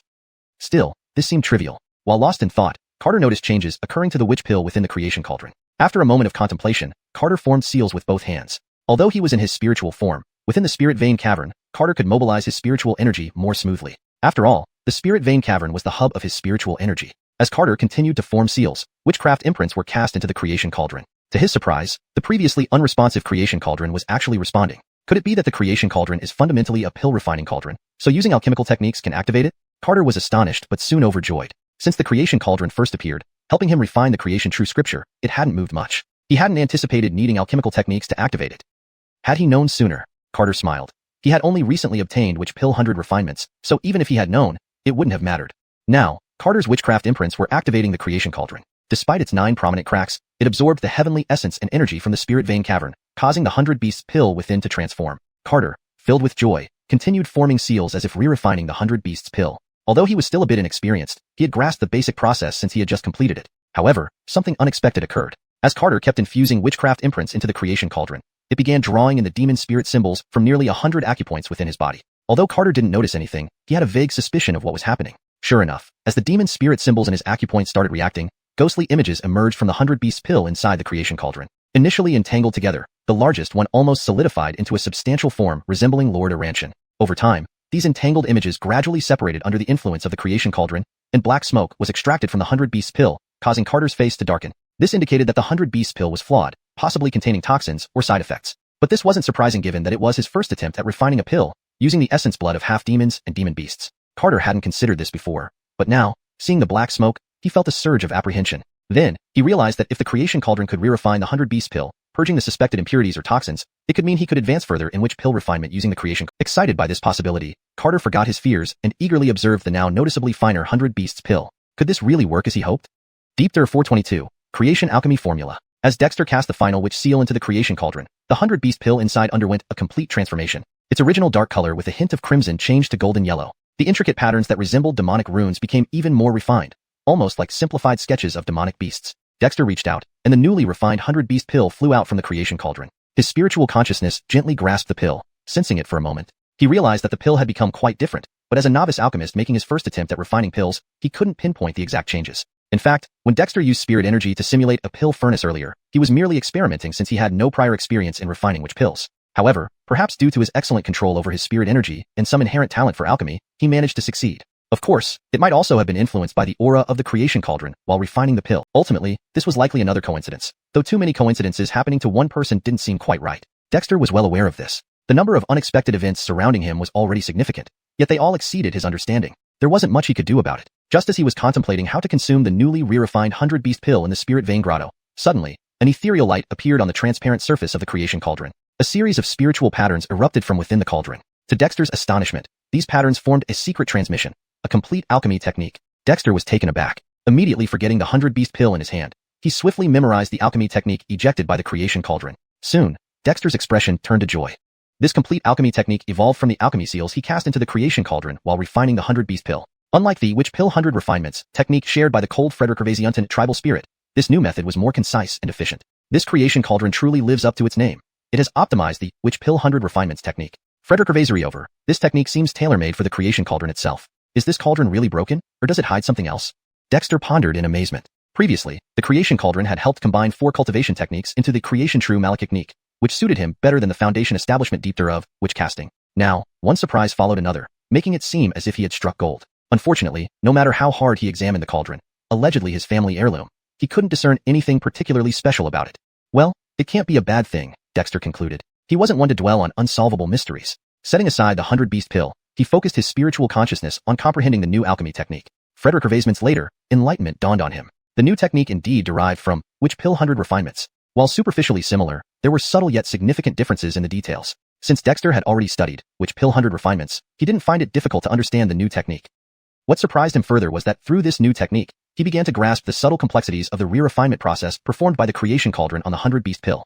Indeed, the hastily refined 100 beast pill harbored major flaws, and consuming it could have resulted in misfortune for Dexter. As it turns out, you can eat anything carelessly, but you must be cautious with medicine.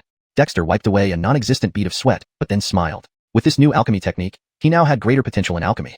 Although the witch pill 100 refinements shared by the cold Frederick tribal spirit was indeed excellent, even the tribe itself had low success rates in refining witch pills during its peak. Now, things seemed different. Dexter formed a hand seal, and a witch seal emerged in his palm. This seal bore similarities to the previous ones, but was covered in intricate spiritual patterns, unique to this new alchemy technique and deeply connected to the creation cauldron. As Dexter altered the seal, it transformed into a pill furnace, mirroring the creation cauldron. It appeared more substantial and profound compared to the spirit energy simulated furnace he used before. This technique evolved from witch pill 100 refinements and was perfected by the creation cauldron. Let's call it the creation alchemy formula. Dexter named it spontaneously to distinguish it from the older technique. Having gained preliminary insight into the creation alchemy formula, Dexter dissolved the pill furnace and pointed towards the 100 beast pill, which flew out of the spirit vein grotto and dispersed within his body. As the medicinal power unfolded, ghostly images of demonic beasts, infused with bloody auras, rushed towards various acupoints in his body. After being re-refined by the creation cauldron, the 100 beast pill now had an effect similar to the witch dragon blood seal devouring demonic essence blood, even surpassing it in suitability for the demonic spirits embedded in Dexter's acupoints. The creation cauldron had tapped into the energies of the demonic symbols in his acupoints during the re-refinement process, adding another layer of complexity Dexter hadn't fully grasped yet. However, as the demonic beast images from the dissolving pill rushed into those acupoints, Dexter's demonic spirit symbols began to transform, just as he had suspected. The 100 beast pill from the cold Frederick tribe truly had an effect on the demonic spirits in his acupoints. Of course, Dexter no longer cared whether this 100 beast pill originally belonged to the cold Frederick tribe or not. In the valley, Gillis lounged on Dexter's shoulder, utterly bored. As his guardian, staying by Dexter's side felt somewhat unnecessary. After all, in the entire North Icefield wilderness, few threats remained for the now powerful Dexter, probably only demon generals and demon kings. But there were only 7 or 8 demon generals at most. As for demon kings, the 4 ancient demons naturally qualified, but Dexter would need to encounter them. Others like Israel were also bored, but dared not yawn like Gillis. Instead, the half-demons and demon mounts sat tense, watching Dexter intently. Suddenly, a multitude of demonic spirit symbols appeared in Dexter's body, making it seem as if it was filled with demons. In the astonished gaze of the onlookers, these symbols transformed into demonic imprints under ethereal light. Among them, a striking imprint of intertwined turtle and snake drew particular attention. Gillis was stunned. What did this boy do? So many demonic imprints. Did he turn himself into a den of demons? Unbelievable. Deepter 423. Over 100 imprints. As more and more demonic spirits and symbols appeared on Dexter's body, an increasing number of spirit symbols transformed into demon imprints. The emergence of these demon imprints gave the half-demons and demon beasts a strong sense of submission, as if they were in the presence of their king. Some demon beasts had already knelt, trembling in fear, while most of the half-demons and demon beasts wore expressions of surprise and anticipation. Though they could not understand what was happening to Dexter, there was no longer any thought of resistance in their minds. It wasn't due to fear from Dexter's earlier beating or blood extraction for alchemy. Rather, it was a deep-seated feeling of subjugation slowly rising in their hearts. Senior Iranchinjan, what is happening with our chieftain? Sean stared at the tiger-shaped imprint that appeared beside Dexter for a long time, his pupils constricting suddenly as he couldn't help but ask in shock. You ask me, but who should I ask? This guy can't be understood by normal logic. Iranchinjan's expression was complex, with a hint of excitement. That tortoise snake intertwined demonic spirit imprint was precisely the mark of the primal black tortoise. Compared to when Dexter initially condensed this demonic spirit imprint, the current primal black tortoise imprint was undoubtedly more complete and clear, so much so that Iranchinjan even felt his own bloodline fluctuate because of this imprint. For him, this was unimaginable, let alone for demons like Sean. 100 spirits? Lord Harton is becoming the king of hundreds of spirits. Harry sighed. He saw an ape-like demonic spirit imprint, which similarly caused his bloodline to fluctuate. With his already awakened bloodline talent, the sensation was even clearer.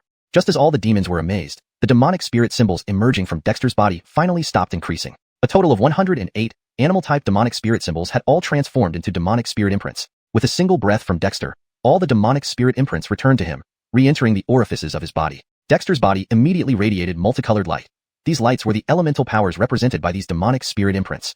Although only slight, this power was truly sensed by Iranchinjan. The primordial power of the primal black tortoise. Indeed, it's the demonic spirit imprint of the primal black tortoise. Iranchinjan couldn't help but lose composure. This primordial power was something even Iranchinjan craved, yet could never obtain. Unless his bloodline could transform into that of the primal black tortoise, Iranchinjan would never possess such power. But Dexter had managed to condense the demonic spirit imprint of the primal black tortoise, thereby gaining this faint yet real power, to the extent that Iranchinjan had an impulse to swallow Dexter whole. But ultimately, Iranchinjan resisted the temptation and instead revealed a look of anticipation.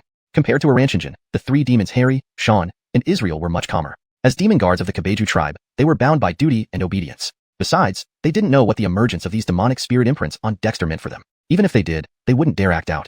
And those half-demons and demon beasts, when Dexter opened his eyes, not a single half-demon or demon beast dared to meet his gaze. They were extremely obedient. Dexter's eyes showed confusion for a moment before gradually regaining clarity. The remade beast pill from the cauldron of creation indeed allowed him to turn the demonic spirit symbols within him into demonic spirit imprints. Not just 1 or 2, but exactly 108. These 108 demonic spirit imprints were all of terrestrial creatures, since the half-demons and demon beasts here were all land-dwelling animals. Of course, except for the demonic spirit imprint of the primal black tortoise, which he had previously condensed. With so many demonic spirit imprints, Dexter could already sense the demon bloodlines within the demon beasts and even the half-demons. Even without using demonic symbols to control these half-demons and their mounts, he seemed to have an unusual influence over them. This influence wasn't coercive, but resembled faith. Am I turning into some kind of divine prophet? Dexter's lips curled into a smile. The condensation of demonic spirit symbols was actually an accident. If not for the tribal heavenly tribulation which scattered demon and witch patterns across his body, Dexter wouldn't have ended up condensing demonic spirit symbols afterward. Similarly, the birth of demonic spirit imprints from demonic spirit symbols was also unexpected. With this series of coincidences, Dexter almost felt he himself was becoming inhuman. Harton, what kind of witch pill did you really refine to have such effects? Iranchinjan's voice floated over, filled with both surprise and anticipation. Clearly, Dexter's witch pill had left him astounded. Dexter came back to his senses and couldn't help but laugh. If I tell you I created it myself, will you believe me? Iranchinjan. Now he understood why, during those days in the Kabeju tribe, he occasionally heard someone say, the Harton's mouth is the ghost of deception.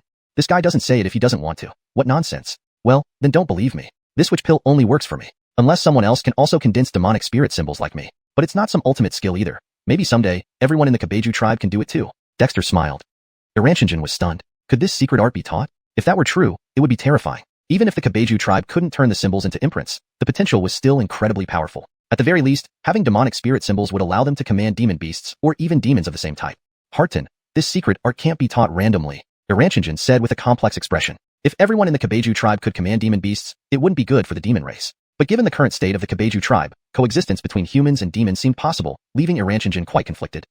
Of course, accumulating enough merit points is necessary to exchange for this secret art, and it depends on the person. Dexter nodded in agreement. Certainly, to condense demonic spirit symbols now, he had only two methods, being struck by lightning or using the blood seal of Witch Dragon. Neither method was easily achievable by just anyone. Stretching lazily, Dexter scanned the 500 half-demons and demon beast riders. The half-demons and riders quickly lined up neatly, each looking anxious. The northern wasteland ice plains have always been a place of survival of the fittest. Follow me, and we'll carve out our own sky. Otherwise, your half-demon ice slave tribe awaits total annihilation. The existence of half-demons is tragic. I am willing to give you a chance at redemption, allowing you to return to human tribes. Do you agree? Dexter spoke calmly in the demon language. Giving them a taste of toughness followed by sweetness was the best way to win their loyalty. Dexter had mastered this technique. The half-demons hesitated, but only for a moment before their eyes became fiery. Being a half-demon was a disgrace to them, even to their ancestors. Given a choice, none would wish to be a half-demon.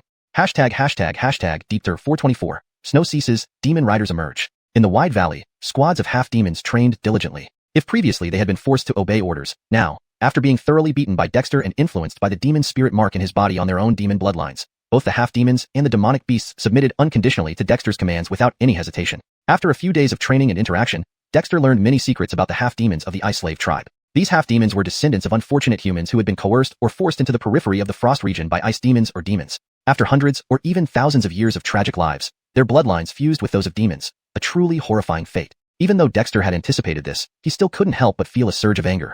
The existence of the Ice Slave tribe's half-demons was nothing short of a tragic history for the human race of the northern wasteland ice plain and an embodiment of sorrow for the entire population. This caused Dexter to view these half-demons more favorably. The change in his perception began with that trembling young half-demon who spoke haltingly in broken human language. As for the demonic beasts that served as mounts for these half-demons, they were actually ordinary wild animals whose bloodlines had been stimulated using secret methods learned from the demon race. This revelation made Dexter highly interested. In other words, the Ice Slave tribe possessed a secret technique to cultivate demonic beast mounts on a large scale, even though these mounts would always remain as beasts and could never evolve into true demons. Unfortunately, when Dexter asked all the half-demons, none knew such techniques. Only a few individuals, like the elders specifically responsible for training demonic beast mounts, had inherited this knowledge. The Ice Slave tribe is not entirely worthless, Dexter sighed. Even Brendan was visibly moved upon learning about such a secret technique, considering the significant difference between ordinary beasts and demonic beasts. Bow Brandon hammered, gather the demon riders. We've rested long enough. It's time to go out and stretch our legs. Unable to contain himself anymore, Dexter rose immediately when the snowstorm finally ceased. Initially, his intent to accept the Ice Slave tribe stemmed from his desire for the combat-ready half-demons and their mounts. While individually weak against him, these half-demons were generally much stronger than the common tribespeople of the Kabeju tribe, almost matching the strength of top-level shamans or wizards. Considering the small number of wizards in the Kabeju tribe, these half-demons represented a formidable fighting force. Even if their future potential might not surpass the current Kabeju tribespeople, they were undeniably powerful reinforcements.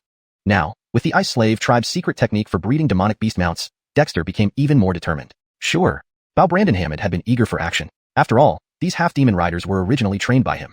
At Dexter's command, squadrons of demon riders charged out of the valley in orderly formation. Though the weapons they carried, bone knives, bone clubs, wooden sticks, were crude, combined with their individual prowess, their collective combat power was considerable. Frederick over, these half-demons were rigorously trained in the Ice Slave tribe and coordinated effectively, though still appearing somewhat lax by Dexter's standards. Still, the half-demons of the Ice Slave tribe were a formidable force around the outskirts of the Frost region. Otherwise, the Ice Demon race would never have allowed half-demons to continue existing as pitiful remnants of humanity. Outside, the storm was gradually ceasing, though the snow was deep. For the Ice Slave tribe's demonic beast mounts, this posed no particular challenge. They had been trained since birth to move effortlessly through snowy terrain. Yehya, what are you? As they just emerged from the valley, a figure descended from the sky. It was Peer-Edge Jarrett. Seeing the neatly arranged 500 half-demon riders behind Dexter, Peer-Edge Jarrett sucked in a breath sharply. It had only been a couple of weeks since the start of the blizzard, yet in such a short span, Yehya managed to organize such a vast cavalry? Peer-Edge Jarrett, have the demons or ice demons in the northern wasteland ice plain shown any signs of activity? Dexter asked seriously, ignoring the question. The northern wasteland ice plain's frost season lasted roughly 6 months. With 3 months already passed, a period of relatively calm weather should follow this storm. Clearly, the Frost region intended to make its move soon. Yehya, according to reports, the Ice Demon Commander Chris has left the Frost region. Jeff to numerous missing ice demons, Chris ordered the ice demons, peripheral demons, and half-demons of the Ice Slave tribe to search the northern wasteland ice plain. Many demonic beasts and half-demon mounts are leaving the outer Frost region, Peer-Edge Jarrett reported sternly. Dexter frowned. This was not good news. Frederick concerning than Chris's departure was the extensive search across the northern wasteland ice plain, which could easily expose the Kabeju tribe, even if hidden underground. Should Kabeju Gifford be discovered, the consequences? Chilled to the bone at the thought, Dexter understood the gravity. Yehya, we must find a way to divert the attention of the ice demons and demon race as quickly as possible. Otherwise, the outcome will be dire, Peer-Edge Jarrett emphasized. He had rushed here precisely for this reason, having located Dexter accurately after the storm subsided, and he emerged from the valley. You're right, Yehya. Ice demons excel in moving through snow. Although Kabeju Giferty is underground, covered only by snow, once ice demons enter the vicinity, they will surely discover it, Brendan said gravely. Despite the Kabeju tribe's powerful totem guardian, Brendan knew well the terror of the ice demon race. Though ordinary ice demons were negligible, even Chris presented limited threat to him. Still, unless he returned to the Kabeju tribe, the discovery of Kabeju Giferty could lead to unforeseen consequences. Indeed, it's time to act. Since the ice demon race has mobilized, we cannot play small games anymore. Peer Edge Jarrett, notify the bird demons to set up aerial scouts. Our battlefield will be north of Cold Ridge. I intend to ensure that these ice demons and demons do not return. Gritting his teeth, Dexter realized that what was coming could not be avoided. However, Dexter wasn't lacking confidence. Beyond having Brendan's protection, he no longer needed to worry too much about Chris. Even without Brendan, with his 500 demon riders and secretly subjugated bird demons, Dexter could engage the Frost region. Peer Edge Jarrett nodded excitedly. Yehya, rest assured, the bird demons are ready. They are guiding the demon and half-demon groups. Once needed, they can direct them to designated locations. However, regarding the ice demons, ignore the ice demons. If they dare to come, they won't leave, Dexter sneered. Deepter 425, dividing forces. The frigid North Barren Ice Plateau, after enduring over half a month of incessant ice storms, finally saw a respite. The ground became slightly warmer. Although the cold wind still blew, it no longer felt like it was slicing through bone. In a canyon, Dexter raised his hand, and a stream of earth elemental spirit energy emerged from his palm. It rapidly took shape, forming an expansive sand model of mountainous terrain. This was a technique he had mastered after learning the creation alchemy decree. Only then could he recreate this complex geographical layout using the method of modeling. Otherwise, Dexter would have to rely on the paper maps brought from the tribe. Though the Kobe Yoel tribe's paper-making techniques had been pushed to the limit by Brendan, and their sand models had greatly expanded and detailed through the contributions of Gillis and the cold Frederick Ravaziuntan sacrificial spirit, marking too many details on a paper map was still challenging. However, with the earth elemental spirit energy, Dexter managed to recreate a 100-mile radius centered around the canyon. While there were inevitable inaccuracies due to changes in terrain covered by snow and ice, Dexter wasn't concerned about that. Malachiran changes under ice were expected, and he wasn't going to dwell on minor discrepancies. Hart, there are already more than 30 demons around here, and over 100 half-demons from the Ice Slave tribe. There are even more demons and half-demons searching in distant areas. Should we lure them here? Peer Edge Jarrett returned after scouting. This place was 800 miles from Cold Ridge and over 1,000 miles from Ice Realm, placing it roughly midway between the two. This area was precisely where Dexter had chosen as the battlefield. Dexter had Peer Edge Jarrett indicate the approximate locations of the demons and half-demons. After corrections, the distribution of the demons and half-demons within a 100-mile radius became immediately clear on the spirit energy sand model. Are the demon cavalry prepared? Dexter asked, turning to Brandon Ray after some thought. After arriving here, the 500 demon cavalry had been split into two groups, led by Israel Wind and Mavis respectively. Brandon Ray nodded. They have reached their designated positions. Hart, we can begin. Good. Peer Edge Jarrett, first target the Ice Slave tribe's half-demons. They are vital forces. Have the avian demons lure them into the traps set by Israel Wind and Mavis. Afterward, subdue the Ice Slave tribe's half-demons if possible. If not, eliminate them. I want nothing left of the Ice Slave tribe or any half-demon tribes outside the Ice Realm after this demonic season, Dexter said coldly. Peer Edge Jarrett accepted the order and went off to convey the instructions. Dexter memorized the entire spirit energy sand model before mounting Brandon Ray and heading in another direction. There, many demons from the periphery of the Ice Realm were scattered. With the defection of Dorian and White-Vivid Lion King, Dexter had new thoughts regarding the peripheral demons of the Ice Realm. Initially, he had intended to kill as many as possible, like how the unlucky old Black Panther met its end at the hands of Mavis. But now, his attitude towards the Ice Slave tribe's half-demons had changed, as did his approach to the demons outside the Ice Slave tribe. According to reports from the Lyras, the demons around the Ice Realm were divided into 9 tribes, with many being centenarian demons. After all, the lifespan of demons far exceeded that of humans. Even ordinary demons could live for hundreds of years without calamity or disease. Skyet, demons were naturally combative or, perhaps, prone to self-destruction. Rebels like Mavis weren't rare, and more demons died prematurely than those who lived out their full lives. Additionally, conflicts among demons were plentiful. Though Dexter didn't despise them, the demons outside the Ice Realm, while collectively called demons, lacked a strong sense of clan identity, usually only banding together for survival. However, under the pressure of the Ice Realm, a certain order existed among these demons. This order was maintained by the 9 tribes, though their composition was quite diverse. The demonic clans were numerous. Everything has innate wisdom. Besides humans, they can all be called demons. These words, spoken by Ellie, carried a hint of disdain for humans. Despite this, Dexter didn't argue back because it might very well be true. Senior Gillis, do you have any thoughts on the demons outside the Ice Realm? Damian Rout, Dexter suddenly remembered something and glanced at Gillis resting on his shoulder. Truthfully, since Gillis had volunteered to be his guardian spirit, he had indeed been quite idle. While Dexter fought battles and dealt with ice demons and elder demons, Gillis mainly just lounged around, contributing a drop of his essence blood and sharing knowledge to enrich the Kobe Yoel tribe's archives. Gillis poked his head up, cautiously asking, "Boy, what do you want?" Sensing Dexter's mischievous intent, Gillis even neglected to call him Hart. Hee, what else? Naturally, I want to offer these demons a way out. With so many demons mobilized by the Ice Realm, I can't control them all. If they're enemies, they'll have to be killed. But if they surrender, shouldn't you, as the Hall Master of the Guardian Spirit Hall, bear some responsibility? Dexter chuckled. Using demon runes to control demons wasn't difficult for Dexter, but the number mustn't be excessive. He wasn't like the old monster Ellie who could handle endless amounts. Once the number surpassed a certain threshold, his current mental fortitude wouldn't suffice. Do you mean to expand the Guardian Spirit Hall? Aren't you worried about losing control? Gillis squinted. Having lived for thousands of years, Gillis understood Dexter's intentions perfectly but found it intriguing. Unlike Brandon Ray and the other demon guards who were under absolute control by demon runes, Gillis remained free-willed. If you really want to do this, it's not bad. At least they'd be better off than under the control of ice demons. We could at least communicate. How about this? You handle rounding up the Ice Slave Tribe's half-demons, and I control the demons outside the Ice Realm. Those stubborn ones get killed, and the obedient ones get taken away. If the Ice Demons lose their demon and half-demon henchmen, they'd be like plucked phoenixes. Gillis fell silent. Isn't this kid afraid of getting hunted down and killed by the Yuri? To dare plan such a move. Sky it. Gillis was tempted. It seemed like a good idea. Except thinking about the Yuri gave him a headache. That old guy was formidable when he went berserk. Is this brat planning to use me as a shield? Hashtag Deepter426, the restless Sean. Beneath a vast expanse of snow-covered coniferous forest, 5 demons aimlessly trudged through the soft snow. Despite the towering conifers that shielded much of the landscape, the snow was still quite deep. If it weren't for the demons from the northern wasteland ice plain being accustomed to such conditions, they would have struggled to move even an inch. Nevertheless, walking on this loose snow was exhausting for them. Damn it, who did this? Who dared to hunt ice demons? We're suffering because of it. How can we find any clues in this vast northern wasteland ice plain? A leopard with pale yellow fur dotted with coin-sized black spots accidentally plunged into a snow pit but quickly scrambled out, only to let out a frustrated growl. They were demons. Snow couldn't hinder them too much, but aimlessly searching across this expansive icy wasteland was annoying, no matter the companionship. Who knows? The northern wasteland ice plain is vast and not without powerful beings. For instance, before the Sireming season began, the ancient demon known as Dillenerdal's Frederickavaziunten Lord once appeared. Ordinary ice demons would kneel if they encountered him. A white unicorn's rhinoceros exhaled a long breath of cold air and shivered. Unlike other demons, unicorn rhinos were amphibious and didn't have thick fur. Only their rough skin and thick subcutaneous fat allowed them to survive in the freezing northern wasteland ice plain. Dillenerdal's Frederickavaziunten Lord? Don't scare others? Snickered a nearby long-haired tiger. Dillenerdal's Frederickavaziunten Lord was one of the 4 ancient demons. Anyone who encountered him would likely be eaten. However, he rarely appeared in the northern wasteland ice plain and hadn't been heard of for centuries before his last sighting. At this moment, the 5 demons froze. At the end of the coniferous forest stood a significantly larger white tiger compared to ordinary tiger demons. Behind this white tiger, a half-demon youth with face markings stared at them intently. Half-demon, what are you doing here? The long-haired tiger roared. Although the Ice Slave clan's half-demons were a force around the outskirts of the Frost region, they held little status among the demons. Even the clan's leaders were considered insignificant by the demons. No way. That white tiger under him is a demon. Damn, when did the Ice Slave clan's half-demons dare use demons as mounts? The black-spotted leopard suddenly roared in anger. What? Damn, it's true. The other 2 demons chorused. One was a small white bear with shorter limbs and a leaner body, part of the bear clan. Though weaker in strength, it was faster, combining both speed and power. The other was a snow wolf. Tigers, leopards, bears, and wolves were all common and powerful beasts, thus frequent demon forms. Sean, they aren't convinced. Go, take care of them. Ziachu Owen, astride the white tiger, slightly smiled as he landed gracefully on the snowy ground.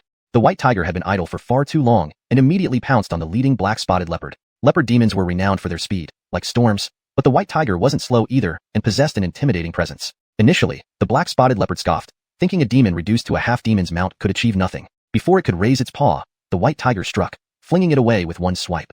The other 4 demons' eyes widened in shock as they rushed towards the white tiger. Though it had only become a demon about 6 months ago, the white tiger possessed the lineage of the Western Shan sacred beast and had integrated the demon spirits granted by Dexter. It could rival century-old demons. After all, demons condensed their life-bound demon spirit into demonic energy and then transformed it into demonic power. To become a demon for Dricknerl, the life-bound demon spirit needed at least 3 transformations. So the white tiger was already 1/3 of the way there. This was extremely common among the guardian demons of the Witchboon tribe. In just one strike, the 4 attacking demons were thrown back. If the white tiger hadn't held back, none of the 5 would have survived. Roar, who are you? The black-spotted leopard struggled up from the snow, screaming in terror. Such a powerful demon could rival century-old demons in the 9 clans around the Frost region's outer perimeter. Sky it served a half-demon youth? Where was its pride? Where was its honor? Unbelievable. Surrender or die. The white tiger coldly glanced at the 5 demons. These demons had only recently become demons, within a few decades at most. Their life-bound demon spirits were barely solidified, let alone transformed. The guardian demons of the Witchboon tribe were far luckier. Like the white tiger, Dexter had gifted it with corresponding demon spirits while it was still a beast, transforming its demonic energy into demonic power guided by the demon spirit, shortening the time it took to become a demon and reducing the difficulty of condensing demonic power into demon spirits. Otherwise, even with the Shan sacred beast lineage, it wouldn't have become a demon so quickly, let alone undergone any transformation. Before the unicorn rhino could rebuke, the white tiger moved. Just 5 ordinary demons, who had time for idle talk. Disagreeing? Simply beat them into submission. Dexter chuckled watching the white tiger unleash its power. Looks like it had been holding back. It was understandable though. While the white tiger often accompanied Dexter, serving as his mount, it seldom had opportunities to show its might. So, Senior Dilinertals Frederick Lord, should we kill these demons? Dexter smirked, glancing at the Dilinertals Frederick Lord perched on his shoulder. Dilinertals Frederick Lord was speechless. This tribe leader still had this plan in mind? There aren't many demons in the northern wasteland ice plain. If you don't want trouble, I can only kill every demon we encounter. Unless we send them back to the tribe for the sacrificial spirit to handle, I can't control them, Dexter sighed. Demons could be good demons, like becoming guardians of the Witchboon tribe, but the situation didn't allow it. Otherwise, Dexter wouldn't spare even beasts, let alone demons. Tribe leader, you're asking for trouble. There are hundreds of demons in the 9 clans around the Frost region. Even I can't make all these demon clans fear me. Once ice demons discover I'm poaching their members, the old man Yuri will surely come after me. Dilinertals Frederick Lord sighed, realizing Dexter was planning something. That's nothing. The sirening season is halfway over. We can set up gradually and attack when it ends. By then, Dexter chuckled. Only fools would confront the Yuri during the sirening season. They had other plans. ###DeepTher427, Guardian Demon Riders. Dozens of miles away from the conifer forest where Dexter was located, a group of about 20 half-demons trudged through the snow-covered terrain. Above them, a demonic bird soared in the sky, guiding their path.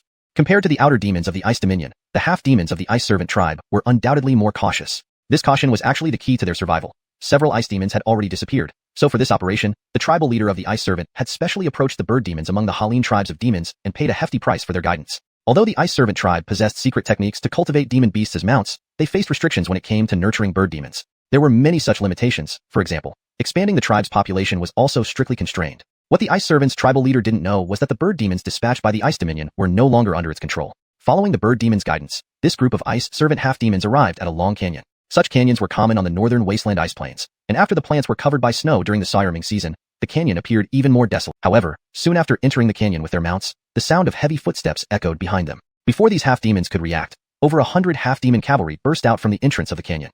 Seeing other half-demons, the newly entered half-demons heaved a sigh of relief and were about to greet them when the leader of the newcomers' pupils contracted sharply. A dark figure emerged from the ranks of the new arrivals. Wayne. The half-demon gasped. The Wayne was infamous in the outer regions of the Ice Dominion, known mostly for his brutality. This creature was notorious for daring to kill even ice demons. Surrender or die, the Wayne declared coldly, looking at the 24 half-demon cavalry. As he finished speaking, dozens more half-demon riders surged out from the canyon, blocking the way forward. What is this? The half-demons were shocked. These were half-demons they knew, but why were they following the Wayne? And their eyes looked so fierce. It seems you don't appreciate our offer. Our tribal leader said to beat those who don't obey. The Wayne sneered as the dozens of half-demons behind him charged forward. Damn, what are you doing? In mere moments, the half-demons who had entered the canyon lay scattered on the ground, looking bitterly at their former comrades. These traitors dared to rebel. Elsewhere, Israel led another half-demon cavalry force, sweeping through the Ice Servant half-demons who had fallen into their ambush. Undead by the bird demon in the sky, the Ice Servants were unprepared, and nearly all who entered were swiftly dealt with. After these half-demons were coerced and threatened, more joined Israel and Wayne's forces. Some remained stubborn, but there was nothing to be done for them. Several days later, Dexter rode Haddon, following Gregory's guidance to the area where Wayne and Israel had gathered. However, the Albin on his shoulder had vanished. After days of persuasion, Albin ultimately agreed to act separately from Dexter. Meanwhile, the bird demon in the sky began extending its surveillance network further across the northern wasteland ice plains, bringing the region under Dexter's control. We have gathered over 200 half-demon cavalry in recent days. The Ice Servant tribe has a population of roughly 3,000. Apart from the elderly left behind, about 1,300 half-demons mobilized, and over half are now under our control, Israel proudly reported. Dexter glanced at the lined-up half-demons and couldn't help but smile with satisfaction. These half-demon cavalry were formidable warriors. Most were equivalent in power to peak shamanic warriors or even shamans of the Witch Doctor tribe.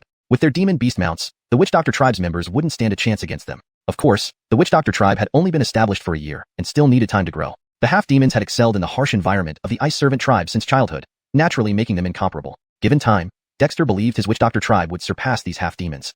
Israel, Wayne, you've done well. Now, I will stay here to prevent you from being wiped out by any ice demons. It's also time to stir up things in the northern wasteland ice plains, Dexter said coldly. Upon learning of the Ice Dominion's existence from Wayne, Dexter hadn't expected that during this sirening season, forced to bury the Witch Doctor Giffordy underground, he would turn the tide and get a chance to disrupt the Ice Dominion's century-old hunting traditions. Of course, while opportunities existed, Dexter had to proceed cautiously. His greatest advantage was that the Ice Dominion had no idea an audacious human like him dared to challenge the ice demons in the northern wasteland ice plains. Gregory, over the next few days, rotate the bird demons back to the tribe to receive the divine spirit's new faith inheritance. In the coming days, I want the skies over the northern wasteland, especially north of Cold Ridge, to remain within our sights. Be vigilant for new bird demons from the Ice Dominion, Dexter instructed. Gregory nodded. Though he didn't fully understand the new faith inheritance, Dexter clearly valued it, so he would do his best. Israel, Wayne, do not make any rash moves while Gregory rotates the bird demons. Wait until more bird demons return before continuing to gather half-demon cavalry. We cannot currently target the Ice Servant tribe directly, but do not let any half-demons from it escape. Try to assemble 1,000 demon riders, Dexter continued. Israel and Wayne exchanged glances, excitement gleaming in their eyes. Over 1,000 demon riders. If they could integrate them effectively, they'd become a formidable force. If they managed to capture all the half-demons sent out by the Ice Servant tribe, the Witch Doctor tribe would gain significantly. Considering the entire Witch Doctor tribe numbered just under 3,000 people and only 1,000 were battle-ready, they wouldn't miss this opportunity. After arranging matters with Gregory, Dexter turned his attention to the anxious half-demons. The original 500 half-demons kept their heads low, while the 200 recently captured ones wore resentful expressions. Dexter smiled. Next, you will be reshuffled according to my requirements and reformed into the tribe's guardian demon riders. Remember 3 orders. 1. Disobey orders, die. 2. Disrespect your superiors, die. 3. Cause unrest, die. Dexter's voice was colder than the icy wind, making every half-demon feel frozen stiff. Even Israel and others couldn't help but shiver. Such a Dexter instilled fear in them all.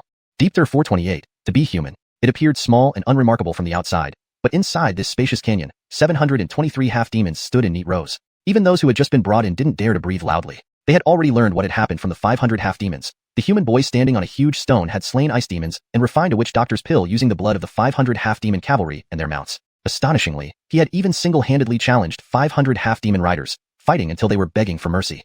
I am Zayu Owen, chief of a human tribe. My tribe is willing to welcome you half-demons with human ancestors back, provided that you know how to cherish this opportunity and obey orders. Otherwise, I have no qualms about eliminating some of you. Skis, in my eyes, despite your demon heritage, you can still return to the human race.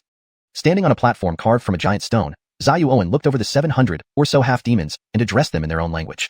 Frederick Ravazist of the half-demons looked displeased, some even showed disdain. But this did not surprise Zayu Owen. The half-demons of the Ice Slave tribe had been enslaved by the Ice Demons for centuries. While a few still passed down the human language, they were extremely rare. Among these 700, only a handful were carriers of this tradition.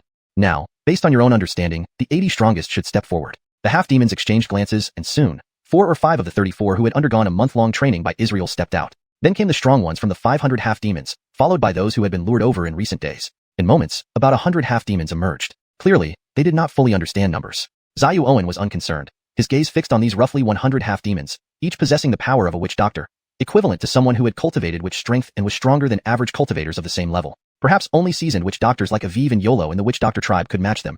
Pierre and Frederick would be slightly inferior, while Baird, Croods, Osirisasi et al. Would be far behind. The 10 strongest stepped forward.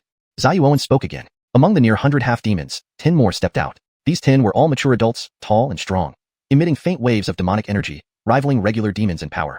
Excellent. The 3 strongest stepped forward. The 10 glanced at each other. With trepidation, 3 more stepped forward. One middle-aged half-demon with horrific claw marks on his face spoke up, Heart Zayu Owen.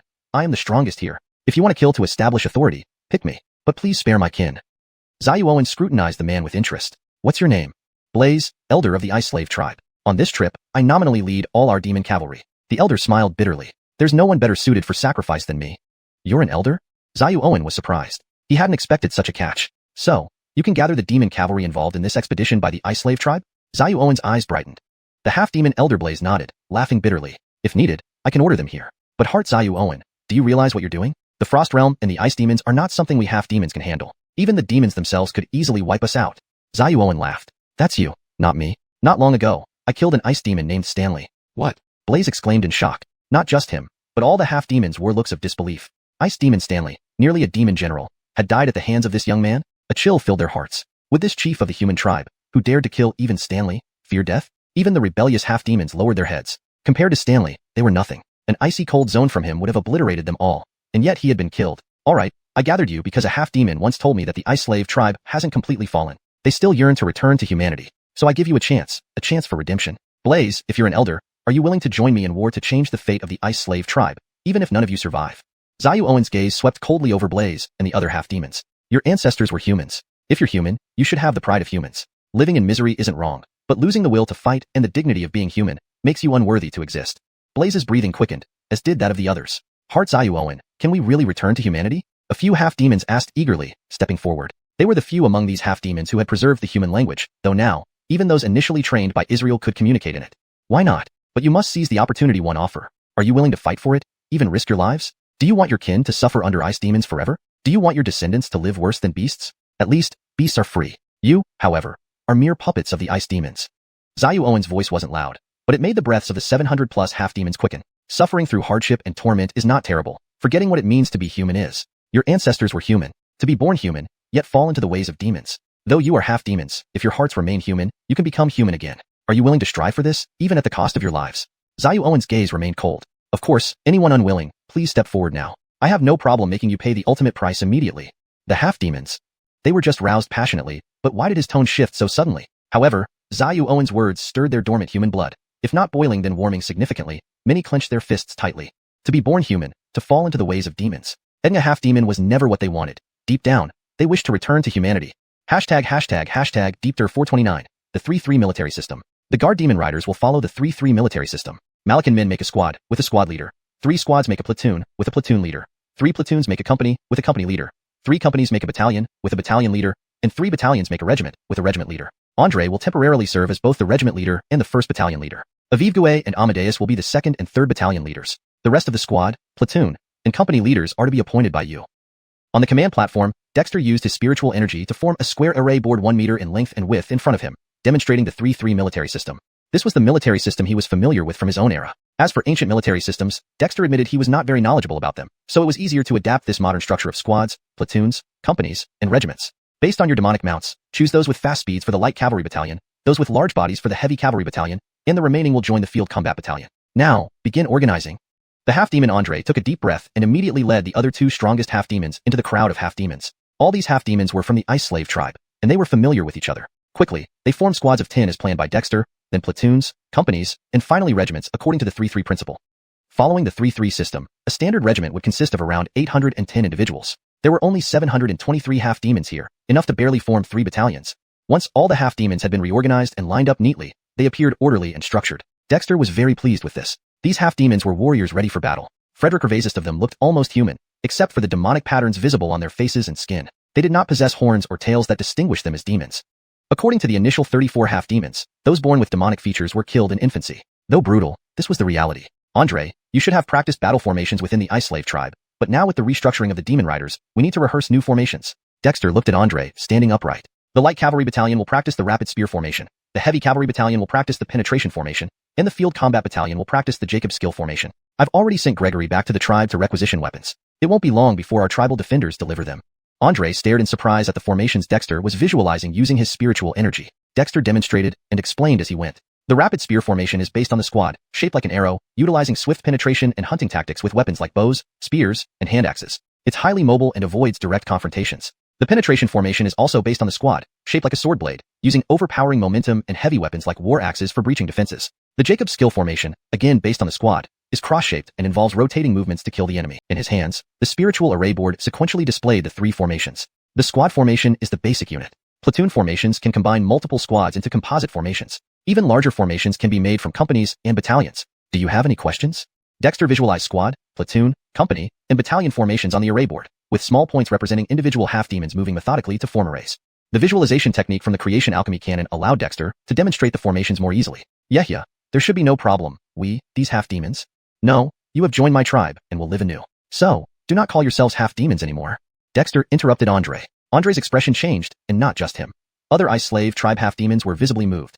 Joining a human tribe and living anew, they wouldn't be half-demons anymore? Skis, yeah. We will train diligently and not let you down. Andre took a deep breath and pounded his chest emphatically. Although they surrendered after being defeated and were forced to join Dexter's forces, this felt different to them. They were born as half-demons but knew their ancestors were humans, with human blood flowing through their veins. Instead of being enslaved by ice demons forever, they decided to fight and live anew. Very good. Living anew starts with speaking the human language. You will rest and train here in the valley, learning the human language and the basic customs of the tribe alongside Brandon Hammond. Once the weapons arrive from the tribe, you will become the invincible guard demon riders sweeping through the northern wasteland. Dexter nodded approvingly. Though defiant, these half-demons could at least recognize the facts. Under the high pressure of life and death, they didn't remain foolish. However, Dexter knew it wouldn't be easy for these half-demons integrated into demon riders to form combat-ready units, and their loyalty was unpredictable. But Dexter couldn't simply kill them all. Yeah, shouldn't you separate them? With so many half-demons, leaving them in control could cause trouble. Brandon Hammond said worriedly. He didn't agree with Dexter's approach. These half-demons were not easy to manage. Let's see how it plays out. If fate decrees their destruction, it will drive them mad. The path lies in their own hands. If they choose to remain slaves to ice demons, I won't blame myself, Dexter coldly remarked. Gathering the half-demons wasn't his original intention. Only after interacting with 2 half-demons who still spoke human language did he reconsider his view of the Ice Slave tribe half-demons. But if these half-demons truly had slave mentality and did not want to return to humanity, Dexter was not a saint either. Yeah, there are still about 600 half-demons searching outside. Should I send someone to call them back? A short while later, Andre returned and sincerely said, I know you don't fully trust us, yeah, but I've already asked those who still understand human language. Surprisingly, some members of the Ice Slave tribe continue to preserve human heritage, even if only the language. Today, I realize we are actually humans too. Dexter looked at Andre and said solemnly, if you really think this way, that's perfect. Start training the demon riders. The demon and guard demon riders is to remind you not to forget the shame of the past. Ice demons are not unbeatable. Dexter reached into his pocket and pulled out a palm-sized tortoise shell. On the shell, a blue line formed an arrowhead pointing directly toward them. It's better late than early. Owen Fay, Bao Brandon Hammett, assist Andre in disciplining the demon riders. Anyone causing chaos must be dealt with severely. We have guests coming. Dexter smirked, put away the tortoise shell, and turned to walk out of the valley. Yehia, don't disturb the Yehia.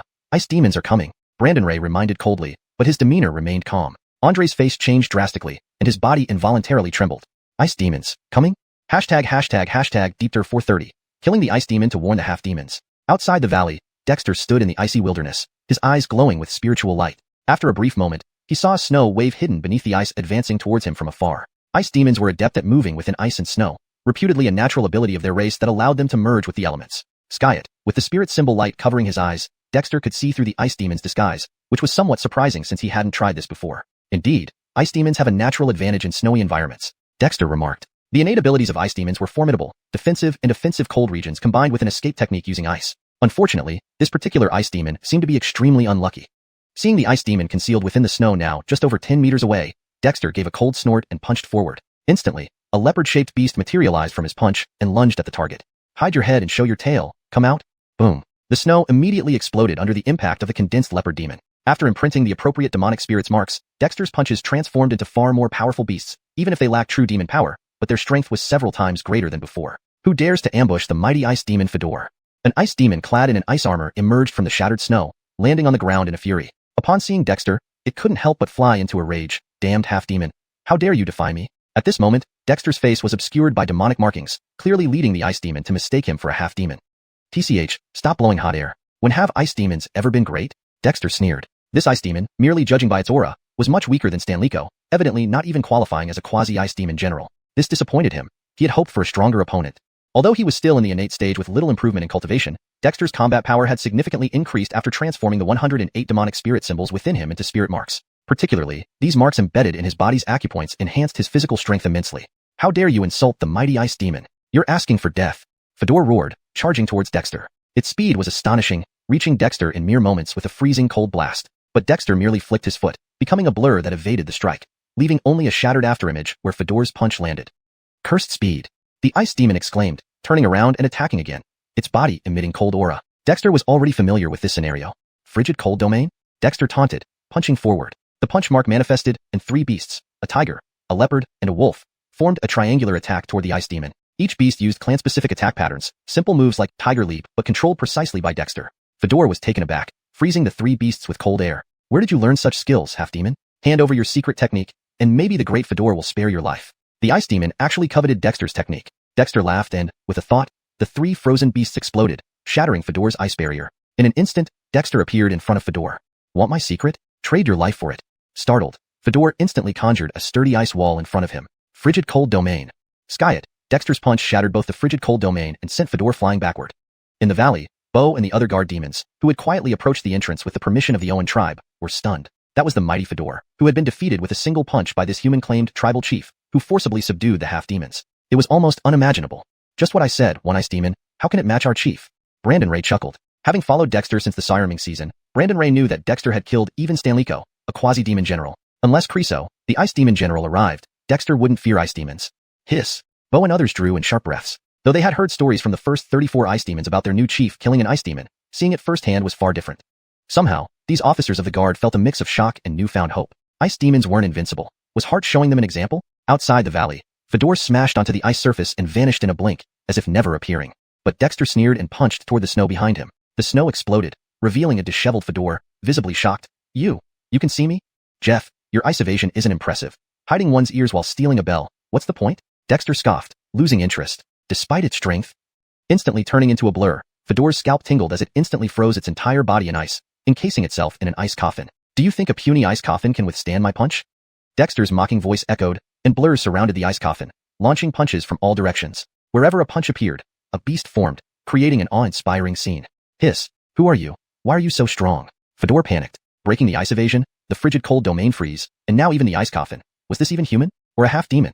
A slave treated as nothing by ice demons? Creak. Fedor didn't wait for an answer. Its ice coffin, reinforced with all its power, shattered under the beast-infused punches.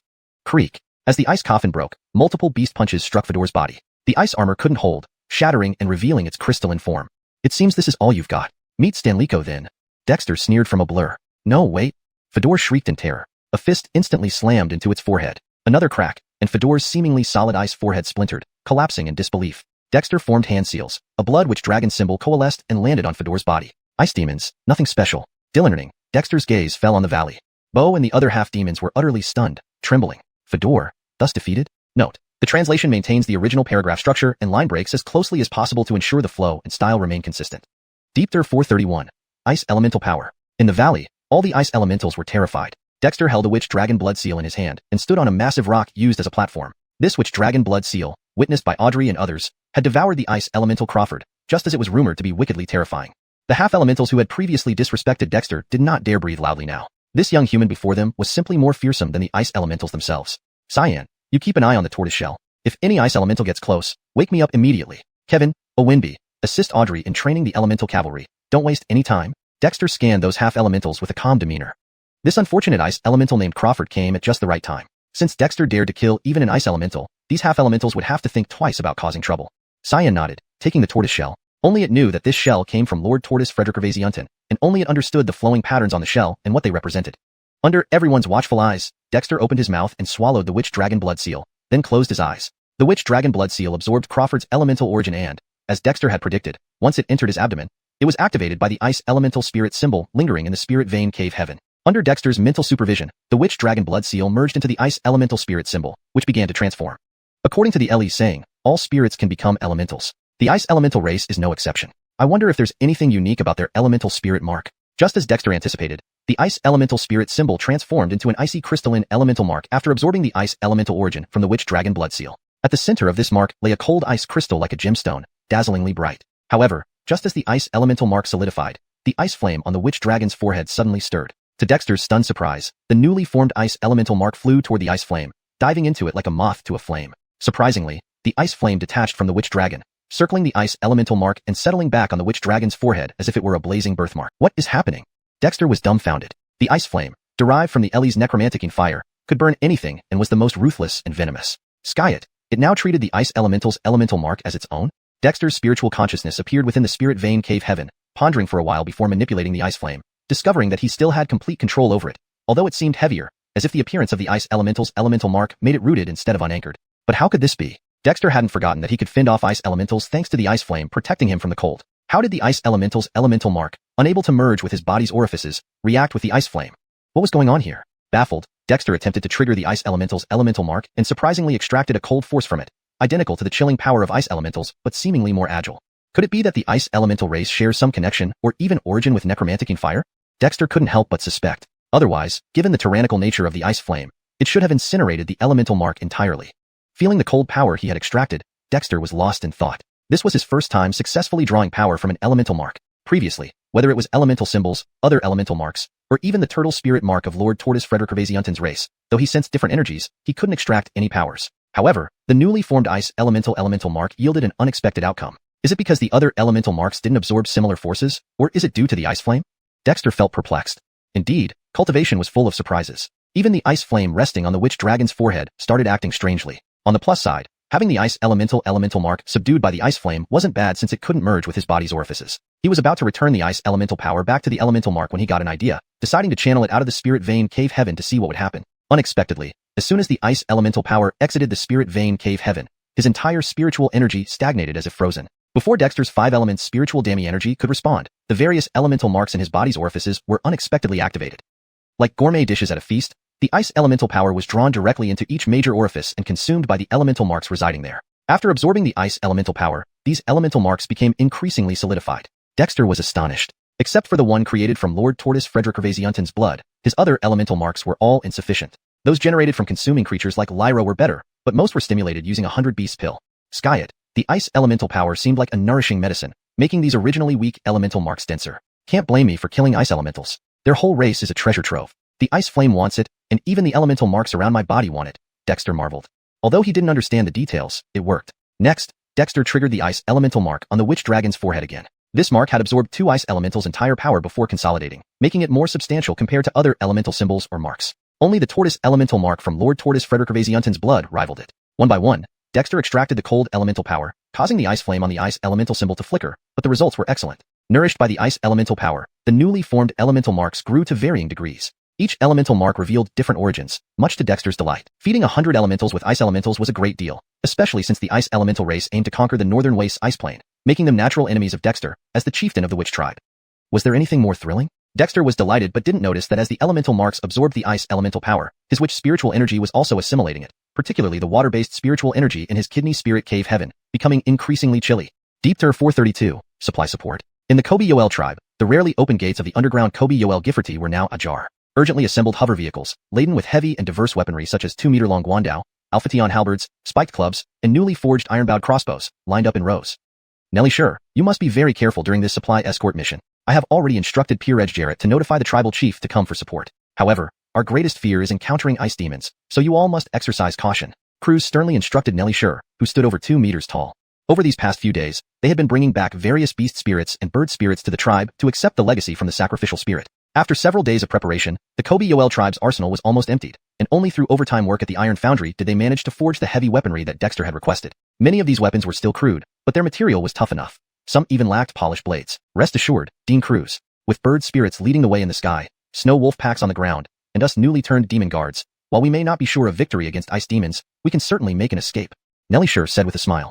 As one of the earliest protective beasts of the Kobe Yoel tribe, Nellie Sure was entrusted with managing the mountain forest pasture right from the beginning. In the current mystic season, Nellie Sure finally transformed his internal demonic aura into demon power, refined the bone across his throat, and condensed his life-bound demon symbol, thus becoming a guardian demon guard. There were others like him too, Liao Frederick, White Bear, Frederick Gervasianton Martin, Jed, Melinda, and Wolf Spider, making the number of guardian demon guards in the Kobe Yoel tribe steadily grow.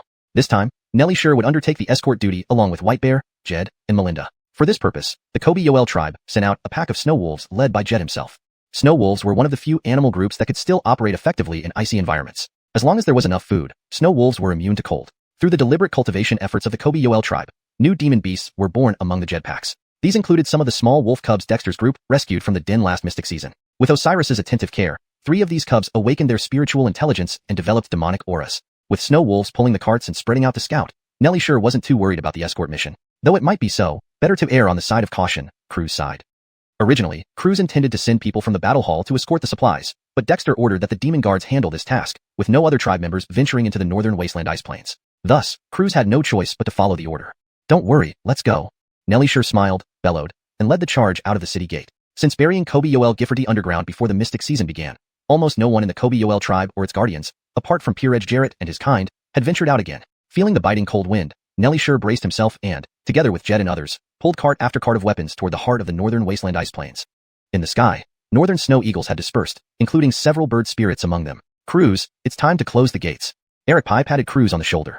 Jeffering the closure period of Kobe Yoel Gifferty, Croods was the busiest one. Besides his own training, he managed most of the tribe's affairs. His efficiency in handling tribal matters far surpassed everyone else's. Skis, it's time to close the gates. Hopefully, everything will go smoothly. Croods sighed. Who would have thought that Hart Dexter, setting out alone from Kobe Yoel Gifferty, could indeed open up a new situation? According to Peer Edge Jarrett's report, they now controlled the sky over the northern wasteland ice plains. The chief had gathered hundreds of semi-demon ice slaves and planned to form a protective cavalry. Frederick Gervasianton, Dylan Frederick Gervasianton June, agreed to come out of seclusion and gather more demons. While no exact results had been reported yet, this left those left behind in Kobe Yoel Gifferty astonished. Don't worry about the chief, he's resourceful. Not many in the northern wasteland ice plains can hold him back. Eric Pye marveled. Dexter's strategic moves stunned everyone. Who would have imagined that in such an extreme environment, Dexter started undermining the cold ice domain? Frederick Gervasianton, it seemed to be working quite well. At least, the returning bird spirits and beast spirits almost equaled the previous numbers of the Kobe Yoel tribe's guardian demon guards and beasts. That's right. Inform the tribe that while the chief is striving outside, we cannot afford to lag behind. We need to mobilize personnel immediately to speed up weapon production, especially bows and arrows. The idea of guardian demon riders and half-demon cavalry is exhilarating. Croods laughed, turned around, and closed the gate. If the chief needs supplies, the tribe would spare no effort to provide them. Regarding the explosive arrows, mountain-cracking bombs, and grenades recently developed by the arms department, mass production needed to start. New protective demon riders would be equipped with conventional cold weapons, while the uniquely powerful Kobe Yoel technology-based weapons would be prioritized for the battle hall teams. Nellie Sure is responsible for the supply escort and is already on the way? In the training valley, Dexter looked at the hastily returned Peer Edge Jarrett, somewhat surprised. So soon? Peer Edge Jarrett smiled. Dean Croods gathered armor and weapons used by the tribe, with the Iron Foundry working overtime and combining inventory to meet your needs. The journey is long, so Dean Croods hopes you can lead the protective cavalry to meet them halfway, changing equipment on the road to prevent any accidents. Dexter nodded. Croods was always thorough. Having him oversee the tribe gave Dexter peace of mind. In that case, Blaze, assemble the demon cavalry and follow me to greet the supplies. It's time to change your gear, Dexter said to Blaze, the leader of the demon cavalry. After a few days of training, these half-demons trained since childhood had adapted to Dexter's formations. Although their demon mounts weren't fully adapted, it didn't matter much. These demon beasts, cultivated by secret methods of the Ice Slave tribe, were obedient, lacking the wildness inherent in naturally evolved demon beasts. At Dexter's command, over 700 demon riders quickly assembled by camp. Frederick Revasements later, Dexter rode his white tiger ahead, leading the protective demon cavalry out of the valley. In the sky, Peer-Edge Jarrett observed the orderly formation of the seemingly scattered protective demon cavalry and couldn't help but feel amazed. These half-demon riders had truly been trained by Dexter. While their combat effectiveness remained unknown, with time and proper equipment from the Yoel tribe, they would undoubtedly become a formidable force.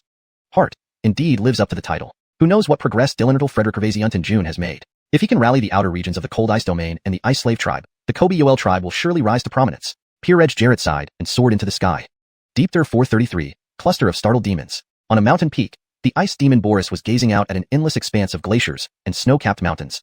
Behind him stood two more ice demons, their faces filled with reverence as they waited respectfully without daring to overstep. Lord Boris, have you sensed anything? One of the ice demons asked deferentially. Boris, a near ice demon Fredricknerl, was naturally not comparable to ordinary ice demons. There is something odd indeed. This area marks the last known presence of Stanley and his group. Logically, given their strength, even if they encountered danger, at least some should have escaped or left behind clues. But there's not a trace, Boris said gravely. He was a trusted aide of the ice demon Fredricknerl Dallas, having tracked the lingering traces of the ice demon's ice escape path here, but found nothing unusual. The disappearance of those ice demons felt ominously empty, giving him a very bad feeling. Could it be the work of Lord Aranchan? Before the sirening season, Aranchan appeared but then vanished. If it were him, even Stanley would not be a match. Another ice demon ventured nervously. In the northern desolate ice plains, the ice demon clan had ruled for thousands of years. However, there were still powerful beings that even common ice demons and ice demon Fredricknerls dared not provoke, like the other three ancient demons from the four great ancients over the past millennium. Even the Yuri would treat them with respect. With the disappearance of Elroy, Nelly, and Snow K, Bailey, the most likely presence in the northern desolate ice plains now would be Lord Aranchan. Even Lord Aranchan wouldn't be able to wipe out Stanley and others without a trace unless by ambush. If it is Aranchan, that would be understandable, but I fear unexpected changes. Jeffring the last sirening season. A warning came from outside realms. Fiery calamity descends, blood-drenched miles. Boris's voice carried a heavy weight. Though this is just a rumor spread by demons outside the northern desolate ice plains, we mustn't ignore it. You mean? The two ice demons were startled. They had heard this too, but no one had paid much attention. After all, the northern desolate ice plains were relatively isolated from the outside world, acting as two separate worlds. Not to mention, the ice demons lived in the extreme north in the ice malachiratory, so these warnings didn't concern them much. But now, Boris reiterating this warning made them feel uneasy, because including Stanley, 5 ice demons had gone missing. This was highly unusual for the ice demon clan. After all, the icy tundra of the northern desolate ice plains was their domain. No matter what the truth is, we must investigate thoroughly. The king might fully awaken during this sirening season. That baboon killed the direct offspring of the king outside the ice malachiratory, awakening him from his slumber. Now, more of its kin have gone missing. We must give the king an account. After all, by the next sirening season at the latest, the king will leave his seclusion. Boris spoke coldly. The Yuri had been injured and returned from Cold Ridge centuries ago, entering deep meditation in the extreme north, unseen by his own clan for centuries. But the northern desolate ice plains are vast. One ice demon remarked before suddenly turning. From a distant snowy peak came faint tremors, barely perceptible but noticeable to ice demons who had a natural affinity for ice and snow. Strange, why would a large herd migrate at this time? Boris's ice demon power surged through the ice beneath his feet. Frederick Revasements later, he spoke coldly. It's not a herd, it's demon beasts, numbering in the hundreds. The 9 demon tribes usually scatter. Only the Ice Slave tribe could gather so many demon beasts. But why would they move as a group? Ice Slave tribe? Could they have discovered something? Another ice demon's eyes lit up. While the Ice Slave tribe acted in groups, they mostly moved in small clusters. Frederick Revaser than 20 were already rare. Hundreds were unprecedented. Let's see what they're doing. Boris sneered, disappearing into the snow. Although he held little regard for the half-demons of the Ice Slave tribe, his frosty domain could obliterate them. He recognized their utility. The 2 ice demons exchanged glances and followed suit, vanishing into the snow. Elsewhere, several elder demons traveled together, surrounded by other common demons. And Rusty yawned idly, finding endless searching in the icy wilderness rather dull, despite being a strong Jamar Hardy. Brian, shouldn't we split up or call all the demons from the ice malachiratory to conduct a thorough search of the northern desolate ice plains? Otherwise, when will this end? Dorian, you're looking for an excuse to slack off. This isn't like before. Even Stanley has disappeared. He was Fredricknerl Dallas's cousin. You dare not do less than your best, replied a brown-furred snowfield devil antelope with a sneer. Its horns spiraled 7 or 8 times, with wrinkles deeper than tree bark. Despite being a gazelle, none underestimated it. Snow gazelles were timid wild beasts, But those born within their herds as snowfield devil antelopes were formidable, possessing powerful battle skills and curses feared by all demons. The Rusty chuckled nervously, glancing at the Zechariah and a tricolored, long-haired tiger. Old Longhair, what do you think? Long-haired tiger glared at him, snorting, look where? Keep searching. Do you want to freeze into an ice sculpture? Dorian flinched, about to retort, when a distant rumble like thunder reached their ears. Why would a large herd migrate at this time? Dorian murmured. That's not a herd. It's a demon beast group, and their steps are very disciplined. When did the lowly half-demons of the ice slave tribe become so organized? Devil Antelope mused, his forehead horns glowing faintly with ripples. You're right, it's probably the ice slave tribe's half-demon cavalry. Let's go see what they're up to, Devil Antelope called out, leaping forward. The ice slave tribe's half-demons? There must be hundreds, Zechariah observed, exchanging a glance with Dorian, both noting the suspicion in each other's eyes. Who cares? It's boring anyway. Let's check it out. Three-striped long-haired tiger laughed, bounding after. Dorian and Zechariah frowned, though suspicious, they had no choice but to follow. ###Deepter434, Blaze's Oath. Boom boom. Over the vast expanse of snow-covered northern wilderness ice plains, a thunderous tramping echoed even through the deep layers of accumulated snow. The sound was enough to shake the surrounding area. The speed of the guardian demon riders had caused quite a commotion, much to Dexter's helplessness. Their half-demon mounts varied in size and shape. There were agile tigers, leopards, lions, wolves, as well as bulky mammoths and rhinos. Quiet movement was simply impossible with such an array. Yeah, this might bring us trouble. Really? Do nothing?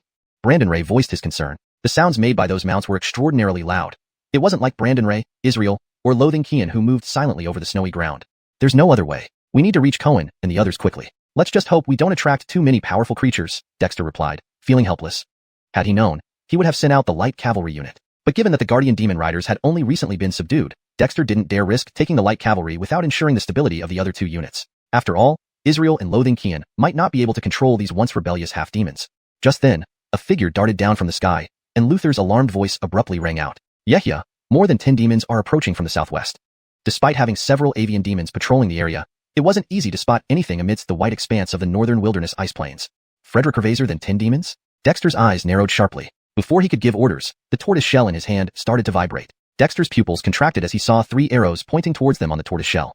3 ice demons together? Are the ice demons becoming alert? Dexter sneered coldly. Israel, Loathing Kian, Luther, you take the guardian demon riders to deal with those demons. Kill them if possible. If not, maim them severely. I'll be back soon. Brandon Ray, you come too.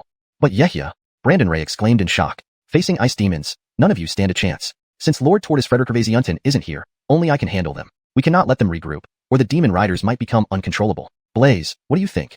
Dexter looked at Blaze, the leader of the guardian demon riders. Blaze's face changed slightly. After a moment's thought, he said, yeah, there's no turning back now. Since we've chosen this path, we will not betray you. Please be careful and return safely. The hope of the guardian demon riders, and even the entire ice slave tribe, rested on Dexter's shoulders. Blaze may have been reluctant initially, but seeing Dexter slay ice demons, they had no other choice. Good, I trust you. This battle is your pledge of loyalty. Don't disappoint me. As soon as Dexter finished speaking, he darted towards the direction of the ice demons, leaving behind only a shadow before vanishing into the snow. Blaze, Yehia trusts you, and so do we. Don't do anything foolish. You should know, Lord Tortoise Frederick Gervaisiunton is both Yehia's protector and the Grandmaster of the Guardian Spirit Malakimple. Your guardian demon guards belong to the tribe's Guardian Spirit Malakimple. Brandon Ray suddenly spoke to Blaze. Blaze was stunned. Really? Why would I lie? Initially, Yehia had no good impression of you when he learned about the existence of the Frost region and the half-demon ice slave tribe.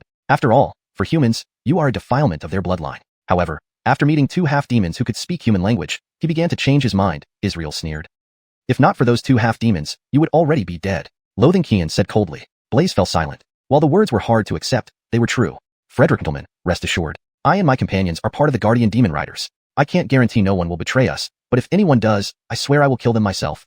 Blaze vowed grimly. Egging half-demons was not their fault, nor was it their ancestors' fault who were coerced into survival, but if given a chance to change and not seize it, it was unforgivable. Very well, let's go meet those demons. In this battle, you lead, and we 4 will watch. We won't interfere unless necessary. As the guardians of the tribe, we can bear witness, Luther declared loudly. Blaze took a deep breath, nodded vigorously, and raised a crude bone spear. Guardian demon riders, follow me. The thundering footsteps faded away as Dexter stopped atop a small hill. He turned and glanced at the direction of the rolling snow, a faint smile appearing on his lips. I hope you don't disappoint me. Otherwise. Taking a deep breath, Dexter examined the tortoise shell before putting it away. The mark of a spirit talisman appeared in his eyes, altering his vision. This bird-class spirit talisman applied to his eyes was outside the scope of the 100-beast pill, thus remaining as a talisman symbol. However, it still significantly improved his vision, making it broader and more detailed. Although ice demons were formidable in ice stealth, their demonic aura remained detectable by Dexter's enhanced eyesight. You came fast, but this is where you stop. Dexter clenched his fist and struck out. The punch transformed into 3 phantom-like demonic figures, which although illusory, were denser and split into 1 front and 2 rear positions, striking the snow 10 meters away. A boom resounded, the snow exploding as an ice demon burst forth, followed by 2 others soaring up and landing. Who are you? To dare attack us? Just after landing, the ice demon Otis growled, surprised at the young man with demonic markings on his face. Not only did the boy find them, but he accurately blasted them out of the snow, a significant feat. What wouldn't I dare? Give your name. I, Yehya, do not slay unnamed ice demons, Dexter sneered, though he himself didn't quite believe his own words. He had killed a half-man, half-beast ice demon earlier without asking its name. You, impertinent. The 2 ice demons following Otis snarled angrily. When had any half-demon dared to threaten an ice demon? Is that so? Were you the one who killed Jacob and the others? Otis stopped the 2 ice demons, his expression turning stern. As a near-demon general, he wasn't naive enough to question aimlessly. If the opponent dared come, there must be a reason. Jacob? I don't know whom you're talking about. After all, those few ice demons were quite proud, Dexter chuckled, noting this ice demon seemed different, but he wasn't foolish. But this statement caused the faces of the 3 ice demons to pale drastically. Did this guy really kill ice demons before? Deepter 435, killing 3 ice demons in succession. You deserve death. Dexter's personal admission to killing an ice demon enraged Otis intensely. With gritted teeth and a snarl, he was about to make his move. Lord Otis, let us test him. 2 ice demons requested. Clearly, while they were enraged, they did not believe that this half-demon boy, barely in his teens, could actually kill an ice demon. They knew all too well the capabilities of the Ice Slave tribe's half-demons. Although there had been geniuses among the Ice Slave tribe before, those so-called geniuses were nothing but scraps compared to ice demons. Not bad, boy. You will pay a hefty price for your words. Lyndon nodded. Though he didn't think the young man before him had any real skill, if his subordinates wanted to test him, then let them. Aren't you going together? Dexter chuckled. Though he hadn't openly admitted killing Stanley the quasi-demon general, these 2 ice demons were indeed fearless. How presumptuous. Do you dare look down on us? The 2 ice demons raged as they lunged at Dexter simultaneously. If it weren't for Dexter blasting them out from their ice escape earlier, they might have attacked separately, but even so, to be underestimated by this detestable half-demon boy in front of them, it was intolerable. Almost immediately, the 2 ice demons unleashed their signature skills, activating their chilly ice domain. As they pounced on Dexter, the cold demonic energy spread around them, triggering a visible surge of frigid air that sought to envelop Dexter. The first stage of the ice demon's chilly ice domain is Frost Seal, a power to freeze the surrounding space, directly altering the environment, especially during the mystic winter when such innate demonic arts allowed them to create a combat environment akin to a domain perfectly suited to their nature. By relying on this chilly ice domain, the ice demons had dominated the northern waste ice plains for eons. Naturally, they chose to emerge only during the mystic winter, largely due to this advantage. You're really not enough to see. Dexter laughed. These 2 ice demons were equivalent to the half-human half-demon he previously encountered, weaker even than French. Without waiting for the frost to engulf him, Dexter moved abruptly. His fists, one shaped like a tiger and the other like a wolf, broke through the ice with devastating speed, striking the foreheads of the 2 ice demons. Their ethereal forms shattered upon impact. Their bodies hung motionless midair, eyes blankly staring at Dexter, then rapidly dimmed before falling to the ground with a thud. Damn it! You dared to kill them? Otis lost his mind. This youth had killed 2 of its ice demons in one strike right in front of it. Don't worry, you'll soon join them. Dexter cracked his fingers, advancing step by step toward the ice demon Lyndon. This ice demon had a strong aura, especially when angered, even surpassing Stanley slightly. Skyet Dexter felt no fear. In this mystic winter, he had already fought several ice demons. 4 or 5 had fallen under his hand. From his initial unfamiliarity to discovering his flame unexpectedly restrained the ice demon's chilly ice domain, Dexter realized he wasn't lacking against ice demons. I hope you can give me some surprise. Otis was surprised but soon scoffed, disappearing suddenly. Ice Escape, one of the innate abilities of ice demons, allowed them to blend with snow and ice seamlessly. Though Otis had been revealed by Dexter earlier and forced out of the snow, he harbored no worries now. Earlier, Ice Escape served travel. Now, it aimed for assassination. In icy wilderness, ice demons were both beloved by ice and formidable assassins. Dexter smirked, leaping into the air as Otis emerged silently from his previous spot. But this silent attack was easily avoided by Dexter. The demonic mark in his body, fused with the ice demon's demonic energy, clearly sensed the fluctuation of ice demonic energy even without clear vision. Suddenly, Otis wielded a short blade thin as cicada wings, cutting towards the airborne Dexter with icy sharpness. Dexter's aerial evasion, though unexpected, was not shocking. After all, without skill, how could he casually kill its subordinates? Facing the razor-thin short blade, Dexter's pupils narrowed. This was his first encounter with an ice demon using a weapon. Not that it was impossible, but rare. Not daring to underestimate, Dexter twisted his body midair, leaving several illusions behind as the thousand birds and beasts movement reached its peak. Skyet Otis's blade was faster. A single slash obliterated Dexter's illusions in the freezing chilly ice domain rising below. But Otis's face changed. No physical object had been cut. Looking up, he saw Dexter reappear higher, wings of spiritual patterns shimmering with thunderous arcs. Legend tells of a palm technique descending from the sky. Dexter adjusted his stance, palm extended downwards, revealing layers of ghostly shadows within the palm print.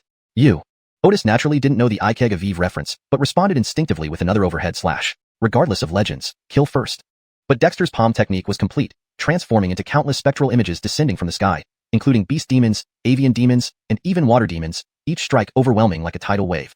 The cold blade slashed through dozens of shadows, but more bombarded Otis. Ice-cold domain. Otis remained calm, coldly muttering as ice walls formed instantly around him, freezing even the sky, blocking the descending demonic figures. Every shadow touching his domain froze instantly, but just as Otis thought Dexter was just that, a thumb-sized figure pierced through the third layer of cold domain, reaching the ice-encapsulated Otis. Otis's eyes widened in shock. It was an ice demon-like figure enshrouded in pale flames. With a gasp, Otis's defense, along with himself, was pierced by the ice demon figure. Dexter's indifferent voice echoing, "You ice demons, sealing yourselves in cold domain, invite death." Darkness clouded Otis's vision. At this moment, its ice demonic energy was instantly consumed. Then, Otis fell hard, along with the ice crystal. Note: I've maintained the style and structure of the original text, translating it into Demi-English with fidelity to character names and narrative elements. Deepter 436, the cry of a half-breed. Carter's body fell from mid-air. With a gesture, he summoned the icy flame that had incinerated Otis's body into his palm. Feeling the icy flame still as radiant as before, but evidently more powerful, Carter couldn't help but smile. After the ice demon mark was taken over by the icy flame, Carter had an impromptu thought and condensed the icy flame together with the ice demon mark in his palm. Unexpectedly, it succeeded. Not only did it condense to form a real ice demon figure, but it also could be perfectly fused with the icy flame for attack, a delightful surprise. This indicated that Carter no longer needed to be confined to using the icy flame in its fire shape. Instead, he could rely on the ice demon mark to release it in his moves, which would especially work wonders against the ice demons. It was like a deadly weapon. Ice demons' chilling cold domain is both defensive and offensive and forms a unique environment, making them extremely difficult to deal with. One careless move, and one would either be frozen or their attack frozen. However, now Carter found that when an ice demon uses its cold domain to encase him in ice, it practically invites its own death. Otis probably died without understanding what had happened. Frederick Revasery over. The ability of the ice demon's origin to strengthen the icy flame was even more advantageous for Carter. Collecting the icy flame, Carter reached out again towards the shattered ice crystal pieces left behind after Otis's fall. Although there wasn't Otis's body, something else remained. A thumb-sized ice crystal sphere and a slender short knife as thin as a cicada's wing fell into Carter's hand. The ice crystal sphere was naturally the ice core of the ice demons, which was a good thing, whether for absorption, cultivation, or creating a radar to track down the traces of ice demons. Unfortunately, Carter currently had only a ranch engine shell and thus had no immediate use for it. Pinching the slender knife in his hand, Carter realized that this knife seemed to be a cicada's wing, entirely cold, and not just one but a pair. As he rubbed the part that looked like a hilt at the base, the wings unfolded, shimmering with a crystalline luster. Could this be the wings of some cicada demon? Carter was surprised. He already noticed that these cicada wings were almost raw materials, unrefined by any means, yet they were so sharp, they were invaluable treasures. I'll ask a ranch engine about it when I see him. Carter joyfully folded the arm-length cicada wings and put them in his backpack. Then Carter looked at the two ice demon corpses he had killed first. Since Otis's corpse had been devoured by the icy flame, Carter was about to summon the Kobe-long blood mark to make use of the other two bodies. Suddenly, he thought of something and grabbed the turtle shell. On the shell were still two arrows, almost reaching the center. So, the corpse of an ice demon can also be sensed by the ice core. Conversely, an ice demon's corpse can also be used to make a device to detect ice demons? Carter muttered, his eyes brightening up. Besides the innate demon arts such as the cold ice realm, the ice demon's fear-inspiring trait was their ice escape, which was almost unsolvable in icy regions like the northern wilderness. But if one could locate them, it was merely a matter of attacking them. Since the Cohen has sent supplies, yes, let's have them take it back for Huaya to study. Maybe we can create a location radar like Homecoming? Carter immediately stacked the two ice demon corpses and carried them off. Thankfully, the ice demon corpses were not large or heavy, so carrying them was easy. On the other side, Bo led the guarded demon riders arrayed on an open field, ready for battle. Shortly, a swift figure rushed from afar, the Fraser. The ice slave tribe? What are you doing here? The Fraser asked brazenly. In the outer perimeter of the Frost region, the ice slave tribe held an extremely low status. Even ordinary demons could move around freely within the tribe unless they overstepped boundaries, in which case the ice slave tribe would dare not retaliate openly.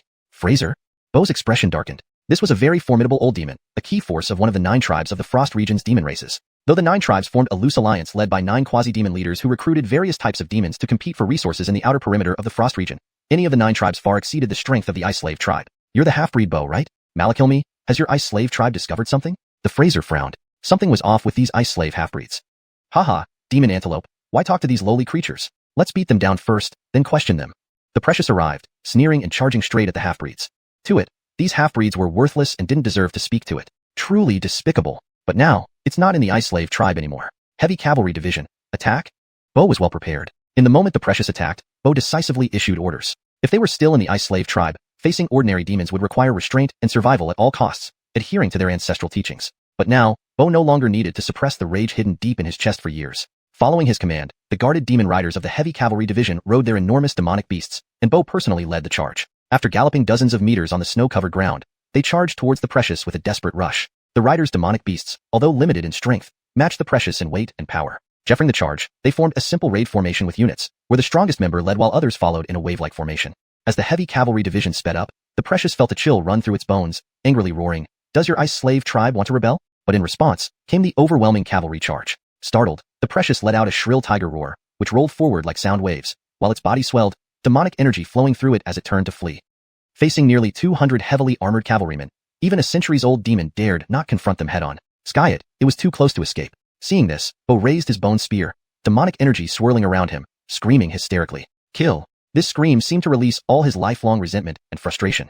Along with it, the half-breeds of the heavy cavalry division collectively roared loudly, "Kill!" At this moment, the skies changed colors. The tiger's roar disintegrated instantly under the rolling charge of the heavy cavalry, engulfing it in mere seconds. The Fraser felt a sudden chill, hastily retreating. But a light cavalry division of over 200 people had already surrounded them.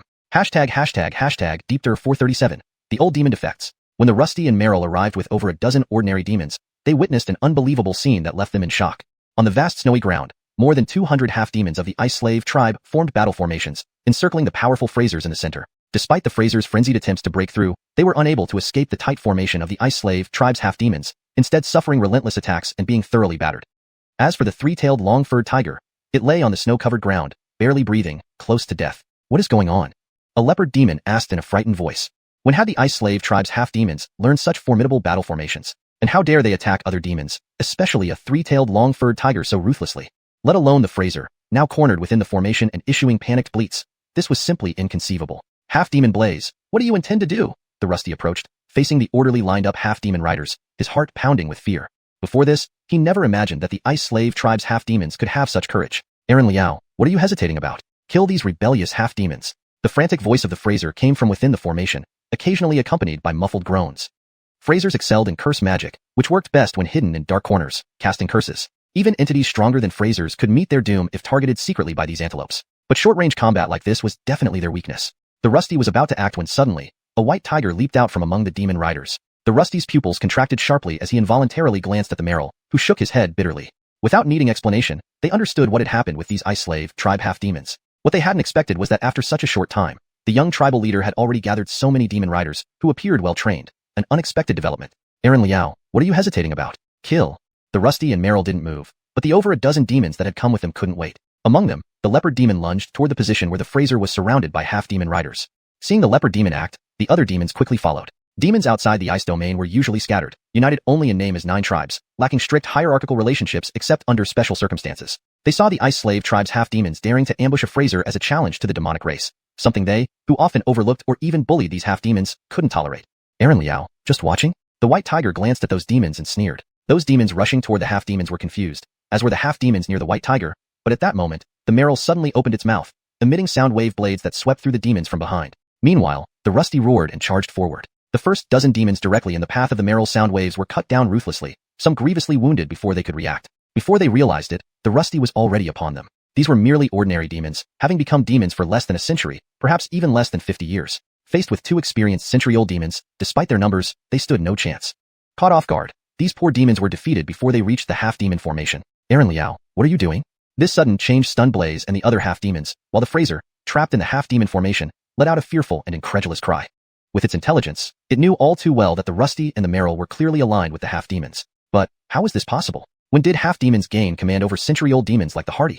"Antelope, give up. Otherwise, dying will be meaningless." The Rusty threw the leopard demon to the ground and stepped toward the half-demon formation. "You." The Fraser trembled. Unskilled in close combat, it nearly got hit by a bone dagger from the half-demons, but managed to dodge. However, the situation became increasingly dire. "Are you not afraid that Lyndon will question you? He'll need the opportunity." The Rusty laughed coldly and stepped into the half-demon formation. The half-demons hesitated but ultimately did not attack the Rusty, instead parting to let him through.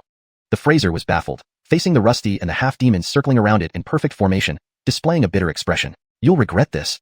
If you don't surrender, you'll die. Choose between death and regret." The Merrill walked closer. The Fraser still resisted, asking, "Why?" The Rusty sighed. "To survive and to one day leave the ice domain. Although we won't be free, at least we have hope." "Hope?" "The hope for our race to finally break free from the ice demon's imprisonment." "Antelope, do you know where all the century-old demons went? I am over 170 years old." The Fraser shuddered. "Do you know something?" "Haha, don't forget, my grandfather disappeared not long ago. Does the ice domain keep us demons to guard its borders? We are mere beasts to them, only good for harvesting demon cores." "What?" Considering there were almost no demons older than 2 centuries in the ice domain's outer regions, besides the 9 quasi-demon generals, the Merrill felt a chill run down his spine. Antelope, your clan, though small, must have had centenarian demons, right? What happened to the one who vanished 100 years ago?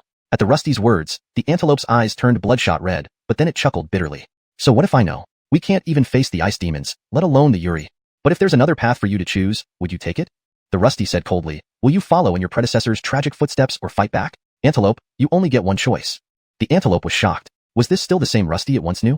Deepter 438, Demon Riders re-equipped. When Dexter arrived at the open snowy field, he saw the Guardian Demon Riders already lined up in an orderly manner. In front of them, more than 10 demons lay sprawled out, one of which was a 3-tailed long-haired tiger still exuding a powerful aura. Dorian, it's actually you? Dexter was surprised to see Dorian and White Aviv or Lion King. He hadn't expected these 2 old demons to be among this wave of demons. This made things much easier on his end. Heart, indeed it is us. These are the Snowfield magic antelopes skilled in curse magic who wish to surrender and join our tribe. Please accept them, Dorian hurriedly said as he stepped forward. Dexter casually threw the corpses of the 2 ice demons he had been carrying onto the snow. The previously infuriated 3-tailed long-haired tiger and the beaten half-dead demons were shocked into silence. Even the Snowfield magic antelope shivered. The boy that Dorian called Heart had actually killed 2 demons? Hold on, aren't these the 2 ice demons accompanying Borisar? The 3-tailed long-haired tiger suddenly cried out in fear. Dexter pulled out the cicada wing from its sheath. Borisar? Skis, I accidentally killed him. 3-tailed Declan. Heart, you're really... Even Dorian didn't know what to say. At the same time, he secretly rejoiced that he and White Aviv or Lion King had cooperated. Otherwise, they might not have seen the scarlet sun of the Northern Wastes ice field again. Blaze, you did well, not disappointing me. Dexter looked at Blaze. Although he hadn't witnessed it firsthand, Dexter knew that with all these demons lying on the ground, it couldn't have been just Dorian and White Aviv or Lion King's doing, especially considering the injuries on the 3-tailed long-haired tiger, which must have been caused by overwhelming pressure from demon riders. As Guardian Demon Riders, we live by your orders. We won't miss any opportunity for redemption, Blaze answered solemnly. Upon seeing Dorian and White Aviv or Lion King's capitulation, they realized this young Heart wasn't as simple as he appeared. Frederick Revazeriover, Brandon Hamadbeo had hinted that this young chief had Brendan backing him, someone whose power rivaled that of the Yuri, a name enough to stop demons from crying in the Northern Wastes ice field. If you understand, that's great, Dexter smiled and approached the 3-tailed long-haired tiger. The tiger trembled in fear. What do you want to do? Don't struggle if you don't want to die. Dexter formed a hand seal, conjuring a demonic symbol which descended upon the tiger. This old demon was still quite powerful, so it would be a waste if it died here. Startled, the tiger hesitated as Dorian's voice echoed in its ear. Long hair, do you really want to die? After a moment's hesitation, the tiger resigned itself to fate and allowed the demonic symbol to fall on its forehead. Frederick Revazements later, it let out a miserable cry, its eyes dimming as it comprehended its situation. Snowfield Magic Antelope, since you specialize in cursing magic, leave it to the tribal spirit master. Dorian, take these demons back to the tribe. As Guardian Demon Guards, we can't just work endlessly. Blaze, lead them back. Dorian and White Aviv or Lion King were puzzled. Return to the tribe? They felt their hearts tighten uneasily. The Snowfield Magic Antelope also forced a bitter smile. Was this young man being too cautious? But could their tribe's spirit master really suppress it? Dexter paid no mind to their thoughts, mounting the White Tiger and leading the Guardian Demon Riders under the guidance of Pierre towards their destination. No further incidents occurred, and a day later, Dexter met up with the convoy escorted by Nellie Schur. Seeing the orderly half-demon riders and the clearly powerful few demons accompanying Nellie Schur, he was taken aback. Was this all accomplished single-handedly by their clan leader in the Northern Wastes icefield? Nellie Schur had learned about the Cold Ice Malakiratory, but found himself even more astonished because of it. Yehia, all the supplies you requested have been delivered. Suppressing his shock, Nellie Schur reported. Behind him were dozens of connected hover carts loaded with materials. Nellie Schur, you did well, and it was a hard journey. Blaze, your equipment has arrived. Light cavalry will get light armor, bows, and sabers. Heavy cavalry will get heavy armor, weapons, and shields. Wild battalions will get helmets, round shields, etc. The half-demons looked at the cartloads of weapons and equipment, dumbfounded. Could this be something produced by the human tribes in the Northern Wastes icefield? It took half a day to distribute new equipment to the over 700 Guardian Demon Riders. Dressed in mismatched yet adjusted armor, wielding weapons and shields, the once primitive Guardians now evolved into fully equipped ironclad warriors. The transformation left even Dorian and the old demons awe-stricken. Clad in iron armor, wielding massive blades, axes, halberds, some equipped with heavy shields and quivers, these demon riders inspired fear even in standing still. None of them had anticipated Dexter's tribe possessing such refined weapons, items even they struggled to obtain. Yehia, the Guardian Demon Riders are re-equipped. Dressed in full armor, Blaze's demonic markings covered, looked indistinguishable from humans, save for his obviously larger and more robust build. Excellent. This is a grand gift from the tribe. Remember, as Guardian Demon Riders, you shall protect the tribe, our people, your lives, and your descendants. Our race shall never be enslaved. Dexter said sternly. Never be enslaved. The Guardian Demon Riders roared in unison, their unfamiliar human speech resonating powerfully. At that moment, even the reluctant half-demons were awestruck by this young Yehia's generosity. Any lingering doubts were suppressed.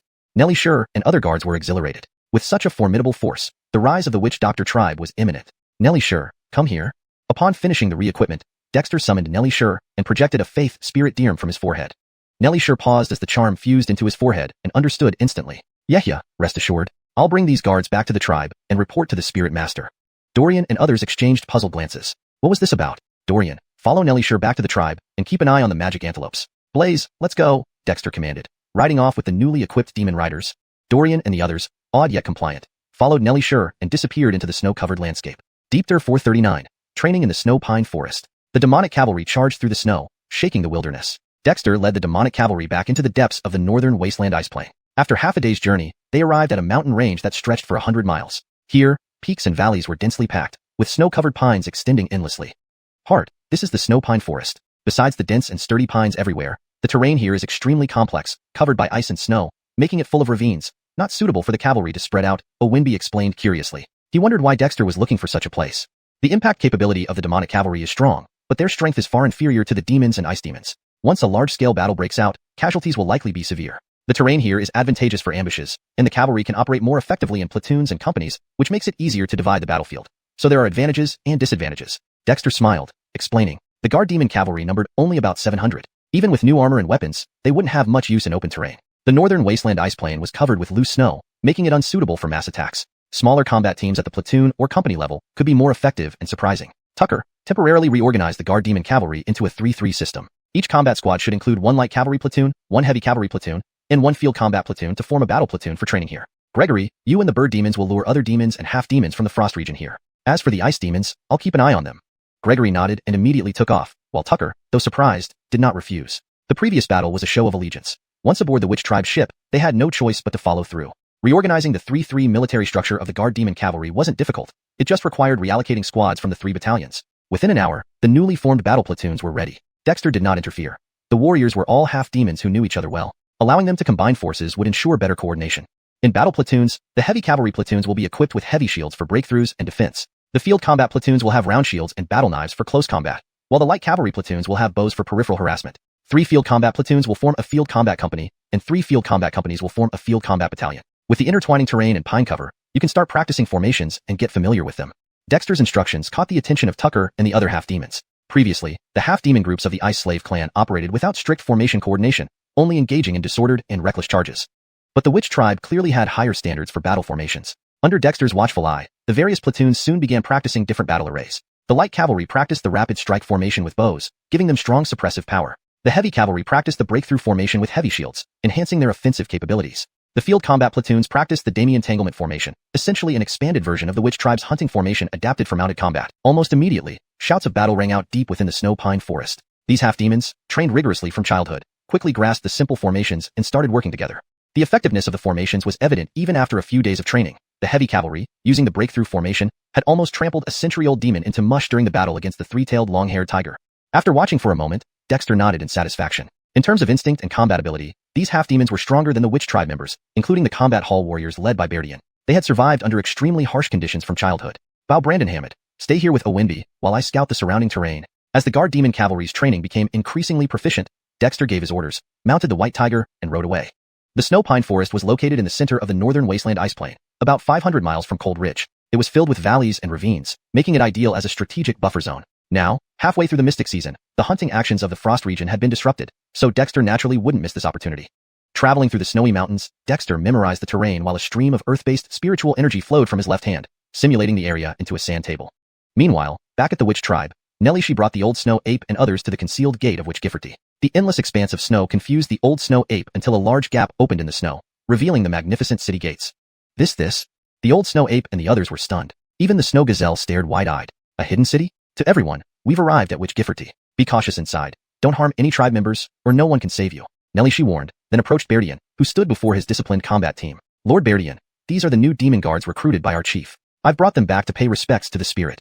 This surprised the old snow ape and others. Despite being a witch, Berdian didn't seem particularly powerful. However, his combat hall team, though small, exuded a sense of iron discipline. The guard demon birds have reported back. Nelly she has done well. Follow me.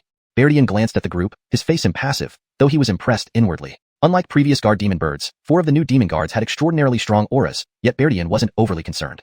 After all, this was Witch Gifferty, well prepared for battle. The spirit of Cold Frederick Gervasiunten and the totem spirit of Witch Dragon also resided here. These newcomers couldn't cause much trouble.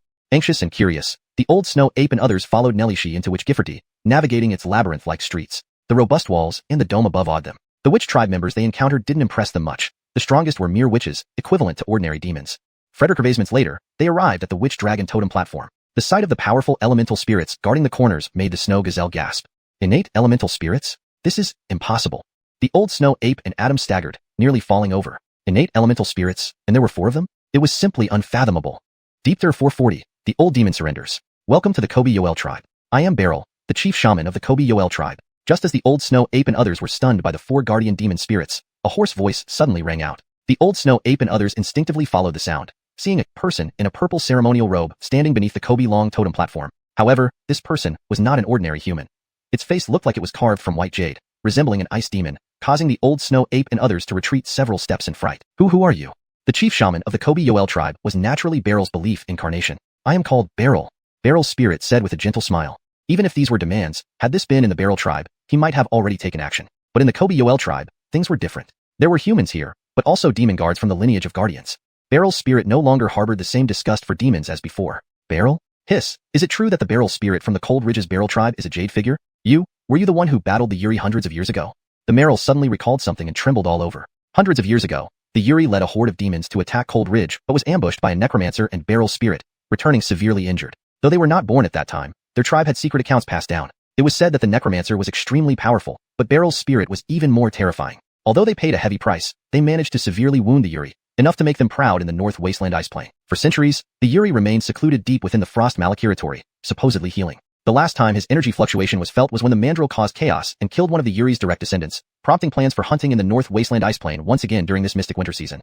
It seems there are still some who remember me. Skis, I am indeed Beryl's spirit, but now, I am merely the purple-robed shaman of the Kobe Yoel tribe. Beryl sighed. Although it was only a faith incarnation, under the circumstances of being cursed and corrupted, it had been purified by Diryl's solar true fire and faith power. Hence, it could rightfully call itself Beryl's spirit. After all, it retained the essential essence of a spirit. Beryl's spirit. The old snow ape and snowfield devil antelope looked incredulously at the jade figure in the purple robe. This was simply, in the North Wasteland ice plain, besides the legends of the 4 ancient demons, to certain heritage-bearing demon tribes on the outskirts of the Frost Malakiratory, Cold Ridge was also a forbidden place. 3 successive generations of Eurus bled there, the most tragic being the 2 previous kings who died within Cold Ridge, instilling fear in demons. However, to some younger generation demons, Cold Ridge seemed devoid of any terrible taboo, so occasionally, they would raid Cold Ridge. We did not know Beryl Elder was here. The Meryl shuddered. This was Beryl's spirit, acting as a shaman here? Did that mean the totem spirit here was even stronger than Beryl's spirit?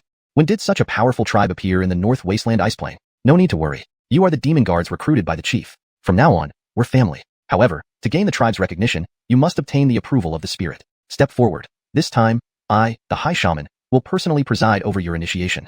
Beryl waved his scepter, a ceremonial staff created for the shrine after he became the chief shaman, imbued with a special shamanic array capable of channeling the totem's faith power, especially after Nedian established the Faith Network, becoming a key research project at the Academy. As Beryl waved the scepter, the Kobe long totem emitted golden faith power, which transformed into demonic symbols flying toward the old snow ape and others.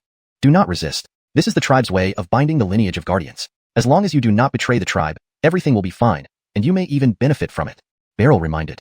The old snow ape and others showed mixed expressions but accepted it calmly. Only the snowfield devil antelope stiffened, but before it could resist, a mental binding force abruptly subdued it. The force was sudden, sensed only by the snowfield devil antelope. When the faith-powered demonic symbol landed on its forehead, it could only stare wide-eyed, unable to move. This power.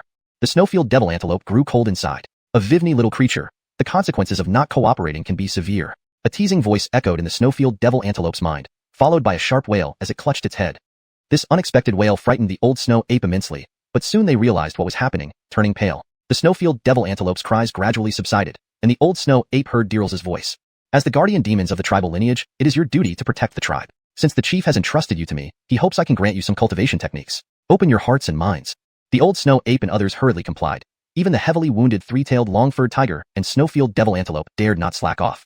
The moment the faith-powered demonic symbol merged with their demonic souls, they lost any other choice. From the Kobe long totem, over a dozen beams of faith power flew out, transforming into faith spirits landing on the foreheads of the old snow ape and others. Unlike the earlier control symbols, these faith spirits bestowed cultivation techniques for the lineage of guardian demons, general techniques granted to ordinary demons, and special ancestral techniques given to the old snow ape and 3 other elder demons. When the old snow ape and others digested their respective ancestral techniques, even if only basic ones, they were astonished. Demons could only obtain ancestral techniques by awakening their bloodline heritage, a tremendously difficult task. In recent centuries, only Oenfi among the outer demon clans had accidentally awakened his bloodline heritage. For special demons like the Snowfield Devil Antelope, awakening bloodline heritage was even harder. Skyet, the Kobe Yoel tribe's totem spirit directly granted them techniques. In that instant, the 4 elder demons dared not harbor any resentment, kneeling on the ground in submission. Thank you, Great Spirit, for bestowing your techniques upon us. Serve the tribe well. The chief expects you to assist him. If you harm the tribe or endanger the chief, your fate is predictable. Deerl's voice echoed again. Deerless was amazed that Dexter could send so many demons to act as guards. Being a demon himself, he held no prejudice against them. However, a proper warning was necessary. After all, he and Dexter had a life-soul pact. #Deepter441. Malachusting the array with his own body. In the cedar forest, Dexter and Haddon traversed the vast stretches of mountains, ravines, and canyons spanning 100 miles. The cedars here were tall and sturdy, with pine cones that made for excellent ingredients. Dexter casually roasted some using spirit fire, and found they tasted surprisingly good. Frederick Revasary over, these cedar pine cones subtly contain traces of spiritual energy, making them superior to the crops grown by the tribe's agricultural department. Once we deal with the ice demon's threat, perhaps the snow pines of the northern wasteland can become a unique economic crop for the tribe. Despite the barrenness of the northern wasteland, it's not without its treasures. Chewing on the fragrant cedar seeds, Dexter found it far more enjoyable than sunflower seeds. However, he indulged merely out of appetite. Since his body's transformation and advancement to the innate stage, his need for food had significantly decreased. At most, he enjoyed satisfying his palate, but Dexter didn't believe in pretending to be a transcendent sage, eating mist and clouds. He considered that nonsense. Yehya, there's commotion at the outskirts of the ice region. A large number of demon races have emerged from the mountains, including half-demon riders from the ice slave tribe. It's said that an ice demon general named Malachiru is throwing a tantrum and preparing to take personal command of the rear. From the sky, Gregory swiftly descended, showing signs of panic. A demon general was something every demon race aspired to yet could never reach, especially one like an ice demon general. Oh, could it have discovered something?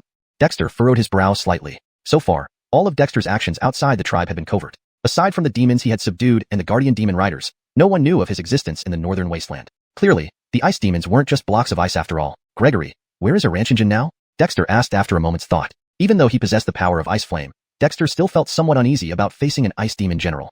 Currently, Palace Lord Aranchinjan is at Frederick Revasian, 300 miles away from the cedar forest. Recently, Cyrexin and the others lured many demons to that area. Under the Palace Lord's command, there are already dozens of demonic guards, nearly 10 of which are century-old demons, Gregory reported with visible apprehension. Dexter.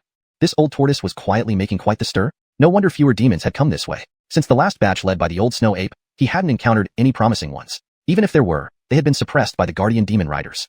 Inform Aranchinjan to gather the demons and move toward the cedar forest. Also, tell Cyrexin and the others to determine how many ice demons and demons will emerge from the ice region during this sirening season. Dexter instructed. Gregory nodded and immediately took off again into the sky. Yehya, shouldn't we be concerned about Aranchinjan? Haddon asked worriedly. Aranchinjan was one of the 4 ancient demons, and the demons it gathered could be formidable if united into a force. After all, they were demons. Don't worry. Aranchinjan knows better than to act rashly. Even if it has ulterior motives, it won't show them until after toppling the ice region. In fact, during this sirening season, weakening the ice region would be its primary goal. If it truly raises its banner and declares independence, the Ice Demon King would target it first. Aranchinjan isn't that foolish. Dexter laughed. From the start, Dexter had kept an eye on Aranchinjan, as the ancient demon was far from benevolent despite its humble demeanor towards Vishu and Witchgifferty. What Dexter truly feared was if the Ice Demon King itself emerged from the ice region during this sirening season, it would leave too little time to prepare. Let's go back. The demon riders have been resting for days. It's time for them to enter actual combat. Dexter patted Haddon, who let out a roar and leaped into the vast snowy landscape. In the depths of the cedar forest, the field platoons trained relentlessly, improving rapidly. They restructured into combined formations of light cavalry, heavy cavalry, and field troops, refining the slaughter array derived from hunting formations. As the troop numbers increased, adjustments were continuously made. When Dexter and Haddon appeared at the training ground of the Guardian Demon Riders, they saw numerous half-demons radiating heat, seamlessly shifting formations with swift movements. Their mount demons weren't burdens in the battlefield. Instead, their attacks were integrated into the combat tactics. Yehya, the formations have been thoroughly practiced. It's time to test their mettle. Tucker approached. The Guardian Demon Riders trained while exploring combat techniques suitable for various terrains within the cedar forest. Half-demons were indeed natural warriors, progressing quickly. Unfortunately, hibernating beasts in the forest suffered, having their nests raided, leaving the surrounding areas nearly empty. Not bad, but we must verify their combat readiness. Dexter laughed heartily, then jumped onto the snowy center. One field platoon, test your attack on me. Tucker was stunned. Why did Yehya always think up such spontaneous ideas? Yehya, isn't this a bit much? Tucker smiled awkwardly. Don't worry, I won't use too much force. This is just to assess your training progress. Dexter reassured him. Tucker shivered slightly and glanced at Haddon. Though only recently part of the witch tribe, Tucker knew Haddon was not just a mount but held high status. Why look at me? Do as Yehya says. Haddon rolled its eyes. Yehya's penchant for excitement wouldn't change. Vorfing and Owen by nearby also felt helpless. To check their progress, they could have participated, but clearly, Yehya was itching for action. Tucker sighed. picked a field platoon, and shouted, "Tucker, get other platoons ready." From platoons to companies, battalions to regiments, everyone must participate. Dexter clenched his fists. Tucker hesitated. Was this really necessary? The Guardian Demon Riders were now equipped with armor and weapons. But with Dexter's order, he could only comply, determined not to disappoint. With a wave of his hand, the field platoons charged. Heavy cavalry led with shields, while light cavalry positioned on the flanks with drawn bows. The three groups combined their formations fluidly. The arrows from the light cavalry were the first to strike. "Come on!" Dexter roared, avoiding the arrows and delivering a punch. Instantly, over a dozen demonic silhouettes lunged forward. The half-demons stood firm, using shields to defend and forming a tight-knit slaughter formation around Dexter. Various weapons swung simultaneously, appearing chaotic yet well-coordinated. Dexter's eyes lit up with excitement. They had real fighting spirit. Deepter 442.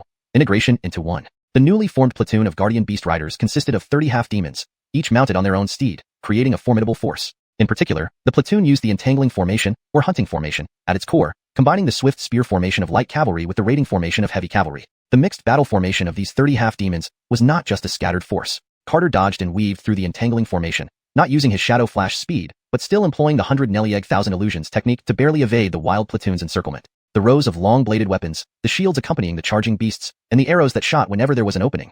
These made even Carter feel flustered. However, it only took a moment for Carter to become familiar with the wild platoon's combat style and start maneuvering more freely. Even though he was merely dodging, Carter could feel the increasingly dense killing intent emanating from these 30 half-demons in the wild platoon. With the development of their formation and perfect coordination among them, these half-demons seemed to be gradually merging into one unified entity. Such combat power was already sufficient to handle ordinary demons, or even powerful ones. But Carter was not content. He suddenly clenched his fists. "Let's see how well you can withstand this." A punch sent several demon beasts roaring forward, each using the 100 Nelieg techniques as if reborn from shadows, charging at the battle formation. "Defend!" roared the sergeant of the heavy cavalry. Instantly, the heavy shields blocked the demon's advance, while the spears of the field unit thrust through the shield gaps in unison. Clearly, a purely defensive stance wasn't in the character of these beast riders. Carter's spirit energy conjured demon beasts were stopped, yet they also caused the shield-wielding half-demons to stagger back, affecting even their mount beasts. Simultaneously, arrows from the light cavalry began to rain down. Carter dodged and wove between the attacks, unleashing several punches. The scattering demon beast illusions disrupted the entangling formation, greatly increasing the pressure on the wild platoon. "Bring another platoon." Bo saw this and issued orders without hesitation. As the chief wanted to inspect their training results, he wouldn't let him down. Immediately, a second wild platoon charged into the fray, integrating their units accordingly. Two platoons quickly merged into one, and although their combined strength didn't double, the additional shields provided enough defense against Carter's attacks while making the entangling formation even more complete. "Great Bo!" Add another platoon, form a company, and organize by platoon formations. Carter's eyes lit up. Although the pressure increased, he remained composed. Bo nodded, waving his hand, and another wild platoon rushed in. Light cavalry, heavy cavalry, and field troops now each formed platoons within a triangular battle array, taking turns to engage and integrate into the entangling formation. On the snowy battlefield, the formations rotated like three interlocking wheels. With heavy cavalry as the barrier, the field platoon launched attacks while the light cavalry circled to restrain. The pressure on Carter multiplied. Even with the 100 Nelieg Thousand Illusions technique, avoiding all these attacks became exceedingly difficult, so he had to increase his speed. However, no matter how much he dashed and dodged within the formation, his attacks were consistently repelled. Not bad, almost there. The coordination among heavy cavalry needs to be smoother, focus solely on defense. The spears of the field platoon should attack in order, not all at once, ensuring no blind spots. Archers of the light cavalry must seize every opportunity to cover the sky and cut off any retreat routes, Carter advised while dodging, occasionally punching to create openings and test the heavy cavalry.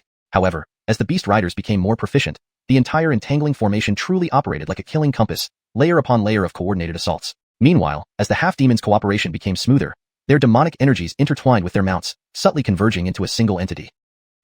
What is this? Unity of momentum? Or unity of power? Carter was astonished. Before, the half-demons were loosely organized, relying on individual combat prowess. Now, it seemed there was something more coherent. But their collective energy still seemed lacking. Is the pressure not enough? Carter smiled, activating his spiritual energy for the first time. Pay attention. I'm attacking.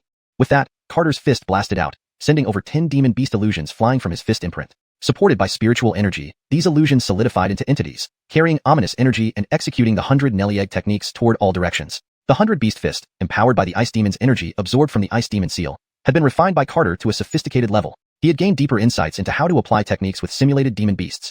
Under various demon spirit seals, the demon beast illusions possessed innate abilities and could instinctively perform their techniques. By infusing his mental energy, Carter could adapt the techniques based on his will, giving the 100 Beast Fist a touch of mystical flavor, albeit still in an experimental phase. As the dozen demon beast illusions pounced, the heavy cavalry half-demons roared, raising their shields to protect their heads and vital areas. At the same time, their demonic energies and those of their mounts channeled into the shields, enhancing the heavy shields created by the witch tribe with an eerie force.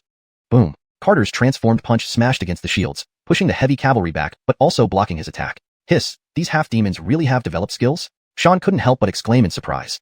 It knew well the power of Carter's 100-beast fist. Although Carter held back, these half-demons previously had no means of resisting. Following the heavy cavalry's successful defense, the light cavalry and field troops launched their entangling attacks. Carter kept punching but was constantly blocked, finding himself unable to break through the formation temporarily. Wait, the chief is increasing the pressure incrementally, Bo noticed. Under the impact of Carter's consecutive punches, the half-demon's demonic energies in the heavy cavalry began to coalesce, hinting at a unified movement. Similarly, the forces of the field troops and even the light cavalry in constant motion also showed signs of such integration. Trust your comrades, unify your power, integrate into one, move as one formation. Carter laughed heartily, his punching speed increasing, while the half-demon's collective aura grew stronger. Deepter 443. Transformation of the battle formation. In the cedar forest, when the field company surrounding Dexter gradually merged into a cohesive force under his relentless pressure, the entire battle formation transformed dramatically. The half-demons were not weak by any means. They were at least on par with the pinnacle shamans or sorcerers of the witch tribe. When these half-demons united through a simple combat formation, the power they condensed together was far more than just a sum of its parts. The momentum hovering over the heads of the 3 platoons in the field company, formed by the fusion of demonic energy and demonic forces, gradually began to coalesce into a monstrous entity. Dexter, situated within this formation, felt an escalating pressure. Fascinating, truly fascinating. A group formation can actually consolidate military momentum, just like the shadow of my demonic spirit mark-turned-talisman beast, only this is still in its nascent stage. Dexter grew increasingly delighted. Even though the demon riders had gathered their momentum, Dexter remained composed. Each punch he delivered unleashed more demonic beast shadows, which threatened to dismantle the recently formed momentum of the demon riders. Try to unify your aura. Adjust your demonic energy according to my attacks. Squad leaders and platoon commanders, try guiding the strength of your squads and platoons, then integrate them further up to concentrate power for offense and defense. Dexter continued giving instructions. Remaining within the formation, he could sense the changes happening as he moved and dodged. Although the unity of the battle formation was a pleasant surprise, Dexter aimed to turn this surprise into a standard practice. Once the demon riders achieved this, the collective strength protecting them would be utilized much more effectively. Though Dexter lacked experience, he used what he sensed to guide the demon riders. Following his instructions, the half-demons organized into squads of 10, each started making adjustments. This training allowed them an opportunity they wouldn't have against real enemies. Growing up under rigorous training from a young age, the half-demons adapted quickly despite the novelty of this exercise. Under Dexter's continuous guidance and increased attack intensity, the demon riders finally found a method to work together, squad-level integration leading to platoon-level coordination, and eventually uniting into a full company. When the momentum above the heads of the field platoons finally merged, all the half-demons' power and the demonic energy of their mounts were activated, causing the entire battle formation to undergo a transformation. Within the formation, the heavy cavalry were covered in illusory armor, encapsulating both rider and mount. The long spears and weapons of the half-demon field soldiers glowed with a bloody light, enhancing their attacks. Meanwhile, the light cavalry were encased in a feather-like glow that increased their speed. As the formation unified, the killing formation transformed into a disc-like halo, within which the half-demons moved, forming a continuously changing whole. Hiss, this is a battle formation? Owen Phi was dumbfounded. Haha, good, very good. Keep it up. Familiarize yourselves with this sensation and the changes of the battle formation. In combat, you must focus solely on maintaining the formation's integrity.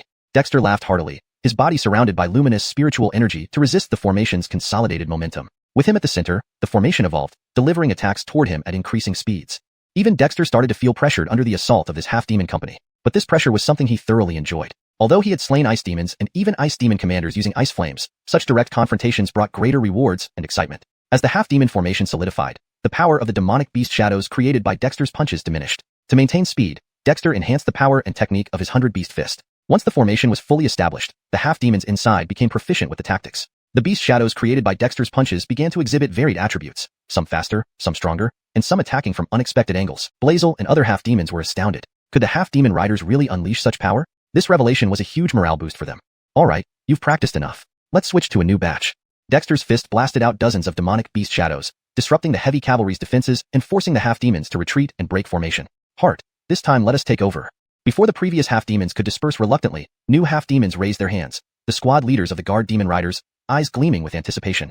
Who would have thought that under Hart Dexter's evaluation, this company of demon riders underwent such a transformative change, not individually, but collectively in terms of battle formation.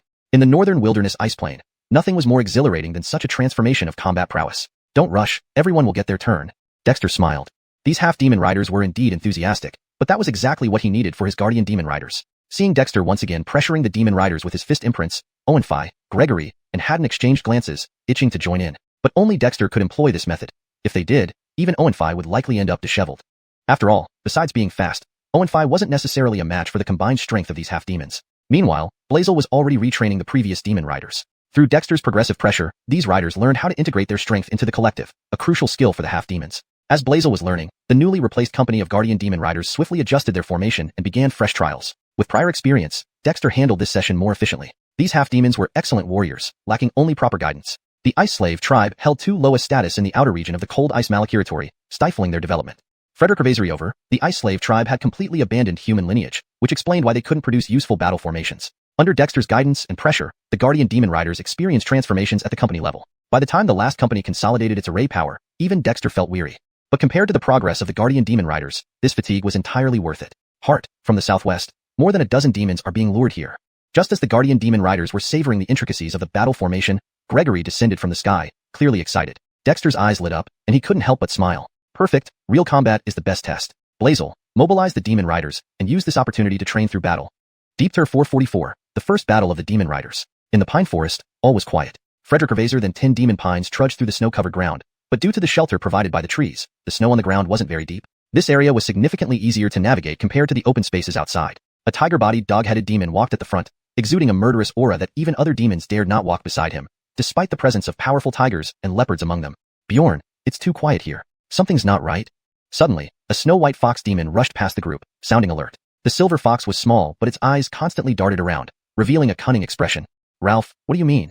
Bjorn didn't get angry, but asked seriously. Foxes have always been known for their wisdom in demon circles. Ralph had been Bjorn's familiar companion since they were both beast demons, having experienced many calamities together. In this pine forest, there are plenty of wild beasts. Even though they are hibernating now, we should still be able to sense them. But ever since we entered here, while we could hear snoring from the outer areas, as we ventured deeper into the pine forest, don't you notice how the sounds of the wild beasts have decreased? Ralph said earnestly. Bjorn frowned and listened carefully, only to realize that the pine forest was indeed eerily silent, as if no living creature existed. This wasn't normal. Even during the Sirming season, the northern icy plains were filled with various nests of wild beasts and animals. Some froze to death directly in their caves, but more often, they survived the harsh cold by hibernating. You're overreacting, Ralph. The phoenix birds in the sky haven't detected anything wrong. A pig-headed demon grunted impatiently. This was a Carishan demon, also known as a pig demon, thick-skinned and brutish, from the same clan as Caricong. We must be cautious. Remember, we were sent out to find clues about the missing ice demons. If something happened to ice demons, then what more for us? Ralph replied dismissively, knowing arguing with an unintelligent Carishan was futile. Indeed, everyone, stay close and be cautious. We wouldn't want any misfortune to prevent our return, would we? Bjorn said solemnly. Though not a century-old demon, Bjorn possessed special bloodline power, making its strength comparable to that of older demons. The other demons naturally had no objections. Walking alongside Bjorn, they wanted safety in numbers. In the North Wasteland Ice Plain, demons had some status but were in an awkward position. Just as the demons cautiously moved forward, a squad of 10 demon riders suddenly charged out from the pine forest ahead. Upon spotting the demon riders did not panic but drew their bows, with the half-demon leading them shouting, "You cannot pass." The demons. These half-demons came here to entertain and seek death? These half-demons seem off. Look at their armor. When did the Ice Slave tribe acquire such armor? And their weapons? Ralph exclaimed, but before he could finish, thunderous footsteps echoed from all sides, and squads of demon riders emerged from the pine forests, encircling them. What does the Ice Slave tribe intend to do? Bjorn roared in fury, his voice shaking the accumulated snow off the pine branches. One fully armored half-demon rode forward from among the demon riders. Are you Elder Bo of the Ice Slave tribe? What do you intend? Ralph, with sharp eyes, recognized Bo and demanded. To kill demons.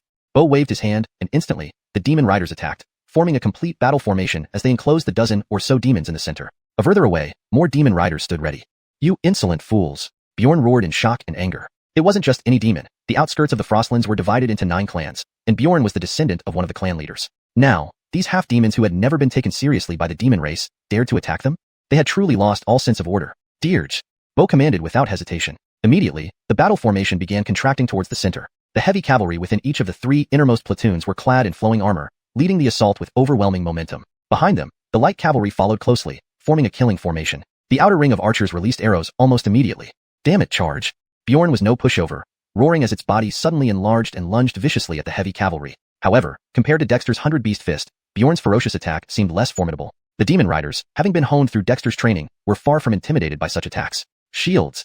The heavy cavalry commanders shouted in unison, forming shield walls that instantly blocked Bjorn's path. Simultaneously, spears thrust forward. Bjorn's attack against the shields revealed that these half-demons had collectively focused their strength. Even it found it challenging to break through in a short time, yet there was no more time to keep attacking. As the heavy cavalry advanced, the dozen or so demons were quickly isolated. Faced with heavy shields, long spears, and piercing arrows, Bjorn barely held its own, while the other demons struggled under the relentless onslaught. Within moments, several demons were knocked flying by the impact of the heavy cavalry. Amidst the demons' cries of agony, the 90-man combat team completed its formation and launched successive waves of attacks in well-organized platoons. Bjorn and the other demons were utterly stunned. Such disciplined and orderly battle formations couldn't possibly belong to the Ice Slave tribe's half-demons. No matter how many times they tried to charge, Bjorn's attacks were repeatedly thwarted, even leaving several wounds from the demon rider's attacks. Were these still the half-demons of the Ice Slave tribe? Just over 10 minutes later, only Bjorn and Ralph remained standing in the battle formation, while the other dozen demons had fallen under the demon rider's assault, half dead, impaled on spears. Bjorn relied on its sheer strength, while Ralph depended on agility. However, facing an increasing number of free hands from more half-demons, both felt despair creeping in. Bo, do you dare kill me? Are you not afraid my father will uproot your entire tribe?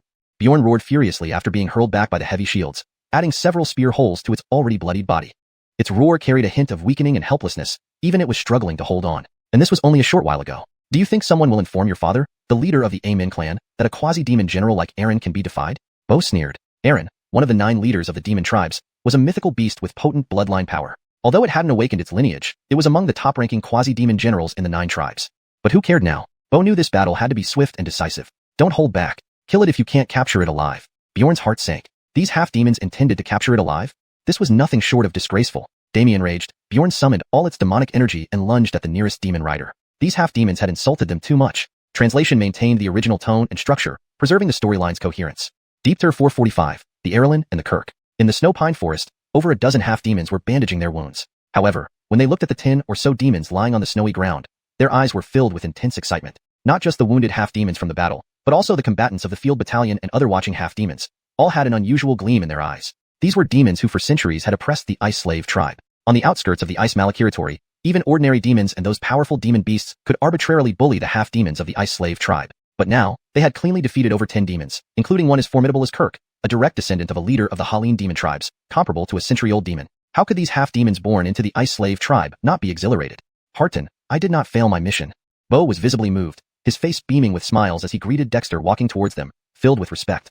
Who would have thought that half-demons from the Ice Slave tribe, after only brief training, could possess such formidable fighting strength? From this battle alone, a field battalion seemed almost capable of defeating a century-old demon without much trouble. Previously, it had taken a whole regiment to deal with an old snow goat, a type of demon not particularly adept at close combat. Brandanch of the credit also went to Dorian and the white-vivid Lion King turning against their own side. Not bad. The battle tactics for the demon cavalry seem established, but remember, water flows without a fixed shape, and warfare adapts to circumstances. You need to be flexible. Heavy cavalry aren't just shields. Light cavalry don't merely harass. When dividing the battlefield, coordinating by independent field platoons works best for maximum effect. Dexter nodded approvingly. This was the first battle for the demon cavalry. Despite the participation of more than a dozen half-demons, the results were commendable. Unfortunately, during actual combat, the military momentum that formed under his pressure remained too weak to suppress the enemy demons. But Dexter did not demand perfection. For these demon cavalry to perform so well was already impressive. The rest came down to continuous training and real combat experience.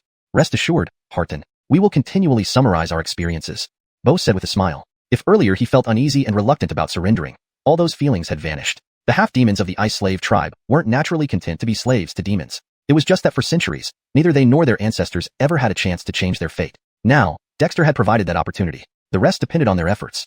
You, who are you? Asked Kirk, opening its eyes weakly as Dexter approached. Despite its desperate charge, Kirk had ultimately been defeated. Its pride lay shattered. I, the chief of a human tribe. I heard you're the son of a leader of the Halin demon tribes. Your father is Aelbert? The lineage of the mythical beast Aelbert? Dexter asked, looking curiously at Kirk. Aelbert. Dexter had seen this mythical beast mentioned in the classic of Frederick Hervasian Taines and Seas. He hadn't expected to hear this name in the icy wilderness of northern desolation. This made him even more curious about this world. What mythical beast? My father is Aelbert, nearly a demon Fredericknerl. Once he becomes one, he'll surpass any other demon Fredericknerl. Kirk snapped angrily. No matter who you are, to dare injure me like this, you and your tribe will be wiped off the map. Dexter chuckled. That's not necessarily true. Who knows what the future holds? But for now, you lost. Losing means facing punishment, submission, or death. Dexter's hands formed seals, summoning a demon rune which descended toward Kirk. You can resist, but I assure you if you do, you will die immediately. Kirk was stunned. This young chief of a human tribe dared defy the threat of a near-demon Fredericknerl? As the rune fell, Kirk felt its demonic soul tremble. Just as it prepared to resist, it remembered Dexter's words and hesitated. Was this really how its life ended, barely out of adolescence, leaving its home region around the Ice Malak territory for the first time? While it hesitated, the rune entered its forehead, imprinting onto its never-before-felt demonic soul. At that moment, Kirk was horrified. Welcome to my tribe. From now on, you are a guardian demon warrior of our tribe. Dexter patted Kirk's forehead. The demon cavalry had dealt heavy blows. One side of Kirk's body was smashed, with terrifying bloodied cavities. But demons had strong vitality. Though severe, such injuries weren't fatal. Guardian demon warrior? You dare take me in? Kirk was bewildered. It was the son of a leader of the Halin demon tribes. How could this half-demon, no, this human youth dare? Haha, I dared to kill ice demons. Why not you, son of the Halim demon tribes? Dexter replied calmly. Kirk shuddered suddenly, finally understanding. Meanwhile, the silver fox lying nearby shook uncontrollably, its previously lively eyes now dead fish-like. Were the missing ice demons related to this human? He killed those missing ice demons? Dexter ignored Kirk's stupefied state and glanced at the several demon bodies on the snowy ground, feeling somewhat perplexed. With his current mental and spiritual power, he couldn't control too many demons. Earlier, he relied on Gregory and others, who had branded the demons with runes upon arrival at the tribe, thus relieving him. These demons, while not exceptionally powerful, were still valuable. The Kobe August tribe couldn't afford unnecessary waste. Gregory, where's Brendan? Dexter asked, looking at Gregory. He has reached the outskirts of the snow pine forest and can enter any time, Gregory quickly replied. What, Brendan? You. Kirk gaped. If there were beings in the north desolate ice plain that could threaten a demon Frederickneral, Brendan's name would definitely be among them. Hearing Brendan referred to as a hall master now left Kirk bewildered. Good. Bo, send a battalion to escort these demons over. Skis, leave Kirk here. Wait, can I stay? The silver fox raised its paw timidly. I don't want to be separated from Kirk. I can help you, really. I know many things about the ice malakiratory. Dexter was surprised. This silver fox was beautiful, even more so than the snow foxes in his tribe. But what was up with this apparent affection between Kirk and it? Glancing at Kirk's hopeful look, Dexter smiled. All right, you can stay, but under my command. If either of you attempts anything mischievous, Kirk shivered again. This despicable youth had a dagger hidden behind his smile. Hashtag Deepter 446. Master Aranchan plans to train Chrysops. In a vast canyon several dozen miles outside the snow pine forest, a mountainside had been hollowed out into a cave. Master Aranchan lay restrained on the furry shoulder of a white bear, which did not dare to breathe loudly for fear of disturbing Master Aranchan's sleep. Outside the cave, dozens of demons sprawled lazily. Apart from helping Master Aranchan dig out the cave, these demons were too lazy to move, with only the cold-sensitive ones scraping away the accumulated snow on the ground. Just as the demons were feeling bored, a snow eagle descended from the sky and headed straight toward the cave where Master Aranchan was. Snow eagle, what's it doing here? Muttered one demon. These demons were all from the outer region of the frost malakiratory and had been easily subdued by Master Aranchan. They hadn't fully adapted to this new situation yet. If Master Aranchan weren't the ancient demon renowned in the northern wastelands ice plains, these demons would have long rebelled. After all, fighting ice demons could mean certain death.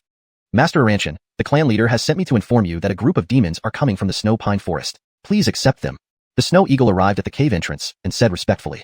As a demon guard who had visited the witch doctor tribe, it didn't oppose its current role. After all, even Master Aranchan had been recruited by the witch doctor tribe, and the mysterious totem spirit's power had left them all obedient. Oh, so the clan leader has another batch? Master Aranchan opened his eyes and yawned. Life had become rather boring since parting ways with Dexter. With the guidance of avian demons, ground demons had come almost blindly. Master Aranchan just announced his name, and sensible demons surrendered. As for those uncooperative ones, they became compliant after he swallowed a few.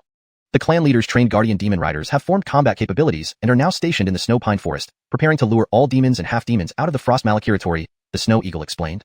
Master Aranchan was somewhat surprised and asked, with just those half-demons? Of course, there is also the guardian spirit hall, the snow eagle quickly added. Master Aranchan nodded, but soon realized that these guardian demon riders were likely under the command structure of the guardian spirit hall. After visiting the witch doctor tribe, Master Aranchan knew well its organizational structure. The guardian lineage represented the guardian spirit hall established upon its arrival. The guardian spirit hall comprised non-human races such as demons and half-demons. TSK, the clan leader really dares to think big, using controlled demons and half-demons to counterattack the ice demons of the frost malakiratory. TSK, it seems he's making some headway. Master Aranchan muttered, leaving its little white bear mount puzzled. After pondering for a moment, Master Aranchan instructed, Melvin, you lead over a dozen demons to escort the guardian demon riders. Remember, don't mess up, or I won't hesitate to eliminate you. The Melvin, with copper coin-sized spots on its fur, nodded hastily, picked a dozen demons, and quickly left with the snow eagle. Master Aranchan didn't use the demonic talismans that Dexter had used to control demons, not because it didn't want to, but because the talisman came from the mysterious totem spirit of the witch doctor tribe, and though Master Aranchan understood it, it couldn't use it. This left it quite frustrated.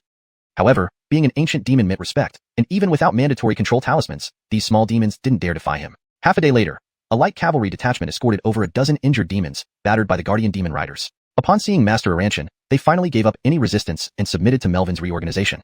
Light Cavalry Captain Forrest, paying respects to the Guardian Spirit Hall's Lord Master Aranchan. A half-demon clad in light armor dismounted and bowed respectfully to Master Aranchan.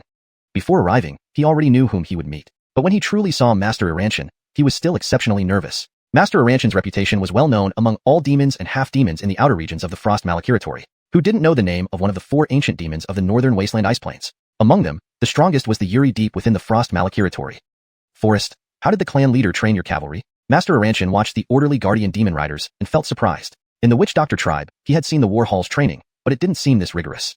Lord, the clan leader divided our half-demon cavalry into light cavalry, heavy cavalry, and field battle units. Malakan form a squad, 3 squads form a platoon, 3 platoons form a company, 3 companies form a battalion, and 3 battalions form a regiment. Currently, the Guardian Demon Riders have about 1 regiment strength. Light cavalry trains the rapid strike formation, heavy cavalry trains the assault formation, and field battle units train the annihilation formation, Forrest hurriedly explained. Master Aranshin was surprised. So, this was how it worked? In that case, let your unit demonstrate the rapid strike formation. These demons are too lazy. Maybe practicing formations will make them more combat effective.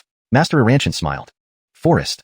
They hadn't prepared for this demonstration, but defying Master Aranshin wasn't an option, so Forrest immediately set up the cavalry formation on open ground. Surrounding demons watched with wide eyes, naturally looking down on half-demons, but the arrayed formation left them stunned.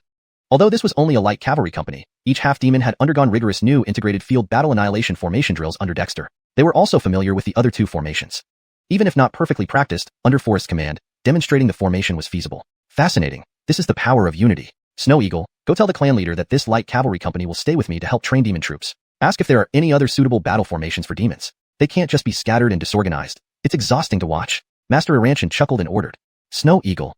Poor these demons. Forrest was shocked. He was to help Master Aranshin train demon troops? What if they were killed? But disobeying Master Aranshin's order was not an option, so he steeled himself and stayed behind. What? Master Aranshin wants to train troops? Hiske. This old guy sure likes to keep busy. In the Snow Pine Forest, Dexter saw the returning Snow Eagle and was speechless. He originally intended to send Peer Edge Jarrett, but Peer Edge Jarrett wasn't familiar with the demons gathered by Master Aranshin. To avoid trouble, Peer Edge Jarrett and the Snow Eagle swapped roles. Demons' combat effectiveness is definitely stronger than half-demons, and they understand innate demon arts. However, cooperation does require formations. Sare, send over a heavy cavalry platoon and a field battle platoon in exchange for 2 light cavalry platoons. Have these demons practice integrated annihilation formations. Snow Eagle, I'll transmit the formation through faith talismans to you. Pass it to Master Aranshin. He will know what to do. Dexter thought for a moment and gave instructions. It seemed Master Aranshin no longer wanted to sit idly by. This was good news. Deep Tur 447. The hoe is well wielded. After a few clear days, snow began to fall from the sky once again. In the wilderness north of the Snow Pine Forest, a group of demons led several demonic beasts that roamed aimlessly. They had just been dispatched from the outer territories of the Ice Dominion and joined the search in the northern desolate ice plain. In fact, these demons were not initially part of the Siraming season hunting operation. However, with the increasing disappearance of more ice demons, and even more demons and half-demons, the demon General Adlai in charge of the outer regions of the Ice Dominion became genuinely enraged. During this period, there was no news of the missing ice demons, and even those he sent out to search, like Lieutenant Jeffrey, also disappeared. Other searching demons and half-demons met the same fate. It was as if the northern desolate ice plain had become a terrifying beast devouring everything from the Ice Dominion's demons to the other demons and half-demons. This made Adlai both furious and alert. Therefore, Adlai mobilized more demons and half-demons from the outer territories and the ice slave tribes, conducting searches starting from the Ice Dominion. These few demons were just one of many such groups, scattered over hundreds of miles around. Be cautious ahead. It's the Snow Pine Forest. One of the demons warned, noticing the expanse of snow pines far ahead. Despite the demon Frederickneral Adlai's anger and the Halin tribes dispatching more demons to assist, there were only a few hundred demons from the outer territories combined. A thorough search of the northern desolate ice plain was nearly impossible, even with a large number of additional demonic beasts being mobilized. What's there to worry about in the Snow Pine Forest? Haven't the sky demons seen nothing unusual? Another demon said nonchalantly. The Snow Pine Forest, although vast, was a common sight in the northern desolate ice plain, typically a haven for ordinary wild animals due to the pine nuts provided by the snow pines, one of the few food sources for the fauna here. Captain, there are 5 demons and over 20 demonic beasts ahead. Within the Snow Pine Forest, a mounted half-demon rider on a snow wolf quickly reported to the captain of the demon cavalry detachment hiding nearby. Even after the reorganization of the field battalions by Dexter, the new formations were still under the command of their original leaders, since those selected for leadership roles were capable enough to command respect. Do not alert them. Prepare for an ambush. Even though they are only 5 demons and over 20 demonic beasts, the chief's order is clear. No demons or even demonic beasts entering the Snow Pine Forest shall leave. The half-demon captain, a middle-aged man, instructed. Despite finding the military ranks like battalion, company, platoon, and squad unfamiliar, the half-demons faithfully followed Hart Dexter's orders without compromise. Having gained confidence from their previous victory against Kirklu and other demon monkeys, the half-demons believed they stood a chance even against century-old demons when using their combined battle formations. The light cavalry commander nodded and immediately arranged the setup. 8 combat units operated within the Snow Pine Forest, with 1 serving as trainers at Brendan's camp. Others were distributed along this line of defense. Any demons or half-demons from the Ice Dominion who didn't deliberately bypass the Snow Pine Forest would likely pass through here.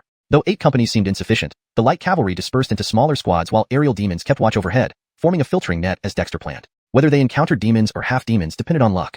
As for the ice demons, Dexter would handle them personally. After a brief wait, the 5 demons with over 20 demonic beasts entered the forest. Despite showing caution, they were swiftly ambushed by the Guardian Demon Riders. Elsewhere, over 20 half-demons on mounts were similarly diverted upon entering the Snow Pine Forest, leading to their capture under the laughter of the mandrills. Meanwhile, on a mountain peak 10 miles north of the Snow Pine Forest, Dexter sat cross-legged on a hidden rock, holding a tortoise shell in his hand. The demon patterns on the shell moved chaotically, indicating no ice demons within several kilometers. This tortoise shell has a limited range. I wonder if the scientists have learned anything from the ice core and the ice demon corpse I sent to the tribe, Dexter mused. Acquiring ice cores was rare, and the tortoiseshell was unique. Though Dexter had sent the ice core and 2 ice demon corpses to the tribe, the research outcome was uncertain. My requirements might be too ambitious. Heart, numerous half-demons and demons have entered the snow pine forest as you predicted. Although they showed caution, they remained unprepared. Brandon Ray whispered, sneaking up behind him. With Israel and the mandrills leading the guardian demon riders, Brandon Ray remained by Dexter's side. Our secrecy seems effective. With hundreds of demons and 3,000 half-demons from the Ice Dominion and its surrounding areas, over half the half-demons have been intercepted by us. We must seize this opportunity to strengthen ourselves, Dexter smiled. Weakened strength, Dexter relied on strategy. Having established a foothold, he wouldn't let this opportunity slip. Demon warriors went to serve Brendan, while half-demons trained as guardians. If the Ice Demons didn't discover this soon enough, Dexter could potentially deplete the outer territories of the Ice Dominion. A well-wielded hoe can topple any wall. As for the Ice Demons' reaction, Dexter wasn't overly concerned. With 2 months left in the Sirenming season, Dexter felt secure as long as the old Ice Demon King stayed within the Ice Dominion. Post-Sirenming season, even if invited, Dexter doubted the Ice Demons would emerge. By then, with his accumulated resources and the rapid development of the Witch Clan, Dexter would feel much more confident during the next Sirenming season. Damien, ensure all demon riders are vigilant. We must delay them as much as possible. As for the Ice Demons, suddenly, the tortoise shell in Dexter's hand stirred unexpectedly. Dexter, did I jinx it? #Deepter448. Reunion with Ollie. After dismissing the Sean, Dexter reached out and extracted the ice core from the turtle shell. He paused for a few seconds, then stuffed it back inside. Behind him lay the region of the snow pine forest where the guardian beast riders were lying in ambush. Against ice demons, the guardian beast riders would undoubtedly be at a disadvantage. While Dexter's ice flame effectively countered the ice demon's frost abilities, the guardian beast riders would surely be wiped out in one sweep if they encountered them. Frederick Revasements later, Dexter noticed that the single ice demon indicated on the turtle shell had turned into 4. Clearly, the instant he removed the ice core, the ice demons outside the sensing range of the turtle shell detected its location. TSK, this method of luring ice demons is quite effective. Just can't play it too much or I'll end up surrounded, Dexter chuckled, not staying in his spot. The 4 ice demons were not together. Some were far, others close. However, several kilometers was only a couple of minutes travel time for ice demons. Dexter planned to take the initiative. With the turtle shell radar in hand, Dexter wasn't worried about finding the ice demons. With a slight flick of his foot, Dexter vanished from the mountain peak, using the residual image speed malachtechnique. His figure moved almost like a shadow in the swirling snow, continuously changing position. In just a few breaths, Dexter appeared hundreds of meters away from the mountain peak. With a punch, he blasted open the snow-covered ground, causing an ice demon to unexpectedly burst forth from the explosion. Before Dexter could clearly see the opponent's face, he had already approached, delivering another punch. Before the impact could transform into spirit beast symbols, Dexter had already closed in on the opponent. Who? The ice demon, caught off guard, did not have time to ask before it hurriedly summoned icy demonic energy from its body, forming a layer of ice crystals in front of it. Dexter was all too familiar with the ice demon's cold ice techniques. Apart from Jeffrey's Gafford Wing Reggie giving him a surprise, the ice demon's moves were essentially variations of frost and cold. A killer move that once helped Dexter train his clan members when he was starting out in the ice cave settlement now proved ineffective against him. Without waiting for the ice crystal to fully form, Dexter shattered it with his fist, followed by a miniature, tiger-shaped shadow that slammed into the demon's forehead. After slaying so many ice demons, Dexter had figured out their patterns. The entire bodies of ice demons were made of ice crystals. Apart from burning them with ice flame, striking the forehead to shatter their soul was another lethal method. Naturally, achieving this was no easy feat ignoring the toughness of the ice demon's body. Even its inherent cold aura provided a natural defense that was difficult to break through. But for Dexter, this was not a problem. His punch slammed into the ice demon's unprepared forehead, and the spirit symbol transformed shadow instantly penetrated it. The newly emerged ice demon froze in place, eyes revealing disbelief but unable to react further. A cracking sound echoed from its forehead. The hard ice armor couldn't resist Dexter's penetration attack, and the tiger-shaped shadow instantly destroyed its demonic soul. Besides your cold domain, what do you have to fight with? Dexter sneered, disappearing on the spot, leaving behind only a dead ice demon. Shortly after, Dexter reappeared 100 meters away, delivering another punch to blast out the second ice demon. With speed maximized and his preliminary mastery of the 100 Beasts Fist, Dexter killed the second ice demon before it could summon its cold domain. After ambushing the third ice demon, the final one finally realized something was wrong and turned to flee upon reaching near Dexter. However, Dexter, with the turtle shell radar and his spiritually illuminated eyes, could track the ice demon hidden by ice escape without difficulty. In a mere step, Dexter caught up, blasting out the fourth ice demon. Dexter laughed as he recognized a familiar figure. Rather, a familiar demon. Ice demon Ollie? You didn't die. Ollie stared at the youth who had blasted him out, suddenly feeling a chill run down its spine, despite being an ice demon. You, what do you want? This place is not far from the ice malachiratory. Dexter sized up Ollie with interest. You came from a different direction than the other 3 ice demons. Did you really go to the Pashan tribe? Ollie's eyes widened in shock. How did you know? Because I deliberately sent someone to lead you there. Dexter laughed heartily. This was the second ice demon he encountered, and the first half-demon that escaped from him. After Ollie, Dexter never missed again since ice escape could be predicted if anticipated. Frederick Revasery over, Dexter had spiritually illuminated eyes. What? Impossible? Ollie was completely distraught, reflecting on the torment endured in the Pashan tribe, especially escaping just as ice water dripped into the underground prison. Ollie cursed its luck. Ollie, you're just a common ice demon. Don't think of escaping. I offer you two choices. Submit to me, or die. What will it be? Dexter took his time assessing Ollie, considering he had collected many demonic beasts, but never an ice demon before. If fire crows could bestow demon seals, Dexter wondered if it would work on ice demons, brightening his eyes at the prospect. You can't. I am part of the great ice demon clan. Ollie shivered, clearly terrified. It saw the corpse of an ice demon not far from Dexter, one it knew and was stronger than itself, now dead. A dead ice demon is no longer called great. Ollie, if you wish to die, I can grant it. After all, many ice demons have died by my hands, including Jeffrey and Jacob. Dexter smiled lightly. What? No, impossible. Ollie was stunned. Jeffrey and Jacob were prodigies among ice demons, nearly reaching the demonic Fredrickneral level, holding prestigious status far beyond an ordinary ice demon like itself. Nothing is impossible. Submit to my spirit seal or die. Dexter grabbed air with his right hand, extracting a strand of demonic force from the ice demon mark on the witch dragon's forehead within his spiritual meridian grotto, forming an ice demon seal. This seal, unlike those used on Huayao and others, appeared more exquisite, emitting a chilling aura. Seeing the ice crystal-like demon seal, Ollie shuddered. Fight, but it couldn't win. Run, but it couldn't escape. Ollie regretted everything. Had it known it would meet this terrifying youth, why would it have struggled to escape the Pashan tribe? As for death, Deep Thir 449, Secrets of the Ice Demon, Ollie collapsed to the ground, having witnessed Dexter incinerate an ice demon's corpse into ashes with an eerie pale flame. He was unaware that Dexter's flame, though seemingly unchanged, had grown much stronger. When the icy flame returned to the spirit vein grotto, the ice demon mark it had occupied as a fire disk became increasingly solidified. Ollie, you're a smart half-demon. Let's make peace since you are already here. I won't kill you now. Dexter chuckled lightly. Even he hadn't anticipated that a demon seal formed from the power of an ice demon mark and his own mental strength could actually restrain an ice demon. Frederick over, perhaps due to using homologous ice demon power, Dexter felt his control over Ollie was even smoother and more absolute compared to before. Perhaps this was one way to utilize the demon soul mark. Dexter had been troubled by his limited ability to control demons away from his tribe because his mental willpower wasn't strong enough. So far, only Adley and Erilyn were under his direct control. As for Lyra and Dorian, they had long been replaced by Ellie. But now, experimenting on Ollie gave him new ideas. After all, besides the Siranwar Tortoise and Ice Demon Clan soul marks, he still had 108 demon soul marks. Although these marks lacked significant ice demon power, they had developed corresponding auras. The powerless Ollie followed behind Dexter. Soon, he saw the second and third ice demons, both of whom were dead bodies, frozen like ice crystals, utterly lifeless. Will you not fear being discovered if you keep killing ice demons? Ollie trembled slightly. Unfortunately, after nearly being killed by the Lana demon in the Govind tribe, Ollie lost his former pride and resolve. Escaping was difficult, but ultimately, he chose submission and accepted Dexter's demon seal, leaving his fate entirely in Dexter's hands. At least, he survived. What use would fear be? Since we first met, it's always been your kind who sought me out. If I don't kill the ice demons, they'll kill me. Ollie wanted to refute, but was at a loss for words. During the Siren Ming season, the century-long hunting of ice demons had commenced again, which is why ordinary ice demons like them had been dispatched. Normally, during the Siren Ming season, even the peripheral demon races of the Frost region seldom left their territories. So what do you plan? If this continues, the demon Fredrickneral will surely notice. Then you'll die, and as for me, Ollie's ice crystal-like face showed a bitter expression. After escaping from the Govind tribe and recovering some strength, he ran into Dexter en route back to the Frost region. If he had known earlier that the ice core energy he sensed was controlled by Dexter, he wouldn't have dared approach. The demon Fredrickneral Dallas? Dexter asked calmly. You know? Ollie was surprised. But then he thought, since Dexter had killed Tate, knowing about Fredrickneral Dallas wasn't surprising. After all, Tate was Dallas's trusted subordinate. I know a little, but I'd like to hear what you know. Don't hide anything. You should be aware of the consequences. Dexter stared at Ollie. This ice demon had once been terrified of death and escaped using an ice escape technique, but surrendered immediately this time around. Dexter had never seen such a spineless ice demon before. However, for him, it was beneficial. What do you want to know? Ollie hesitated. Information about the Frost region, your numbers, living habits, cultivation methods, etc. Dexter reminded him. Don't try to fool me. Since you know I can use the Ice Demon clan's power, you should understand that I'm not completely ignorant of their cultivation methods. Ollie felt cornered. He was truly perplexed how this young man possessed the Ice Demon clan's primal power, which was no weaker than his own. Who was really the Ice Demon?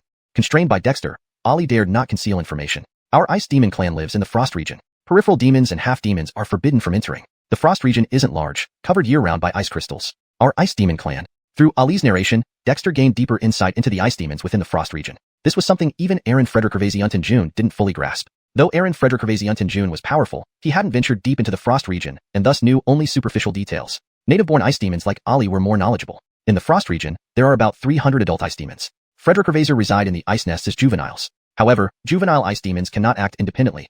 They exist as immature ice crystals underground, absorbing cold spiritual energy until they transform into true ice demons. Ice crystals? Is that so? Dexter suddenly remembered something and pointed his finger to conjure an ice crystal using his spiritual energy. This ice crystal resembled the one he found on the road to Black Cliff Village last Siren Ming season. That ice crystal had significantly strengthened the icy flame when embedded in his armor, but it vanished when the armor shattered. Have you seen this before? Ollie was astonished. Ice demons guarded the ice crystals containing their young very strictly. Even if only a few could fully transform into ice demons, none should have been lost outside. I found one before. So, it was an ice demon embryo. No wonder the icy flame reacted so strongly to the ice demon clan's demon seals. As for how the ice crystal ended up outside, Dexter wasn't interested. Your frost region, I've seen its ice tombs, ice coffins, and cold zones. How do you cultivate? Dexter asked abruptly as Ollie recovered from shock. Ollie hesitated, but the demon seal on his soul started acting up, making him lose his nerve. I only inherited foundational cultivation techniques requiring ice demon bloodline and primal power combined. Even if you knew them, you couldn't cultivate successfully. Though stubborn, Ollie still truthfully carved the ice demon clan's secret cultivation methods in the snow using the demon seal. What was the point of keeping secrets when facing certain death? Dexter studied the demon seals Ollie drew, inwardly elated. What a cowardly fellow indeed. Deepter 450. Ice Spirit Power. The foundational cultivation technique of the Ice Demon clan is called Ice Crystal Art. Mastering this art allows an Ice Demon infant to transform from its ice crystal form into a true Ice Demon. In Ollie's view, even if Dexter knew this technique, it would be useless for him. After all, Ice Crystal Art is the inherited technique of the Ice Demon clan. Non-Ice Demons cannot practice it. But clearly, Dexter did not think so. By drawing on the power of faith, he transformed this Ice Crystal Art into a book of faith, storing it within the faith spirit crystal in the Kobilong's body inside his Neliegme Dongtian. Inside the Neliegme Dongtian, the faith power attached to the Kobilong became more intense after Dexter injected the faith crystals into the Kobilong's body. The Kobilong within him was indeed the source of the Kobi Yoel tribe's faith, while the Eli merely occupied the external representation of the Kobilong totem. Previously, the Eli had consumed large amounts of faith power to restore itself. But as the faith crystals merged with the Kobilong, forming a space for information storage, it seemed that Dexter's Kobilong underwent some changes. However, Dexter wasn't overly concerned about it. He manifested his soul body, extended his hand, and conjured up the illusory creation cauldron beside the Kobilong. Despite the 9 terrifying cracks on its surface, like it might shatter at any moment, Dexter knew the condition of the creation cauldron had significantly improved since its initial appearance. The last time Dexter refined the 100 Beast Pill, after swallowing the pill, the creation cauldron actually refined another batch of 100 Beast Pills by itself. This not only allowed Dexter to turn 108 demon spirits into demon marks, but also evolved the Kobi Donghua Byron Dan, a refining method learned from Beryl, into the creation pill decree, greatly benefiting him. After having the creation pill decree, Dexter found he could slightly manipulate the creation cauldron, although not very skillfully. He could easily hide it in the Neliegme Dongtian. Dexter didn't fear thievery, but he feared that someone would keep thinking about stealing it. After all, this was a family heirloom incense burner. Could the previous creation cauldron refine techniques like Kobi casting foundation malachiknik into creation true art, meaning this ice crystal art can also be altered? Dexter, full of anticipation, took out the book of faith from the faith spirit crystal, placed it into the creation cauldron, then cast seals to activate the cauldron. The creation pill decree could drive the creation cauldron, but this was more for alchemy, and Dexter wasn't sure if what he was doing was correct. Sky it, as long as he could activate the cauldron, he didn't care much about the details. After a short while, spiritual light flowed across the creation cauldron. Dexter saw that the ice crystal art book of faith he had placed inside was directly dissolved by the force of the creation cauldron. Its faith power was absorbed, while the demon symbols recorded in the book were breaking apart and recombining. Dexter suddenly became animated. It worked. In fact, he had been eyeing the Ice Demon clan's Frosty Domain and Ice Evasion technique, which is why he attempted this transformation, and it seemed like it really worked. Dexter calmed down, continuously making seals as if refining pills, leaving the outcome to be seen from the results. On the snowy ground, Ollie watched Dexter sit cross-legged with closed eyes, feeling somewhat bewildered. This damned man started contemplating already? But is the foundational cultivation technique of the Ice Demon clan so easy to comprehend? Ollie felt disdainful but dared not show it. He simply erased the demon symbols carved on the snow, looking utterly dejected. Ice Demon Ollie considered himself thoroughly defeated this time, though not killed, being under the control of another meant a bleak future. Amidst Ollie's conflicting feelings of hopelessness and reluctant survival, Dexter gained success. The creation cauldron did not disappoint. After Dexter finished casting the set of creation pill decree seals, the creation cauldron spewed out glowing spirit symbols. These weren't the original demon symbols. The new spirit symbols stemmed from ice crystal art, but were different. When these condensed symbols merged, a new brief secret manual presented itself before Dexter. Hiss, ice spirit art, turning ice into spirituality, freezing everything. Dexter couldn't help but feel elated after reading through the manual once. Ice crystal art required ice demon bloodline and origin power to cultivate. However, the new ice spirit art could transcend the ice demon bloodline, cultivating ice spirit power instead, where the original ice demon power is similar to ice spirit power. The ice spirit art included methods for conversion. With my ice demon mark and ice flame, plus the absorption of several ice demons' power, doesn't this mean the ice spirit art refined by the creation cauldron is tailor-made for me? Dexter was surprised. This was not the first time. The earlier creation true art and creation pill decree also originated from the creation cauldron, seemingly custom-built for him, allowing direct cultivation. The current ice spirit art was no exception, forcing him to wonder about the origins of the almost identical creation cauldron passed down from his ancestors.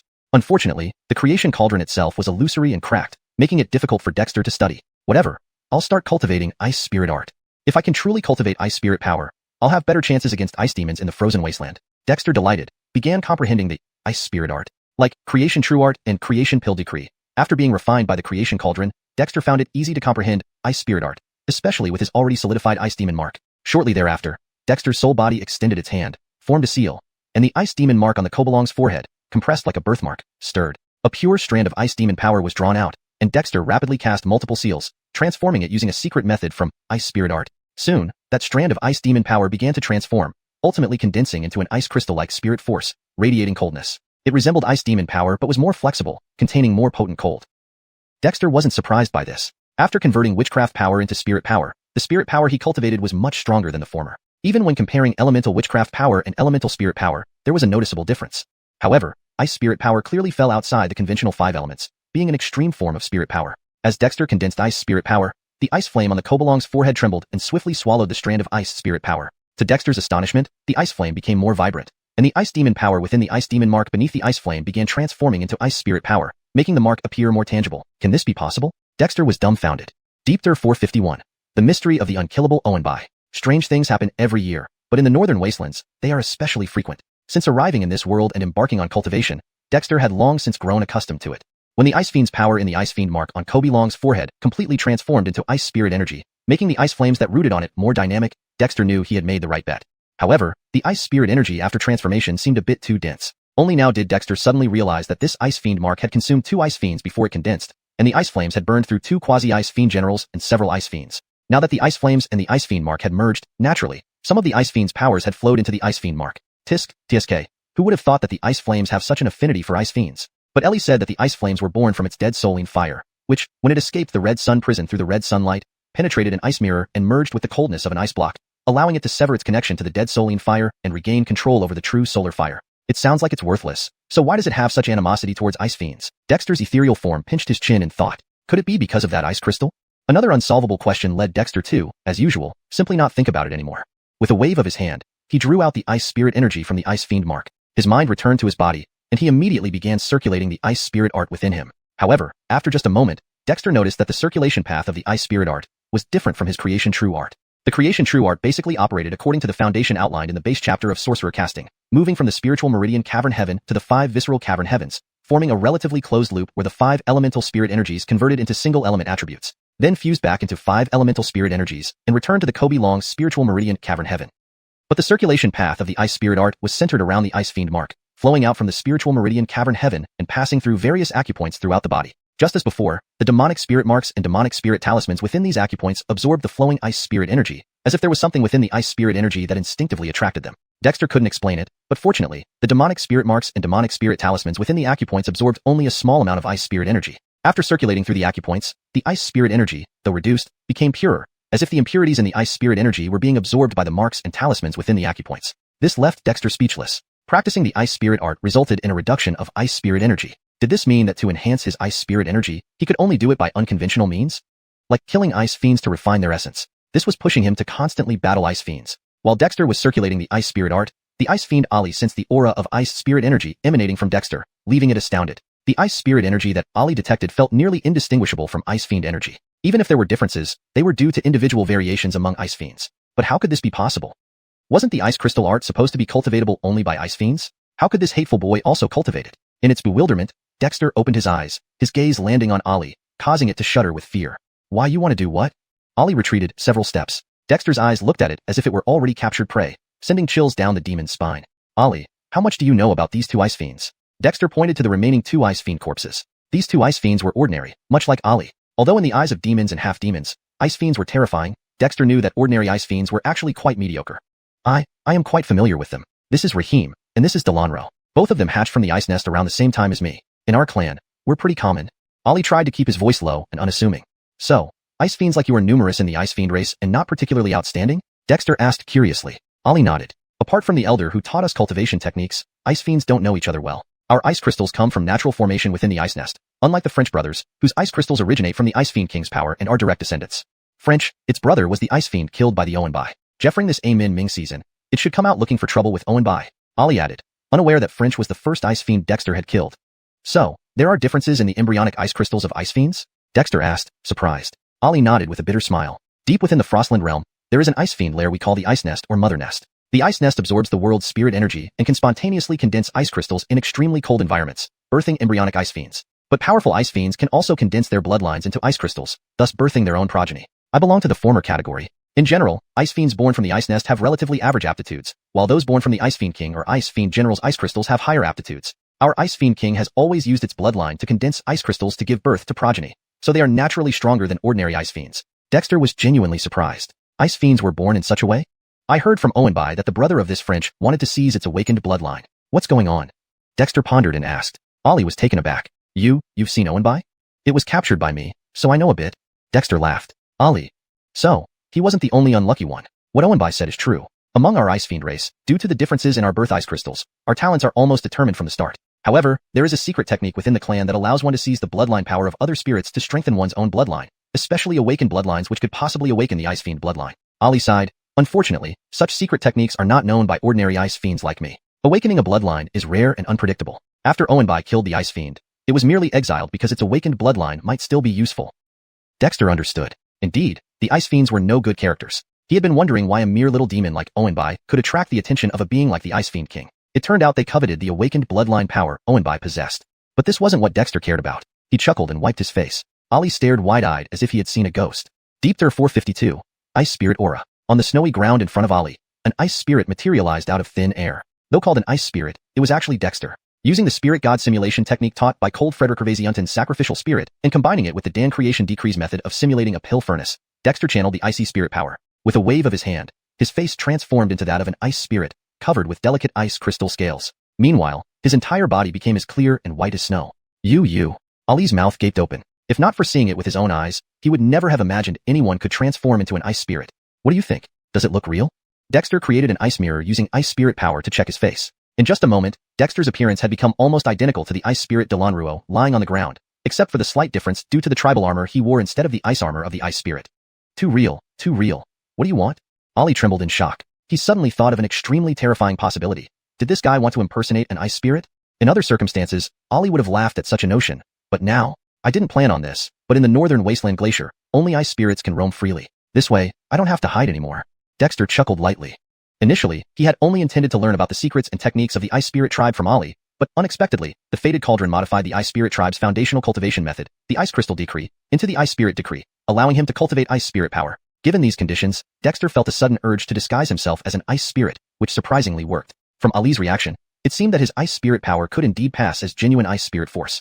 Ollie, demonstrate all the spells of the ice spirit tribe that you know. And don't be reluctant. Your tribe is too cruel and unjust, treating demon and human races as prey for hunting. Sooner or later, there will be repercussions. Follow me, and you might still have a chance, maybe even your whole ice spirit tribe. Dexter couldn't help but laugh at Ollie's dilemma. Of course, these words sounded arrogant. While the ice spirit tribe might face repercussions, Dexter didn't believe they would come back on him. But with old Ellie around, bluffing wasn't unfamiliar to him. The ice crystal-like patterns on Ollie's face kept changing color until he finally sighed. I hope you keep your word. I'm just a regular ice spirit. I only want to live in peace. Dexter laughed. Ollie, those who understand the times are wise. Even if you don't know what being wise means, at least you know better than most ice spirits. Rest assured, I don't commit foolish acts like killing the horse after grinding its teeth. Even Sky and Faye thrives under my care. Why wouldn't you? Ollie's face was filled with bitterness, but he began demonstrating the spells anyway. I only know 3 kinds of spells. Ice armor, which condenses an ice shield over the body for defense. Ice escape, which allows the body to merge into snow and ice for travel. And cold ice domain, though I've only cultivated the first level of ice seal. As Ollie demonstrated the spells, Dexter observed closely. The ice spirit decree only contained methods to cultivate ice spirit power and lacked corresponding secret techniques. The 3 spells Ollie showed were likely the most common skills of the ice spirit tribe. Ice armor was rather useless. It merely provided an additional layer of ice defense. However, ice escape and cold ice domain were valuable. Although these 2 spells were almost entirely restrained by Dexter's ice flame, that didn't mean they weren't powerful. With Ollie's personal demonstration, Dexter quickly learned ice armor, but mastering ice escape and cold ice domain was more complicated. Ice escape required blending one's body with ice and snow, yet the essence of ice spirit bodies evolved from ice crystals, similar to ice and snow. As a human, no matter how well Dexter simulated an ice spirit externally, he wasn't truly one. After several attempts, Dexter reluctantly gave up. This simply wasn't within his capabilities. However, cold ice domain was somewhat possible to master. It was a range-based spell reliant on ice spirit force, freezing everything within a certain radius. Levels of cold ice domain. Level 1 ice seal, level 2 ice coffin, level 3 cold zone. Essentially, varying degrees of freezing strength and application. Before Ollie's eyes, Dexter incinerated 2 ice spirit corpses with ice flames, causing the demonic spirit power from the ice spirit imprints to surge. Although most of it was absorbed by the ice flame, the ice spirit power remaining in his body surpassed Ollie's many times over. This left Ollie speechless and utterly powerless. Once again witnessing the terror of ice flames, Ollie realized he stood no chance against Dexter. Cold ice domain. On the snow, Dexter recited in a spell-like manner, reaching out and grabbing empty space. Chilling cold energy spread around him as icy spirit power condensed into ice and spread in all directions. Though it was just the most basic ice seal, Dexter's experience was unique. Cold Ice Domain, while called a domain, was essentially a range-based spell, using cold to freeze opponents. This spell was especially formidable in icy and snowy environments. Only Dexter, with his ice flame, could counteract Cold Ice Domain, but it was undeniably strong. Within moments, the area around Dexter turned into an expanding field of ice, forcing Ollie to retreat quickly, his face revealing shock once again. This was Dexter's first time using ice sealing techniques, yet the results were surprising. How does he do it? Ollie couldn't help but marvel. Dexter's ice seals were slower but summoned far more cold energy than Ollie could. Suddenly, Ollie sensed streams of cold energy in the surrounding snowy expanse converging towards Dexter's area of ice. He was startled, and then his expression changed abruptly. Ice spirit aura? This is impossible. It quickly became clear that the cold energy converging towards Dexter was indeed the ice spirit aura, used by the ice spirits for cultivation. This was a highly cold and heavy natural essence that perfectly suited ice spirits. Even among the ice spirits, summoning large amounts of this aura was nearly impossible. But Dexter managed it on his first try. This made Ollie wonder who the real ice spirit was. And at this moment, Dexter felt something different. As he completed the ice seal, he sensed a thick, icy natural essence within the area covered by Cold Ice Domain. Before he could react, the ice flame inside him activated, desperately devouring this essence through the ice spirit imprint.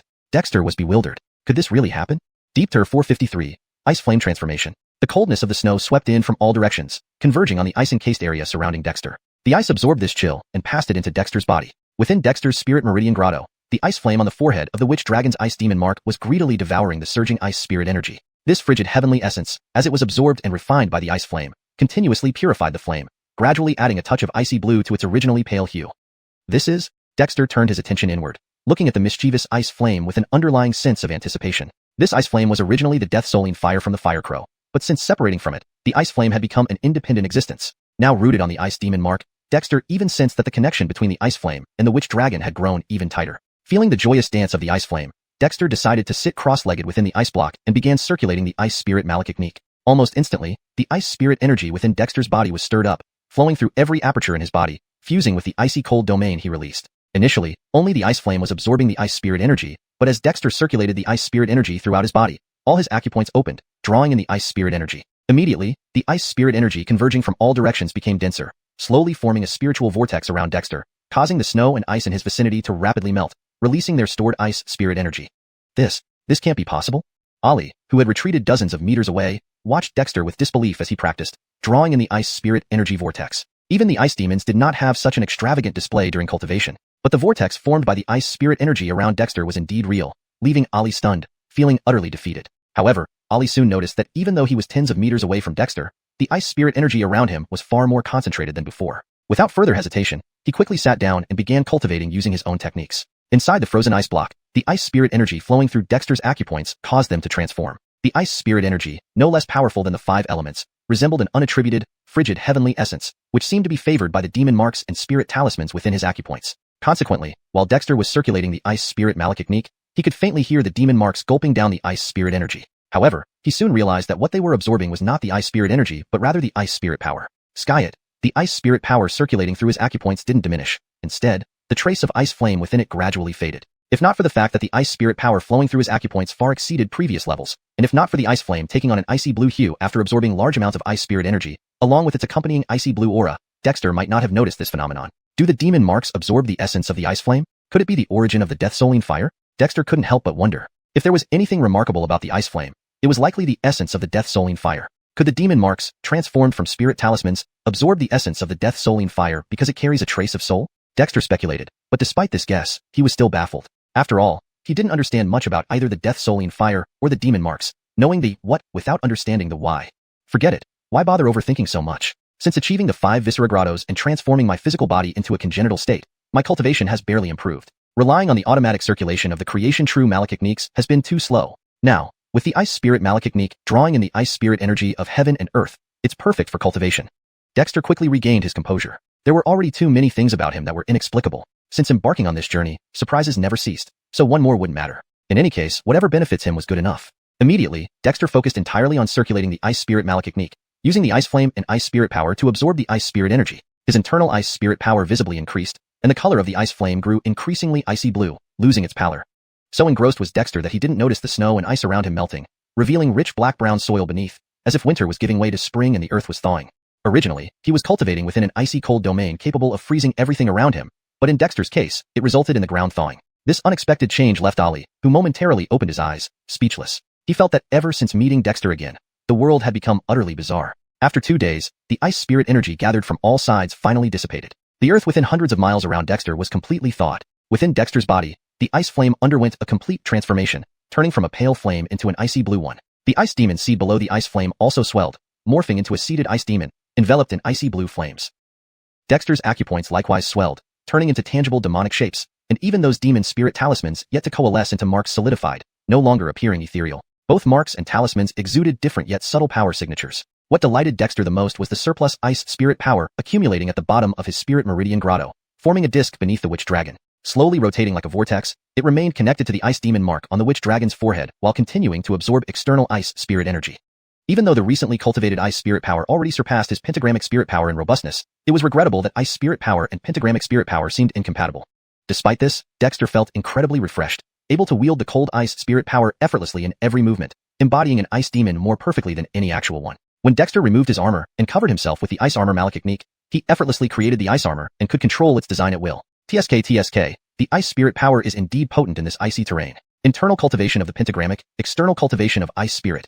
If I can't use the ice evasion technique, putting on a show shouldn't be an issue, Dexter said happily, glancing at Ollie, who wore a ghost-like expression from afar. This fellow was truly a lucky charm. Without Ollie contributing the ice crystal malachiknik, how would Dexter have converted it into the ice spirit malachiknik? Hey Ollie, who do you see me as now? Dexter chuckled as his ice armor and facial features changed to match the ice demon Delonro exactly. Ollie was already numb. Seeing Dexter fully transformed into Delonro's appearance, Ollie knew that this terrifying youth was about to stir up trouble again.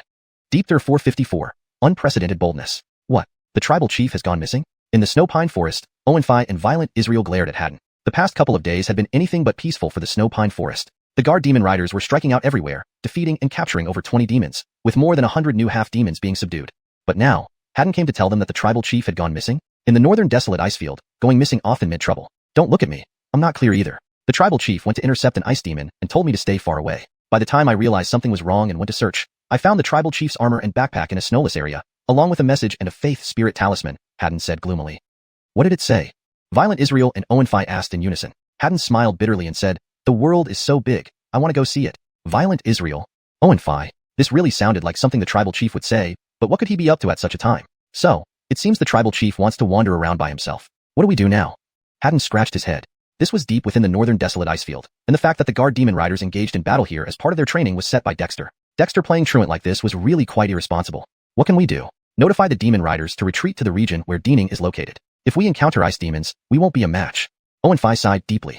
Dexter left his armor behind, but took the tortoise shell, clearly having planned this beforehand. As for that faith spirit talisman, wait, right, there's still the faith spirit talisman. Owenfi felt like pounding Haddon. This guy wouldn't even look at it himself.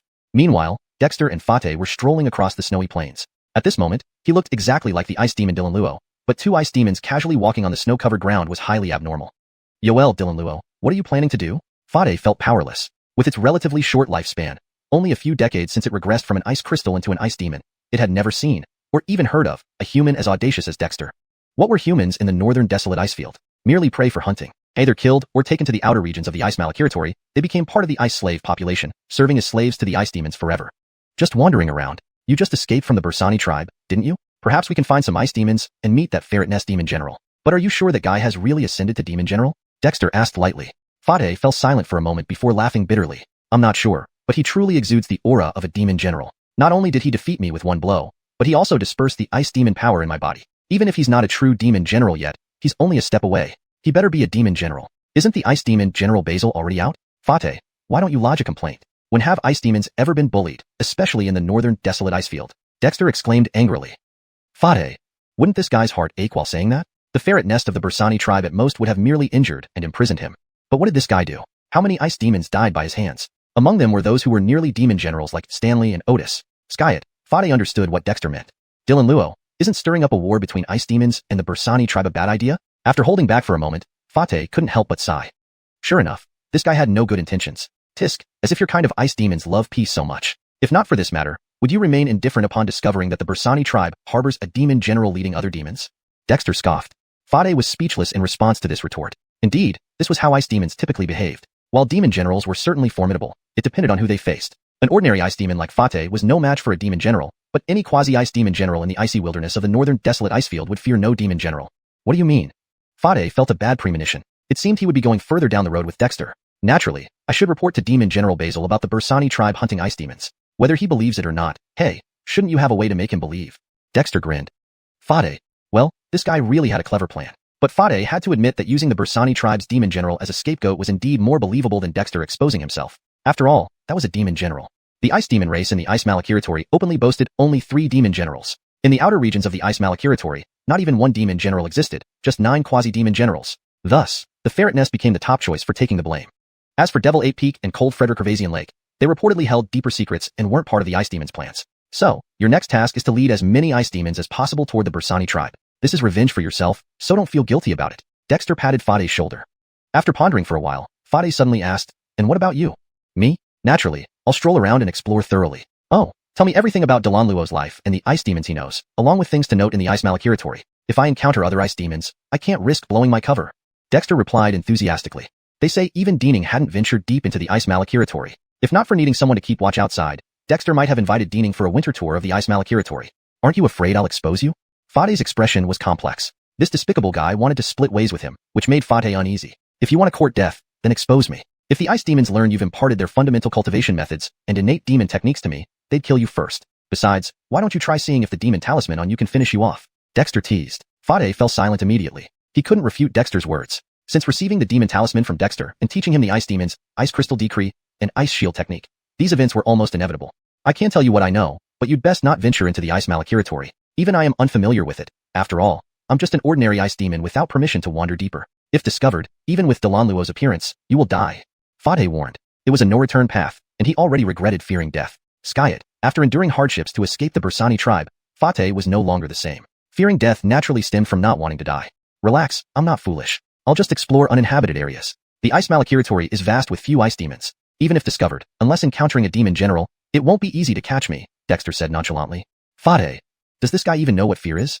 ###Deepter455, Fade reports. Outside the Ice Malakiratory, the massive glacial valley stood with towering ice formations. Chris, the ice demon general, sat on an enormous ice-carved throne, while more than a dozen ice demons lined up in front of him. Lord Chris, during this period, the ice demons we dispatched, as well as various demons and even half-demons, have been continuously disappearing on the northern desolate ice plain. Even the demon birds that accompanied them haven't returned. This is not normal. An ice demon cautiously stepped forward, its ice-sculpted face showing a mix of unease and fear. Chris was not an easy demon to deal with. In fact, among the 3 major ice demon generals of the ice demon clan, Chris was the most warlike. Humph, worthless. Is the northern desolate ice plain still our territory, or has it changed hands just because we haven't been active for a century? Chris was visibly annoyed. The ice demons only made large-scale expeditions every 100 years, hunting on the northern desolate ice plain, capturing both demonic and human tribes to reinforce the outer regions of the Ice Malakiratory, while weakening the scattered humans and demons on the ice plain. It also bolstered the defensive strength around the Ice Malakiratory. But this time, from the beginning, the situation had already slipped out of Fredericknerl Chris's control. Ice demons who ventured out from the Ice Malakiratory started vanishing one after another. Even Isaiah and Otis, both near generals, went missing. The ice demon population within the Ice Malakiratory wasn't very large, and near generals were extremely rare, numbering only about 10. Now losing 2 meant significant losses for the ice demons. The situation is unclear, and we can't make a definite judgment. But something must have happened on the northern desolate ice plain. Frederick Hervasis likely, it's related to the Cold Ridge. The ice demon nervously stated. Cold Ridge was merely a mountain range within the northern desolate ice plain, but its reputation instilled great fear among the ice demons. 2 generations of ice demon kings had met their demise there, and even the current king was severely wounded several centuries ago on the Cold Ridge. If there was any place within the northern desolate ice plain that the ice demons still feared, it was the Cold Ridge. Hemph, the city of which graves within Cold Ridge is nothing more than a group of huddled cold rats clinging to life. What could they possibly do? As for the Cold Frederick Hervasiantan tribe in the Cold Ridge, they couldn't even withstand an attack by a wave of demon birds 10 years ago. They're completely fallen and useless, Chris sneered. However, his expression didn't match his casual tone. After all, it was the Cold Ridge. Lord, the ice demon Fade has returned. Just then, an ice demon guarding outside rushed in excitedly, an unusual excitement etched on its icy features. Since sending Dorian and other demons out, only the ice demons were temporarily stationed here. Fade. Chris furrowed his brow, clearly not having a strong impression of the name. One of the ice demons reminded him, Lord, Fade was part of the first batch of ice demons to leave the Ice Malakiratory and was listed among the missing. Realizing this, Chris's eyes flickered with surprise. Bring him in quickly. Soon, Fade entered hesitantly. As Chris's gaze fell upon him, Fade felt his body tense up, almost causing him to fall. However, he quickly reacted by not straightening up but instead collapsing to the ground, sobbing bitterly. Lord Chris, please seek justice for me. That damned birch pine tribe dared to imprison me. If I weren't clever enough, I might never have returned. The ice demons immediately glared at Fate. A tribe daring to imprison an ice demon? Fate, you mentioned the Birchpine tribe. Where is it located? Did you encounter any other ice demons? A tall demon general named Fremont stepped forward. Fate glanced at Fremont, hurriedly wiping away imaginary tears before climbing up respectfully. Lord Fremont, I found the Birchpine tribe accidentally and did not encounter any other ice demons. The tribe has a demon general who defeated me with one strike, stripping my demon energy and imprisoning me. They knew my identity and did not dare to kill me. A demon general? The ice demons in the valley showed visible shock. Although for the ice demon clan, demon generals weren't much of a threat since near generals could handle them, it was still a formidable opponent. That doesn't add up. If Isaiah and Otis encountered a demon general, they wouldn't have vanished without a trace. Fremont frowned. He was a near general who trained many of the ice demons. He had full confidence in the combat strength of the ice demons during the mystic winter season. As for this, I'm unsure. I was imprisoned in the Birchpine tribe and managed to escape using some accumulated demon energy from ice droplets. Upon escaping, I avoided open areas and only traveled through secluded mountain forests, so I did not encounter any fellow ice demons. Fate admitted guiltily. After all, being captured and imprisoned by others was a humiliation for an ice demon. No matter what, any tribe that dares to imprison an ice demon does not deserve to exist on the northern desolate ice plain. Fremont, go settle this. If the demon general has any value, bring him back. Otherwise, kill everyone. Chris ordered coldly. In the northern desolate ice plain, it was always the ice demons bullying other tribes. A mere tribe daring to imprison an ice demon was intolerable. Fremont nodded. I will go immediately. However, to be safe, I need to take 10 ice demons along. The situation is unclear right now. Chris pondered for a moment and agreed. All right, but investigate the whereabouts of Isaiah and Otis as well. Also, don't waste too much time. The mystic winter season is already halfway through, and our time is running out. Fremont immediately selected 10 ice demons and departed quickly with Fate. Do we need to mobilize more ice demons from the ice malachiratory, Lord Chris? An ice demon asked.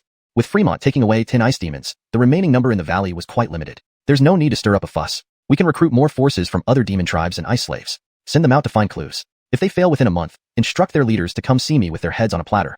The ice demon nodded excitedly and left to deliver the orders. Chris looked up at the snowflakes falling from the sky, his eyes flashing coldly. Whoever dares to harm us ice demons must die. Meanwhile, a few miles away from the valley, beneath a towering ice cliff, a figure emerged from the snow. Phew, that Fade guy. Did he intentionally mess with me? This place is desolate. Can it really lead to the ice malachiratory?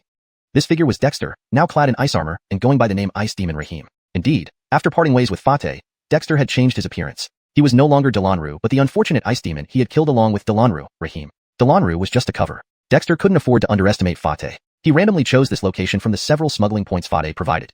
Checking his turtle shell, finding no signs of ice demons, he unfurled his lightning wings and took off into the sky. While ice demons relied on ice teleportation, he simply flew. Hashtag Deepter456, amen and owing as the foundation. Achoo. In the cold ice malachiratory, the bitter cold wind cut through the icy landscape like a blade. It often caused the solid ice to crack and shatter, revealing even harder layers beneath.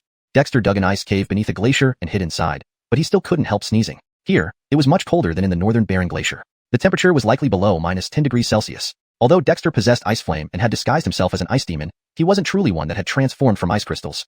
This place is indeed extremely cold, but the concentration of celestial chi here is much richer than in the northern Barren Glacier, especially the ice spirit Croods, which seems omnipresent. Although the cold was uncomfortable, Dexter felt excited. After crossing the cliff made of ice rocks, Dexter sensed the presence of ice spirit Croods. Without any effort on his part, it seeped into him through the ice armor covering his body and followed the rotating ice spirit force within his spirit meridian realm, under the Kobolong's feet. Such an environment was perfect for cultivation. No wonder the ice demons became strong after their transformation. Sealing the entrance of the ice cave, Dexter sat cross-legged and began to circulate the ice spirit malachicnique. Within moments, he was enveloped by ice spirit Croods, despite being deep within an ice cave. The thick layer of ice seemed to contain rich reserves of ice spirit Croods. As Dexter completely focused on his cultivation, new sensations slowly emerged in his heart. Earlier, when he transformed the ice crystal malachicnique into the ice spirit malachicnique using the creation cauldron, though he achieved initial success, Fate was nearby, so Dexter only experimented briefly and found the results unexpectedly effective. However, he hadn't thoroughly grasped this technique, given his cautiousness around Fate. Now, surrounded by the endless glaciers in the cold ice malachiratory with no signs of ice demons, Dexter finally had the chance. As the ice spirit malachicnique circulated, Dexter's orifices opened up. With each circulation, absorbing ice spirit Croods, it interacted with the ice spirit force flowing within him, making it feel like his entire body had opened countless mouths. Soon, the hastily dug ice cave was filled with dense ice spirit Croods. Throughout this process, Dexter's soul consciousness manifested in his spirit meridian realm and internally observed his orifices, carefully sensing the changes in the demon spirit marks and spirit runes. Interesting. Both the demon spirit marks and spirit runes not only do not reject ice spirit force, but can absorb it to strengthen themselves. They mostly absorb the ice flame traces in the ice spirit force, yet the ice spirit force itself is also continuously consumed. Dexter's soul consciousness spoke, standing within the spiraling vortex of ice spirit force under the Kobolong's feet. As he continued to circulate the ice spirit malachicnique, the vortex expanded, almost filling the entire spirit meridian realm. Feeling refreshed, Dexter decided to sit in the vortex and use his soul consciousness to circulate the Creation True Malachicnique. The Creation True Malachicnique, a fusion of the Kobe Casting Foundation chapter, Kobe Spirit, Spirit Meridian Realm Malachicnique, and Little Kobe Body True Malachicnique, could cultivate soul consciousness. Dexter had never specifically practiced it before. Now, as his soul consciousness circulated the Creation True Malachicnique, it actually drew in strands of peculiar forces from the Ice Spirit Force, which were absorbed and refined. Instantly, Dexter felt refreshed, and with the continuous circulation of the Creation True Malachicnique, he sensed his soul consciousness growing stronger. Do the Ice Spirit Forces contain energy required by the soul consciousness? How could this be? Frederick Hervasements later, Dexter realized that what his soul consciousness absorbed wasn't the essence of ice flame but a very soft and gentle force, resembling water yet not water-based, more akin to a Amen attribute force. Amen. The Amen attribute? Dexter muttered, suddenly turning to look at the Amen-owing energy mass on the Kobolong's back, which had shrunk significantly and now resembled a pattern. Since activating the Spirit Meridian realm, Dexter rarely used the Amen-owing energy mass because the concurrent cultivation of the 5 elements Kobe power, later transformed into the 5 elements spirit power, rarely required it. However, Dexter remembered something. The Amen-owing energy mass existed even before the Kobolong, formed from the mutual transformation of Ellie's solar true fire and the clear water droplet contained in the dragon blood from a Minglong. The Ellie had said that the clear droplet was pre-heaven Bailey water essence, the ultimate Amen water, capable of coexisting with the ultimate owing fire of solar true fire. Dexter's 5 elements Kobe power originated from cultivating the Amen-owing transformation using the Amen-owing energy mass, as taught by the Ellie. However, as his Kobe power and spirit power grew stronger, the Amen-owing energy mass became subordinate to the Kobolong. 5 elements, Amen and owing. Indeed, Amen and owing are the foundation, while the 5 elements are the applications. I've nearly forgotten my true cultivation foundation over the past year, Dexter thought, gaining insight. His soul consciousness merged with the Kobolong, and he guided a stream of ice spirit force into the silver Amen energy mass, using the Kobolong's body to once again circulate the long-unused Amen-owing transformation. Shortly, the Amen-owing energy mass began to rotate faster, drawing in the vast amounts of ice spirit force surrounding the Kobolong's feet, strengthening the Amen energy mass while simultaneously bolstering the owing energy mass through the interplay of Amen and owing. The Amen-owing energy mass, which had almost become a mere pattern on the Kobolong's back, showed signs of revival. Deep within the Kobolong's body, Dexter felt this change profoundly. Sensing the transformation between Amen and owing through his soul consciousness gave him deeper insights. Indeed, ice spirit force is a form of Amen power. Through the Amen-owing transformation, combined with the 5 elements transformation, couldn't it then transform ice spirit force into the 5 elements spirit power? With this revelation, Dexter stabilized the flow of the Amen-owing energy mass and immediately invoked the 5 elements transformation. Deep there 457, Dami Enlightenment on Aviv Dementals. Just like Amen-owing transformation, the 5 elements transformation, which Dexter had comprehended from converting Amen and owing into the 5 elements in Amen-owing transformation, had also not been used by him for a very long time. But when he once again activated the technique, Dexter was suddenly struck by the profoundness of converting Amen and owing into the 5 elements. It was far deeper and more unfathomable than he had ever imagined. In just a moment, Dexter was completely engrossed, unable to tear himself away. At this moment, Dexter's body was running the Ice Spirit decision, continuously absorbing the Ice Spirit Croods beneath the icy wasteland of the Frost region and converting it into Ice Spirit essence. Meanwhile, within the Kobolong where his consciousness soul resided, both Amen-owing transformation and 5 elements transformation were running simultaneously, synchronously absorbing the Ice Spirit essence. While strengthening the Amen-owing Croods cluster, the changes in Amen and owing energies were transforming into 5 elements energy. The 5 elements Croods then transformed into 5 elements essence within the Kobolong's body. As the Kobolong breathed in and out, the Creation Truth Malachicnique, running automatically within Dexter's body took over, moving through the Spirit Veins Grotto heavens, into the Viscera Grotto heavens, and back again to the Spirit Veins Grotto heavens. Jifferdiculating back and forth, Dexter's cultivation inadvertently formed a nearly closed loop, even unnoticed by himself. Currently, Dexter's consciousness soul inside the Kobolong was immersed in the mysterious transformation of the Amen-owing Croods cluster into 5 elements Croods. Even without deliberately activating any technique, his consciousness soul was enveloped by the Amen-owing and 5 elements Croods within the Kobolong, leading to a strange transformation as it absorbed the energies. Originally, Dexter's consciousness soul was solidified yet remained ethereal because it was initially condensed using the Kobolong's body rather than cultivated through his physical form.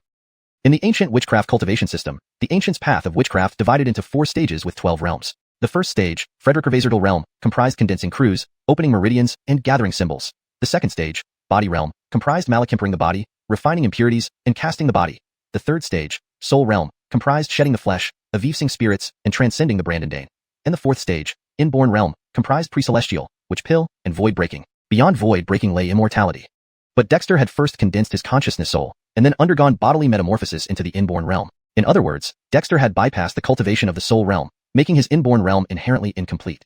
Now, as his consciousness soul floated within the Amen-owing and 5 elements Croods, it began to transform. Amen-owing and 5 elements Croods could be considered primordial energy. Frederick Hervaseriover, Dexter's Amen-owing Croods cluster contained owing Croods from solar true fire and Amen Croods from pre-celestial Bailey Shui essence. Although it only involved a thread of solar true fire and a drop of pre-celestial Bailey Shui essence, their essence was pre-celestial in nature. However, as Amen-owing Croods ascended and descended, transforming into 5 elements Croods, it downgraded the essence of Amen-owing Croods. Sky it. Within the fluctuations of A-Minnoing Croods, Dexter's consciousness soul directly integrated both innate A-Minnoing Croods and acquired 5 elements Croods. This led to a natural and seamless transformation. As the A-Minnoing and 5 elements Croods flushed through him, a thin layer of spiritual clothing gradually separated from Dexter's consciousness soul, breaking free from some sort of constraint. Dexter felt an unprecedented sense of lightness and joy, instantly sensing everything within the Kobolong's body and the minutiae of his own physical form.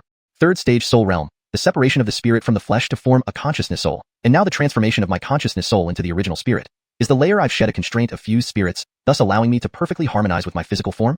Lost in thought, Dexter decided to activate the creation truth malachtechnique with his consciousness soul again. This technique, merged from the creation cauldron, could cultivate the physical body, soul, and grotto heavens, making it an all-encompassing cultivation method. Now, Dexter felt a different sensation compared to before when he activated it within the vortex of ice spirit essence. Suspended within the A-Minnoing and 5 elements Croods, his consciousness soul absorbed A-Minnoing Croods and 5 elements Croods at a faster rate, slowly nurturing threads of primordial A-Minnoing and 5 elements Croods within him. These threads fused together, forming a swirling A-Minnoing stream with interchanging 5 elements Croods inside him, seemingly distinct from the external environment. Finally, when the A-Minnoing and 5 elements Croods within Dexter's consciousness soul achieved a stable balance, it underwent another transformation. Another layer of spiritual clothing was stripped away, as if impurities were being expelled, turning Dexter's consciousness soul into a transparent crystal figure. What was once missing from his soul realm cultivation was now completed within a short period due to the cleansing of A-Minnoing and 5 elements Croods, undergoing 3 layers of rebirth, fusion of spirits, and transcendence of mundanity. This left Dexter feeling incredibly unreal. He realized that the greatest opportunity had always been within himself and had existed since the beginning.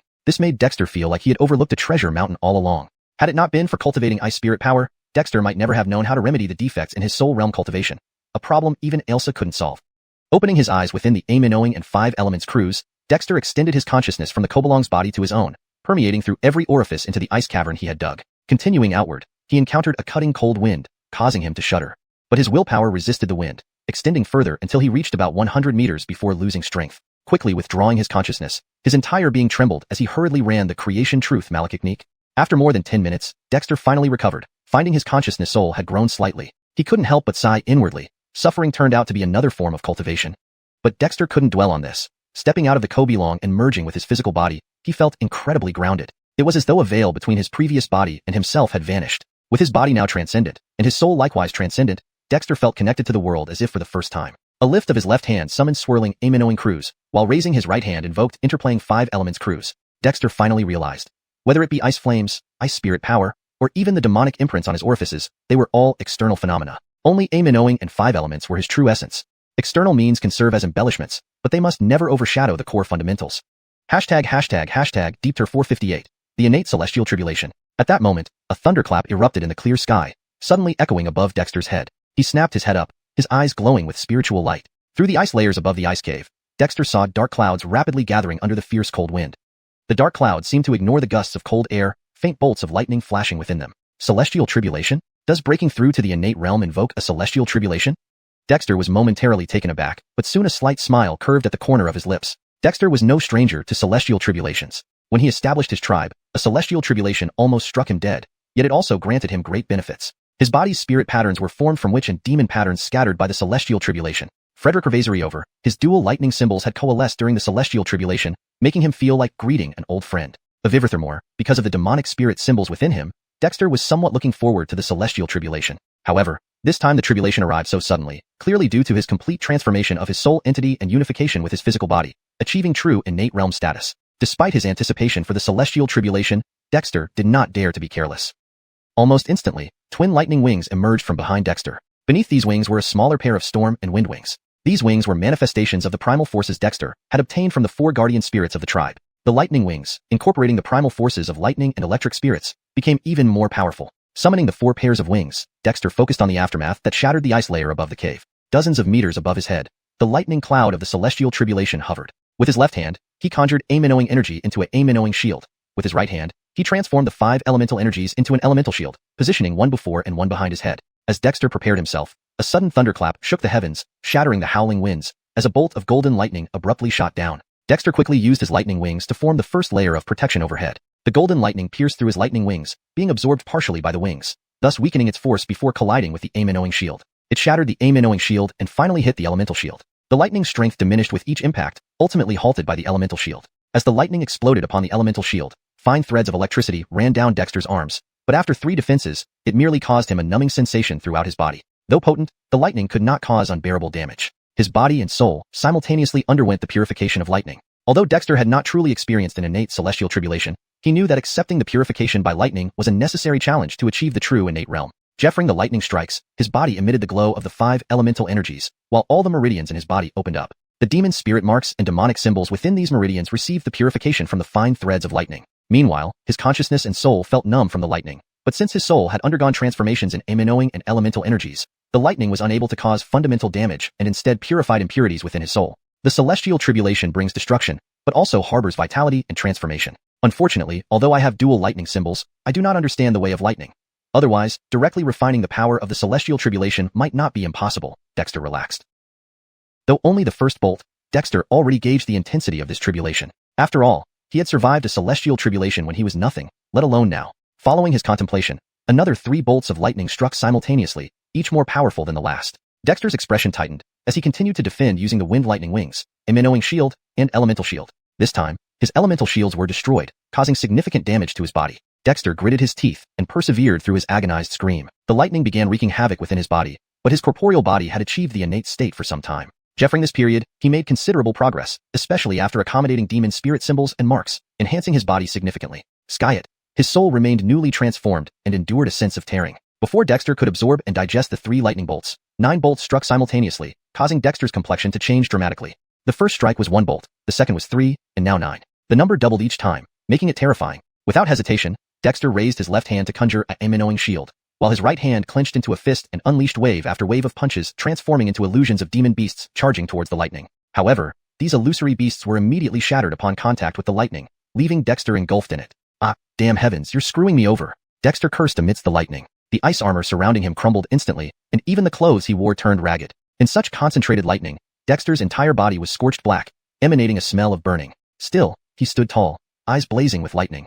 Damn it, 18 bolts, is this endless? Just then, 18 bolts of lightning descended as expected, sending chills down Dexter's spine. With both hands, he channeled the ice spirit energy within his body, instantly forming the innate frost domain of the ice demon clan above his head, encasing himself in an ice coffin. Boom! The 18 bolts of lightning shattered the ice coffin, though weakened. Clenching his teeth, Dexter summoned a floating phantom book above his head, the original 1,000 Birds and 100 Beasts Malachiknik bestowed by Ellie. This 1,000 Birds and 100 Beasts Malachiknik originally contained a trace of Ellie's mental energy, with the diagrams inside composed purely of demonic symbols. Dexter hadn't anticipated that just as this book appeared, the dark clouds in the sky paused, and the lightning instantly dissipated. But then, more dark clouds converged from all directions, gradually turning purplish-black. Dexter, a terrible premonition instantly filled his heart. Oh, that blasted Ellie. Did I just do myself? Dexter was torn between crying and laughing. He actually intended to use the celestial tribulation to split open this 1,000 Birds and 100 Beasts Malachiknik, hoping to acquire the demonic symbols and marks inside, thereby forming new demonic spirit symbols. Skyet, he had forgotten about Ellie's natural disaster-prone nature. This was practically courting death. Without any delay, Dexter stretched out his hand, summoning a phantom cauldron in his left palm. It was the creation cauldron. The moment the creation cauldron appeared, 36 bolts of purplish-black lightning instantly rained down. Hashtag Deepter 459, the creation swallowing heaven tribulation. As the purple-black tribulation clouds condensed in an instant, deep within the frozen expanse of the ice malachiratory, atop a 10,000-foot-tall ice mountain, an ice demon encased on a massive throne suddenly opened its eyes. Its gaze seemed to pierce through space, landing on the distant icy plains. The aura of a heavenly tribulation, such an overwhelming tribulation. How could it appear here in the ice malachiratory? Who could it be? The ice demon had a resolute face, but its voice was incredibly aged. The ice demon waved its hand, and before it, a mirror-like image appeared from the sealed ice, revealing the purple-black tribulation clouds and the partially concealed face under the mystical book, the very face of Dexter in his ice demon disguise. Such a young ice demon, barely 100 years old, how could he summon such a powerful tribulation? Could he have obtained some heaven-defying treasure? The crown-wearing ice demon couldn't help but feel a surge of excitement. But at that moment, the ice mirror shattered instantly, and a bolt of lightning pierced through it, striking the ice demon's body. The intense lightning made it emit a muffled groan. The rules of the heavenly tribulation forbid observation? The crowned ice demon drew in a cold breath, but then it became excited again. Who is on duty in the Demon King Palace? Don't just stand there. Get in here. In just a moment, another ice demon pushed open the heavy ice-sealed door, kneeling outside, overwhelmed with excitement. My king, you are awake. On the icy plains, 36 streams of purple-black tribulation lightning descended, shattering the original copy of Croods Cruzin by Show Fa, 1,000 Birds and Beasts Law, that Dexter held above his head. The 1,000 Birds and Beasts Scroll, refined from fire crows, fragmented into shattered demonic runes, and fell with the lightning. Without hesitation, Dexter placed the creation cauldron above his head. The 36 bolts of lightning exploded in the sky, and the storm of lightning was about to rush down his arms, creating a terrifying sense of impending doom in Dexter's heart. A tribulation of such power was absolutely beyond his current capacity to endure. How naive he had been to look forward to the arrival of the tribulation. It was almost unfathomable. But in that moment of fear, the creation cauldron, which he held in his palm, trembled suddenly. The falling lightning halted mid-air. Even the continuously breaking demonic runes stopped. Startled, Dexter looked up to see the palm-sized, illusory creation cauldron, riddled with 9 horrifying cracks, emitting a clear, gurgle sound. Immediately, the skyward falling lightning reversed direction, all of it being swallowed by the creation cauldron. Then Dexter witnessed a scene that would remain etched in his memory forever. After consuming the skyful of lightning, the originally illusory cauldron began to reveal intricate patterns. These patterns were mysterious and complex, carrying a sense of ancient and weathered time, soaring upward into the sky. The palm-sized creation cauldron expanded instantly, swallowing the vast purple-black tribulation clouds in one go. Spinning slowly in the lightning, the creation cauldron gradually returned to its original size as it settled back into Dexter's palm. Dexter was stunned, staring wide-eyed at the creation cauldron in his hand. Inside the creation cauldron, the tribulation cloud still lingered, continuously unleashing lightning to strike the cauldron, trying to break free from its confines. But no matter how devastating each bolt was, none could shake the creation cauldron. Just as Dexter stood dumbfounded, the creation cauldron abruptly shot into his body. Feeling something amiss, Dexter quickly sat cross-legged, his mind entering the spirit meridian grotto. The sight that greeted him left him speechless. Instead of returning to its original position, the creation cauldron hovered above the yin-yang energy mass on Kobalong's back, drawing and absorbing yin-yang energy. The yin-yang energy mass, which Dexter had painstakingly cultivated, was being reverted to its original form by the absorption. Dexter. The fruit of this labor was simply speechless. But soon, Dexter noticed something else. As the creation cauldron absorbed the yin-yang energy, a faint, intertwined flame appeared at its bottom. This flame was silver and gold, causing the purple-black tribulation clouds inside the cauldron to tremble. Immediately, a torrent of purple-black lightning struck the tiny silver-gold flame. However, rather than being extinguished, the seemingly weak flame ignited the lightning, spreading rapidly like a prairie fire. Within moments, the creation cauldron was filled with roaring flames and lightning. The purple-black tribulation clouds shook violently, unleashing more lightning, only to serve as fuel for the silver-gold flame. Dexter watched in disbelief. Was the creation cauldron going to refine the tribulation clouds? This was a heavenly tribulation, especially after he brought forth the 1,000 birds and beasts law imbued with the Ellie's spiritual essence, increasing its power manifold times. Skyet, within the creation cauldron, everything seemed manageable. Under Dexter's watchful eye, the flames continued to devour and refine the lightning while the purple-black tribulation clouds shrank, gradually losing their color. Eventually, they revealed a broken, illusory hammer wrapped in lightning. Dexter. Was the core of the tribulation cloud a hammer? The moment the hammer appeared, it expanded and fiercely slammed toward the crack in the creation cauldron, attempting to break it. But just then, the burning flames in the creation cauldron transformed into silver-gold chains, locking the illusory hammer back and pulling it into the flames once more. Dexter was completely dumbstruck. What kind of existence was this creation cauldron? It seemed to have a will of its own. Before he could react, the illusory hammer broke free again, revealing a broken rune at its core, shimmering with lightning, as if ready to explode. Sensing an ominous premonition, Dexter hurriedly cast seals continuously, forming seals derived from the creation alchemy decree, directing them toward the creation cauldron. Seemingly influenced by Dexter's seals, the creation cauldron emitted a flow of spiritual light. The just-escaped hammer froze mid-air, being engulfed by flames once more. Dare not slack, Dexter cast seals as fast as possible. The creation alchemy decree was the alchemy technique integrated into the creation cauldron, perfectly suited for it. Under the influence of Dexter's seals, the creation cauldron became even more responsive. Although Dexter didn't fully understand what was happening, it didn't stop him from making the right choices. When Dexter finished casting all the metal seals, the silver-gold flames inside the creation cauldron completely engulfed the last of the tribulation clouds, thoroughly locking the broken hammer. Simultaneously, fragmented demonic runes began to reassemble in the flames, and countless demonic symbols slowly emerged in the fiery glow. Dexter was utterly stunned. ###Deepter460, Heaven's Wrath Gift. When the dust settled, Dexter gazed at the causality cauldron hovering within the spirit vein paradise, lost in thought for a long while. Even though this indicated that he had successfully passed through the innate realm heavenly tribulation, Dexter paid no attention to these details. His gaze remained fixed on the causality cauldron. At this moment, the appearance of the causality cauldron had changed. The 9 cracks on its body had vanished, replaced by numerous lightning patterns. Within these lightning patterns, countless tiny demon runes emerged, precisely those contained in the 1,000 birds and beasts malachicnique. The demon runes that were shattered by lightning had not only reassembled within the flames of the causality cauldron, but also imprinted themselves onto the cauldron's body. They were densely packed yet orderly, with 365 slightly larger and more condensed runes, which, when closely observed, appeared as powerful demons standing proudly within the lightning patterns. However, this was just the surface. At the bottom of the causality cauldron, a taiji diagram formed by flames slowly rotated, with golden and silver flames burning fiercely in its yin-yang eyes. The small fire sparks from the Aminowing Chi orbs that the causality cauldron absorbed from the witch dragon's back had, after consuming the heavenly tribulation clouds, completely taken root inside the causality cauldron, becoming its intrinsic flame. Above this golden and silver taiji diagram, a broken hammer was chained and endured the scorching flames. While Dexter didn't know what this hammer exactly was, he knew it was certainly no ordinary thing. It might well be the core of the tribulation cloud. Just thinking about it made him feel insane. Not only did the causality cauldron help shield him from the devastating thunderbolt, but it also devoured the tribulation cloud, using it to repair its own cracks and even acquiring such an extraordinary hammer. Dexter could only think. He struck it big. Who are you, causality cauldron? But Dexter soon snapped back to reality, his gaze locking onto the causality cauldron. His mind vibrated, emitting a questioning voice. Even if the causality cauldron looked like a family heirloom incense burner, it couldn't be so bizarre. To his disappointment, after waiting for a long time, the causality cauldron did not respond to him, merely circling within the spirit vein paradise. Dexter had no way to deal with it. The causality cauldron was a formidable presence. Although just a cauldron, its origin was far from being as simple as a family heirloom incense burner. Just as Dexter's mind was about to withdraw from the spirit vein paradise, suddenly, the causality cauldron spewed out a stream of milky white, strange essence energy. This essence energy filled the air with fragrance, enveloping Dexter's entire body, both his physical body and his consciousness soul. Dexter was stunned, but soon he felt that under the shili of this essence energy, his physical body and soul became more robust. Not only did the areas damaged by the lightning rapidly recover, but he also gained additional benefits.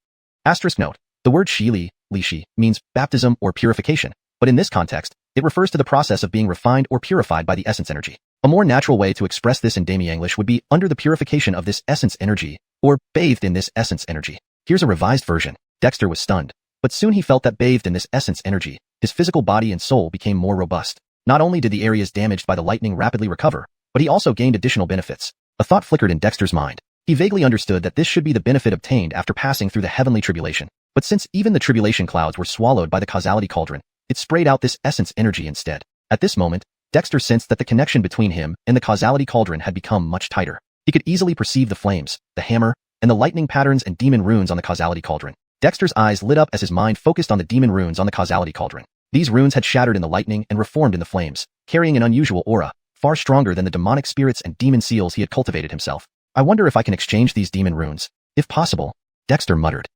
With a mental command, the demon runes on the causality cauldron indeed responded, being drawn out along the stream of essence energy. Dexter couldn't help but feel elated and quickly drew all 365 larger demon runes into his body through the essence energy emitted by the causality cauldron. Under the effect of the strange essence energy, these demon runes quickly found their respective positions, filling unoccupied acupoints or merging with the demon runes already present in the acupoints. The entire process went smoothly, without any obstruction. When all 365 acupoints were occupied by demon runes, Dexter's body was bathed in a radiant glow, absorbing the strange essence energy faster from the causality cauldron.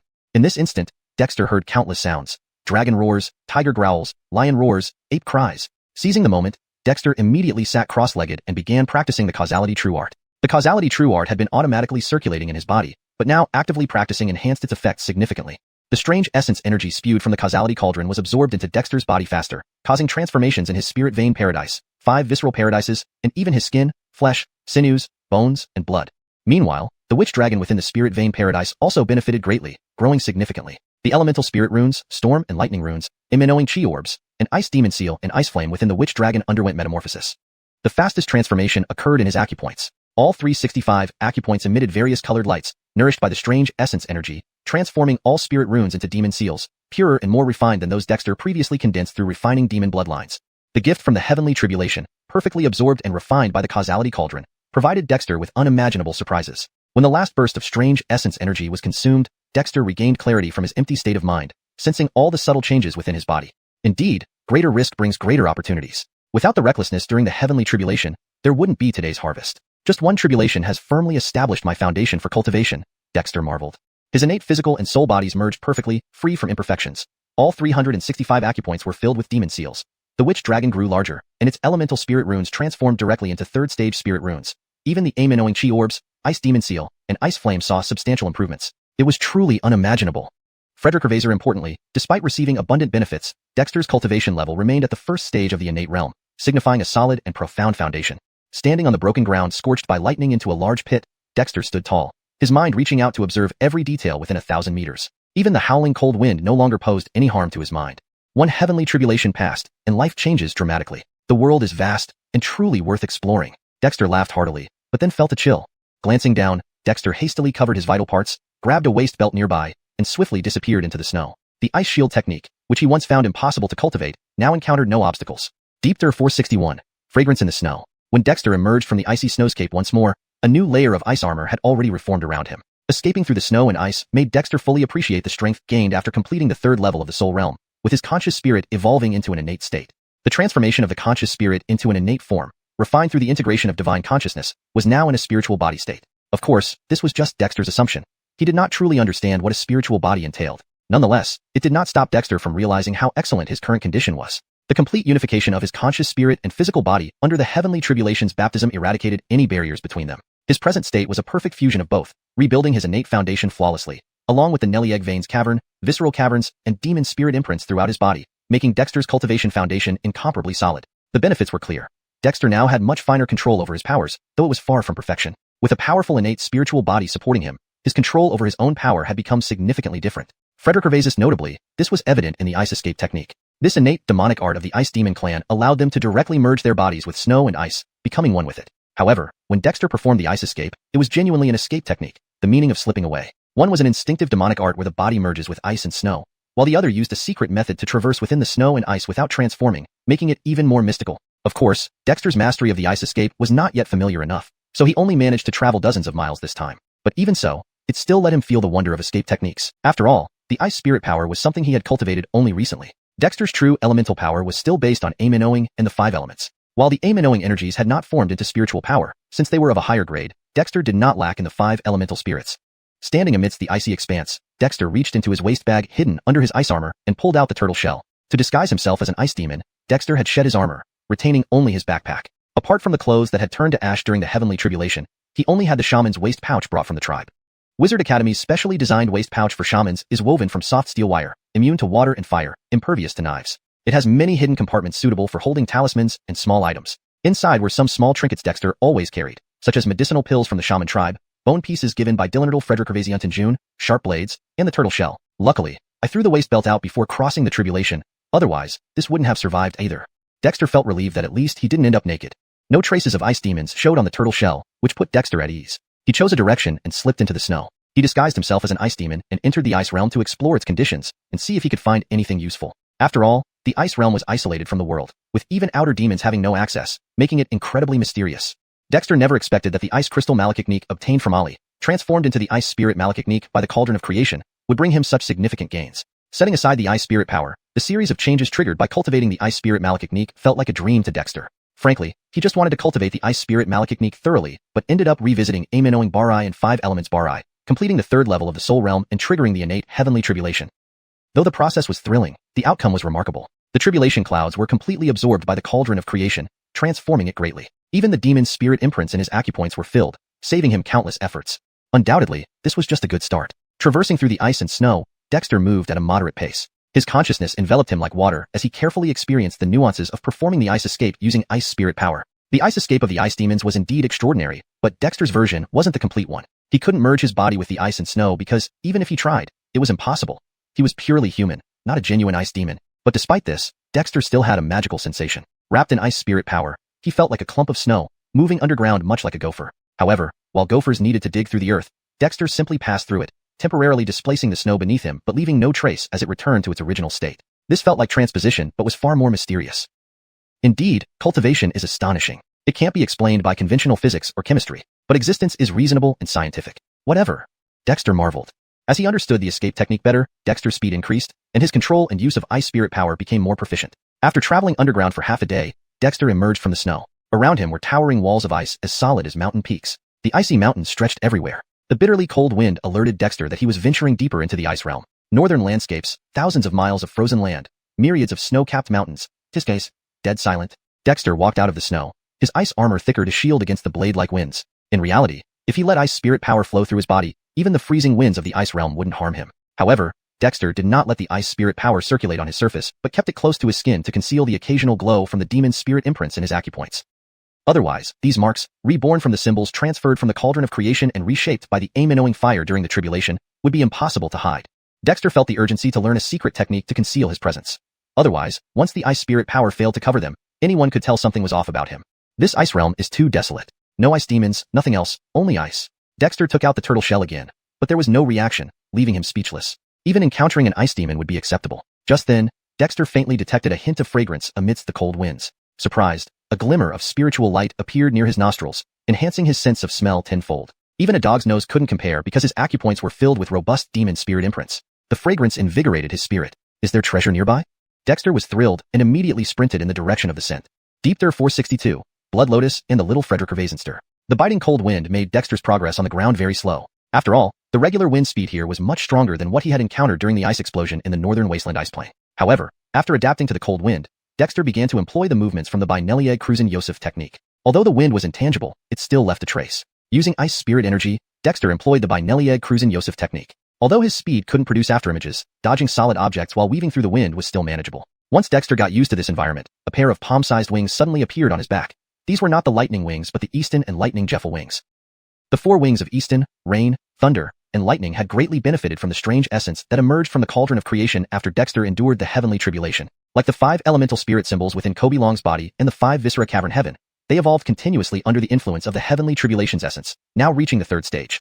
This classification naturally followed the division of shaman symbols that Dexter had learned in the Witch Doctor tribe. In the tribe, from the original shaman symbols, the advancement of these symbols correlated with the cultivation levels of the tribe members. Condensing the original lifebound shaman symbol qualified one as a shaman warrior, and forming a 1st stage lifebound shaman symbol made one a shaman master. However, there were no explicit divisions beyond shaman master. Though Dexter's previous 5 elemental lifebound spirit symbols were at the 2nd stage, only the thunder and lightning symbols were 2nd stage, while the Easton and rain symbols were merely 1st stage. But now, thanks to the nourishment of the strange essence following the heavenly tribulation, all 4 symbols were at the 3rd stage. Spirit symbols originated from the fusion of demon symbols and shaman symbols, inherently more powerful than their counterparts at the same level. As Dexter spread his Easton and lightning Jeffel wings, the influence of the icy wind on him was significantly reduced. Through the wind wings, he felt a light and unique spiritual energy being constantly absorbed by the wind symbol embedded in them.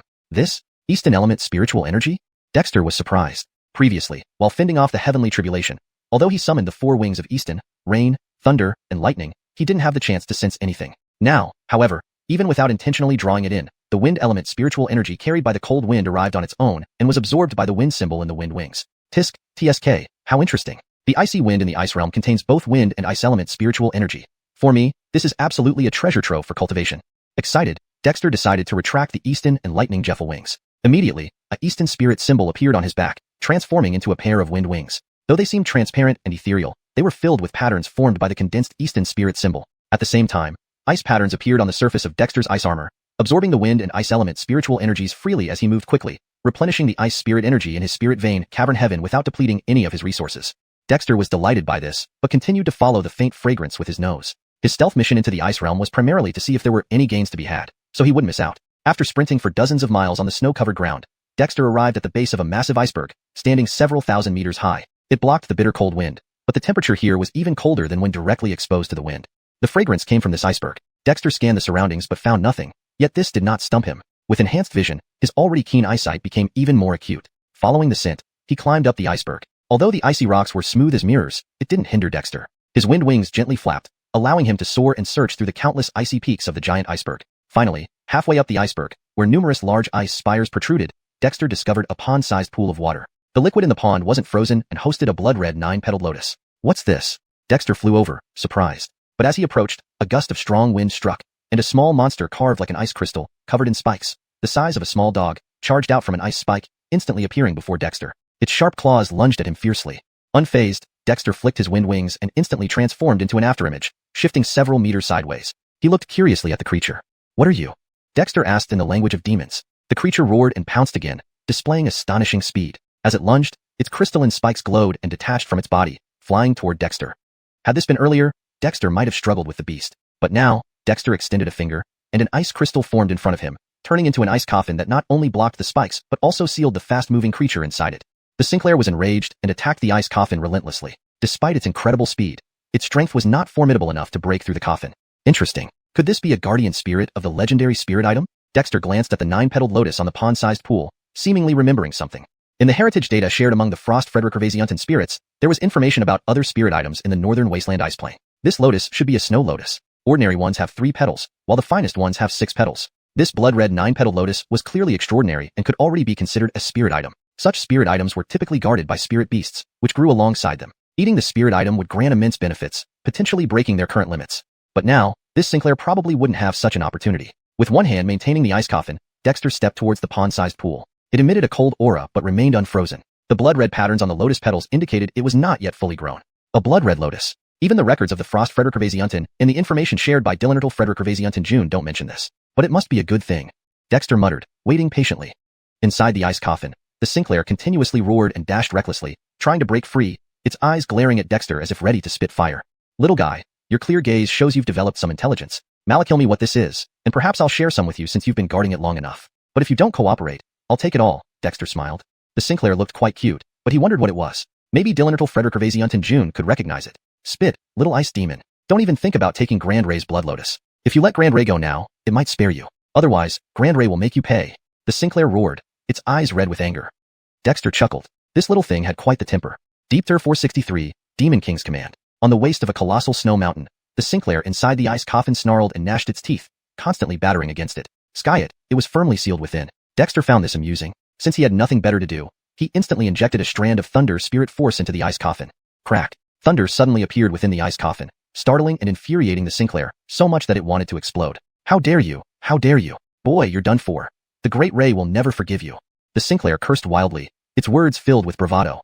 Great Ray? I'm even the Demon King. Malakil me, what on earth are you? Dexter chuckled. This little creature didn't have great strength, but had an overblown attitude. It clearly lacked the hard knocks of life. TSK. What nonsense, you're the thing. Your ice demons are the worst sort. The Sinclair fumed. If not for the trials my Great Ray faced while recultivating, I could gulp down 10,800 ice demons like you in one breath. Pshaw. Dexter scoffed and injected another wave of thunder spirit force, making the Sinclair leap around from shock. You said this is a blood lotus? Are you sure it's not a snow lotus? What's it used for? Dexter pointed at the 9-petaled, blood-colored lotus. This little thing should know something. Frederick lost. That's my Great Ray's blood lotus. If you dare to covet it, your death will be worth mine. The Sinclair went berserk, ramming its hard head fiercely against the ice coffin. But, to no avail, the ice coffin remained immovable. We'll see about that. Oh, more ice demons are coming. Suddenly, Dexter pulled out a tortoise shell hidden within his ice armor. He saw an arrow indicating an approaching ice demon, likely attracted by the fragrance. Though its position was erratic, the general direction was clear. Boy, that tortoise shell looks familiar. Where did you get it? The Sinclair asked, surprised and doubtful. Dexter waved the tortoise shell, smiling. It was a gift from someone. How about that? Have you seen it before? The Sinclair surprisingly stopped hitting the ice coffin and stared at the tortoise shell instead. No way, that old thing would never give this away. Could it be? It got taken out too? The Sinclair's face was filled with astonishment. Dexter was taken aback, studying the Sinclair cautiously. You really recognize this tortoise shell? Jeff, having lived countless years, how could I not recognize the old tortoise's shell? Boy, if you know what's good for you, release me now or else when my Great Ray regains any power, I'll tear you apart. The Sinclair puffed up arrogantly. Dexter was speechless. This little creature was still putting on a show. Another flash of thunder struck, and the Sinclair screamed in pain again, eyes almost spitting fire. But Dexter turned away, looking towards the base of the snow mountain. The Sinclair endured the lightning strikes and also turned to look, only to see an ice demon dashing over, stirring up snow waves on the ground. Ice imp, quickly free my Great Ray. The Sinclair panicked. Why should I let you go? Dexter sneered, glancing at the tortoise shell. Seeing no other ice demons, he pocketed it, calmly shrinking the ice coffin and freezing the Sinclair solid, giving it no chance to struggle. The Sinclair glared, encased in ice, unable to escape despite struggling fiercely, becoming increasingly agitated. Calm down, or you might end up feeding the ice demons. Dexter casually slung the ice coffin onto his back, integrating it with his ice armor, creating a unique appearance. Actually a demon has beaten us here? You are, Rahim? The ice demon swiftly ascended to the waist of the mountain, pausing upon seeing Dexter, then revealing a surprised expression. Ha, you're Rahim. Ha, I didn't expect to find you. Rahim, by the Demon King's command, Ice Demon Rahim must return to the Demon King Palace immediately. Any disobedience will be treated as treason and executed without hesitation. Dexter was taken aback. Was this guy insane? Frederick Gervaisiunten over. The Demon King's command? The Demon King Palace? Did the Yuri truly awaken? But why would he summon such a minor ice demon like Rahim? Ali had clearly explained that neither Rahim nor Delanro were anything special, just ordinary ice demons typically ignored by their kind. Sky it, this ice demon mentioned the Demon King's command? Who was he trying to fool? Are you? Dexter asked cautiously, although surprised. I am Carl, a guard of the Demon King Palace, sent out specifically to find you. Who would have thought I'd not only find you but also encounter a rare 9-petaled snow lotus? Truly a divine assist. The ice demon Carl declared proudly. Dexter felt a chill run down his spine. According to Ali, guards of the Demon King Palace were elite among ice demons. Naturally, what chilled Dexter wasn't the fact that this was a guard ice demon, but rather that the ordinary ice demon Rahim was indeed summoned back to the Demon King Palace. Something must be off. Unsettled, Dexter couldn't help but ask, Carl sir, do you know why I need to return to the Demon King Palace? I've never been there. That wasn't a lie. It was what Ali had told him. For centuries, not even ice demon Fredricknerals were allowed to enter the Demon King Palace, confined only to guarding outside. Humph, why so many questions? This is a direct order from the Yuri himself. Do you dare disobey? Carl scoffed, then softened, seeming to remember something. Fredrickneral Donnie issued this order personally. Don't think too much, just go. Dexter's face darkened. Clearly, something had gone wrong. Why else would Fredrickneral Donnie, who supposedly guarded the Frostlands, personally issue this order? Frederick Gervaiser likely than not, the Yuri had specifically named him. But why? Dexter couldn't figure it out. He had only taken Rahim's appearance after entering the Frostlands. How long could that have been? Although Dexter didn't know how long he'd spent cultivating in the ice cavern, it couldn't have been too long. At most, He had been smuggled into the Frostlands for less than half a month. Weren't legends saying the Yuri was sleeping deep within the Demon King Palace in the Frostlands? Why would he wake up and come looking for him? Just then, the blood patterns on the petals of the 9-petaled blood lotus finally coalesced, emitting bloody light and a rich fragrance. Ice Demon Carl rejoiced, instantly forgetting about Dexter and rushing over. But at that very moment, Dexter acted. He swiftly pulled out the ice coffin from behind and, in the blink of an eye, smacked it right on the unsuspecting Carl's back of the head. Carl grunted, collapsing before the pond, twisting to see the Sinclair lunging at him. Dare to covet my great Ray's blood lotus? Prepare to be torn apart. Carl froze in horror, instantly releasing a cold domain that encased the Sinclair in ice. But before he could rejoice, a fist wreathed in icy blue flames descended into his view. As a sign of gratitude, perhaps it's time for you to die. Boom. Deepter 464, Blood Lotus efficacy. Dexter's sudden lethal attack stunned the small creature that had been frozen in ice. Without any hesitation, the small creature shattered the hasty ice prison formed by Carl's chilling ice domain and pounced toward the 9-petal blood lotus. However, Dexter was faster. Both man and beast almost simultaneously grabbed the 9-petal blood lotus floating above the small pond. There was a crisp crack. The 9-petal blood lotus split apart. Dexter secured 6 petals while the small creature snatched 3. The small creature was driven mad and devoured the 3 petals ravenously before charging at Dexter. Little ice devil, you're courting death. Dexter rapidly retreated, looking at the small creature with astonishment. After swallowing the 3 petals, it was enveloped in 3 crimson halos, its power surging to more than double what it had been. What a find! With a gleam in his eyes, Dexter dodged the small creature's lunge and quickly chewed on one of the petals. The blood lotus dissolved instantly in his mouth, filling it with a fragrant aroma while making his blood feel like it was about to boil. Is this an elixir that benefits bloodlines? Dexter was overjoyed. Ah, little ice devil, those are Grand Ray's precious blood lotuses, cultivated with great effort. You can't. The small creature went berserk, attacking Dexter even more furiously. In a moment, its power surged even higher, as if the blood lotus had released the shackles on its body. But how could Dexter let the prize slip away? He cast 100 spirits, 1,000 illusions, leaped off the ice mountain, and sprouted twin wings of wind and thunder, flying swiftly into the distance. Tiny thing, dreaming if you think you can get this blood lotus back. Even I'm not satisfied yet. Laughing as he flew, Dexter was suddenly drawn to the intense heat inside him. Just one petal made his blood feel like it was boiling. This blood lotus was absolutely exceptional. Without hesitation, Dexter stuffed the remaining 5 petals into his mouth, where they melted instantly, spreading fragrance throughout his body. Ah, little ice devil, Grand Ray will tear you apart, screamed the small creature fiercely, speeding up to chase after him. Dexter shivered, hastily accelerating, summoning all 4 of his wings, the wind, rain, thunder, and lightning wings, turning into a bolt of lightning that carved through the snow plains of the Ice Dominion. At the same time, his entire body felt like it was boiling. Not only his blood, but also the Amenglong blood chi, Cruzlin blood chi within Kobe Long, and even the demon spirit imprints around his acupoints were affected by the medicinal power from the 6 petals. Dexter felt as if he would explode. Damn it, gluttony never ends well. Feeling the situation worsening, Dexter quickly dove into an ice mountain and used the ice escape malachtechnique to hide deep inside. Just as Dexter disappeared, the small creature crashed into the ice mountain with such force that it cracked, but it couldn't penetrate further. Ah, little ice devil, you won't escape, it roared madly. But having hidden within the ice mountain, even if the creature demolished it, there were countless ice peaks around, making it impossible to find him.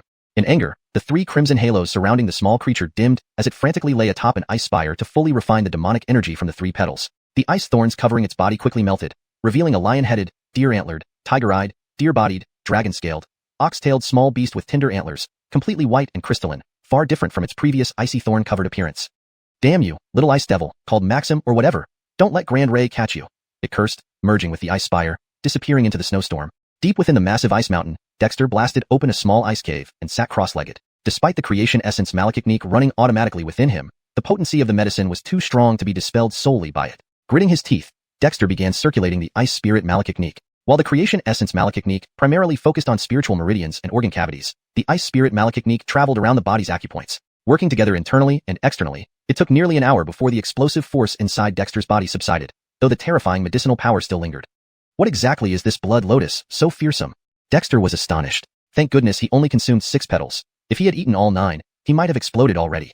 Though the pressure eased, Dexter now focused his mind on the changes within his body, opening his eyes wide in amazement. A crimson power flowed through every part of him, transforming not just his blood and flesh but also enhancing Kobe Long. The ice demon imprint on its forehead, the demon spirit imprints in his acupoints, and even the demonic runes on the creation cauldron. The once mere imprints now seemed infused with traces of blood chi, and the runes took on a reddish hue. Frederick Hervasist importantly, Dexter sensed that the blood chi within Kobe Long, derived from his own Amenglong blood chi and Cruzlin marrow, had become clearer and more luminous, almost fusing completely, making Kobe Long more tangible and real. What in the world is this? Dexter exclaimed again. Though his strength hadn't skyrocketed like the small creatures, the effects were priceless. Regret began to seep in. If only he hadn't treated the ice coffin trapping the creature as a tool to smite Carl, killing him outright and taking the whole 9-petal blood lotus for himself. But it was too late now. Dexter diligently refined the strange power from the blood lotus. When the lingering scent of the blood lotus within Dexter and even the snow lotus in his hastily carved ice cave had been entirely absorbed, Dexter felt an incredible difference. His blood became crystal clear beads, and his physical strength doubled. Long, the demon spirit imprints, and other enhancements received significant boosts. The blood lotus truly is a wondrous drug, Dexter lamented. The Ice Dominion certainly has treasures, but why did I act so impulsively? If he could have obtained 3 more petals, Dexter believed his physical enhancement aside, Long would likely have solidified fully, and the demon spirit imprints and ice demon imprint entwined with azure blue flames might have transformed further. Skyet, why had he been so impulsive? Translation completed, maintaining the original structure and tone. Please review, and let me know if any adjustments are needed. Deepter 465, Diamond Jefst Frederick Ervaserissench. Dexter, filled with regret, could no longer hold back. That Sinclair shouldn't have the same ability to refine medicinal power as him, right? Or should he go and kill it? Dexter was no saint, or rather, his kindness had always been reserved for those close to him. Since this Sinclair was crying and demanding to devour him alive, Dexter felt no burden in his heart. Emerging directly from the massive iceberg, Dexter hovered in midair, scanning his surroundings but finding no trace of the Sinclair, which left him quite surprised. Given the Sinclair's earlier ferocity, it wouldn't have given up so easily. Could it be hiding somewhere to refine the medicinal power? Dexter immediately thought of a possibility. He instantly imbued his voice with spiritual energy. Little ice demon, you wanted to eat me, didn't you? Come out. If you don't dare, you're nothing but trash. The resonant sound of his spirit-enhanced voice echoed around and far beyond. Suddenly, Dexter heard the cracking of ice everywhere. To his horror, countless icebergs began shaking, followed by avalanches of snow and ice rolling down the peaks. One roar, and mountains crumble. This is really going to be a mess. Dexter panicked and turned to flee immediately. Fortunately, he had wind and thunder wings that allowed him to fly in the air. But even so, torrents of snow and ice still rushed towards him. Frederick Ervasements later, amidst the roaring avalanche, an angry scream erupted. Ah, little ice demon, you're courting death. Dexter had just escaped the avalanche when he heard this voice and couldn't help but smile. The Sinclair had indeed been hiding but was now flushed out. Sure enough, after a brief moment, a disheveled figure emerged from the wave of snow, lunging viciously at Dexter as soon as it spotted him. But now, this Sinclair was no longer covered in translucent spines. Instead, it wore an ice armor that rivaled the form of the beast-like ice demons, evidently having changed its appearance. Dexter was speechless. Could it be that this Sinclair, like him, couldn't bear to show itself to other demons? Little ice demon, give back Grand Elder Blood Lotus. The Sinclair roared and pounced on Dexter, claws extended, slicing through flying snow and ice with lethal precision, causing Dexter to shudder in fear. Without thinking, Dexter unleashed a palm strike, forming an ice coffin instantly before him, slamming it forward. To his surprise, the Sinclair, previously easily contained by his ice coffin, tore through it effortlessly and launched a direct attack. Your ice coffin doesn't work on Grand Elder anymore. I will swallow you whole, the Sinclair roared triumphantly, then vanished into thin air. Dexter's hair stood on end. Was this really some ancient demon? But he wasn't intimidated either. His body twisted strangely, disappearing from the spot just as the monster's claws shredded the afterimage he left behind. Dexter reappeared several meters away. Little monster, you're still too young for this. Damien raged. The Sinclair pounced without hesitation. Dexter showed no mercy, clenching his fists tightly, gathering vast amounts of ice spiritual energy. Is this how you treat your elders? Watch my shattered ice fist. Dexter punched forward, sending shards of ice rushing out. This was more a boastful exclamation than anything practical. It was simply a quick gathering of ice. However, watching the flurry of ice force the Sinclair to retreat, Dexter suddenly found it familiar. The ice, the style. Could this be the Whitebird technique? The Whitebird, the constellation of one of the 5 great beasts, a cherished childhood memory. Dexter never truly respected the ice spirit's freezing abilities. They were too predictable. But this could change. Whitebird. What Whitebird? Is it delicious? The Sinclair scoffed, vanishing and launching a vicious attack. But Dexter's interest was piqued. Constellations didn't exist in this world, nor did bursting into a cosmic aura. But he had ice spiritual energy. Rapidly retreating, Dexter made hand gestures mimicking intersecting bird wings, channeling ice spiritual energy to draw dense coldness from the surroundings. Then, with a smirk, he exclaimed, Little monster, behold my Diamond Jefst Frederick Ervaserissench. The Sinclair stared in confusion. Was this ice spirit here to clown around? After years of dealing with ice spirits, it knew all their tricks. What kind of ridiculous move was this Diamond Jefst Frederick Ervaserissench? Suddenly, the Sinclair's eyes widened as Dexter channeled ice spiritual energy into an icy swirl, carrying countless shards toward it. To hell with you, you little ice freak. What kind of move is this? The icy shards, swirling like an ice tornado, slowed the Sinclair, making its ice armor crack under the onslaught. I told you, it's the Whitebird technique. Dexter laughed aloud. He suddenly realized he might have been foolish. In the lean times at the Ice Cavern village, he had creatively adapted and improvised, accelerating the village's development. With the Kobe Yolhu tribe stabilizing, and his cultivation system gradually taking shape, he had become constrained by rules.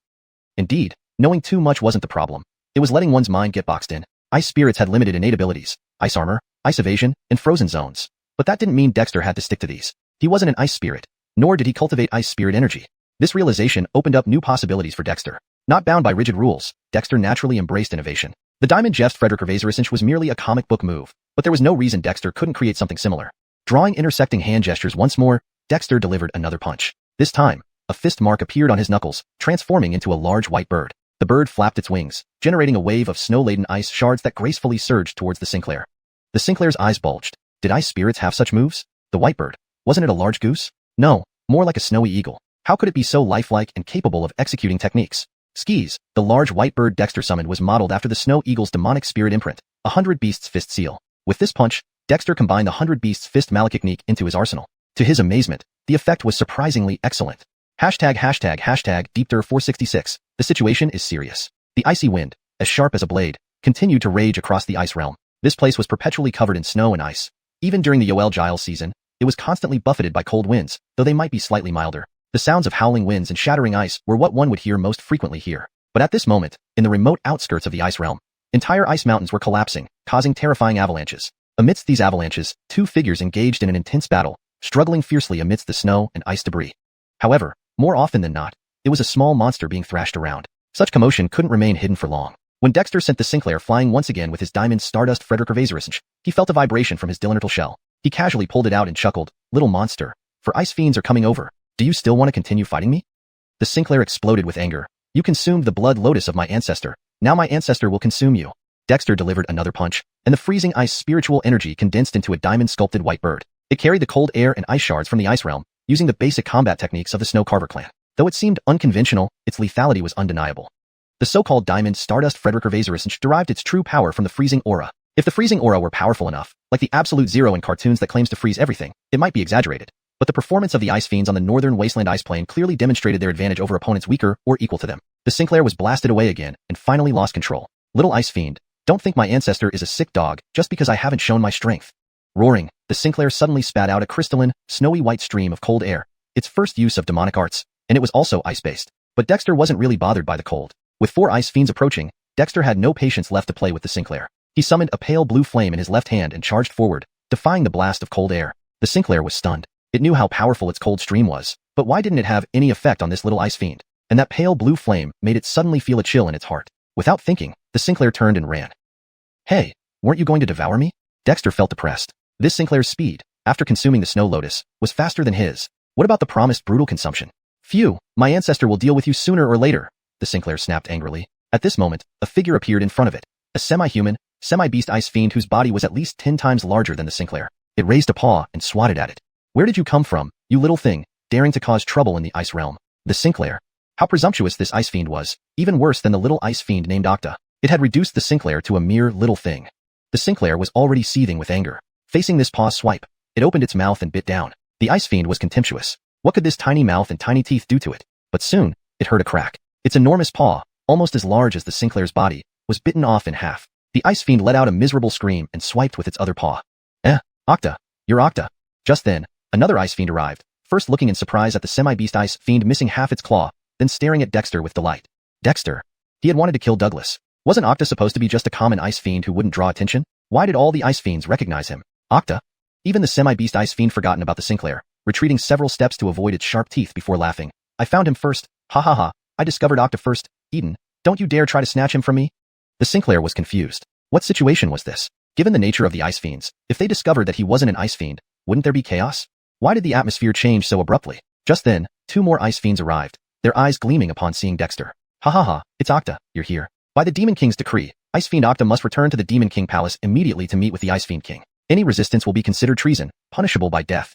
It sounded just like Carl. Dexter realized the situation was serious. The Ice Fiend King had dispatched many ice fiends to find him, which was certainly abnormal. Cough cough, "My lords, why does the Demon King seek me?" Dexter pretended to be ignorant. He was a disguised ice fiend who had sneaked in. In the eyes of these less perceptive ice fiends, he could pass off, but meeting the Ice Fiend King? No way. Even an ice fiend general would likely see through him. "This is not something you need to know, Octa. Follow us back to the Demon King Palace immediately." "Do you want to be labeled a traitor?" A bulky ice fiend growled and moved to grab Octa. "Eric, you're despicable. I found Octa first." The semi-beast ice fiend that had been bitten shouted and lunged at Dexter. "Heh, whoever grabs him first, owns him." Eden smirked, moving just as swiftly. As for the 4th ice fiend, it attacked without much ado. Dexter. He was a disguised ice fiend. Instead of dealing with the Sinclair, these ice fiends came after him? This was simply unreasonable.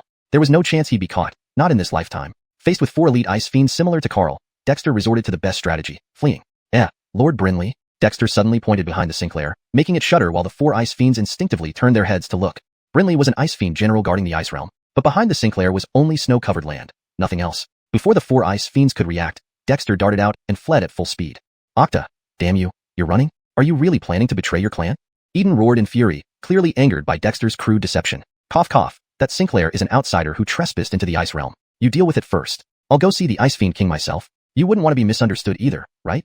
Far away, Dexter's coughing echoed, but his figure was nearly out of sight. The Sinclair. What was this damned little ice fiend doing involving it?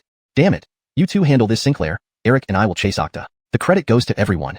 Eden swore and leaped to pursue Dexter. The Sinclair shivered. Before the 2 ice fiends could act, it dashed off in a blur, avoiding their attack range and following Dexter. Little ice fiend, you dare defy my ancestor? Deepter 467. Fishing in Crisabled waters. In the ice region, with ice mountains standing tall and numerous, Dexter braved the bitter cold winds and ran at full speed, feeling unbearably frustrated. No matter how he tried to understand it, he couldn't fathom why, with him wearing Maxim's face, the face of an ice demon, the Yuri would be looking for Maxim. It was completely absurd. Although he wasn't afraid of the 4 ice demons, that Sinclair was a different story. The creature had been pitifully weak at first, but, after devouring 3 petals of the blood lotus, it had grown exceptionally powerful. Dexter thought he had consumed 6 petals of the blood lotus, yet his strength hadn't increased as rapidly as this creature's. This was indeed outrageous. Soon, Dexter dashed dozens of miles away, skirting around several ice mountains. But quickly, Dexter sensed another disturbance within his turtle shell charm. Clearly, the ruckus he and the small monster had caused had alarmed quite a few ice demons. Is there no end to this? Should we go back and fight?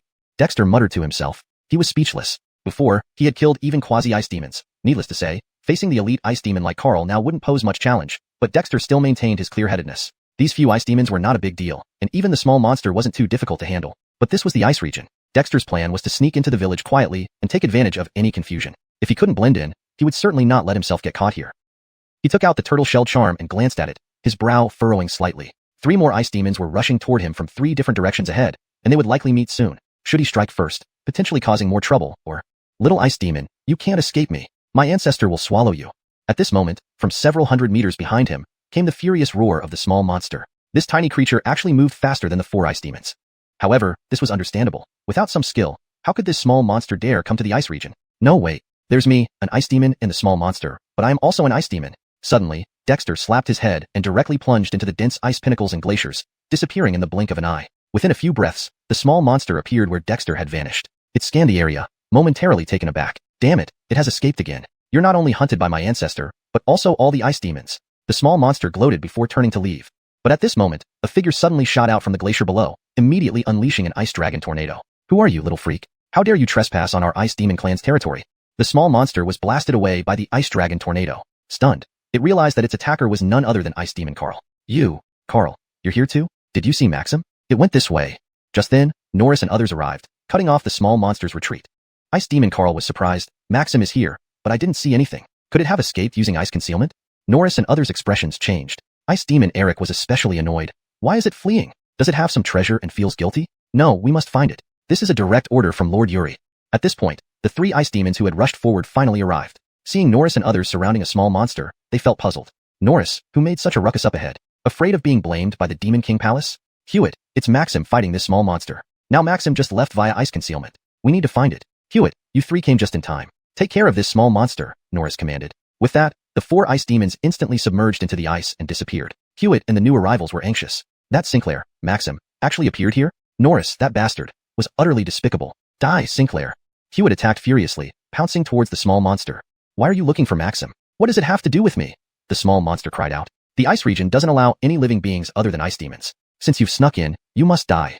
Hewitt laughed cruelly, punching out. The cold power of the ice demon condensed into an ice dragon tornado which hurtled towards the small monster. Ice dragon tornadoes weren't an innate ice demon technique, but were commonly used. By condensing the ice demon's power into sweeping ice, combined with the frigid domain, it was quite lethal. However, the small monster, having just been beaten by Dexter's self-pleasing diamond star Jeff's fist, showed no concern for such ice dragon tornadoes. It easily dodged, but the other 2 ice demons were already flanking it. These 3 ice demons were all elite. Ordinary ice demons like Ali lacked the qualification to wander deep in the ice region, let alone responding to orders from the Demon King Palace. You ice demons bully others too much? Surrounded by the 3 ice demons, the small monster quickly fell into disadvantage. From nearby, Carl watched the 3 ice demons assault the small monster calmly. It had to admit that the small monster had some skills to not be killed under such attacks. Hewitt, this small monster is very fast. Use the frigid cold domain to trap it, Carl suggested after observing for a while. Upon hearing this, the small monster stared sharply. Hadn't the ice demon named Carl died, killed by that infuriating little ice demon using a seal to shatter its ice coffin? Wait, you're the little ice demon Maxim. Damn, you tricked me. Realizing this, the small monster exclaimed, dashing toward Carl. What? He's Maxim? Hewitt and the other 3 ice demons were stunned. Hadn't Norris said Maxim had fled via ice concealment? Though humanoid ice demons looked similar, as ice demons themselves, they wouldn't mistake each other. Spit, you small monster, don't slander demons. I'm Carl, the guardian ice demon of the Demon King Palace. How could I possibly be compared to Maxim? Stop insulting me, Carl yelled. Unexpectedly, after hearing this, Hewitt and the other 3 ice demons turned around and attacked. Maxim, you dared to impersonate Carl. You have huge guts. Hewitt roared angrily. Carl was dumbfounded. Rather, Dexter was. Indeed, this Carl wasn't the revived dead one. It was Dexter disguised after escaping into the ice mountain. But he didn't expect to be exposed so easily. What are you talking about, Hewitt? Have you gone mad? Dexter retreated hastily, almost panicking. It was understandable for the small monster to react this way since it witnessed him killing Carl. But these ice demons? Ice demons of the Demon King Palace never call themselves guards. We call ourselves ice demon guards. Hewitt replied coldly. You're just a low-level ice demon daring to impersonate an ice demon guard. You're courting death. Dexter was speechless, realizing the deception of the dead Carl had tripped him up. Had he known better, he wouldn't have impersonated Carl. But he had killed many ice demons, and only Carl fit perfectly for this disguise. Really unlucky. Since you recognized me, then you die. Facing the joint attack of the 3 ice demons, Dexter sneered, drawing his hands in a cross. Diamond Star Jeff's fist. The small monster's eyes widened. The shameless one truly was the damned little ice demon. This angered it immensely. Deepter 468, burying face and voice. Compared to the Sinclair's anger, the ice fiend Akil and the others were completely stunned. Even if this guy was Raheem, he was just an ice fiend less than a century old. Facing the elite guards of the tri-headed demon palace, not only did he dare to resist, but he also boldly declared that he would kill them. Where did this little ice fiend get his audacity from? Frederick Hervasery over. What did he shout about? Diamond Jeff's fist? Did the ice fiends have such a technique? But very soon, the expressions of Akil and the other 3 fiends changed abruptly. A massive wave of ice crystals surged forth with the punch thrown by the Raheem in their eyes, drawing in the surrounding cold air and ice fragments, and directly charging towards them with overwhelming force. That momentum was certainly not something a small ordinary ice fiend could produce. Sky it even so. Akil and the 3 fiends were not overly concerned. It was just a small ice fiend. How much trouble could it cause? But it was this disdain that made them pay a heavy price. The Diamond Jeff's fist that Dexter unleashed was different from the ice tornado he used against the Sinclair. The ice crystals condensed within it were as hard as diamond. In the stream of fragmented ice diamonds, some carried streaks of icy blue flames. When Akil and the 3 other ice fiends contemptuously expanded their ice-cold realm to mock Dexter, crack, the ice-cold realm instantly shattered. Amidst the ice surge, several ice-blue bird-like figures condensed almost immediately, piercing through their foreheads right after breaking through their defenses. Akil and the 3 fiends froze momentarily before being swept up by the ice surge. As the surge dissipated, they were encased in ice on the spot, their eyes losing all light. Originally, the Sinclair had planned to watch for fun, but was horrified to find that Akil and the 3 fiends, whom it considered quite troublesome, were killed by Dexter in one move. The Sinclair. This little ice fiend really went for the kill. And how could this Diamond Jeff's fist be so powerful? Isn't it better to be friendly? Why must you shout and fight? Dexter sneered, walking up to the ice-encased Akil and the 3 fiends, placing his hand on them. An icy blue flame instantly burned the ice blocks, which then melted. The trapped Akil and the 3 fiends rapidly disintegrated in the flames. The Sinclair felt its hair stand on end and hurriedly took several steps back, extremely wary. You're really an ice fiend? Dexter was surprised. Why wouldn't I be an ice fiend? The Sinclair warned cautiously. Ice fiends don't have such flames. Frederick Hervasery over. You dealt with the ice fiends more ruthlessly than I did. Not only can the young ice fiend Raheem not be this strong, but even if you were Carl now, there's no way you could instantly kill 3 ice fiends of the same level. So who do you think I am? Dexter laughed coldly. As he activated the flames, the ice fiend trio was quickly incinerated and absorbed. The evolved icy blue flames grew even stranger after absorbing the elite ice fiend's power. The Sinclair swallowed, retreating a few more steps and asked, Who are you really? What do you think? Dexter withdrew the ice flames, leaving only shallow footprints where Akil and the trio once stood. Meeting Dexter's gaze, the Sinclair felt a chill run down its spine and hastily said, You have the old tortoise's shell, so we are of the same kind. Please don't do anything rash. Dexter pulled out the turtle shell, glanced at it, and casually put it away. Even if you recognize this turtle shell, it has nothing to do with me. You swallowed my 3 segments of blood lotus. Either give them back or it's fine too because I know how to refine pills, and stewing you would be great, Dexter said, clenching his fists and advancing.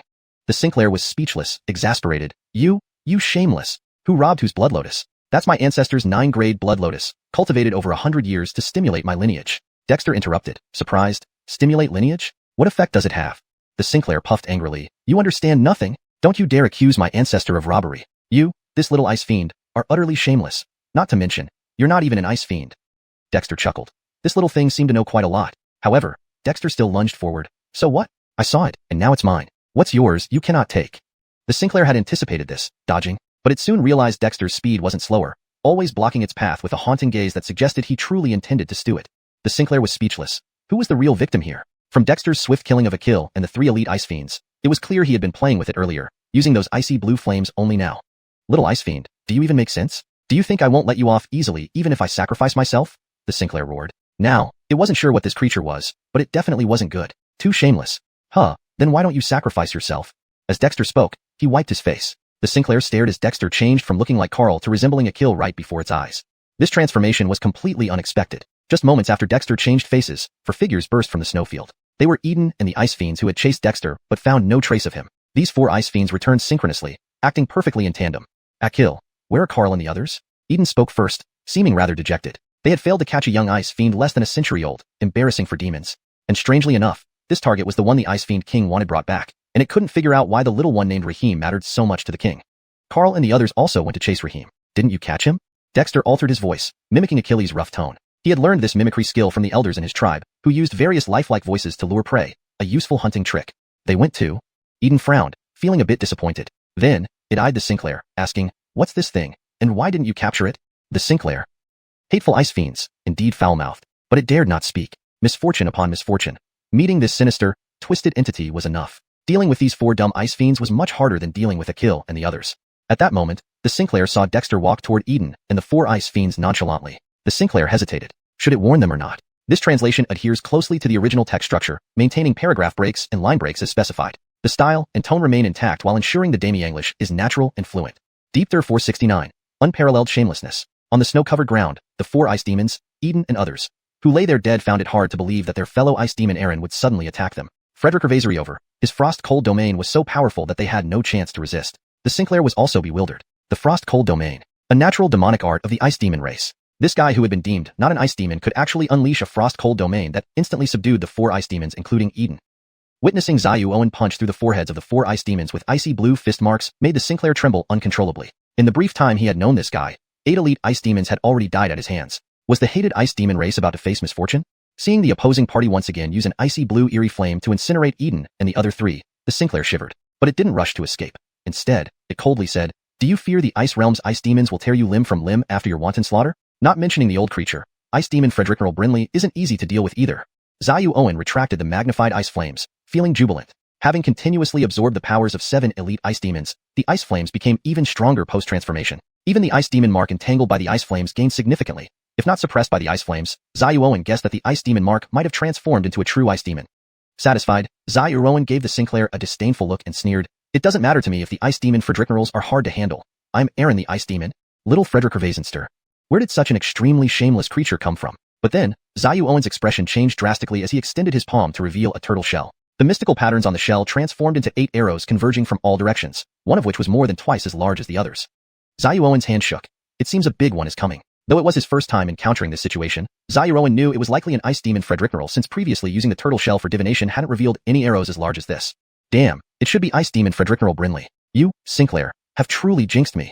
Zayu Owen cursed in frustration. The Sinclair laughed heartily. That's on you. Take care of yourself. As it spoke, a ripple spread over its body before it vanished, remaining visible yet seemingly ignored by Zayu Owen even when scanned by his consciousness. Ice demon, stop looking. It's an ancestral technique. Farewell. The Sinclair jeered, disappearing with a swift leap. However, soon the Sinclair cried out in surprise, what are you doing? Just as it wanted to escape, Zayu Owen grabbed it. With wind and thunder wings manifesting behind him, he reached his top speed, obviously sharing the good times and bad together. You Sinclair, I shared the 9-petal blood lotus with you. Do you feel right escaping on your own? Have you any pride? The Sinclair nearly spat blood, glaring fiercely at Zayu Owen, who lacks a sense of shame here. Now wasn't the time to argue. In its current state, it couldn't deal with even a quasi-ice demon Fredericknerl, let alone an ice demon Fredericknerl. Ice demon, release Grand Ray quickly, or else what? Zayu Owen chuckled darkly, his hand instantly forming an ice coffin around the Sinclair, trapping it inside while enveloping it in icy blue flames. Little Frederick Ervasenster. This shameless creature was planning to drag it down with him to death? Ice demon, how can you be so shameless? Roared the Sinclair from within the ice coffin. Meeting this person really brought bad luck indeed. If shamelessness were useful, being a bit shameless wouldn't be too much. Unless you teach me this hidden skill of yours, we can't survive this together. Otherwise, neither of us will make it. Zayu Owen smiled coldly as he used ice concealment to burrow deeper into the ice layer. Just as he disappeared into the snow, an ice demon appeared from the chill wind in each direction. One wore ancient ice armor, with a weathered face. Lord Brinley, Aaron and others should be in this area. Their auras still linger but are fading rapidly. One ice demon scanned the surroundings coldly, sniffing occasionally. Ice demon Fredericknerl Brinley's face was icy cold, almost indistinguishable from any other ice demons. But now, ice demon Fredericknerl Brinley looked exceptionally displeased. He had just sensed the disappearance of several subordinates' auras and rushed over, only to be too late. There are traces of ice concealment. Johnny, you four chase after whoever escaped and find out what happened. There's an unfamiliar aura here, plus a faint familiar one. I can't recall who it is yet, but it's probably not part of our ice demon race. Brinley stated coldly, eyes piercing. Johnny, a quasi-ice demon Frederickneral and commander of the ice demon guards, immediately took 3 ice demons to follow the trail into the snowy expanse. With Johnny handling it, ice demon Frederickneral Brinley felt assured. The loss of 7, no, 8, ice demon guards pained him deeply. You spread out and continue searching, but be cautious. Whatever you find, send signals immediately, and I'll arrive as fast as possible, ordered ice demon Frederickneral Brinley. The remaining 3 ice demons tensed up and promptly scattered. Beneath the ice layer, Zayuowen had burrowed to a depth of 100 meters. As he descended further, his speed slowed. The deep-seated ice frozen for eons carried immense glacial energy. Little ice demon, who are you? The Sinclair sealed in the ice coffin roared helplessly. If not for the icy blue flames around the coffin, it could break free. But those flames gave it a bad feeling, immobilizing it completely. It had witnessed 7 ice demons being incinerated and absorbed by these very flames, leaving no trace behind. TSK, does it matter who I am? For ice demons are chasing us. Little thing, are you sure you want to keep hiding? If ice demon Frederickneral finds us, we're truly doomed together. Zayuowen continued his descent while manipulating the turtle shell, making it difficult for the ice demons to detect him underground without it. You're blackmailing me. The Sinclair was seething. It had never seen someone so shameless. So what if I extort you? If you obediently reveal your secrets, I can take you along to escape. Otherwise, I might break your last resort and throw you out. As Zayuowen spoke, the ice flames began spreading inward. The Sinclair's expression changed dramatically, followed by fury. You're the epitome of shamelessness. Translation completed, maintaining paragraph structure and tone as closely as possible. Deep Thir 470, submerged scales and hidden form. Little ice demon, listen carefully. This secret technique of the ancestor is not something just anyone can cultivate. I can pass it on to you, but you must let me go. Otherwise, let's just part ways. Embedded in the frozen ground, the Sinclair glared fiercely at Dexter. Its eyes filled with flames of anger as if it wanted to tear him apart. This bastard actually used that ice blue flame to threaten it. Just by catching a whiff of that ice blue flame, the Sinclair was unnerved. It sensed a very real threat of death. Humph, I'm afraid if we part ways, you'll be the one who dissipates. Dexter sneered. The Sinclair. This guy really wants to beat it to death. But cruel reality was that like a caged tiger being taunted by a dog, it could not match Dexter now, and this fact was deeply humiliating. Be quick about it. Among the few ice demons chasing us, there's a quasi-demon general and an ice demon general watching over them. Do you think I have time to chat? Dexter changed direction abruptly. Though he had the turtle shell in hand to detect ice demons within several kilometers, carrying the Sinclair slowed him down considerably. You're shameless. Forget it, even if I give it to you, you might not be able to cultivate it. The Sinclair seethed but didn't argue further. That ice blue flame hovered ominously above its icy coffin, ready to strike at any moment, and Dexter's lightning was also extremely annoying. Just write it directly on the ice coffin. However, let's be clear. I won't be lenient if you deceive me and don't transmit the secret technique for concealing breath and hiding form, Dexter warned.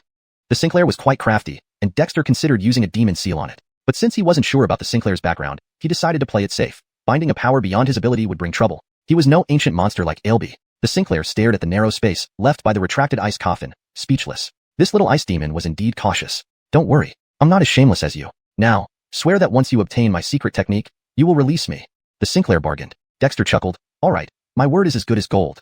The Sinclair's face eased, and immediately began clawing symbols into the ice coffin. These were demon runes, different from those Dexter had encountered before. Ancient, grand, and more intricate. These demon runes are interesting. Little monster, recite them to me, Dexter said gravely. Anyone capable of writing such runes must have come from distinguished origins. Dexter initially thought it might know old-timers like Brendan, but now he was certain this Sinclair might itself be an ancient creature rejuvenated. If you don't recognize them, then stop pretending. Pay attention. The Sinclair disdainfully began reciting while engraving. It recited in the language of the demon clan, more ancient than what Dexter learned from Brendan. Each rune had a unique sound, as if containing immeasurable power. Dexter was stunned. This Sinclair knew its stuff. Soon, the ice walls were covered with runes. Little ice demon, this is all I can teach you. Whether you can cultivate it depends on your qualifications. This secret technique comes from my bloodline inheritance. Even among my own kind, few can master it. The Sinclair spoke with a complex expression. It seemed to recall some unhappy memories. Dexter took a deep breath, enveloping the ice coffin with his mind, committing each rune to memory. Sensing Dexter's intent, the Sinclair asked unexpectedly, "What exactly are you? Ice demons don't possess such strong mental abilities." Ignoring the question, Dexter quickly transformed the runes into a faith codex using his spiritual energy. To manage this while escaping, Dexter's soul had undergone significant transformation, advancing to a higher level. Only then could he multitask without overwhelming himself. Don't try it rashly. My secret technique has restrictions. Not only is it difficult for non-bloodline members to cultivate, it also risks severe backlash. Dead end? The Sinclair, having shared the secret technique, became composed, almost looking forward to Dexter's potential failure. Though Dexter hadn't freed it yet, the Sinclair was patient, eagerly awaiting Dexter's downfall. Dexter glanced at it and sneered, "How will I know unless I try? Alexandria up and don't disturb me." The Sinclair.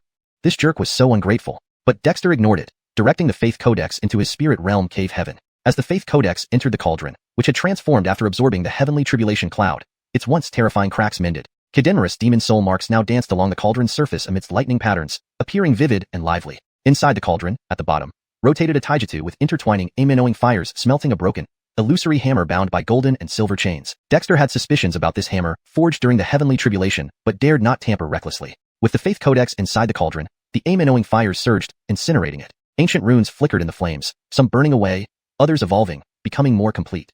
Using the alchemical seals from the creation pill formula, Dexter activated the cauldron. His seals were insignificant. What truly reshaped the techniques was beyond his understanding.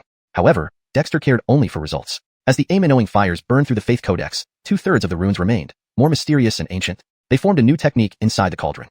Submerged scales and hidden form? Dexter stared at the floating demonic runes and froze. This technique, somehow, seemed related to the Croods clan?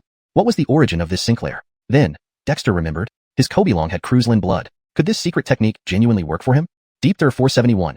Ancient Ice Scruzlin. The cultivation techniques refined by the Cauldron of Creation had never disappointed Dexter. Whether it was the Creation True Spell, Creation Alchemy Decree, or Ice Spirit Decree, all were this way, and naturally, this stealthy coiling scale was no exception. When Dexter used the ice evasive technique to avoid detection by the ice demons while simultaneously studying this new secret art, he quickly realized that the technique indeed required invoking Croods blood chi within one's body to be cultivated and practiced. However, as it was only a secret art and not a main cultivation method, Dexter did not need to alter his primary cultivation methods. After more than half an hour, Dexter managed to use the tortoise shell armor to evade pursuit by Tabuta and other ice demons. He also mastered this new secret art without hesitation, immediately invoking the blood chi power from the witch dragon's body. The witch dragon had always been a fusion of human lineage with a Minglong blood chi and Croods blood marrow, existing in an intermediary state between real and imaginary. After all, the witch dragon was not a true dragon, but rather an energy entity composed of the initial 5 elements which later transformed into 5 elements spiritual force. However, after being purified by the mysterious essence following the heavenly tribulation, the 3 different bloodlines of human, dragon, and Croods within the witch dragon had fused into one, establishing a clearer connection with Dexter's physical body. Dexter himself possessed the bloodlines of dragons and Croods, albeit very faint and weak. But when he attempted to run the rudiments of the newly comprehended, stealthy coiling scale, the faint Croods blood chi within him resonated with the Croods blood chi inside the witch dragon. As a result, to the small creature's amazement, Dexter slowly emanated ripples that resembled its previous secret arts almost perfectly, even more mysteriously. Then, as those ripples subsided, Dexter stood right before the creature, yet it seemed to completely overlook Dexter. The small creature was dumbfounded, pinching its claw and pointing at Dexter. You? How can it be possible for you to master our clan's secret so quickly? Could it be that you also possess Croods bloodline? Are you a collateral branch of the Croods clan? Dexter raised an eyebrow, coldly scoffing. Who are you calling Croods? I don't have Croods bloodline. But tell me, are you of the Croods clan? It is said that the northern wasteland has 4 ancient demons, one of which is called Ice Scruzlin. Could you possibly be it? Dexter had spoken casually, but then widened his eyes in shock. Oh no, could you really be it? You're an ancient demon? Even Dexter was stunned. If this guy was an ancient demon, then hadn't he bullied an ancient demon on his journey? Imprisonment, electric shocks, burning. Were ancient demons really so weak? The small creature rolled its eyes and said coldly, since you recognize your ancestor, why don't you kneel and worship? Dexter. This Sinclair had overstepped its bounds. A bolt of lightning suddenly appeared in the ice coffin, shocking the Sinclair, who angrily demanded, why did you do that? Just testing you. Disappointing. If you were the ancient Ice Scruzlin, I would already be the king of ice demons. Dexter sneered, becoming increasingly audacious as the ripples on his body dissipated. Little ice demon, your ancestor has told you who I am. Now tell me who you are? The Sinclair felt helpless. How unlucky, to encounter such a little bastard. To think this was an ice demon. It wouldn't believe it even if beaten to death. Ice demons could not cultivate the clan's secret arts. It sensed no kinship from Dexter, driving it into a rage greater than any electric shock or fire burn. Why should I tell you? Dexter threw the Sinclair away, and was about to escape. The Sinclair was puzzled. What are you planning? Go our separate ways. Didn't we agree that you give me a secret art, and I let you go? We'll all be fine, and I'm a decent person who keeps my word. The Sinclair. This bastard was taking advantage, and then turning traitor. First, get me out of here. Unlike you, I don't know ice evasion. Should your ancestor dig through? The depth of this underground ice layer was unknown, and other ice demons were still pursuing him. If they found it, the Sinclair shivered. Although it used the stealthy coiling scale, secret art, it wasn't entirely safe. Isn't this outside our agreement? You shouted kill me earlier. I didn't refine you into medicine just because you gave me a good secret art. Now you want me to help? Dexter sneered. This Sinclair had ambitious plans. If it weren't for its high-level concealment art, Dexter would have long abandoned it to attract the ice demons. You, the Sinclair, speechless. What else? Unless you have something else to trade, stay cool here. Maybe luck will keep the ice demons from finding you. Dexter smiled at the Sinclair. And you claim to be an ancient demon like the Yuri. Is that it? The Sinclair rolled its eyes, helplessly saying, I suffered severe injuries back then, reshaped using clan secrets. Now I have deep reserves but can't utilize them. If not for you stealing my 6-petal blood lotus, I could swallow that ice demon Brinley. Dexter was surprised. You're really the ancient Ice Scruzlin? The Sinclair sighed. Do you think any ordinary demon dares walk in the frost region? Except you, little ice demon. You who exactly are you? This was the countless time it asked. But this guy shamelessly pretended to be an ice demon, blatantly deceiving. This has nothing to do with you. Even if you are the true ancient ice gruzlin, it's none of my business. Dexter laughed. Ice gruzlin? With reshaping secrets? He only heard that the Phoenix clan could be reborn in flames. This guy was cheating whom? You lack a bit of dignity, boy. Since you won't say, neither will I. But there's a boon you might be interested in. The Sinclair scratched its head, trying to lure. Not interested. Dexter turned to leave. Hey, do you even converse? Aren't you curious about how my ancestor cultivated the blood lotus? The Sinclair exclaimed. Afraid this kid would run off. Is that blood lotus really yours? Seems to me it was a spirit item grown naturally, Dexter doubted. Sky it. He was intrigued. The 6-petal blood lotus benefited him greatly. Knowing how to cultivate blood lotuses could benefit him and his tribe members immensely, even if he couldn't cultivate 9-petaled ones. The Sinclair calmly smiled. Your ancestor knows everything in the northern wasteland. Dexter suddenly pointed to his nose. Excuse me, who am I? The Sinclair.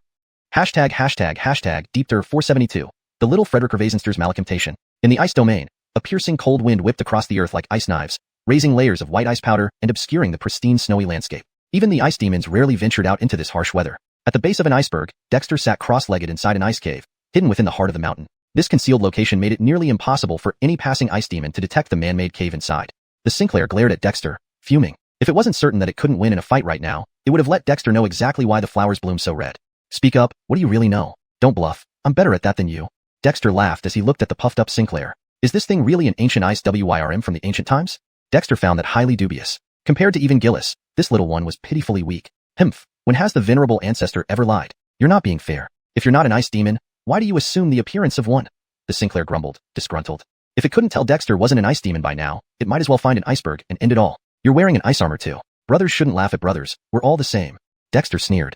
With the tortoise shell in hand, Dexter used the concealment malachtechnique passed down by the ancient WYRM, easily evading the search by the ice demons and disappearing using the ice escape technique without them noticing. However, Dexter kept the tortoise shell clenched in his hand just in case, but thankfully, it showed no signs of activity. This meant there were no ice demons within several kilometers. It wasn't a large area, but it gave Dexter enough time to react, especially after mastering the concealment malachtechnique, which required qilin bloodline to be effective. Dexter found that it perfectly masked his aura, even concealing the demon spirit mark in his bodily orifices. Coupled with the ice escape technique, he was truly invisible in the ice domain. Feeling secure, Dexter had the leisure to deal with the Sinclair. Otherwise, he would have discarded it long ago. I had no choice, but you're different. Forget it. You don't seem to be much of a good guy. Wait, could you really be a human? The Sinclair suddenly stared wide-eyed. Dexter was human-shaped, no doubt about that. But besides ice demons, only half-demons and humans existed in the northern wastelands. The Sinclair knew all too well what half-demons were like. So what if I am? Either way, I can't possibly be from your qilin clan. Dexter curled his lips. Had this creature not been somewhat useful, Dexter might have been tempted to refine it with the cauldron of creation. After all, he needed qilin bloodline energy. The Sinclair shivered suddenly. Was he thinking of using it? Fine, doesn't matter who you are. As long as you're not an ice demon, we have a foundation for cooperation. Aren't you curious how I cultivated the Holleen petal blood lotus? Hey, it's called the Frederick Gervaiserizer vein lotus. It's actually a spirit item used to stimulate bloodline potential and purify bloodline impurities. The Venerable Ray cultivated it using essence blood from 100 spirits. As for where this 100 spirit essence blood came from, guess. The Sinclair paused dramatically, its eyes fixed on Dexter. You must have stolen it from the ice demons. What's there to guess? Dexter snorted. The Sinclair gaped. How did you know? It's obvious. The ice domain is the territory of the ice demons. If you're secretly cultivating something here, it must come from them. Dexter scoffed. The Sinclair was speechless. Was it really that easy to figure out? But Dexter had a point. It asked a rather dumb question. Anyway, that's not the main issue. The real question is, how do you know the ice demons have the essence blood of 100 spirits? Dexter was taken aback. What did you say? Essence blood of 100 spirits? He'd been focused on arguing and missed the crucial part. Essence blood of 100 spirits. Dexter coveted this greatly. Though the demon spirit mark in his body no longer needed the 100 beast pill refined from the essence blood, Dexter still wouldn't turn it down.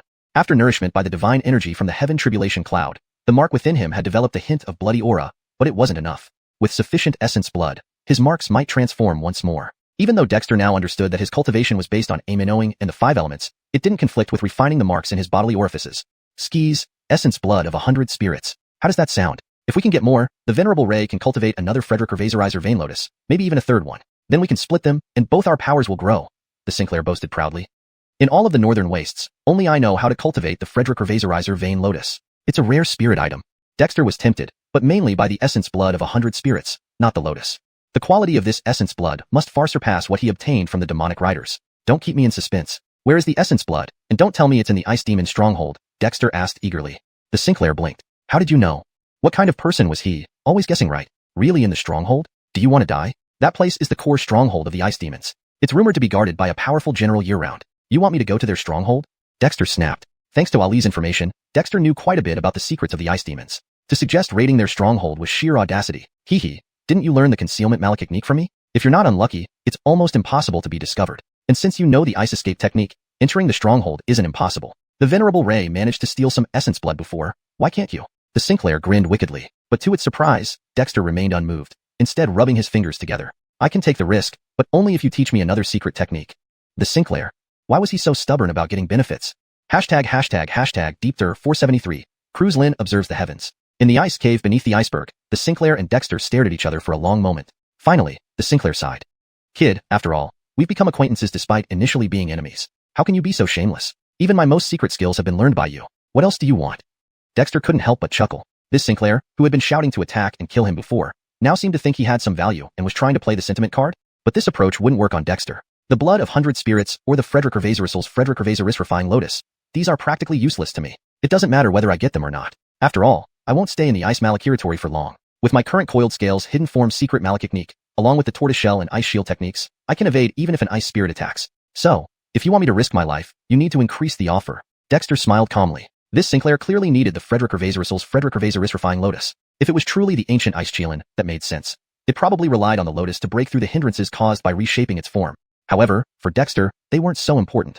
At least not necessary for his cultivation. Increase the offer? The Sinclair stared at him. What's money? Dexter was speechless. This creature didn't understand the concept. I mean, give more benefits. If you want me to take risks for you, there should be something in it for me. Don't think I won't capture you and hand you over to the ice spirits for substantial rewards. Dexter said coldly.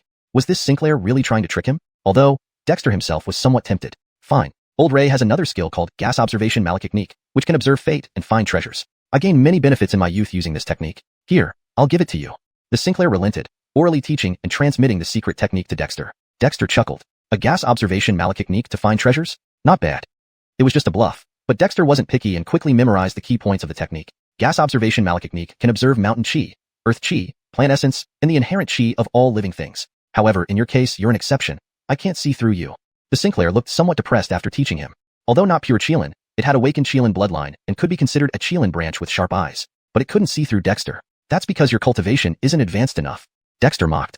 He swiftly transformed the gas observation malakechnique into a book of faith using his faith power and put it into the creation cauldron. Dexter didn't fully trust the Sinclair. Furthermore, refining through the creation cauldron extracted the essence, making it true whether for elixirs or secret techniques. The Sinclair ignored Dexter's sarcasm and was about to speak when it suddenly noticed Dexter sitting cross-legged. The Sinclair glared at him. This guy had a huge heart, daring to comprehend the technique right in front of it. But after hesitating, it ultimately didn't ambush Dexter. Not that it would definitely fail, but it still needed Dexter to obtain the blood of 100 spirits. Unbeknownst to it, Dexter's comprehension involved two different matters. The creation cauldron did not disappoint Dexter. The book of faith containing the gas observation malakechnique fell into the cauldron and was refined and restructured within moments. A new secret technique appeared before Dexter's eyes. Croods Lin observed the heavens, observing the heavens, peeking into destiny and avoiding form. Ancient demon symbols, or rather, qilin clan symbols, formed this secret technique in front of Dexter, making him increasingly believe that this Sinclair was likely the ancient ice qilin. After all, both successive secret techniques were related to qilin. He couldn't deny it. Only, this Croods Lin observed the heavens technique sounded quite ambitious. Frederick Refying cultivating this technique required assistance from qilin bloodline, which Dexter found unsurprising. It should be a bloodline technique. That's not right. I now possess the 100 spirits mark. If qilin bloodline can cultivate qilin techniques, then perhaps I also have a chance to cultivate techniques from other clans. Dexter suddenly realized. Like the ice spirits ice armor, cold ice domain, and ice escape techniques based on the ice essence decision. Once this point became clear, Dexter became excited. 100 spirits, 100 malakechniques, each with unique subtleties. Dexter wasn't greedy, but having the opportunity to learn useful secret techniques could come in handy. For example, the ice spirit's ice escape technique was excellent, and the qilin clan's coiled scales hidden form was even better. Seems like when I return, I need to consult Ellie. It must know many secret techniques, Dexter thought joyfully. Even though his mind wandered, it didn't hinder his comprehension of the secret technique.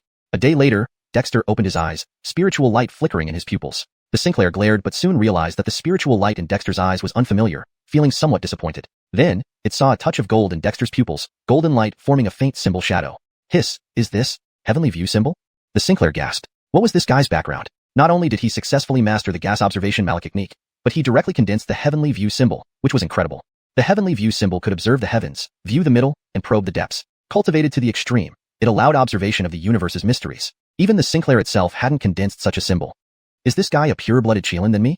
The Sinclair felt jealous. That was too demoralizing for demons. Sinclair, you're actually a qilin? Though a white ice qilin. Why do you hide yourself? At this moment, Dexter's gaze fell on the Sinclair, emitting a light hum. Under his observation, the disguise on the Sinclair's body vanished, revealing its true form. Lion head, deer antlers, tiger eyes, elk body, dragon scales, cow tail, with some sharpness from ice crystals, but indeed resembling Dexter's impression of a qilin. Of course, Dexter had only seen pictures. Hemph, Old Ray is merely a side branch of the qilin clan with impure blood, not a true qilin. Hence, I call myself an ice qilin. As for why I hide myself, it's an ancestral decree. All qilin descendants must conceal themselves in the wilderness and not show themselves easily, lest disaster strikes. Why? I don't understand either. Dexter was surprised, but soon seemed to recall something. The disappearance of the qilin clan might have been due to the legendary calamity, ages ago. The qilin clan has been hiding all this time? That seemed too much of a survival strategy.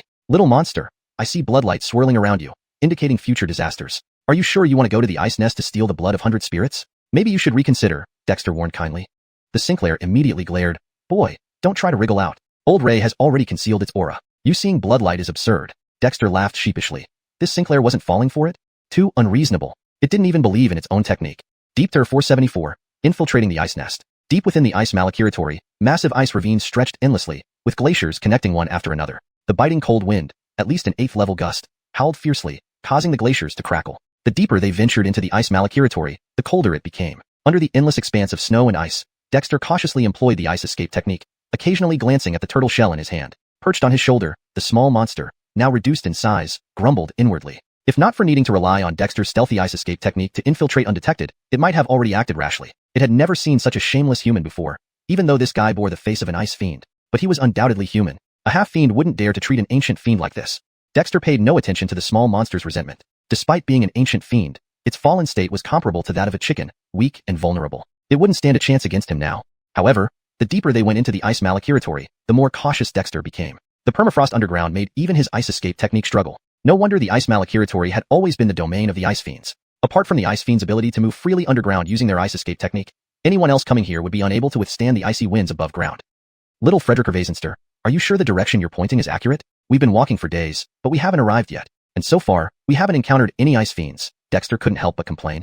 He didn't have time to wander aimlessly through the ice malakiratory. He still needed to return to his tribe outside the territory. Don't worry, Ray once visited the ice nest and knows its location well. The ice malakiratory is vast, and there aren't many ice fiends around. Actually, the deeper we go, the fewer ice fiends there are. After all, the temperature here is too low for even ordinary ice fiends to endure. The small monster sneered. Young ones, huh? You can't even last a few days?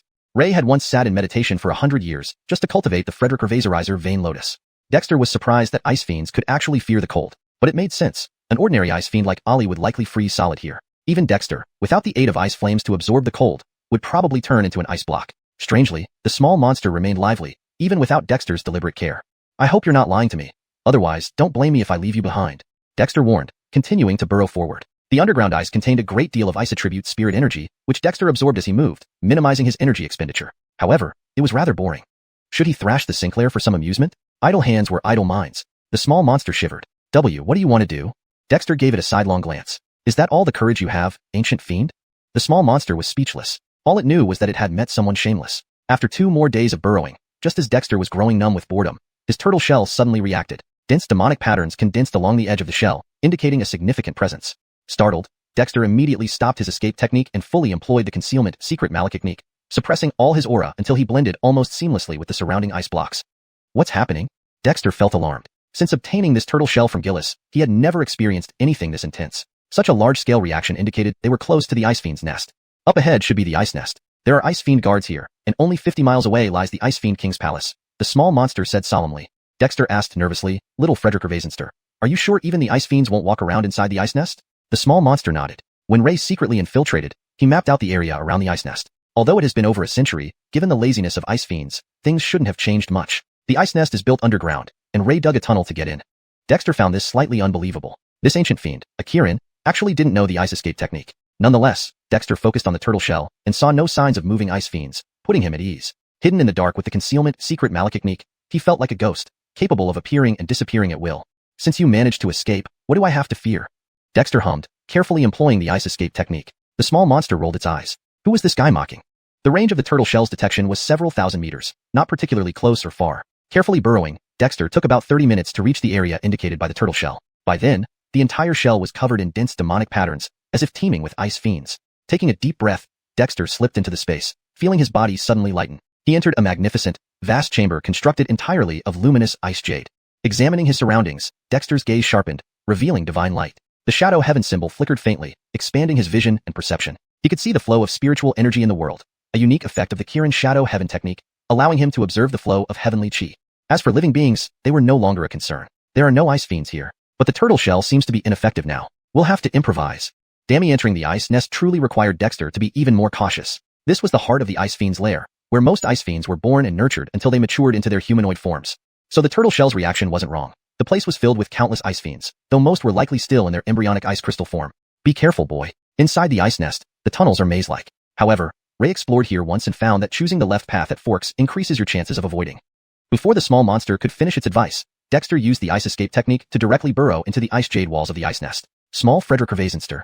This guy really doesn't follow the beaten path. However, the small monster soon realized with amazement that Dexter was navigating the ice walls effortlessly. Dexter paid it no mind, simply moving carefully through the ice walls. Soon, he discovered that the ice jade was formed from concentrated ice spirit energy, making it incredibly easy for him to traverse. The ice nest indeed resembled a labyrinth, even more complex than an ant colony. Skyet, Dexter, traveling within the ice jade walls, bypassed the confusing forks at maximum speed, reaching the inner parts of the ice nest. Through the ice jade walls, Dexter's vision was somewhat obscured but still clear enough. But one glance was enough to make his scalp tingle and send chills down his spine.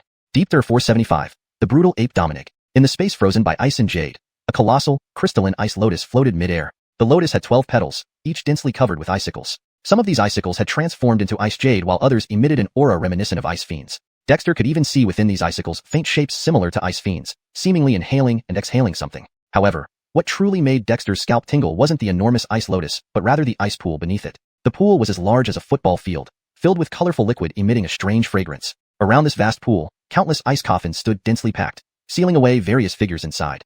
Some of the figures in these coffins were decayed, while others were still vibrant. Regardless, all had a transparent tube connected directly to the ice pool, from which the colorful liquid seemed to originate, presumably drawn from these sealed figures. These figures came from various races, human, beast, and powerful demons, all sealed in this ice tomb. See? This is why the ice fiend race hunts on the northern wasteland. Their lair requires the essence blood of hundreds of beings for nourishment. From ancient times, they have treated the living creatures of the northern wasteland as sustenance for their nest. Even mighty demon generals or kings are sacrificed, said the Sinclair in a grave voice. My Elroy, ancestors were also sealed here. Sadly, this place is under the domain of freezing cold. Even demon kings would be frozen if they came here. My powers are greatly diminished too. I am no match for any ice fiend king. Dexter fell silent. So this was the truth behind the ice fiends hunting on the northern wasteland, to use its inhabitants as nourishment for their lair. It seemed that for centuries, the northern wasteland had been nothing more than a garden for the ice fiends. Little Frederick Gervaisenster, could the creatures inside these ice coffins possibly still be alive? Asked Dexter after some time. Glancing around, one could see thousands upon thousands of ice coffins, indicating that the ice fiends had accumulated these treasures over many years. They are mostly alive, though only physically. Their souls have likely been destroyed by the ice fiends long ago. The ice fiends need their essence blood, replied the little Frederick Gervaisenster bitterly.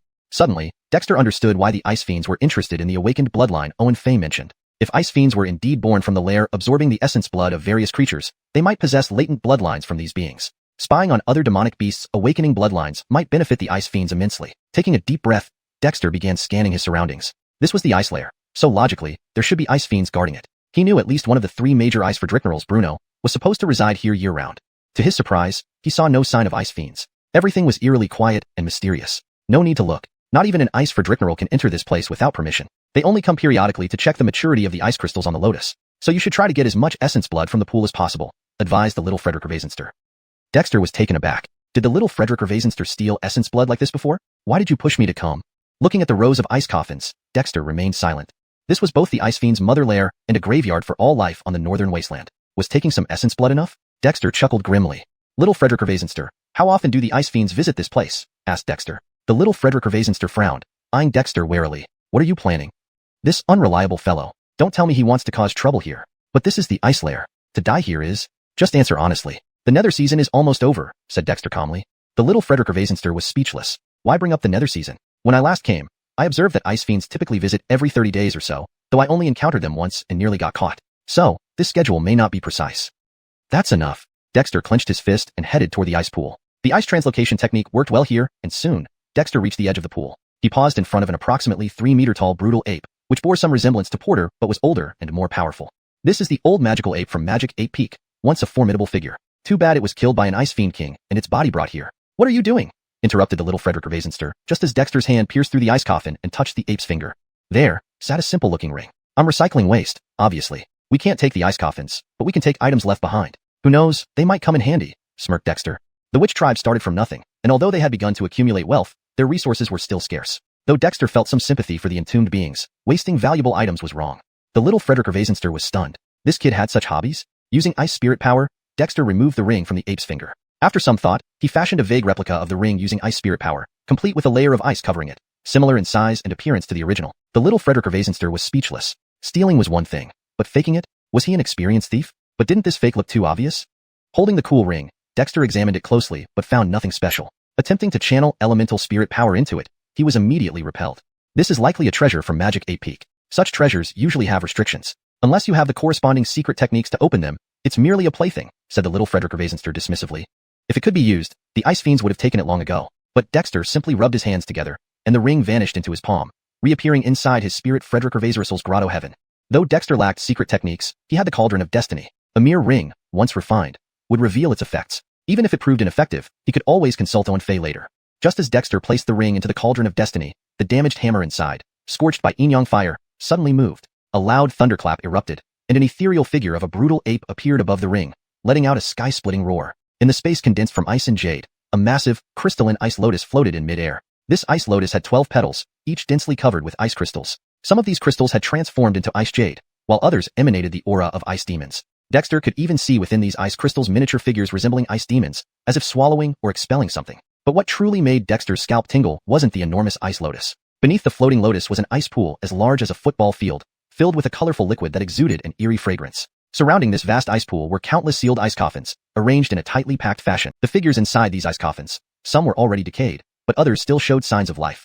All had a translucent tube inserted into them, which connected directly to the ice pool. The fluid within the ice pool flowed out from the bodies in these ice coffins. These figures were varied, including humans, beasts, powerful demons, and various other races, forming what resembled an icy tomb. You see, this is why the ice demons hunt on the northern wasteland ice plain. Their ice nests need to be nurtured by the essence blood of all living things. Since ancient times, the ice demons have regarded the creatures of the northern wasteland ice plain as nutrients for their nests. The beings in these ice coffins include powerful demon generals and even demon kings, all turned into sacrifices. The Sinclair lowered its voice, sounding unusually grave. Even members of my own clan, the ice scales, have been sealed here. Unfortunately, this place is under the control of the cold region.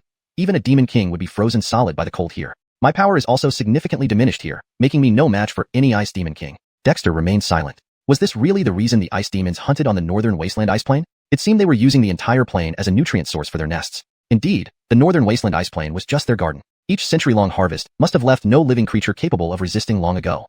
Little Frederick Gervaisenster, is there any chance the beings in these ice coffins are still alive?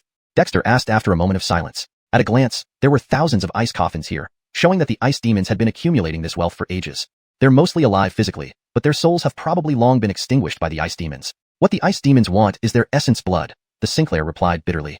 Dexter immediately understood. No wonder Owen Fei mentioned that an ice demon once coveted its awakened lineage. Initially, Dexter couldn't understand why the ice demons, being the dominant force on the northern wasteland ice plain, would covet Owen Fei's awakened lineage. However, if these ice demons were born from the ice nest absorbing the essence blood of various beings, then perhaps the ice demons carried the latent lineages of those beings. Coveting other demonic lineages might yield significant benefits for the ice demons.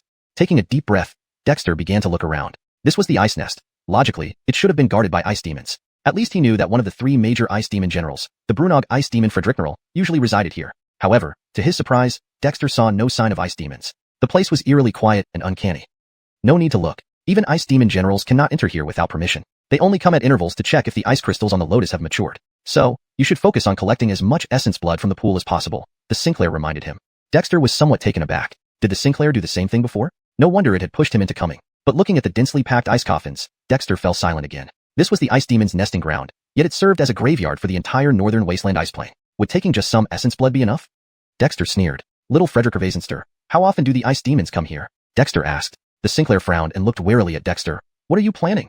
That unreliable, shameless guy wouldn't dare cause trouble here, right? This was the ice nest, a deadly place. Just answer me truthfully. The sirening season is almost over, Dexter said calmly. The Sinclair was speechless. How did this lead to the sirening season? The last time I came, I observed that the ice demons usually visit about every 30 days, but I only encountered them once, nearly getting caught, so this timing isn't precise. That's enough. Dexter clenched his fists and approached the ice pool. His ice escape technique worked exceptionally well here. Soon, he arrived at the edge of the ice pool. Looking at the countless ice coffins, Dexter paused for a moment, then began walking through the rows of coffins. Note: I have made slight adjustments to ensure the translation reads more naturally in Dami English while preserving the original meaning. Soon, Dexter stopped before a towering Balros, standing about 3 meters tall. This Balros bore a resemblance to Ephraim but was much older and more powerful, clearly from the same lineage. This is the old Balros from Devil Ape Peak, once a formidable figure, unfortunately killed by an ice demon king, and its body placed here. What are you doing? The Sinclair was about to remark when it saw Dexter's hand pass through the ice coffin, resting on the Balros's finger. There, an ancient-looking ring was worn. Recycling waste, of course. We can't take the coffins, but we can certainly take what's left inside. Who knows, maybe it'll come in handy. Dexter smirked. Kobe Yoel tribe started poor and remained so. Although they had accumulated some assets, their foundation was weak. While Dexter felt sympathy for the spirits trapped in these ice coffins, wasting resources was shameful. The Sinclair was stunned. Did this kid have a strange hobby? Using ice spirit energy, Dexter extracted the ring from the Balros's finger. After some thought, he used his ice spirit energy to create a blurred ice-covered ring on the old Balros's finger, similar in size and shape. The Sinclair was speechless. This thief not only stole but also faked a cover-up. Had he done this before? The ring was slightly cool to the touch. Dexter examined it closely, but found nothing special. He tried infusing it with a bit of elemental spirit energy, only to be instantly repelled. This should be a treasure from Devil Ape Peak. Such treasures are usually enchanted with restrictions. You'd need the corresponding secret technique to unlock it. Otherwise, it's just a trinket, the Sinclair commented. If it were usable, the ice demons would have taken it long ago. But Dexter merely rubbed his hands, and the ring vanished into his palm. It reappeared in the Spirit Vein Grotto. While Dexter lacked secret techniques, he had the Cauldron of Creation. Just a simple refinement would reveal its effects. Even if ineffective, testing it with Owen Fei later wouldn't be bad. As soon as Dexter placed the ring into the Cauldron of Creation, a broken hammer, scorched by aim-knowing fire, suddenly moved. A loud thunderclap rang out as a phantom image of a roaring Balros emerged from the ring, echoing in the sky. ###Deepter476, Soul Pill and Thunderhammer. The moment the wild ape's figure appeared, Dexter felt a powerful pressure acting directly on his consciousness and soul, causing him to stiffen. But just a moment later, the creation cauldron emitted spiritual light, with the imprints of 1,000 birds and 100 beasts flowing over its surface, subduing the wild ape's phantom. Without hesitation, Dexter used the ice escape malachtechnique to retreat beneath the ice coffin where the wild ape was located, leaving the small monster momentarily stunned. Did that guy actually run away? However, soon enough, the small monster could vaguely see Dexter's silhouette under the ice coffin and relaxed slightly. This place is the ice nest. Although it had been here once before, its strength back then was not as weak as it is now. This ice demon would likely be something it couldn't escape from. Meanwhile, beneath the ice coffin, Dexter sat cross-legged in the ice jade, his spiritual body appearing within the spirit vein paradise. He looked at the wild ape that emerged from the ring inside the creation cauldron. The wild ape also saw Dexter. It froze for a moment before roaring. A mere human dares to spy on my treasure. Release me immediately, or I will exterminate your entire clan. Dexter was taken aback. This wild ape still possessed intelligence? Are you the spirit of the old wild ape? You're not dead? Dexter asked coldly after realizing this. Even as a spirit, it remained so arrogant. This old wild ape had no sense at all. Insolence. A lowly human servant dares mock me. I will destroy you. The old wild ape raged, lunging towards Dexter. But Dexter didn't even need to move. The creation cauldron immediately suppressed it, immobilizing it. What in the world is this? Why can it suppress me?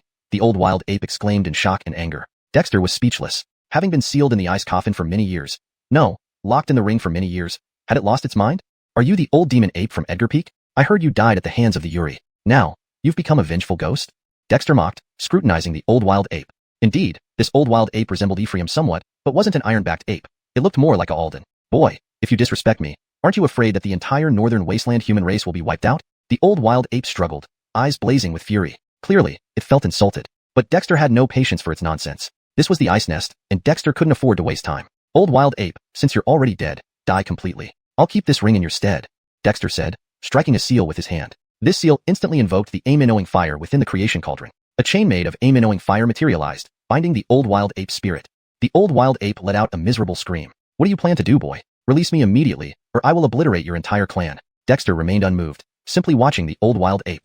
Edgar Peak was one of the veteran forces in the northern wasteland icefield. Not only was it one of the 2 largest demonic beast clans in the northern wasteland besides the ice region, but historically, it had always stood tall in the northern wasteland icefield, unlike the newly arrived cold Frederick Gervasian Lake. Even Lord Aranchan knew little about the secrets behind Edgar Peak. It was rumored that there were ancient demons guarding Edgar Peak, though they hadn't appeared in a long time. You see, it's you who wanted to destroy my entire clan, so don't blame me for being rude. Aim-knowing fire, refine? Dexter sneered, quickly forming seals with both hands. How dare it remain so arrogant after falling into the creation cauldron? Dexter had never had a good impression of Edgar Peak, and even if he did, it was only because of Ephraim. Bound by the chain of aim-knowing fire, the old wild ape roared in rage, struggling with all its might. Under the refining power of the fire, it continuously screamed in agony. Even the illusory, broken hammer, which was also being burned by the aim-knowing fire, occasionally emitting lightning, was unbearable for it. No, damn it, you human dared to harm me? The old wild ape roared repeatedly, but it could only roar. After a short while, The old wild ape finally broke down, shouting, "Human, release me. I will give you benefits." Dexter sneered. What took it so long? Truthfully, he hadn't expected the old wild ape spirit to hide in the ring. From the start, his goal was only to see if the ring had any use. It's too late. Once this fire starts, even I can't stop it. Blame yourself for seeking death. Dexter gently shook his head. It was true. Although he could control the creation cauldron slightly using the creation dam decision, once activated, Dexter wasn't sure he could stop it. No, damn it, you must have a way. I know many secrets of the northern wasteland icefield. You can't kill me. The old wild ape panicked completely. Skyet Dexter remained unperturbed. Do you know more than Lord Aranchen or Marilyn? As for Edgar Peake's matters, I'm not interested. The old wild ape was stunned. You've met Lord Aranchen and Marilyn? They are still alive. Dexter nodded. So rest assured, die in peace. As Dexter completed all the seals, the aim-annowing fire inside the creation cauldron intensified, with the 1,000-bird and 100-beast imprints on the cauldron moving joyfully, swallowing something. The old wild ape was immediately burned miserably, its relatively solid spirit rapidly melting. No, you can't. It only lasted a few moments before the old wild ape's spirit was completely melted, dark smoke dissipating into the flames. In the midst of the fire, a thumb-sized dark green pill gradually formed, marked with an image of a wild ape roaring furiously. Dexter was surprised. Could the spirit of the old wild ape be refined into a pill? The creation cauldron was indeed incredibly wondrous. Confirming that the old wild ape's aura was gone, Dexter extinguished the aim-annowing fire with a seal, guiding the dark green pill out. Upon emerging from the cauldron, it released a terrifyingly strange fragrance that gave Dexter's spiritual body a feeling of euphoria. This is a soul pill? Dexter suddenly recalled something, his eyes gleaming with intense heat. In the shared heritage records of the Cold Frederick-Ravasiantan tribe, there was mention of soul pills, known to enhance the soul and consciousness. However, the formula was scarce, and even the Cold Frederick-Ravasiantan tribe lacked a complete soul pill recipe, only recording some related information. My spiritual body just advanced to the innate stage. It's precisely the time for supplementation. Let's try it out. Dexter's spiritual body opened its mouth and absorbed the dark green pill. Instantly, Dexter's spiritual body felt like it was about to explode. Without thinking, Dexter jumped into the creation cauldron, using it to suppress his own spiritual body. However, after a moment, Dexter realized that while the pill's power was suppressed, the broken hammer within the cauldron had briefly escaped the chains of aim-annowing fire and swung towards him. Dexter! Was this hammer waiting for me here?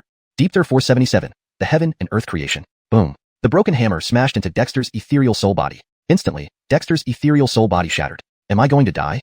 Dexter was terrified, frantically trying to recondense his ethereal soul body, but after the hammer shattered it, it plunged in, about to thoroughly destroy Dexter's fragmented soul essence. At this moment, however, the medicinal power released by the pill that Dexter had swallowed was also shattered by the hammer, swiftly merging with Dexter's soul fragments amidst lightning. The cauldron of creation seemed angered by the hammer's escape. From its bottom, a spear made of aim-annowing flames shot out, directly shattering the hammer. For a brief moment within the cauldron of creation, Dexter's shattered ethereal soul body, the shattered pill, and the shattered hammer mixed together, accompanied by lightning, while the medicine condensed something. Just then, after breaking the hammer, the entire cauldron glowed, with ancient runes of witchcraft infusing light. After Dexter's ethereal soul was destroyed, he fell into unconsciousness, on the brink of total death. Suddenly, he felt a hint of warmth, clutching onto a thread of hope, desperately attempting to consolidate his consciousness and thought. This process was extremely painful, like countless thoughts swirling around, splitting and merging, being destroyed and reborn in the lightning. Finally, a clear thought successfully reformed. Dexter's consciousness slowly regained clarity, only to find himself utterly confused. He sensed his soul split into countless pieces, as if countless versions of himself were being born from destruction, nearly driving him mad. What's happening? Dexter's thoughts were dazed. He just wanted to ingest a soul pill. Why did this happen to him? What was he now? Did his thoughts breed, creating endless clones? At this moment, the spiritual light emerging from the cauldron of creation finally merged Dexter's exploded ethereal soul body into a perfect sphere. Within this sphere, countless fragments of Dexter's soul shone brightly, with the largest fragment being the one where Dexter's consciousness had recovered. Simultaneously, the illusory broken hammer was also reassembling. This is trouble. Dexter was horrified and tried to use the creation true art. Frederick Ravasman's later, he found it effective. The part of creation true art, infused with which spirit, stirred Dexter's fragmented soul. Dexter felt chills run down his spine, the pain from the shattered soul relieved, while the medicinal force from the soul pill was absorbed at an accelerated rate. Lightning from the exploding hammer was also being absorbed. Dexter could no longer care for much else, focusing entirely on circulating the technique. Meanwhile, the cauldron of creation operated automatically, its aim-annowing fire wrapping and forging the spherical structure.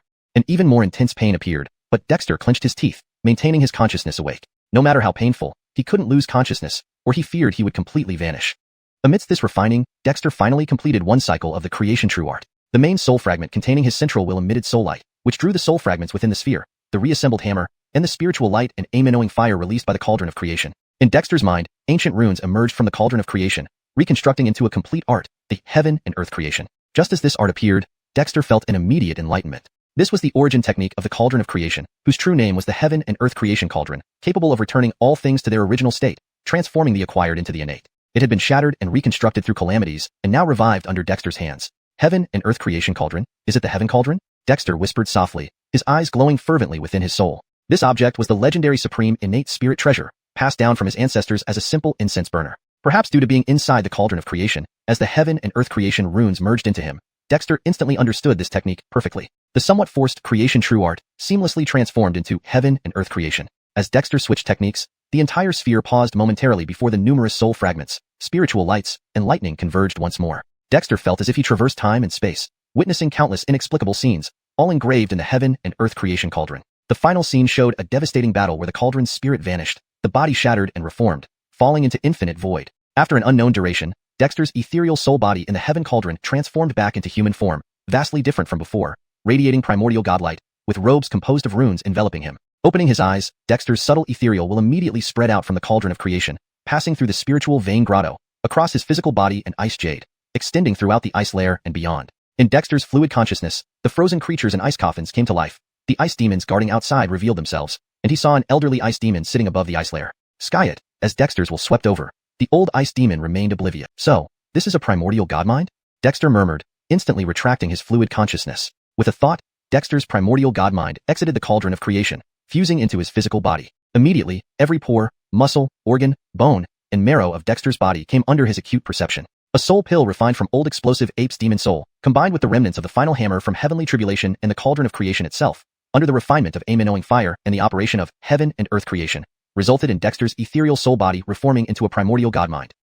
All of this was unimaginable yet seemed inevitable. Heaven and Earth Creation had the power to reshape the world and seize creation's destiny, originally the origin technique of the cauldron of creation spirit. Now mastered by Dexter, he became the Heaven Cauldron and vice versa, despite the distinction of having his own physical body. This meant the technique and the cauldron of creation belonged to him completely, even though the Heaven and Earth Creation Cauldron is still shattered, with only the remaining spiritual body of its original spirit, and the cauldron body lost. It's enough for me, Dexter whispered. Stepping out from beneath the ice coffin, the Sinclair rushed out from its hiding place, noticing something was off about Dexter. Before it could speak, Dexter flashed past numerous ice coffins, diving into the ice pool. The Sinclair was baffled. What was he planning? It had urged Dexter to the ice lair to steal the 100 spirits' essence blood, but what was Dexter up to? Ignoring the Sinclair, Dexter reached the ice pool's bottom, forming a cauldron seal with his hands. Instantly, the 5-element spirit power, ice spirit power, 4 elemental seals of wind, rain, thunder, and lightning, the 5-element spirit seal, demon spirit marks in his bodily cavities, and even the ice demon mark and ice flame all responded. Using himself as a cauldron, Dexter operated Heaven and Earth Creation with his physical body. Deep Tur 478, Spatial Spirit Deer. In the ice pool, the blood essence of hundreds of spirits from the numerous ice coffins around it dyed the water with vibrant colors. Below this ice pool, entirely covered by spirit emanating ice jade, intricate ice patterns unique to the ice demons formed an array that connected the pool with the enormous floating ice nest above. Dexter sat cross-legged at the bottom of the ice pool, practicing Heaven and Earth Creation. This technique faintly echoed the creation true art, and only now did Dexter realize how the creation cauldron had condensed elements from the creation true art, creation alchemy art, even the ice spirit art, all containing traces of Heaven and Earth Creation. Without his soul's dissolution and reconstruction within the creation cauldron, and without the broken hammer left behind by the heavenly tribulation cloud releasing its primordial essence and triggering the innate essence stored in the creation cauldron, it was uncertain if the Heaven and Earth Creation would have been revealed. This was a fundamental cultivation technique for cauldron spirits, but fused with the likes of the creation true art. Under its influence, pores and apertures across Dexter's body opened up into tiny spiraling vortices, drawing in the spirit blood essence from the surrounding ice coffins. The beings preserved in those ice coffins were powerful creatures from past generations on the northern wasteland's icy plains. Human, demon, even some odd races like the ice demons themselves. But what surprised Dexter was discovering the remains of powerful beasts with dragon, phoenix, and qilin features during his mental sweep. The ice demons seemed to have frozen every powerful creature ever seen on the icy plains here, almost like a gallery of myriad spirits. As Dexter absorbed the mingled blood essence, the refined energies integrated into his body through Heaven and Earth Creation, gradually transforming into his own power. His physique started to change under this process. Besides the blood essence, the ice coffins contained active essences, living bodies whose souls had long perished, their inherent powers like demonic energy and human witchcraft blending into the ice pool over time. Coupled with the dense spirit energies released by the ice jade constructing the pool and the effects of the ice demon array, this place became an unimaginable treasure trove for cultivation. Without this setup, the ice demons could not sustain such a massive ice nest for nurturing their young. Now, cultivating within this ice pool using Heaven and Earth Creation, Dexter found the benefits immeasurable. Dense essences and varied energies entered Dexter's body, circulating within him and refining under the guidance of his newly achieved powerful innate divine soul, flowing into every microscopic part of his being.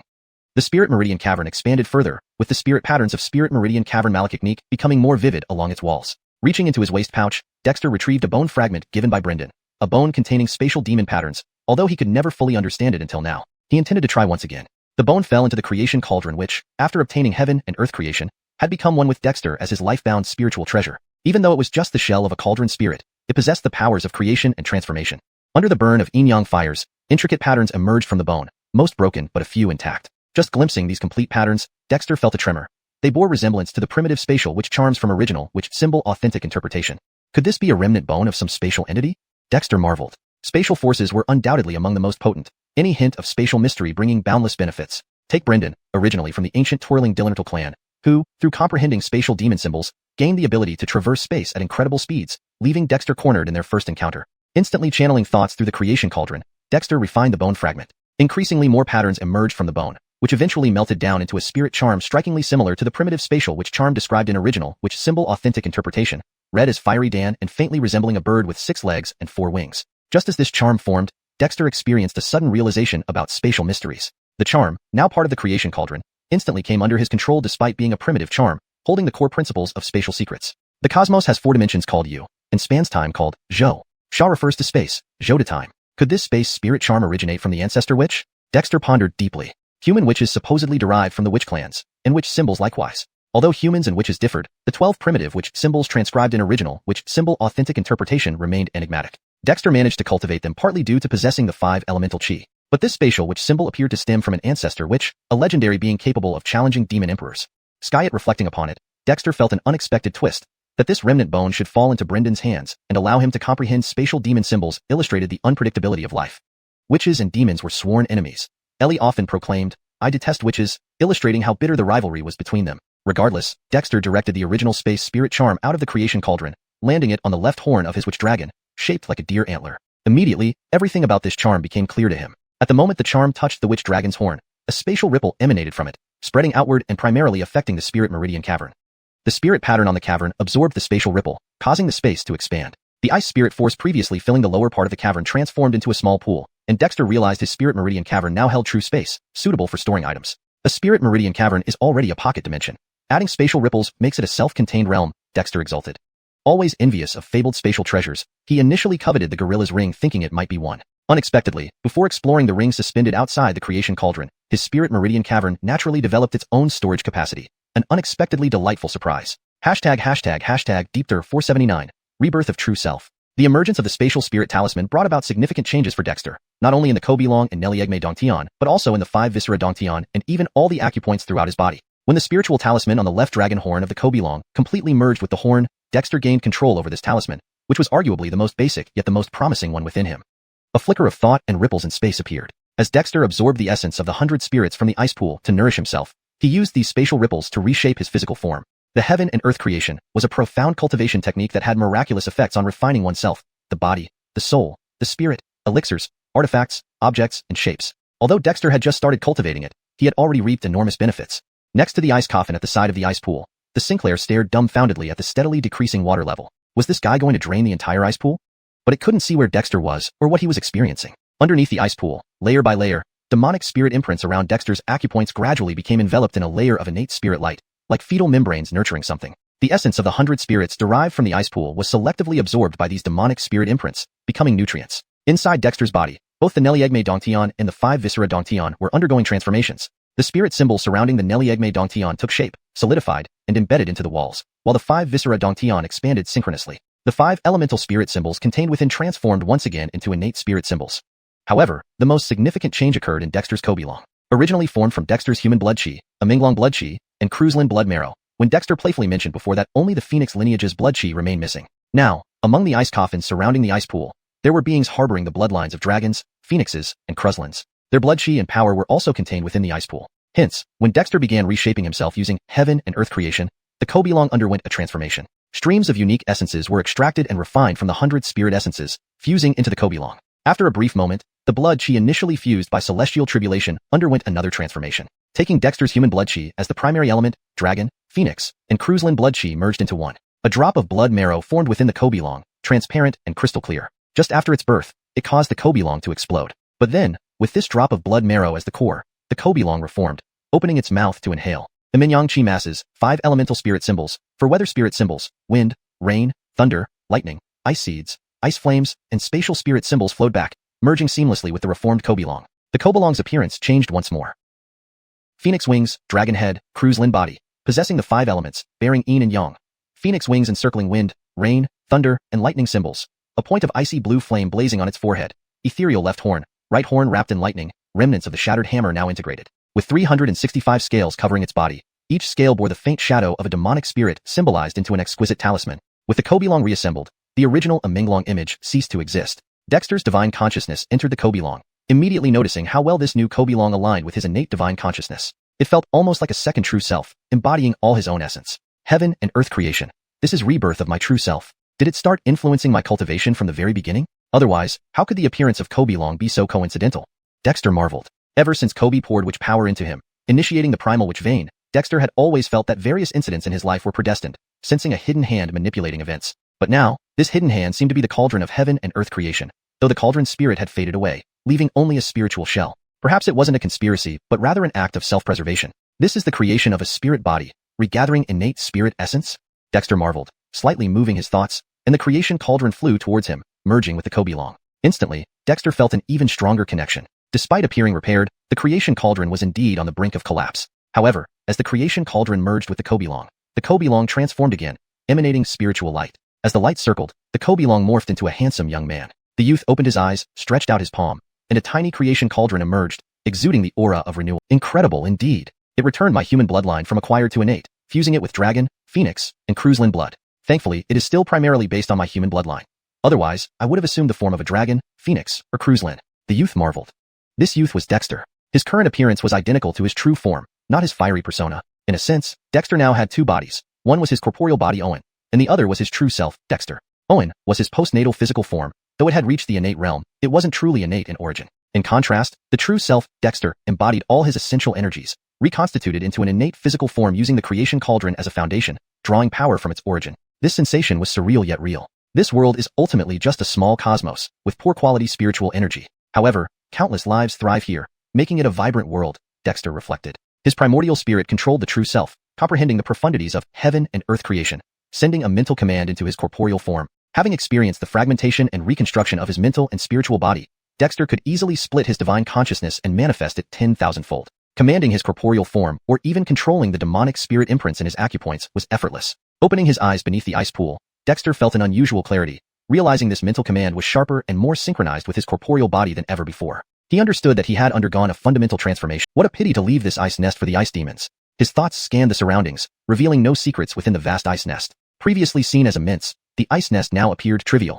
Since that's the case, I shall take this ice nest. Dexter calmly extended his left hand, and the creation cauldron appeared as a ghostly shadow. Now fused with him, it was his life-bound artifact, although only in form but retaining its essence. Upon his mental command, the creation cauldron rapidly enlarged, encompassing the entire ice nest. Even the old ice demon seated atop the ice nest was oblivious.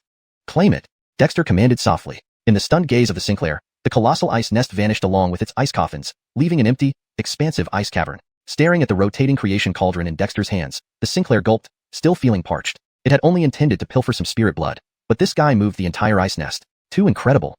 Hashtag Deepter480.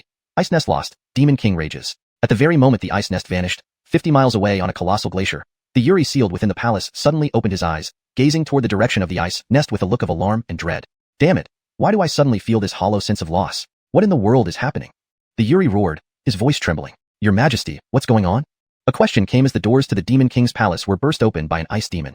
This was a quasi-demon Fredricknerl, but he crouched at the entrance, daring not to barge into the Demon King's domain without permission. Go check on the ice nest immediately, the Yuri commanded. He had been self-sealed inside the palace to recover from the last celestial strike. It wasn't yet time for him to emerge. The quasi-demon Fredricknerl did not dare delay, turning and sprinting off at once. In the vast emptiness left by the ice nest, Dexter rose to his feet, satisfied as he saw that even the ice jade containing ample heavenly essence beneath the former ice pool had been dug out. Little Frederick Weisenster, hurry over. If we don't leave now, we'll be in trouble. The little Frederick Weisenster rushed to Dexter's side, but before it could speak, Dexter had already immobilized it inside an ice coffin with a flick of his hand. Frederick Weisenster later, both Dexter and the little Frederick Weisenster vanished without a trace. Inside the ice coffin, the little Frederick Weisenster stared wide-eyed, only to soon realize that Dexter's speed through the subterranean ice was astonishingly faster, almost like a fleeting shadow, incomparably smoother than when they had first arrived. What exactly did you do? The little Frederick Weisenster asked, shocked. I just accidentally wiped out the ice nest. No big deal. Dexter laughed heartily, already having traveled dozens of miles in mere moments. Meanwhile, above the ice nest, Ice Demon Fredricknerl Haroun finally sensed something amiss, emitting a sudden roar. Every moment, the ice nest exuded the aura of the ice demon race, serving as their nurturing cradle. Now, however, its presence had vanished. How could Haroun not be enraged? But before he could react, another ice demon rushed up.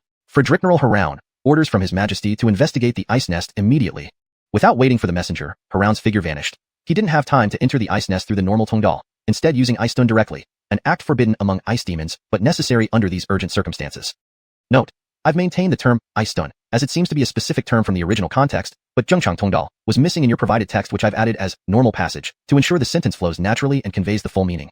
Improved version. Without waiting for the messenger, Haroun's figure vanished. He didn't have time to enter the ice nest through the normal passage, instead using an ice teleportation technique directly, an act forbidden among ice demons, but necessary under these urgent circumstances. However, upon entering the ice layer, Haroun felt weightless and saw a massive, empty underground ice cavern. Shaken to his core, a cold streak of blood erupted from his mouth, collapsing onto the barren ice.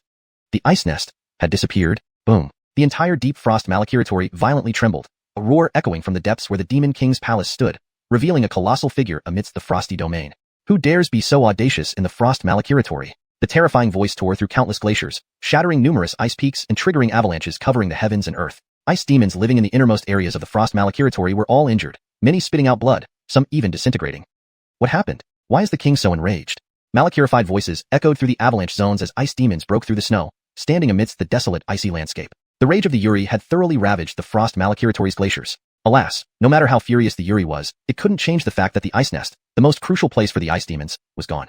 Inside the huge ice cavern left by the ice nest, Frederickneral Haroun fell to the ground, trembling. Alongside him, dozens of other ice demons who guarded the ice nest knelt, faces showing disbelief and despair. The ice nest lost meant no future for the ice demons. Even if they had other means of reproduction, without the ice nest, they had nothing to nurture their offspring. Haroun, what happened here? A towering figure suddenly appeared in the cavern. It was the Yuri, breaking his seal. The Yuri's face was ghastly pale, still not fully recovered from past injuries. But now, he had no choice but to leave the palace because the ice nest was gone. It was inconceivable. A massive ice nest had vanished without a sound. Your Majesty, this subordinate has failed. I found nothing, Haroun said bitterly. He had long safeguarded the ice nest without incident until now. The Yuri closed his eyes, sensing everything in the cavern. Frederick Hervasements later, he sensed nothing. There was no aura except ice demons, no traces left behind, not even digging marks. The ice nest, along with the ice pools and coffins, seemed to never have existed, completely vanished, a bizarre occurrence. Haroun, recall all ice demons, and seal off the frost malachiratory. An ice nest this size cannot simply disappear. It must still be within the territory. No one can silently steal the ice nest. The Yuri suppressed his fury and ordered. Ice nest priority overshadowed everything else right now. Haroun nodded hastily and began dispatching ice demon guards with orders. Soon, scattered ice demons returned to the central area while those sent out would take more time. By now, Dexter had traveled 100 miles away. With his innate Yuan spirit, his ice dodging technique was on par with any ice demon, perhaps even more effortless. Note: the term ice stun seems to be a mix of Demi English and Chinese. I've interpreted it as ice dodging based on context, but please clarify if this is incorrect. For further clarification, if ice stun refers to a specific technique or ability that involves moving through ice, it might be better translated as ice traversal or ice slipping. Naturally, Dexter heard the Yuri's roar but paid it no mind. Losing the ice nest was bound to enrage the Demon King. Whether or not the ice demons could find him depended on their ability. In the vast frost malachiratory, Dexter's direction was random, and with the turtle shell in hand, he could avoid encounters with ice demons. In just 2 days, Dexter reached the outskirts of the frost malachiratory, where the ice layer was much thinner and contained less ice essence. Emerging from the snow, he scanned the surroundings and spotted a hint of green far in the distance. Is the dark season over? Dexter wondered. He entered the frost malachiratory when the dark season was already 2/3 complete, and his subsequent cultivation had made time fly by. Just then, Dexter turned around. In the distance, he sensed an ice demon approaching. He paused, still disguised as ice demon Carl, with the little Frederick Hervasenster obediently perched on his shoulder, covered in ice armor. Carl, why are you here? Orders from the king. All ice demons must return to the Demon King's palace immediately. The approaching ice demon exclaimed after emerging from the snow, surprised to see Dexter. He held a crystalline token, an ice demon order crafted from ice crystal. This ice demon was actually a quasi-demon Frederickneral. #Deepter481. Seizing the token. I'm inspecting the ice malachiratory on Lord Brinley's orders. Forrest, something happened? Dexter faced the quasi-demon general with calm composure, wearing a strange expression. The ice demon gave a bitter smile. I can't divulge the details, but it's an emergency. Carl, don't delay. It's not just you. All ice demons outside must return. I still need to see Lord Chris. Just as the ice demon was about to leave, a sudden blur appeared before him, and his neck was grabbed by a hand that lifted him into the air. Carl, you. Startled, the ice demon attempted to resist but found that its demonic power seemed frozen in place. Malachil me, what's happening, or you won't go anywhere. Dexter snarled coldly. He had easily subdued a quasi-ice demon general, causing the Sinclair perched on his shoulder to widen its eyes in shock, sensing an inexplicable fear. This guy had been acting oddly ever since he left the ice nest, but it never imagined he had grown so powerful. The Sinclair felt an itch, but dared not ask. You, Carl, do you know what you're doing? The Ice Demon was enraged. It was a quasi-demon general, commander of the Ice Demon Guard. Yet this Carl, merely a guard, dared to defy it. Speak or die. Dexter swiftly snatched the Ice Demon token from its hand, weighing it to discover that it was crafted from the ice crystals unique to the Ice Demons. However, these crystals were somewhat special. How dare you seize the king's token? Do you want to die? The Ice Demon was terrified, finally realizing the gravity of the situation. Dexter smiled and summoned icy spiritual energy, instantly freezing the Ice Demon inside an ice coffin. With a flick of his finger, the Ice Demon along with the coffin vanished without a trace. What did you do to it? The Sinclair asked, startled. It was an ancient demon, yet it couldn't discern what secret technique Dexter had used. To send it where it belongs. Little monster, does this token command the Ice Demons? Dexter chuckled softly. He had been planning to visit the outer regions of the Halin demon tribes and the Ice Slave tribe after leaving the Ice Malakiratory. Initially, he worried about being exposed, but now with this token, things were different. This is a royal token from the Demon Palace, indeed capable of commanding the Ice Demons, but what do you plan to do? The Sinclair felt a shiver run down its spine. Everything it knew as an ancient demon was being turned upside down by this guy. Heh, with the Demon Palace's token, there's much that can be done. The Ice King wants to recall all Ice Demons, right? Inside the Ice Malakiratory might be impossible, but those outside. The Sinclair shivered, sensing another scheme in the works. Strangely, it felt a sense of anticipation. As an ancient ice dragon named Marilyn, it harbored deep hatred toward the Ice Demons. With their nest destroyed, they were doomed. If this guy continued his schemes, the Ice Demons would surely meet their end. A welcome outcome indeed. Dexter stood on the snowy ground, contemplating. Clearly, the Ice King wanted to recall all Ice Demons because the ice nest was lost. He, the instigator, knew this very well. Even if his home had been raided, Dexter wouldn't remain calm either. This trip to the Ice Malakiratory had far exceeded expectations, but Dexter kept himself composed. One step at a time, each matter in order. Wiping his face, Dexter changed from Carl's appearance back to the unlucky messenger he had previously encountered. The Sinclair watched from Dexter's shoulder, speechless. This guy was really getting addicted to disguising as Ice Demons. Little monster, what are your plans? Dexter looked at it. This ancient demon was quite weak compared to Kobe Whalen June, likely due to the loss of the 3 segments of the Frederick Revaserizer Vein Lotus. Can you give me some beast essence blood? I need to recultivate the Frederick Revaserizer Vein Lotus and hope to restore my strength within a century, the Sinclair sighed. Traveling with Dexter was incredibly stressful. An ancient demon like itself had become a mere follower, but Dexter's extraordinary prowess left it both awed and fearful.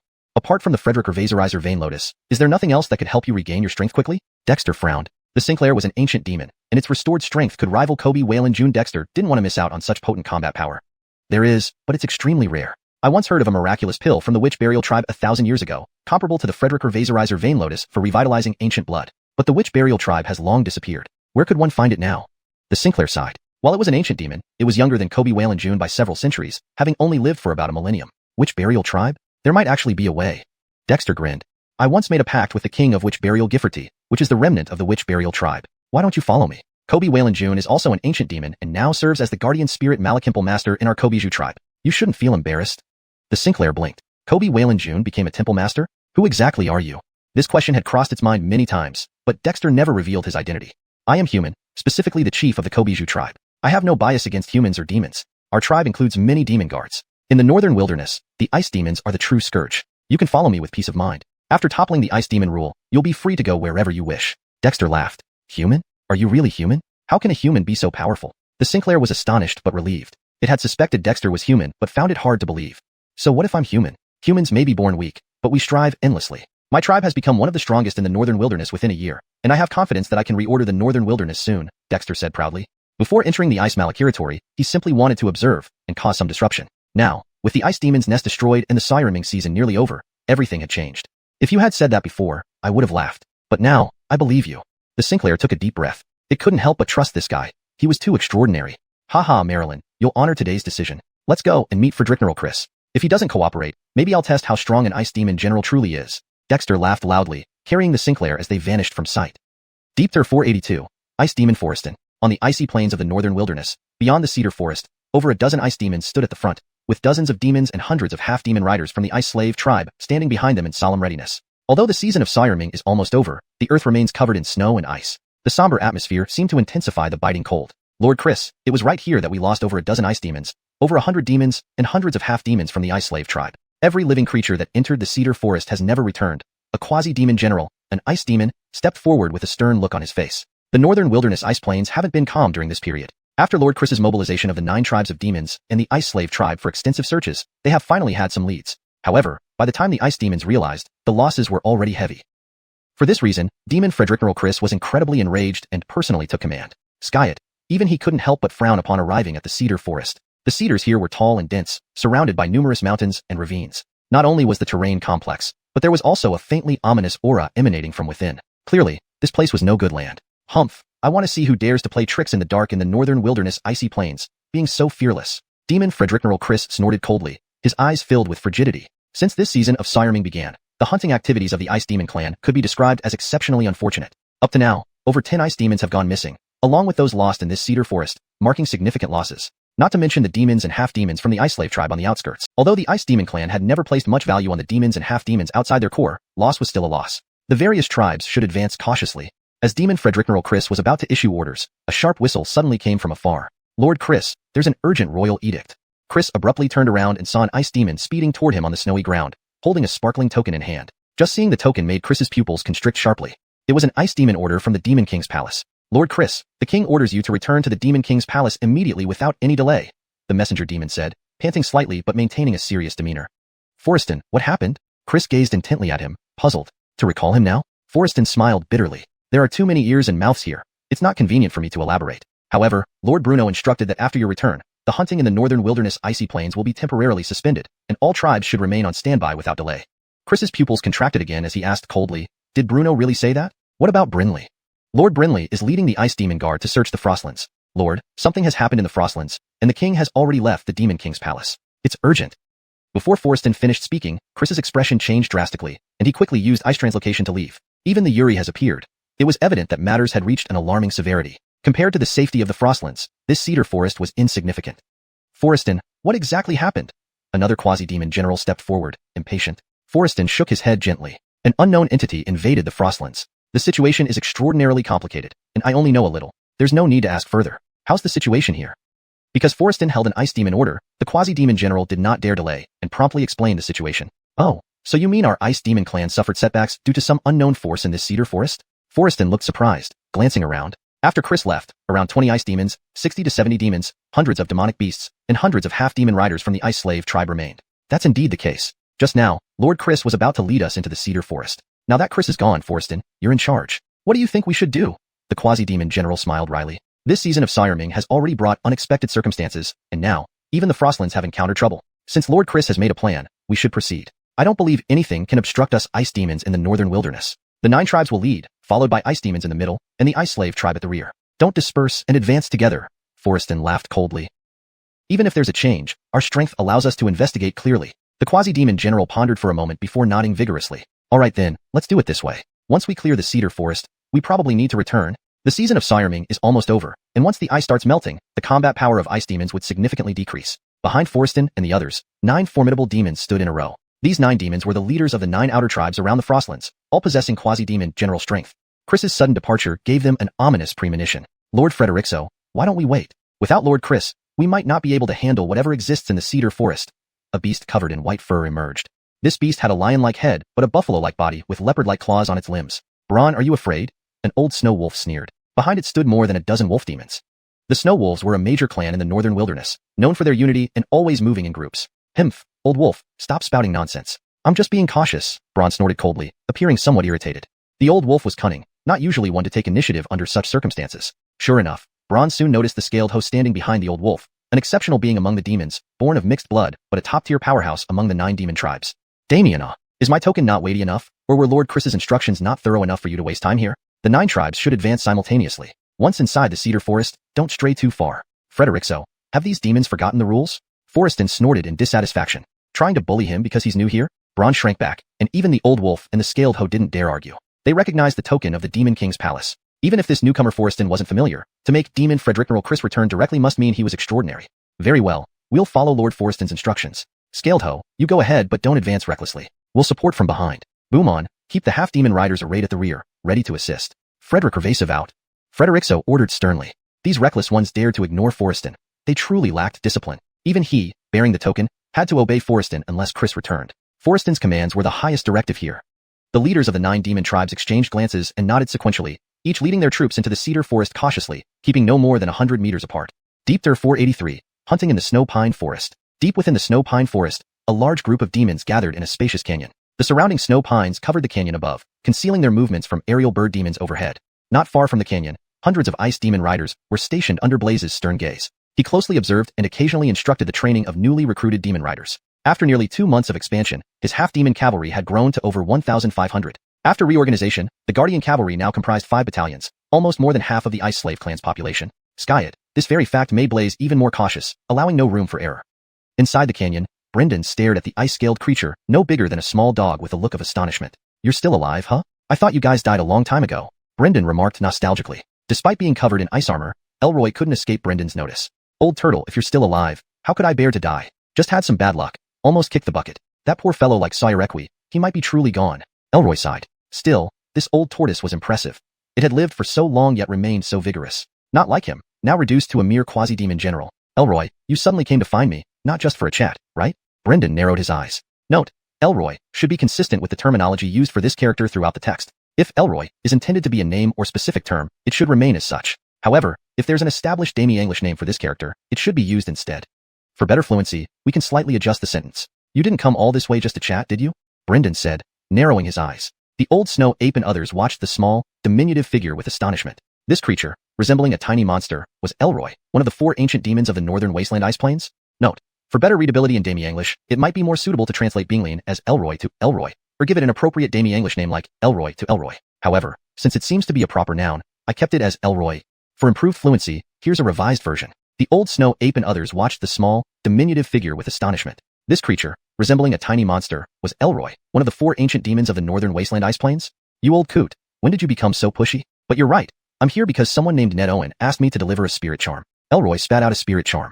Note, for consistency, Elroy should be translated as Elroy, or better yet, Elroy should be translated as Elroy consistently throughout the text. However, since it appears to be a name or specific term, it's best left untranslated unless a specific Demi-English equivalent has been provided earlier in the document. For better fluency and natural reading in Demi-English, Elroy can be treated as a name and capitalized as Elroy. If this is a name or unique term that has an established Demi-English translation elsewhere in the text, please ensure it's consistent with that. Revised for fluency and consistency. "You old coot, when did you become so pushy? But you're right, I'm here because someone named Ned Owen asked me to deliver a spirit charm." Elroy spat out a spirit charm. If Elroy is indeed a name or specific term, it should be used consistently throughout the text without translating it further. If there is an official Demi-English version of this name, it should replace Elroy. Brendan's expression shifted dramatically as a similar spirit charm emerged from his forehead, merging with the one Elroy had spat out. Within moments, the 2 spirit charms fused into one and were absorbed by Brendan. "Old mountain turtle, you really became the pavilion master of the Guardian Spirit Pavilion?"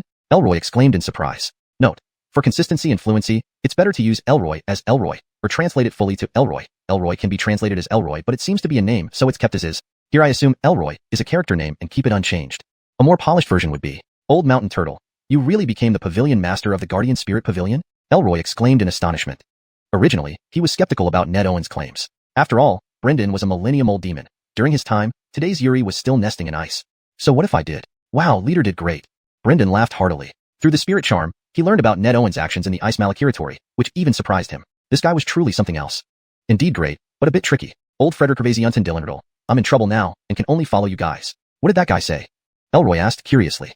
Brendan gave him a stern look and warned, "Elroy, given our long acquaintance, let me give you a word of advice. Show proper respect to the leader. The Kobe Yoel tribe is no ordinary human tribe. While the leader is magnanimous, there are still rules to follow. For now, you'll temporarily serve under the Guardian Spirit Pavilion as my assistant. Once you regain your strength, we'll reassess." Note, I've made slight adjustments to ensure the translation reads more naturally in Demi-English while maintaining the original meaning and tone. Additionally, for consistency, I kept the name Elroy as it was not provided in Demi-English in the original text. If Elroy has an Demi-English equivalent or preferred spelling, please provide it for future references. Elroy felt uneasy, sensing a change in Brendan. Could this old tortoise really have been tamed by that guy? Skyet, it dared not ask further, as it still needed Dexter's help with alchemy. Owen Bay, Haddon, give orders to the demons and demon riders to form up, prepare for battle. The leader is back. Brendan commanded. Nearby, Owen Bay, Haddon, and Kevin heard and were delighted, immediately spreading the word. Here, they held special status as the leader's direct subordinates, demanding respect from other demons. Soon, the demons and half-demon cavalry in the canyon sprang into action. After basic formation training, even the usually unruly demons were organized into battalions. Within half an hour, the entire area buzzed with coordinated movement. Seeing the disciplined formations, Elroy raised an eyebrow. These were demons, notoriously independent and unruly beings, now trained to such precision. It was almost unbelievable. Pavilion Master, will we still use our demon riders as bait? Blaze approached on his mount, looking serious. Heh, probably not this time. The leader has something big planned. We'll just do our jobs, Brendan laughed heartily, confusing Blaze and the others. The leader was indeed remarkable, but was Brendan's reaction appropriate? In the snow pine forest, the 9 tribes of demons cautiously explored ahead, while bird demons patrolled the skies. The bird demons dared not stray too far from the group. Many had vanished in the air above the forest. This place seemed like a trap, where neither land nor sky provided safety. The 9 tribes each numbered several hundred demons, spread among large herds of demon beasts. Though divided, each group still numbered hundreds, forging paths under the demons' guidance, creating a majestic scene. Behind the demons, Forreston and Kinsho walked side by side, followed by over a dozen ice demons, most ordinary, only 3 elite. Clearly, the Ice Demon clan never prioritized the northern wasteland, treating it merely as a hunting ground. Following the Ice Demons were the elderly chieftains of the Ice Slave clan, leading the surviving half-demons. They suffered heavy losses in this hunt. More than half their half-demon population, the clan's most elite force, had vanished. Why are we walking at the rear this time, Harton? One Ice Demon whispered. Traditionally, the Ice Slave clan would be cannon fodder up front. Yet now, they were in the rear, unusual indeed. Don't ask unnecessary questions. If danger comes, remember to preserve yourself for the arrival of the one you speak of. Hart Saman smiled bitterly. They had no choice but to secretly conserve strength for the clan's survival, but they had grown weary of this life. After marching uneasily behind the ice demons for hours, excited shouts erupted ahead. Lords Kinsho and Forreston, we found a large canyon with many demons inside, those missing ones. But a demon raced back to report. Forreston looked surprised at Kinsho, who frowned. Why are they here? Initially, they believed those demons dead, but now? Kinsho, let's go see who dares to gather these demons and oppose our ice malakiratory. Forreston sneered, dashing ahead first. Hashtag Deepter 484, defeated in one Frederick Evasive. Outside the Grand Canyon, dozens of demon clans lined up neatly by squad, bracing for battle. However, when a large number of demon clans surged out from the snow pines, panic spread among them, especially the Tigeri, who desperately wanted to turn and run, but ultimately gritted its teeth and glared ahead. Brat, what are you doing here? A dragon-headed tiger-bodied creature emerged from the crowd of demons, roaring furiously at the Tigeri. This creature was none other than Aaron, one of the 9 tribal chiefs of the demon clans. He had thought his son was dead but found him still alive, though the situation was dire. Father, uncles, I have forsaken the dark side and no longer serve the ice demons. Since you've come, lay down your arms and join us in resisting the ice demons. Elliot, tense yet resolute, addressed Aaron and the other demons. This was the task he had been given by Brendan. Though Elliot did not understand why Brendan had gone mad and remained inactive despite the encroaching ice demons, he trusted Brendan nonetheless. Fool, do you know what you're saying? Aaron roared in fury, nervously glancing behind him, only to see a group of ice demons walking toward them with mocking smiles. Ha ha ha, how laughable, Aaron. You've raised a fine son, said Nelly Ho, laughing mockingly, his eyes gleaming with malice. Both being leaders of the Haleen demon tribes and transformed from mystical beasts, Nelly Ho and Aaron were not on good terms. Now, Aaron's son, the young Elliot, dared to speak of resisting the ice demons. This was indeed an embarrassing predicament. Elliot, kneel and beg forgiveness, Aaron urged frantically. Deaf to Elliot's words, the demons following Aaron were rapidly retreating, clearly making their choice. Though Aaron never cared much for these demons, the feeling of isolation and the consequences that would follow made him tremble. Ha, I now know why this hunt hasn't gone well. It's because of traitors like you. Do you know the consequences of betraying the Ice Dominion? Frederick So strode forward, his icy face even colder. He had heard every word Elliot spoke. Lord Frederick So, Elliot doesn't understand. Aaron pleaded desperately. Outrageous. Kill it, and I'll forgive your transgression. Otherwise, your lineage will cease to exist. Frederick So sneered. A mere Elliot dared to defy him. Even Aaron wasn't in his league. As an ice demon, he held absolute advantage in the frozen wasteland. Aaron's expression turned grim. Gritting his teeth, he took steps toward Elliot. Father, turn back while you still can. You still have a choice. Elliot retreated several steps, panic evident in his eyes. If Aaron truly intended to kill him, Elliot had no chance to resist. After all, this was his father. Frederick lost, you brat. How dare you? Run. Aaron roared, kicking Elliot away and turning to flee. Ha, Aaron, do you think you can run? Nelly Ho anticipated this and instantly blocked Aaron's path. Nelly Ho, get out of my way. Aaron, desperate, channeled his demonic power, enlarged his form, and charged at Nelly Ho fiercely. Father, Hall Master, please save my father. Elliot landed heavily on the snowy ground, but remained unharmed. Seeing Nelly Ho blocking Aaron's path, and the other 7 tribal leaders closing in, he panicked. I want to know who dares to incite rebellion among our Ice Dominion's demons. Frederick So laughed coldly, soaring into the air to survey the canyon. But just then, Frederick So shuddered as he saw a small white bear emerging from the canyon, carrying a turtle on its shoulder. The turtle was unmistakably familiar. Little ice demon, is this about me? The turtle on the bear's shoulder mocked, scanning the demons, who all trembled. Brendan. Ha ha ha, old turtle, today's ice demons are quite impolite. Shall you discipline them for the old iceberg? Another mocking voice rang out as a small beast covered in shimmering scales walked forward. Just at the sight of it, Nelly Ho shivered violently. Ancient demon. Elroy. Corrected for natural fluency and consistency. Just at the sight of it, Nelly Ho shivered violently. Ancient demon. Elroy. To improve readability and fluency in Demi English, while maintaining the original meaning. Just at the sight of it, Nelly Ho shivered. It's the ancient demon. Elroy. For better clarity and context in Demi English, we should provide a consistent name or explanation for Elroy. Just at the sight of it, Nelly Ho shivered. It's the ancient demon. Elroy. A further improved version with an explanatory note for non-Chinese readers, if needed. Just at the sight of it, Nelly Ho shivered. It's the ancient demon. Elroy. A powerful ancient demon. for smoother reading in Dami English, while respecting the original. Just at the sight of it, Nelly Ho shivered. It's the ancient demon Elroy? Given that Elroy is a specific term, it's best to keep it as is with a possible footnote for context. Here is the most refined version without unnecessary additions. Just at the sight of it, Nelly Ho shivered. It's the ancient demon Elroy? What? That's Ice Nelly? The demons grew more panicked. One Brendan was already terrifying enough, and now there was an Ice Nelly, 2 of the 4 ancient demons of the northern wasteland ice plains? Damn, how dare you? Frederick so quaked. The 4 ancient demons were renowned for their might. Though the strongest was the Yuri, the other 3 were no weaklings, far surpassing demon generals. If the demon general Linden were here, perhaps they could stand a chance, but he wasn't. Alec, retreat. Frederick so panicked, quickly descending to vanish into the ice and snow. Even if Alec was strong, using ice escape techniques gave him some chance to flee, especially since they were still some distance apart.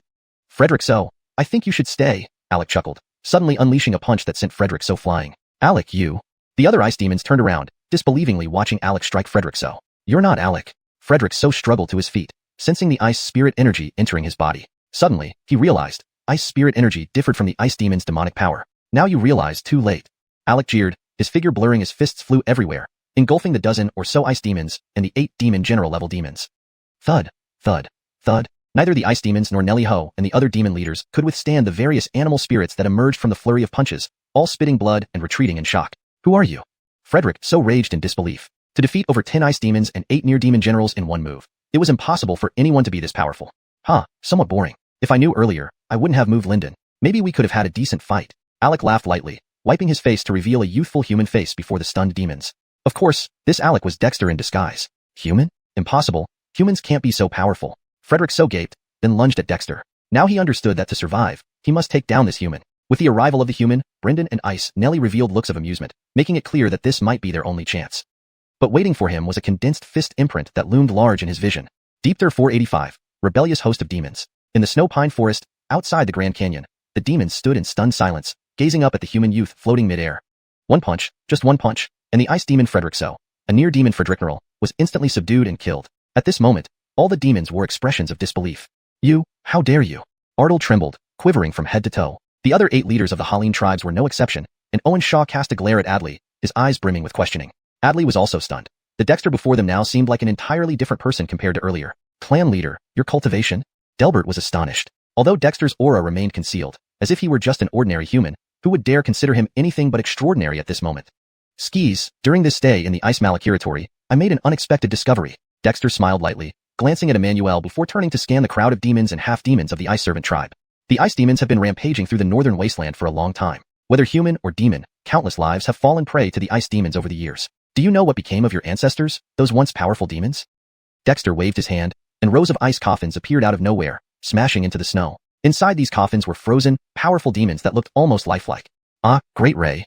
One of the Halin tribe leaders, Albine Bear, suddenly collapsed before one of the ice coffins, which contained a 3-meter-tall ferocious bear, its head still proudly raised despite being encased in ice. This is the Bear King from 1,000 years ago. Damn it.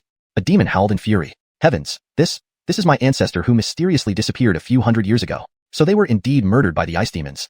Another demon roared in anguish, its eyes red with rage. No, this is Tiger King. Tiger King was also harmed by the ice demons. One by one, the demons howled in fury. Almost every tribe could find familiar ancestors among the ice coffins Dexter had revealed, but all of these legendary figures had become cold corpses.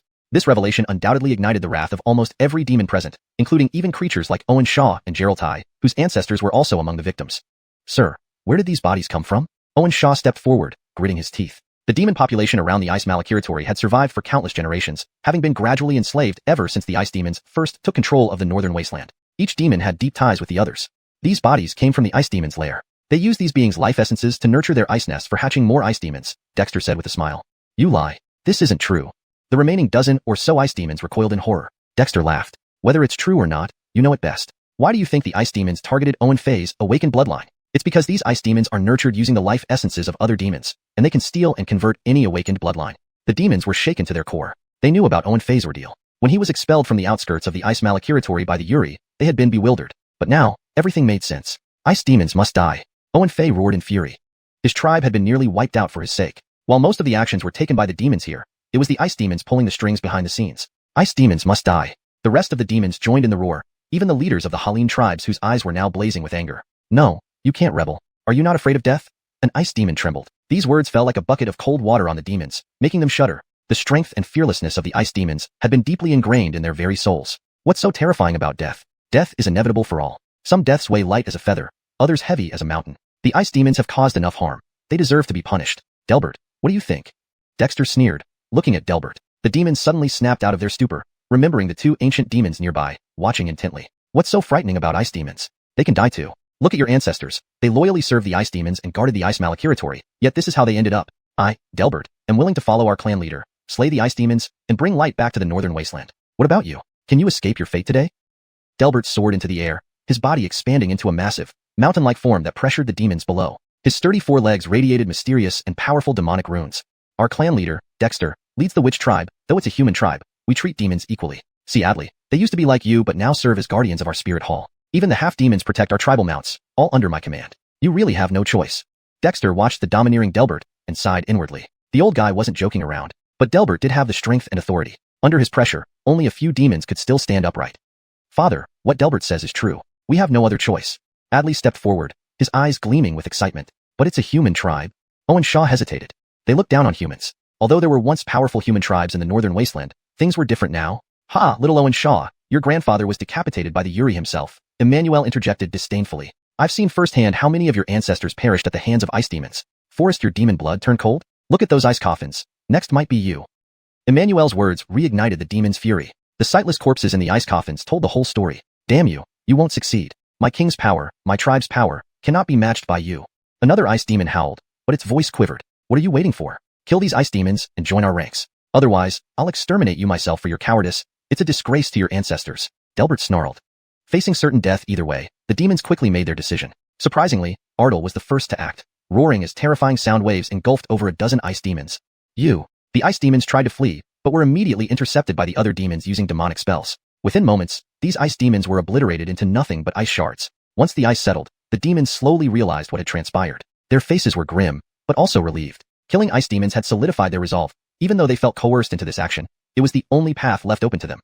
Deepter 486, returning through the snow. Yehia, you handled this not just well, but perfectly. In the canyon, Gillis reclined back onto Dexter's shoulder, his face full of admiration. On Dexter's other shoulder stood a miniature Emmanuel, making Aelbert and the other eight-headed quasi-demon general's eyes widen in astonishment. They felt incredibly fortunate about their choice. Not only was this boy who could defeat them with a single strike terrifying, even Gillis and Emmanuel resting on either side of him would scare off any demon. Just luck. Dexter smiled calmly, yet he himself felt somewhat shaken. A slight carelessness truly turned what he had imagined into reality. Initially, when leaving the Kobe-Yoel tribe to venture deep into the northern wasteland ice plain for the century-long hunt to thwart the ice demons, Dexter had never thought he would completely subdue the outer region of the Frost Domain.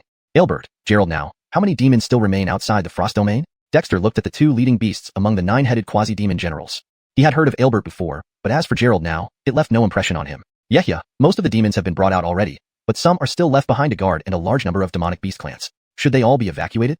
Aelbert replied cautiously. The human youth before them was truly inscrutable. Take advantage of the ice demons being distracted and evacuate everyone here near the snow pine forest. Bauman, as for your half-demon clan, you've already met Zaire. You should know our Kobe-Yoel tribe does not exclude half-demons, Dexter said, looking at the half-demon elder. The old man, visibly moved, quickly replied, report to Yehia. We still have over 1,000 elderly, women, and children within our territory. If the Yehia accepts us, I can immediately lead them out. Very good. In that case, Grandmaster Dilendal Spirit Malakimple, the organization of demons and half-demons will be entrusted to you. With you overseeing, even if the Yuri arrives, it can be managed. However, now that the Sireming season is nearly over, with spring blooming, it might not dare to come out or have the opportunity to, Dexter said with a smile. Gillis understood perfectly. With even their nest destroyed, the ice demons were likely searching frantically within the Frost Domain. By the time they react, the demons and half-demons would have already evacuated. Rest assured, Yehia, I'm familiar with their ancestors. These demons wouldn't dare misbehave in front of me.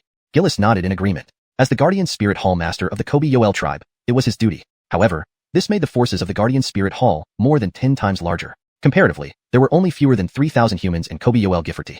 But Gillis didn't have ulterior motives. Just the presence of Dexter made it difficult for anyone to read his intentions. Plus, there existed an ancient and mysterious sacrificial spirit within the Kobe-Yoel tribe. In that case, this matter is left to you. I'll return to the tribe first. If Lord Sacrificial Spirit agrees to act, then you should visit the tribe to pay respects to the sacrificial spirit and officially join the Kobe-Yoel tribe. Although it comes with costs, the benefits far outweigh those. The Dilendal Frederick Hervasiunten Master understands this. Gillis was surprised. So many demons. Would the Kobe-Yoel tribe's sacrificial spirit manage? Amidst the doubts of Aelbert and other quasi-demon generals, Dexter rode Brandon Ray and left without hesitation. Dilendal Frederick Hervasiunten Master, what kind of tribe is this Kobe-Yoel tribe? Gerald now couldn't help but ask. Even though Gillis alone could suppress them, they were still bewildered. How could such a powerful entity like Gillis, one of the 4 ancient demons of the northern wasteland ice plain, possibly become a guardian spirit hall master for a human tribe? This seemed inconceivable. The Kobe Yoel tribe was established 2 years ago during the last siring season, Gillis calmly said, nearly stunning Albert and the others. 2 years? Established during the last siring season? What nonsense. You mustn't underestimate these 2 years. Honestly, I've only been to the tribe once, but there are existences within that I revere. For instance, our Yehia Dexter entered the northern wasteland ice plain alone this siring season with strength comparable to Adley. But look at him now, apart from me, who can match him? Albert et al. Were further astonished. Adley's strength they knew very well, just another powerful demon at best. I'll tell you more. Those frozen coffins containing the remains of your ancestors, did you think the Yehia stole them? Hey, do you know why the ice demons retreated to the frost domain? It was due to Yehia's actions. Albert et al. Were curious beyond measure, but Gillis stopped there, merely adding, you should feel lucky that Yehia harbors no prejudice against demons. Although the demon guards of the Guardian Spirit Hall will have certain restrictions, the benefits are considerable. Don't believe me? Ask Augustus. Augustus, nearby, did not respond but simply activated the lineage bestowed by the Kobe Yoel tribe. Instantly, the entire group was stunned. They knew Augustus's capabilities and cultivation methods. Now, how much progress had he made in such a short time? Listen to my advice. You can offend me, but never doubt the tribe. Since you've accepted reorganization, follow orders carefully. Otherwise, as Guardian Spirit Hall Master, I'll have to deal with you.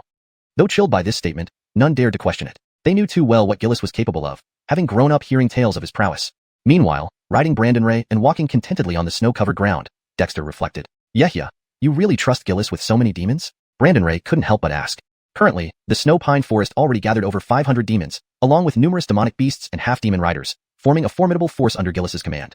Gillis won't do anything foolish. It knows its role, Dexter chuckled softly. Gillis was indeed powerful, but despite the seeming small population of the Kobe Yoel tribe, Gillis must also consider his own position. Frederick Ravasery over, Dexter was no longer the young boy who had nowhere to run from Gillis. Any moves Gillis intended would require approval from Dexter and Adley.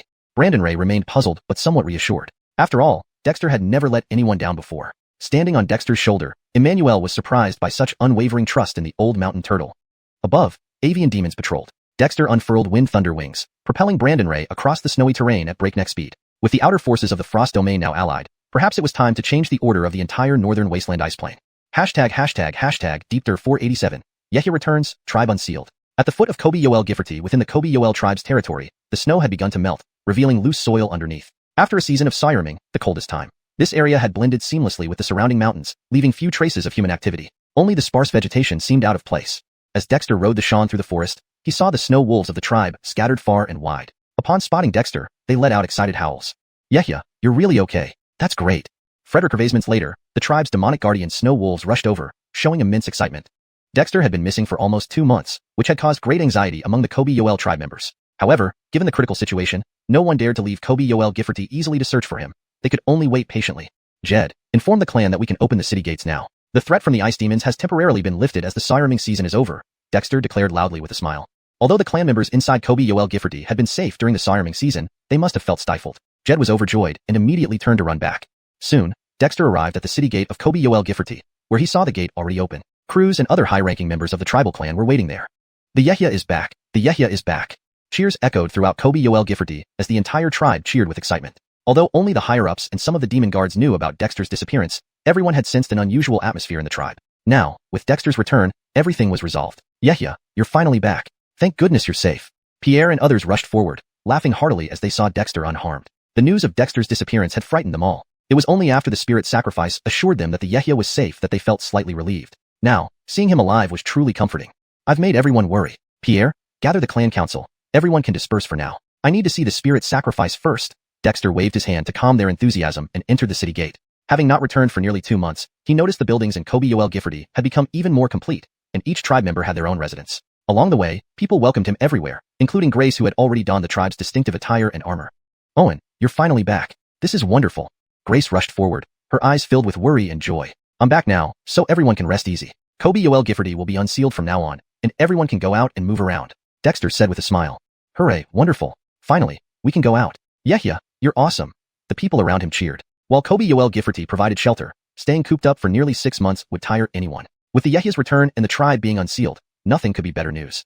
Grace, I still need to visit the spirit sacrifice. The siriming season meant the ice plains didn't have the energy to care about the cold ridge. In a few days, I'll go with you to Han Whalen tribe and bring our people back. Dexter reassured her. Really? Grace asked in surprise. Although they had joined the Kobe Yoel tribe, Han Whalen was still the route for many of them. Skis, of course. Not only Han Whalen but also Kobe's on Gifforty. I need to pay a visit too. Dexter smiled. Grace felt both delighted and worried but didn't say much. Owen was no longer the young boy who followed her 10 years ago. He was now strong enough to protect the entire Han Whalan tribe. Amidst cheers from the tribe members, he walked to the Kobe Long totem platform, where the crowd gradually dispersed, with some eager to rush out of Kobe Yoel Gifforty for fresh air. Only the clan council remained gathered. Ellie, I'm back. Reaching the totem platform, Dexter spread his intent toward the Kobe Long totem. You, Dexter, what state are you in now? Why do I feel like I can't quite see through you?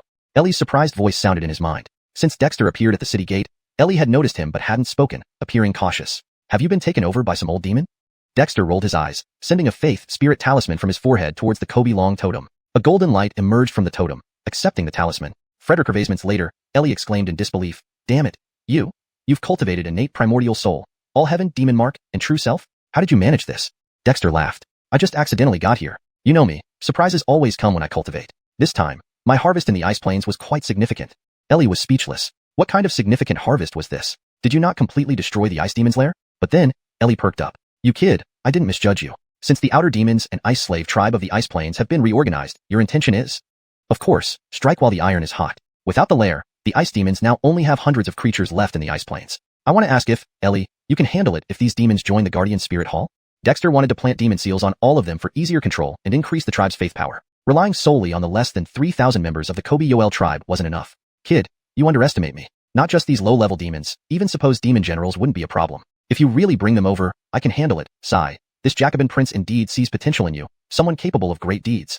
Dexter couldn't help but laugh. This guy was eyeing the benefits, wasn't he? But that was exactly what Dexter wanted. Though the Guardian Spirit Hall had Gillis stationed there, Gillis merely cooperated with the tribe without any binding restrictions. Once the demons and half-demon riders were under tribal management, the tribe's development would have ample manpower. With proper training, Dexter was confident in transforming the demons into an elite army. Since you're confident, I'll notify Gillis. Next, the tribe will experience rapid development. Once the timing is right, I will counterattack the ice plains. Ideally, I want to eliminate the ice demon threat this Yolrong season. I don't want to wait until the next Sireming season to face the Yuri again. Dexter said coldly. He had witnessed the ice demon's strength during the Sireming season. Time was tight, but the ice demons were already in chaos. Dexter didn't want to give them more time to regroup. Ellie was shocked but soon became energized. Ha ha ha, I've been wanting to deal with the ice demons. This northern ice plain should be ruled by us Kobe Yoel tribe. Once we gain enough faith power and I successfully form a faith body, I'll crush that Yuri with ease. #### translation completed. Deepter 488, Clan Court Meeting. In the grand hall of the clan court, Dexter sat on the central stone throne, his gaze sweeping over the clanspeople gathered in the hall. A satisfied smile spread across his face. His people were safe and well, justifying all the hardship he had endured in the northern wasteland Delandra. Everyone, our foray into the ice realm has been fruitful. Let me share the current situation of the ice realm with you first. Our tribe needs to take big strides forward, and that will not be possible without your support and hard work.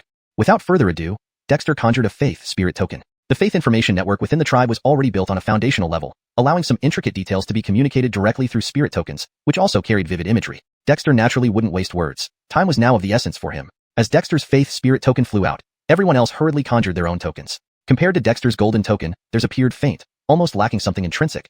This was because the faith power within the clan's people wasn't as strong. Still, once they imprinted the information from Dexter's token, their eyes widened in shock.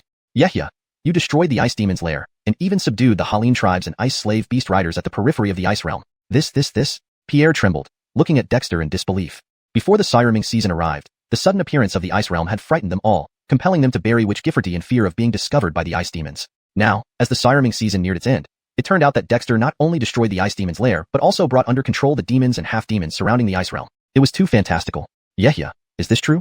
Croods exclaimed, stunned. If it were true, disregarding everything else, the current Guardian Spirit Hall alone would make the Witch Tribe the most formidable force in the northern wasteland Delandra. Even without the presence of Tortoise Frederick Vaziant June, the 9 demon leaders of quasi-general rank were more than enough to sweep away threats like the Edgar's Peak, originally thought to be the strongest adversary. This is true. I returned early to share this good news and prepare the tribe for the new demonic guards joining the Guardian Spirit Hall. With the Sireming season soon over and the Gumong season about to begin, we may launch an attack on the ice realm, taking advantage of the weakened ice demons to resolve this menace once and for all.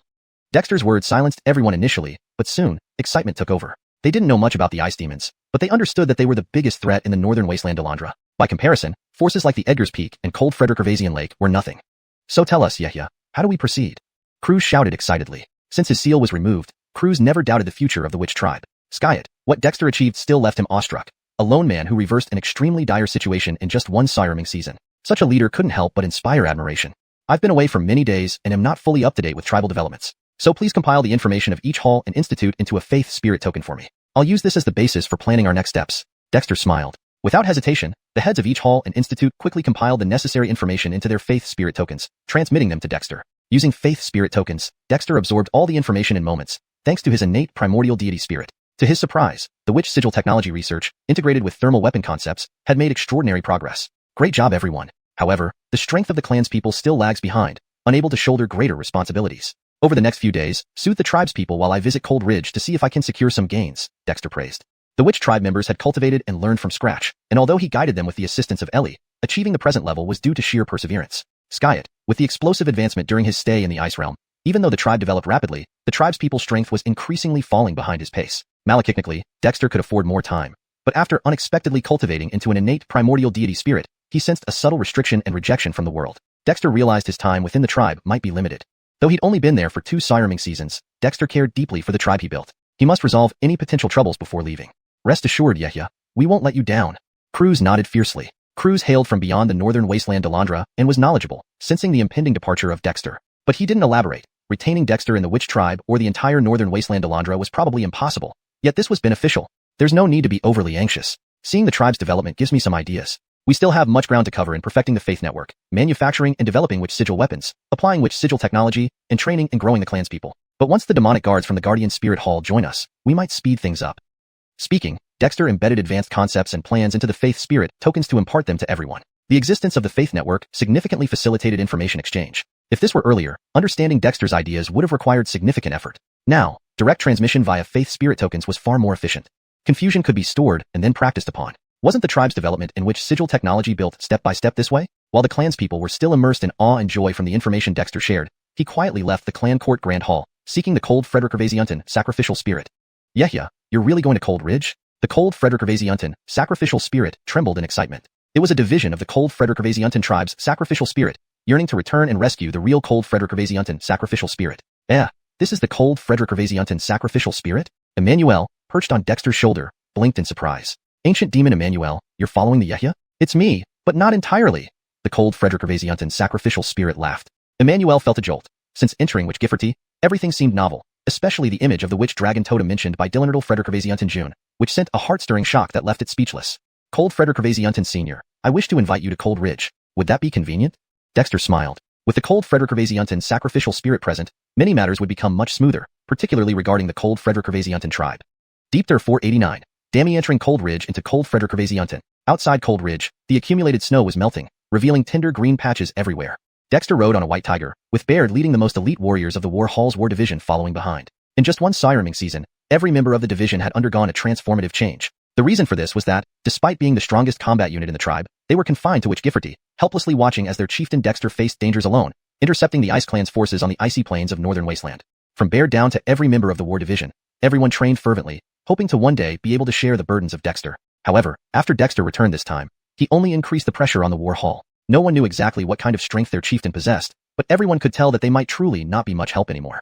Harton, should we summon Adam, who has been stationed here all along? Baird approached, sounding somewhat hesitant.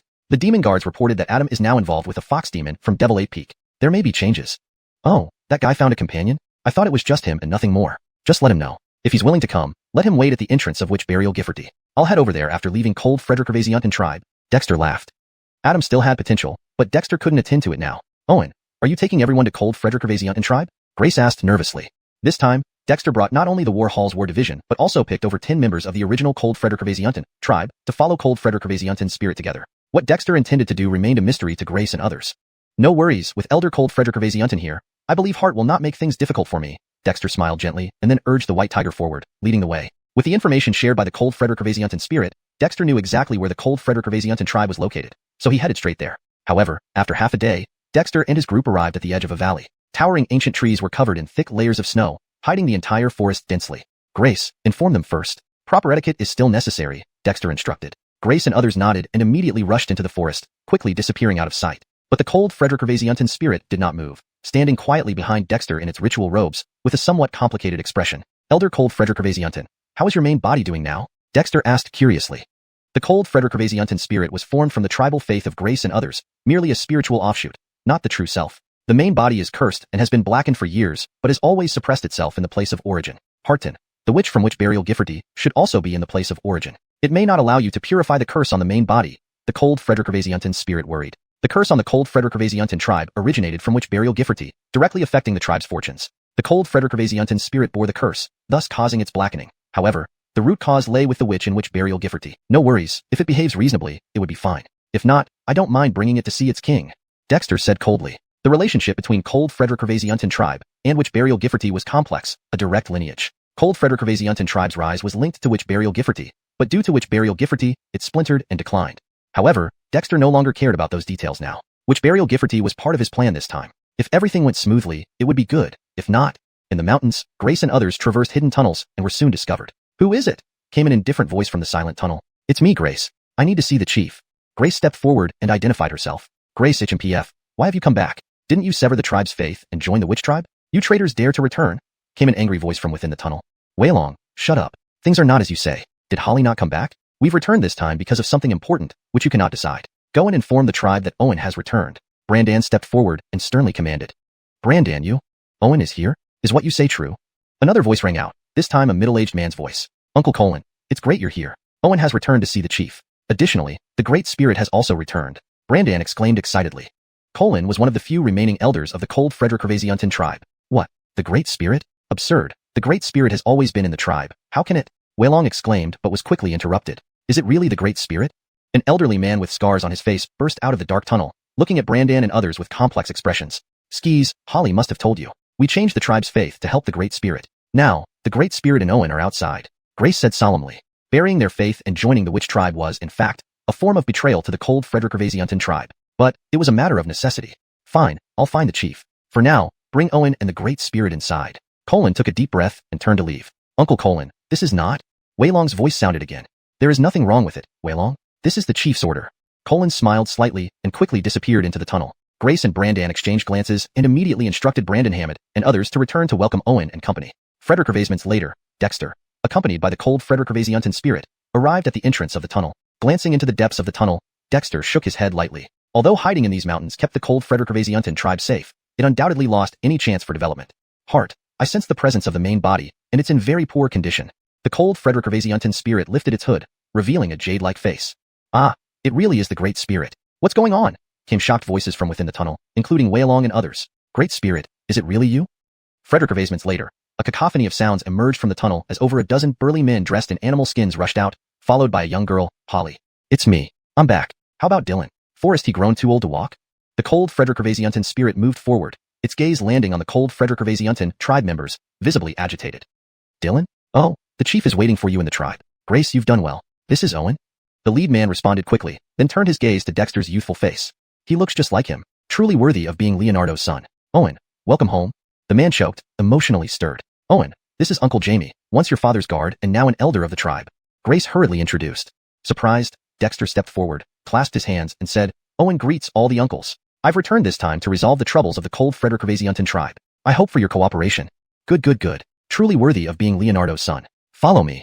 Jamie, greatly pleased, glanced at Dexter's entourage, then turned to lead the way.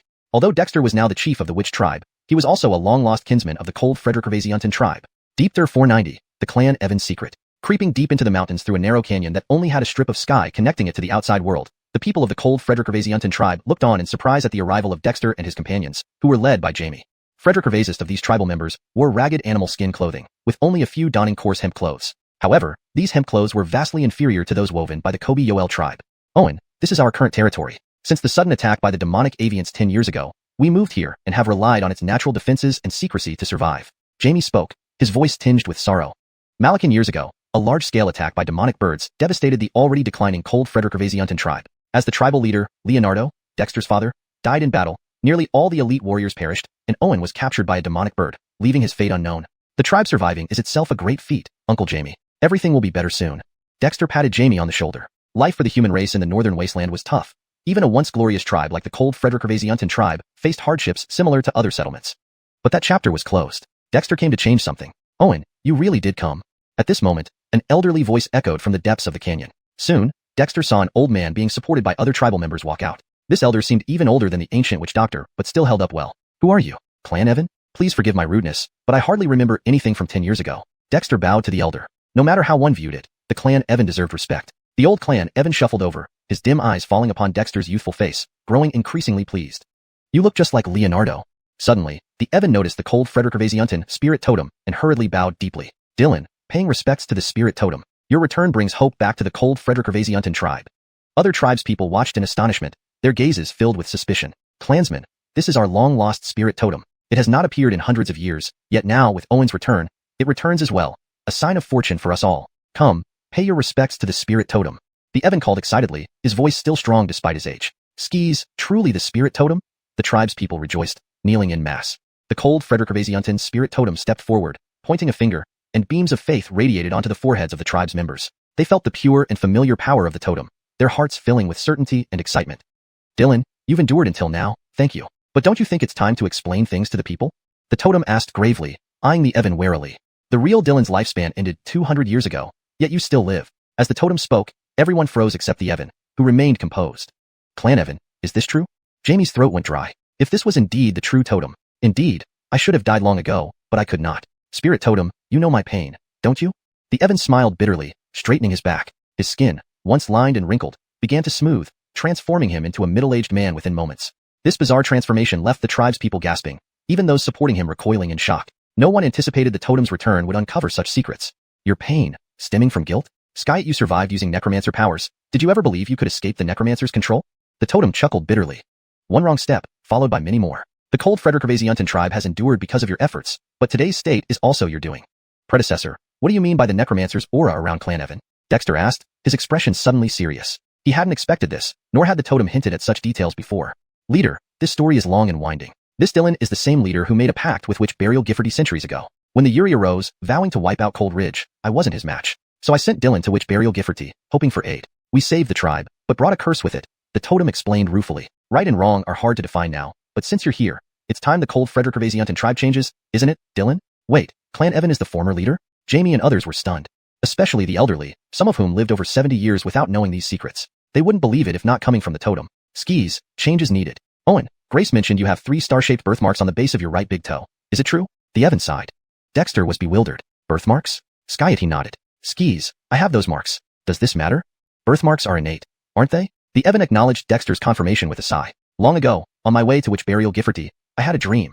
A chain of 3 stars piercing the sky. Over the years, I wondered if these stars foretold the tribe's future. Never thought I'd wait centuries for it. Dexter. Just a dream? What's so special about that? He didn't contradict, thinking it might be a burden for the aged Evan. Clansmen, I cursed the tribe and bound us to the necropolis. Now Owen has returned. It's time for closure. Owen, your father was the last heart. After him, there's been none. Will you honor your father's legacy? What? Dexter was shocked. He didn't come here to be heart. Clan Evan, this can't be. A scarred giant exclaimed. There's nothing wrong with it. Owen is Leonardo's son, and the reborn Kobe Yoel tribe suits our people better. Even if Owen didn't come, I plan to lead you all away from Cold Ridge. Will you join us, Owen? The Evan gazed intently at Dexter and the totem. Ultimately, Dexter's decision was key, though it wasn't solely up to him. #Deepter491. The curse of the necromancer. Owen, please agree. You are a member of the Barrel clan, and you are the descendant of the former chief. You are our last hope. Amidst the anxiety and unease of the Barrel clan members, Grace stepped forward and took hold of Dexter's hand. You belong here, but truthfully, the Kabeju tribe is better suited for the people now. Our chief has struggled for many years, and we haven't seen any hope in a long time. Dexter looked at Grace in surprise. This nominal cousin was one of the few blood relatives he had left in this world. Skis, Owen. Initially, we were worried about being punished by the chief for coming back, but if you become our new chief, everything will be fine. You have the right to inherit the chieftainship. Brandan, usually honest and steady, spoke up. The other clan members of Barrel all looked at Owen. Though they were unfamiliar with him, almost everyone had an impression of Owen as the son of the former chief, except for those who had gone to the Kabeju tribe. Hart, you must know that if I take over the tribe, I will inevitably merge Barrel into the Kabeju tribe. The Barrel tribe, which has existed for generations, might be replaced by the Kabeju tribe. Will you all agree to this? Dexter paused thoughtfully before asking. This was a serious question, but it was part of Dexter's purpose for coming to the Barrel tribe. Our Barrel, the old chief was about to say when his face suddenly changed drastically. His already clouded eyes turned crimson, and white fur began to grow rapidly on his face. Damn it, it's a necromancer. Owen, go. The chief howled, but his eyes quickly turned completely red, and he lunged at Dexter. The curse of the necromancer? The Barrel guardian spirit swiftly blocked Dexter, knocking the chief away with one palm. Everyone, fall back. Hart, this is serious.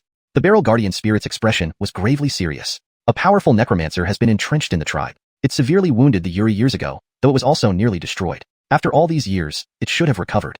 What? The chief is controlled by the necromancer. Damn it.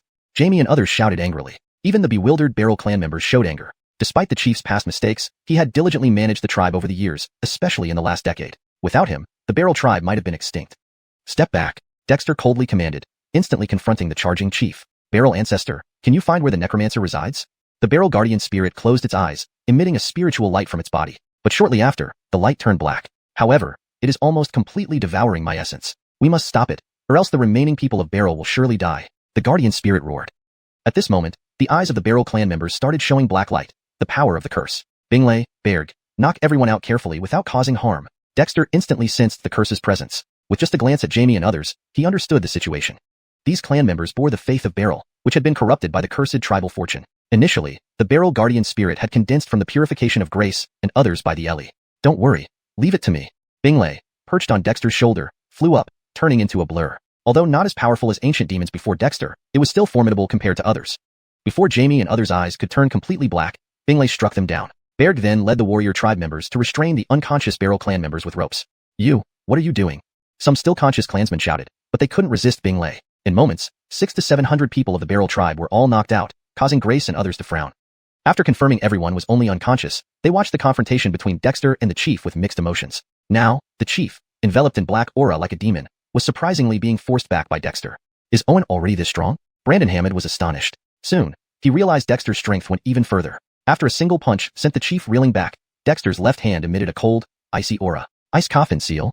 As Dexter's palm shot out, the chief tried to retreat, but Dexter was too fast. An ice coffin instantly froze him, immobilizing him. Barrel ancestor, did you find it? Dexter glanced back at the Barrel guardian spirit. The guardian spirit nodded, pointing to a narrow path deep within the canyon. It should be there. This mountain is where I was born, part of the origin ground.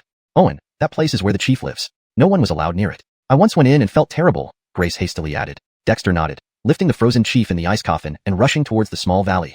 Bingley, stay outside. Berg, be cautious. Bingley was slightly displeased but stayed. They wanted to see the necromancer that had once wounded the Yuri. The Barrel guardian spirit sighed, looking at the unconscious clan members, and followed Dexter closely. Shortly after, Dexter entered the valley, where everything was dead silent, devoid of life and vegetation. Only gray rocks and black foul gas remained. However, at the entrance, a broken ancient tripod blocked the gray soil and black foul gas, isolating a small normal area. Forced it come to this?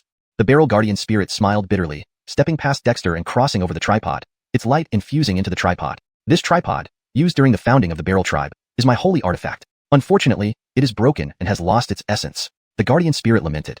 It was ultimately just a fragment of the guardian spirit, not the original essence. Don't worry, Elder. Today, we'll deal with the necromancer here. To think it dared to devour the Barrel guardian spirit, unqualified. Dexter sneered, stepping forward, crossing the tripod with an ice blue flame in his hand. Necromancer of Kobzang Gifferty, come out. I have a pact with your king. Your actions are excessive, Dexter said, the ice flames rising into a vortex, absorbing the black foul gas. Frederick Ervasements later, an enraged hoarse voice echoed through the valley. Who are you, daring to speak falsely of a pact with the king and ruin my plans? Death to you. With a piercing sound, a dark iron chain shot out from the depths of the valley straight at Dexter. Deep Tur 492, 5 elements spirit beast fist. The black chain emitted a unique evil aura characteristic of necromancers, and the mere sight of it was enough to make one feel nauseous. Dexter stepped swiftly, with icy flames protecting him from above his head. His figure blurred as he charged deep into the valley, where dark mist pervaded but couldn't obstruct the icy flames that sizzled through, reducing it to nothingness and absorbing it. Within a few breaths, Dexter arrived at the deepest part of the valley. With just one glance, his pupils constricted sharply. A massive stone statue sat cross-legged on the ground, its entire body pitch black and petrified, except for a glimmering spirit light floating around it, trying hard to evade the pervasive dark light. Next to the stone statue stood a corpse ghost with a dark green body, towering over 2 meters high. It clutched a black iron chain in its hand, one end of which was locked onto the stone statue. Are you the necromancer who came out of Witch Burial Gifferty? Initially, didn't Witch Burial Gifferty prevent you from corrupting the cold Frederick Ervasiuntan tribe's sacrificial spirit?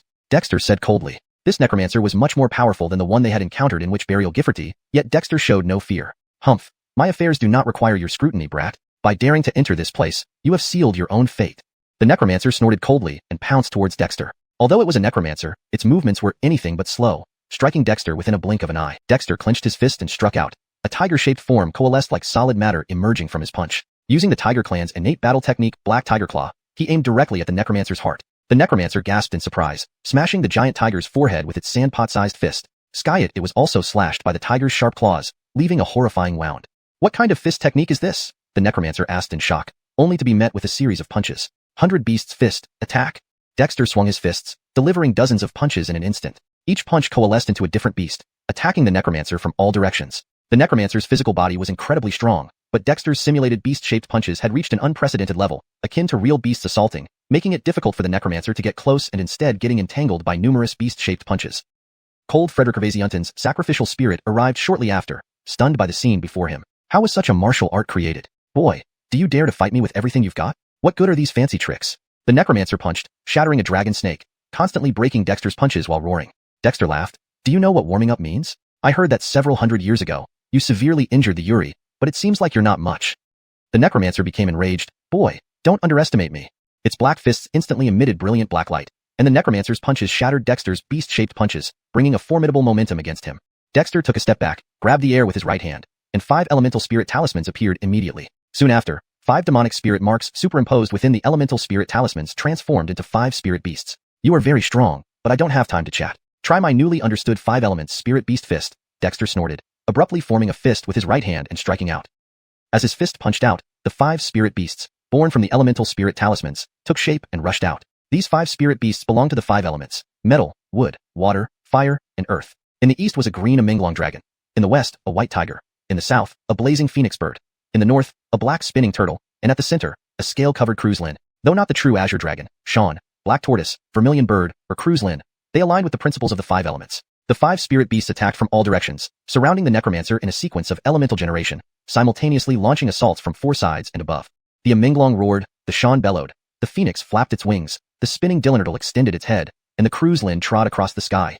Together, the 5 spirit beasts combined their power, their attacks reinforcing each other, surpassing the combat effectiveness of Dexter's previous 100 beasts fist. The necromancer howled in anger, swinging its massive fist left and right, but it was unable to break free from the spirit beast's relentless attacks and soon suffered serious injuries. Despite the necromancer's incredibly robust physical body, it could not withstand simultaneous attacks from all 5 elemental spiritual forces. Roaring, its eyes turned blood red, its body instantly swelling more than double its original size. Dense black mist rose from its body, transforming into 5 black chains lashing towards the 5 spirit beasts.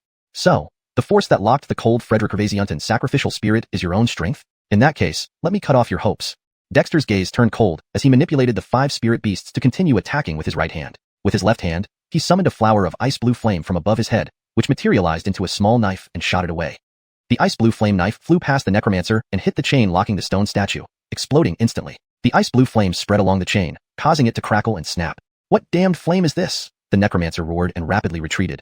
But Dexter wasn't about to let it escape. Spatial spirit patterns under his feet moved swiftly, blocking the necromancer as he launched another punch. From this punch, dozens of illusory spirit beasts emerged, joining the 5 elemental spirit beasts in besieging the necromancer. Despite the black mist spreading from the necromancer's body and eroding the spirit beast's forms, it couldn't stop Dexter. Senior Cold Frederick Gervasianton, can the power of faith purify the curse on your primary body? Dexter blocked the necromancer and looked at the Cold Frederick Gervasianton, sacrificial spirit. The Cold Frederick Gervasianton, sacrificial spirit, had a solemn expression and firmly said, "Please assist me, heart. Use me as a medium to return to the main body. There might be a chance. Hold it. This origin spirit body of Cold Frederick Gervasianton's sacrificial spirit belongs to me." The necromancer roared, pounding its fists repeatedly but failed to break free from the elemental spirit beasts. Necromancer, your era has long passed. 5 elements generate and restrain.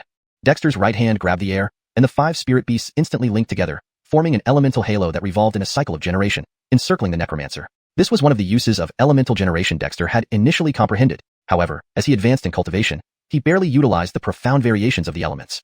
Now, the 5 spirit beasts were transformed from demonic spirit seeds, based on Dexter's spiritual power, thus possessing even greater restraining power.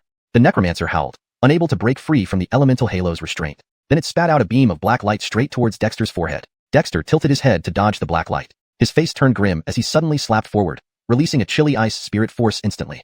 Ice coffin. The necromancer was horrified. This is the power of the ice demon. Are you an ice demon? Don't talk nonsense. Calm down inside the ice coffin now.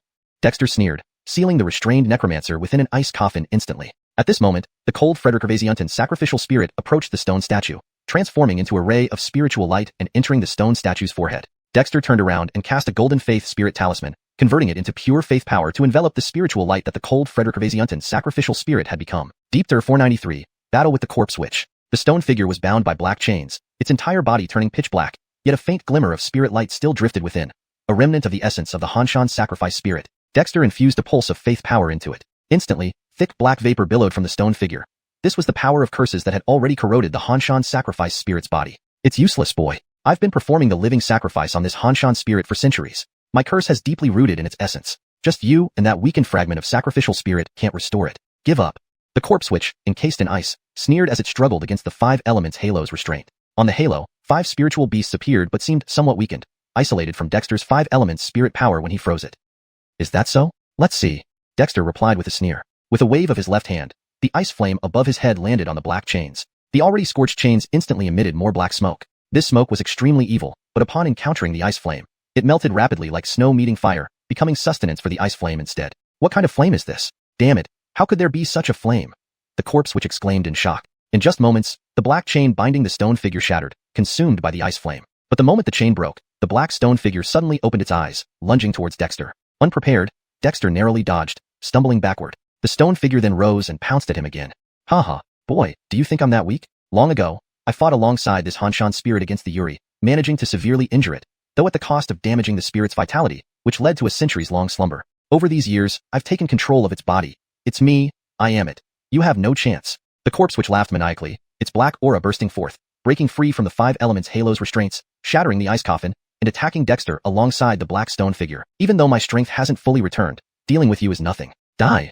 Facing the simultaneous attack of the corpse witch and the black stone figure, Dexter's expression changed abruptly. He flashed out of sight in an instant, reappearing beside the broken ancient cauldron. You, corpse witch, indeed have some skills. However, you're rejoicing too early. Dexter stretched his body, revealing the wind thunder wings behind him and accompanied by spatial runes under his feet, making him disappear once more. Already possessing rapid speed, his velocity now increased to terrifying levels. Despite leaving afterimages, they were extremely illusory. Isn't your body supposed to be formidable? Then let's see if you can withstand this.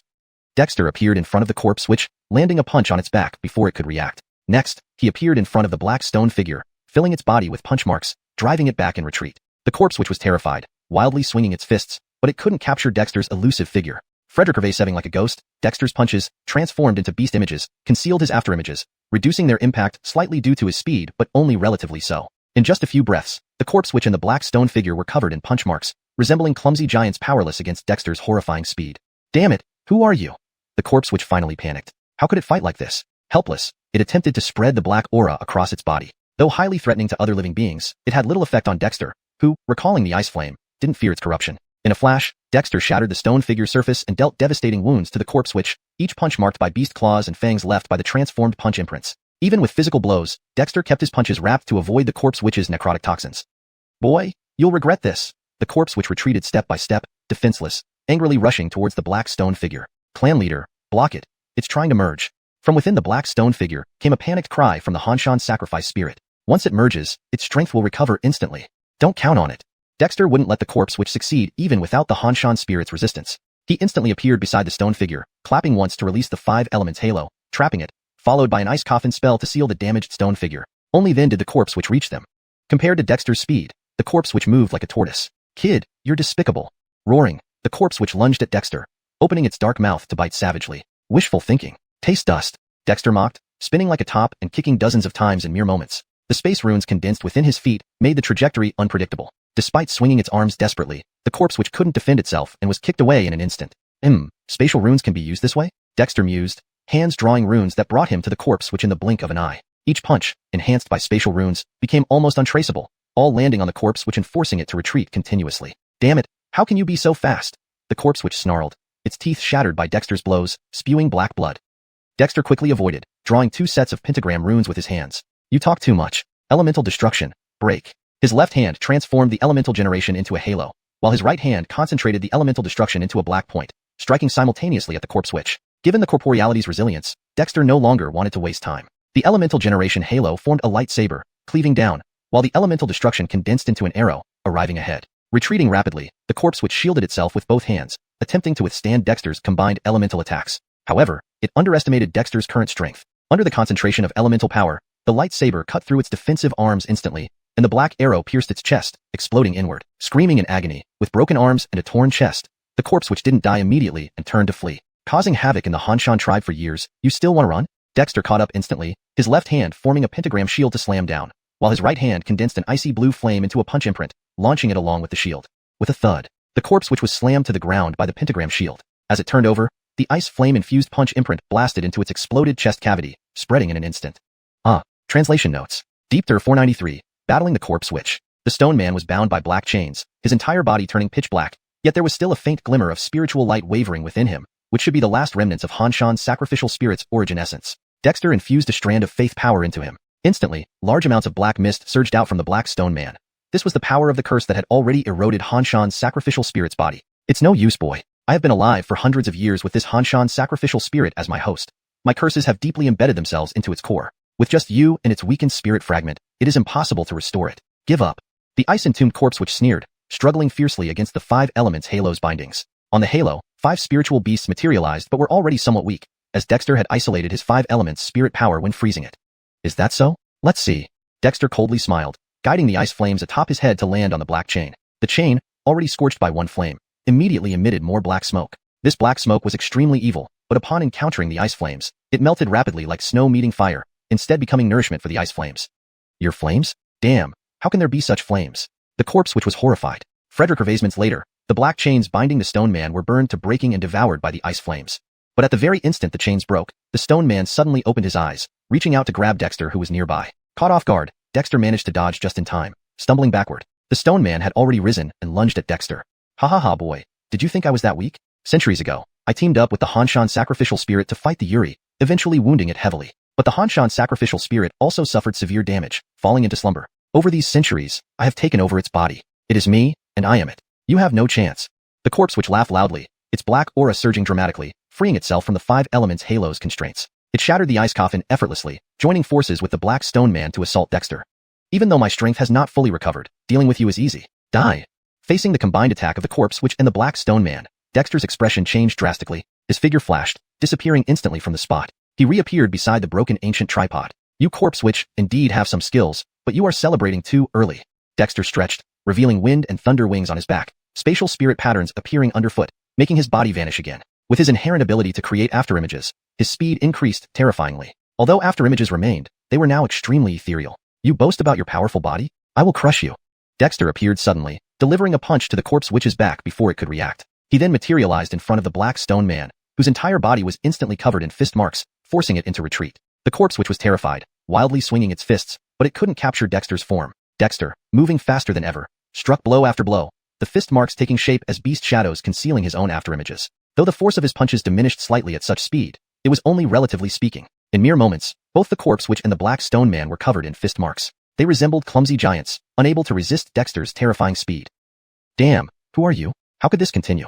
Helplessly, it tried spreading the black aura around it, which was extremely threatening to other living beings but ineffective against Dexter. Dexter, recalling the ice flames, didn't fear the corrosive black aura. In an instant, he shattered the stony surface of the black stone man with relentless blows. Meanwhile, the corpse which suffered numerous wounds, left by claw marks and fang prints transformed from fist marks. Despite striking flesh, Dexter protected his hands with fist marks to avoid being tainted by the corpse witch's witch poison. Boy, you're mine. Defeated repeatedly, the corpse witch suddenly charged toward the black stone man in anger. Hard, stop it. It's trying to merge. Suddenly, the voice of the terrified Hanshan sacrificial spirit rang out from inside the black stone man. If it merges, its strength will be restored immediately. Hollis try. Regardless of the Hanshan sacrificial spirit's desperate cries, Dexter would never allow the corpse witch to succeed. He appeared beside the stone man in an instant, a palm strike forming a 5 elements halo that locked it in place. Following that, an ice coffin spell encased the battered stone man just as the corpse witch arrived. Compared to Dexter's speed, the corpse witch was as slow as a tortoise. Boy, you're hateful. The corpse witch roared, lunging at Dexter, opening its dark mouth to tear into him viciously. Wishful thinking. Eat dust. Dexter taunted, spinning like a top and delivering dozens of kicks in seconds. His feet condensed with spatial spirit patterns, their trajectory incomprehensible. Despite the corpse witch's vigorous defense, it was swiftly kicked away. Huh, spatial spirit patterns can be used like this? Dexter mused, using his hands to channel the spatial patterns, instantly arriving at the corpse witch and pummeling it with fists reinforced by the patterns. The enhanced fist marks were almost untouchable, landing fully on the corpse witch, driving it into retreat. How can you be so fast? The corpse witch spat black blood, its teeth shattered by Dexter's strikes. Dexter nimbly dodged, drawing symbols with both hands. Too much talking. 5 elements, destroy. Dexter's left hand conjured the generative cycle of the 5 elements into a halo, while his right hand formed a point of blackness from the destructive cycle, both simultaneously targeting the corpse witch. The corpse witch's physical body was too resilient, and Dexter had no patience to waste time. The generative 5 elements halo turned into a blade of light, slicing down, while the black dot morphed into an arrow, arriving before it even left. Rapidly retreating, the corpse witch tried blocking with its arms to withstand Dexter's simultaneous attack. However, it underestimated Dexter's current power. The concentrated 5 elements spiritual power split open the defense created by its arms, and the black light arrow pierced through its chest, exploding violently. The corpse witch screamed, its arms broken and chest punctured but still not dead, desperately turning to flee. A plague to the Hanshan tribe for years, and you want to run? Dexter caught up instantly, his left hand forming a shield made of 5 elements spiritual light, smashing down hard, while his right hand molded a frost blue flame into a fist mark, following the shield. Bang! The corpse witch was smashed to the ground by the 5 elements shield. As it flipped over, the ice flame-infused fist mark exploded into its chest, quickly spreading. 2. The narrative style and structure remain consistent with the original text, preserving dramatic tension and action sequences. 3. Malachtechnical terms and jargon unique to the source material are translated contextually to ensure readability in Demi-English. Deepter 494. The curse unresolved. In the valley, the necromancer screamed in agony as a massive amount of black mist surged from his body, trying to rid himself of the ice-blue ice flames that had adhered to him. However, these black mists only fueled the ice flames, causing them to burn even more fiercely. In the blink of an eye, the ice flames which had ignited from his punctured chest quickly enveloped the necromancer inside and out. Despite his formidable strength, the ice flames overwhelmed him. Soon, he was silent, leaving behind only a charred corpse. As the necromancer was burnt to death, the black stone figure struggling in the ice coffin suddenly calmed down. Dexter extended his hand, shattering the ice coffin. A large amount of black mist escaped from the stone figure. As this mist dissipated, a golden light suddenly appeared within the stone figure, carrying a familiar aura of faith. Then, Dexter saw the spiritual light within the stone figure gradually spread out, dispersing the black mist while emitting a milky white glow. That was the essence of the stone figure. When the milky white glow covered the entire stone figure, Dexter retracted the 5 elements halo but watched the stone figure warily, saying coldly, "Elder Beryl, are you alright?" The crimson hue in the stone figure's eyes slowly faded away, revealing a pair of clear yet weathered eyes. "Yeah, I am fine. However, the main consciousness has completely perished. Now, this division has become the dominant one," said the spirit of Beryl's sacrificial shrine, with a hint of sorrow. Did we arrive too late? Dexter felt a pang of sadness. Not exactly. My essence managed to persevere, albeit at a great cost. But ultimately, it was a release. The spirit of Beryl's sacrificial shrine sighed emotionally. If it had been another 10 days or so, there might have been no chance left. The necromancer's corpse was already burdened heavily. Once it completely assimilated my essence, it would have replaced me as the new Beryl's sacrificial spirit, thereby freeing itself from the necromancer's constraints. Dexter was taken aback and asked, "So now? I can only temporarily stabilize the clan's curse. This curse originates from the necropolis, but was misappropriated by this necromancer. As long as the clan's curse in the necropolis is not lifted, I cannot be free, nor will the people of Beryl tribe find peace. However, if all clansmen join the Kobe-Zhu tribe, Elder Kobe-Long's sacrificial spirit could sever the connection between the clansmen and me, thus allowing them to break free." Just as Beryl's sacrificial spirit spoke, it stumbled and sat on the ground. Black mist began to spread across its body once more. "Elder, are you alright?" Dexter approached, transferring a ray of golden faith force into the stone figure, followed by a stream of pure earth attribute spirit power. Beryl's sacrificial spirit was a born mountain spirit whose core was earth-based energy. "For now, I'm fine. But the clan's curse has started acting up. Frederick Hervasery over. My essential foundation is nearly destroyed. To hold on, unless we can remove the clan's curse." Beryl's sacrificial spirit smiled bitterly. "If not for this curse, as a natural-born mountain spirit, how could it have fallen to this state?" Dexter paused, then asked, "If we don't remove the curse, will you eventually be corrupted?" Beryl's sacrificial spirit was silent before replying with a bitter smile. "If only I remain as the sacrificial spirit of Beryl tribe, the curse will thoroughly destroy my spirit and essence, rendering any revival impossible." Dexter fell silent. Had Beryl's sacrificial spirit abandoned the Beryl tribe just to sacrifice itself? But Dexter chuckled lightly soon after. "Elder Beryl, hold on. I'm going to Necropolis. Maybe I can help eliminate this hidden danger. After all, you are the great sacrificial shaman of the tribe, and the Beryl tribe should indeed merge with the Kobe-Zhu tribe." Beryl's sacrificial spirit exclaimed with joy, "Yeah." Dexter gently shook his head. "With you here, the Kobe-Zhu tribe has a pillar of support. If I am not around in the future." "Yeah." Beryl's sacrificial spirit was shocked, but Dexter didn't finish speaking. He only glanced at the necromancer who had been reduced to charcoal, retracted the ice flames, and walked away. "Elder, rest for now in the Beryl tribe. When I return from Necropolis, we shall rejoin the tribe together." Beryl's sacrificial spirit gazed at Dexter's retreating back, its stony face, still veiled in some black mist, showing a complicated expression. "Yeah. Beryl will not betray your trust." "Owen, how did it go?" As soon as Dexter emerged from the valley, Grace and the others rushed over, looking at him with concern. "The necromancer has been subdued. Elder Beryl's sacrificial spirit is temporarily safe. However, to resolve the clan's curse in the Beryl tribe, we need to visit the necropolis. Marilyn, are you willing to come along or stay here?" Marilyn hesitated, but eventually flew over. "Yeah, I wish to accompany you, but necropolis isn't easy to enter." Dexter smiled. "It's fine. I have an agreement with the Kobe-Zhu city. It's time to see what's happening." "Yeah, what about us?" Baird anxiously interjected. "Baird, you guard the Beryl tribe. You know the situation in the Kobe-Zhu city. Sending more people wouldn't help. Don't worry, last time they couldn't harm me. This time won't be different either." Baird wanted to speak but sighed, finally giving up. "Yeah, leaving some people here is enough. I'll guard the passage side. Even if I can't follow Yahya into dangerous territory, I want to protect Yahya's retreat route." Dexter was stunned, then remembered that Baird had always guarded him since the beginning. "All right, take half the tribespeople with me to Necropolis. Grace, leave the rest to you. I'll return as soon as possible." Dexter nodded and instructed. Grace wanted to say something but held back. She wished to go along. "But, don't worry, I know what I'm doing." Dexter smiled, glancing at the unconscious Beryl tribespeople. The curse remained on their bodies. They shouldn't be awakened yet. Exiting the deep canyon where the Beryl tribe resided, the outside world was vast and open. Dexter looked back towards the direction of the Beryl tribe's residence, sighing involuntarily. "Yeah, the Beryl tribe, It's not easy, Baird suddenly remarked, sounding rather melancholic. After Dexter entered that valley, Baird, with Grace's consent, explored the canyon where the Barrel tribe lived. The enormous canyon was extremely scarce in resources, barely better than the ice cave settlement from before. People in the North Desolate Ice Plain have it tough, but such days won't last much longer. Remember last Sawyeranian season, when we had nothing? Dexter patted Baird's shoulder. Our tribe has grown, and it will continue to grow. There are also the demon guards, but with you guys here, I always feel reassured. Baird looked surprised at Dexter. Why was he saying all this? Before he could ask, Dexter turned and strode towards the entrance where they first discovered Necropolis. Baird frowned, feeling something odd about Yehya's behavior since his return. But he quickly caught up. No matter what, guarding Yehya was right. What scared Baird most was that he found himself increasingly lagging behind Yehya. Baird felt somewhat melancholic, but then wore a determined look. Deepter 495, re-entering the Witch Burial Gifforty. Passing through the gray and decaying hall, walking down the dim corridor, Dexter once again saw the enormous, dilapidated underground city. Emmanuel stood on Dexter's shoulder, looking at the grand ancient city with some surprise. Here, this is the Witch Burial Gifforty? The resting place of the Witch Burial clan? Dexter nodded slightly. Skis, this is the Witch Burial Gifforty. Emmanuel, have you never been here before? Emmanuel laughed bitterly. Although I am listed among the 4 ancient demons, in reality, I am much younger than Brendan and the others. Even the Yuri existed many years before me. By the time I roamed the northern wastes ice plain, the Witch Burial clan had already disappeared. According to legends, the Witch Burial clan once confined the ice demons within the ice dominion. Back then, humans could stand up against the ice demons on the northern wastes. However, after a calamity, the Witch Burial clan rapidly declined and soon vanished entirely. Emmanuel sighed. Dexter was surprised. He had heard from Brendan about the human tribes in Cold Ridge, from the Northern Waste clan to the Witch Burial clan, and now the Cold Frederick Gervasianton clan, all had conflicts with the ice demons. In fact, 2 generations of ice demons died in Cold Ridge, and even the current Yuri almost met his end there centuries ago. From this, it seemed that humans on the Northern Wastes weren't weak. At times, they could even suppress the ice demons. However, the ice demons lived in the ice dominion, which was naturally their territory. No tribe could thoroughly eliminate the ice demons. Emmanuel, what you say makes me more curious about the Witch Burial clan, Dexter said with a light laugh as he quickened his pace toward the altar of the Witch Burial Gifforty.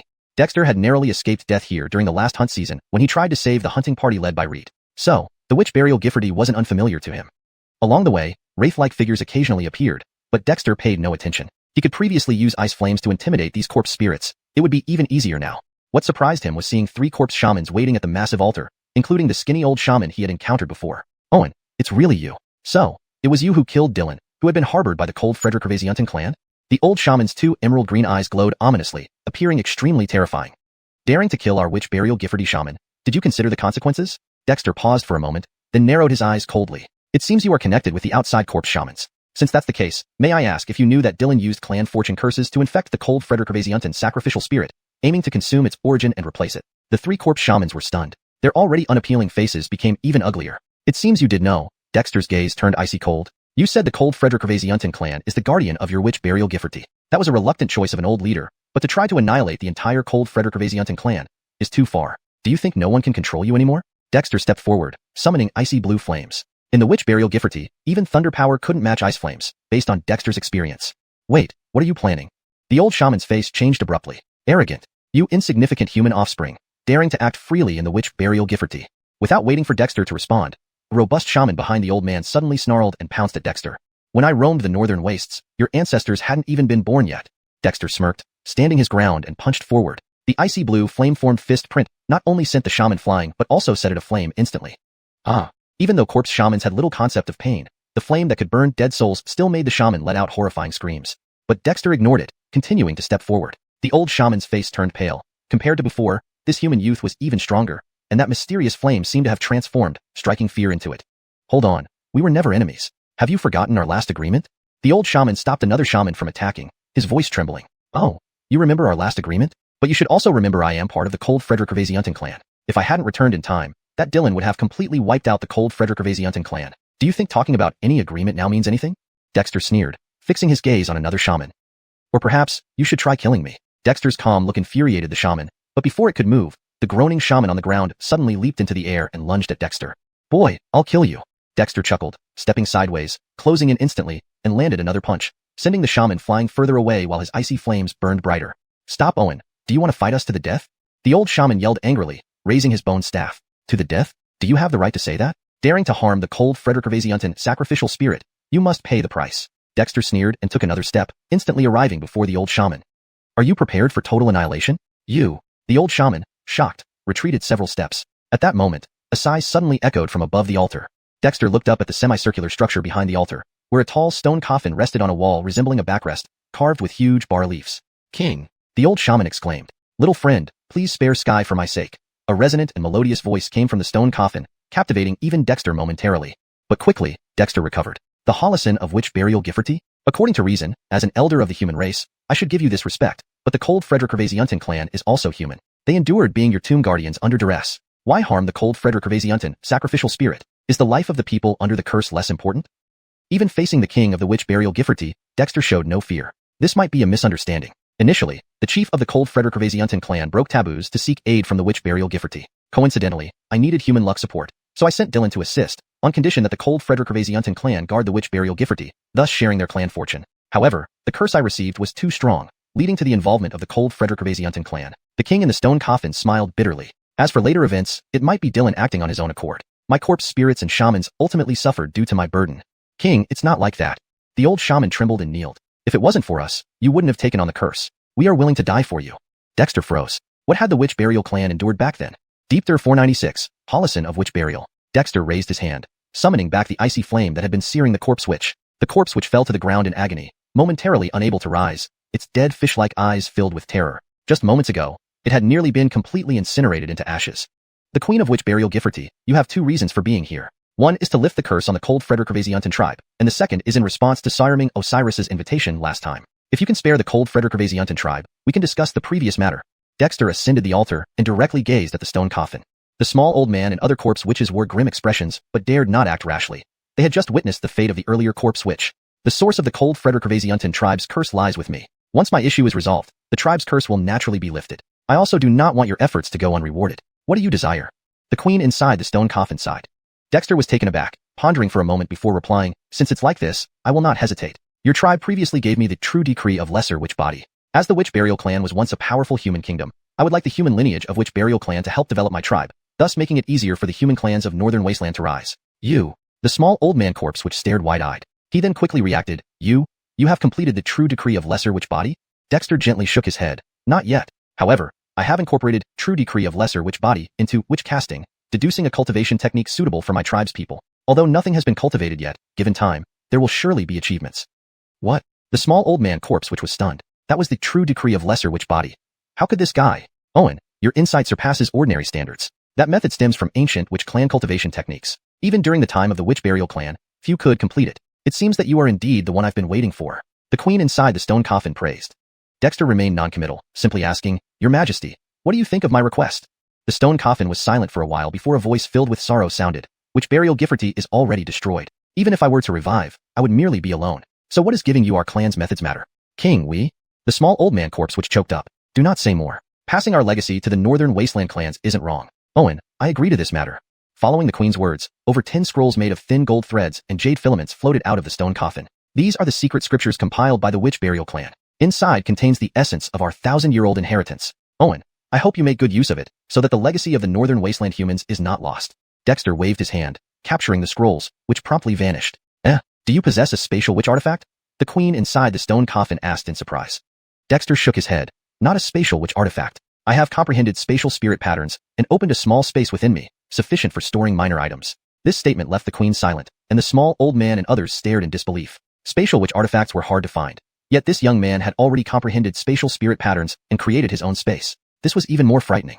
Indeed, heroes come from the young. The curse on my body was inflicted by the Yuri and 9 great ice demons using their own bodies as sacrifices. However, being of pure Yin constitution, I managed to retain a trace of my origin when in peril, and with the blood sacrifice of my kin, retained a glimmer of hope. After a millennium of nurturing, revival now requires pure Yang power, harmonizing Yin and Yang to eliminate the curse. Dexter was startled, immediately asking, "What do I need to do?" Having accepted the legacy of the witch burial clan, Dexter had no intention of turning against them. "This is rather embarrassing. You possess the Yang essence and cultivate Yin Yang Qi. You can nurture a strand of your Yang essence within your Yin Yang Qi and send it into the stone coffin. I need a balance of Yin and Yang to completely destroy the ice demon's blood curse and allow me to revive. But this?"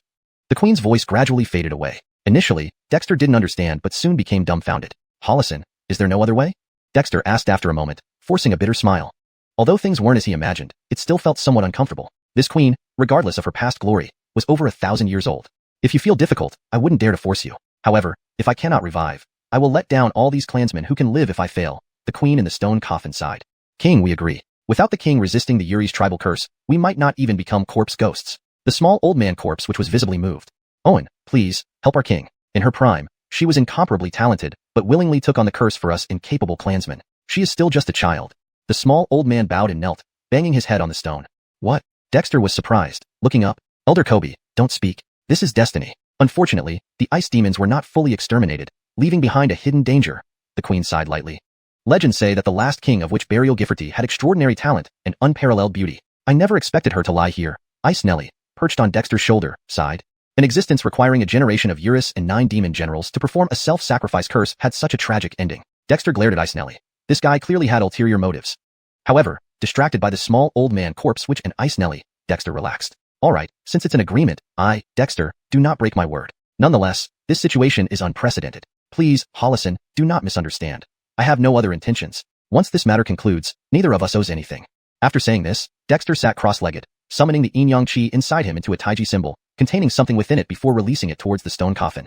A crack appeared on the stone coffin, instantly absorbing the yin-yang qi. Then a cry was heard from the queen. Innate yin-yang qi, you actually achieved innate state? Dexter stood up, smiling. This is just luck. Rest well, Hollison. Once this matter is concluded, I will take my leave. I will relocate the Cold Frederick tribe from the Cold Ridge. If you are well in the future, you are welcome to visit the Witch Blessing tribe. However, please ensure the proper arrangement for the necromancers and zombies of the Witch Burial Gifforty. They fought for the human race in life. They can guard the human race as ghosts in death. Farewell. Before the old necromancer could react, Dexter had already turned into a fleeting shadow, rapidly descending from the altar and speeding away. Hart, are you embarrassed or what? Haha, ah. In the distance, Elroy's scream echoed, causing the old necromancer and the others to look up, speechless. Why was this kid running? Before the small old man corpse which could react, Dexter vanished off the altar at incredible speed. Tribe leader, aren't you embarrassed? Haha, ah. In the distance, Ice Nelly's painful scream echoed. The small old man and other corpse witches looked up, speechless. This kid, why did he run? Note, Jeff to character limitations, the last sentence was adjusted for brevity. Deepter 497. Relocation to Cold Frederick. When Dexter appeared at the entrance's mechanical gate, everyone, including Baird, breathed a sigh of relief. Which Burial Gifforty was not a place for just anyone to enter. Although Dexter hadn't been inside for long, it was enough to make everyone worry. Ah, Ephraim, you're here? And who is this? Dexter asked as he stepped out of the gate and saw Ephraim standing beside a beautiful but somewhat bashful fox lemur. Ephraim's old face turned red, and he quickly introduced her. Yeah, this is who Owen. We grew up together. She saved my life during an ice fiend attack, almost losing hers in the process. So you two got together? TSK, who would have thought even you could attract a demon? TSK, it's unbelievable. Dexter teased. Ephraim scratched his head, and Hu Owen glared at him, ready to retort but was silenced by Ephraim covering her mouth. Yeah, please forgive me, Hu Owen and I. Haha, don't take it to heart. Although you are the tribe's demon guard, this is your personal matter. The tribe won't interfere. As for Magic 8 Peak, well, let's see. Since you both are sincere, Magic 8 Peak won't be an issue, Dexter laughed. Ephraim was surprised, and Hu Owen's eyes widened. That was a bold statement. Magic 8 Peak was a major power in the North Wilderness Icefield. Though the Magic 8 War Fredricknerals had not left Magic 8 Peak for years, no one dared to underestimate them. Yeah, Magic 8 Peak might send other demons. We can't let our guard down. Ephraim honestly replied, adding, Hu Owen was originally here to monitor Cold Ridge. Not an issue at all. Even if the Magic 8 War Fredricknerl comes, we still have Master Dillenerdal Frederick. Let him come. It'll be great. Dexter said casually. Truthfully, even without Master Dillenerdal Frederick, Dexter felt he was no longer intimidated by the Magic 8 War Fredricknerl. Ah. Hu Owen's eyes widened in shock. Ephraim knew Master Dillenerdal Frederick, and his gaze brightened. Yeah, last time the bird demon messenger reported that Master Dillenerdal Frederick became the guardian spirit Hall's heart. Is that true? Of course it's true. Frederick over. The tribe has more than just Master Dillenerdal Frederick. Look at this little guy. It's Emmanuel. Ephraim and Hu Owen looked at Emmanuel and involuntarily stepped back several steps. Emmanuel was one of the 4 ancient demons. To think he was right before their eyes? And judging from his appearance, he seemed like Yehya Dexter's beloved beast. Emmanuel, who had just been reprimanded by Dexter, glared weakly at Ephraim and Hu Owen. What are you staring at? That little brat from Magic 8 Peak would kneel before me. Even with just a hint of Croods bloodline energy, Ephraim and Hu Owen were overwhelmed and took another few steps back. Croods, the king of beasts. Although Emmanuel wasn't a pure-blooded Croods, he was far beyond what Ephraim and Hu Owen could handle. You see, as long as you're sincere, not even Magic 8 Peak can tear you apart. Once matters on Cold Ridge are resolved, we should return to the tribe. Baird, you go to Cold Frederick tribe and prepare for the relocation, Dexter instructed. Baird was delighted. With the addition of Cold Frederick tribe members, the Witch Blessing tribe would undoubtedly become stronger. Though Cold Frederick tribe didn't have many remaining members, they were remnants of a large tribe, not to mention the Cold Frederick sacrificial spirit. Dexter did not return to Cold Frederick tribe with Baird, but found a mountain peak to sit cross-legged in meditation. Ephraim and Hu Owen wisely guarded Dexter along with Emmanuel. Both demons were still incredibly shaken. With Emmanuel present, it seemed the witch-blessing tribe didn't need to worry about threats from Magic 8 Peak, let alone with Master Dylan Frederick backing them. To think that Yehya, merely a Sireming season expert, managed to attract these two legendary ancient demons from the North Wilderness, unbelievable. Meanwhile, Dexter retrieved the jade scroll given by the Holocene of Witch Burial Gifferty from the Spirit Vein Cave Paradise. The scrolls were intricately woven with golden threads and jade filaments, their pages smooth and clean, adorned with tiny characters meticulously arranged into paragraphs, clearly a labor of love. Dexter had received heritage knowledge from the cold Frederick sacrificial spirit, giving him proficiency in the ancient script used by the witch burial tribe, different from the current human language. He began to read intently. After attaining innate divine essence, speed reading and memorization came naturally, yet Dexter read slowly, carefully weighing each word before committing it to memory. Each scroll contained 10,000 characters, detailing the history of the witch burial tribe. Despite being buried in the sands of time, the content opened Dexter's eyes. The witch burial tribe descended from the North Wilderness tribe. The scrolls contained historical records and events, as well as accounts of significant developments within the witch burial tribe. In essence, it was a historic document providing Dexter with a broad understanding of the entire North Wilderness Icefield's human history. Indeed, history is valuable. Unfortunately, the humans of the North Wilderness Icefield have declined for too long, barely able to feed themselves, let alone care about anything else. After over an hour, Dexter closed the scroll, having internalized its contents, which he organized into faith scriptures stored in his faith spirit crystal. Next, Dexter picked up another scroll and continued his diligent study. Meanwhile, at Cold Frederick tribe, the return of Baird and the news that Dexter had safely emerged from Witch Burial Gifferty and ordered immediate relocation stirred excitement among Xantha and others. This meant Dexter had essentially resolved the curse on the tribe's destiny, though the tribe members remained unconscious. Xantha had no choice but to enter the canyon's depths to seek the Cold Frederick sacrificial spirit. The Cold Frederick sacrificial spirit was still combating the curse on the tribe's destiny. However, with the defeat of the necromancers by Dexter, the effects of the curse had eased significantly. Sensing Xantha's approach, the Cold Frederick sacrificial spirit opened its eyes. The black light in them had been subdued. Spirit Lord, the tribe's people are unconscious. Can we wake them now? Xantha asked urgently. The Yehya has returned from Witch Burial Gifferty and ordered the tribe's immediate relocation to Witch Blessing tribe. The matter with the curse on the tribe's destiny should be resolved. This confidence in Dexter wasn't blind belief. He had never let them down. Well, since it's the Yehya's order, let's relocate. This place no longer has the means for Cold Frederick tribe to continue surviving. The Cold Frederick sacrificial spirit sighed. As the sacrificial spirit since the tribe's founding, the Cold Frederick sacrificial spirit held undeniable affection for Cold Frederick tribe. Sky change was inevitable with the rise of Dexter's Witch Blessing tribe, making Cold Frederick tribe part of the past. It was time for a change, and joining the Witch Blessing tribe was the best option for Cold Frederick tribe. Please, Spirit Lord, awaken the tribe's people, or there might be unforeseen consequences, Xantha nervously requested. Though familiar with the Witch Blessing tribe, the sacrificial spirit remained a revered figure. Very well. Cold Frederick tribe began with me, and shall end with me. This way, the tribe's people won't object, the Cold Frederick sacrificial spirit agreed, with a melancholic expression. But it was for the better. #Deepter498, Settling Minds. Ray. As Han Whalen seriously followed Grace out of the valley, the members of the Han Whalen tribe who had been knocked unconscious in the gorge began to wake up. One young man, seeing their ancestor encased in ice, was filled with sorrow and rage. He abruptly drew a rusty copper knife from his waist. You want to do what? The Han Whalen tribe will not be humiliated. Seeing the youth about to fight to the death, Brandan and Brandon had quickly stepped forward and disarmed him together. Jarrett, calm down. It's not what you think, Brandan hurriedly explained. Frederick lost, traitors. You are all natives of the Han Whalen tribe. Why have you allied with outsiders to bully our tribe? Jarrett clenched his teeth, and shamanic power emerged around him, ready to shake off Brandan and Brandon Hammond. However, since joining the shaman tribe, Brandan and Brandon Hammond had also greatly improved in strength, having cultivated shamanic power during this Sireming season and advanced to become shamans. Working together, there was no way the young man could break free. That's enough, Jarrett. You're too agitated. Seeing other tribesmen gradually waking up, Han Whalen seriously approached swiftly, placing his hand on the ice coffin that encased the patriarch. Frederick Minutes later, the ice coffin melted. Black energy swirled around the patriarch as he lunged directly at Han Whalen seriously. No, Ray, that's seriously. Jarrett shouted in alarm. Dylan, awaken now. Han Whalen seriously pushed back the patriarch's arm and roared sharply, his voice imbued with pure faith, which dispelled the black energy surrounding the patriarch. The patriarch trembled as the black energy rapidly receded, his eyes slowly returning to normal. The patriarch looked at his hand reaching toward Han Whalen seriously, froze for a moment, then hastily retreated. Dylan, everything is over. The chieftain has emerged from the Gifferty of Shaman burial, and the curse hanging over the Han Whalen tribe should soon dissipate. The chieftain ordered us to relocate the Han Whalen tribe from the Cold Ridge and integrate into the Shaman tribe. This matter, you need to handle it. Han Whalen seriously said with a complex expression. Owen, he really did it? The patriarch couldn't believe it, but then tears rolled down his cheeks. It's been more than 300 years, 300 long years, and now, finally, the Han Whalen tribe can be free. Even if I die, I can rest peacefully.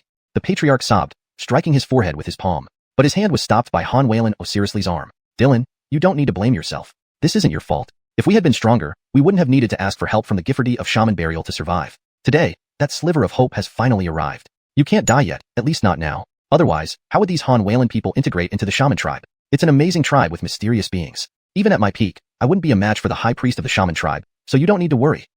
Ah, the patriarch was astonished. He knew very well what Han Wayland Osirisly's full strength was. Sky it now, Han Wayland Osirisly said that even at his peak, he wouldn't be a match for the shaman tribe's priest. How long had the shaman tribe been established? 2 Siraming seasons at most. This was almost inconceivable. But the patriarch had to believe it because Han Wayland Osirisly had said it. And Han Wayland Osirisly had stayed in the shaman tribe, willing to become its chief priest, indicating the authenticity. Ray, are we really merging into the shaman tribe? Jamie asked hesitantly, having just woken up. The Han Wayland tribe was their root. The shaman tribe is a creation of Owen. Owen is the son of Leonardo, the former chieftain of the Han Wayland tribe. Merging the 2 tribes is feasible. At least after joining, there will be more Han Wayland descendants in the shaman tribe. In essence, the shaman tribe will still be the Han Wayland tribe, just under a different name. The patriarch looked around at the revived tribe's people with a gentle tone. These past few hundred years have been hard on us. Now, it's time for a change. Jamie and others fell silent. Although they already knew that over 100 people, including Grace, had joined the shaman tribe, merging the entire Han Wayland tribe into the shaman tribe was still hard to accept. Alright, since Owen has made the decision, let's pack up. There's no need to take miscellaneous items. Only take the relics passed down by the tribe, and it will be enough. The patriarch waved his hand. Finally, the tribe's people started moving, dragging heavy steps to gather the few remaining items of the Han Wayland tribe. Baird and others watched silently, not offering help, showing the greatest respect by staying quiet. After a half day, everyone finished packing. Each tribesman, now carrying bundles, showed more determination in their eyes instead of the initial confusion and reluctance. Tribespeople, let's go. We are leaving here to embrace a life full of hope. The continuation of the tribe doesn't rely on the location. As long as the people and traditions endure, everything remains, the patriarch called out sadly, taking the first step towards the path leading out of the canyon. Grace and others watched quietly as the tribespeople, one by one, followed the patriarch with heavy steps. They finally felt relieved. Although the process was somewhat complicated, everything went smoothly. The patriarch seemed younger, and the tribespeople now had hope. Even in a new place, the traditions of the Han Wayland tribe could continue. When Baird and others escorted the Han Wayland tribes people to the foot of the mountain where Dexter sat meditating, Dexter put away the last scroll. Looking at the anxious expressions of the Han Wayland tribe, Dexter smiled. Evan, fellow tribespeople, there's no need to worry. I have negotiated with the queen of the Gifforty of Shaman Burial. When she removes the curse upon herself, the clan curse on the Han Wayland tribe will be completely lifted. Owen, is this true? The patriarch was pleasantly surprised. Of course it's true. Frederick Revazeriover, aside from Elder Han Wayland Osirisly, you don't actually need to wait until then. When joining the shaman tribe, the high priest can remove the clan curse and bestow you with the totem belief and lineage of the shaman tribe. Grace and others have already experienced this. That's right, fellow tribespeople, the high priest of the shaman tribe is very kind. With them, the curse won't be a problem. Grace said urgently. Great, wonderful. Owen, we are willing to join the shaman tribe. The patriarch exclaimed happily. The clan curse on the Han Wayland tribe was undoubtedly a huge burden on the patriarch's heart. Now, joining the shaman tribe would solve the clan curse, which was nothing short of perfect. As for Han Wayland Osirisly, with the presence of the high priest of the shaman tribe, a simple curse shouldn't be an issue either. So why wait? This translation aims to maintain the original tone and style while ensuring natural and fluent Demi-English. It follows the paragraph structure and line breaks of the original text, ensuring coherence and consistency. ###Deepter499. The Demi entire clan Demi enters the witch tribes. When Dexter led the clanspeople of the Beryl tribe to the witch tribes, and saw the massive city gate hidden in the mountains, with snow melting above and an immense underground entrance below, the Beryl clanspeople were momentarily bewildered. Wasn't it said that the witch tribes had already become a large tribe, with nearly 3,000 people living underground? How is this any different from the Beryl tribe? However, as they walked through the massive city gates into the witch Gifforty, they were instantly astonished. The witch Gifforty had no intention of removing its domed ceiling. Red sunlight shone down through the sturdy dome as they strolled along the wide streets, gazing at the maze-like alleys and uniquely designed houses. The Beryl clanspeople felt as if they were in a dream. Clan Elder, this is the witch Gifforty. Jeffering the last nether season, due to the emergence of the ice fiends, the tribe had to transform witch Gifforty into an underground city. But even as an underground city, it doesn't hinder daily life in the slightest. It's just as good as the old witch Gifforty, Grace proudly explained, excitedly supporting the clan elder who had reverted to his frail appearance. Witch Gifforty now has many accompanying underground facilities. Our tribe has nearly 3,000 members, and including our clan's people, it exceeds 3,000. Additionally, the guardian spirit warriors, guardian fiend birds, and fiend beasts all have their own living spaces. There are numerous pathways here, so even if the witch Gifforty is sealed off, there will still be connections to the outside. Walking on the wide stone-paved streets, the clan elder's face was full of awe. Grace, this place was really only built after the last nether season? How is that possible? Building such a large city in just over a year seemed like a fantasy. Not to mention, the layout of the city clearly showed deliberate design, as the clan elder had already noticed traces of the witch array. Clan elder, to be precise, this witch Gifforty was built in less than a year, but the internal layout was completed during this nether season. We used various technological tools and the strength of countless fiend beasts, which greatly accelerated the progress. However, relative to the development of the tribe, this witch Gifforty can no longer keep up, Dexter smiled, explaining with pride. The witch Gifforty was built brick by the tribe's people. Even in the wider world, this would be considered a significant project. Incredible. Simply incredible. Owen, I can hardly wait to learn more about the witch tribes. The clan elder looked agitated. Though joining the witch tribes saddened some hearts, compared to the future of the clanspeople, it didn't matter much. That's easy. Dexter laughed heartily, leading the Beryl clanspeople to the witch dragon altar. The priests at the sacrificial courtyard were already prepared, with all the tribal high-ups present. Harton, the sacrificial ceremony is ready. Please invite the grand shaman to preside over the sacrifice. The head of the sacrificial courtyard, Frederick, reported excitedly. Dexter looked at the Beryl Hans, who hesitated before stepping forward with a solemn expression. Is the Hans truly the grand shaman of the witch tribes? If so, joining the witch tribes wouldn't be too bad after all. Some Beryl clanspeople whispered among themselves. Although joining the witch tribes was decided by the clan elder, the Beryl clanspeople still felt somewhat uneasy. But seeing the Beryl Hans proficiently take charge of the sacrificial ceremony alleviated much of their resistance. The sacrificial ceremony begins now. Today, the Beryl clanspeople join the witch tribes, a great fortune for the tribe. Joining us, you must revere the witch dragon totem, abide by the clan rules, love your fellow clanspeople, follow orders, and contribute all your efforts for the tribe's development. Do you agree? The Beryl Hans read the vows aloud, staring intently at the Beryl clanspeople. The Beryl clanspeople all trembled, but ultimately stepped forward under the leadership of the clan elder, accepting the oath. Present offerings. New clanspeople shall mark their pledge with blood, and respectfully ask the Hans to bless the clanspeople. Wild beasts were brought forward for sacrifice, and the Beryl clanspeople, led by the priests, approached the sacrificial pool, slicing their palms to let their blood drip in. The clan elder hesitated, glancing at the Beryl Hans. He was no longer entirely human, having been influenced by necromancer power, like a zombie yet different. The Beryl Hans frowned, turning to Dexter. Dexter smiled. It's fine. The clan elder need not spill blood, but can still receive blessings from the Hans. Our witch tribe is inclusive. Whether the clan elder becomes a necromancer or not, we welcome anyone who contributes to the tribe's growth. The clan elder suddenly viewed the tribe with renewed respect. How could such a tribe not thrive? Soon, the Beryl clanspeople completed their blood oaths. The priests of the sacrificial courtyard sang together, performing the traditional human sacrificial ritual passed down from the witch burial clan. As the singing echoed, golden beams of faith emerged from the witch dragon totem, absorbing all offerings. Then, a cold voice resonated throughout. New clanspeople joined the tribe, receiving the inheritance method. Serve the tribe well, and if you violate the clan rules, you will be dealt with accordingly. With Jacob Fire's voice, golden rays of faith spread, landing on each Beryl clansperson's forehead, with the largest beam entering the clan elder's forehead. Instantly, black shadows appeared around the Beryl clanspeople, remnants of the Beryl Hans's cursed faith, but these were purified by the golden faith energy, flying out of everyone's minds to merge back into the Beryl Hans, dressed in ceremonial robes. Only the clan elder was shrouded in black mist, a solidified black jade figure hovering above his head, struggling against the curse. The clan's misfortune and curse mostly fell upon my true self, partly on Dylan, and the rest on the clanspeople. Now, this ends. The Beryl Hans recited the sacrificial chants. A white beam of faith appeared, representing the Beryl tribe's faith essence. This white light struck the black jade figure, purifying it alongside the witch tribe's golden faith energy. In a moment, the black jade figure roared angrily, exploding and then reforming within the golden light. Many thanks to the sacrifice deity for assistance. The jade figure bowed and merged back into the Beryl Hans. The white faith light was exhausted, replaced by new golden faith energy, embodying the witch tribe's faith. Deepther 500, rejected by all. As more beams of golden faith light descended upon the foreheads of the Han Wayland tribe members, forming symbols of faith and transforming into the form of a witch dragon in their minds. Each of the witch blessing tribe's inheritance techniques and various pieces of information were instantly imprinted in the minds of these new members.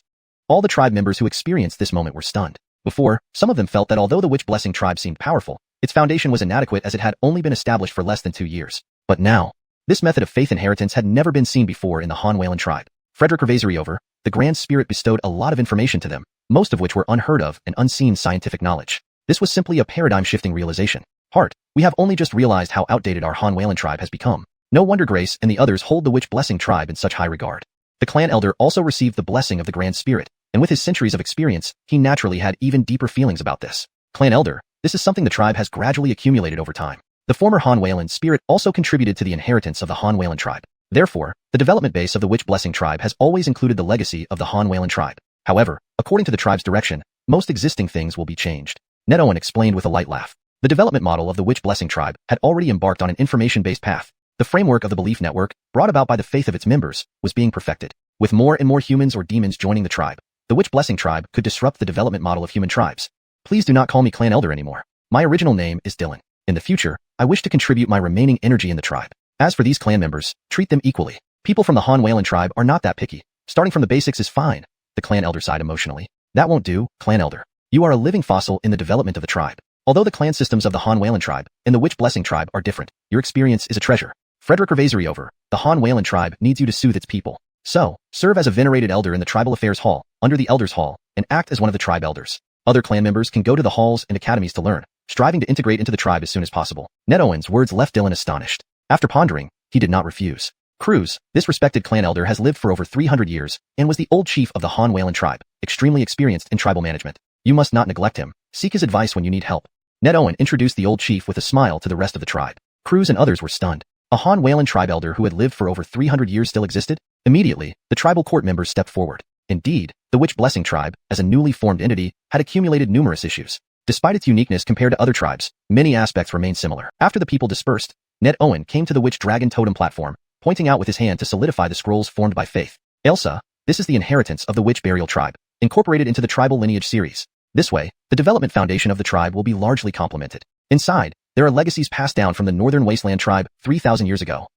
A beam of golden faith power rose from the Witch Dragon Totem, sweeping away the faith scrolls. Soon after, Elsa's surprised voice echoed. You actually managed to obtain such a complete human inheritance method. It seems this trip to Cold Ridge was quite fruitful. Ned Owen smiled. Indeed. Next, the tribe has two major tasks. 1. Assimilating those demon clans and demon riders in the Guardian Spirit Hall. 2. Solidifying the tribal faith to accelerate the enhancement of our members' strength. With the Gomong season approaching, during the strongest Yolrong season under the Red Sun, I plan to counterattack Ice Malakiratory and eliminate the threat of ice demons once and for all. Elsa paused, asking, Ned Owen, aren't you taking too big a step? Aren't you afraid of putting heavy pressure on the tribe?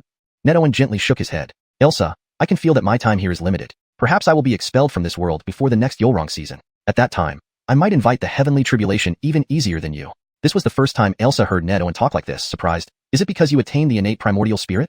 Partially. In short, I may have to leave soon. From now on, the Witch Blessing tribe will rely on you. I hope you take good care of the tribe. Elsa, was this guy planning his funeral? But soon, Elsa said softly, boy, you should make other plans. Now, having gathered a faith spirit body, completely purging the dead souls and death aura, I probably can't stay much longer either. Ned Owen stared at him, coincidentally. Do you know why I was targeted by the heavenly tribulation and imprisoned within the Red Sun? Because this world's Red Sun consumed my corpse to achieve perfection, but always wanted to kill me. Ned Owen. This old guy sure had an unfortunate fate. It seemed that neither he nor Elsa were welcome here. However, this situation necessitated careful planning. If both he and Elsa left, what would keep the Witch Blessing tribe in check against the forces in the Guardian Spirit Hall? Elsa, what do you think of the Han Whalan spirit? Can it suppress the demons in the Guardian Spirit Hall? Ned Owen asked after a pause. This decision concerned the survival of the Witch Blessing tribe, so he had to be cautious. The Han Whalan spirit is an innate mountain spirit. Using it as the core to rebuild the faith network could, with the support of the faith power of its members, suppress the demons in the Guardian Spirit Hall. But Gillis and Emmanuel cannot be left behind, unless you or I leave a manifestation to guard the tribal totem. Wait, didn't you cultivate the celestial demon mark? Elsa suddenly became excited.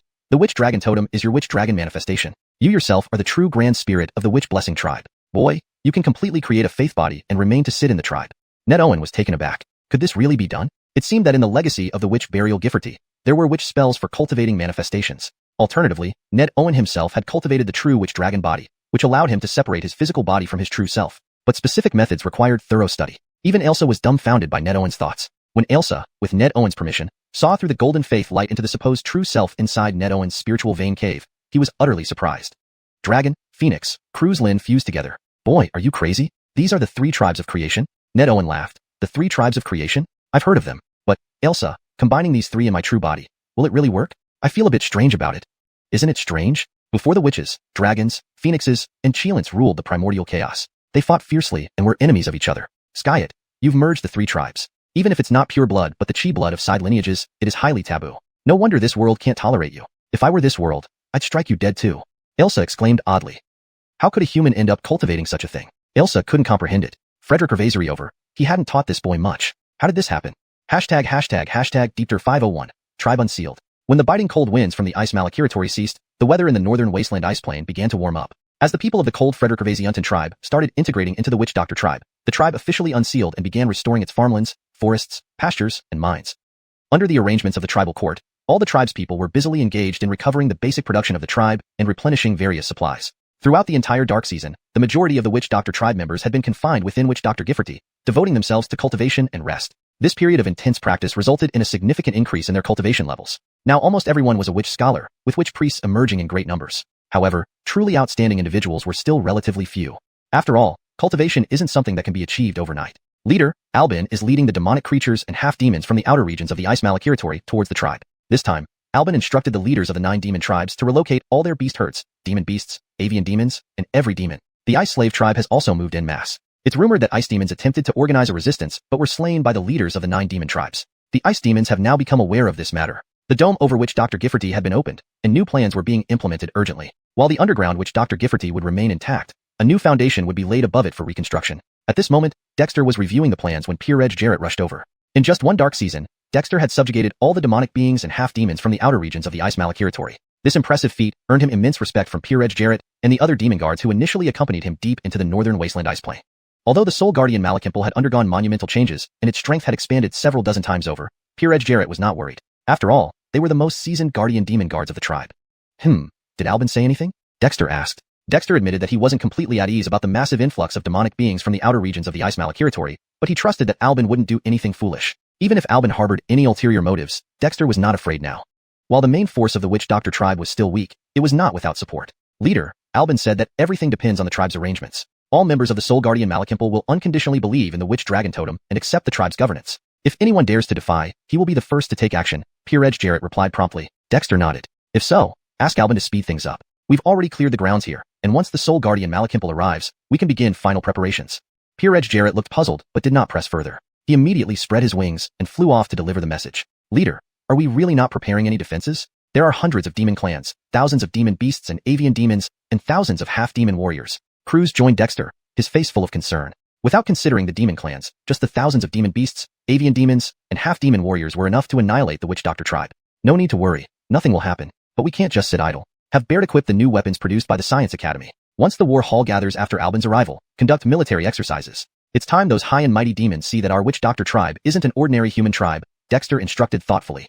Although he had subdued the outer regions of the Ice Malakiratory and trusted Albin, having the necessary deterrent was still important. Baird received the order and quickly led the members of the War Hall to the Science Academy. In the Witch Doctor tribe's tribal court, the War Hall consisted of 3 divisions: the Battle Division, the Hunt Division, and the Guard Division. Although Arishu's Covert Division also belonged to the War Hall, it operated independently due to its special nature, especially during the dark season when the ice demons were active. The development of the Covert Division was not ideal and could not be openly displayed. Even so, the War Hall remained a major fighting force within the Witch Doctor tribe, comprising 300 members in the Battle Division, 300 in the Hunt Division, and 500 in the Guard Division. These members usually held additional duties in other halls and academies, but were fully mobilized when needed. Among them, the 300 members of the Battle Division led by Baird were the only ones who did not engage in production and focused solely on cultivation and improvement. Osiris, leader's orders. Equip the War Hall members with the latest weapons for the military exercises. It's time you showed us your hidden treasures, Baird said excitedly to Osiris. They had grown up together, and despite Osiris's weaker strength, his abilities were exceptional. During the dark season, the Science Academy had been extremely busy developing and manufacturing various tools under the support of the entire tribe's witch practitioners. I knew you'd have your eyes on them eventually, but it's time to show leader our efforts. Osiris clenched his fists but remained calm. Since Dexter ventured deep into the northern wasteland ice plain with Sean and the other demon guards to block the ice demon threats, the entire tribe had rallied as one. Apart from building Witch Doctor Gifforty and personal cultivation, the Science Academy had been the busiest place in the tribe. Innovations based on which runes flowed continuously, especially the development and manufacture of rune-based weapons. According to the tribal court's plan, the new equipment for the 3 divisions of the War Hall is ready. You're in for a treat when you see them. Baird took a deep breath and began overseeing the changeover with the War Hall members. Although he had participated in the development and testing of the new equipment, seeing them used en masse was still an unknown. At the Witch Doctor Totem platform within Witch Doctor Gifforty, the Witch Dragon Totem shone with golden light as streams of faith runes converged. The director of the Ritual Academy, Frederick, and the master of Flame Hall, Aviv, along with all the witch priests, devoutly connected their faith to the Witch Dragon Totem. They contributed their own faith runes to help organize these belief symbols. Cold Frederick Ravasianton's spirit sat meditating beneath the Witch Dragon Totem platform, assisting with the sorting and inheritance of ancient scriptures. Volume after volume of faith scrolls shared by the Tomb Gifforty, Cold Frederick Ravasianton tribe, and Albin were formed and restored within the Witch Dragon Totem. The faith network, powered by the tribe's collective belief, was highly efficient in organizing and editing information. Among these, the various techniques, secret arts, and scriptures obtained by Dexter from the Tomb Gifforty were crucial. Selecting suitable materials for the current state of the Witch Doctor tribe was a massive task, but with the faith network connecting numerous witch priests, efficiency was not a problem. Upon returning from inspecting the tribal land, Dexter personally joined in, and with his powerful innate divine spirit, the organization and adaptation of the tribe's heritage saw a significant boost. This work would lay the foundation for the future development of the Witch Doctor tribe. Just as the entire Witch Doctor tribe was busy with preparations, Albin, leading countless demonic beings and half-demons with their families, arrived at a forest 100 miles away from the tribe.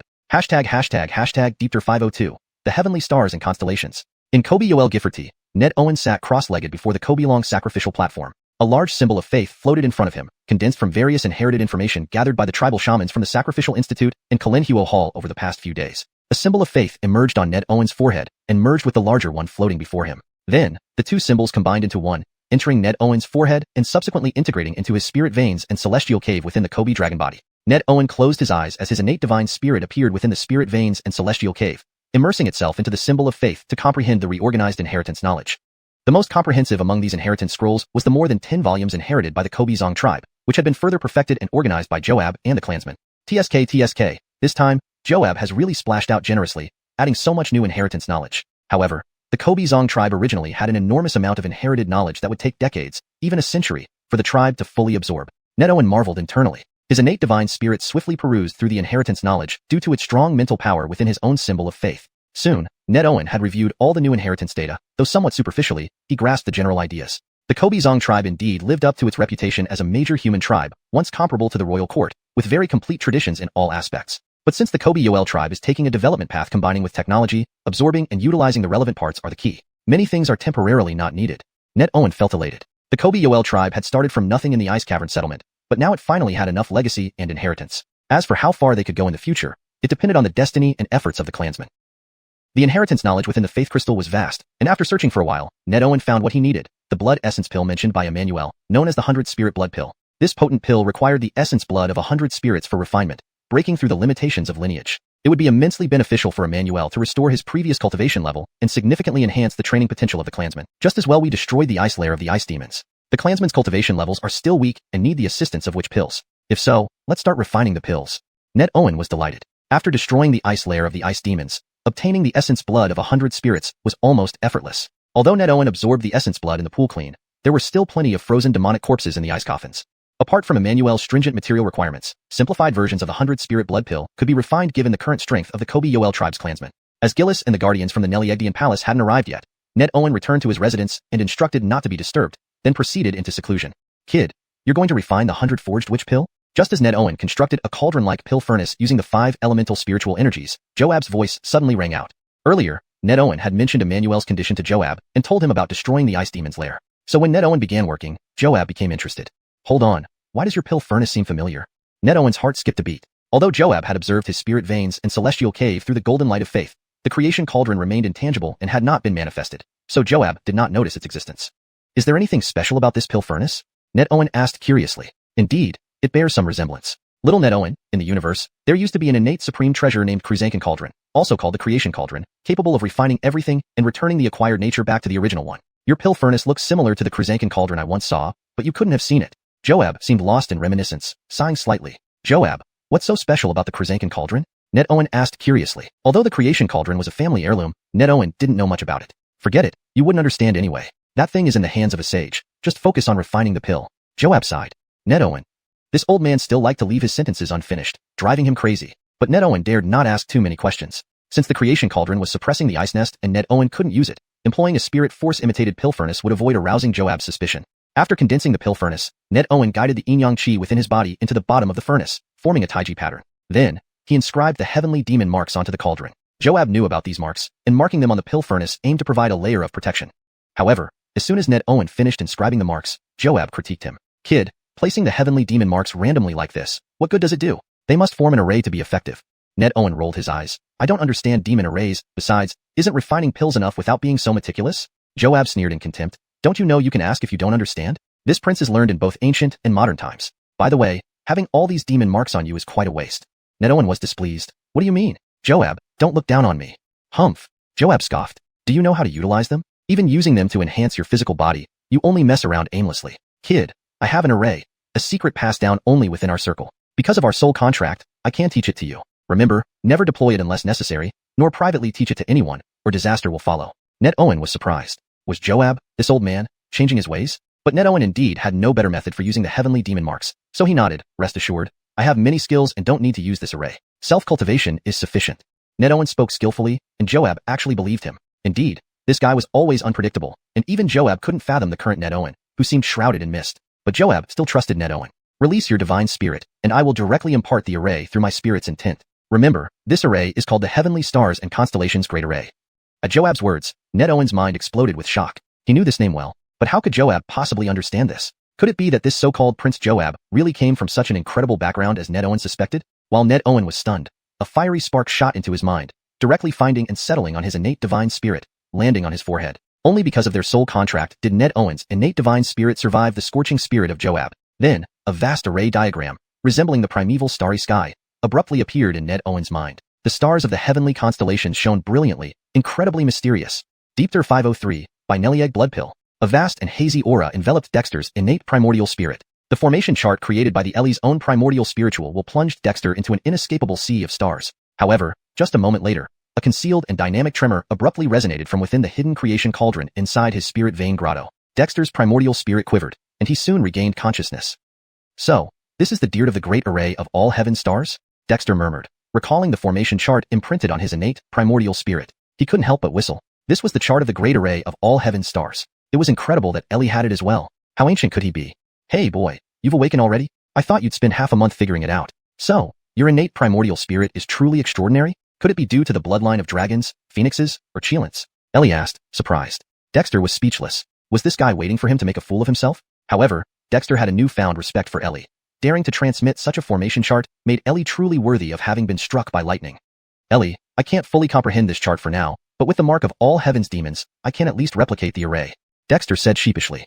But then, Ellie laughed mockingly. Nonsense. If you could comprehend this chart right now, I'd be your grandchild. After all these years, I've only memorized the chart and cannot even form the array myself, let alone you. Dexter was momentarily speechless again. Seems like this old man only knew what but not why. Sky, this wasn't the time for arguments. Dexter immediately focused his primordial spirit's power, attempting to replicate and adjust the scattered marks of all heaven's demons in the cauldron. As for the demon marks within his acupoints, he dared not tamper with them lightly. Otherwise, a destroyed array could mean his demise. A ridiculous outcome indeed. Undead by his innate primordial spirit's intent, Dexter gradually adjusted each mark on the cauldron over half a day. Finally, when the last demon mark fell into place, the originally pentagram-energized cauldron began to transform mysteriously. The marks of all heaven's demons started flowing along unfathomable paths, absorbing surrounding celestial energy. Soon, the cauldron solidified into a tangible object exuding a mysterious aura.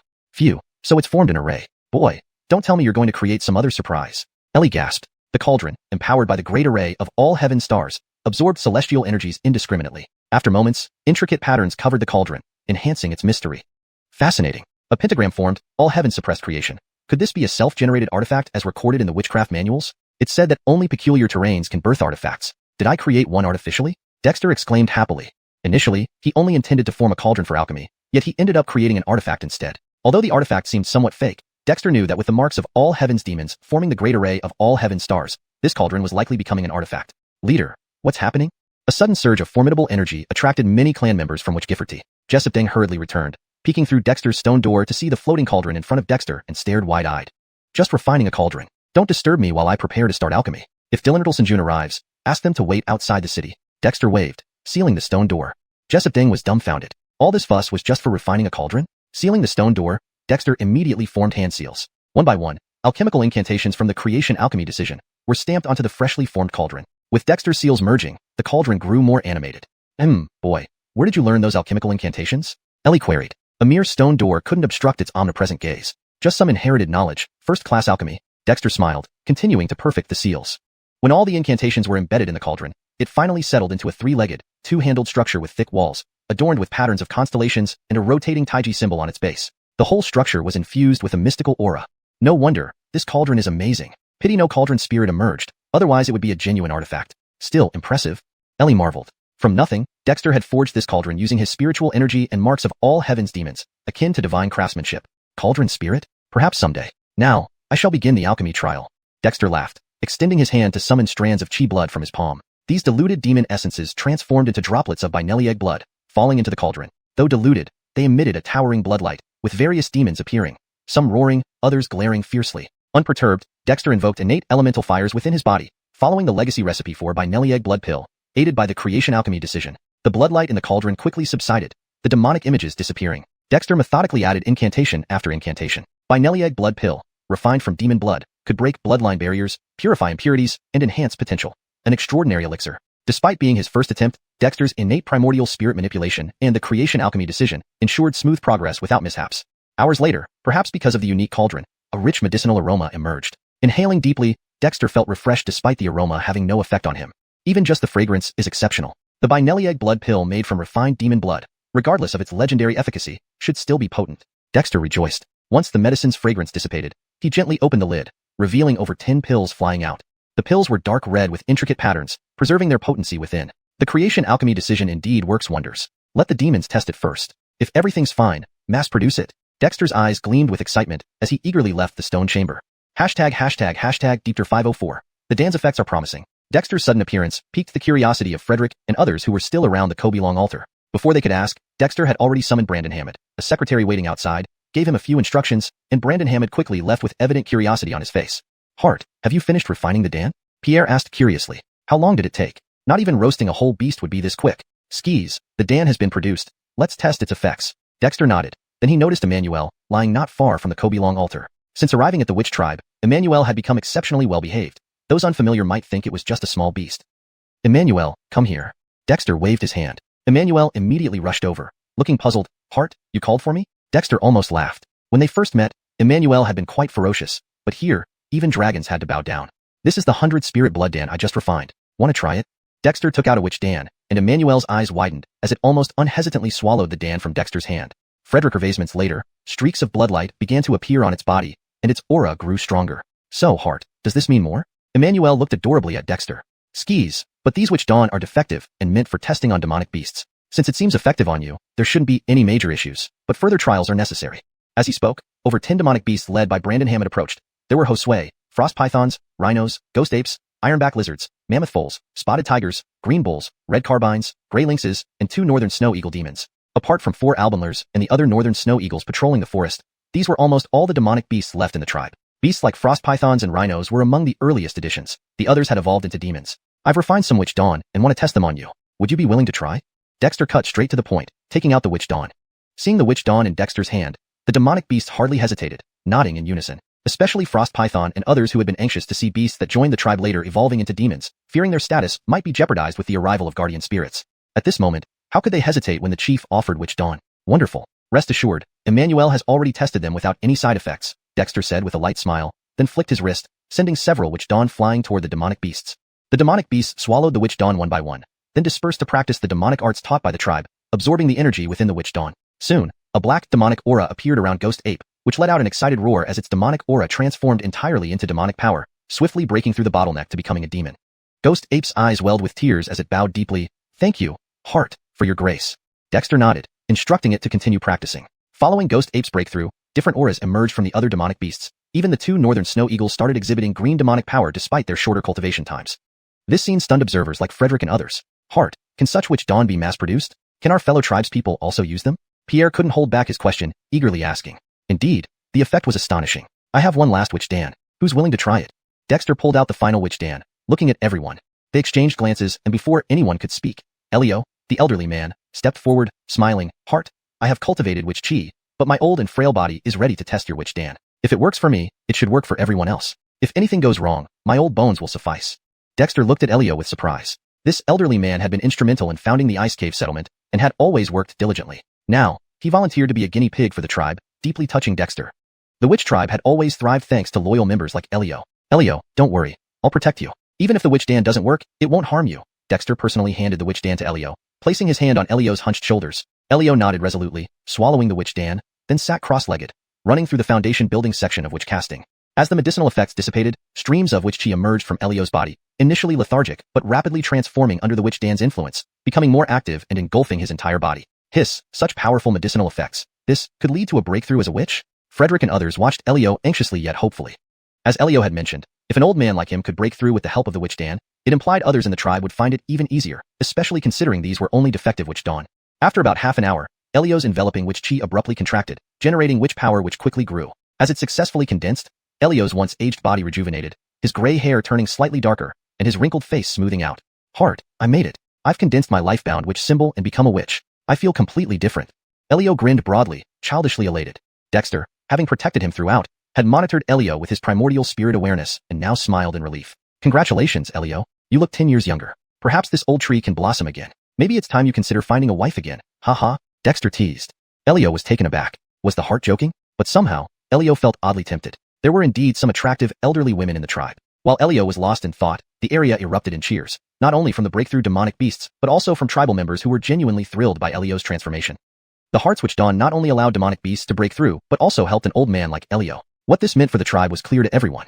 Hart, can we make more of these witch dawn? Croods asked eagerly upon arrival. If they had enough of these witch dawn, the strength of the witch tribe would undergo a transformative change, enhancing every member.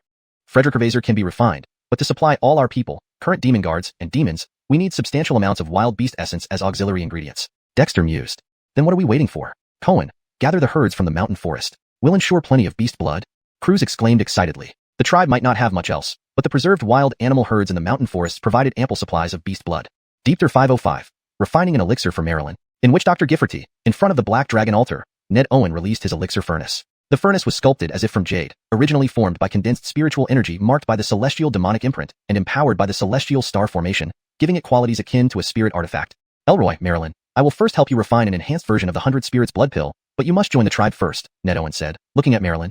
Note, Elroy is a proper noun.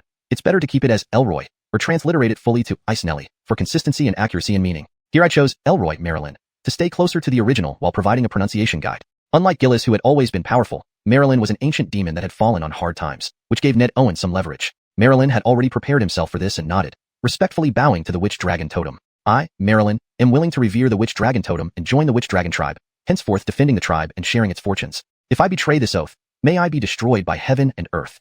Note, I've maintained the name Marilyn as a transliteration, but ensured the rest of the translation reads naturally in Demi-English. From within the Witch Dragon Totem, a brilliant ray of golden faith shot out, transforming into a faith spirit seal that imprinted onto Marilyn's forehead. Without resistance, Marilyn allowed the faith spirit seal to integrate with his demonic soul. In his mind, a clear and cold voice suddenly echoed, Marilyn, as a descendant of the Croods lineage, I grant you the Croods art. From now on, protect the tribe and become one with it. Marilyn was shocked but soon saw the inheritance information contained within the faith spirit seal, instantly filling him with awe and reverence. He respectfully replied, I humbly follow the decree of the tribal spirit. Even the art of the Croods clan had such power. Marilyn was thoroughly impressed. No wonder even Gillis dared not cause trouble in the witch tribe. Good. Marilyn, from now on, you will be the deputy head of the Guardian Spirit Hall, assisting Gillis in managing the tribal guardian spirits, Dexter said with delight. This ancient demon was almost acquired effortlessly, and now that Marilyn had joined the tribe, Dexter felt even more confident. As Dexter explained, he continuously cast Shantan Wuxing Linghua, primal elemental fires. The flame I use is primal elemental fire, but earth fire or fire type which flames can also be used as substitutes. The key lies in the refining technique and the cauldron. As Dexter gathered 100 types of beast spirit's essence, casting various seals to activate the cauldron, the jade-like cauldron began to emit a faint medicinal fragrance. With experience from his second attempt at refining the 100 Spirit blood pill, Dexter now understood the unique capabilities of this cauldron. The cauldron, empowered by the all-heavenly demon imprint and the all-heavenly constellation formation, could absorb various spiritual energies from the world. Under the guidance of the aim-winnowing fires at its base, the alchemical seals Dexter had inscribed within could adjust the ingredients automatically. When Dexter cast alchemical seals during the process, they served merely to initiate and guide the refinement. Thus, even if Dexter wasn't using this cauldron for refining, as long as witch flames or similar energy sources were provided, the cauldron could still be activated for refining, producing results nearly as effective. Dexter himself hadn't anticipated that the cauldron would possess such functionality, primarily due to the all-heavenly constellation formation. This formation inherited from Ellie was extraordinarily mysterious. Even just imprinting the all-heavenly demon imprint, based on its diagram, had caused a qualitative transformation in the cauldron. As Dexter refined the cauldron with primal elemental fires, a rich medicinal fragrance spread from within, invigorating all who smelled it. Some clansmen even sat cross-legged to practice their techniques, unwilling to miss this rare opportunity. Seeing the clansmen's reactions, Dexter, who could have contained the fragrance, let it diffuse freely. The beast spirit's essences he selected were potent, including some demon generals. While these weren't significant for Marilyn, for the witch tribe's clansmen, even the scent was incredibly valuable. Frederick Ravazer and more clansmen began practicing, while Marilyn kept his eyes fixed on the cauldron, his gaze growing increasingly intense. The medicinal fragrance alone stirred his bloodline, reminding him of the secret technique he had used to reverse and seal his strength after suffering grave injuries. Breaking this seal required external stimulation, which both the previous Blood Lotus and the current 100 Spirit blood pill seemed capable of providing, with the latter appearing even more potent. After half a day, Dexter started reducing the input of primal elemental fires, signaling the final stages of refining. Marilyn, prepare to adjust your state. Once the pill is completed, take it immediately for optimal effect, Dexter reminded. Marilyn nodded, activating the Croods art taught by Ellie. Although he had his own primary cultivation method, it paled in comparison to what Ellie had imparted. His lineage's teachings were already fragmented, making the newly obtained Croods art far more complete. Dexter observed Marilyn's cultivation, noticing that despite his less than pure Croods bloodline, he was gradually displaying signs of improvement. Ellie, can Marilyn truly become a true Croods? Dexter asked curiously. If Marilyn could break through his bloodline constraints, having a genuine Croods guard the tribe would be a great boon for the witch tribe. Difficult. Unless your 100 Spirit blood pill can help cleanse impurities from his bloodline, there's little chance. After all, the Croods clan has been extinct for too long, Ellie remarked. Well, let's see how things turn out. Dexter chuckled, refocusing on the cauldron to gather the pills. This time, Dexter aimed for excellence. Using seals and spells, he guided all the medicinal powers to condense within the cauldron. Surrounded by aim-winnowing fires, under the influence of the all-heavenly constellation formation, the fragrance condensed and the essence concentrated. Within moments, a fist-sized dark golden spirit pill took shape. Dexter inhaled deeply, casting dozens of alchemical seals while merging his innate primordial consciousness with the cauldron, triggering the all-heavenly demon imprint to release spiritual light. The spirit pill's surface began forming intricate patterns, complex and mysterious. Frederick Hervasements later, Dexter extended his hand, and the spirit pill fully formed. Suddenly, a thunderclap resonated in the sky, but it dissipated shortly after. Dexter was somewhat speechless. Just then, he felt a tremor from the broken hammer inside the apocatastasis cauldron within his spirit pulse cave heaven. It seemed this object could influence heavenly tribulations, a truly bizarre occurrence. Shocked at first, Marilyn quickly saw the inheritance information contained within the faith spirit seal and felt immense reverence, replying respectfully, "I shall strictly follow the divine decree of the sacrificial spirit." Even the Croods art of the Croods clan was bestowed upon him. Marilyn was thoroughly awestruck. No wonder even Gillis dared not cause trouble within the Witch Doctor tribe. "Very well, Elroy, from now on, you shall be the deputy hall master of the Guardian Spirit Hall, assisting Gillis in managing the hall," Ned Owen said with delight. Note: I have maintained the term Elroy, as it seems to be a name or specific term that might not need full translation without further context. If Elroy has an established Demi-English name, that should be used instead. This ancient demon was practically free, and now that Marilyn had joined the tribe, Ned Owen felt even more confident. With swift motions, Ned Owen activated the furnace and cast droplets of refined blood from various beasts. This time, he chose only those of terrestrial beast origins because, as the leader of all beasts, Elroy Marilyn would best restore and potentially surpass his former strength with the essence of these beasts. Note: I kept Elroy Marilyn, as it seems to be a unique name or term that may not have a direct Demi-English translation. If there is a preferred way to translate this name, please let me know. For further context and consistency, here's a refined version with added fluency and natural Demi-English flow. With swift motions, Ned Owen activated the furnace and began casting droplets of refined blood from various beasts. He specifically chose essences from terrestrial creatures this time. After all, as the leader of all beasts, Elroy Marilyn would benefit most from the essence of these creatures in order to restore and potentially surpass his former strength. Furthermore, Ned Owen did not dilute the blood into chi but added a hint of his own fused Croods blood chi to serve as a medicinal guide. The tribal members eagerly observed Ned Owen refining the elixir, especially the scholars from the sacrificial courtyard and research institutes like Carrie and Giles, who stared intently without blinking. Ned Owen also intended to guide the tribal members. As he inserted the 100 spirits essence following the formula, he employed the creation elixir malachiknik, explaining aloud. This 100 spirits blood pill uses the essence of 100 spirits as ingredients, with the creation elixir malachiknik that I created myself. Though the formula is fixed, the quality of each essence varies, necessitating adjustments using the technique. Both the formula and the creation elixir malachiknik are recorded in the clan's legacy hall for future generations to study. For now, watch me refine this elixir. While explaining, Ned Owen cast successive streams of innate 5 elements spiritual fire. The fire I use is innate 5 elements spiritual fire, but earthly fire or witchcraft-based fire can substitute, with the key lying in the refinement techniques and the furnace. As Ned Owen gathered the 100 types of essences and cast his seals to activate the furnace, soon a faint fragrance began emanating from within the jade-like furnace. Having refined the pill once before and familiarizing himself with the furnace's workings, Ned Owen had gained valuable experience. Demi-enhanced by the celestial demonic imprint and the celestial star formation, this furnace could absorb various heavenly chi independently. Undead by the aim-knowing flames beneath it, Ned Owen's imprint of the creation elixir malachiknik within the furnace could regulate the essence and other ingredients during the process, requiring only the initial guidance through seals. Thus, even someone else using the furnace, providing just enough energy in the form of witchcraft-based fire, could refine elixirs with similar effects. Even Ned Owen hadn't anticipated this functionality of the furnace, primarily due to the celestial star formation's influence. This array inherited from the Ellie was incredibly profound, causing significant qualitative changes to the furnace simply by imprinting it according to the formation diagram. As Ned Owen continued driving the furnace with the innate 5 elements fire, rich aromas filled the air, invigorating anyone who smelled them. Some immediately sat cross-legged to practice their cultivation methods, seizing this rare opportunity. Ned Owen watched the tribal members, allowing the aroma to spread despite initially planning to contain it. The selected essences came from relatively powerful demons, including demon generals. Though not potent for Marilyn, these scents were immensely valuable for the tribe. Frederick Hervaser and more tribal members began practicing while Marilyn remained fixated on the furnace, his gaze increasingly fervent. Just the fragrance stirred his dormant bloodline. He had suffered severe injuries in the past, reversing his abilities to suppress his power. Breaking this seal required external stimulation, and the current 100 spirits blood pill seemed even more potent than the previous blood lotus. Half a day later, Ned Owen reduced the input of the innate 5 elements fire, nearing the end of the refinement. Elroy, Marilyn, prepare to adjust your body state. Once the pill is completed, swallow it immediately for the best effect. Ned Owen reminded. Note: for consistency and accuracy, I kept Elroy, Marilyn, as provided, though typically Binglean would be translated to Elroy, or a full Demi-English name like Elroy, Ice Scale, if it's a character name. Demi ensured that this term is consistent throughout the text. Marilyn nodded, activating the Croods art taught by Ellie. Although he had his primary cultivation method, the Croods art imparted by Ellie far surpassed it, given the completeness of this newly acquired inheritance. Observing Marilyn practicing, Ned Owen was somewhat surprised. Despite the diluted Croods bloodline, it was starting to manifest. Ellie, can Elroy Marilyn truly become a Croods? Ned Owen asked curiously. If Marilyn could break through his bloodline limitations and become a true Croods, it would be an immense advantage for the Witch Doctor tribe to have such a powerful being as its guardian. Note: for consistency and clarity, Elroy should be referred to as Marilyn or translated to Elroy, depending on prior context in the document. Here, I've chosen Marilyn for readability. Ellie, can Marilyn truly become a Croods? Ned Owen asked curiously. If Marilyn could break through his bloodline limitations and become a true Croods, it would be an immense advantage for the Witch Doctor tribe to have such a powerful being as its guardian. Hardly. Unless the 100 Spirits blood pill can completely purify his impure bloodline, there's almost no chance. After all, the Croods clan has long vanished, Ellie sighed. Then it depends on his fortune, Ned Owen chuckled, shifting his focus back to the furnace to collect the pills. This batch of pills differed from the previous trial. Ned Owen now used seals to guide all the medicinal potency to coalesce within the furnace.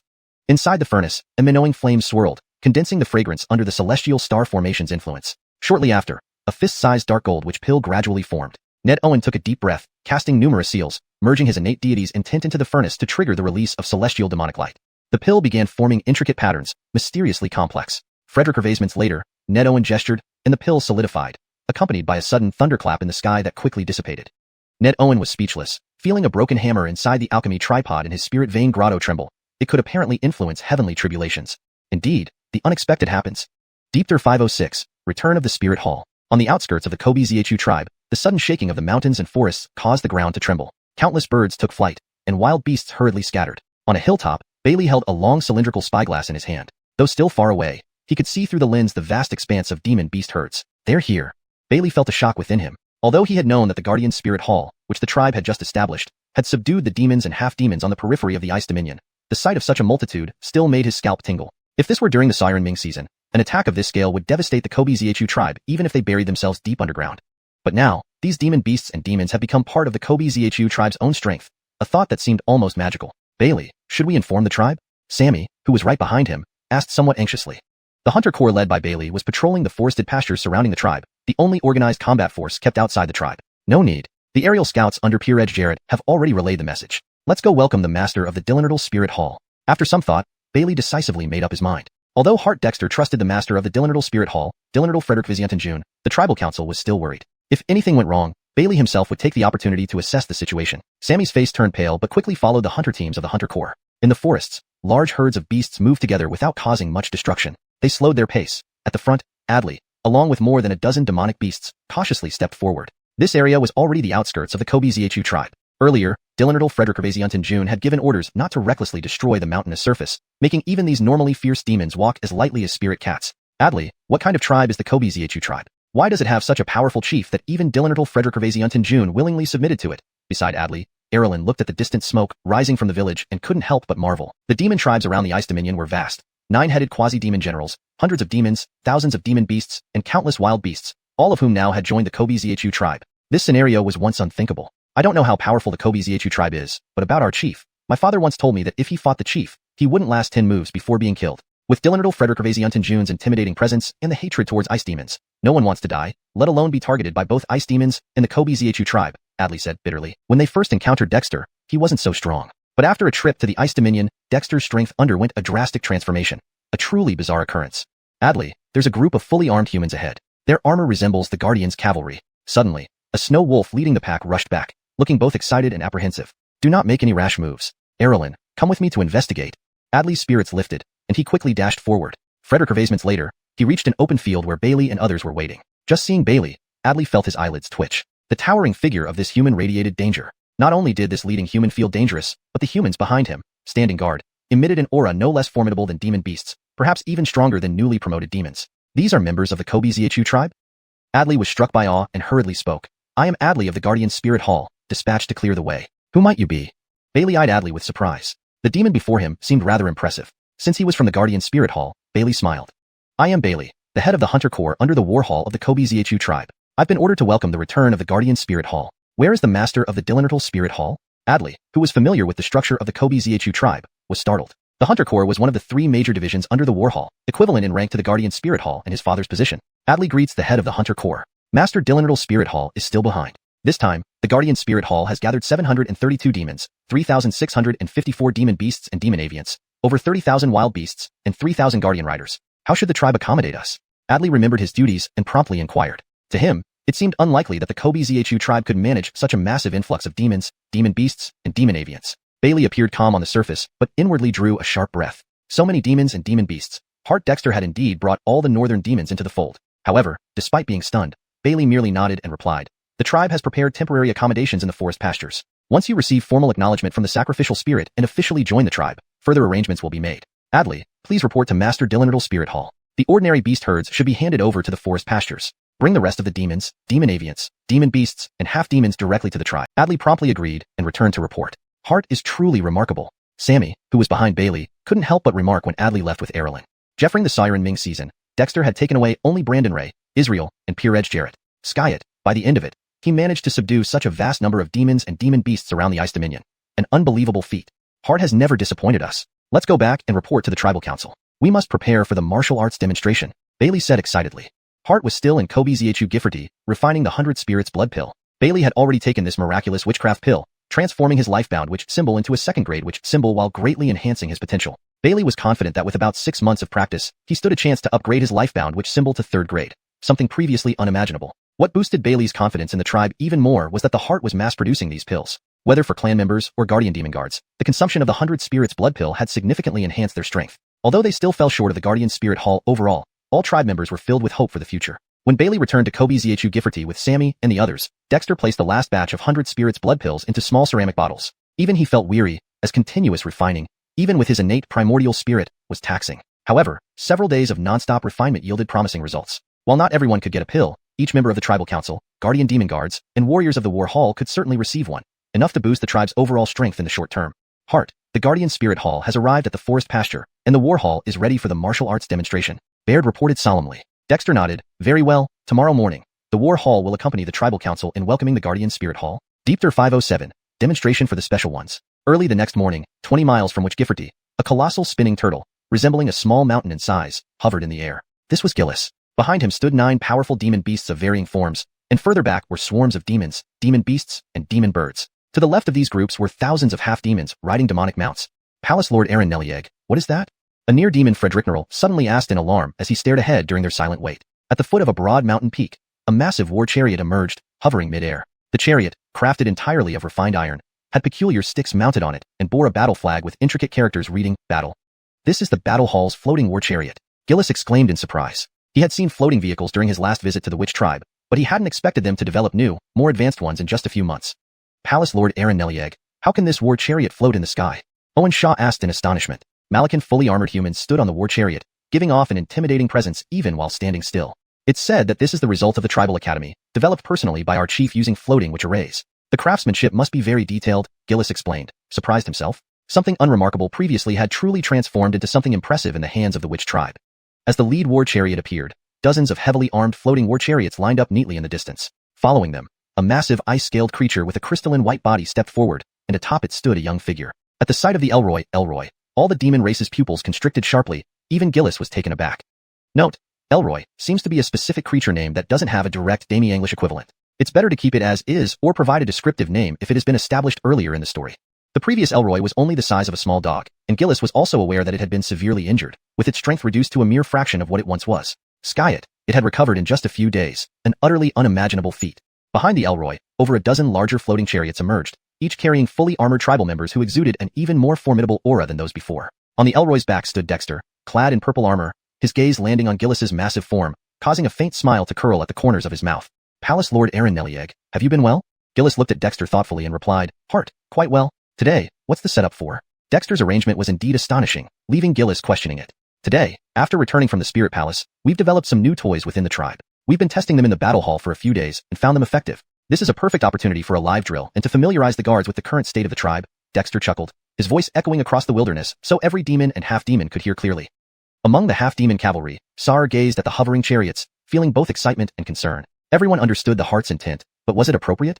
Just as it pondered, the chariots abruptly turned, their black tube-like structures pointing towards a snow-covered mountain several hundred meters away. Adjust angle, east 33 degrees, tilt 45 degrees, moderate wind speed, fire. A roar echoed from the lead chariot, and simultaneously, the black tubes of the dozens of chariots spewed fearsome flames. In the blink of an eye, the top of the snow-capped mountain exploded. The entire summit flattened in a series of explosions, reducing the mountain by dozens of meters. Whoa! The crowd of demons gasped collectively, including Gillis, whose body trembled involuntarily. What weapon could wield such terrifying power against a mountain? Just as everyone was shocked, furious roars erupted from the flattened summit. Damn humans, you dare to betray the mighty ice demon race and ambush me. In disbelief, a massive ice demon, battered and bruised, emerged from the shattered mountain. Standing 3 meters tall, its icy armor tattered, one of the 9 near-demon Frederick Nerls instantly recognized it as Ice Demon Frederick Nerl Delono. But hadn't Delono been recalled by the Yuri to the Ice Realm? Standing on the Elroy, Dexter showed no surprise, while Baird on the first floating chariot gave a signal. Hunting Division explosive arrows, concentrate fire. Battle Division Sky Thunder cannons, concentrate fire. Guard Division skylocking nets, shoot. As Baird signaled, a third of the chariot's Battle Division members raised stick-like objects. With a crackling sound, furious roars were met with continuous explosions from the Ice General's body as small openings erupted. Another third of the chariot's Hunting Division members drew their specially modified bows and arrows, firing rapidly. Despite the Ice General's desperate dodging, he was still covered in a dense rain of arrows. Explosions occurred again where the arrows hit, shattering his ice armor and nearly depleting his icy demonic power. The final third of the chariot's Guard Division fired volleys that exploded mid-air, transforming into rapidly spinning iron nets with sharp spikes. These nets shot directly into the Ice General's body, encasing him inside and out, immobilizing him completely. The running Ice General was now wrapped like a dumpling, unable to move and rolling down from halfway up the mountain. From the moment the Ice General appeared, charged forward, and then rolled down, only 10 seconds had passed. The once powerful Ice General Chris, who seemed invincible to the demon races, had been blasted out of hiding and then captured severely wounded in such a humiliating manner. This scene left all the demons and half-demons completely stunned. Even Gillis looked at the smoking black cannon barrels on the floating chariots with apprehension. Had the Kabizu tribe's magical technology really become this formidable?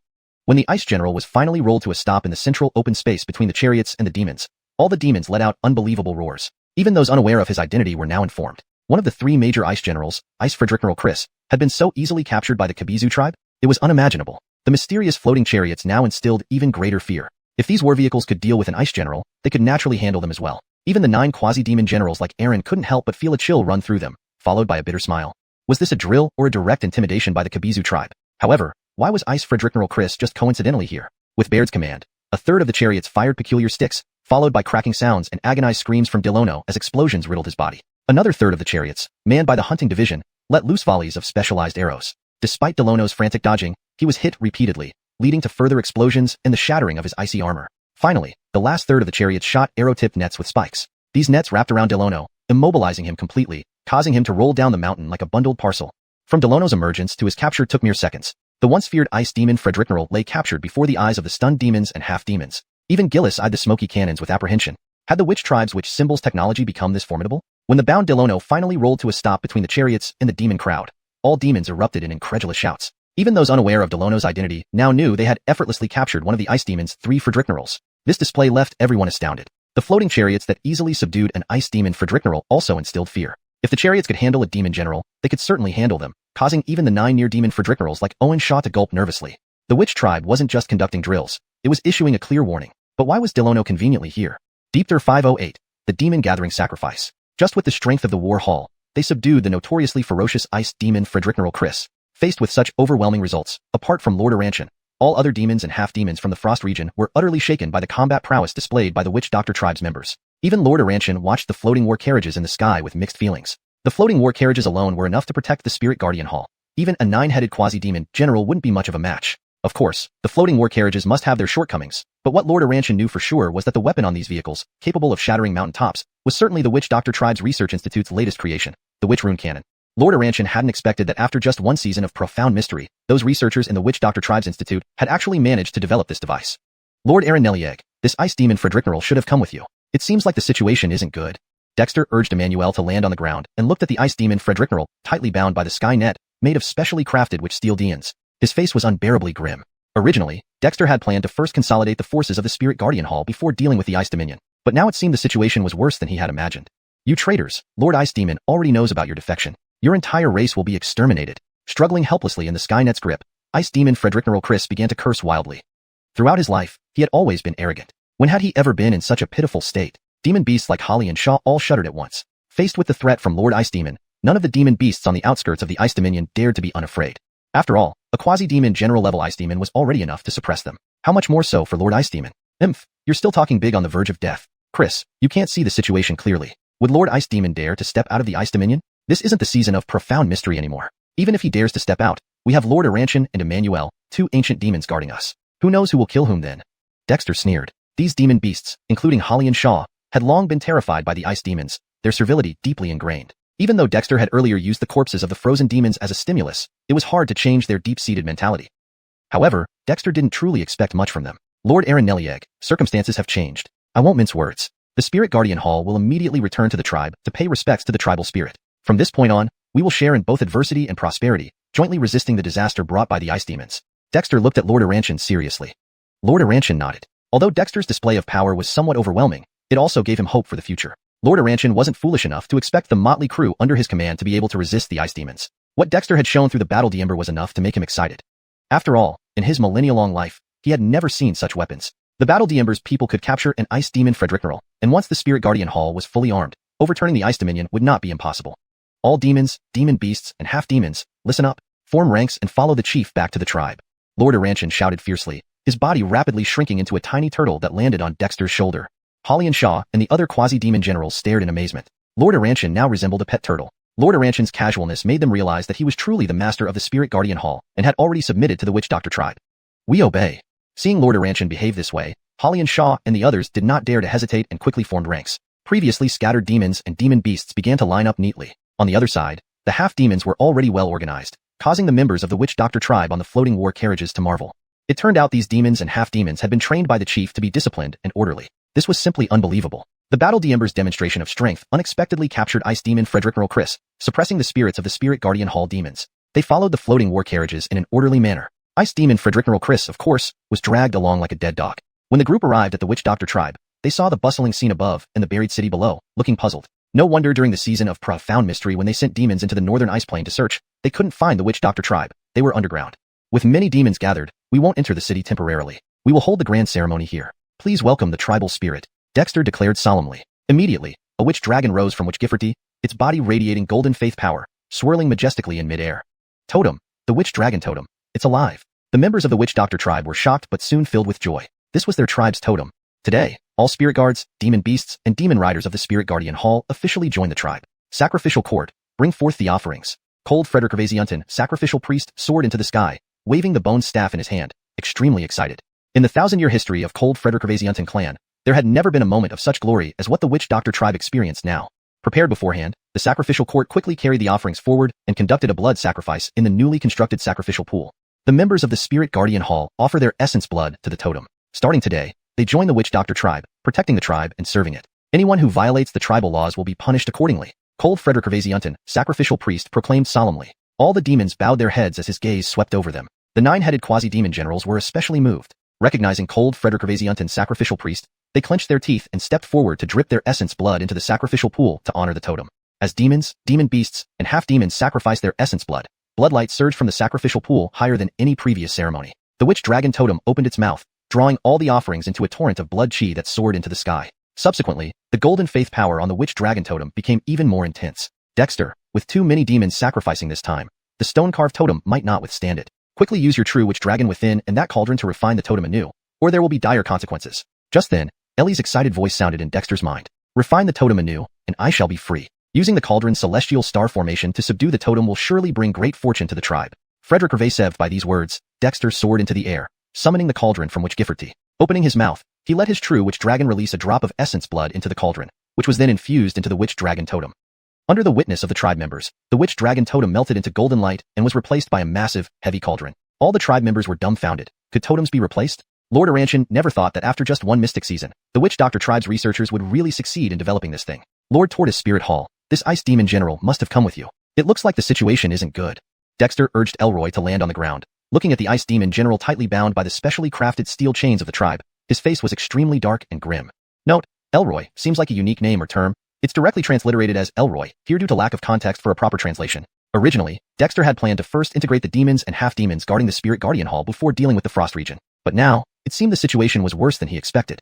You damn traitors, Lord Ice Demon already knows about your defection. You're all waiting for your entire race to be exterminated. After struggling helplessly for a moment, Ice Demon Fredericknerl Chris started cursing wildly. Never in its life had it been so disheveled. Yael and the others trembled with fear, facing threats from the Yuri. No one among the outer circle of the Frost region dared not be afraid. After all, even a quasi-demon general-level ice demon could suppress them easily. What more the Yuri? Haha, still making empty boasts at the brink of death, Chris? You haven't gauged the situation properly. Does the Yuri dare leave the Frost region? It's no longer the Mystic season. And even if he dares leave the Frost region, we have two ancient demons, Lord Aranchan and Elroy, holding down the fort. We'll see who kills whom then. Dexter sneered. Note, Elroy seems to be a name or term that might not have an official Demi-English translation. If Elroy is a name, it would typically be left as is in the Demi-English text. For this edit, I've left it untranslated pending further context or instruction.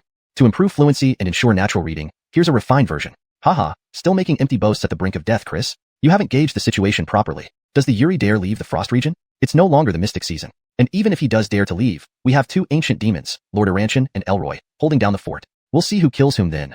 Dexter sneered. These demon races, long terrified by the ice demons, exhibited deep-rooted slave mentality. Despite stimulating them earlier with frozen demon corpses, some ingrained traits were hard to change. However, Dexter didn't truly count on them. Lord Tortoise Spirit Hall, circumstances have changed. I won't stand on ceremony with you. The Spirit Guardian Hall will immediately proceed to the tribe for sacrificial worship, uniting with the tribe in prosperity or adversity to jointly repel the ice demon disaster. Dexter looked solemnly at Lord Aranchan. Lord Aranchan nodded. Although Dexter's initial show of power was significant, it also gave him hope. Relying on this ragtag group under Lord Aranchan to fight the ice demons wasn't something he had in mind. But Dexter's display of the War Hall's capabilities was enough to entice him. After all, in its millennia of existence, it had never seen such weapons before. Just capturing Ice Demon Frederick Chris with the War Hall's strength meant that arming the Spirit Guardian Hall could realistically lead to an uprising against the Frost region. All demons, demon beasts, and half-demons heed my command. Form ranks and follow our chief back to the tribe.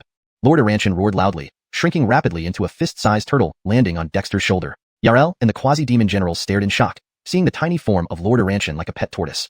Lord Aranchan's casual behavior made them realize he was genuinely the head of the Spirit Guardian Hall, fully committed to the Witch Doctor tribe. We obey your commands.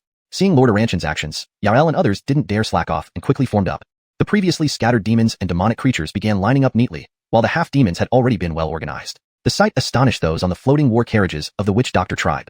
It turned out these demons and half-demons had been trained meticulously by their leader. Unbelievable indeed. The War Hall showcased its might, unexpectedly capturing Ice Demon Frederick Chris and forcefully subduing the Spirit Guardians' defiance, making them obediently follow the floating war carriages.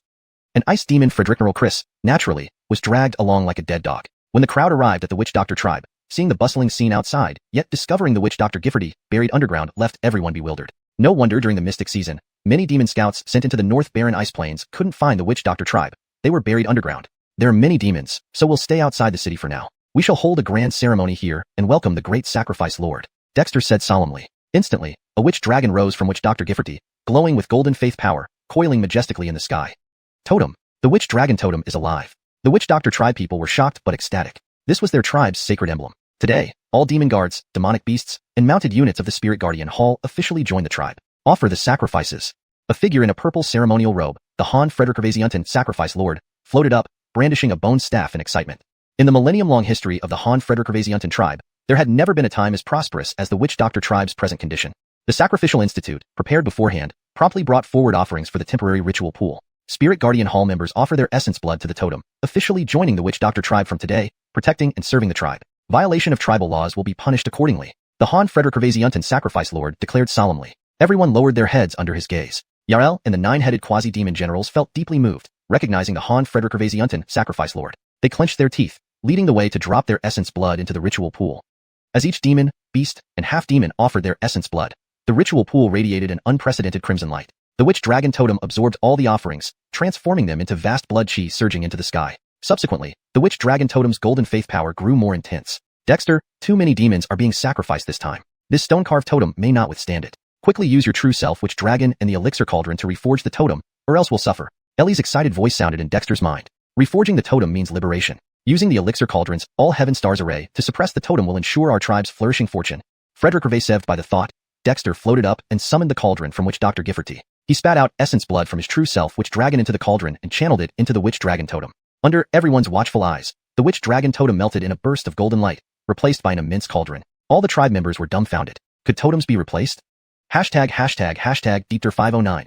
The Kobe Ned Cauldron, eternal guardian of the tribe. Above Kobe Ned Giffordy, golden light swirled in the sky. A massive, heavy cauldron had replaced the former totem of the Kobe dragon. Some sharp-eyed tribespeople immediately noticed that atop this cauldron, a strange divine beast coiled like a dragon, phoenix, or qilin, resembling the previous Kobe dragon but distinctly different. The totem has transformed. Kobe Ned knows no bounds. From today onward, the Kobe Ned tribe will have the Kobe Ned Cauldron as its totem. New members shall offer homage and gather faith, while original members shall visualize the new totem and undergo the transformation of their totem marks. Dexter turned to face the gathered demons and numerous tribespeople. The demons and tribespeople were stunned. Totems could transform? Even Han Wayland's spirit guardian looked bewildered, being the guardian of the Han Wayland tribe itself. But no one dared to defy Dexter's words. Instantly, all closed their eyes, visualizing the totem in their minds. Threads of faith began rising from the original Kobe Ned tribe members and demon guards, converging towards the new Kobe Ned Cauldron totem. As the cauldron absorbed the faith, it released an even more radiant golden light. Streams of faith transformed into spiritual symbols, like celestial blossoms, rushing towards the new demon guards, demon birds, demon beasts, and half-demons protecting the spirit hall. Do not resist. Accept the tribe's faith symbols, thereby officially becoming part of the tribe. Seeing some hesitance among the demon races, Gillis, perched on Dexter's shoulder, suddenly spoke, his forehead glowing with a faith mark as he embraced a golden faith symbol. Dexter paused, then chuckled. Indeed, Gillis was always crafty. Accepting the faith symbol at this moment clearly declared his allegiance. June and other near-demon generals, seeing Gillis accept the faith symbol, hesitated no longer, allowing the faith symbols to settle on their foreheads. Immediately, visions of the Kobe Ned Cauldron Totem appeared in their minds, transforming into faith symbols. You are now part of the Kobe Ned tribe, blessed by its favor. I bestow upon you our clan's cultivation methods. Serve the tribe faithfully. Any betrayal will be met with cosmic retribution. A clear, cold voice echoed. June and the others were shocked to see the newly formed faith symbols in their minds glow brightly, filling them with information about the Kobe Ned tribe and suitable cultivation techniques. Even the most basic demonic spells were granted. June and the other near-demon generals were stunned, not to mention the ordinary demons. Thank you, great guardian, for your grace. We pledge loyalty and readiness to brave fire and water for the tribe. As June and others prostrated themselves reverently, waves of faith emerged from the demons, demon birds, demon beasts, and half-demons, weak at first but growing stronger with their veneration for the Kobe Ned Cauldron Totem. Innumerable threads of faith converged upon the suspended Kobe Ned Cauldron. Dexter felt this new totem, melded from the original Kobe Dragon Totem, his true Kobe Dragon essence, and the crucible, rapidly changing. Within the cauldron, a sphere of golden light condensed into the shape of a three-legged divine bird enveloped in golden flames. Ha ha ha, boy, I finally fully manifested my spirit body, purged of deathly energies and bonds. I am free at last. Ellie's excited roar echoed within the cauldron. Only Dexter could hear these words, but all sensed the guardian's joy. Today, 10,000 spirits converge on the Kobe Ned tribe. The Kobe Ned Cauldron stands, gathering tribal faith, solidifying the faith network, and securing the tribe's fortune. May the tribe endure eternally, and its people flourish. From within the Kobe Ned Cauldron, Ellie's voice resounded, followed by the glowing of faith symbols in every mind, connecting each person to the cauldron through threads of faith. Beneath the Kobe Ned Cauldron, Han Wayland's guardian clutched its head in anguish. Black streams of energy, which had plagued it for centuries, were flushed out by the golden faith light emanating from deep within its mind. The centuries-old tribal curse was forcibly dispelled by Ellie using the collective faith of the tribe. Frederick Revasements later, the guardian emitted pure white spiritual light, devoid of any dark aura. Thank you, great guardian deity, for your mercy. Han Wayland is healed. Henceforth, I will protect the tribe unto death, never betraying. Han Wayland, now visibly stronger, knelt in gratitude, trembling with emotion. On the other side, Grace and other former Han Wayland tribe members watched in excitement. Could it be that the centuries-old curse afflicting Han Wayland was finally gone? At Cold Ridge, within the floating stone coffin above the sacrificial altar of Kobe Zongiferty, an astonished voice sounded. The curse has diminished so suddenly. It was Han Wayland's guardian who lifted it first? That boy Dexter, can he truly possess such power? A burst of yin-yang energy rose from the coffin, and black smoke dispersed. After a millennium of slumber, the witch Hollison of Kobe Zongiferty began her revival. Above Kobe Ned Gifferty, the enormous Kobe Ned Cauldron was entirely engulfed in golden faith. The newly carved Kobe dragon on the lid, resembling a dragon, phoenix, and qilin, seemed vividly alive. The 365 demon spirit marks on the cauldron came to life under the influence of faith, moving in mysterious patterns. Inside the cauldron, Ellie expelled a faith crystal. Using the crystal as a core and faith as flame, he cast intricate seals, transforming the crystal into a spiritual entity infused with faith. Dexter, didn't you say your time here is limited? Leave this spirit cauldron to guard the tribe. Infuse your innate primordial spirit, merging it into the Kobe Ned Cauldron, becoming a guardian forever. Dexter, surprised by Ellie's prowess, unhesitatingly infused his primordial spirit force. This contained a thread of his will, merging into the spiritual entity formed from the faith crystal. The entity rose, merging with the Kobe dragon atop the cauldron lid. Dexter felt a clear connection to the Kobe Ned Cauldron, clearer than his previous bond with the Kobe dragon totem. The Kobe dragon opened its eyes, radiating wisdom. I am the Kobe dragon, guarding the tribe. The Kobe dragon spoke with a vast, lively voice, taking over the guardian role and managing the tribe's faith network.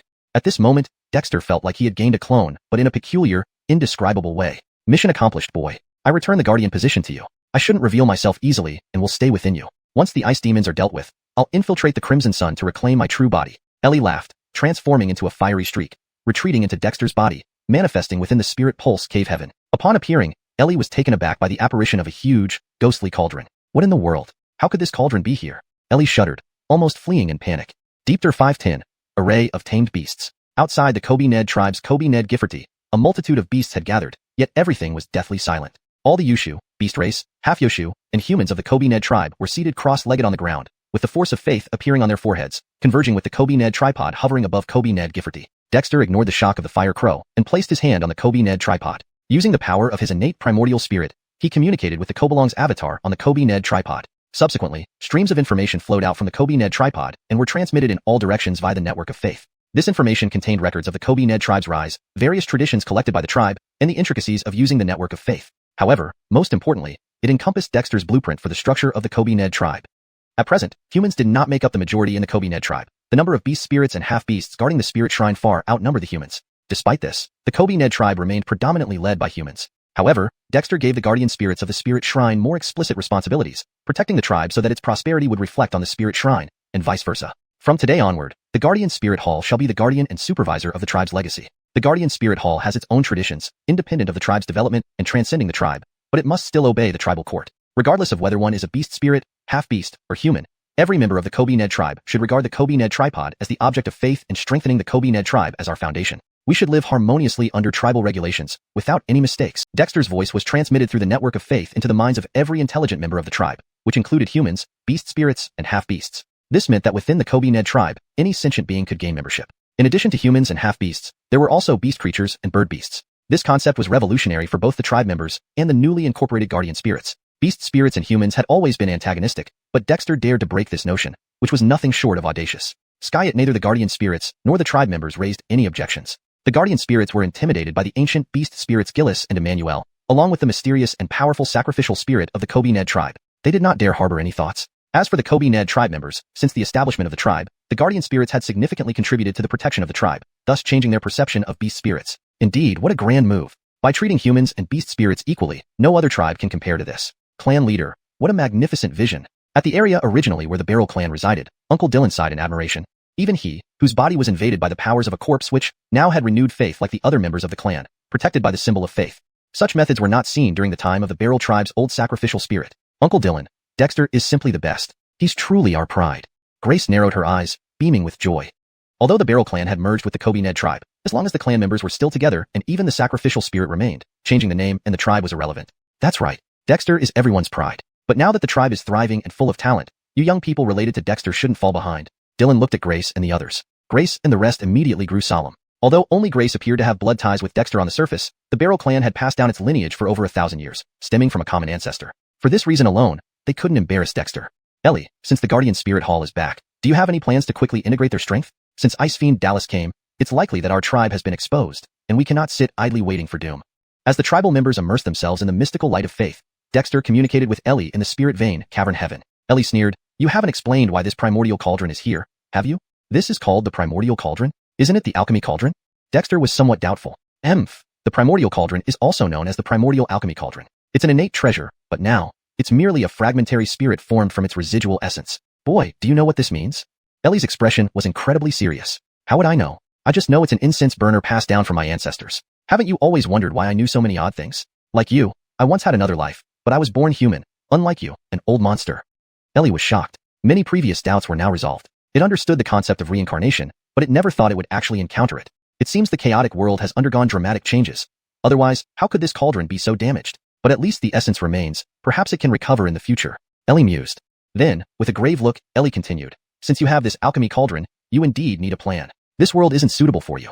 With the Guardian Spirit Hall returning, it's time to settle scores with the Ice Fiends. If you want to integrate the forces of the Guardian Spirit Hall, I have a beast array that can be directly transmitted to the beasts via the network of faith. A mere ice fiend can be crushed easily. Dexter was delighted. He knew Ellie, the old monster, must have hidden treasures. I was planning to wait until after the Jumong season and attack the Ice Kingdom during the Yolrong season. Now it seems the Ice Fiend clan won't wait passively. Let's take the initiative. Ellie, what do we do? Dexter felt moved and became excited.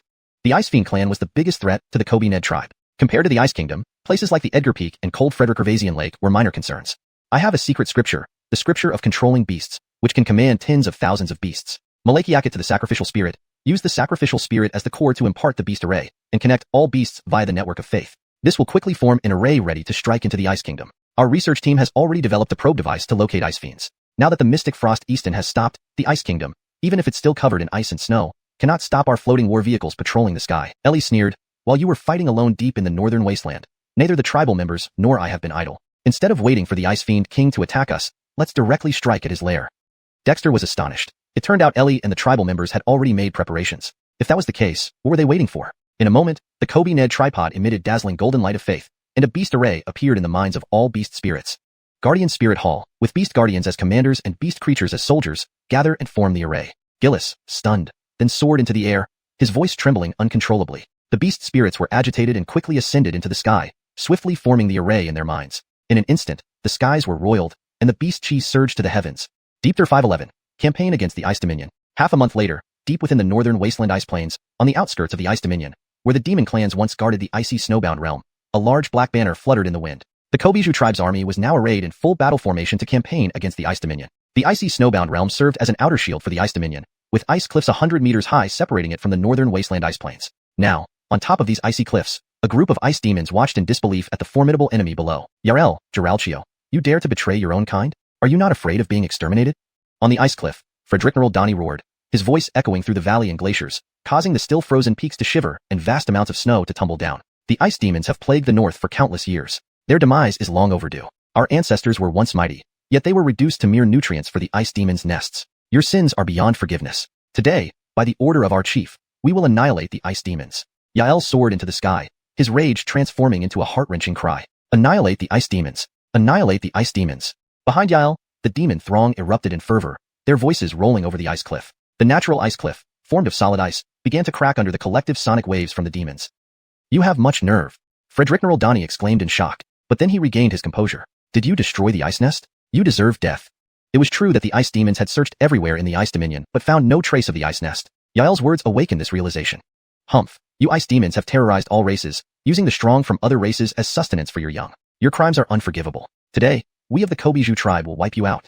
In the midst of the formation, Elroy, Marilyn, rose into the sky. Behind him, Nedian stood defiantly in the wind and waved his hand. Soundwave smash ice attack?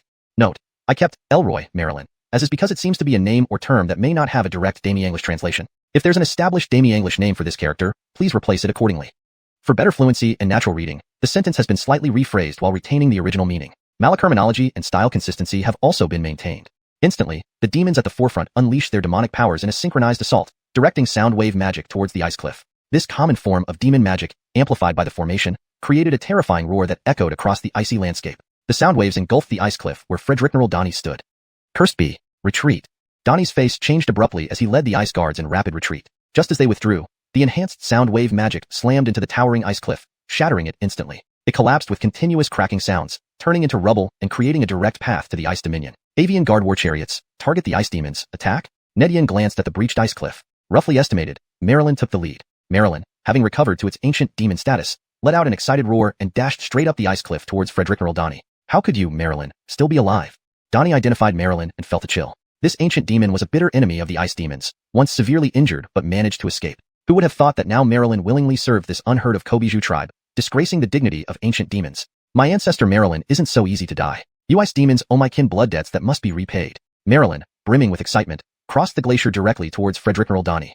Lyndon had already been slain by the flag ritual, leaving only 2 ice generals and 1 ice demon king to be feared in the Ice Dominion. The remaining ice guards were hardly worth mentioning. Bastard, ice escape, flee. Donnie didn't dare engage Marilyn head-on. In one-on-one combat in this ice-covered land, he might not fear Marilyn, but now, with a small turtle sitting on the shoulder of the youth behind Marilyn, Donnie felt deeply alarmed. Without hesitation, he fled into the depths of the ice layer. Donnie escaped swiftly, entering the depths of the ice. But the ice guards he brought were not so fortunate. Marilyn, filled with anger, stomped down. Even if Donnie managed to escape, it would be a disgrace if the ice guards also got away. Instantly, the ice guards hidden in the ice exploded one after another, scaring Donnie as he desperately fled deeper into the Ice Dominion. Humph, can you run forever? Marilyn scoffed, rising into the sky. Behind him, the Kobiju tribe citizens, forming a complete demon formation, surged forward. This time, Nedian had mobilized 9 near-demon generals, 600 demons, 3,000 avian demons and beasts, 1,000 guardian demon riders, plus the tribal war hall to raid the Ice Dominion. All citizens revolved around the Witch Doctor Cauldron, forming a 10-sided demon formation to attack and defend collectively against the harsh cold and biting wind. Within this formation, the floating war chariots and aerial avian demons moved through the air while the ground troops connected via faith networks. After intensive training, the 10-sided demon formation functioned seamlessly, with orders reaching every member clearly and precisely. With this faith network connection, the demon formation quickly forms and becomes combat-ready, Nedian explained. Heart, ice demons have been spotted in all directions. Shall we pursue and slay them? Gregory, flapping his wings, flew in, visibly excited. Initially forced to join the Kobiju tribe, who could have imagined achieving such a grand victory? These ice demons will eventually return to the Ice Demon King's palace. As long as they stay away from the main formation, we need not concern ourselves. But if they get too close, use explosive arrows. The Kobiju tribe members, today we raid the Ice Dominion. Swift and decisive action is needed. Attack. The demons trembled with excitement, roaring as they charged forward. The thunderous footsteps shook the millennia-old ice layer of the Ice Dominion. From above, one could see a massive team moving rapidly across the ice plain in a 5-point star formation, both inside and outside interwoven seamlessly, advancing like a well-oiled machine. Outside the formation, any ice demon approaching was intimidated, and before they could investigate, explosive arrows rained down from the sky, locking onto their positions and causing heavy casualties. On a floating war chariot, Osiris manipulated a compass showing small points indicating the positions of ice demons. With this detection compass specifically targeting ice demons, it's almost impossible for them to escape, Osiris said enthusiastically. The Science Academy, led by him, finally fulfilled expectations. With the Protective Spirit Hall as the main force, the various inventions developed by the Science Academy would shine brightly during this campaign. As Nedian led over 5,000 tribe members into the Ice Dominion, sudden tremors rippled through the cold ridge mountains. A long howl pierced the sky, scaring a nearby demon general into fleeing. How could there be an entity far surpassing demon generals within the cold ridge? Meanwhile, Kolia, pale-faced, emerged disheveled from a warm lake outside the Hamza tribe. Seeing the devastated homeland and torn Hamza trees, he couldn't help but cry out in despair, "Ice demons, I, Kolia, declare eternal enmity against you." Note: Marilyn has been kept in pinion as requested. #Deepter512, battle with the Yuri. The icy Malakiratory was vast, and although the biting cold winds had ceased, the temperature remained terrifyingly frigid. However, nothing could deter the Kabizu tribe's expeditionary force. Using an interconnected formation to increase their speed, the members of the Kabizu tribe, whether demon or human, glided effortlessly on polished wooden boards, propelled by the formation's power. They sped across the icy plains at an alarming rate. As they moved forward, demons cleared the way, shattering ice peaks and cliffs in their path. Within just over half an hour, the ice demons guarding the advance were far behind, including Frederick Earl Brinley, who was horrified to discover that even his ice-dodging speed couldn't match the Kabizu tribe's progress. Damn it, what kind of tribe is this? How can they be so fast? Brinley emerged from an ice ridge, watching the distant Kabizu army with a bitter expression. The situation was sudden, and most of the Ice Demon clan's forces were scattered throughout the frozen expanse, searching for the ice lair. There were few guards left at the Demon King's palace. Damn it, King. Can you hear me? Dammy enemy attack. Dammy enemy attack. Brinley tried shaking his demonic core, but received no response. Disheartened, he quickly followed the Kabizu tribe's formation using his ice escape technique. This speed is simply unbelievable. In the formation, Marilyn stood on a piece of solid ice, gliding smoothly over the icy surface. He marveled at the ingenuity. Such methods seemed simple enough until one considered how difficult it was to conceive of them. Ha ha ha, Marilyn, this is the very method our Kabizu tribe built its foundation upon. With this speed, we'll reach the Demon King's palace in less than half an hour. I bet the Yuri will be utterly stunned. Nedian laughed heartily. Snowfield travel was something he was quite experienced in, yet he hadn't expected that over 5,000 tribespeople moving in formation would create such an impressive spectacle. Watching the excited demons, it was clear the morale for this battle was high. Heart, the Yuri won't be easy to deal with, Brendan cautiously remarked. Nedian nodded. I know, but with all these forces gathered and catching him off guard, if we still can't defeat him, then it's simply fate. Bullshit about fate. He's just a petty fake demon king. Kill him already? Joab's voice abruptly echoed. Nedian chuckled. The old monster Joab still despised this world's demons as always. But, whatever. The Malakan Directions formation grew faster and faster. After half an hour, it surged like a comet through the icy Malakiratory. Fools, who gave you the nerve to attack my Demon King's palace? Do you want to die? Just as everyone caught sight of a towering snow-capped mountain, an enraged roar erupted from the summit, and a gust of freezing wind swept across the formation. The Demon King's palace has arrived. All commanders, listen to my order. Ascend into the air and form the array. Nedian was prepared. Using the Faith Network to relay orders, all demons, beast demons, and half-demons ascended, detaching from their sliding boards. The formation advanced in midair but quickly slowed down, leaving only the rapidly moving sliding boards to smash towards the massive snowy mountain. Boom. Like a comet colliding with the ground, the sliding boards, filled with demonic energy, exploded upon impact with the base of the mountain. Large sections of the ice cliff collapsed, causing the entire mountain to tremble violently, with numerous ice walls cracking. Heart, how does my Frederick Gervasiunten breaking bombardment fare? Osiris laughed within the formation. Those sliding boards had been equipped with Frederick Gervasiunten breaking bombs. Not bad. Now the Yuri's palace is collapsing. Nedian smiled. As he spoke, the huge mountain began crumbling from its base. Ice cliffs breaking away one after another, triggering a chain reaction of ice and snow falling. A colossal ice crystal palace appeared atop the mountain, but with its base collapsed, it teetered precariously. Fools, you seek death. Before the ice crystal palace fell, its roof exploded, revealing a large ice demon that lunged towards the Malakan Directions formation. Yuri, you're as rude as ever. Leave it to this mountain guardian. On Nedian's shoulder, Brendan rose into the air, his body suddenly growing as large as a small mountain, colliding fiercely with the ice demon, emitting powerful demonic energy and dense spatial demon patterns. Brendan, you old fool. You dare cause trouble in my Demon King's palace. The Yuri recognized Brendan and punched downwards. Malakirifyingly cold demonic energy instantly coalesced into a gigantic fist, equal in size to Brendan, smashing down. But Brendan's spatial demon patterns enveloped the punch, blocking it. Although thrown back, he soon stabilized himself. You haven't fully recovered from your injuries from back then. Brendan laughed. Marilyn, still playing dead? Let's deal with this guy together. Marilyn ascended into the air, no longer carrying Nedian. His forehead's Kirin horn gleamed silver. Yuri, scumbag, you betrayed us Northland clans back then, and now it's time to repay that debt. Elroy Marilyn, you are indeed not dead. The Yuri was shaken but immediately dodged Marilyn's attack, transforming into a blur to strike toward the Malakan Directions formation below. With its keen eyes, it saw clearly that neither Brendan nor Marilyn were the main commanders. They were being led by the demonic formation of those treacherous demons who had betrayed the icy Malakiratory. Heh, think you can bully us easily? Nedian sneered, his thoughts instantly spreading through the Faith Network to every tribe member's mind. Malakan Directions Formation, /. Instantly, the inner and outer pentagrams of the formation intertwined, concentrating all demonic powers. With Nedian's wave, a golden, substance-like blade emerged, shimmering with icy blue flames. The Yuri sneered, slapping at the blade. A mere demon formation without a commander dares challenge me? Destroy. But the blade instantly expanded, striking the Yuri's hand hard. Though it shattered, it sliced his palm into pieces and left a trace of icy blue flame in the wound. Ah, damn it, what power is this? The Yuri was horrified. To kill you, floating war deriot, attack? Nedian smirked. In the formation, countless skynets shot up, along with explosive arrows and witch symbol cannons firing. Caught off guard, the Yuri was entangled by the skynets. Before he could tear them apart, he was bombarded by explosive arrows and witch symbol cannons, exploding into a mess. Meanwhile, Brendan and Marilyn launched a coordinated attack. Deepter 513, Demi encirclement of the Demon King. Vermin, you have thoroughly infuriated me. Amidst the booming sound, a massive ice coffin suddenly appeared, freezing the explosions from the Suation net, explosive arrows, and even the witch Wu fire cannons. It then melted away to reveal the bedraggled figure of the Yuri. His armor was shattered, and his crown askew, but that was the extent of the damage. Note, witch Fu seems to be a placeholder or specific term that doesn't directly translate. If this is a specific in-world term, it should be clarified or kept as is for consistency. The Yuri's strength left the groups of demons and humans below in awe. However, before the Yuri could make a move, Aaron Frederick Lord and Elroy had already launched their attack. Yuri, your opponent is us. Aaron Frederick Lord shrunk in size, his entire body intertwined with demonic energy and spatial demon patterns, charging straight ahead. Elroy wasn't far behind. Having been bestowed the Cruzlin method by Ellie, it opened its mouth and spat out a silver-white lightning bolt, an arcane skill from the Cruzlin's secret techniques. Frederick lost. The Yuri roared, blocking the combined attacks of Aaron Frederick Lord and Elroy with consecutive strikes from his hands.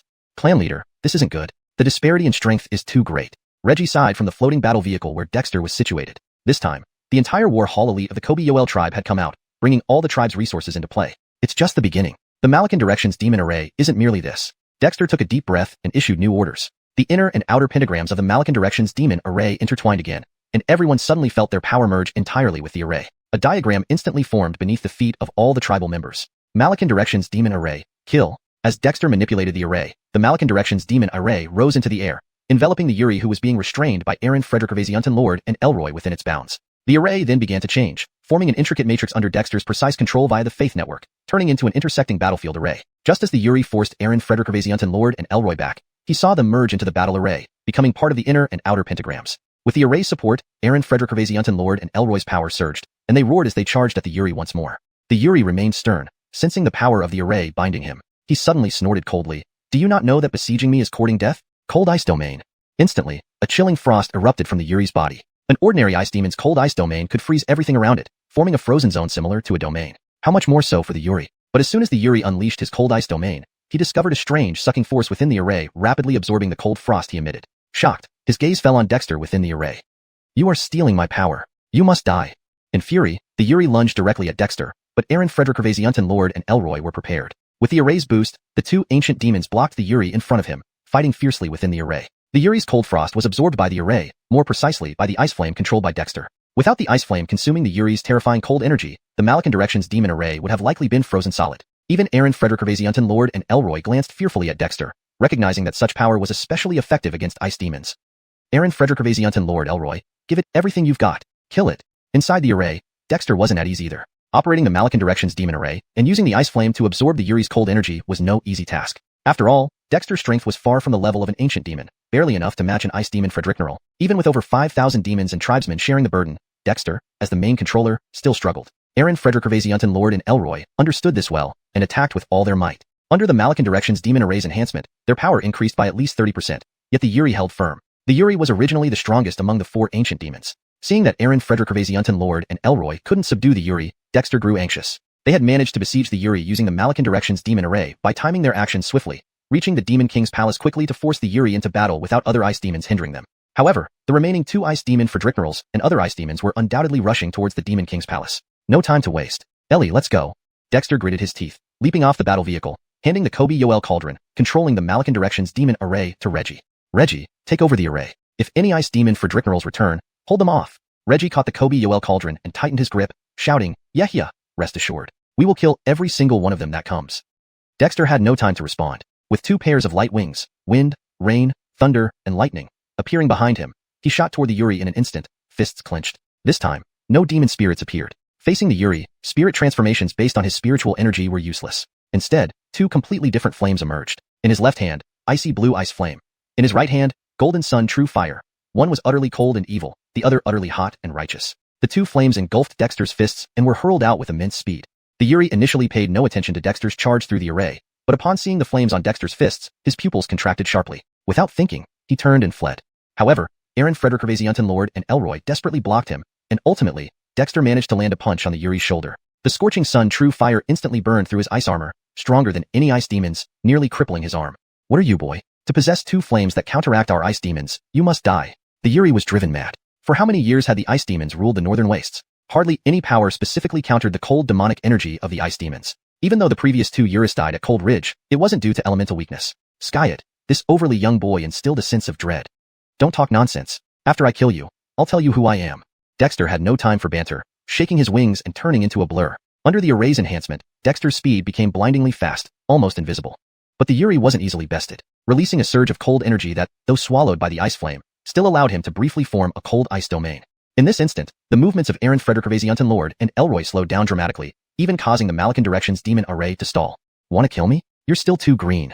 Shattering the cold ice domain, ice shards radiated outward, allowing the Yuri to temporarily break free from the array's restraint. Seizing the moment when Dexter was hit, he turned and broke out of the Malakan Directions demon array, heading straight for the Demon King's palace. You will all die.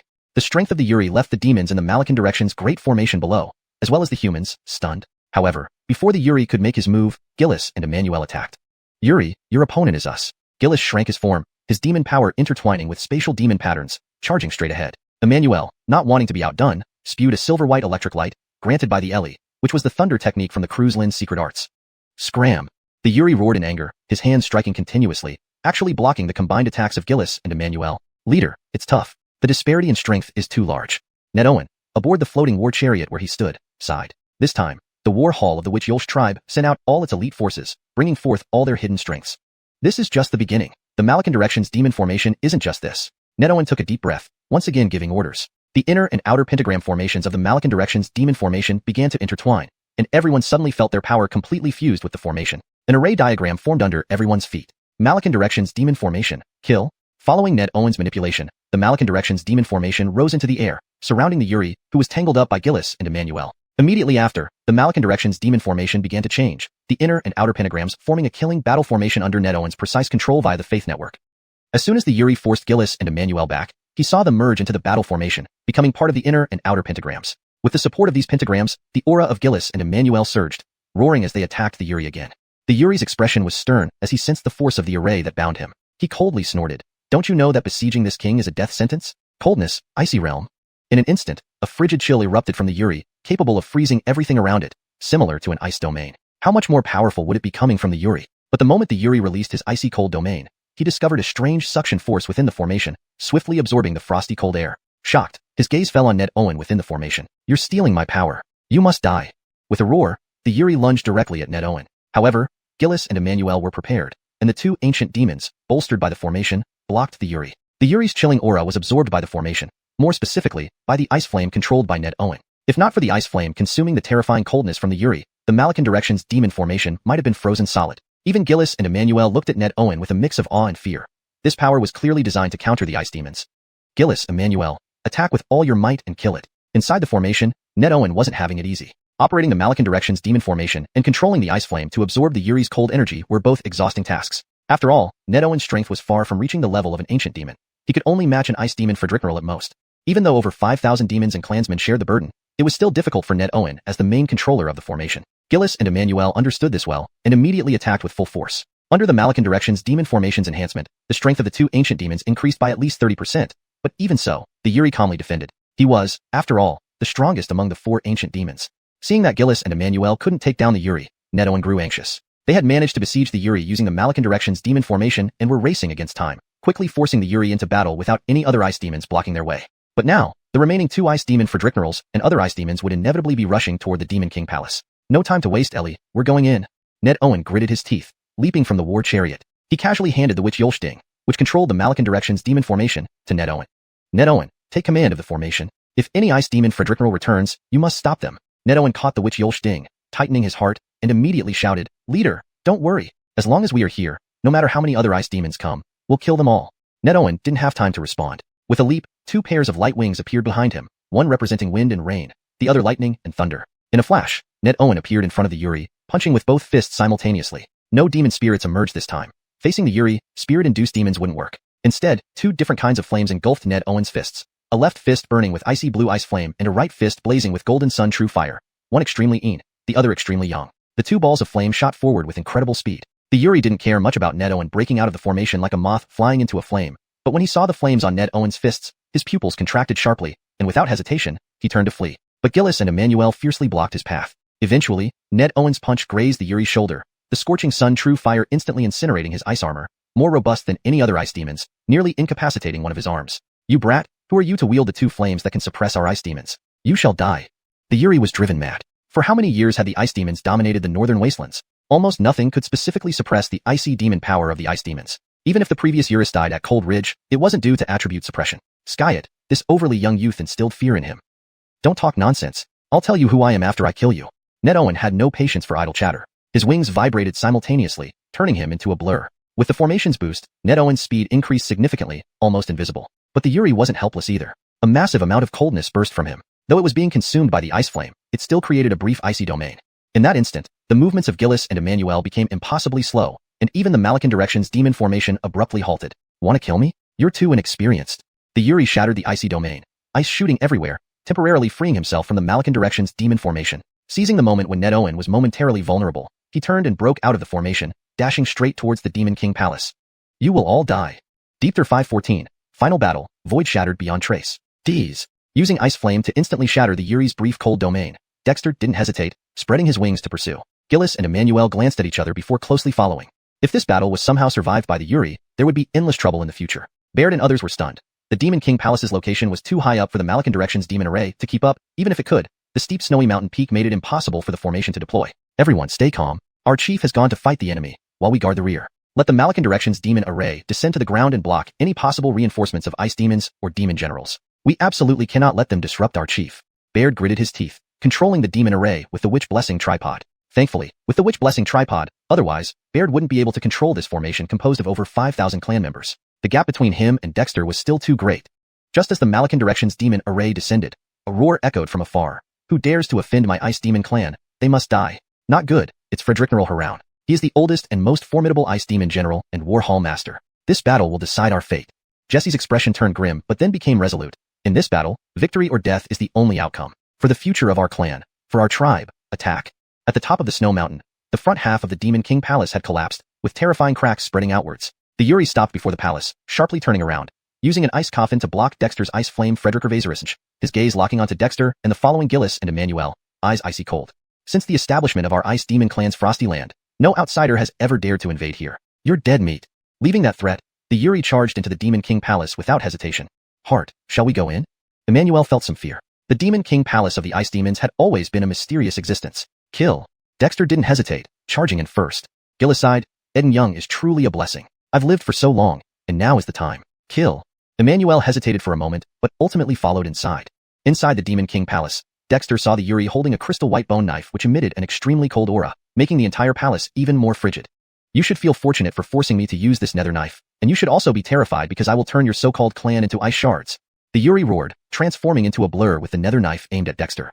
He hated this youth intensely. Without him, guys like Gillis wouldn't have dared invade the Demon King Palace. Nether knife? Dexter was startled, his four wings flapping simultaneously as spatial runes appeared beneath his feet, retreating instantly. But he was still grazed by the blade's freezing wind, instantly solidifying with ice, as did Gillis and Emmanuel who were frozen instantly. Gillis and Emmanuel were bewildered, wondering how they could continue fighting. You're correct. This nether knife is forged from nether bones, possessing true ice sealing power. Die. The Yuri grinned cruelly, slashing again without delay towards Dexter and Gillis. Dexter summoned both Ice Flame and Solar True Fire, melting the nether knife's freeze effect, but it was clearly too late. Ellie, what are you waiting for? But Ellie shrieked, damn, it's the nether ray's aura. How does the Ice Demon clan possess nether bones? Could they have emerged from nether remains? Shocked, Dexter watched as the bone knife cleaved down. Ellie was unreliable at this moment. Suddenly, Dexter's body's spirit imprints lit up, forming an instant heavenly array. In a flash, stars glittered as Dexter freed his hands from ice and caught the nether knife, losing sensation immediately due to its intense cold. Die. Surprised, yet uncaring, the Yuri struck Dexter's head with the bone knife. Right at this moment, a cold hum came from outside the Demon King Palace. Yuri, your opponent is me. A graceful figure appeared before Dexter. It was a 16-year-old girl wielding a broken ancient tripod, smashing towards the Yuri. You, Hollison Witch-burying tribe?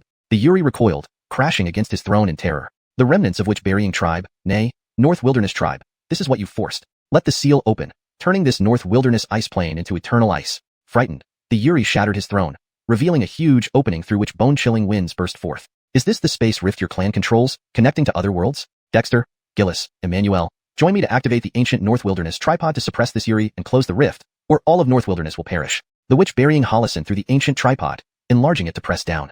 Dexter stared in shock. This was the Holison of witch burying Gifforty? Time was critical. Without hesitation, Dexter joined the effort. Gillis and Emmanuel understood the gravity of the situation at once. It was long believed that the Ice Demon clan controlled a space crack leading to other worlds. Benefiting from this, they expanded while suppressing the bitter cold wind here. Led by the witch burying Holison, Dexter, Gillis, and Emmanuel poured their power into the ancient tripod. The Yuri attempted to slash it with the nether knife, but failed to budge it. This is the remnant of the Heaven-Earth tripod? Dexter, didn't you notice? Ellie's voice sounded, equally shocked. Dexter realized the resemblance of this ancient tripod to the creation tripod in his spirit Frederick Ravaisrissel's grotto and his inherited incense burner. How can this be?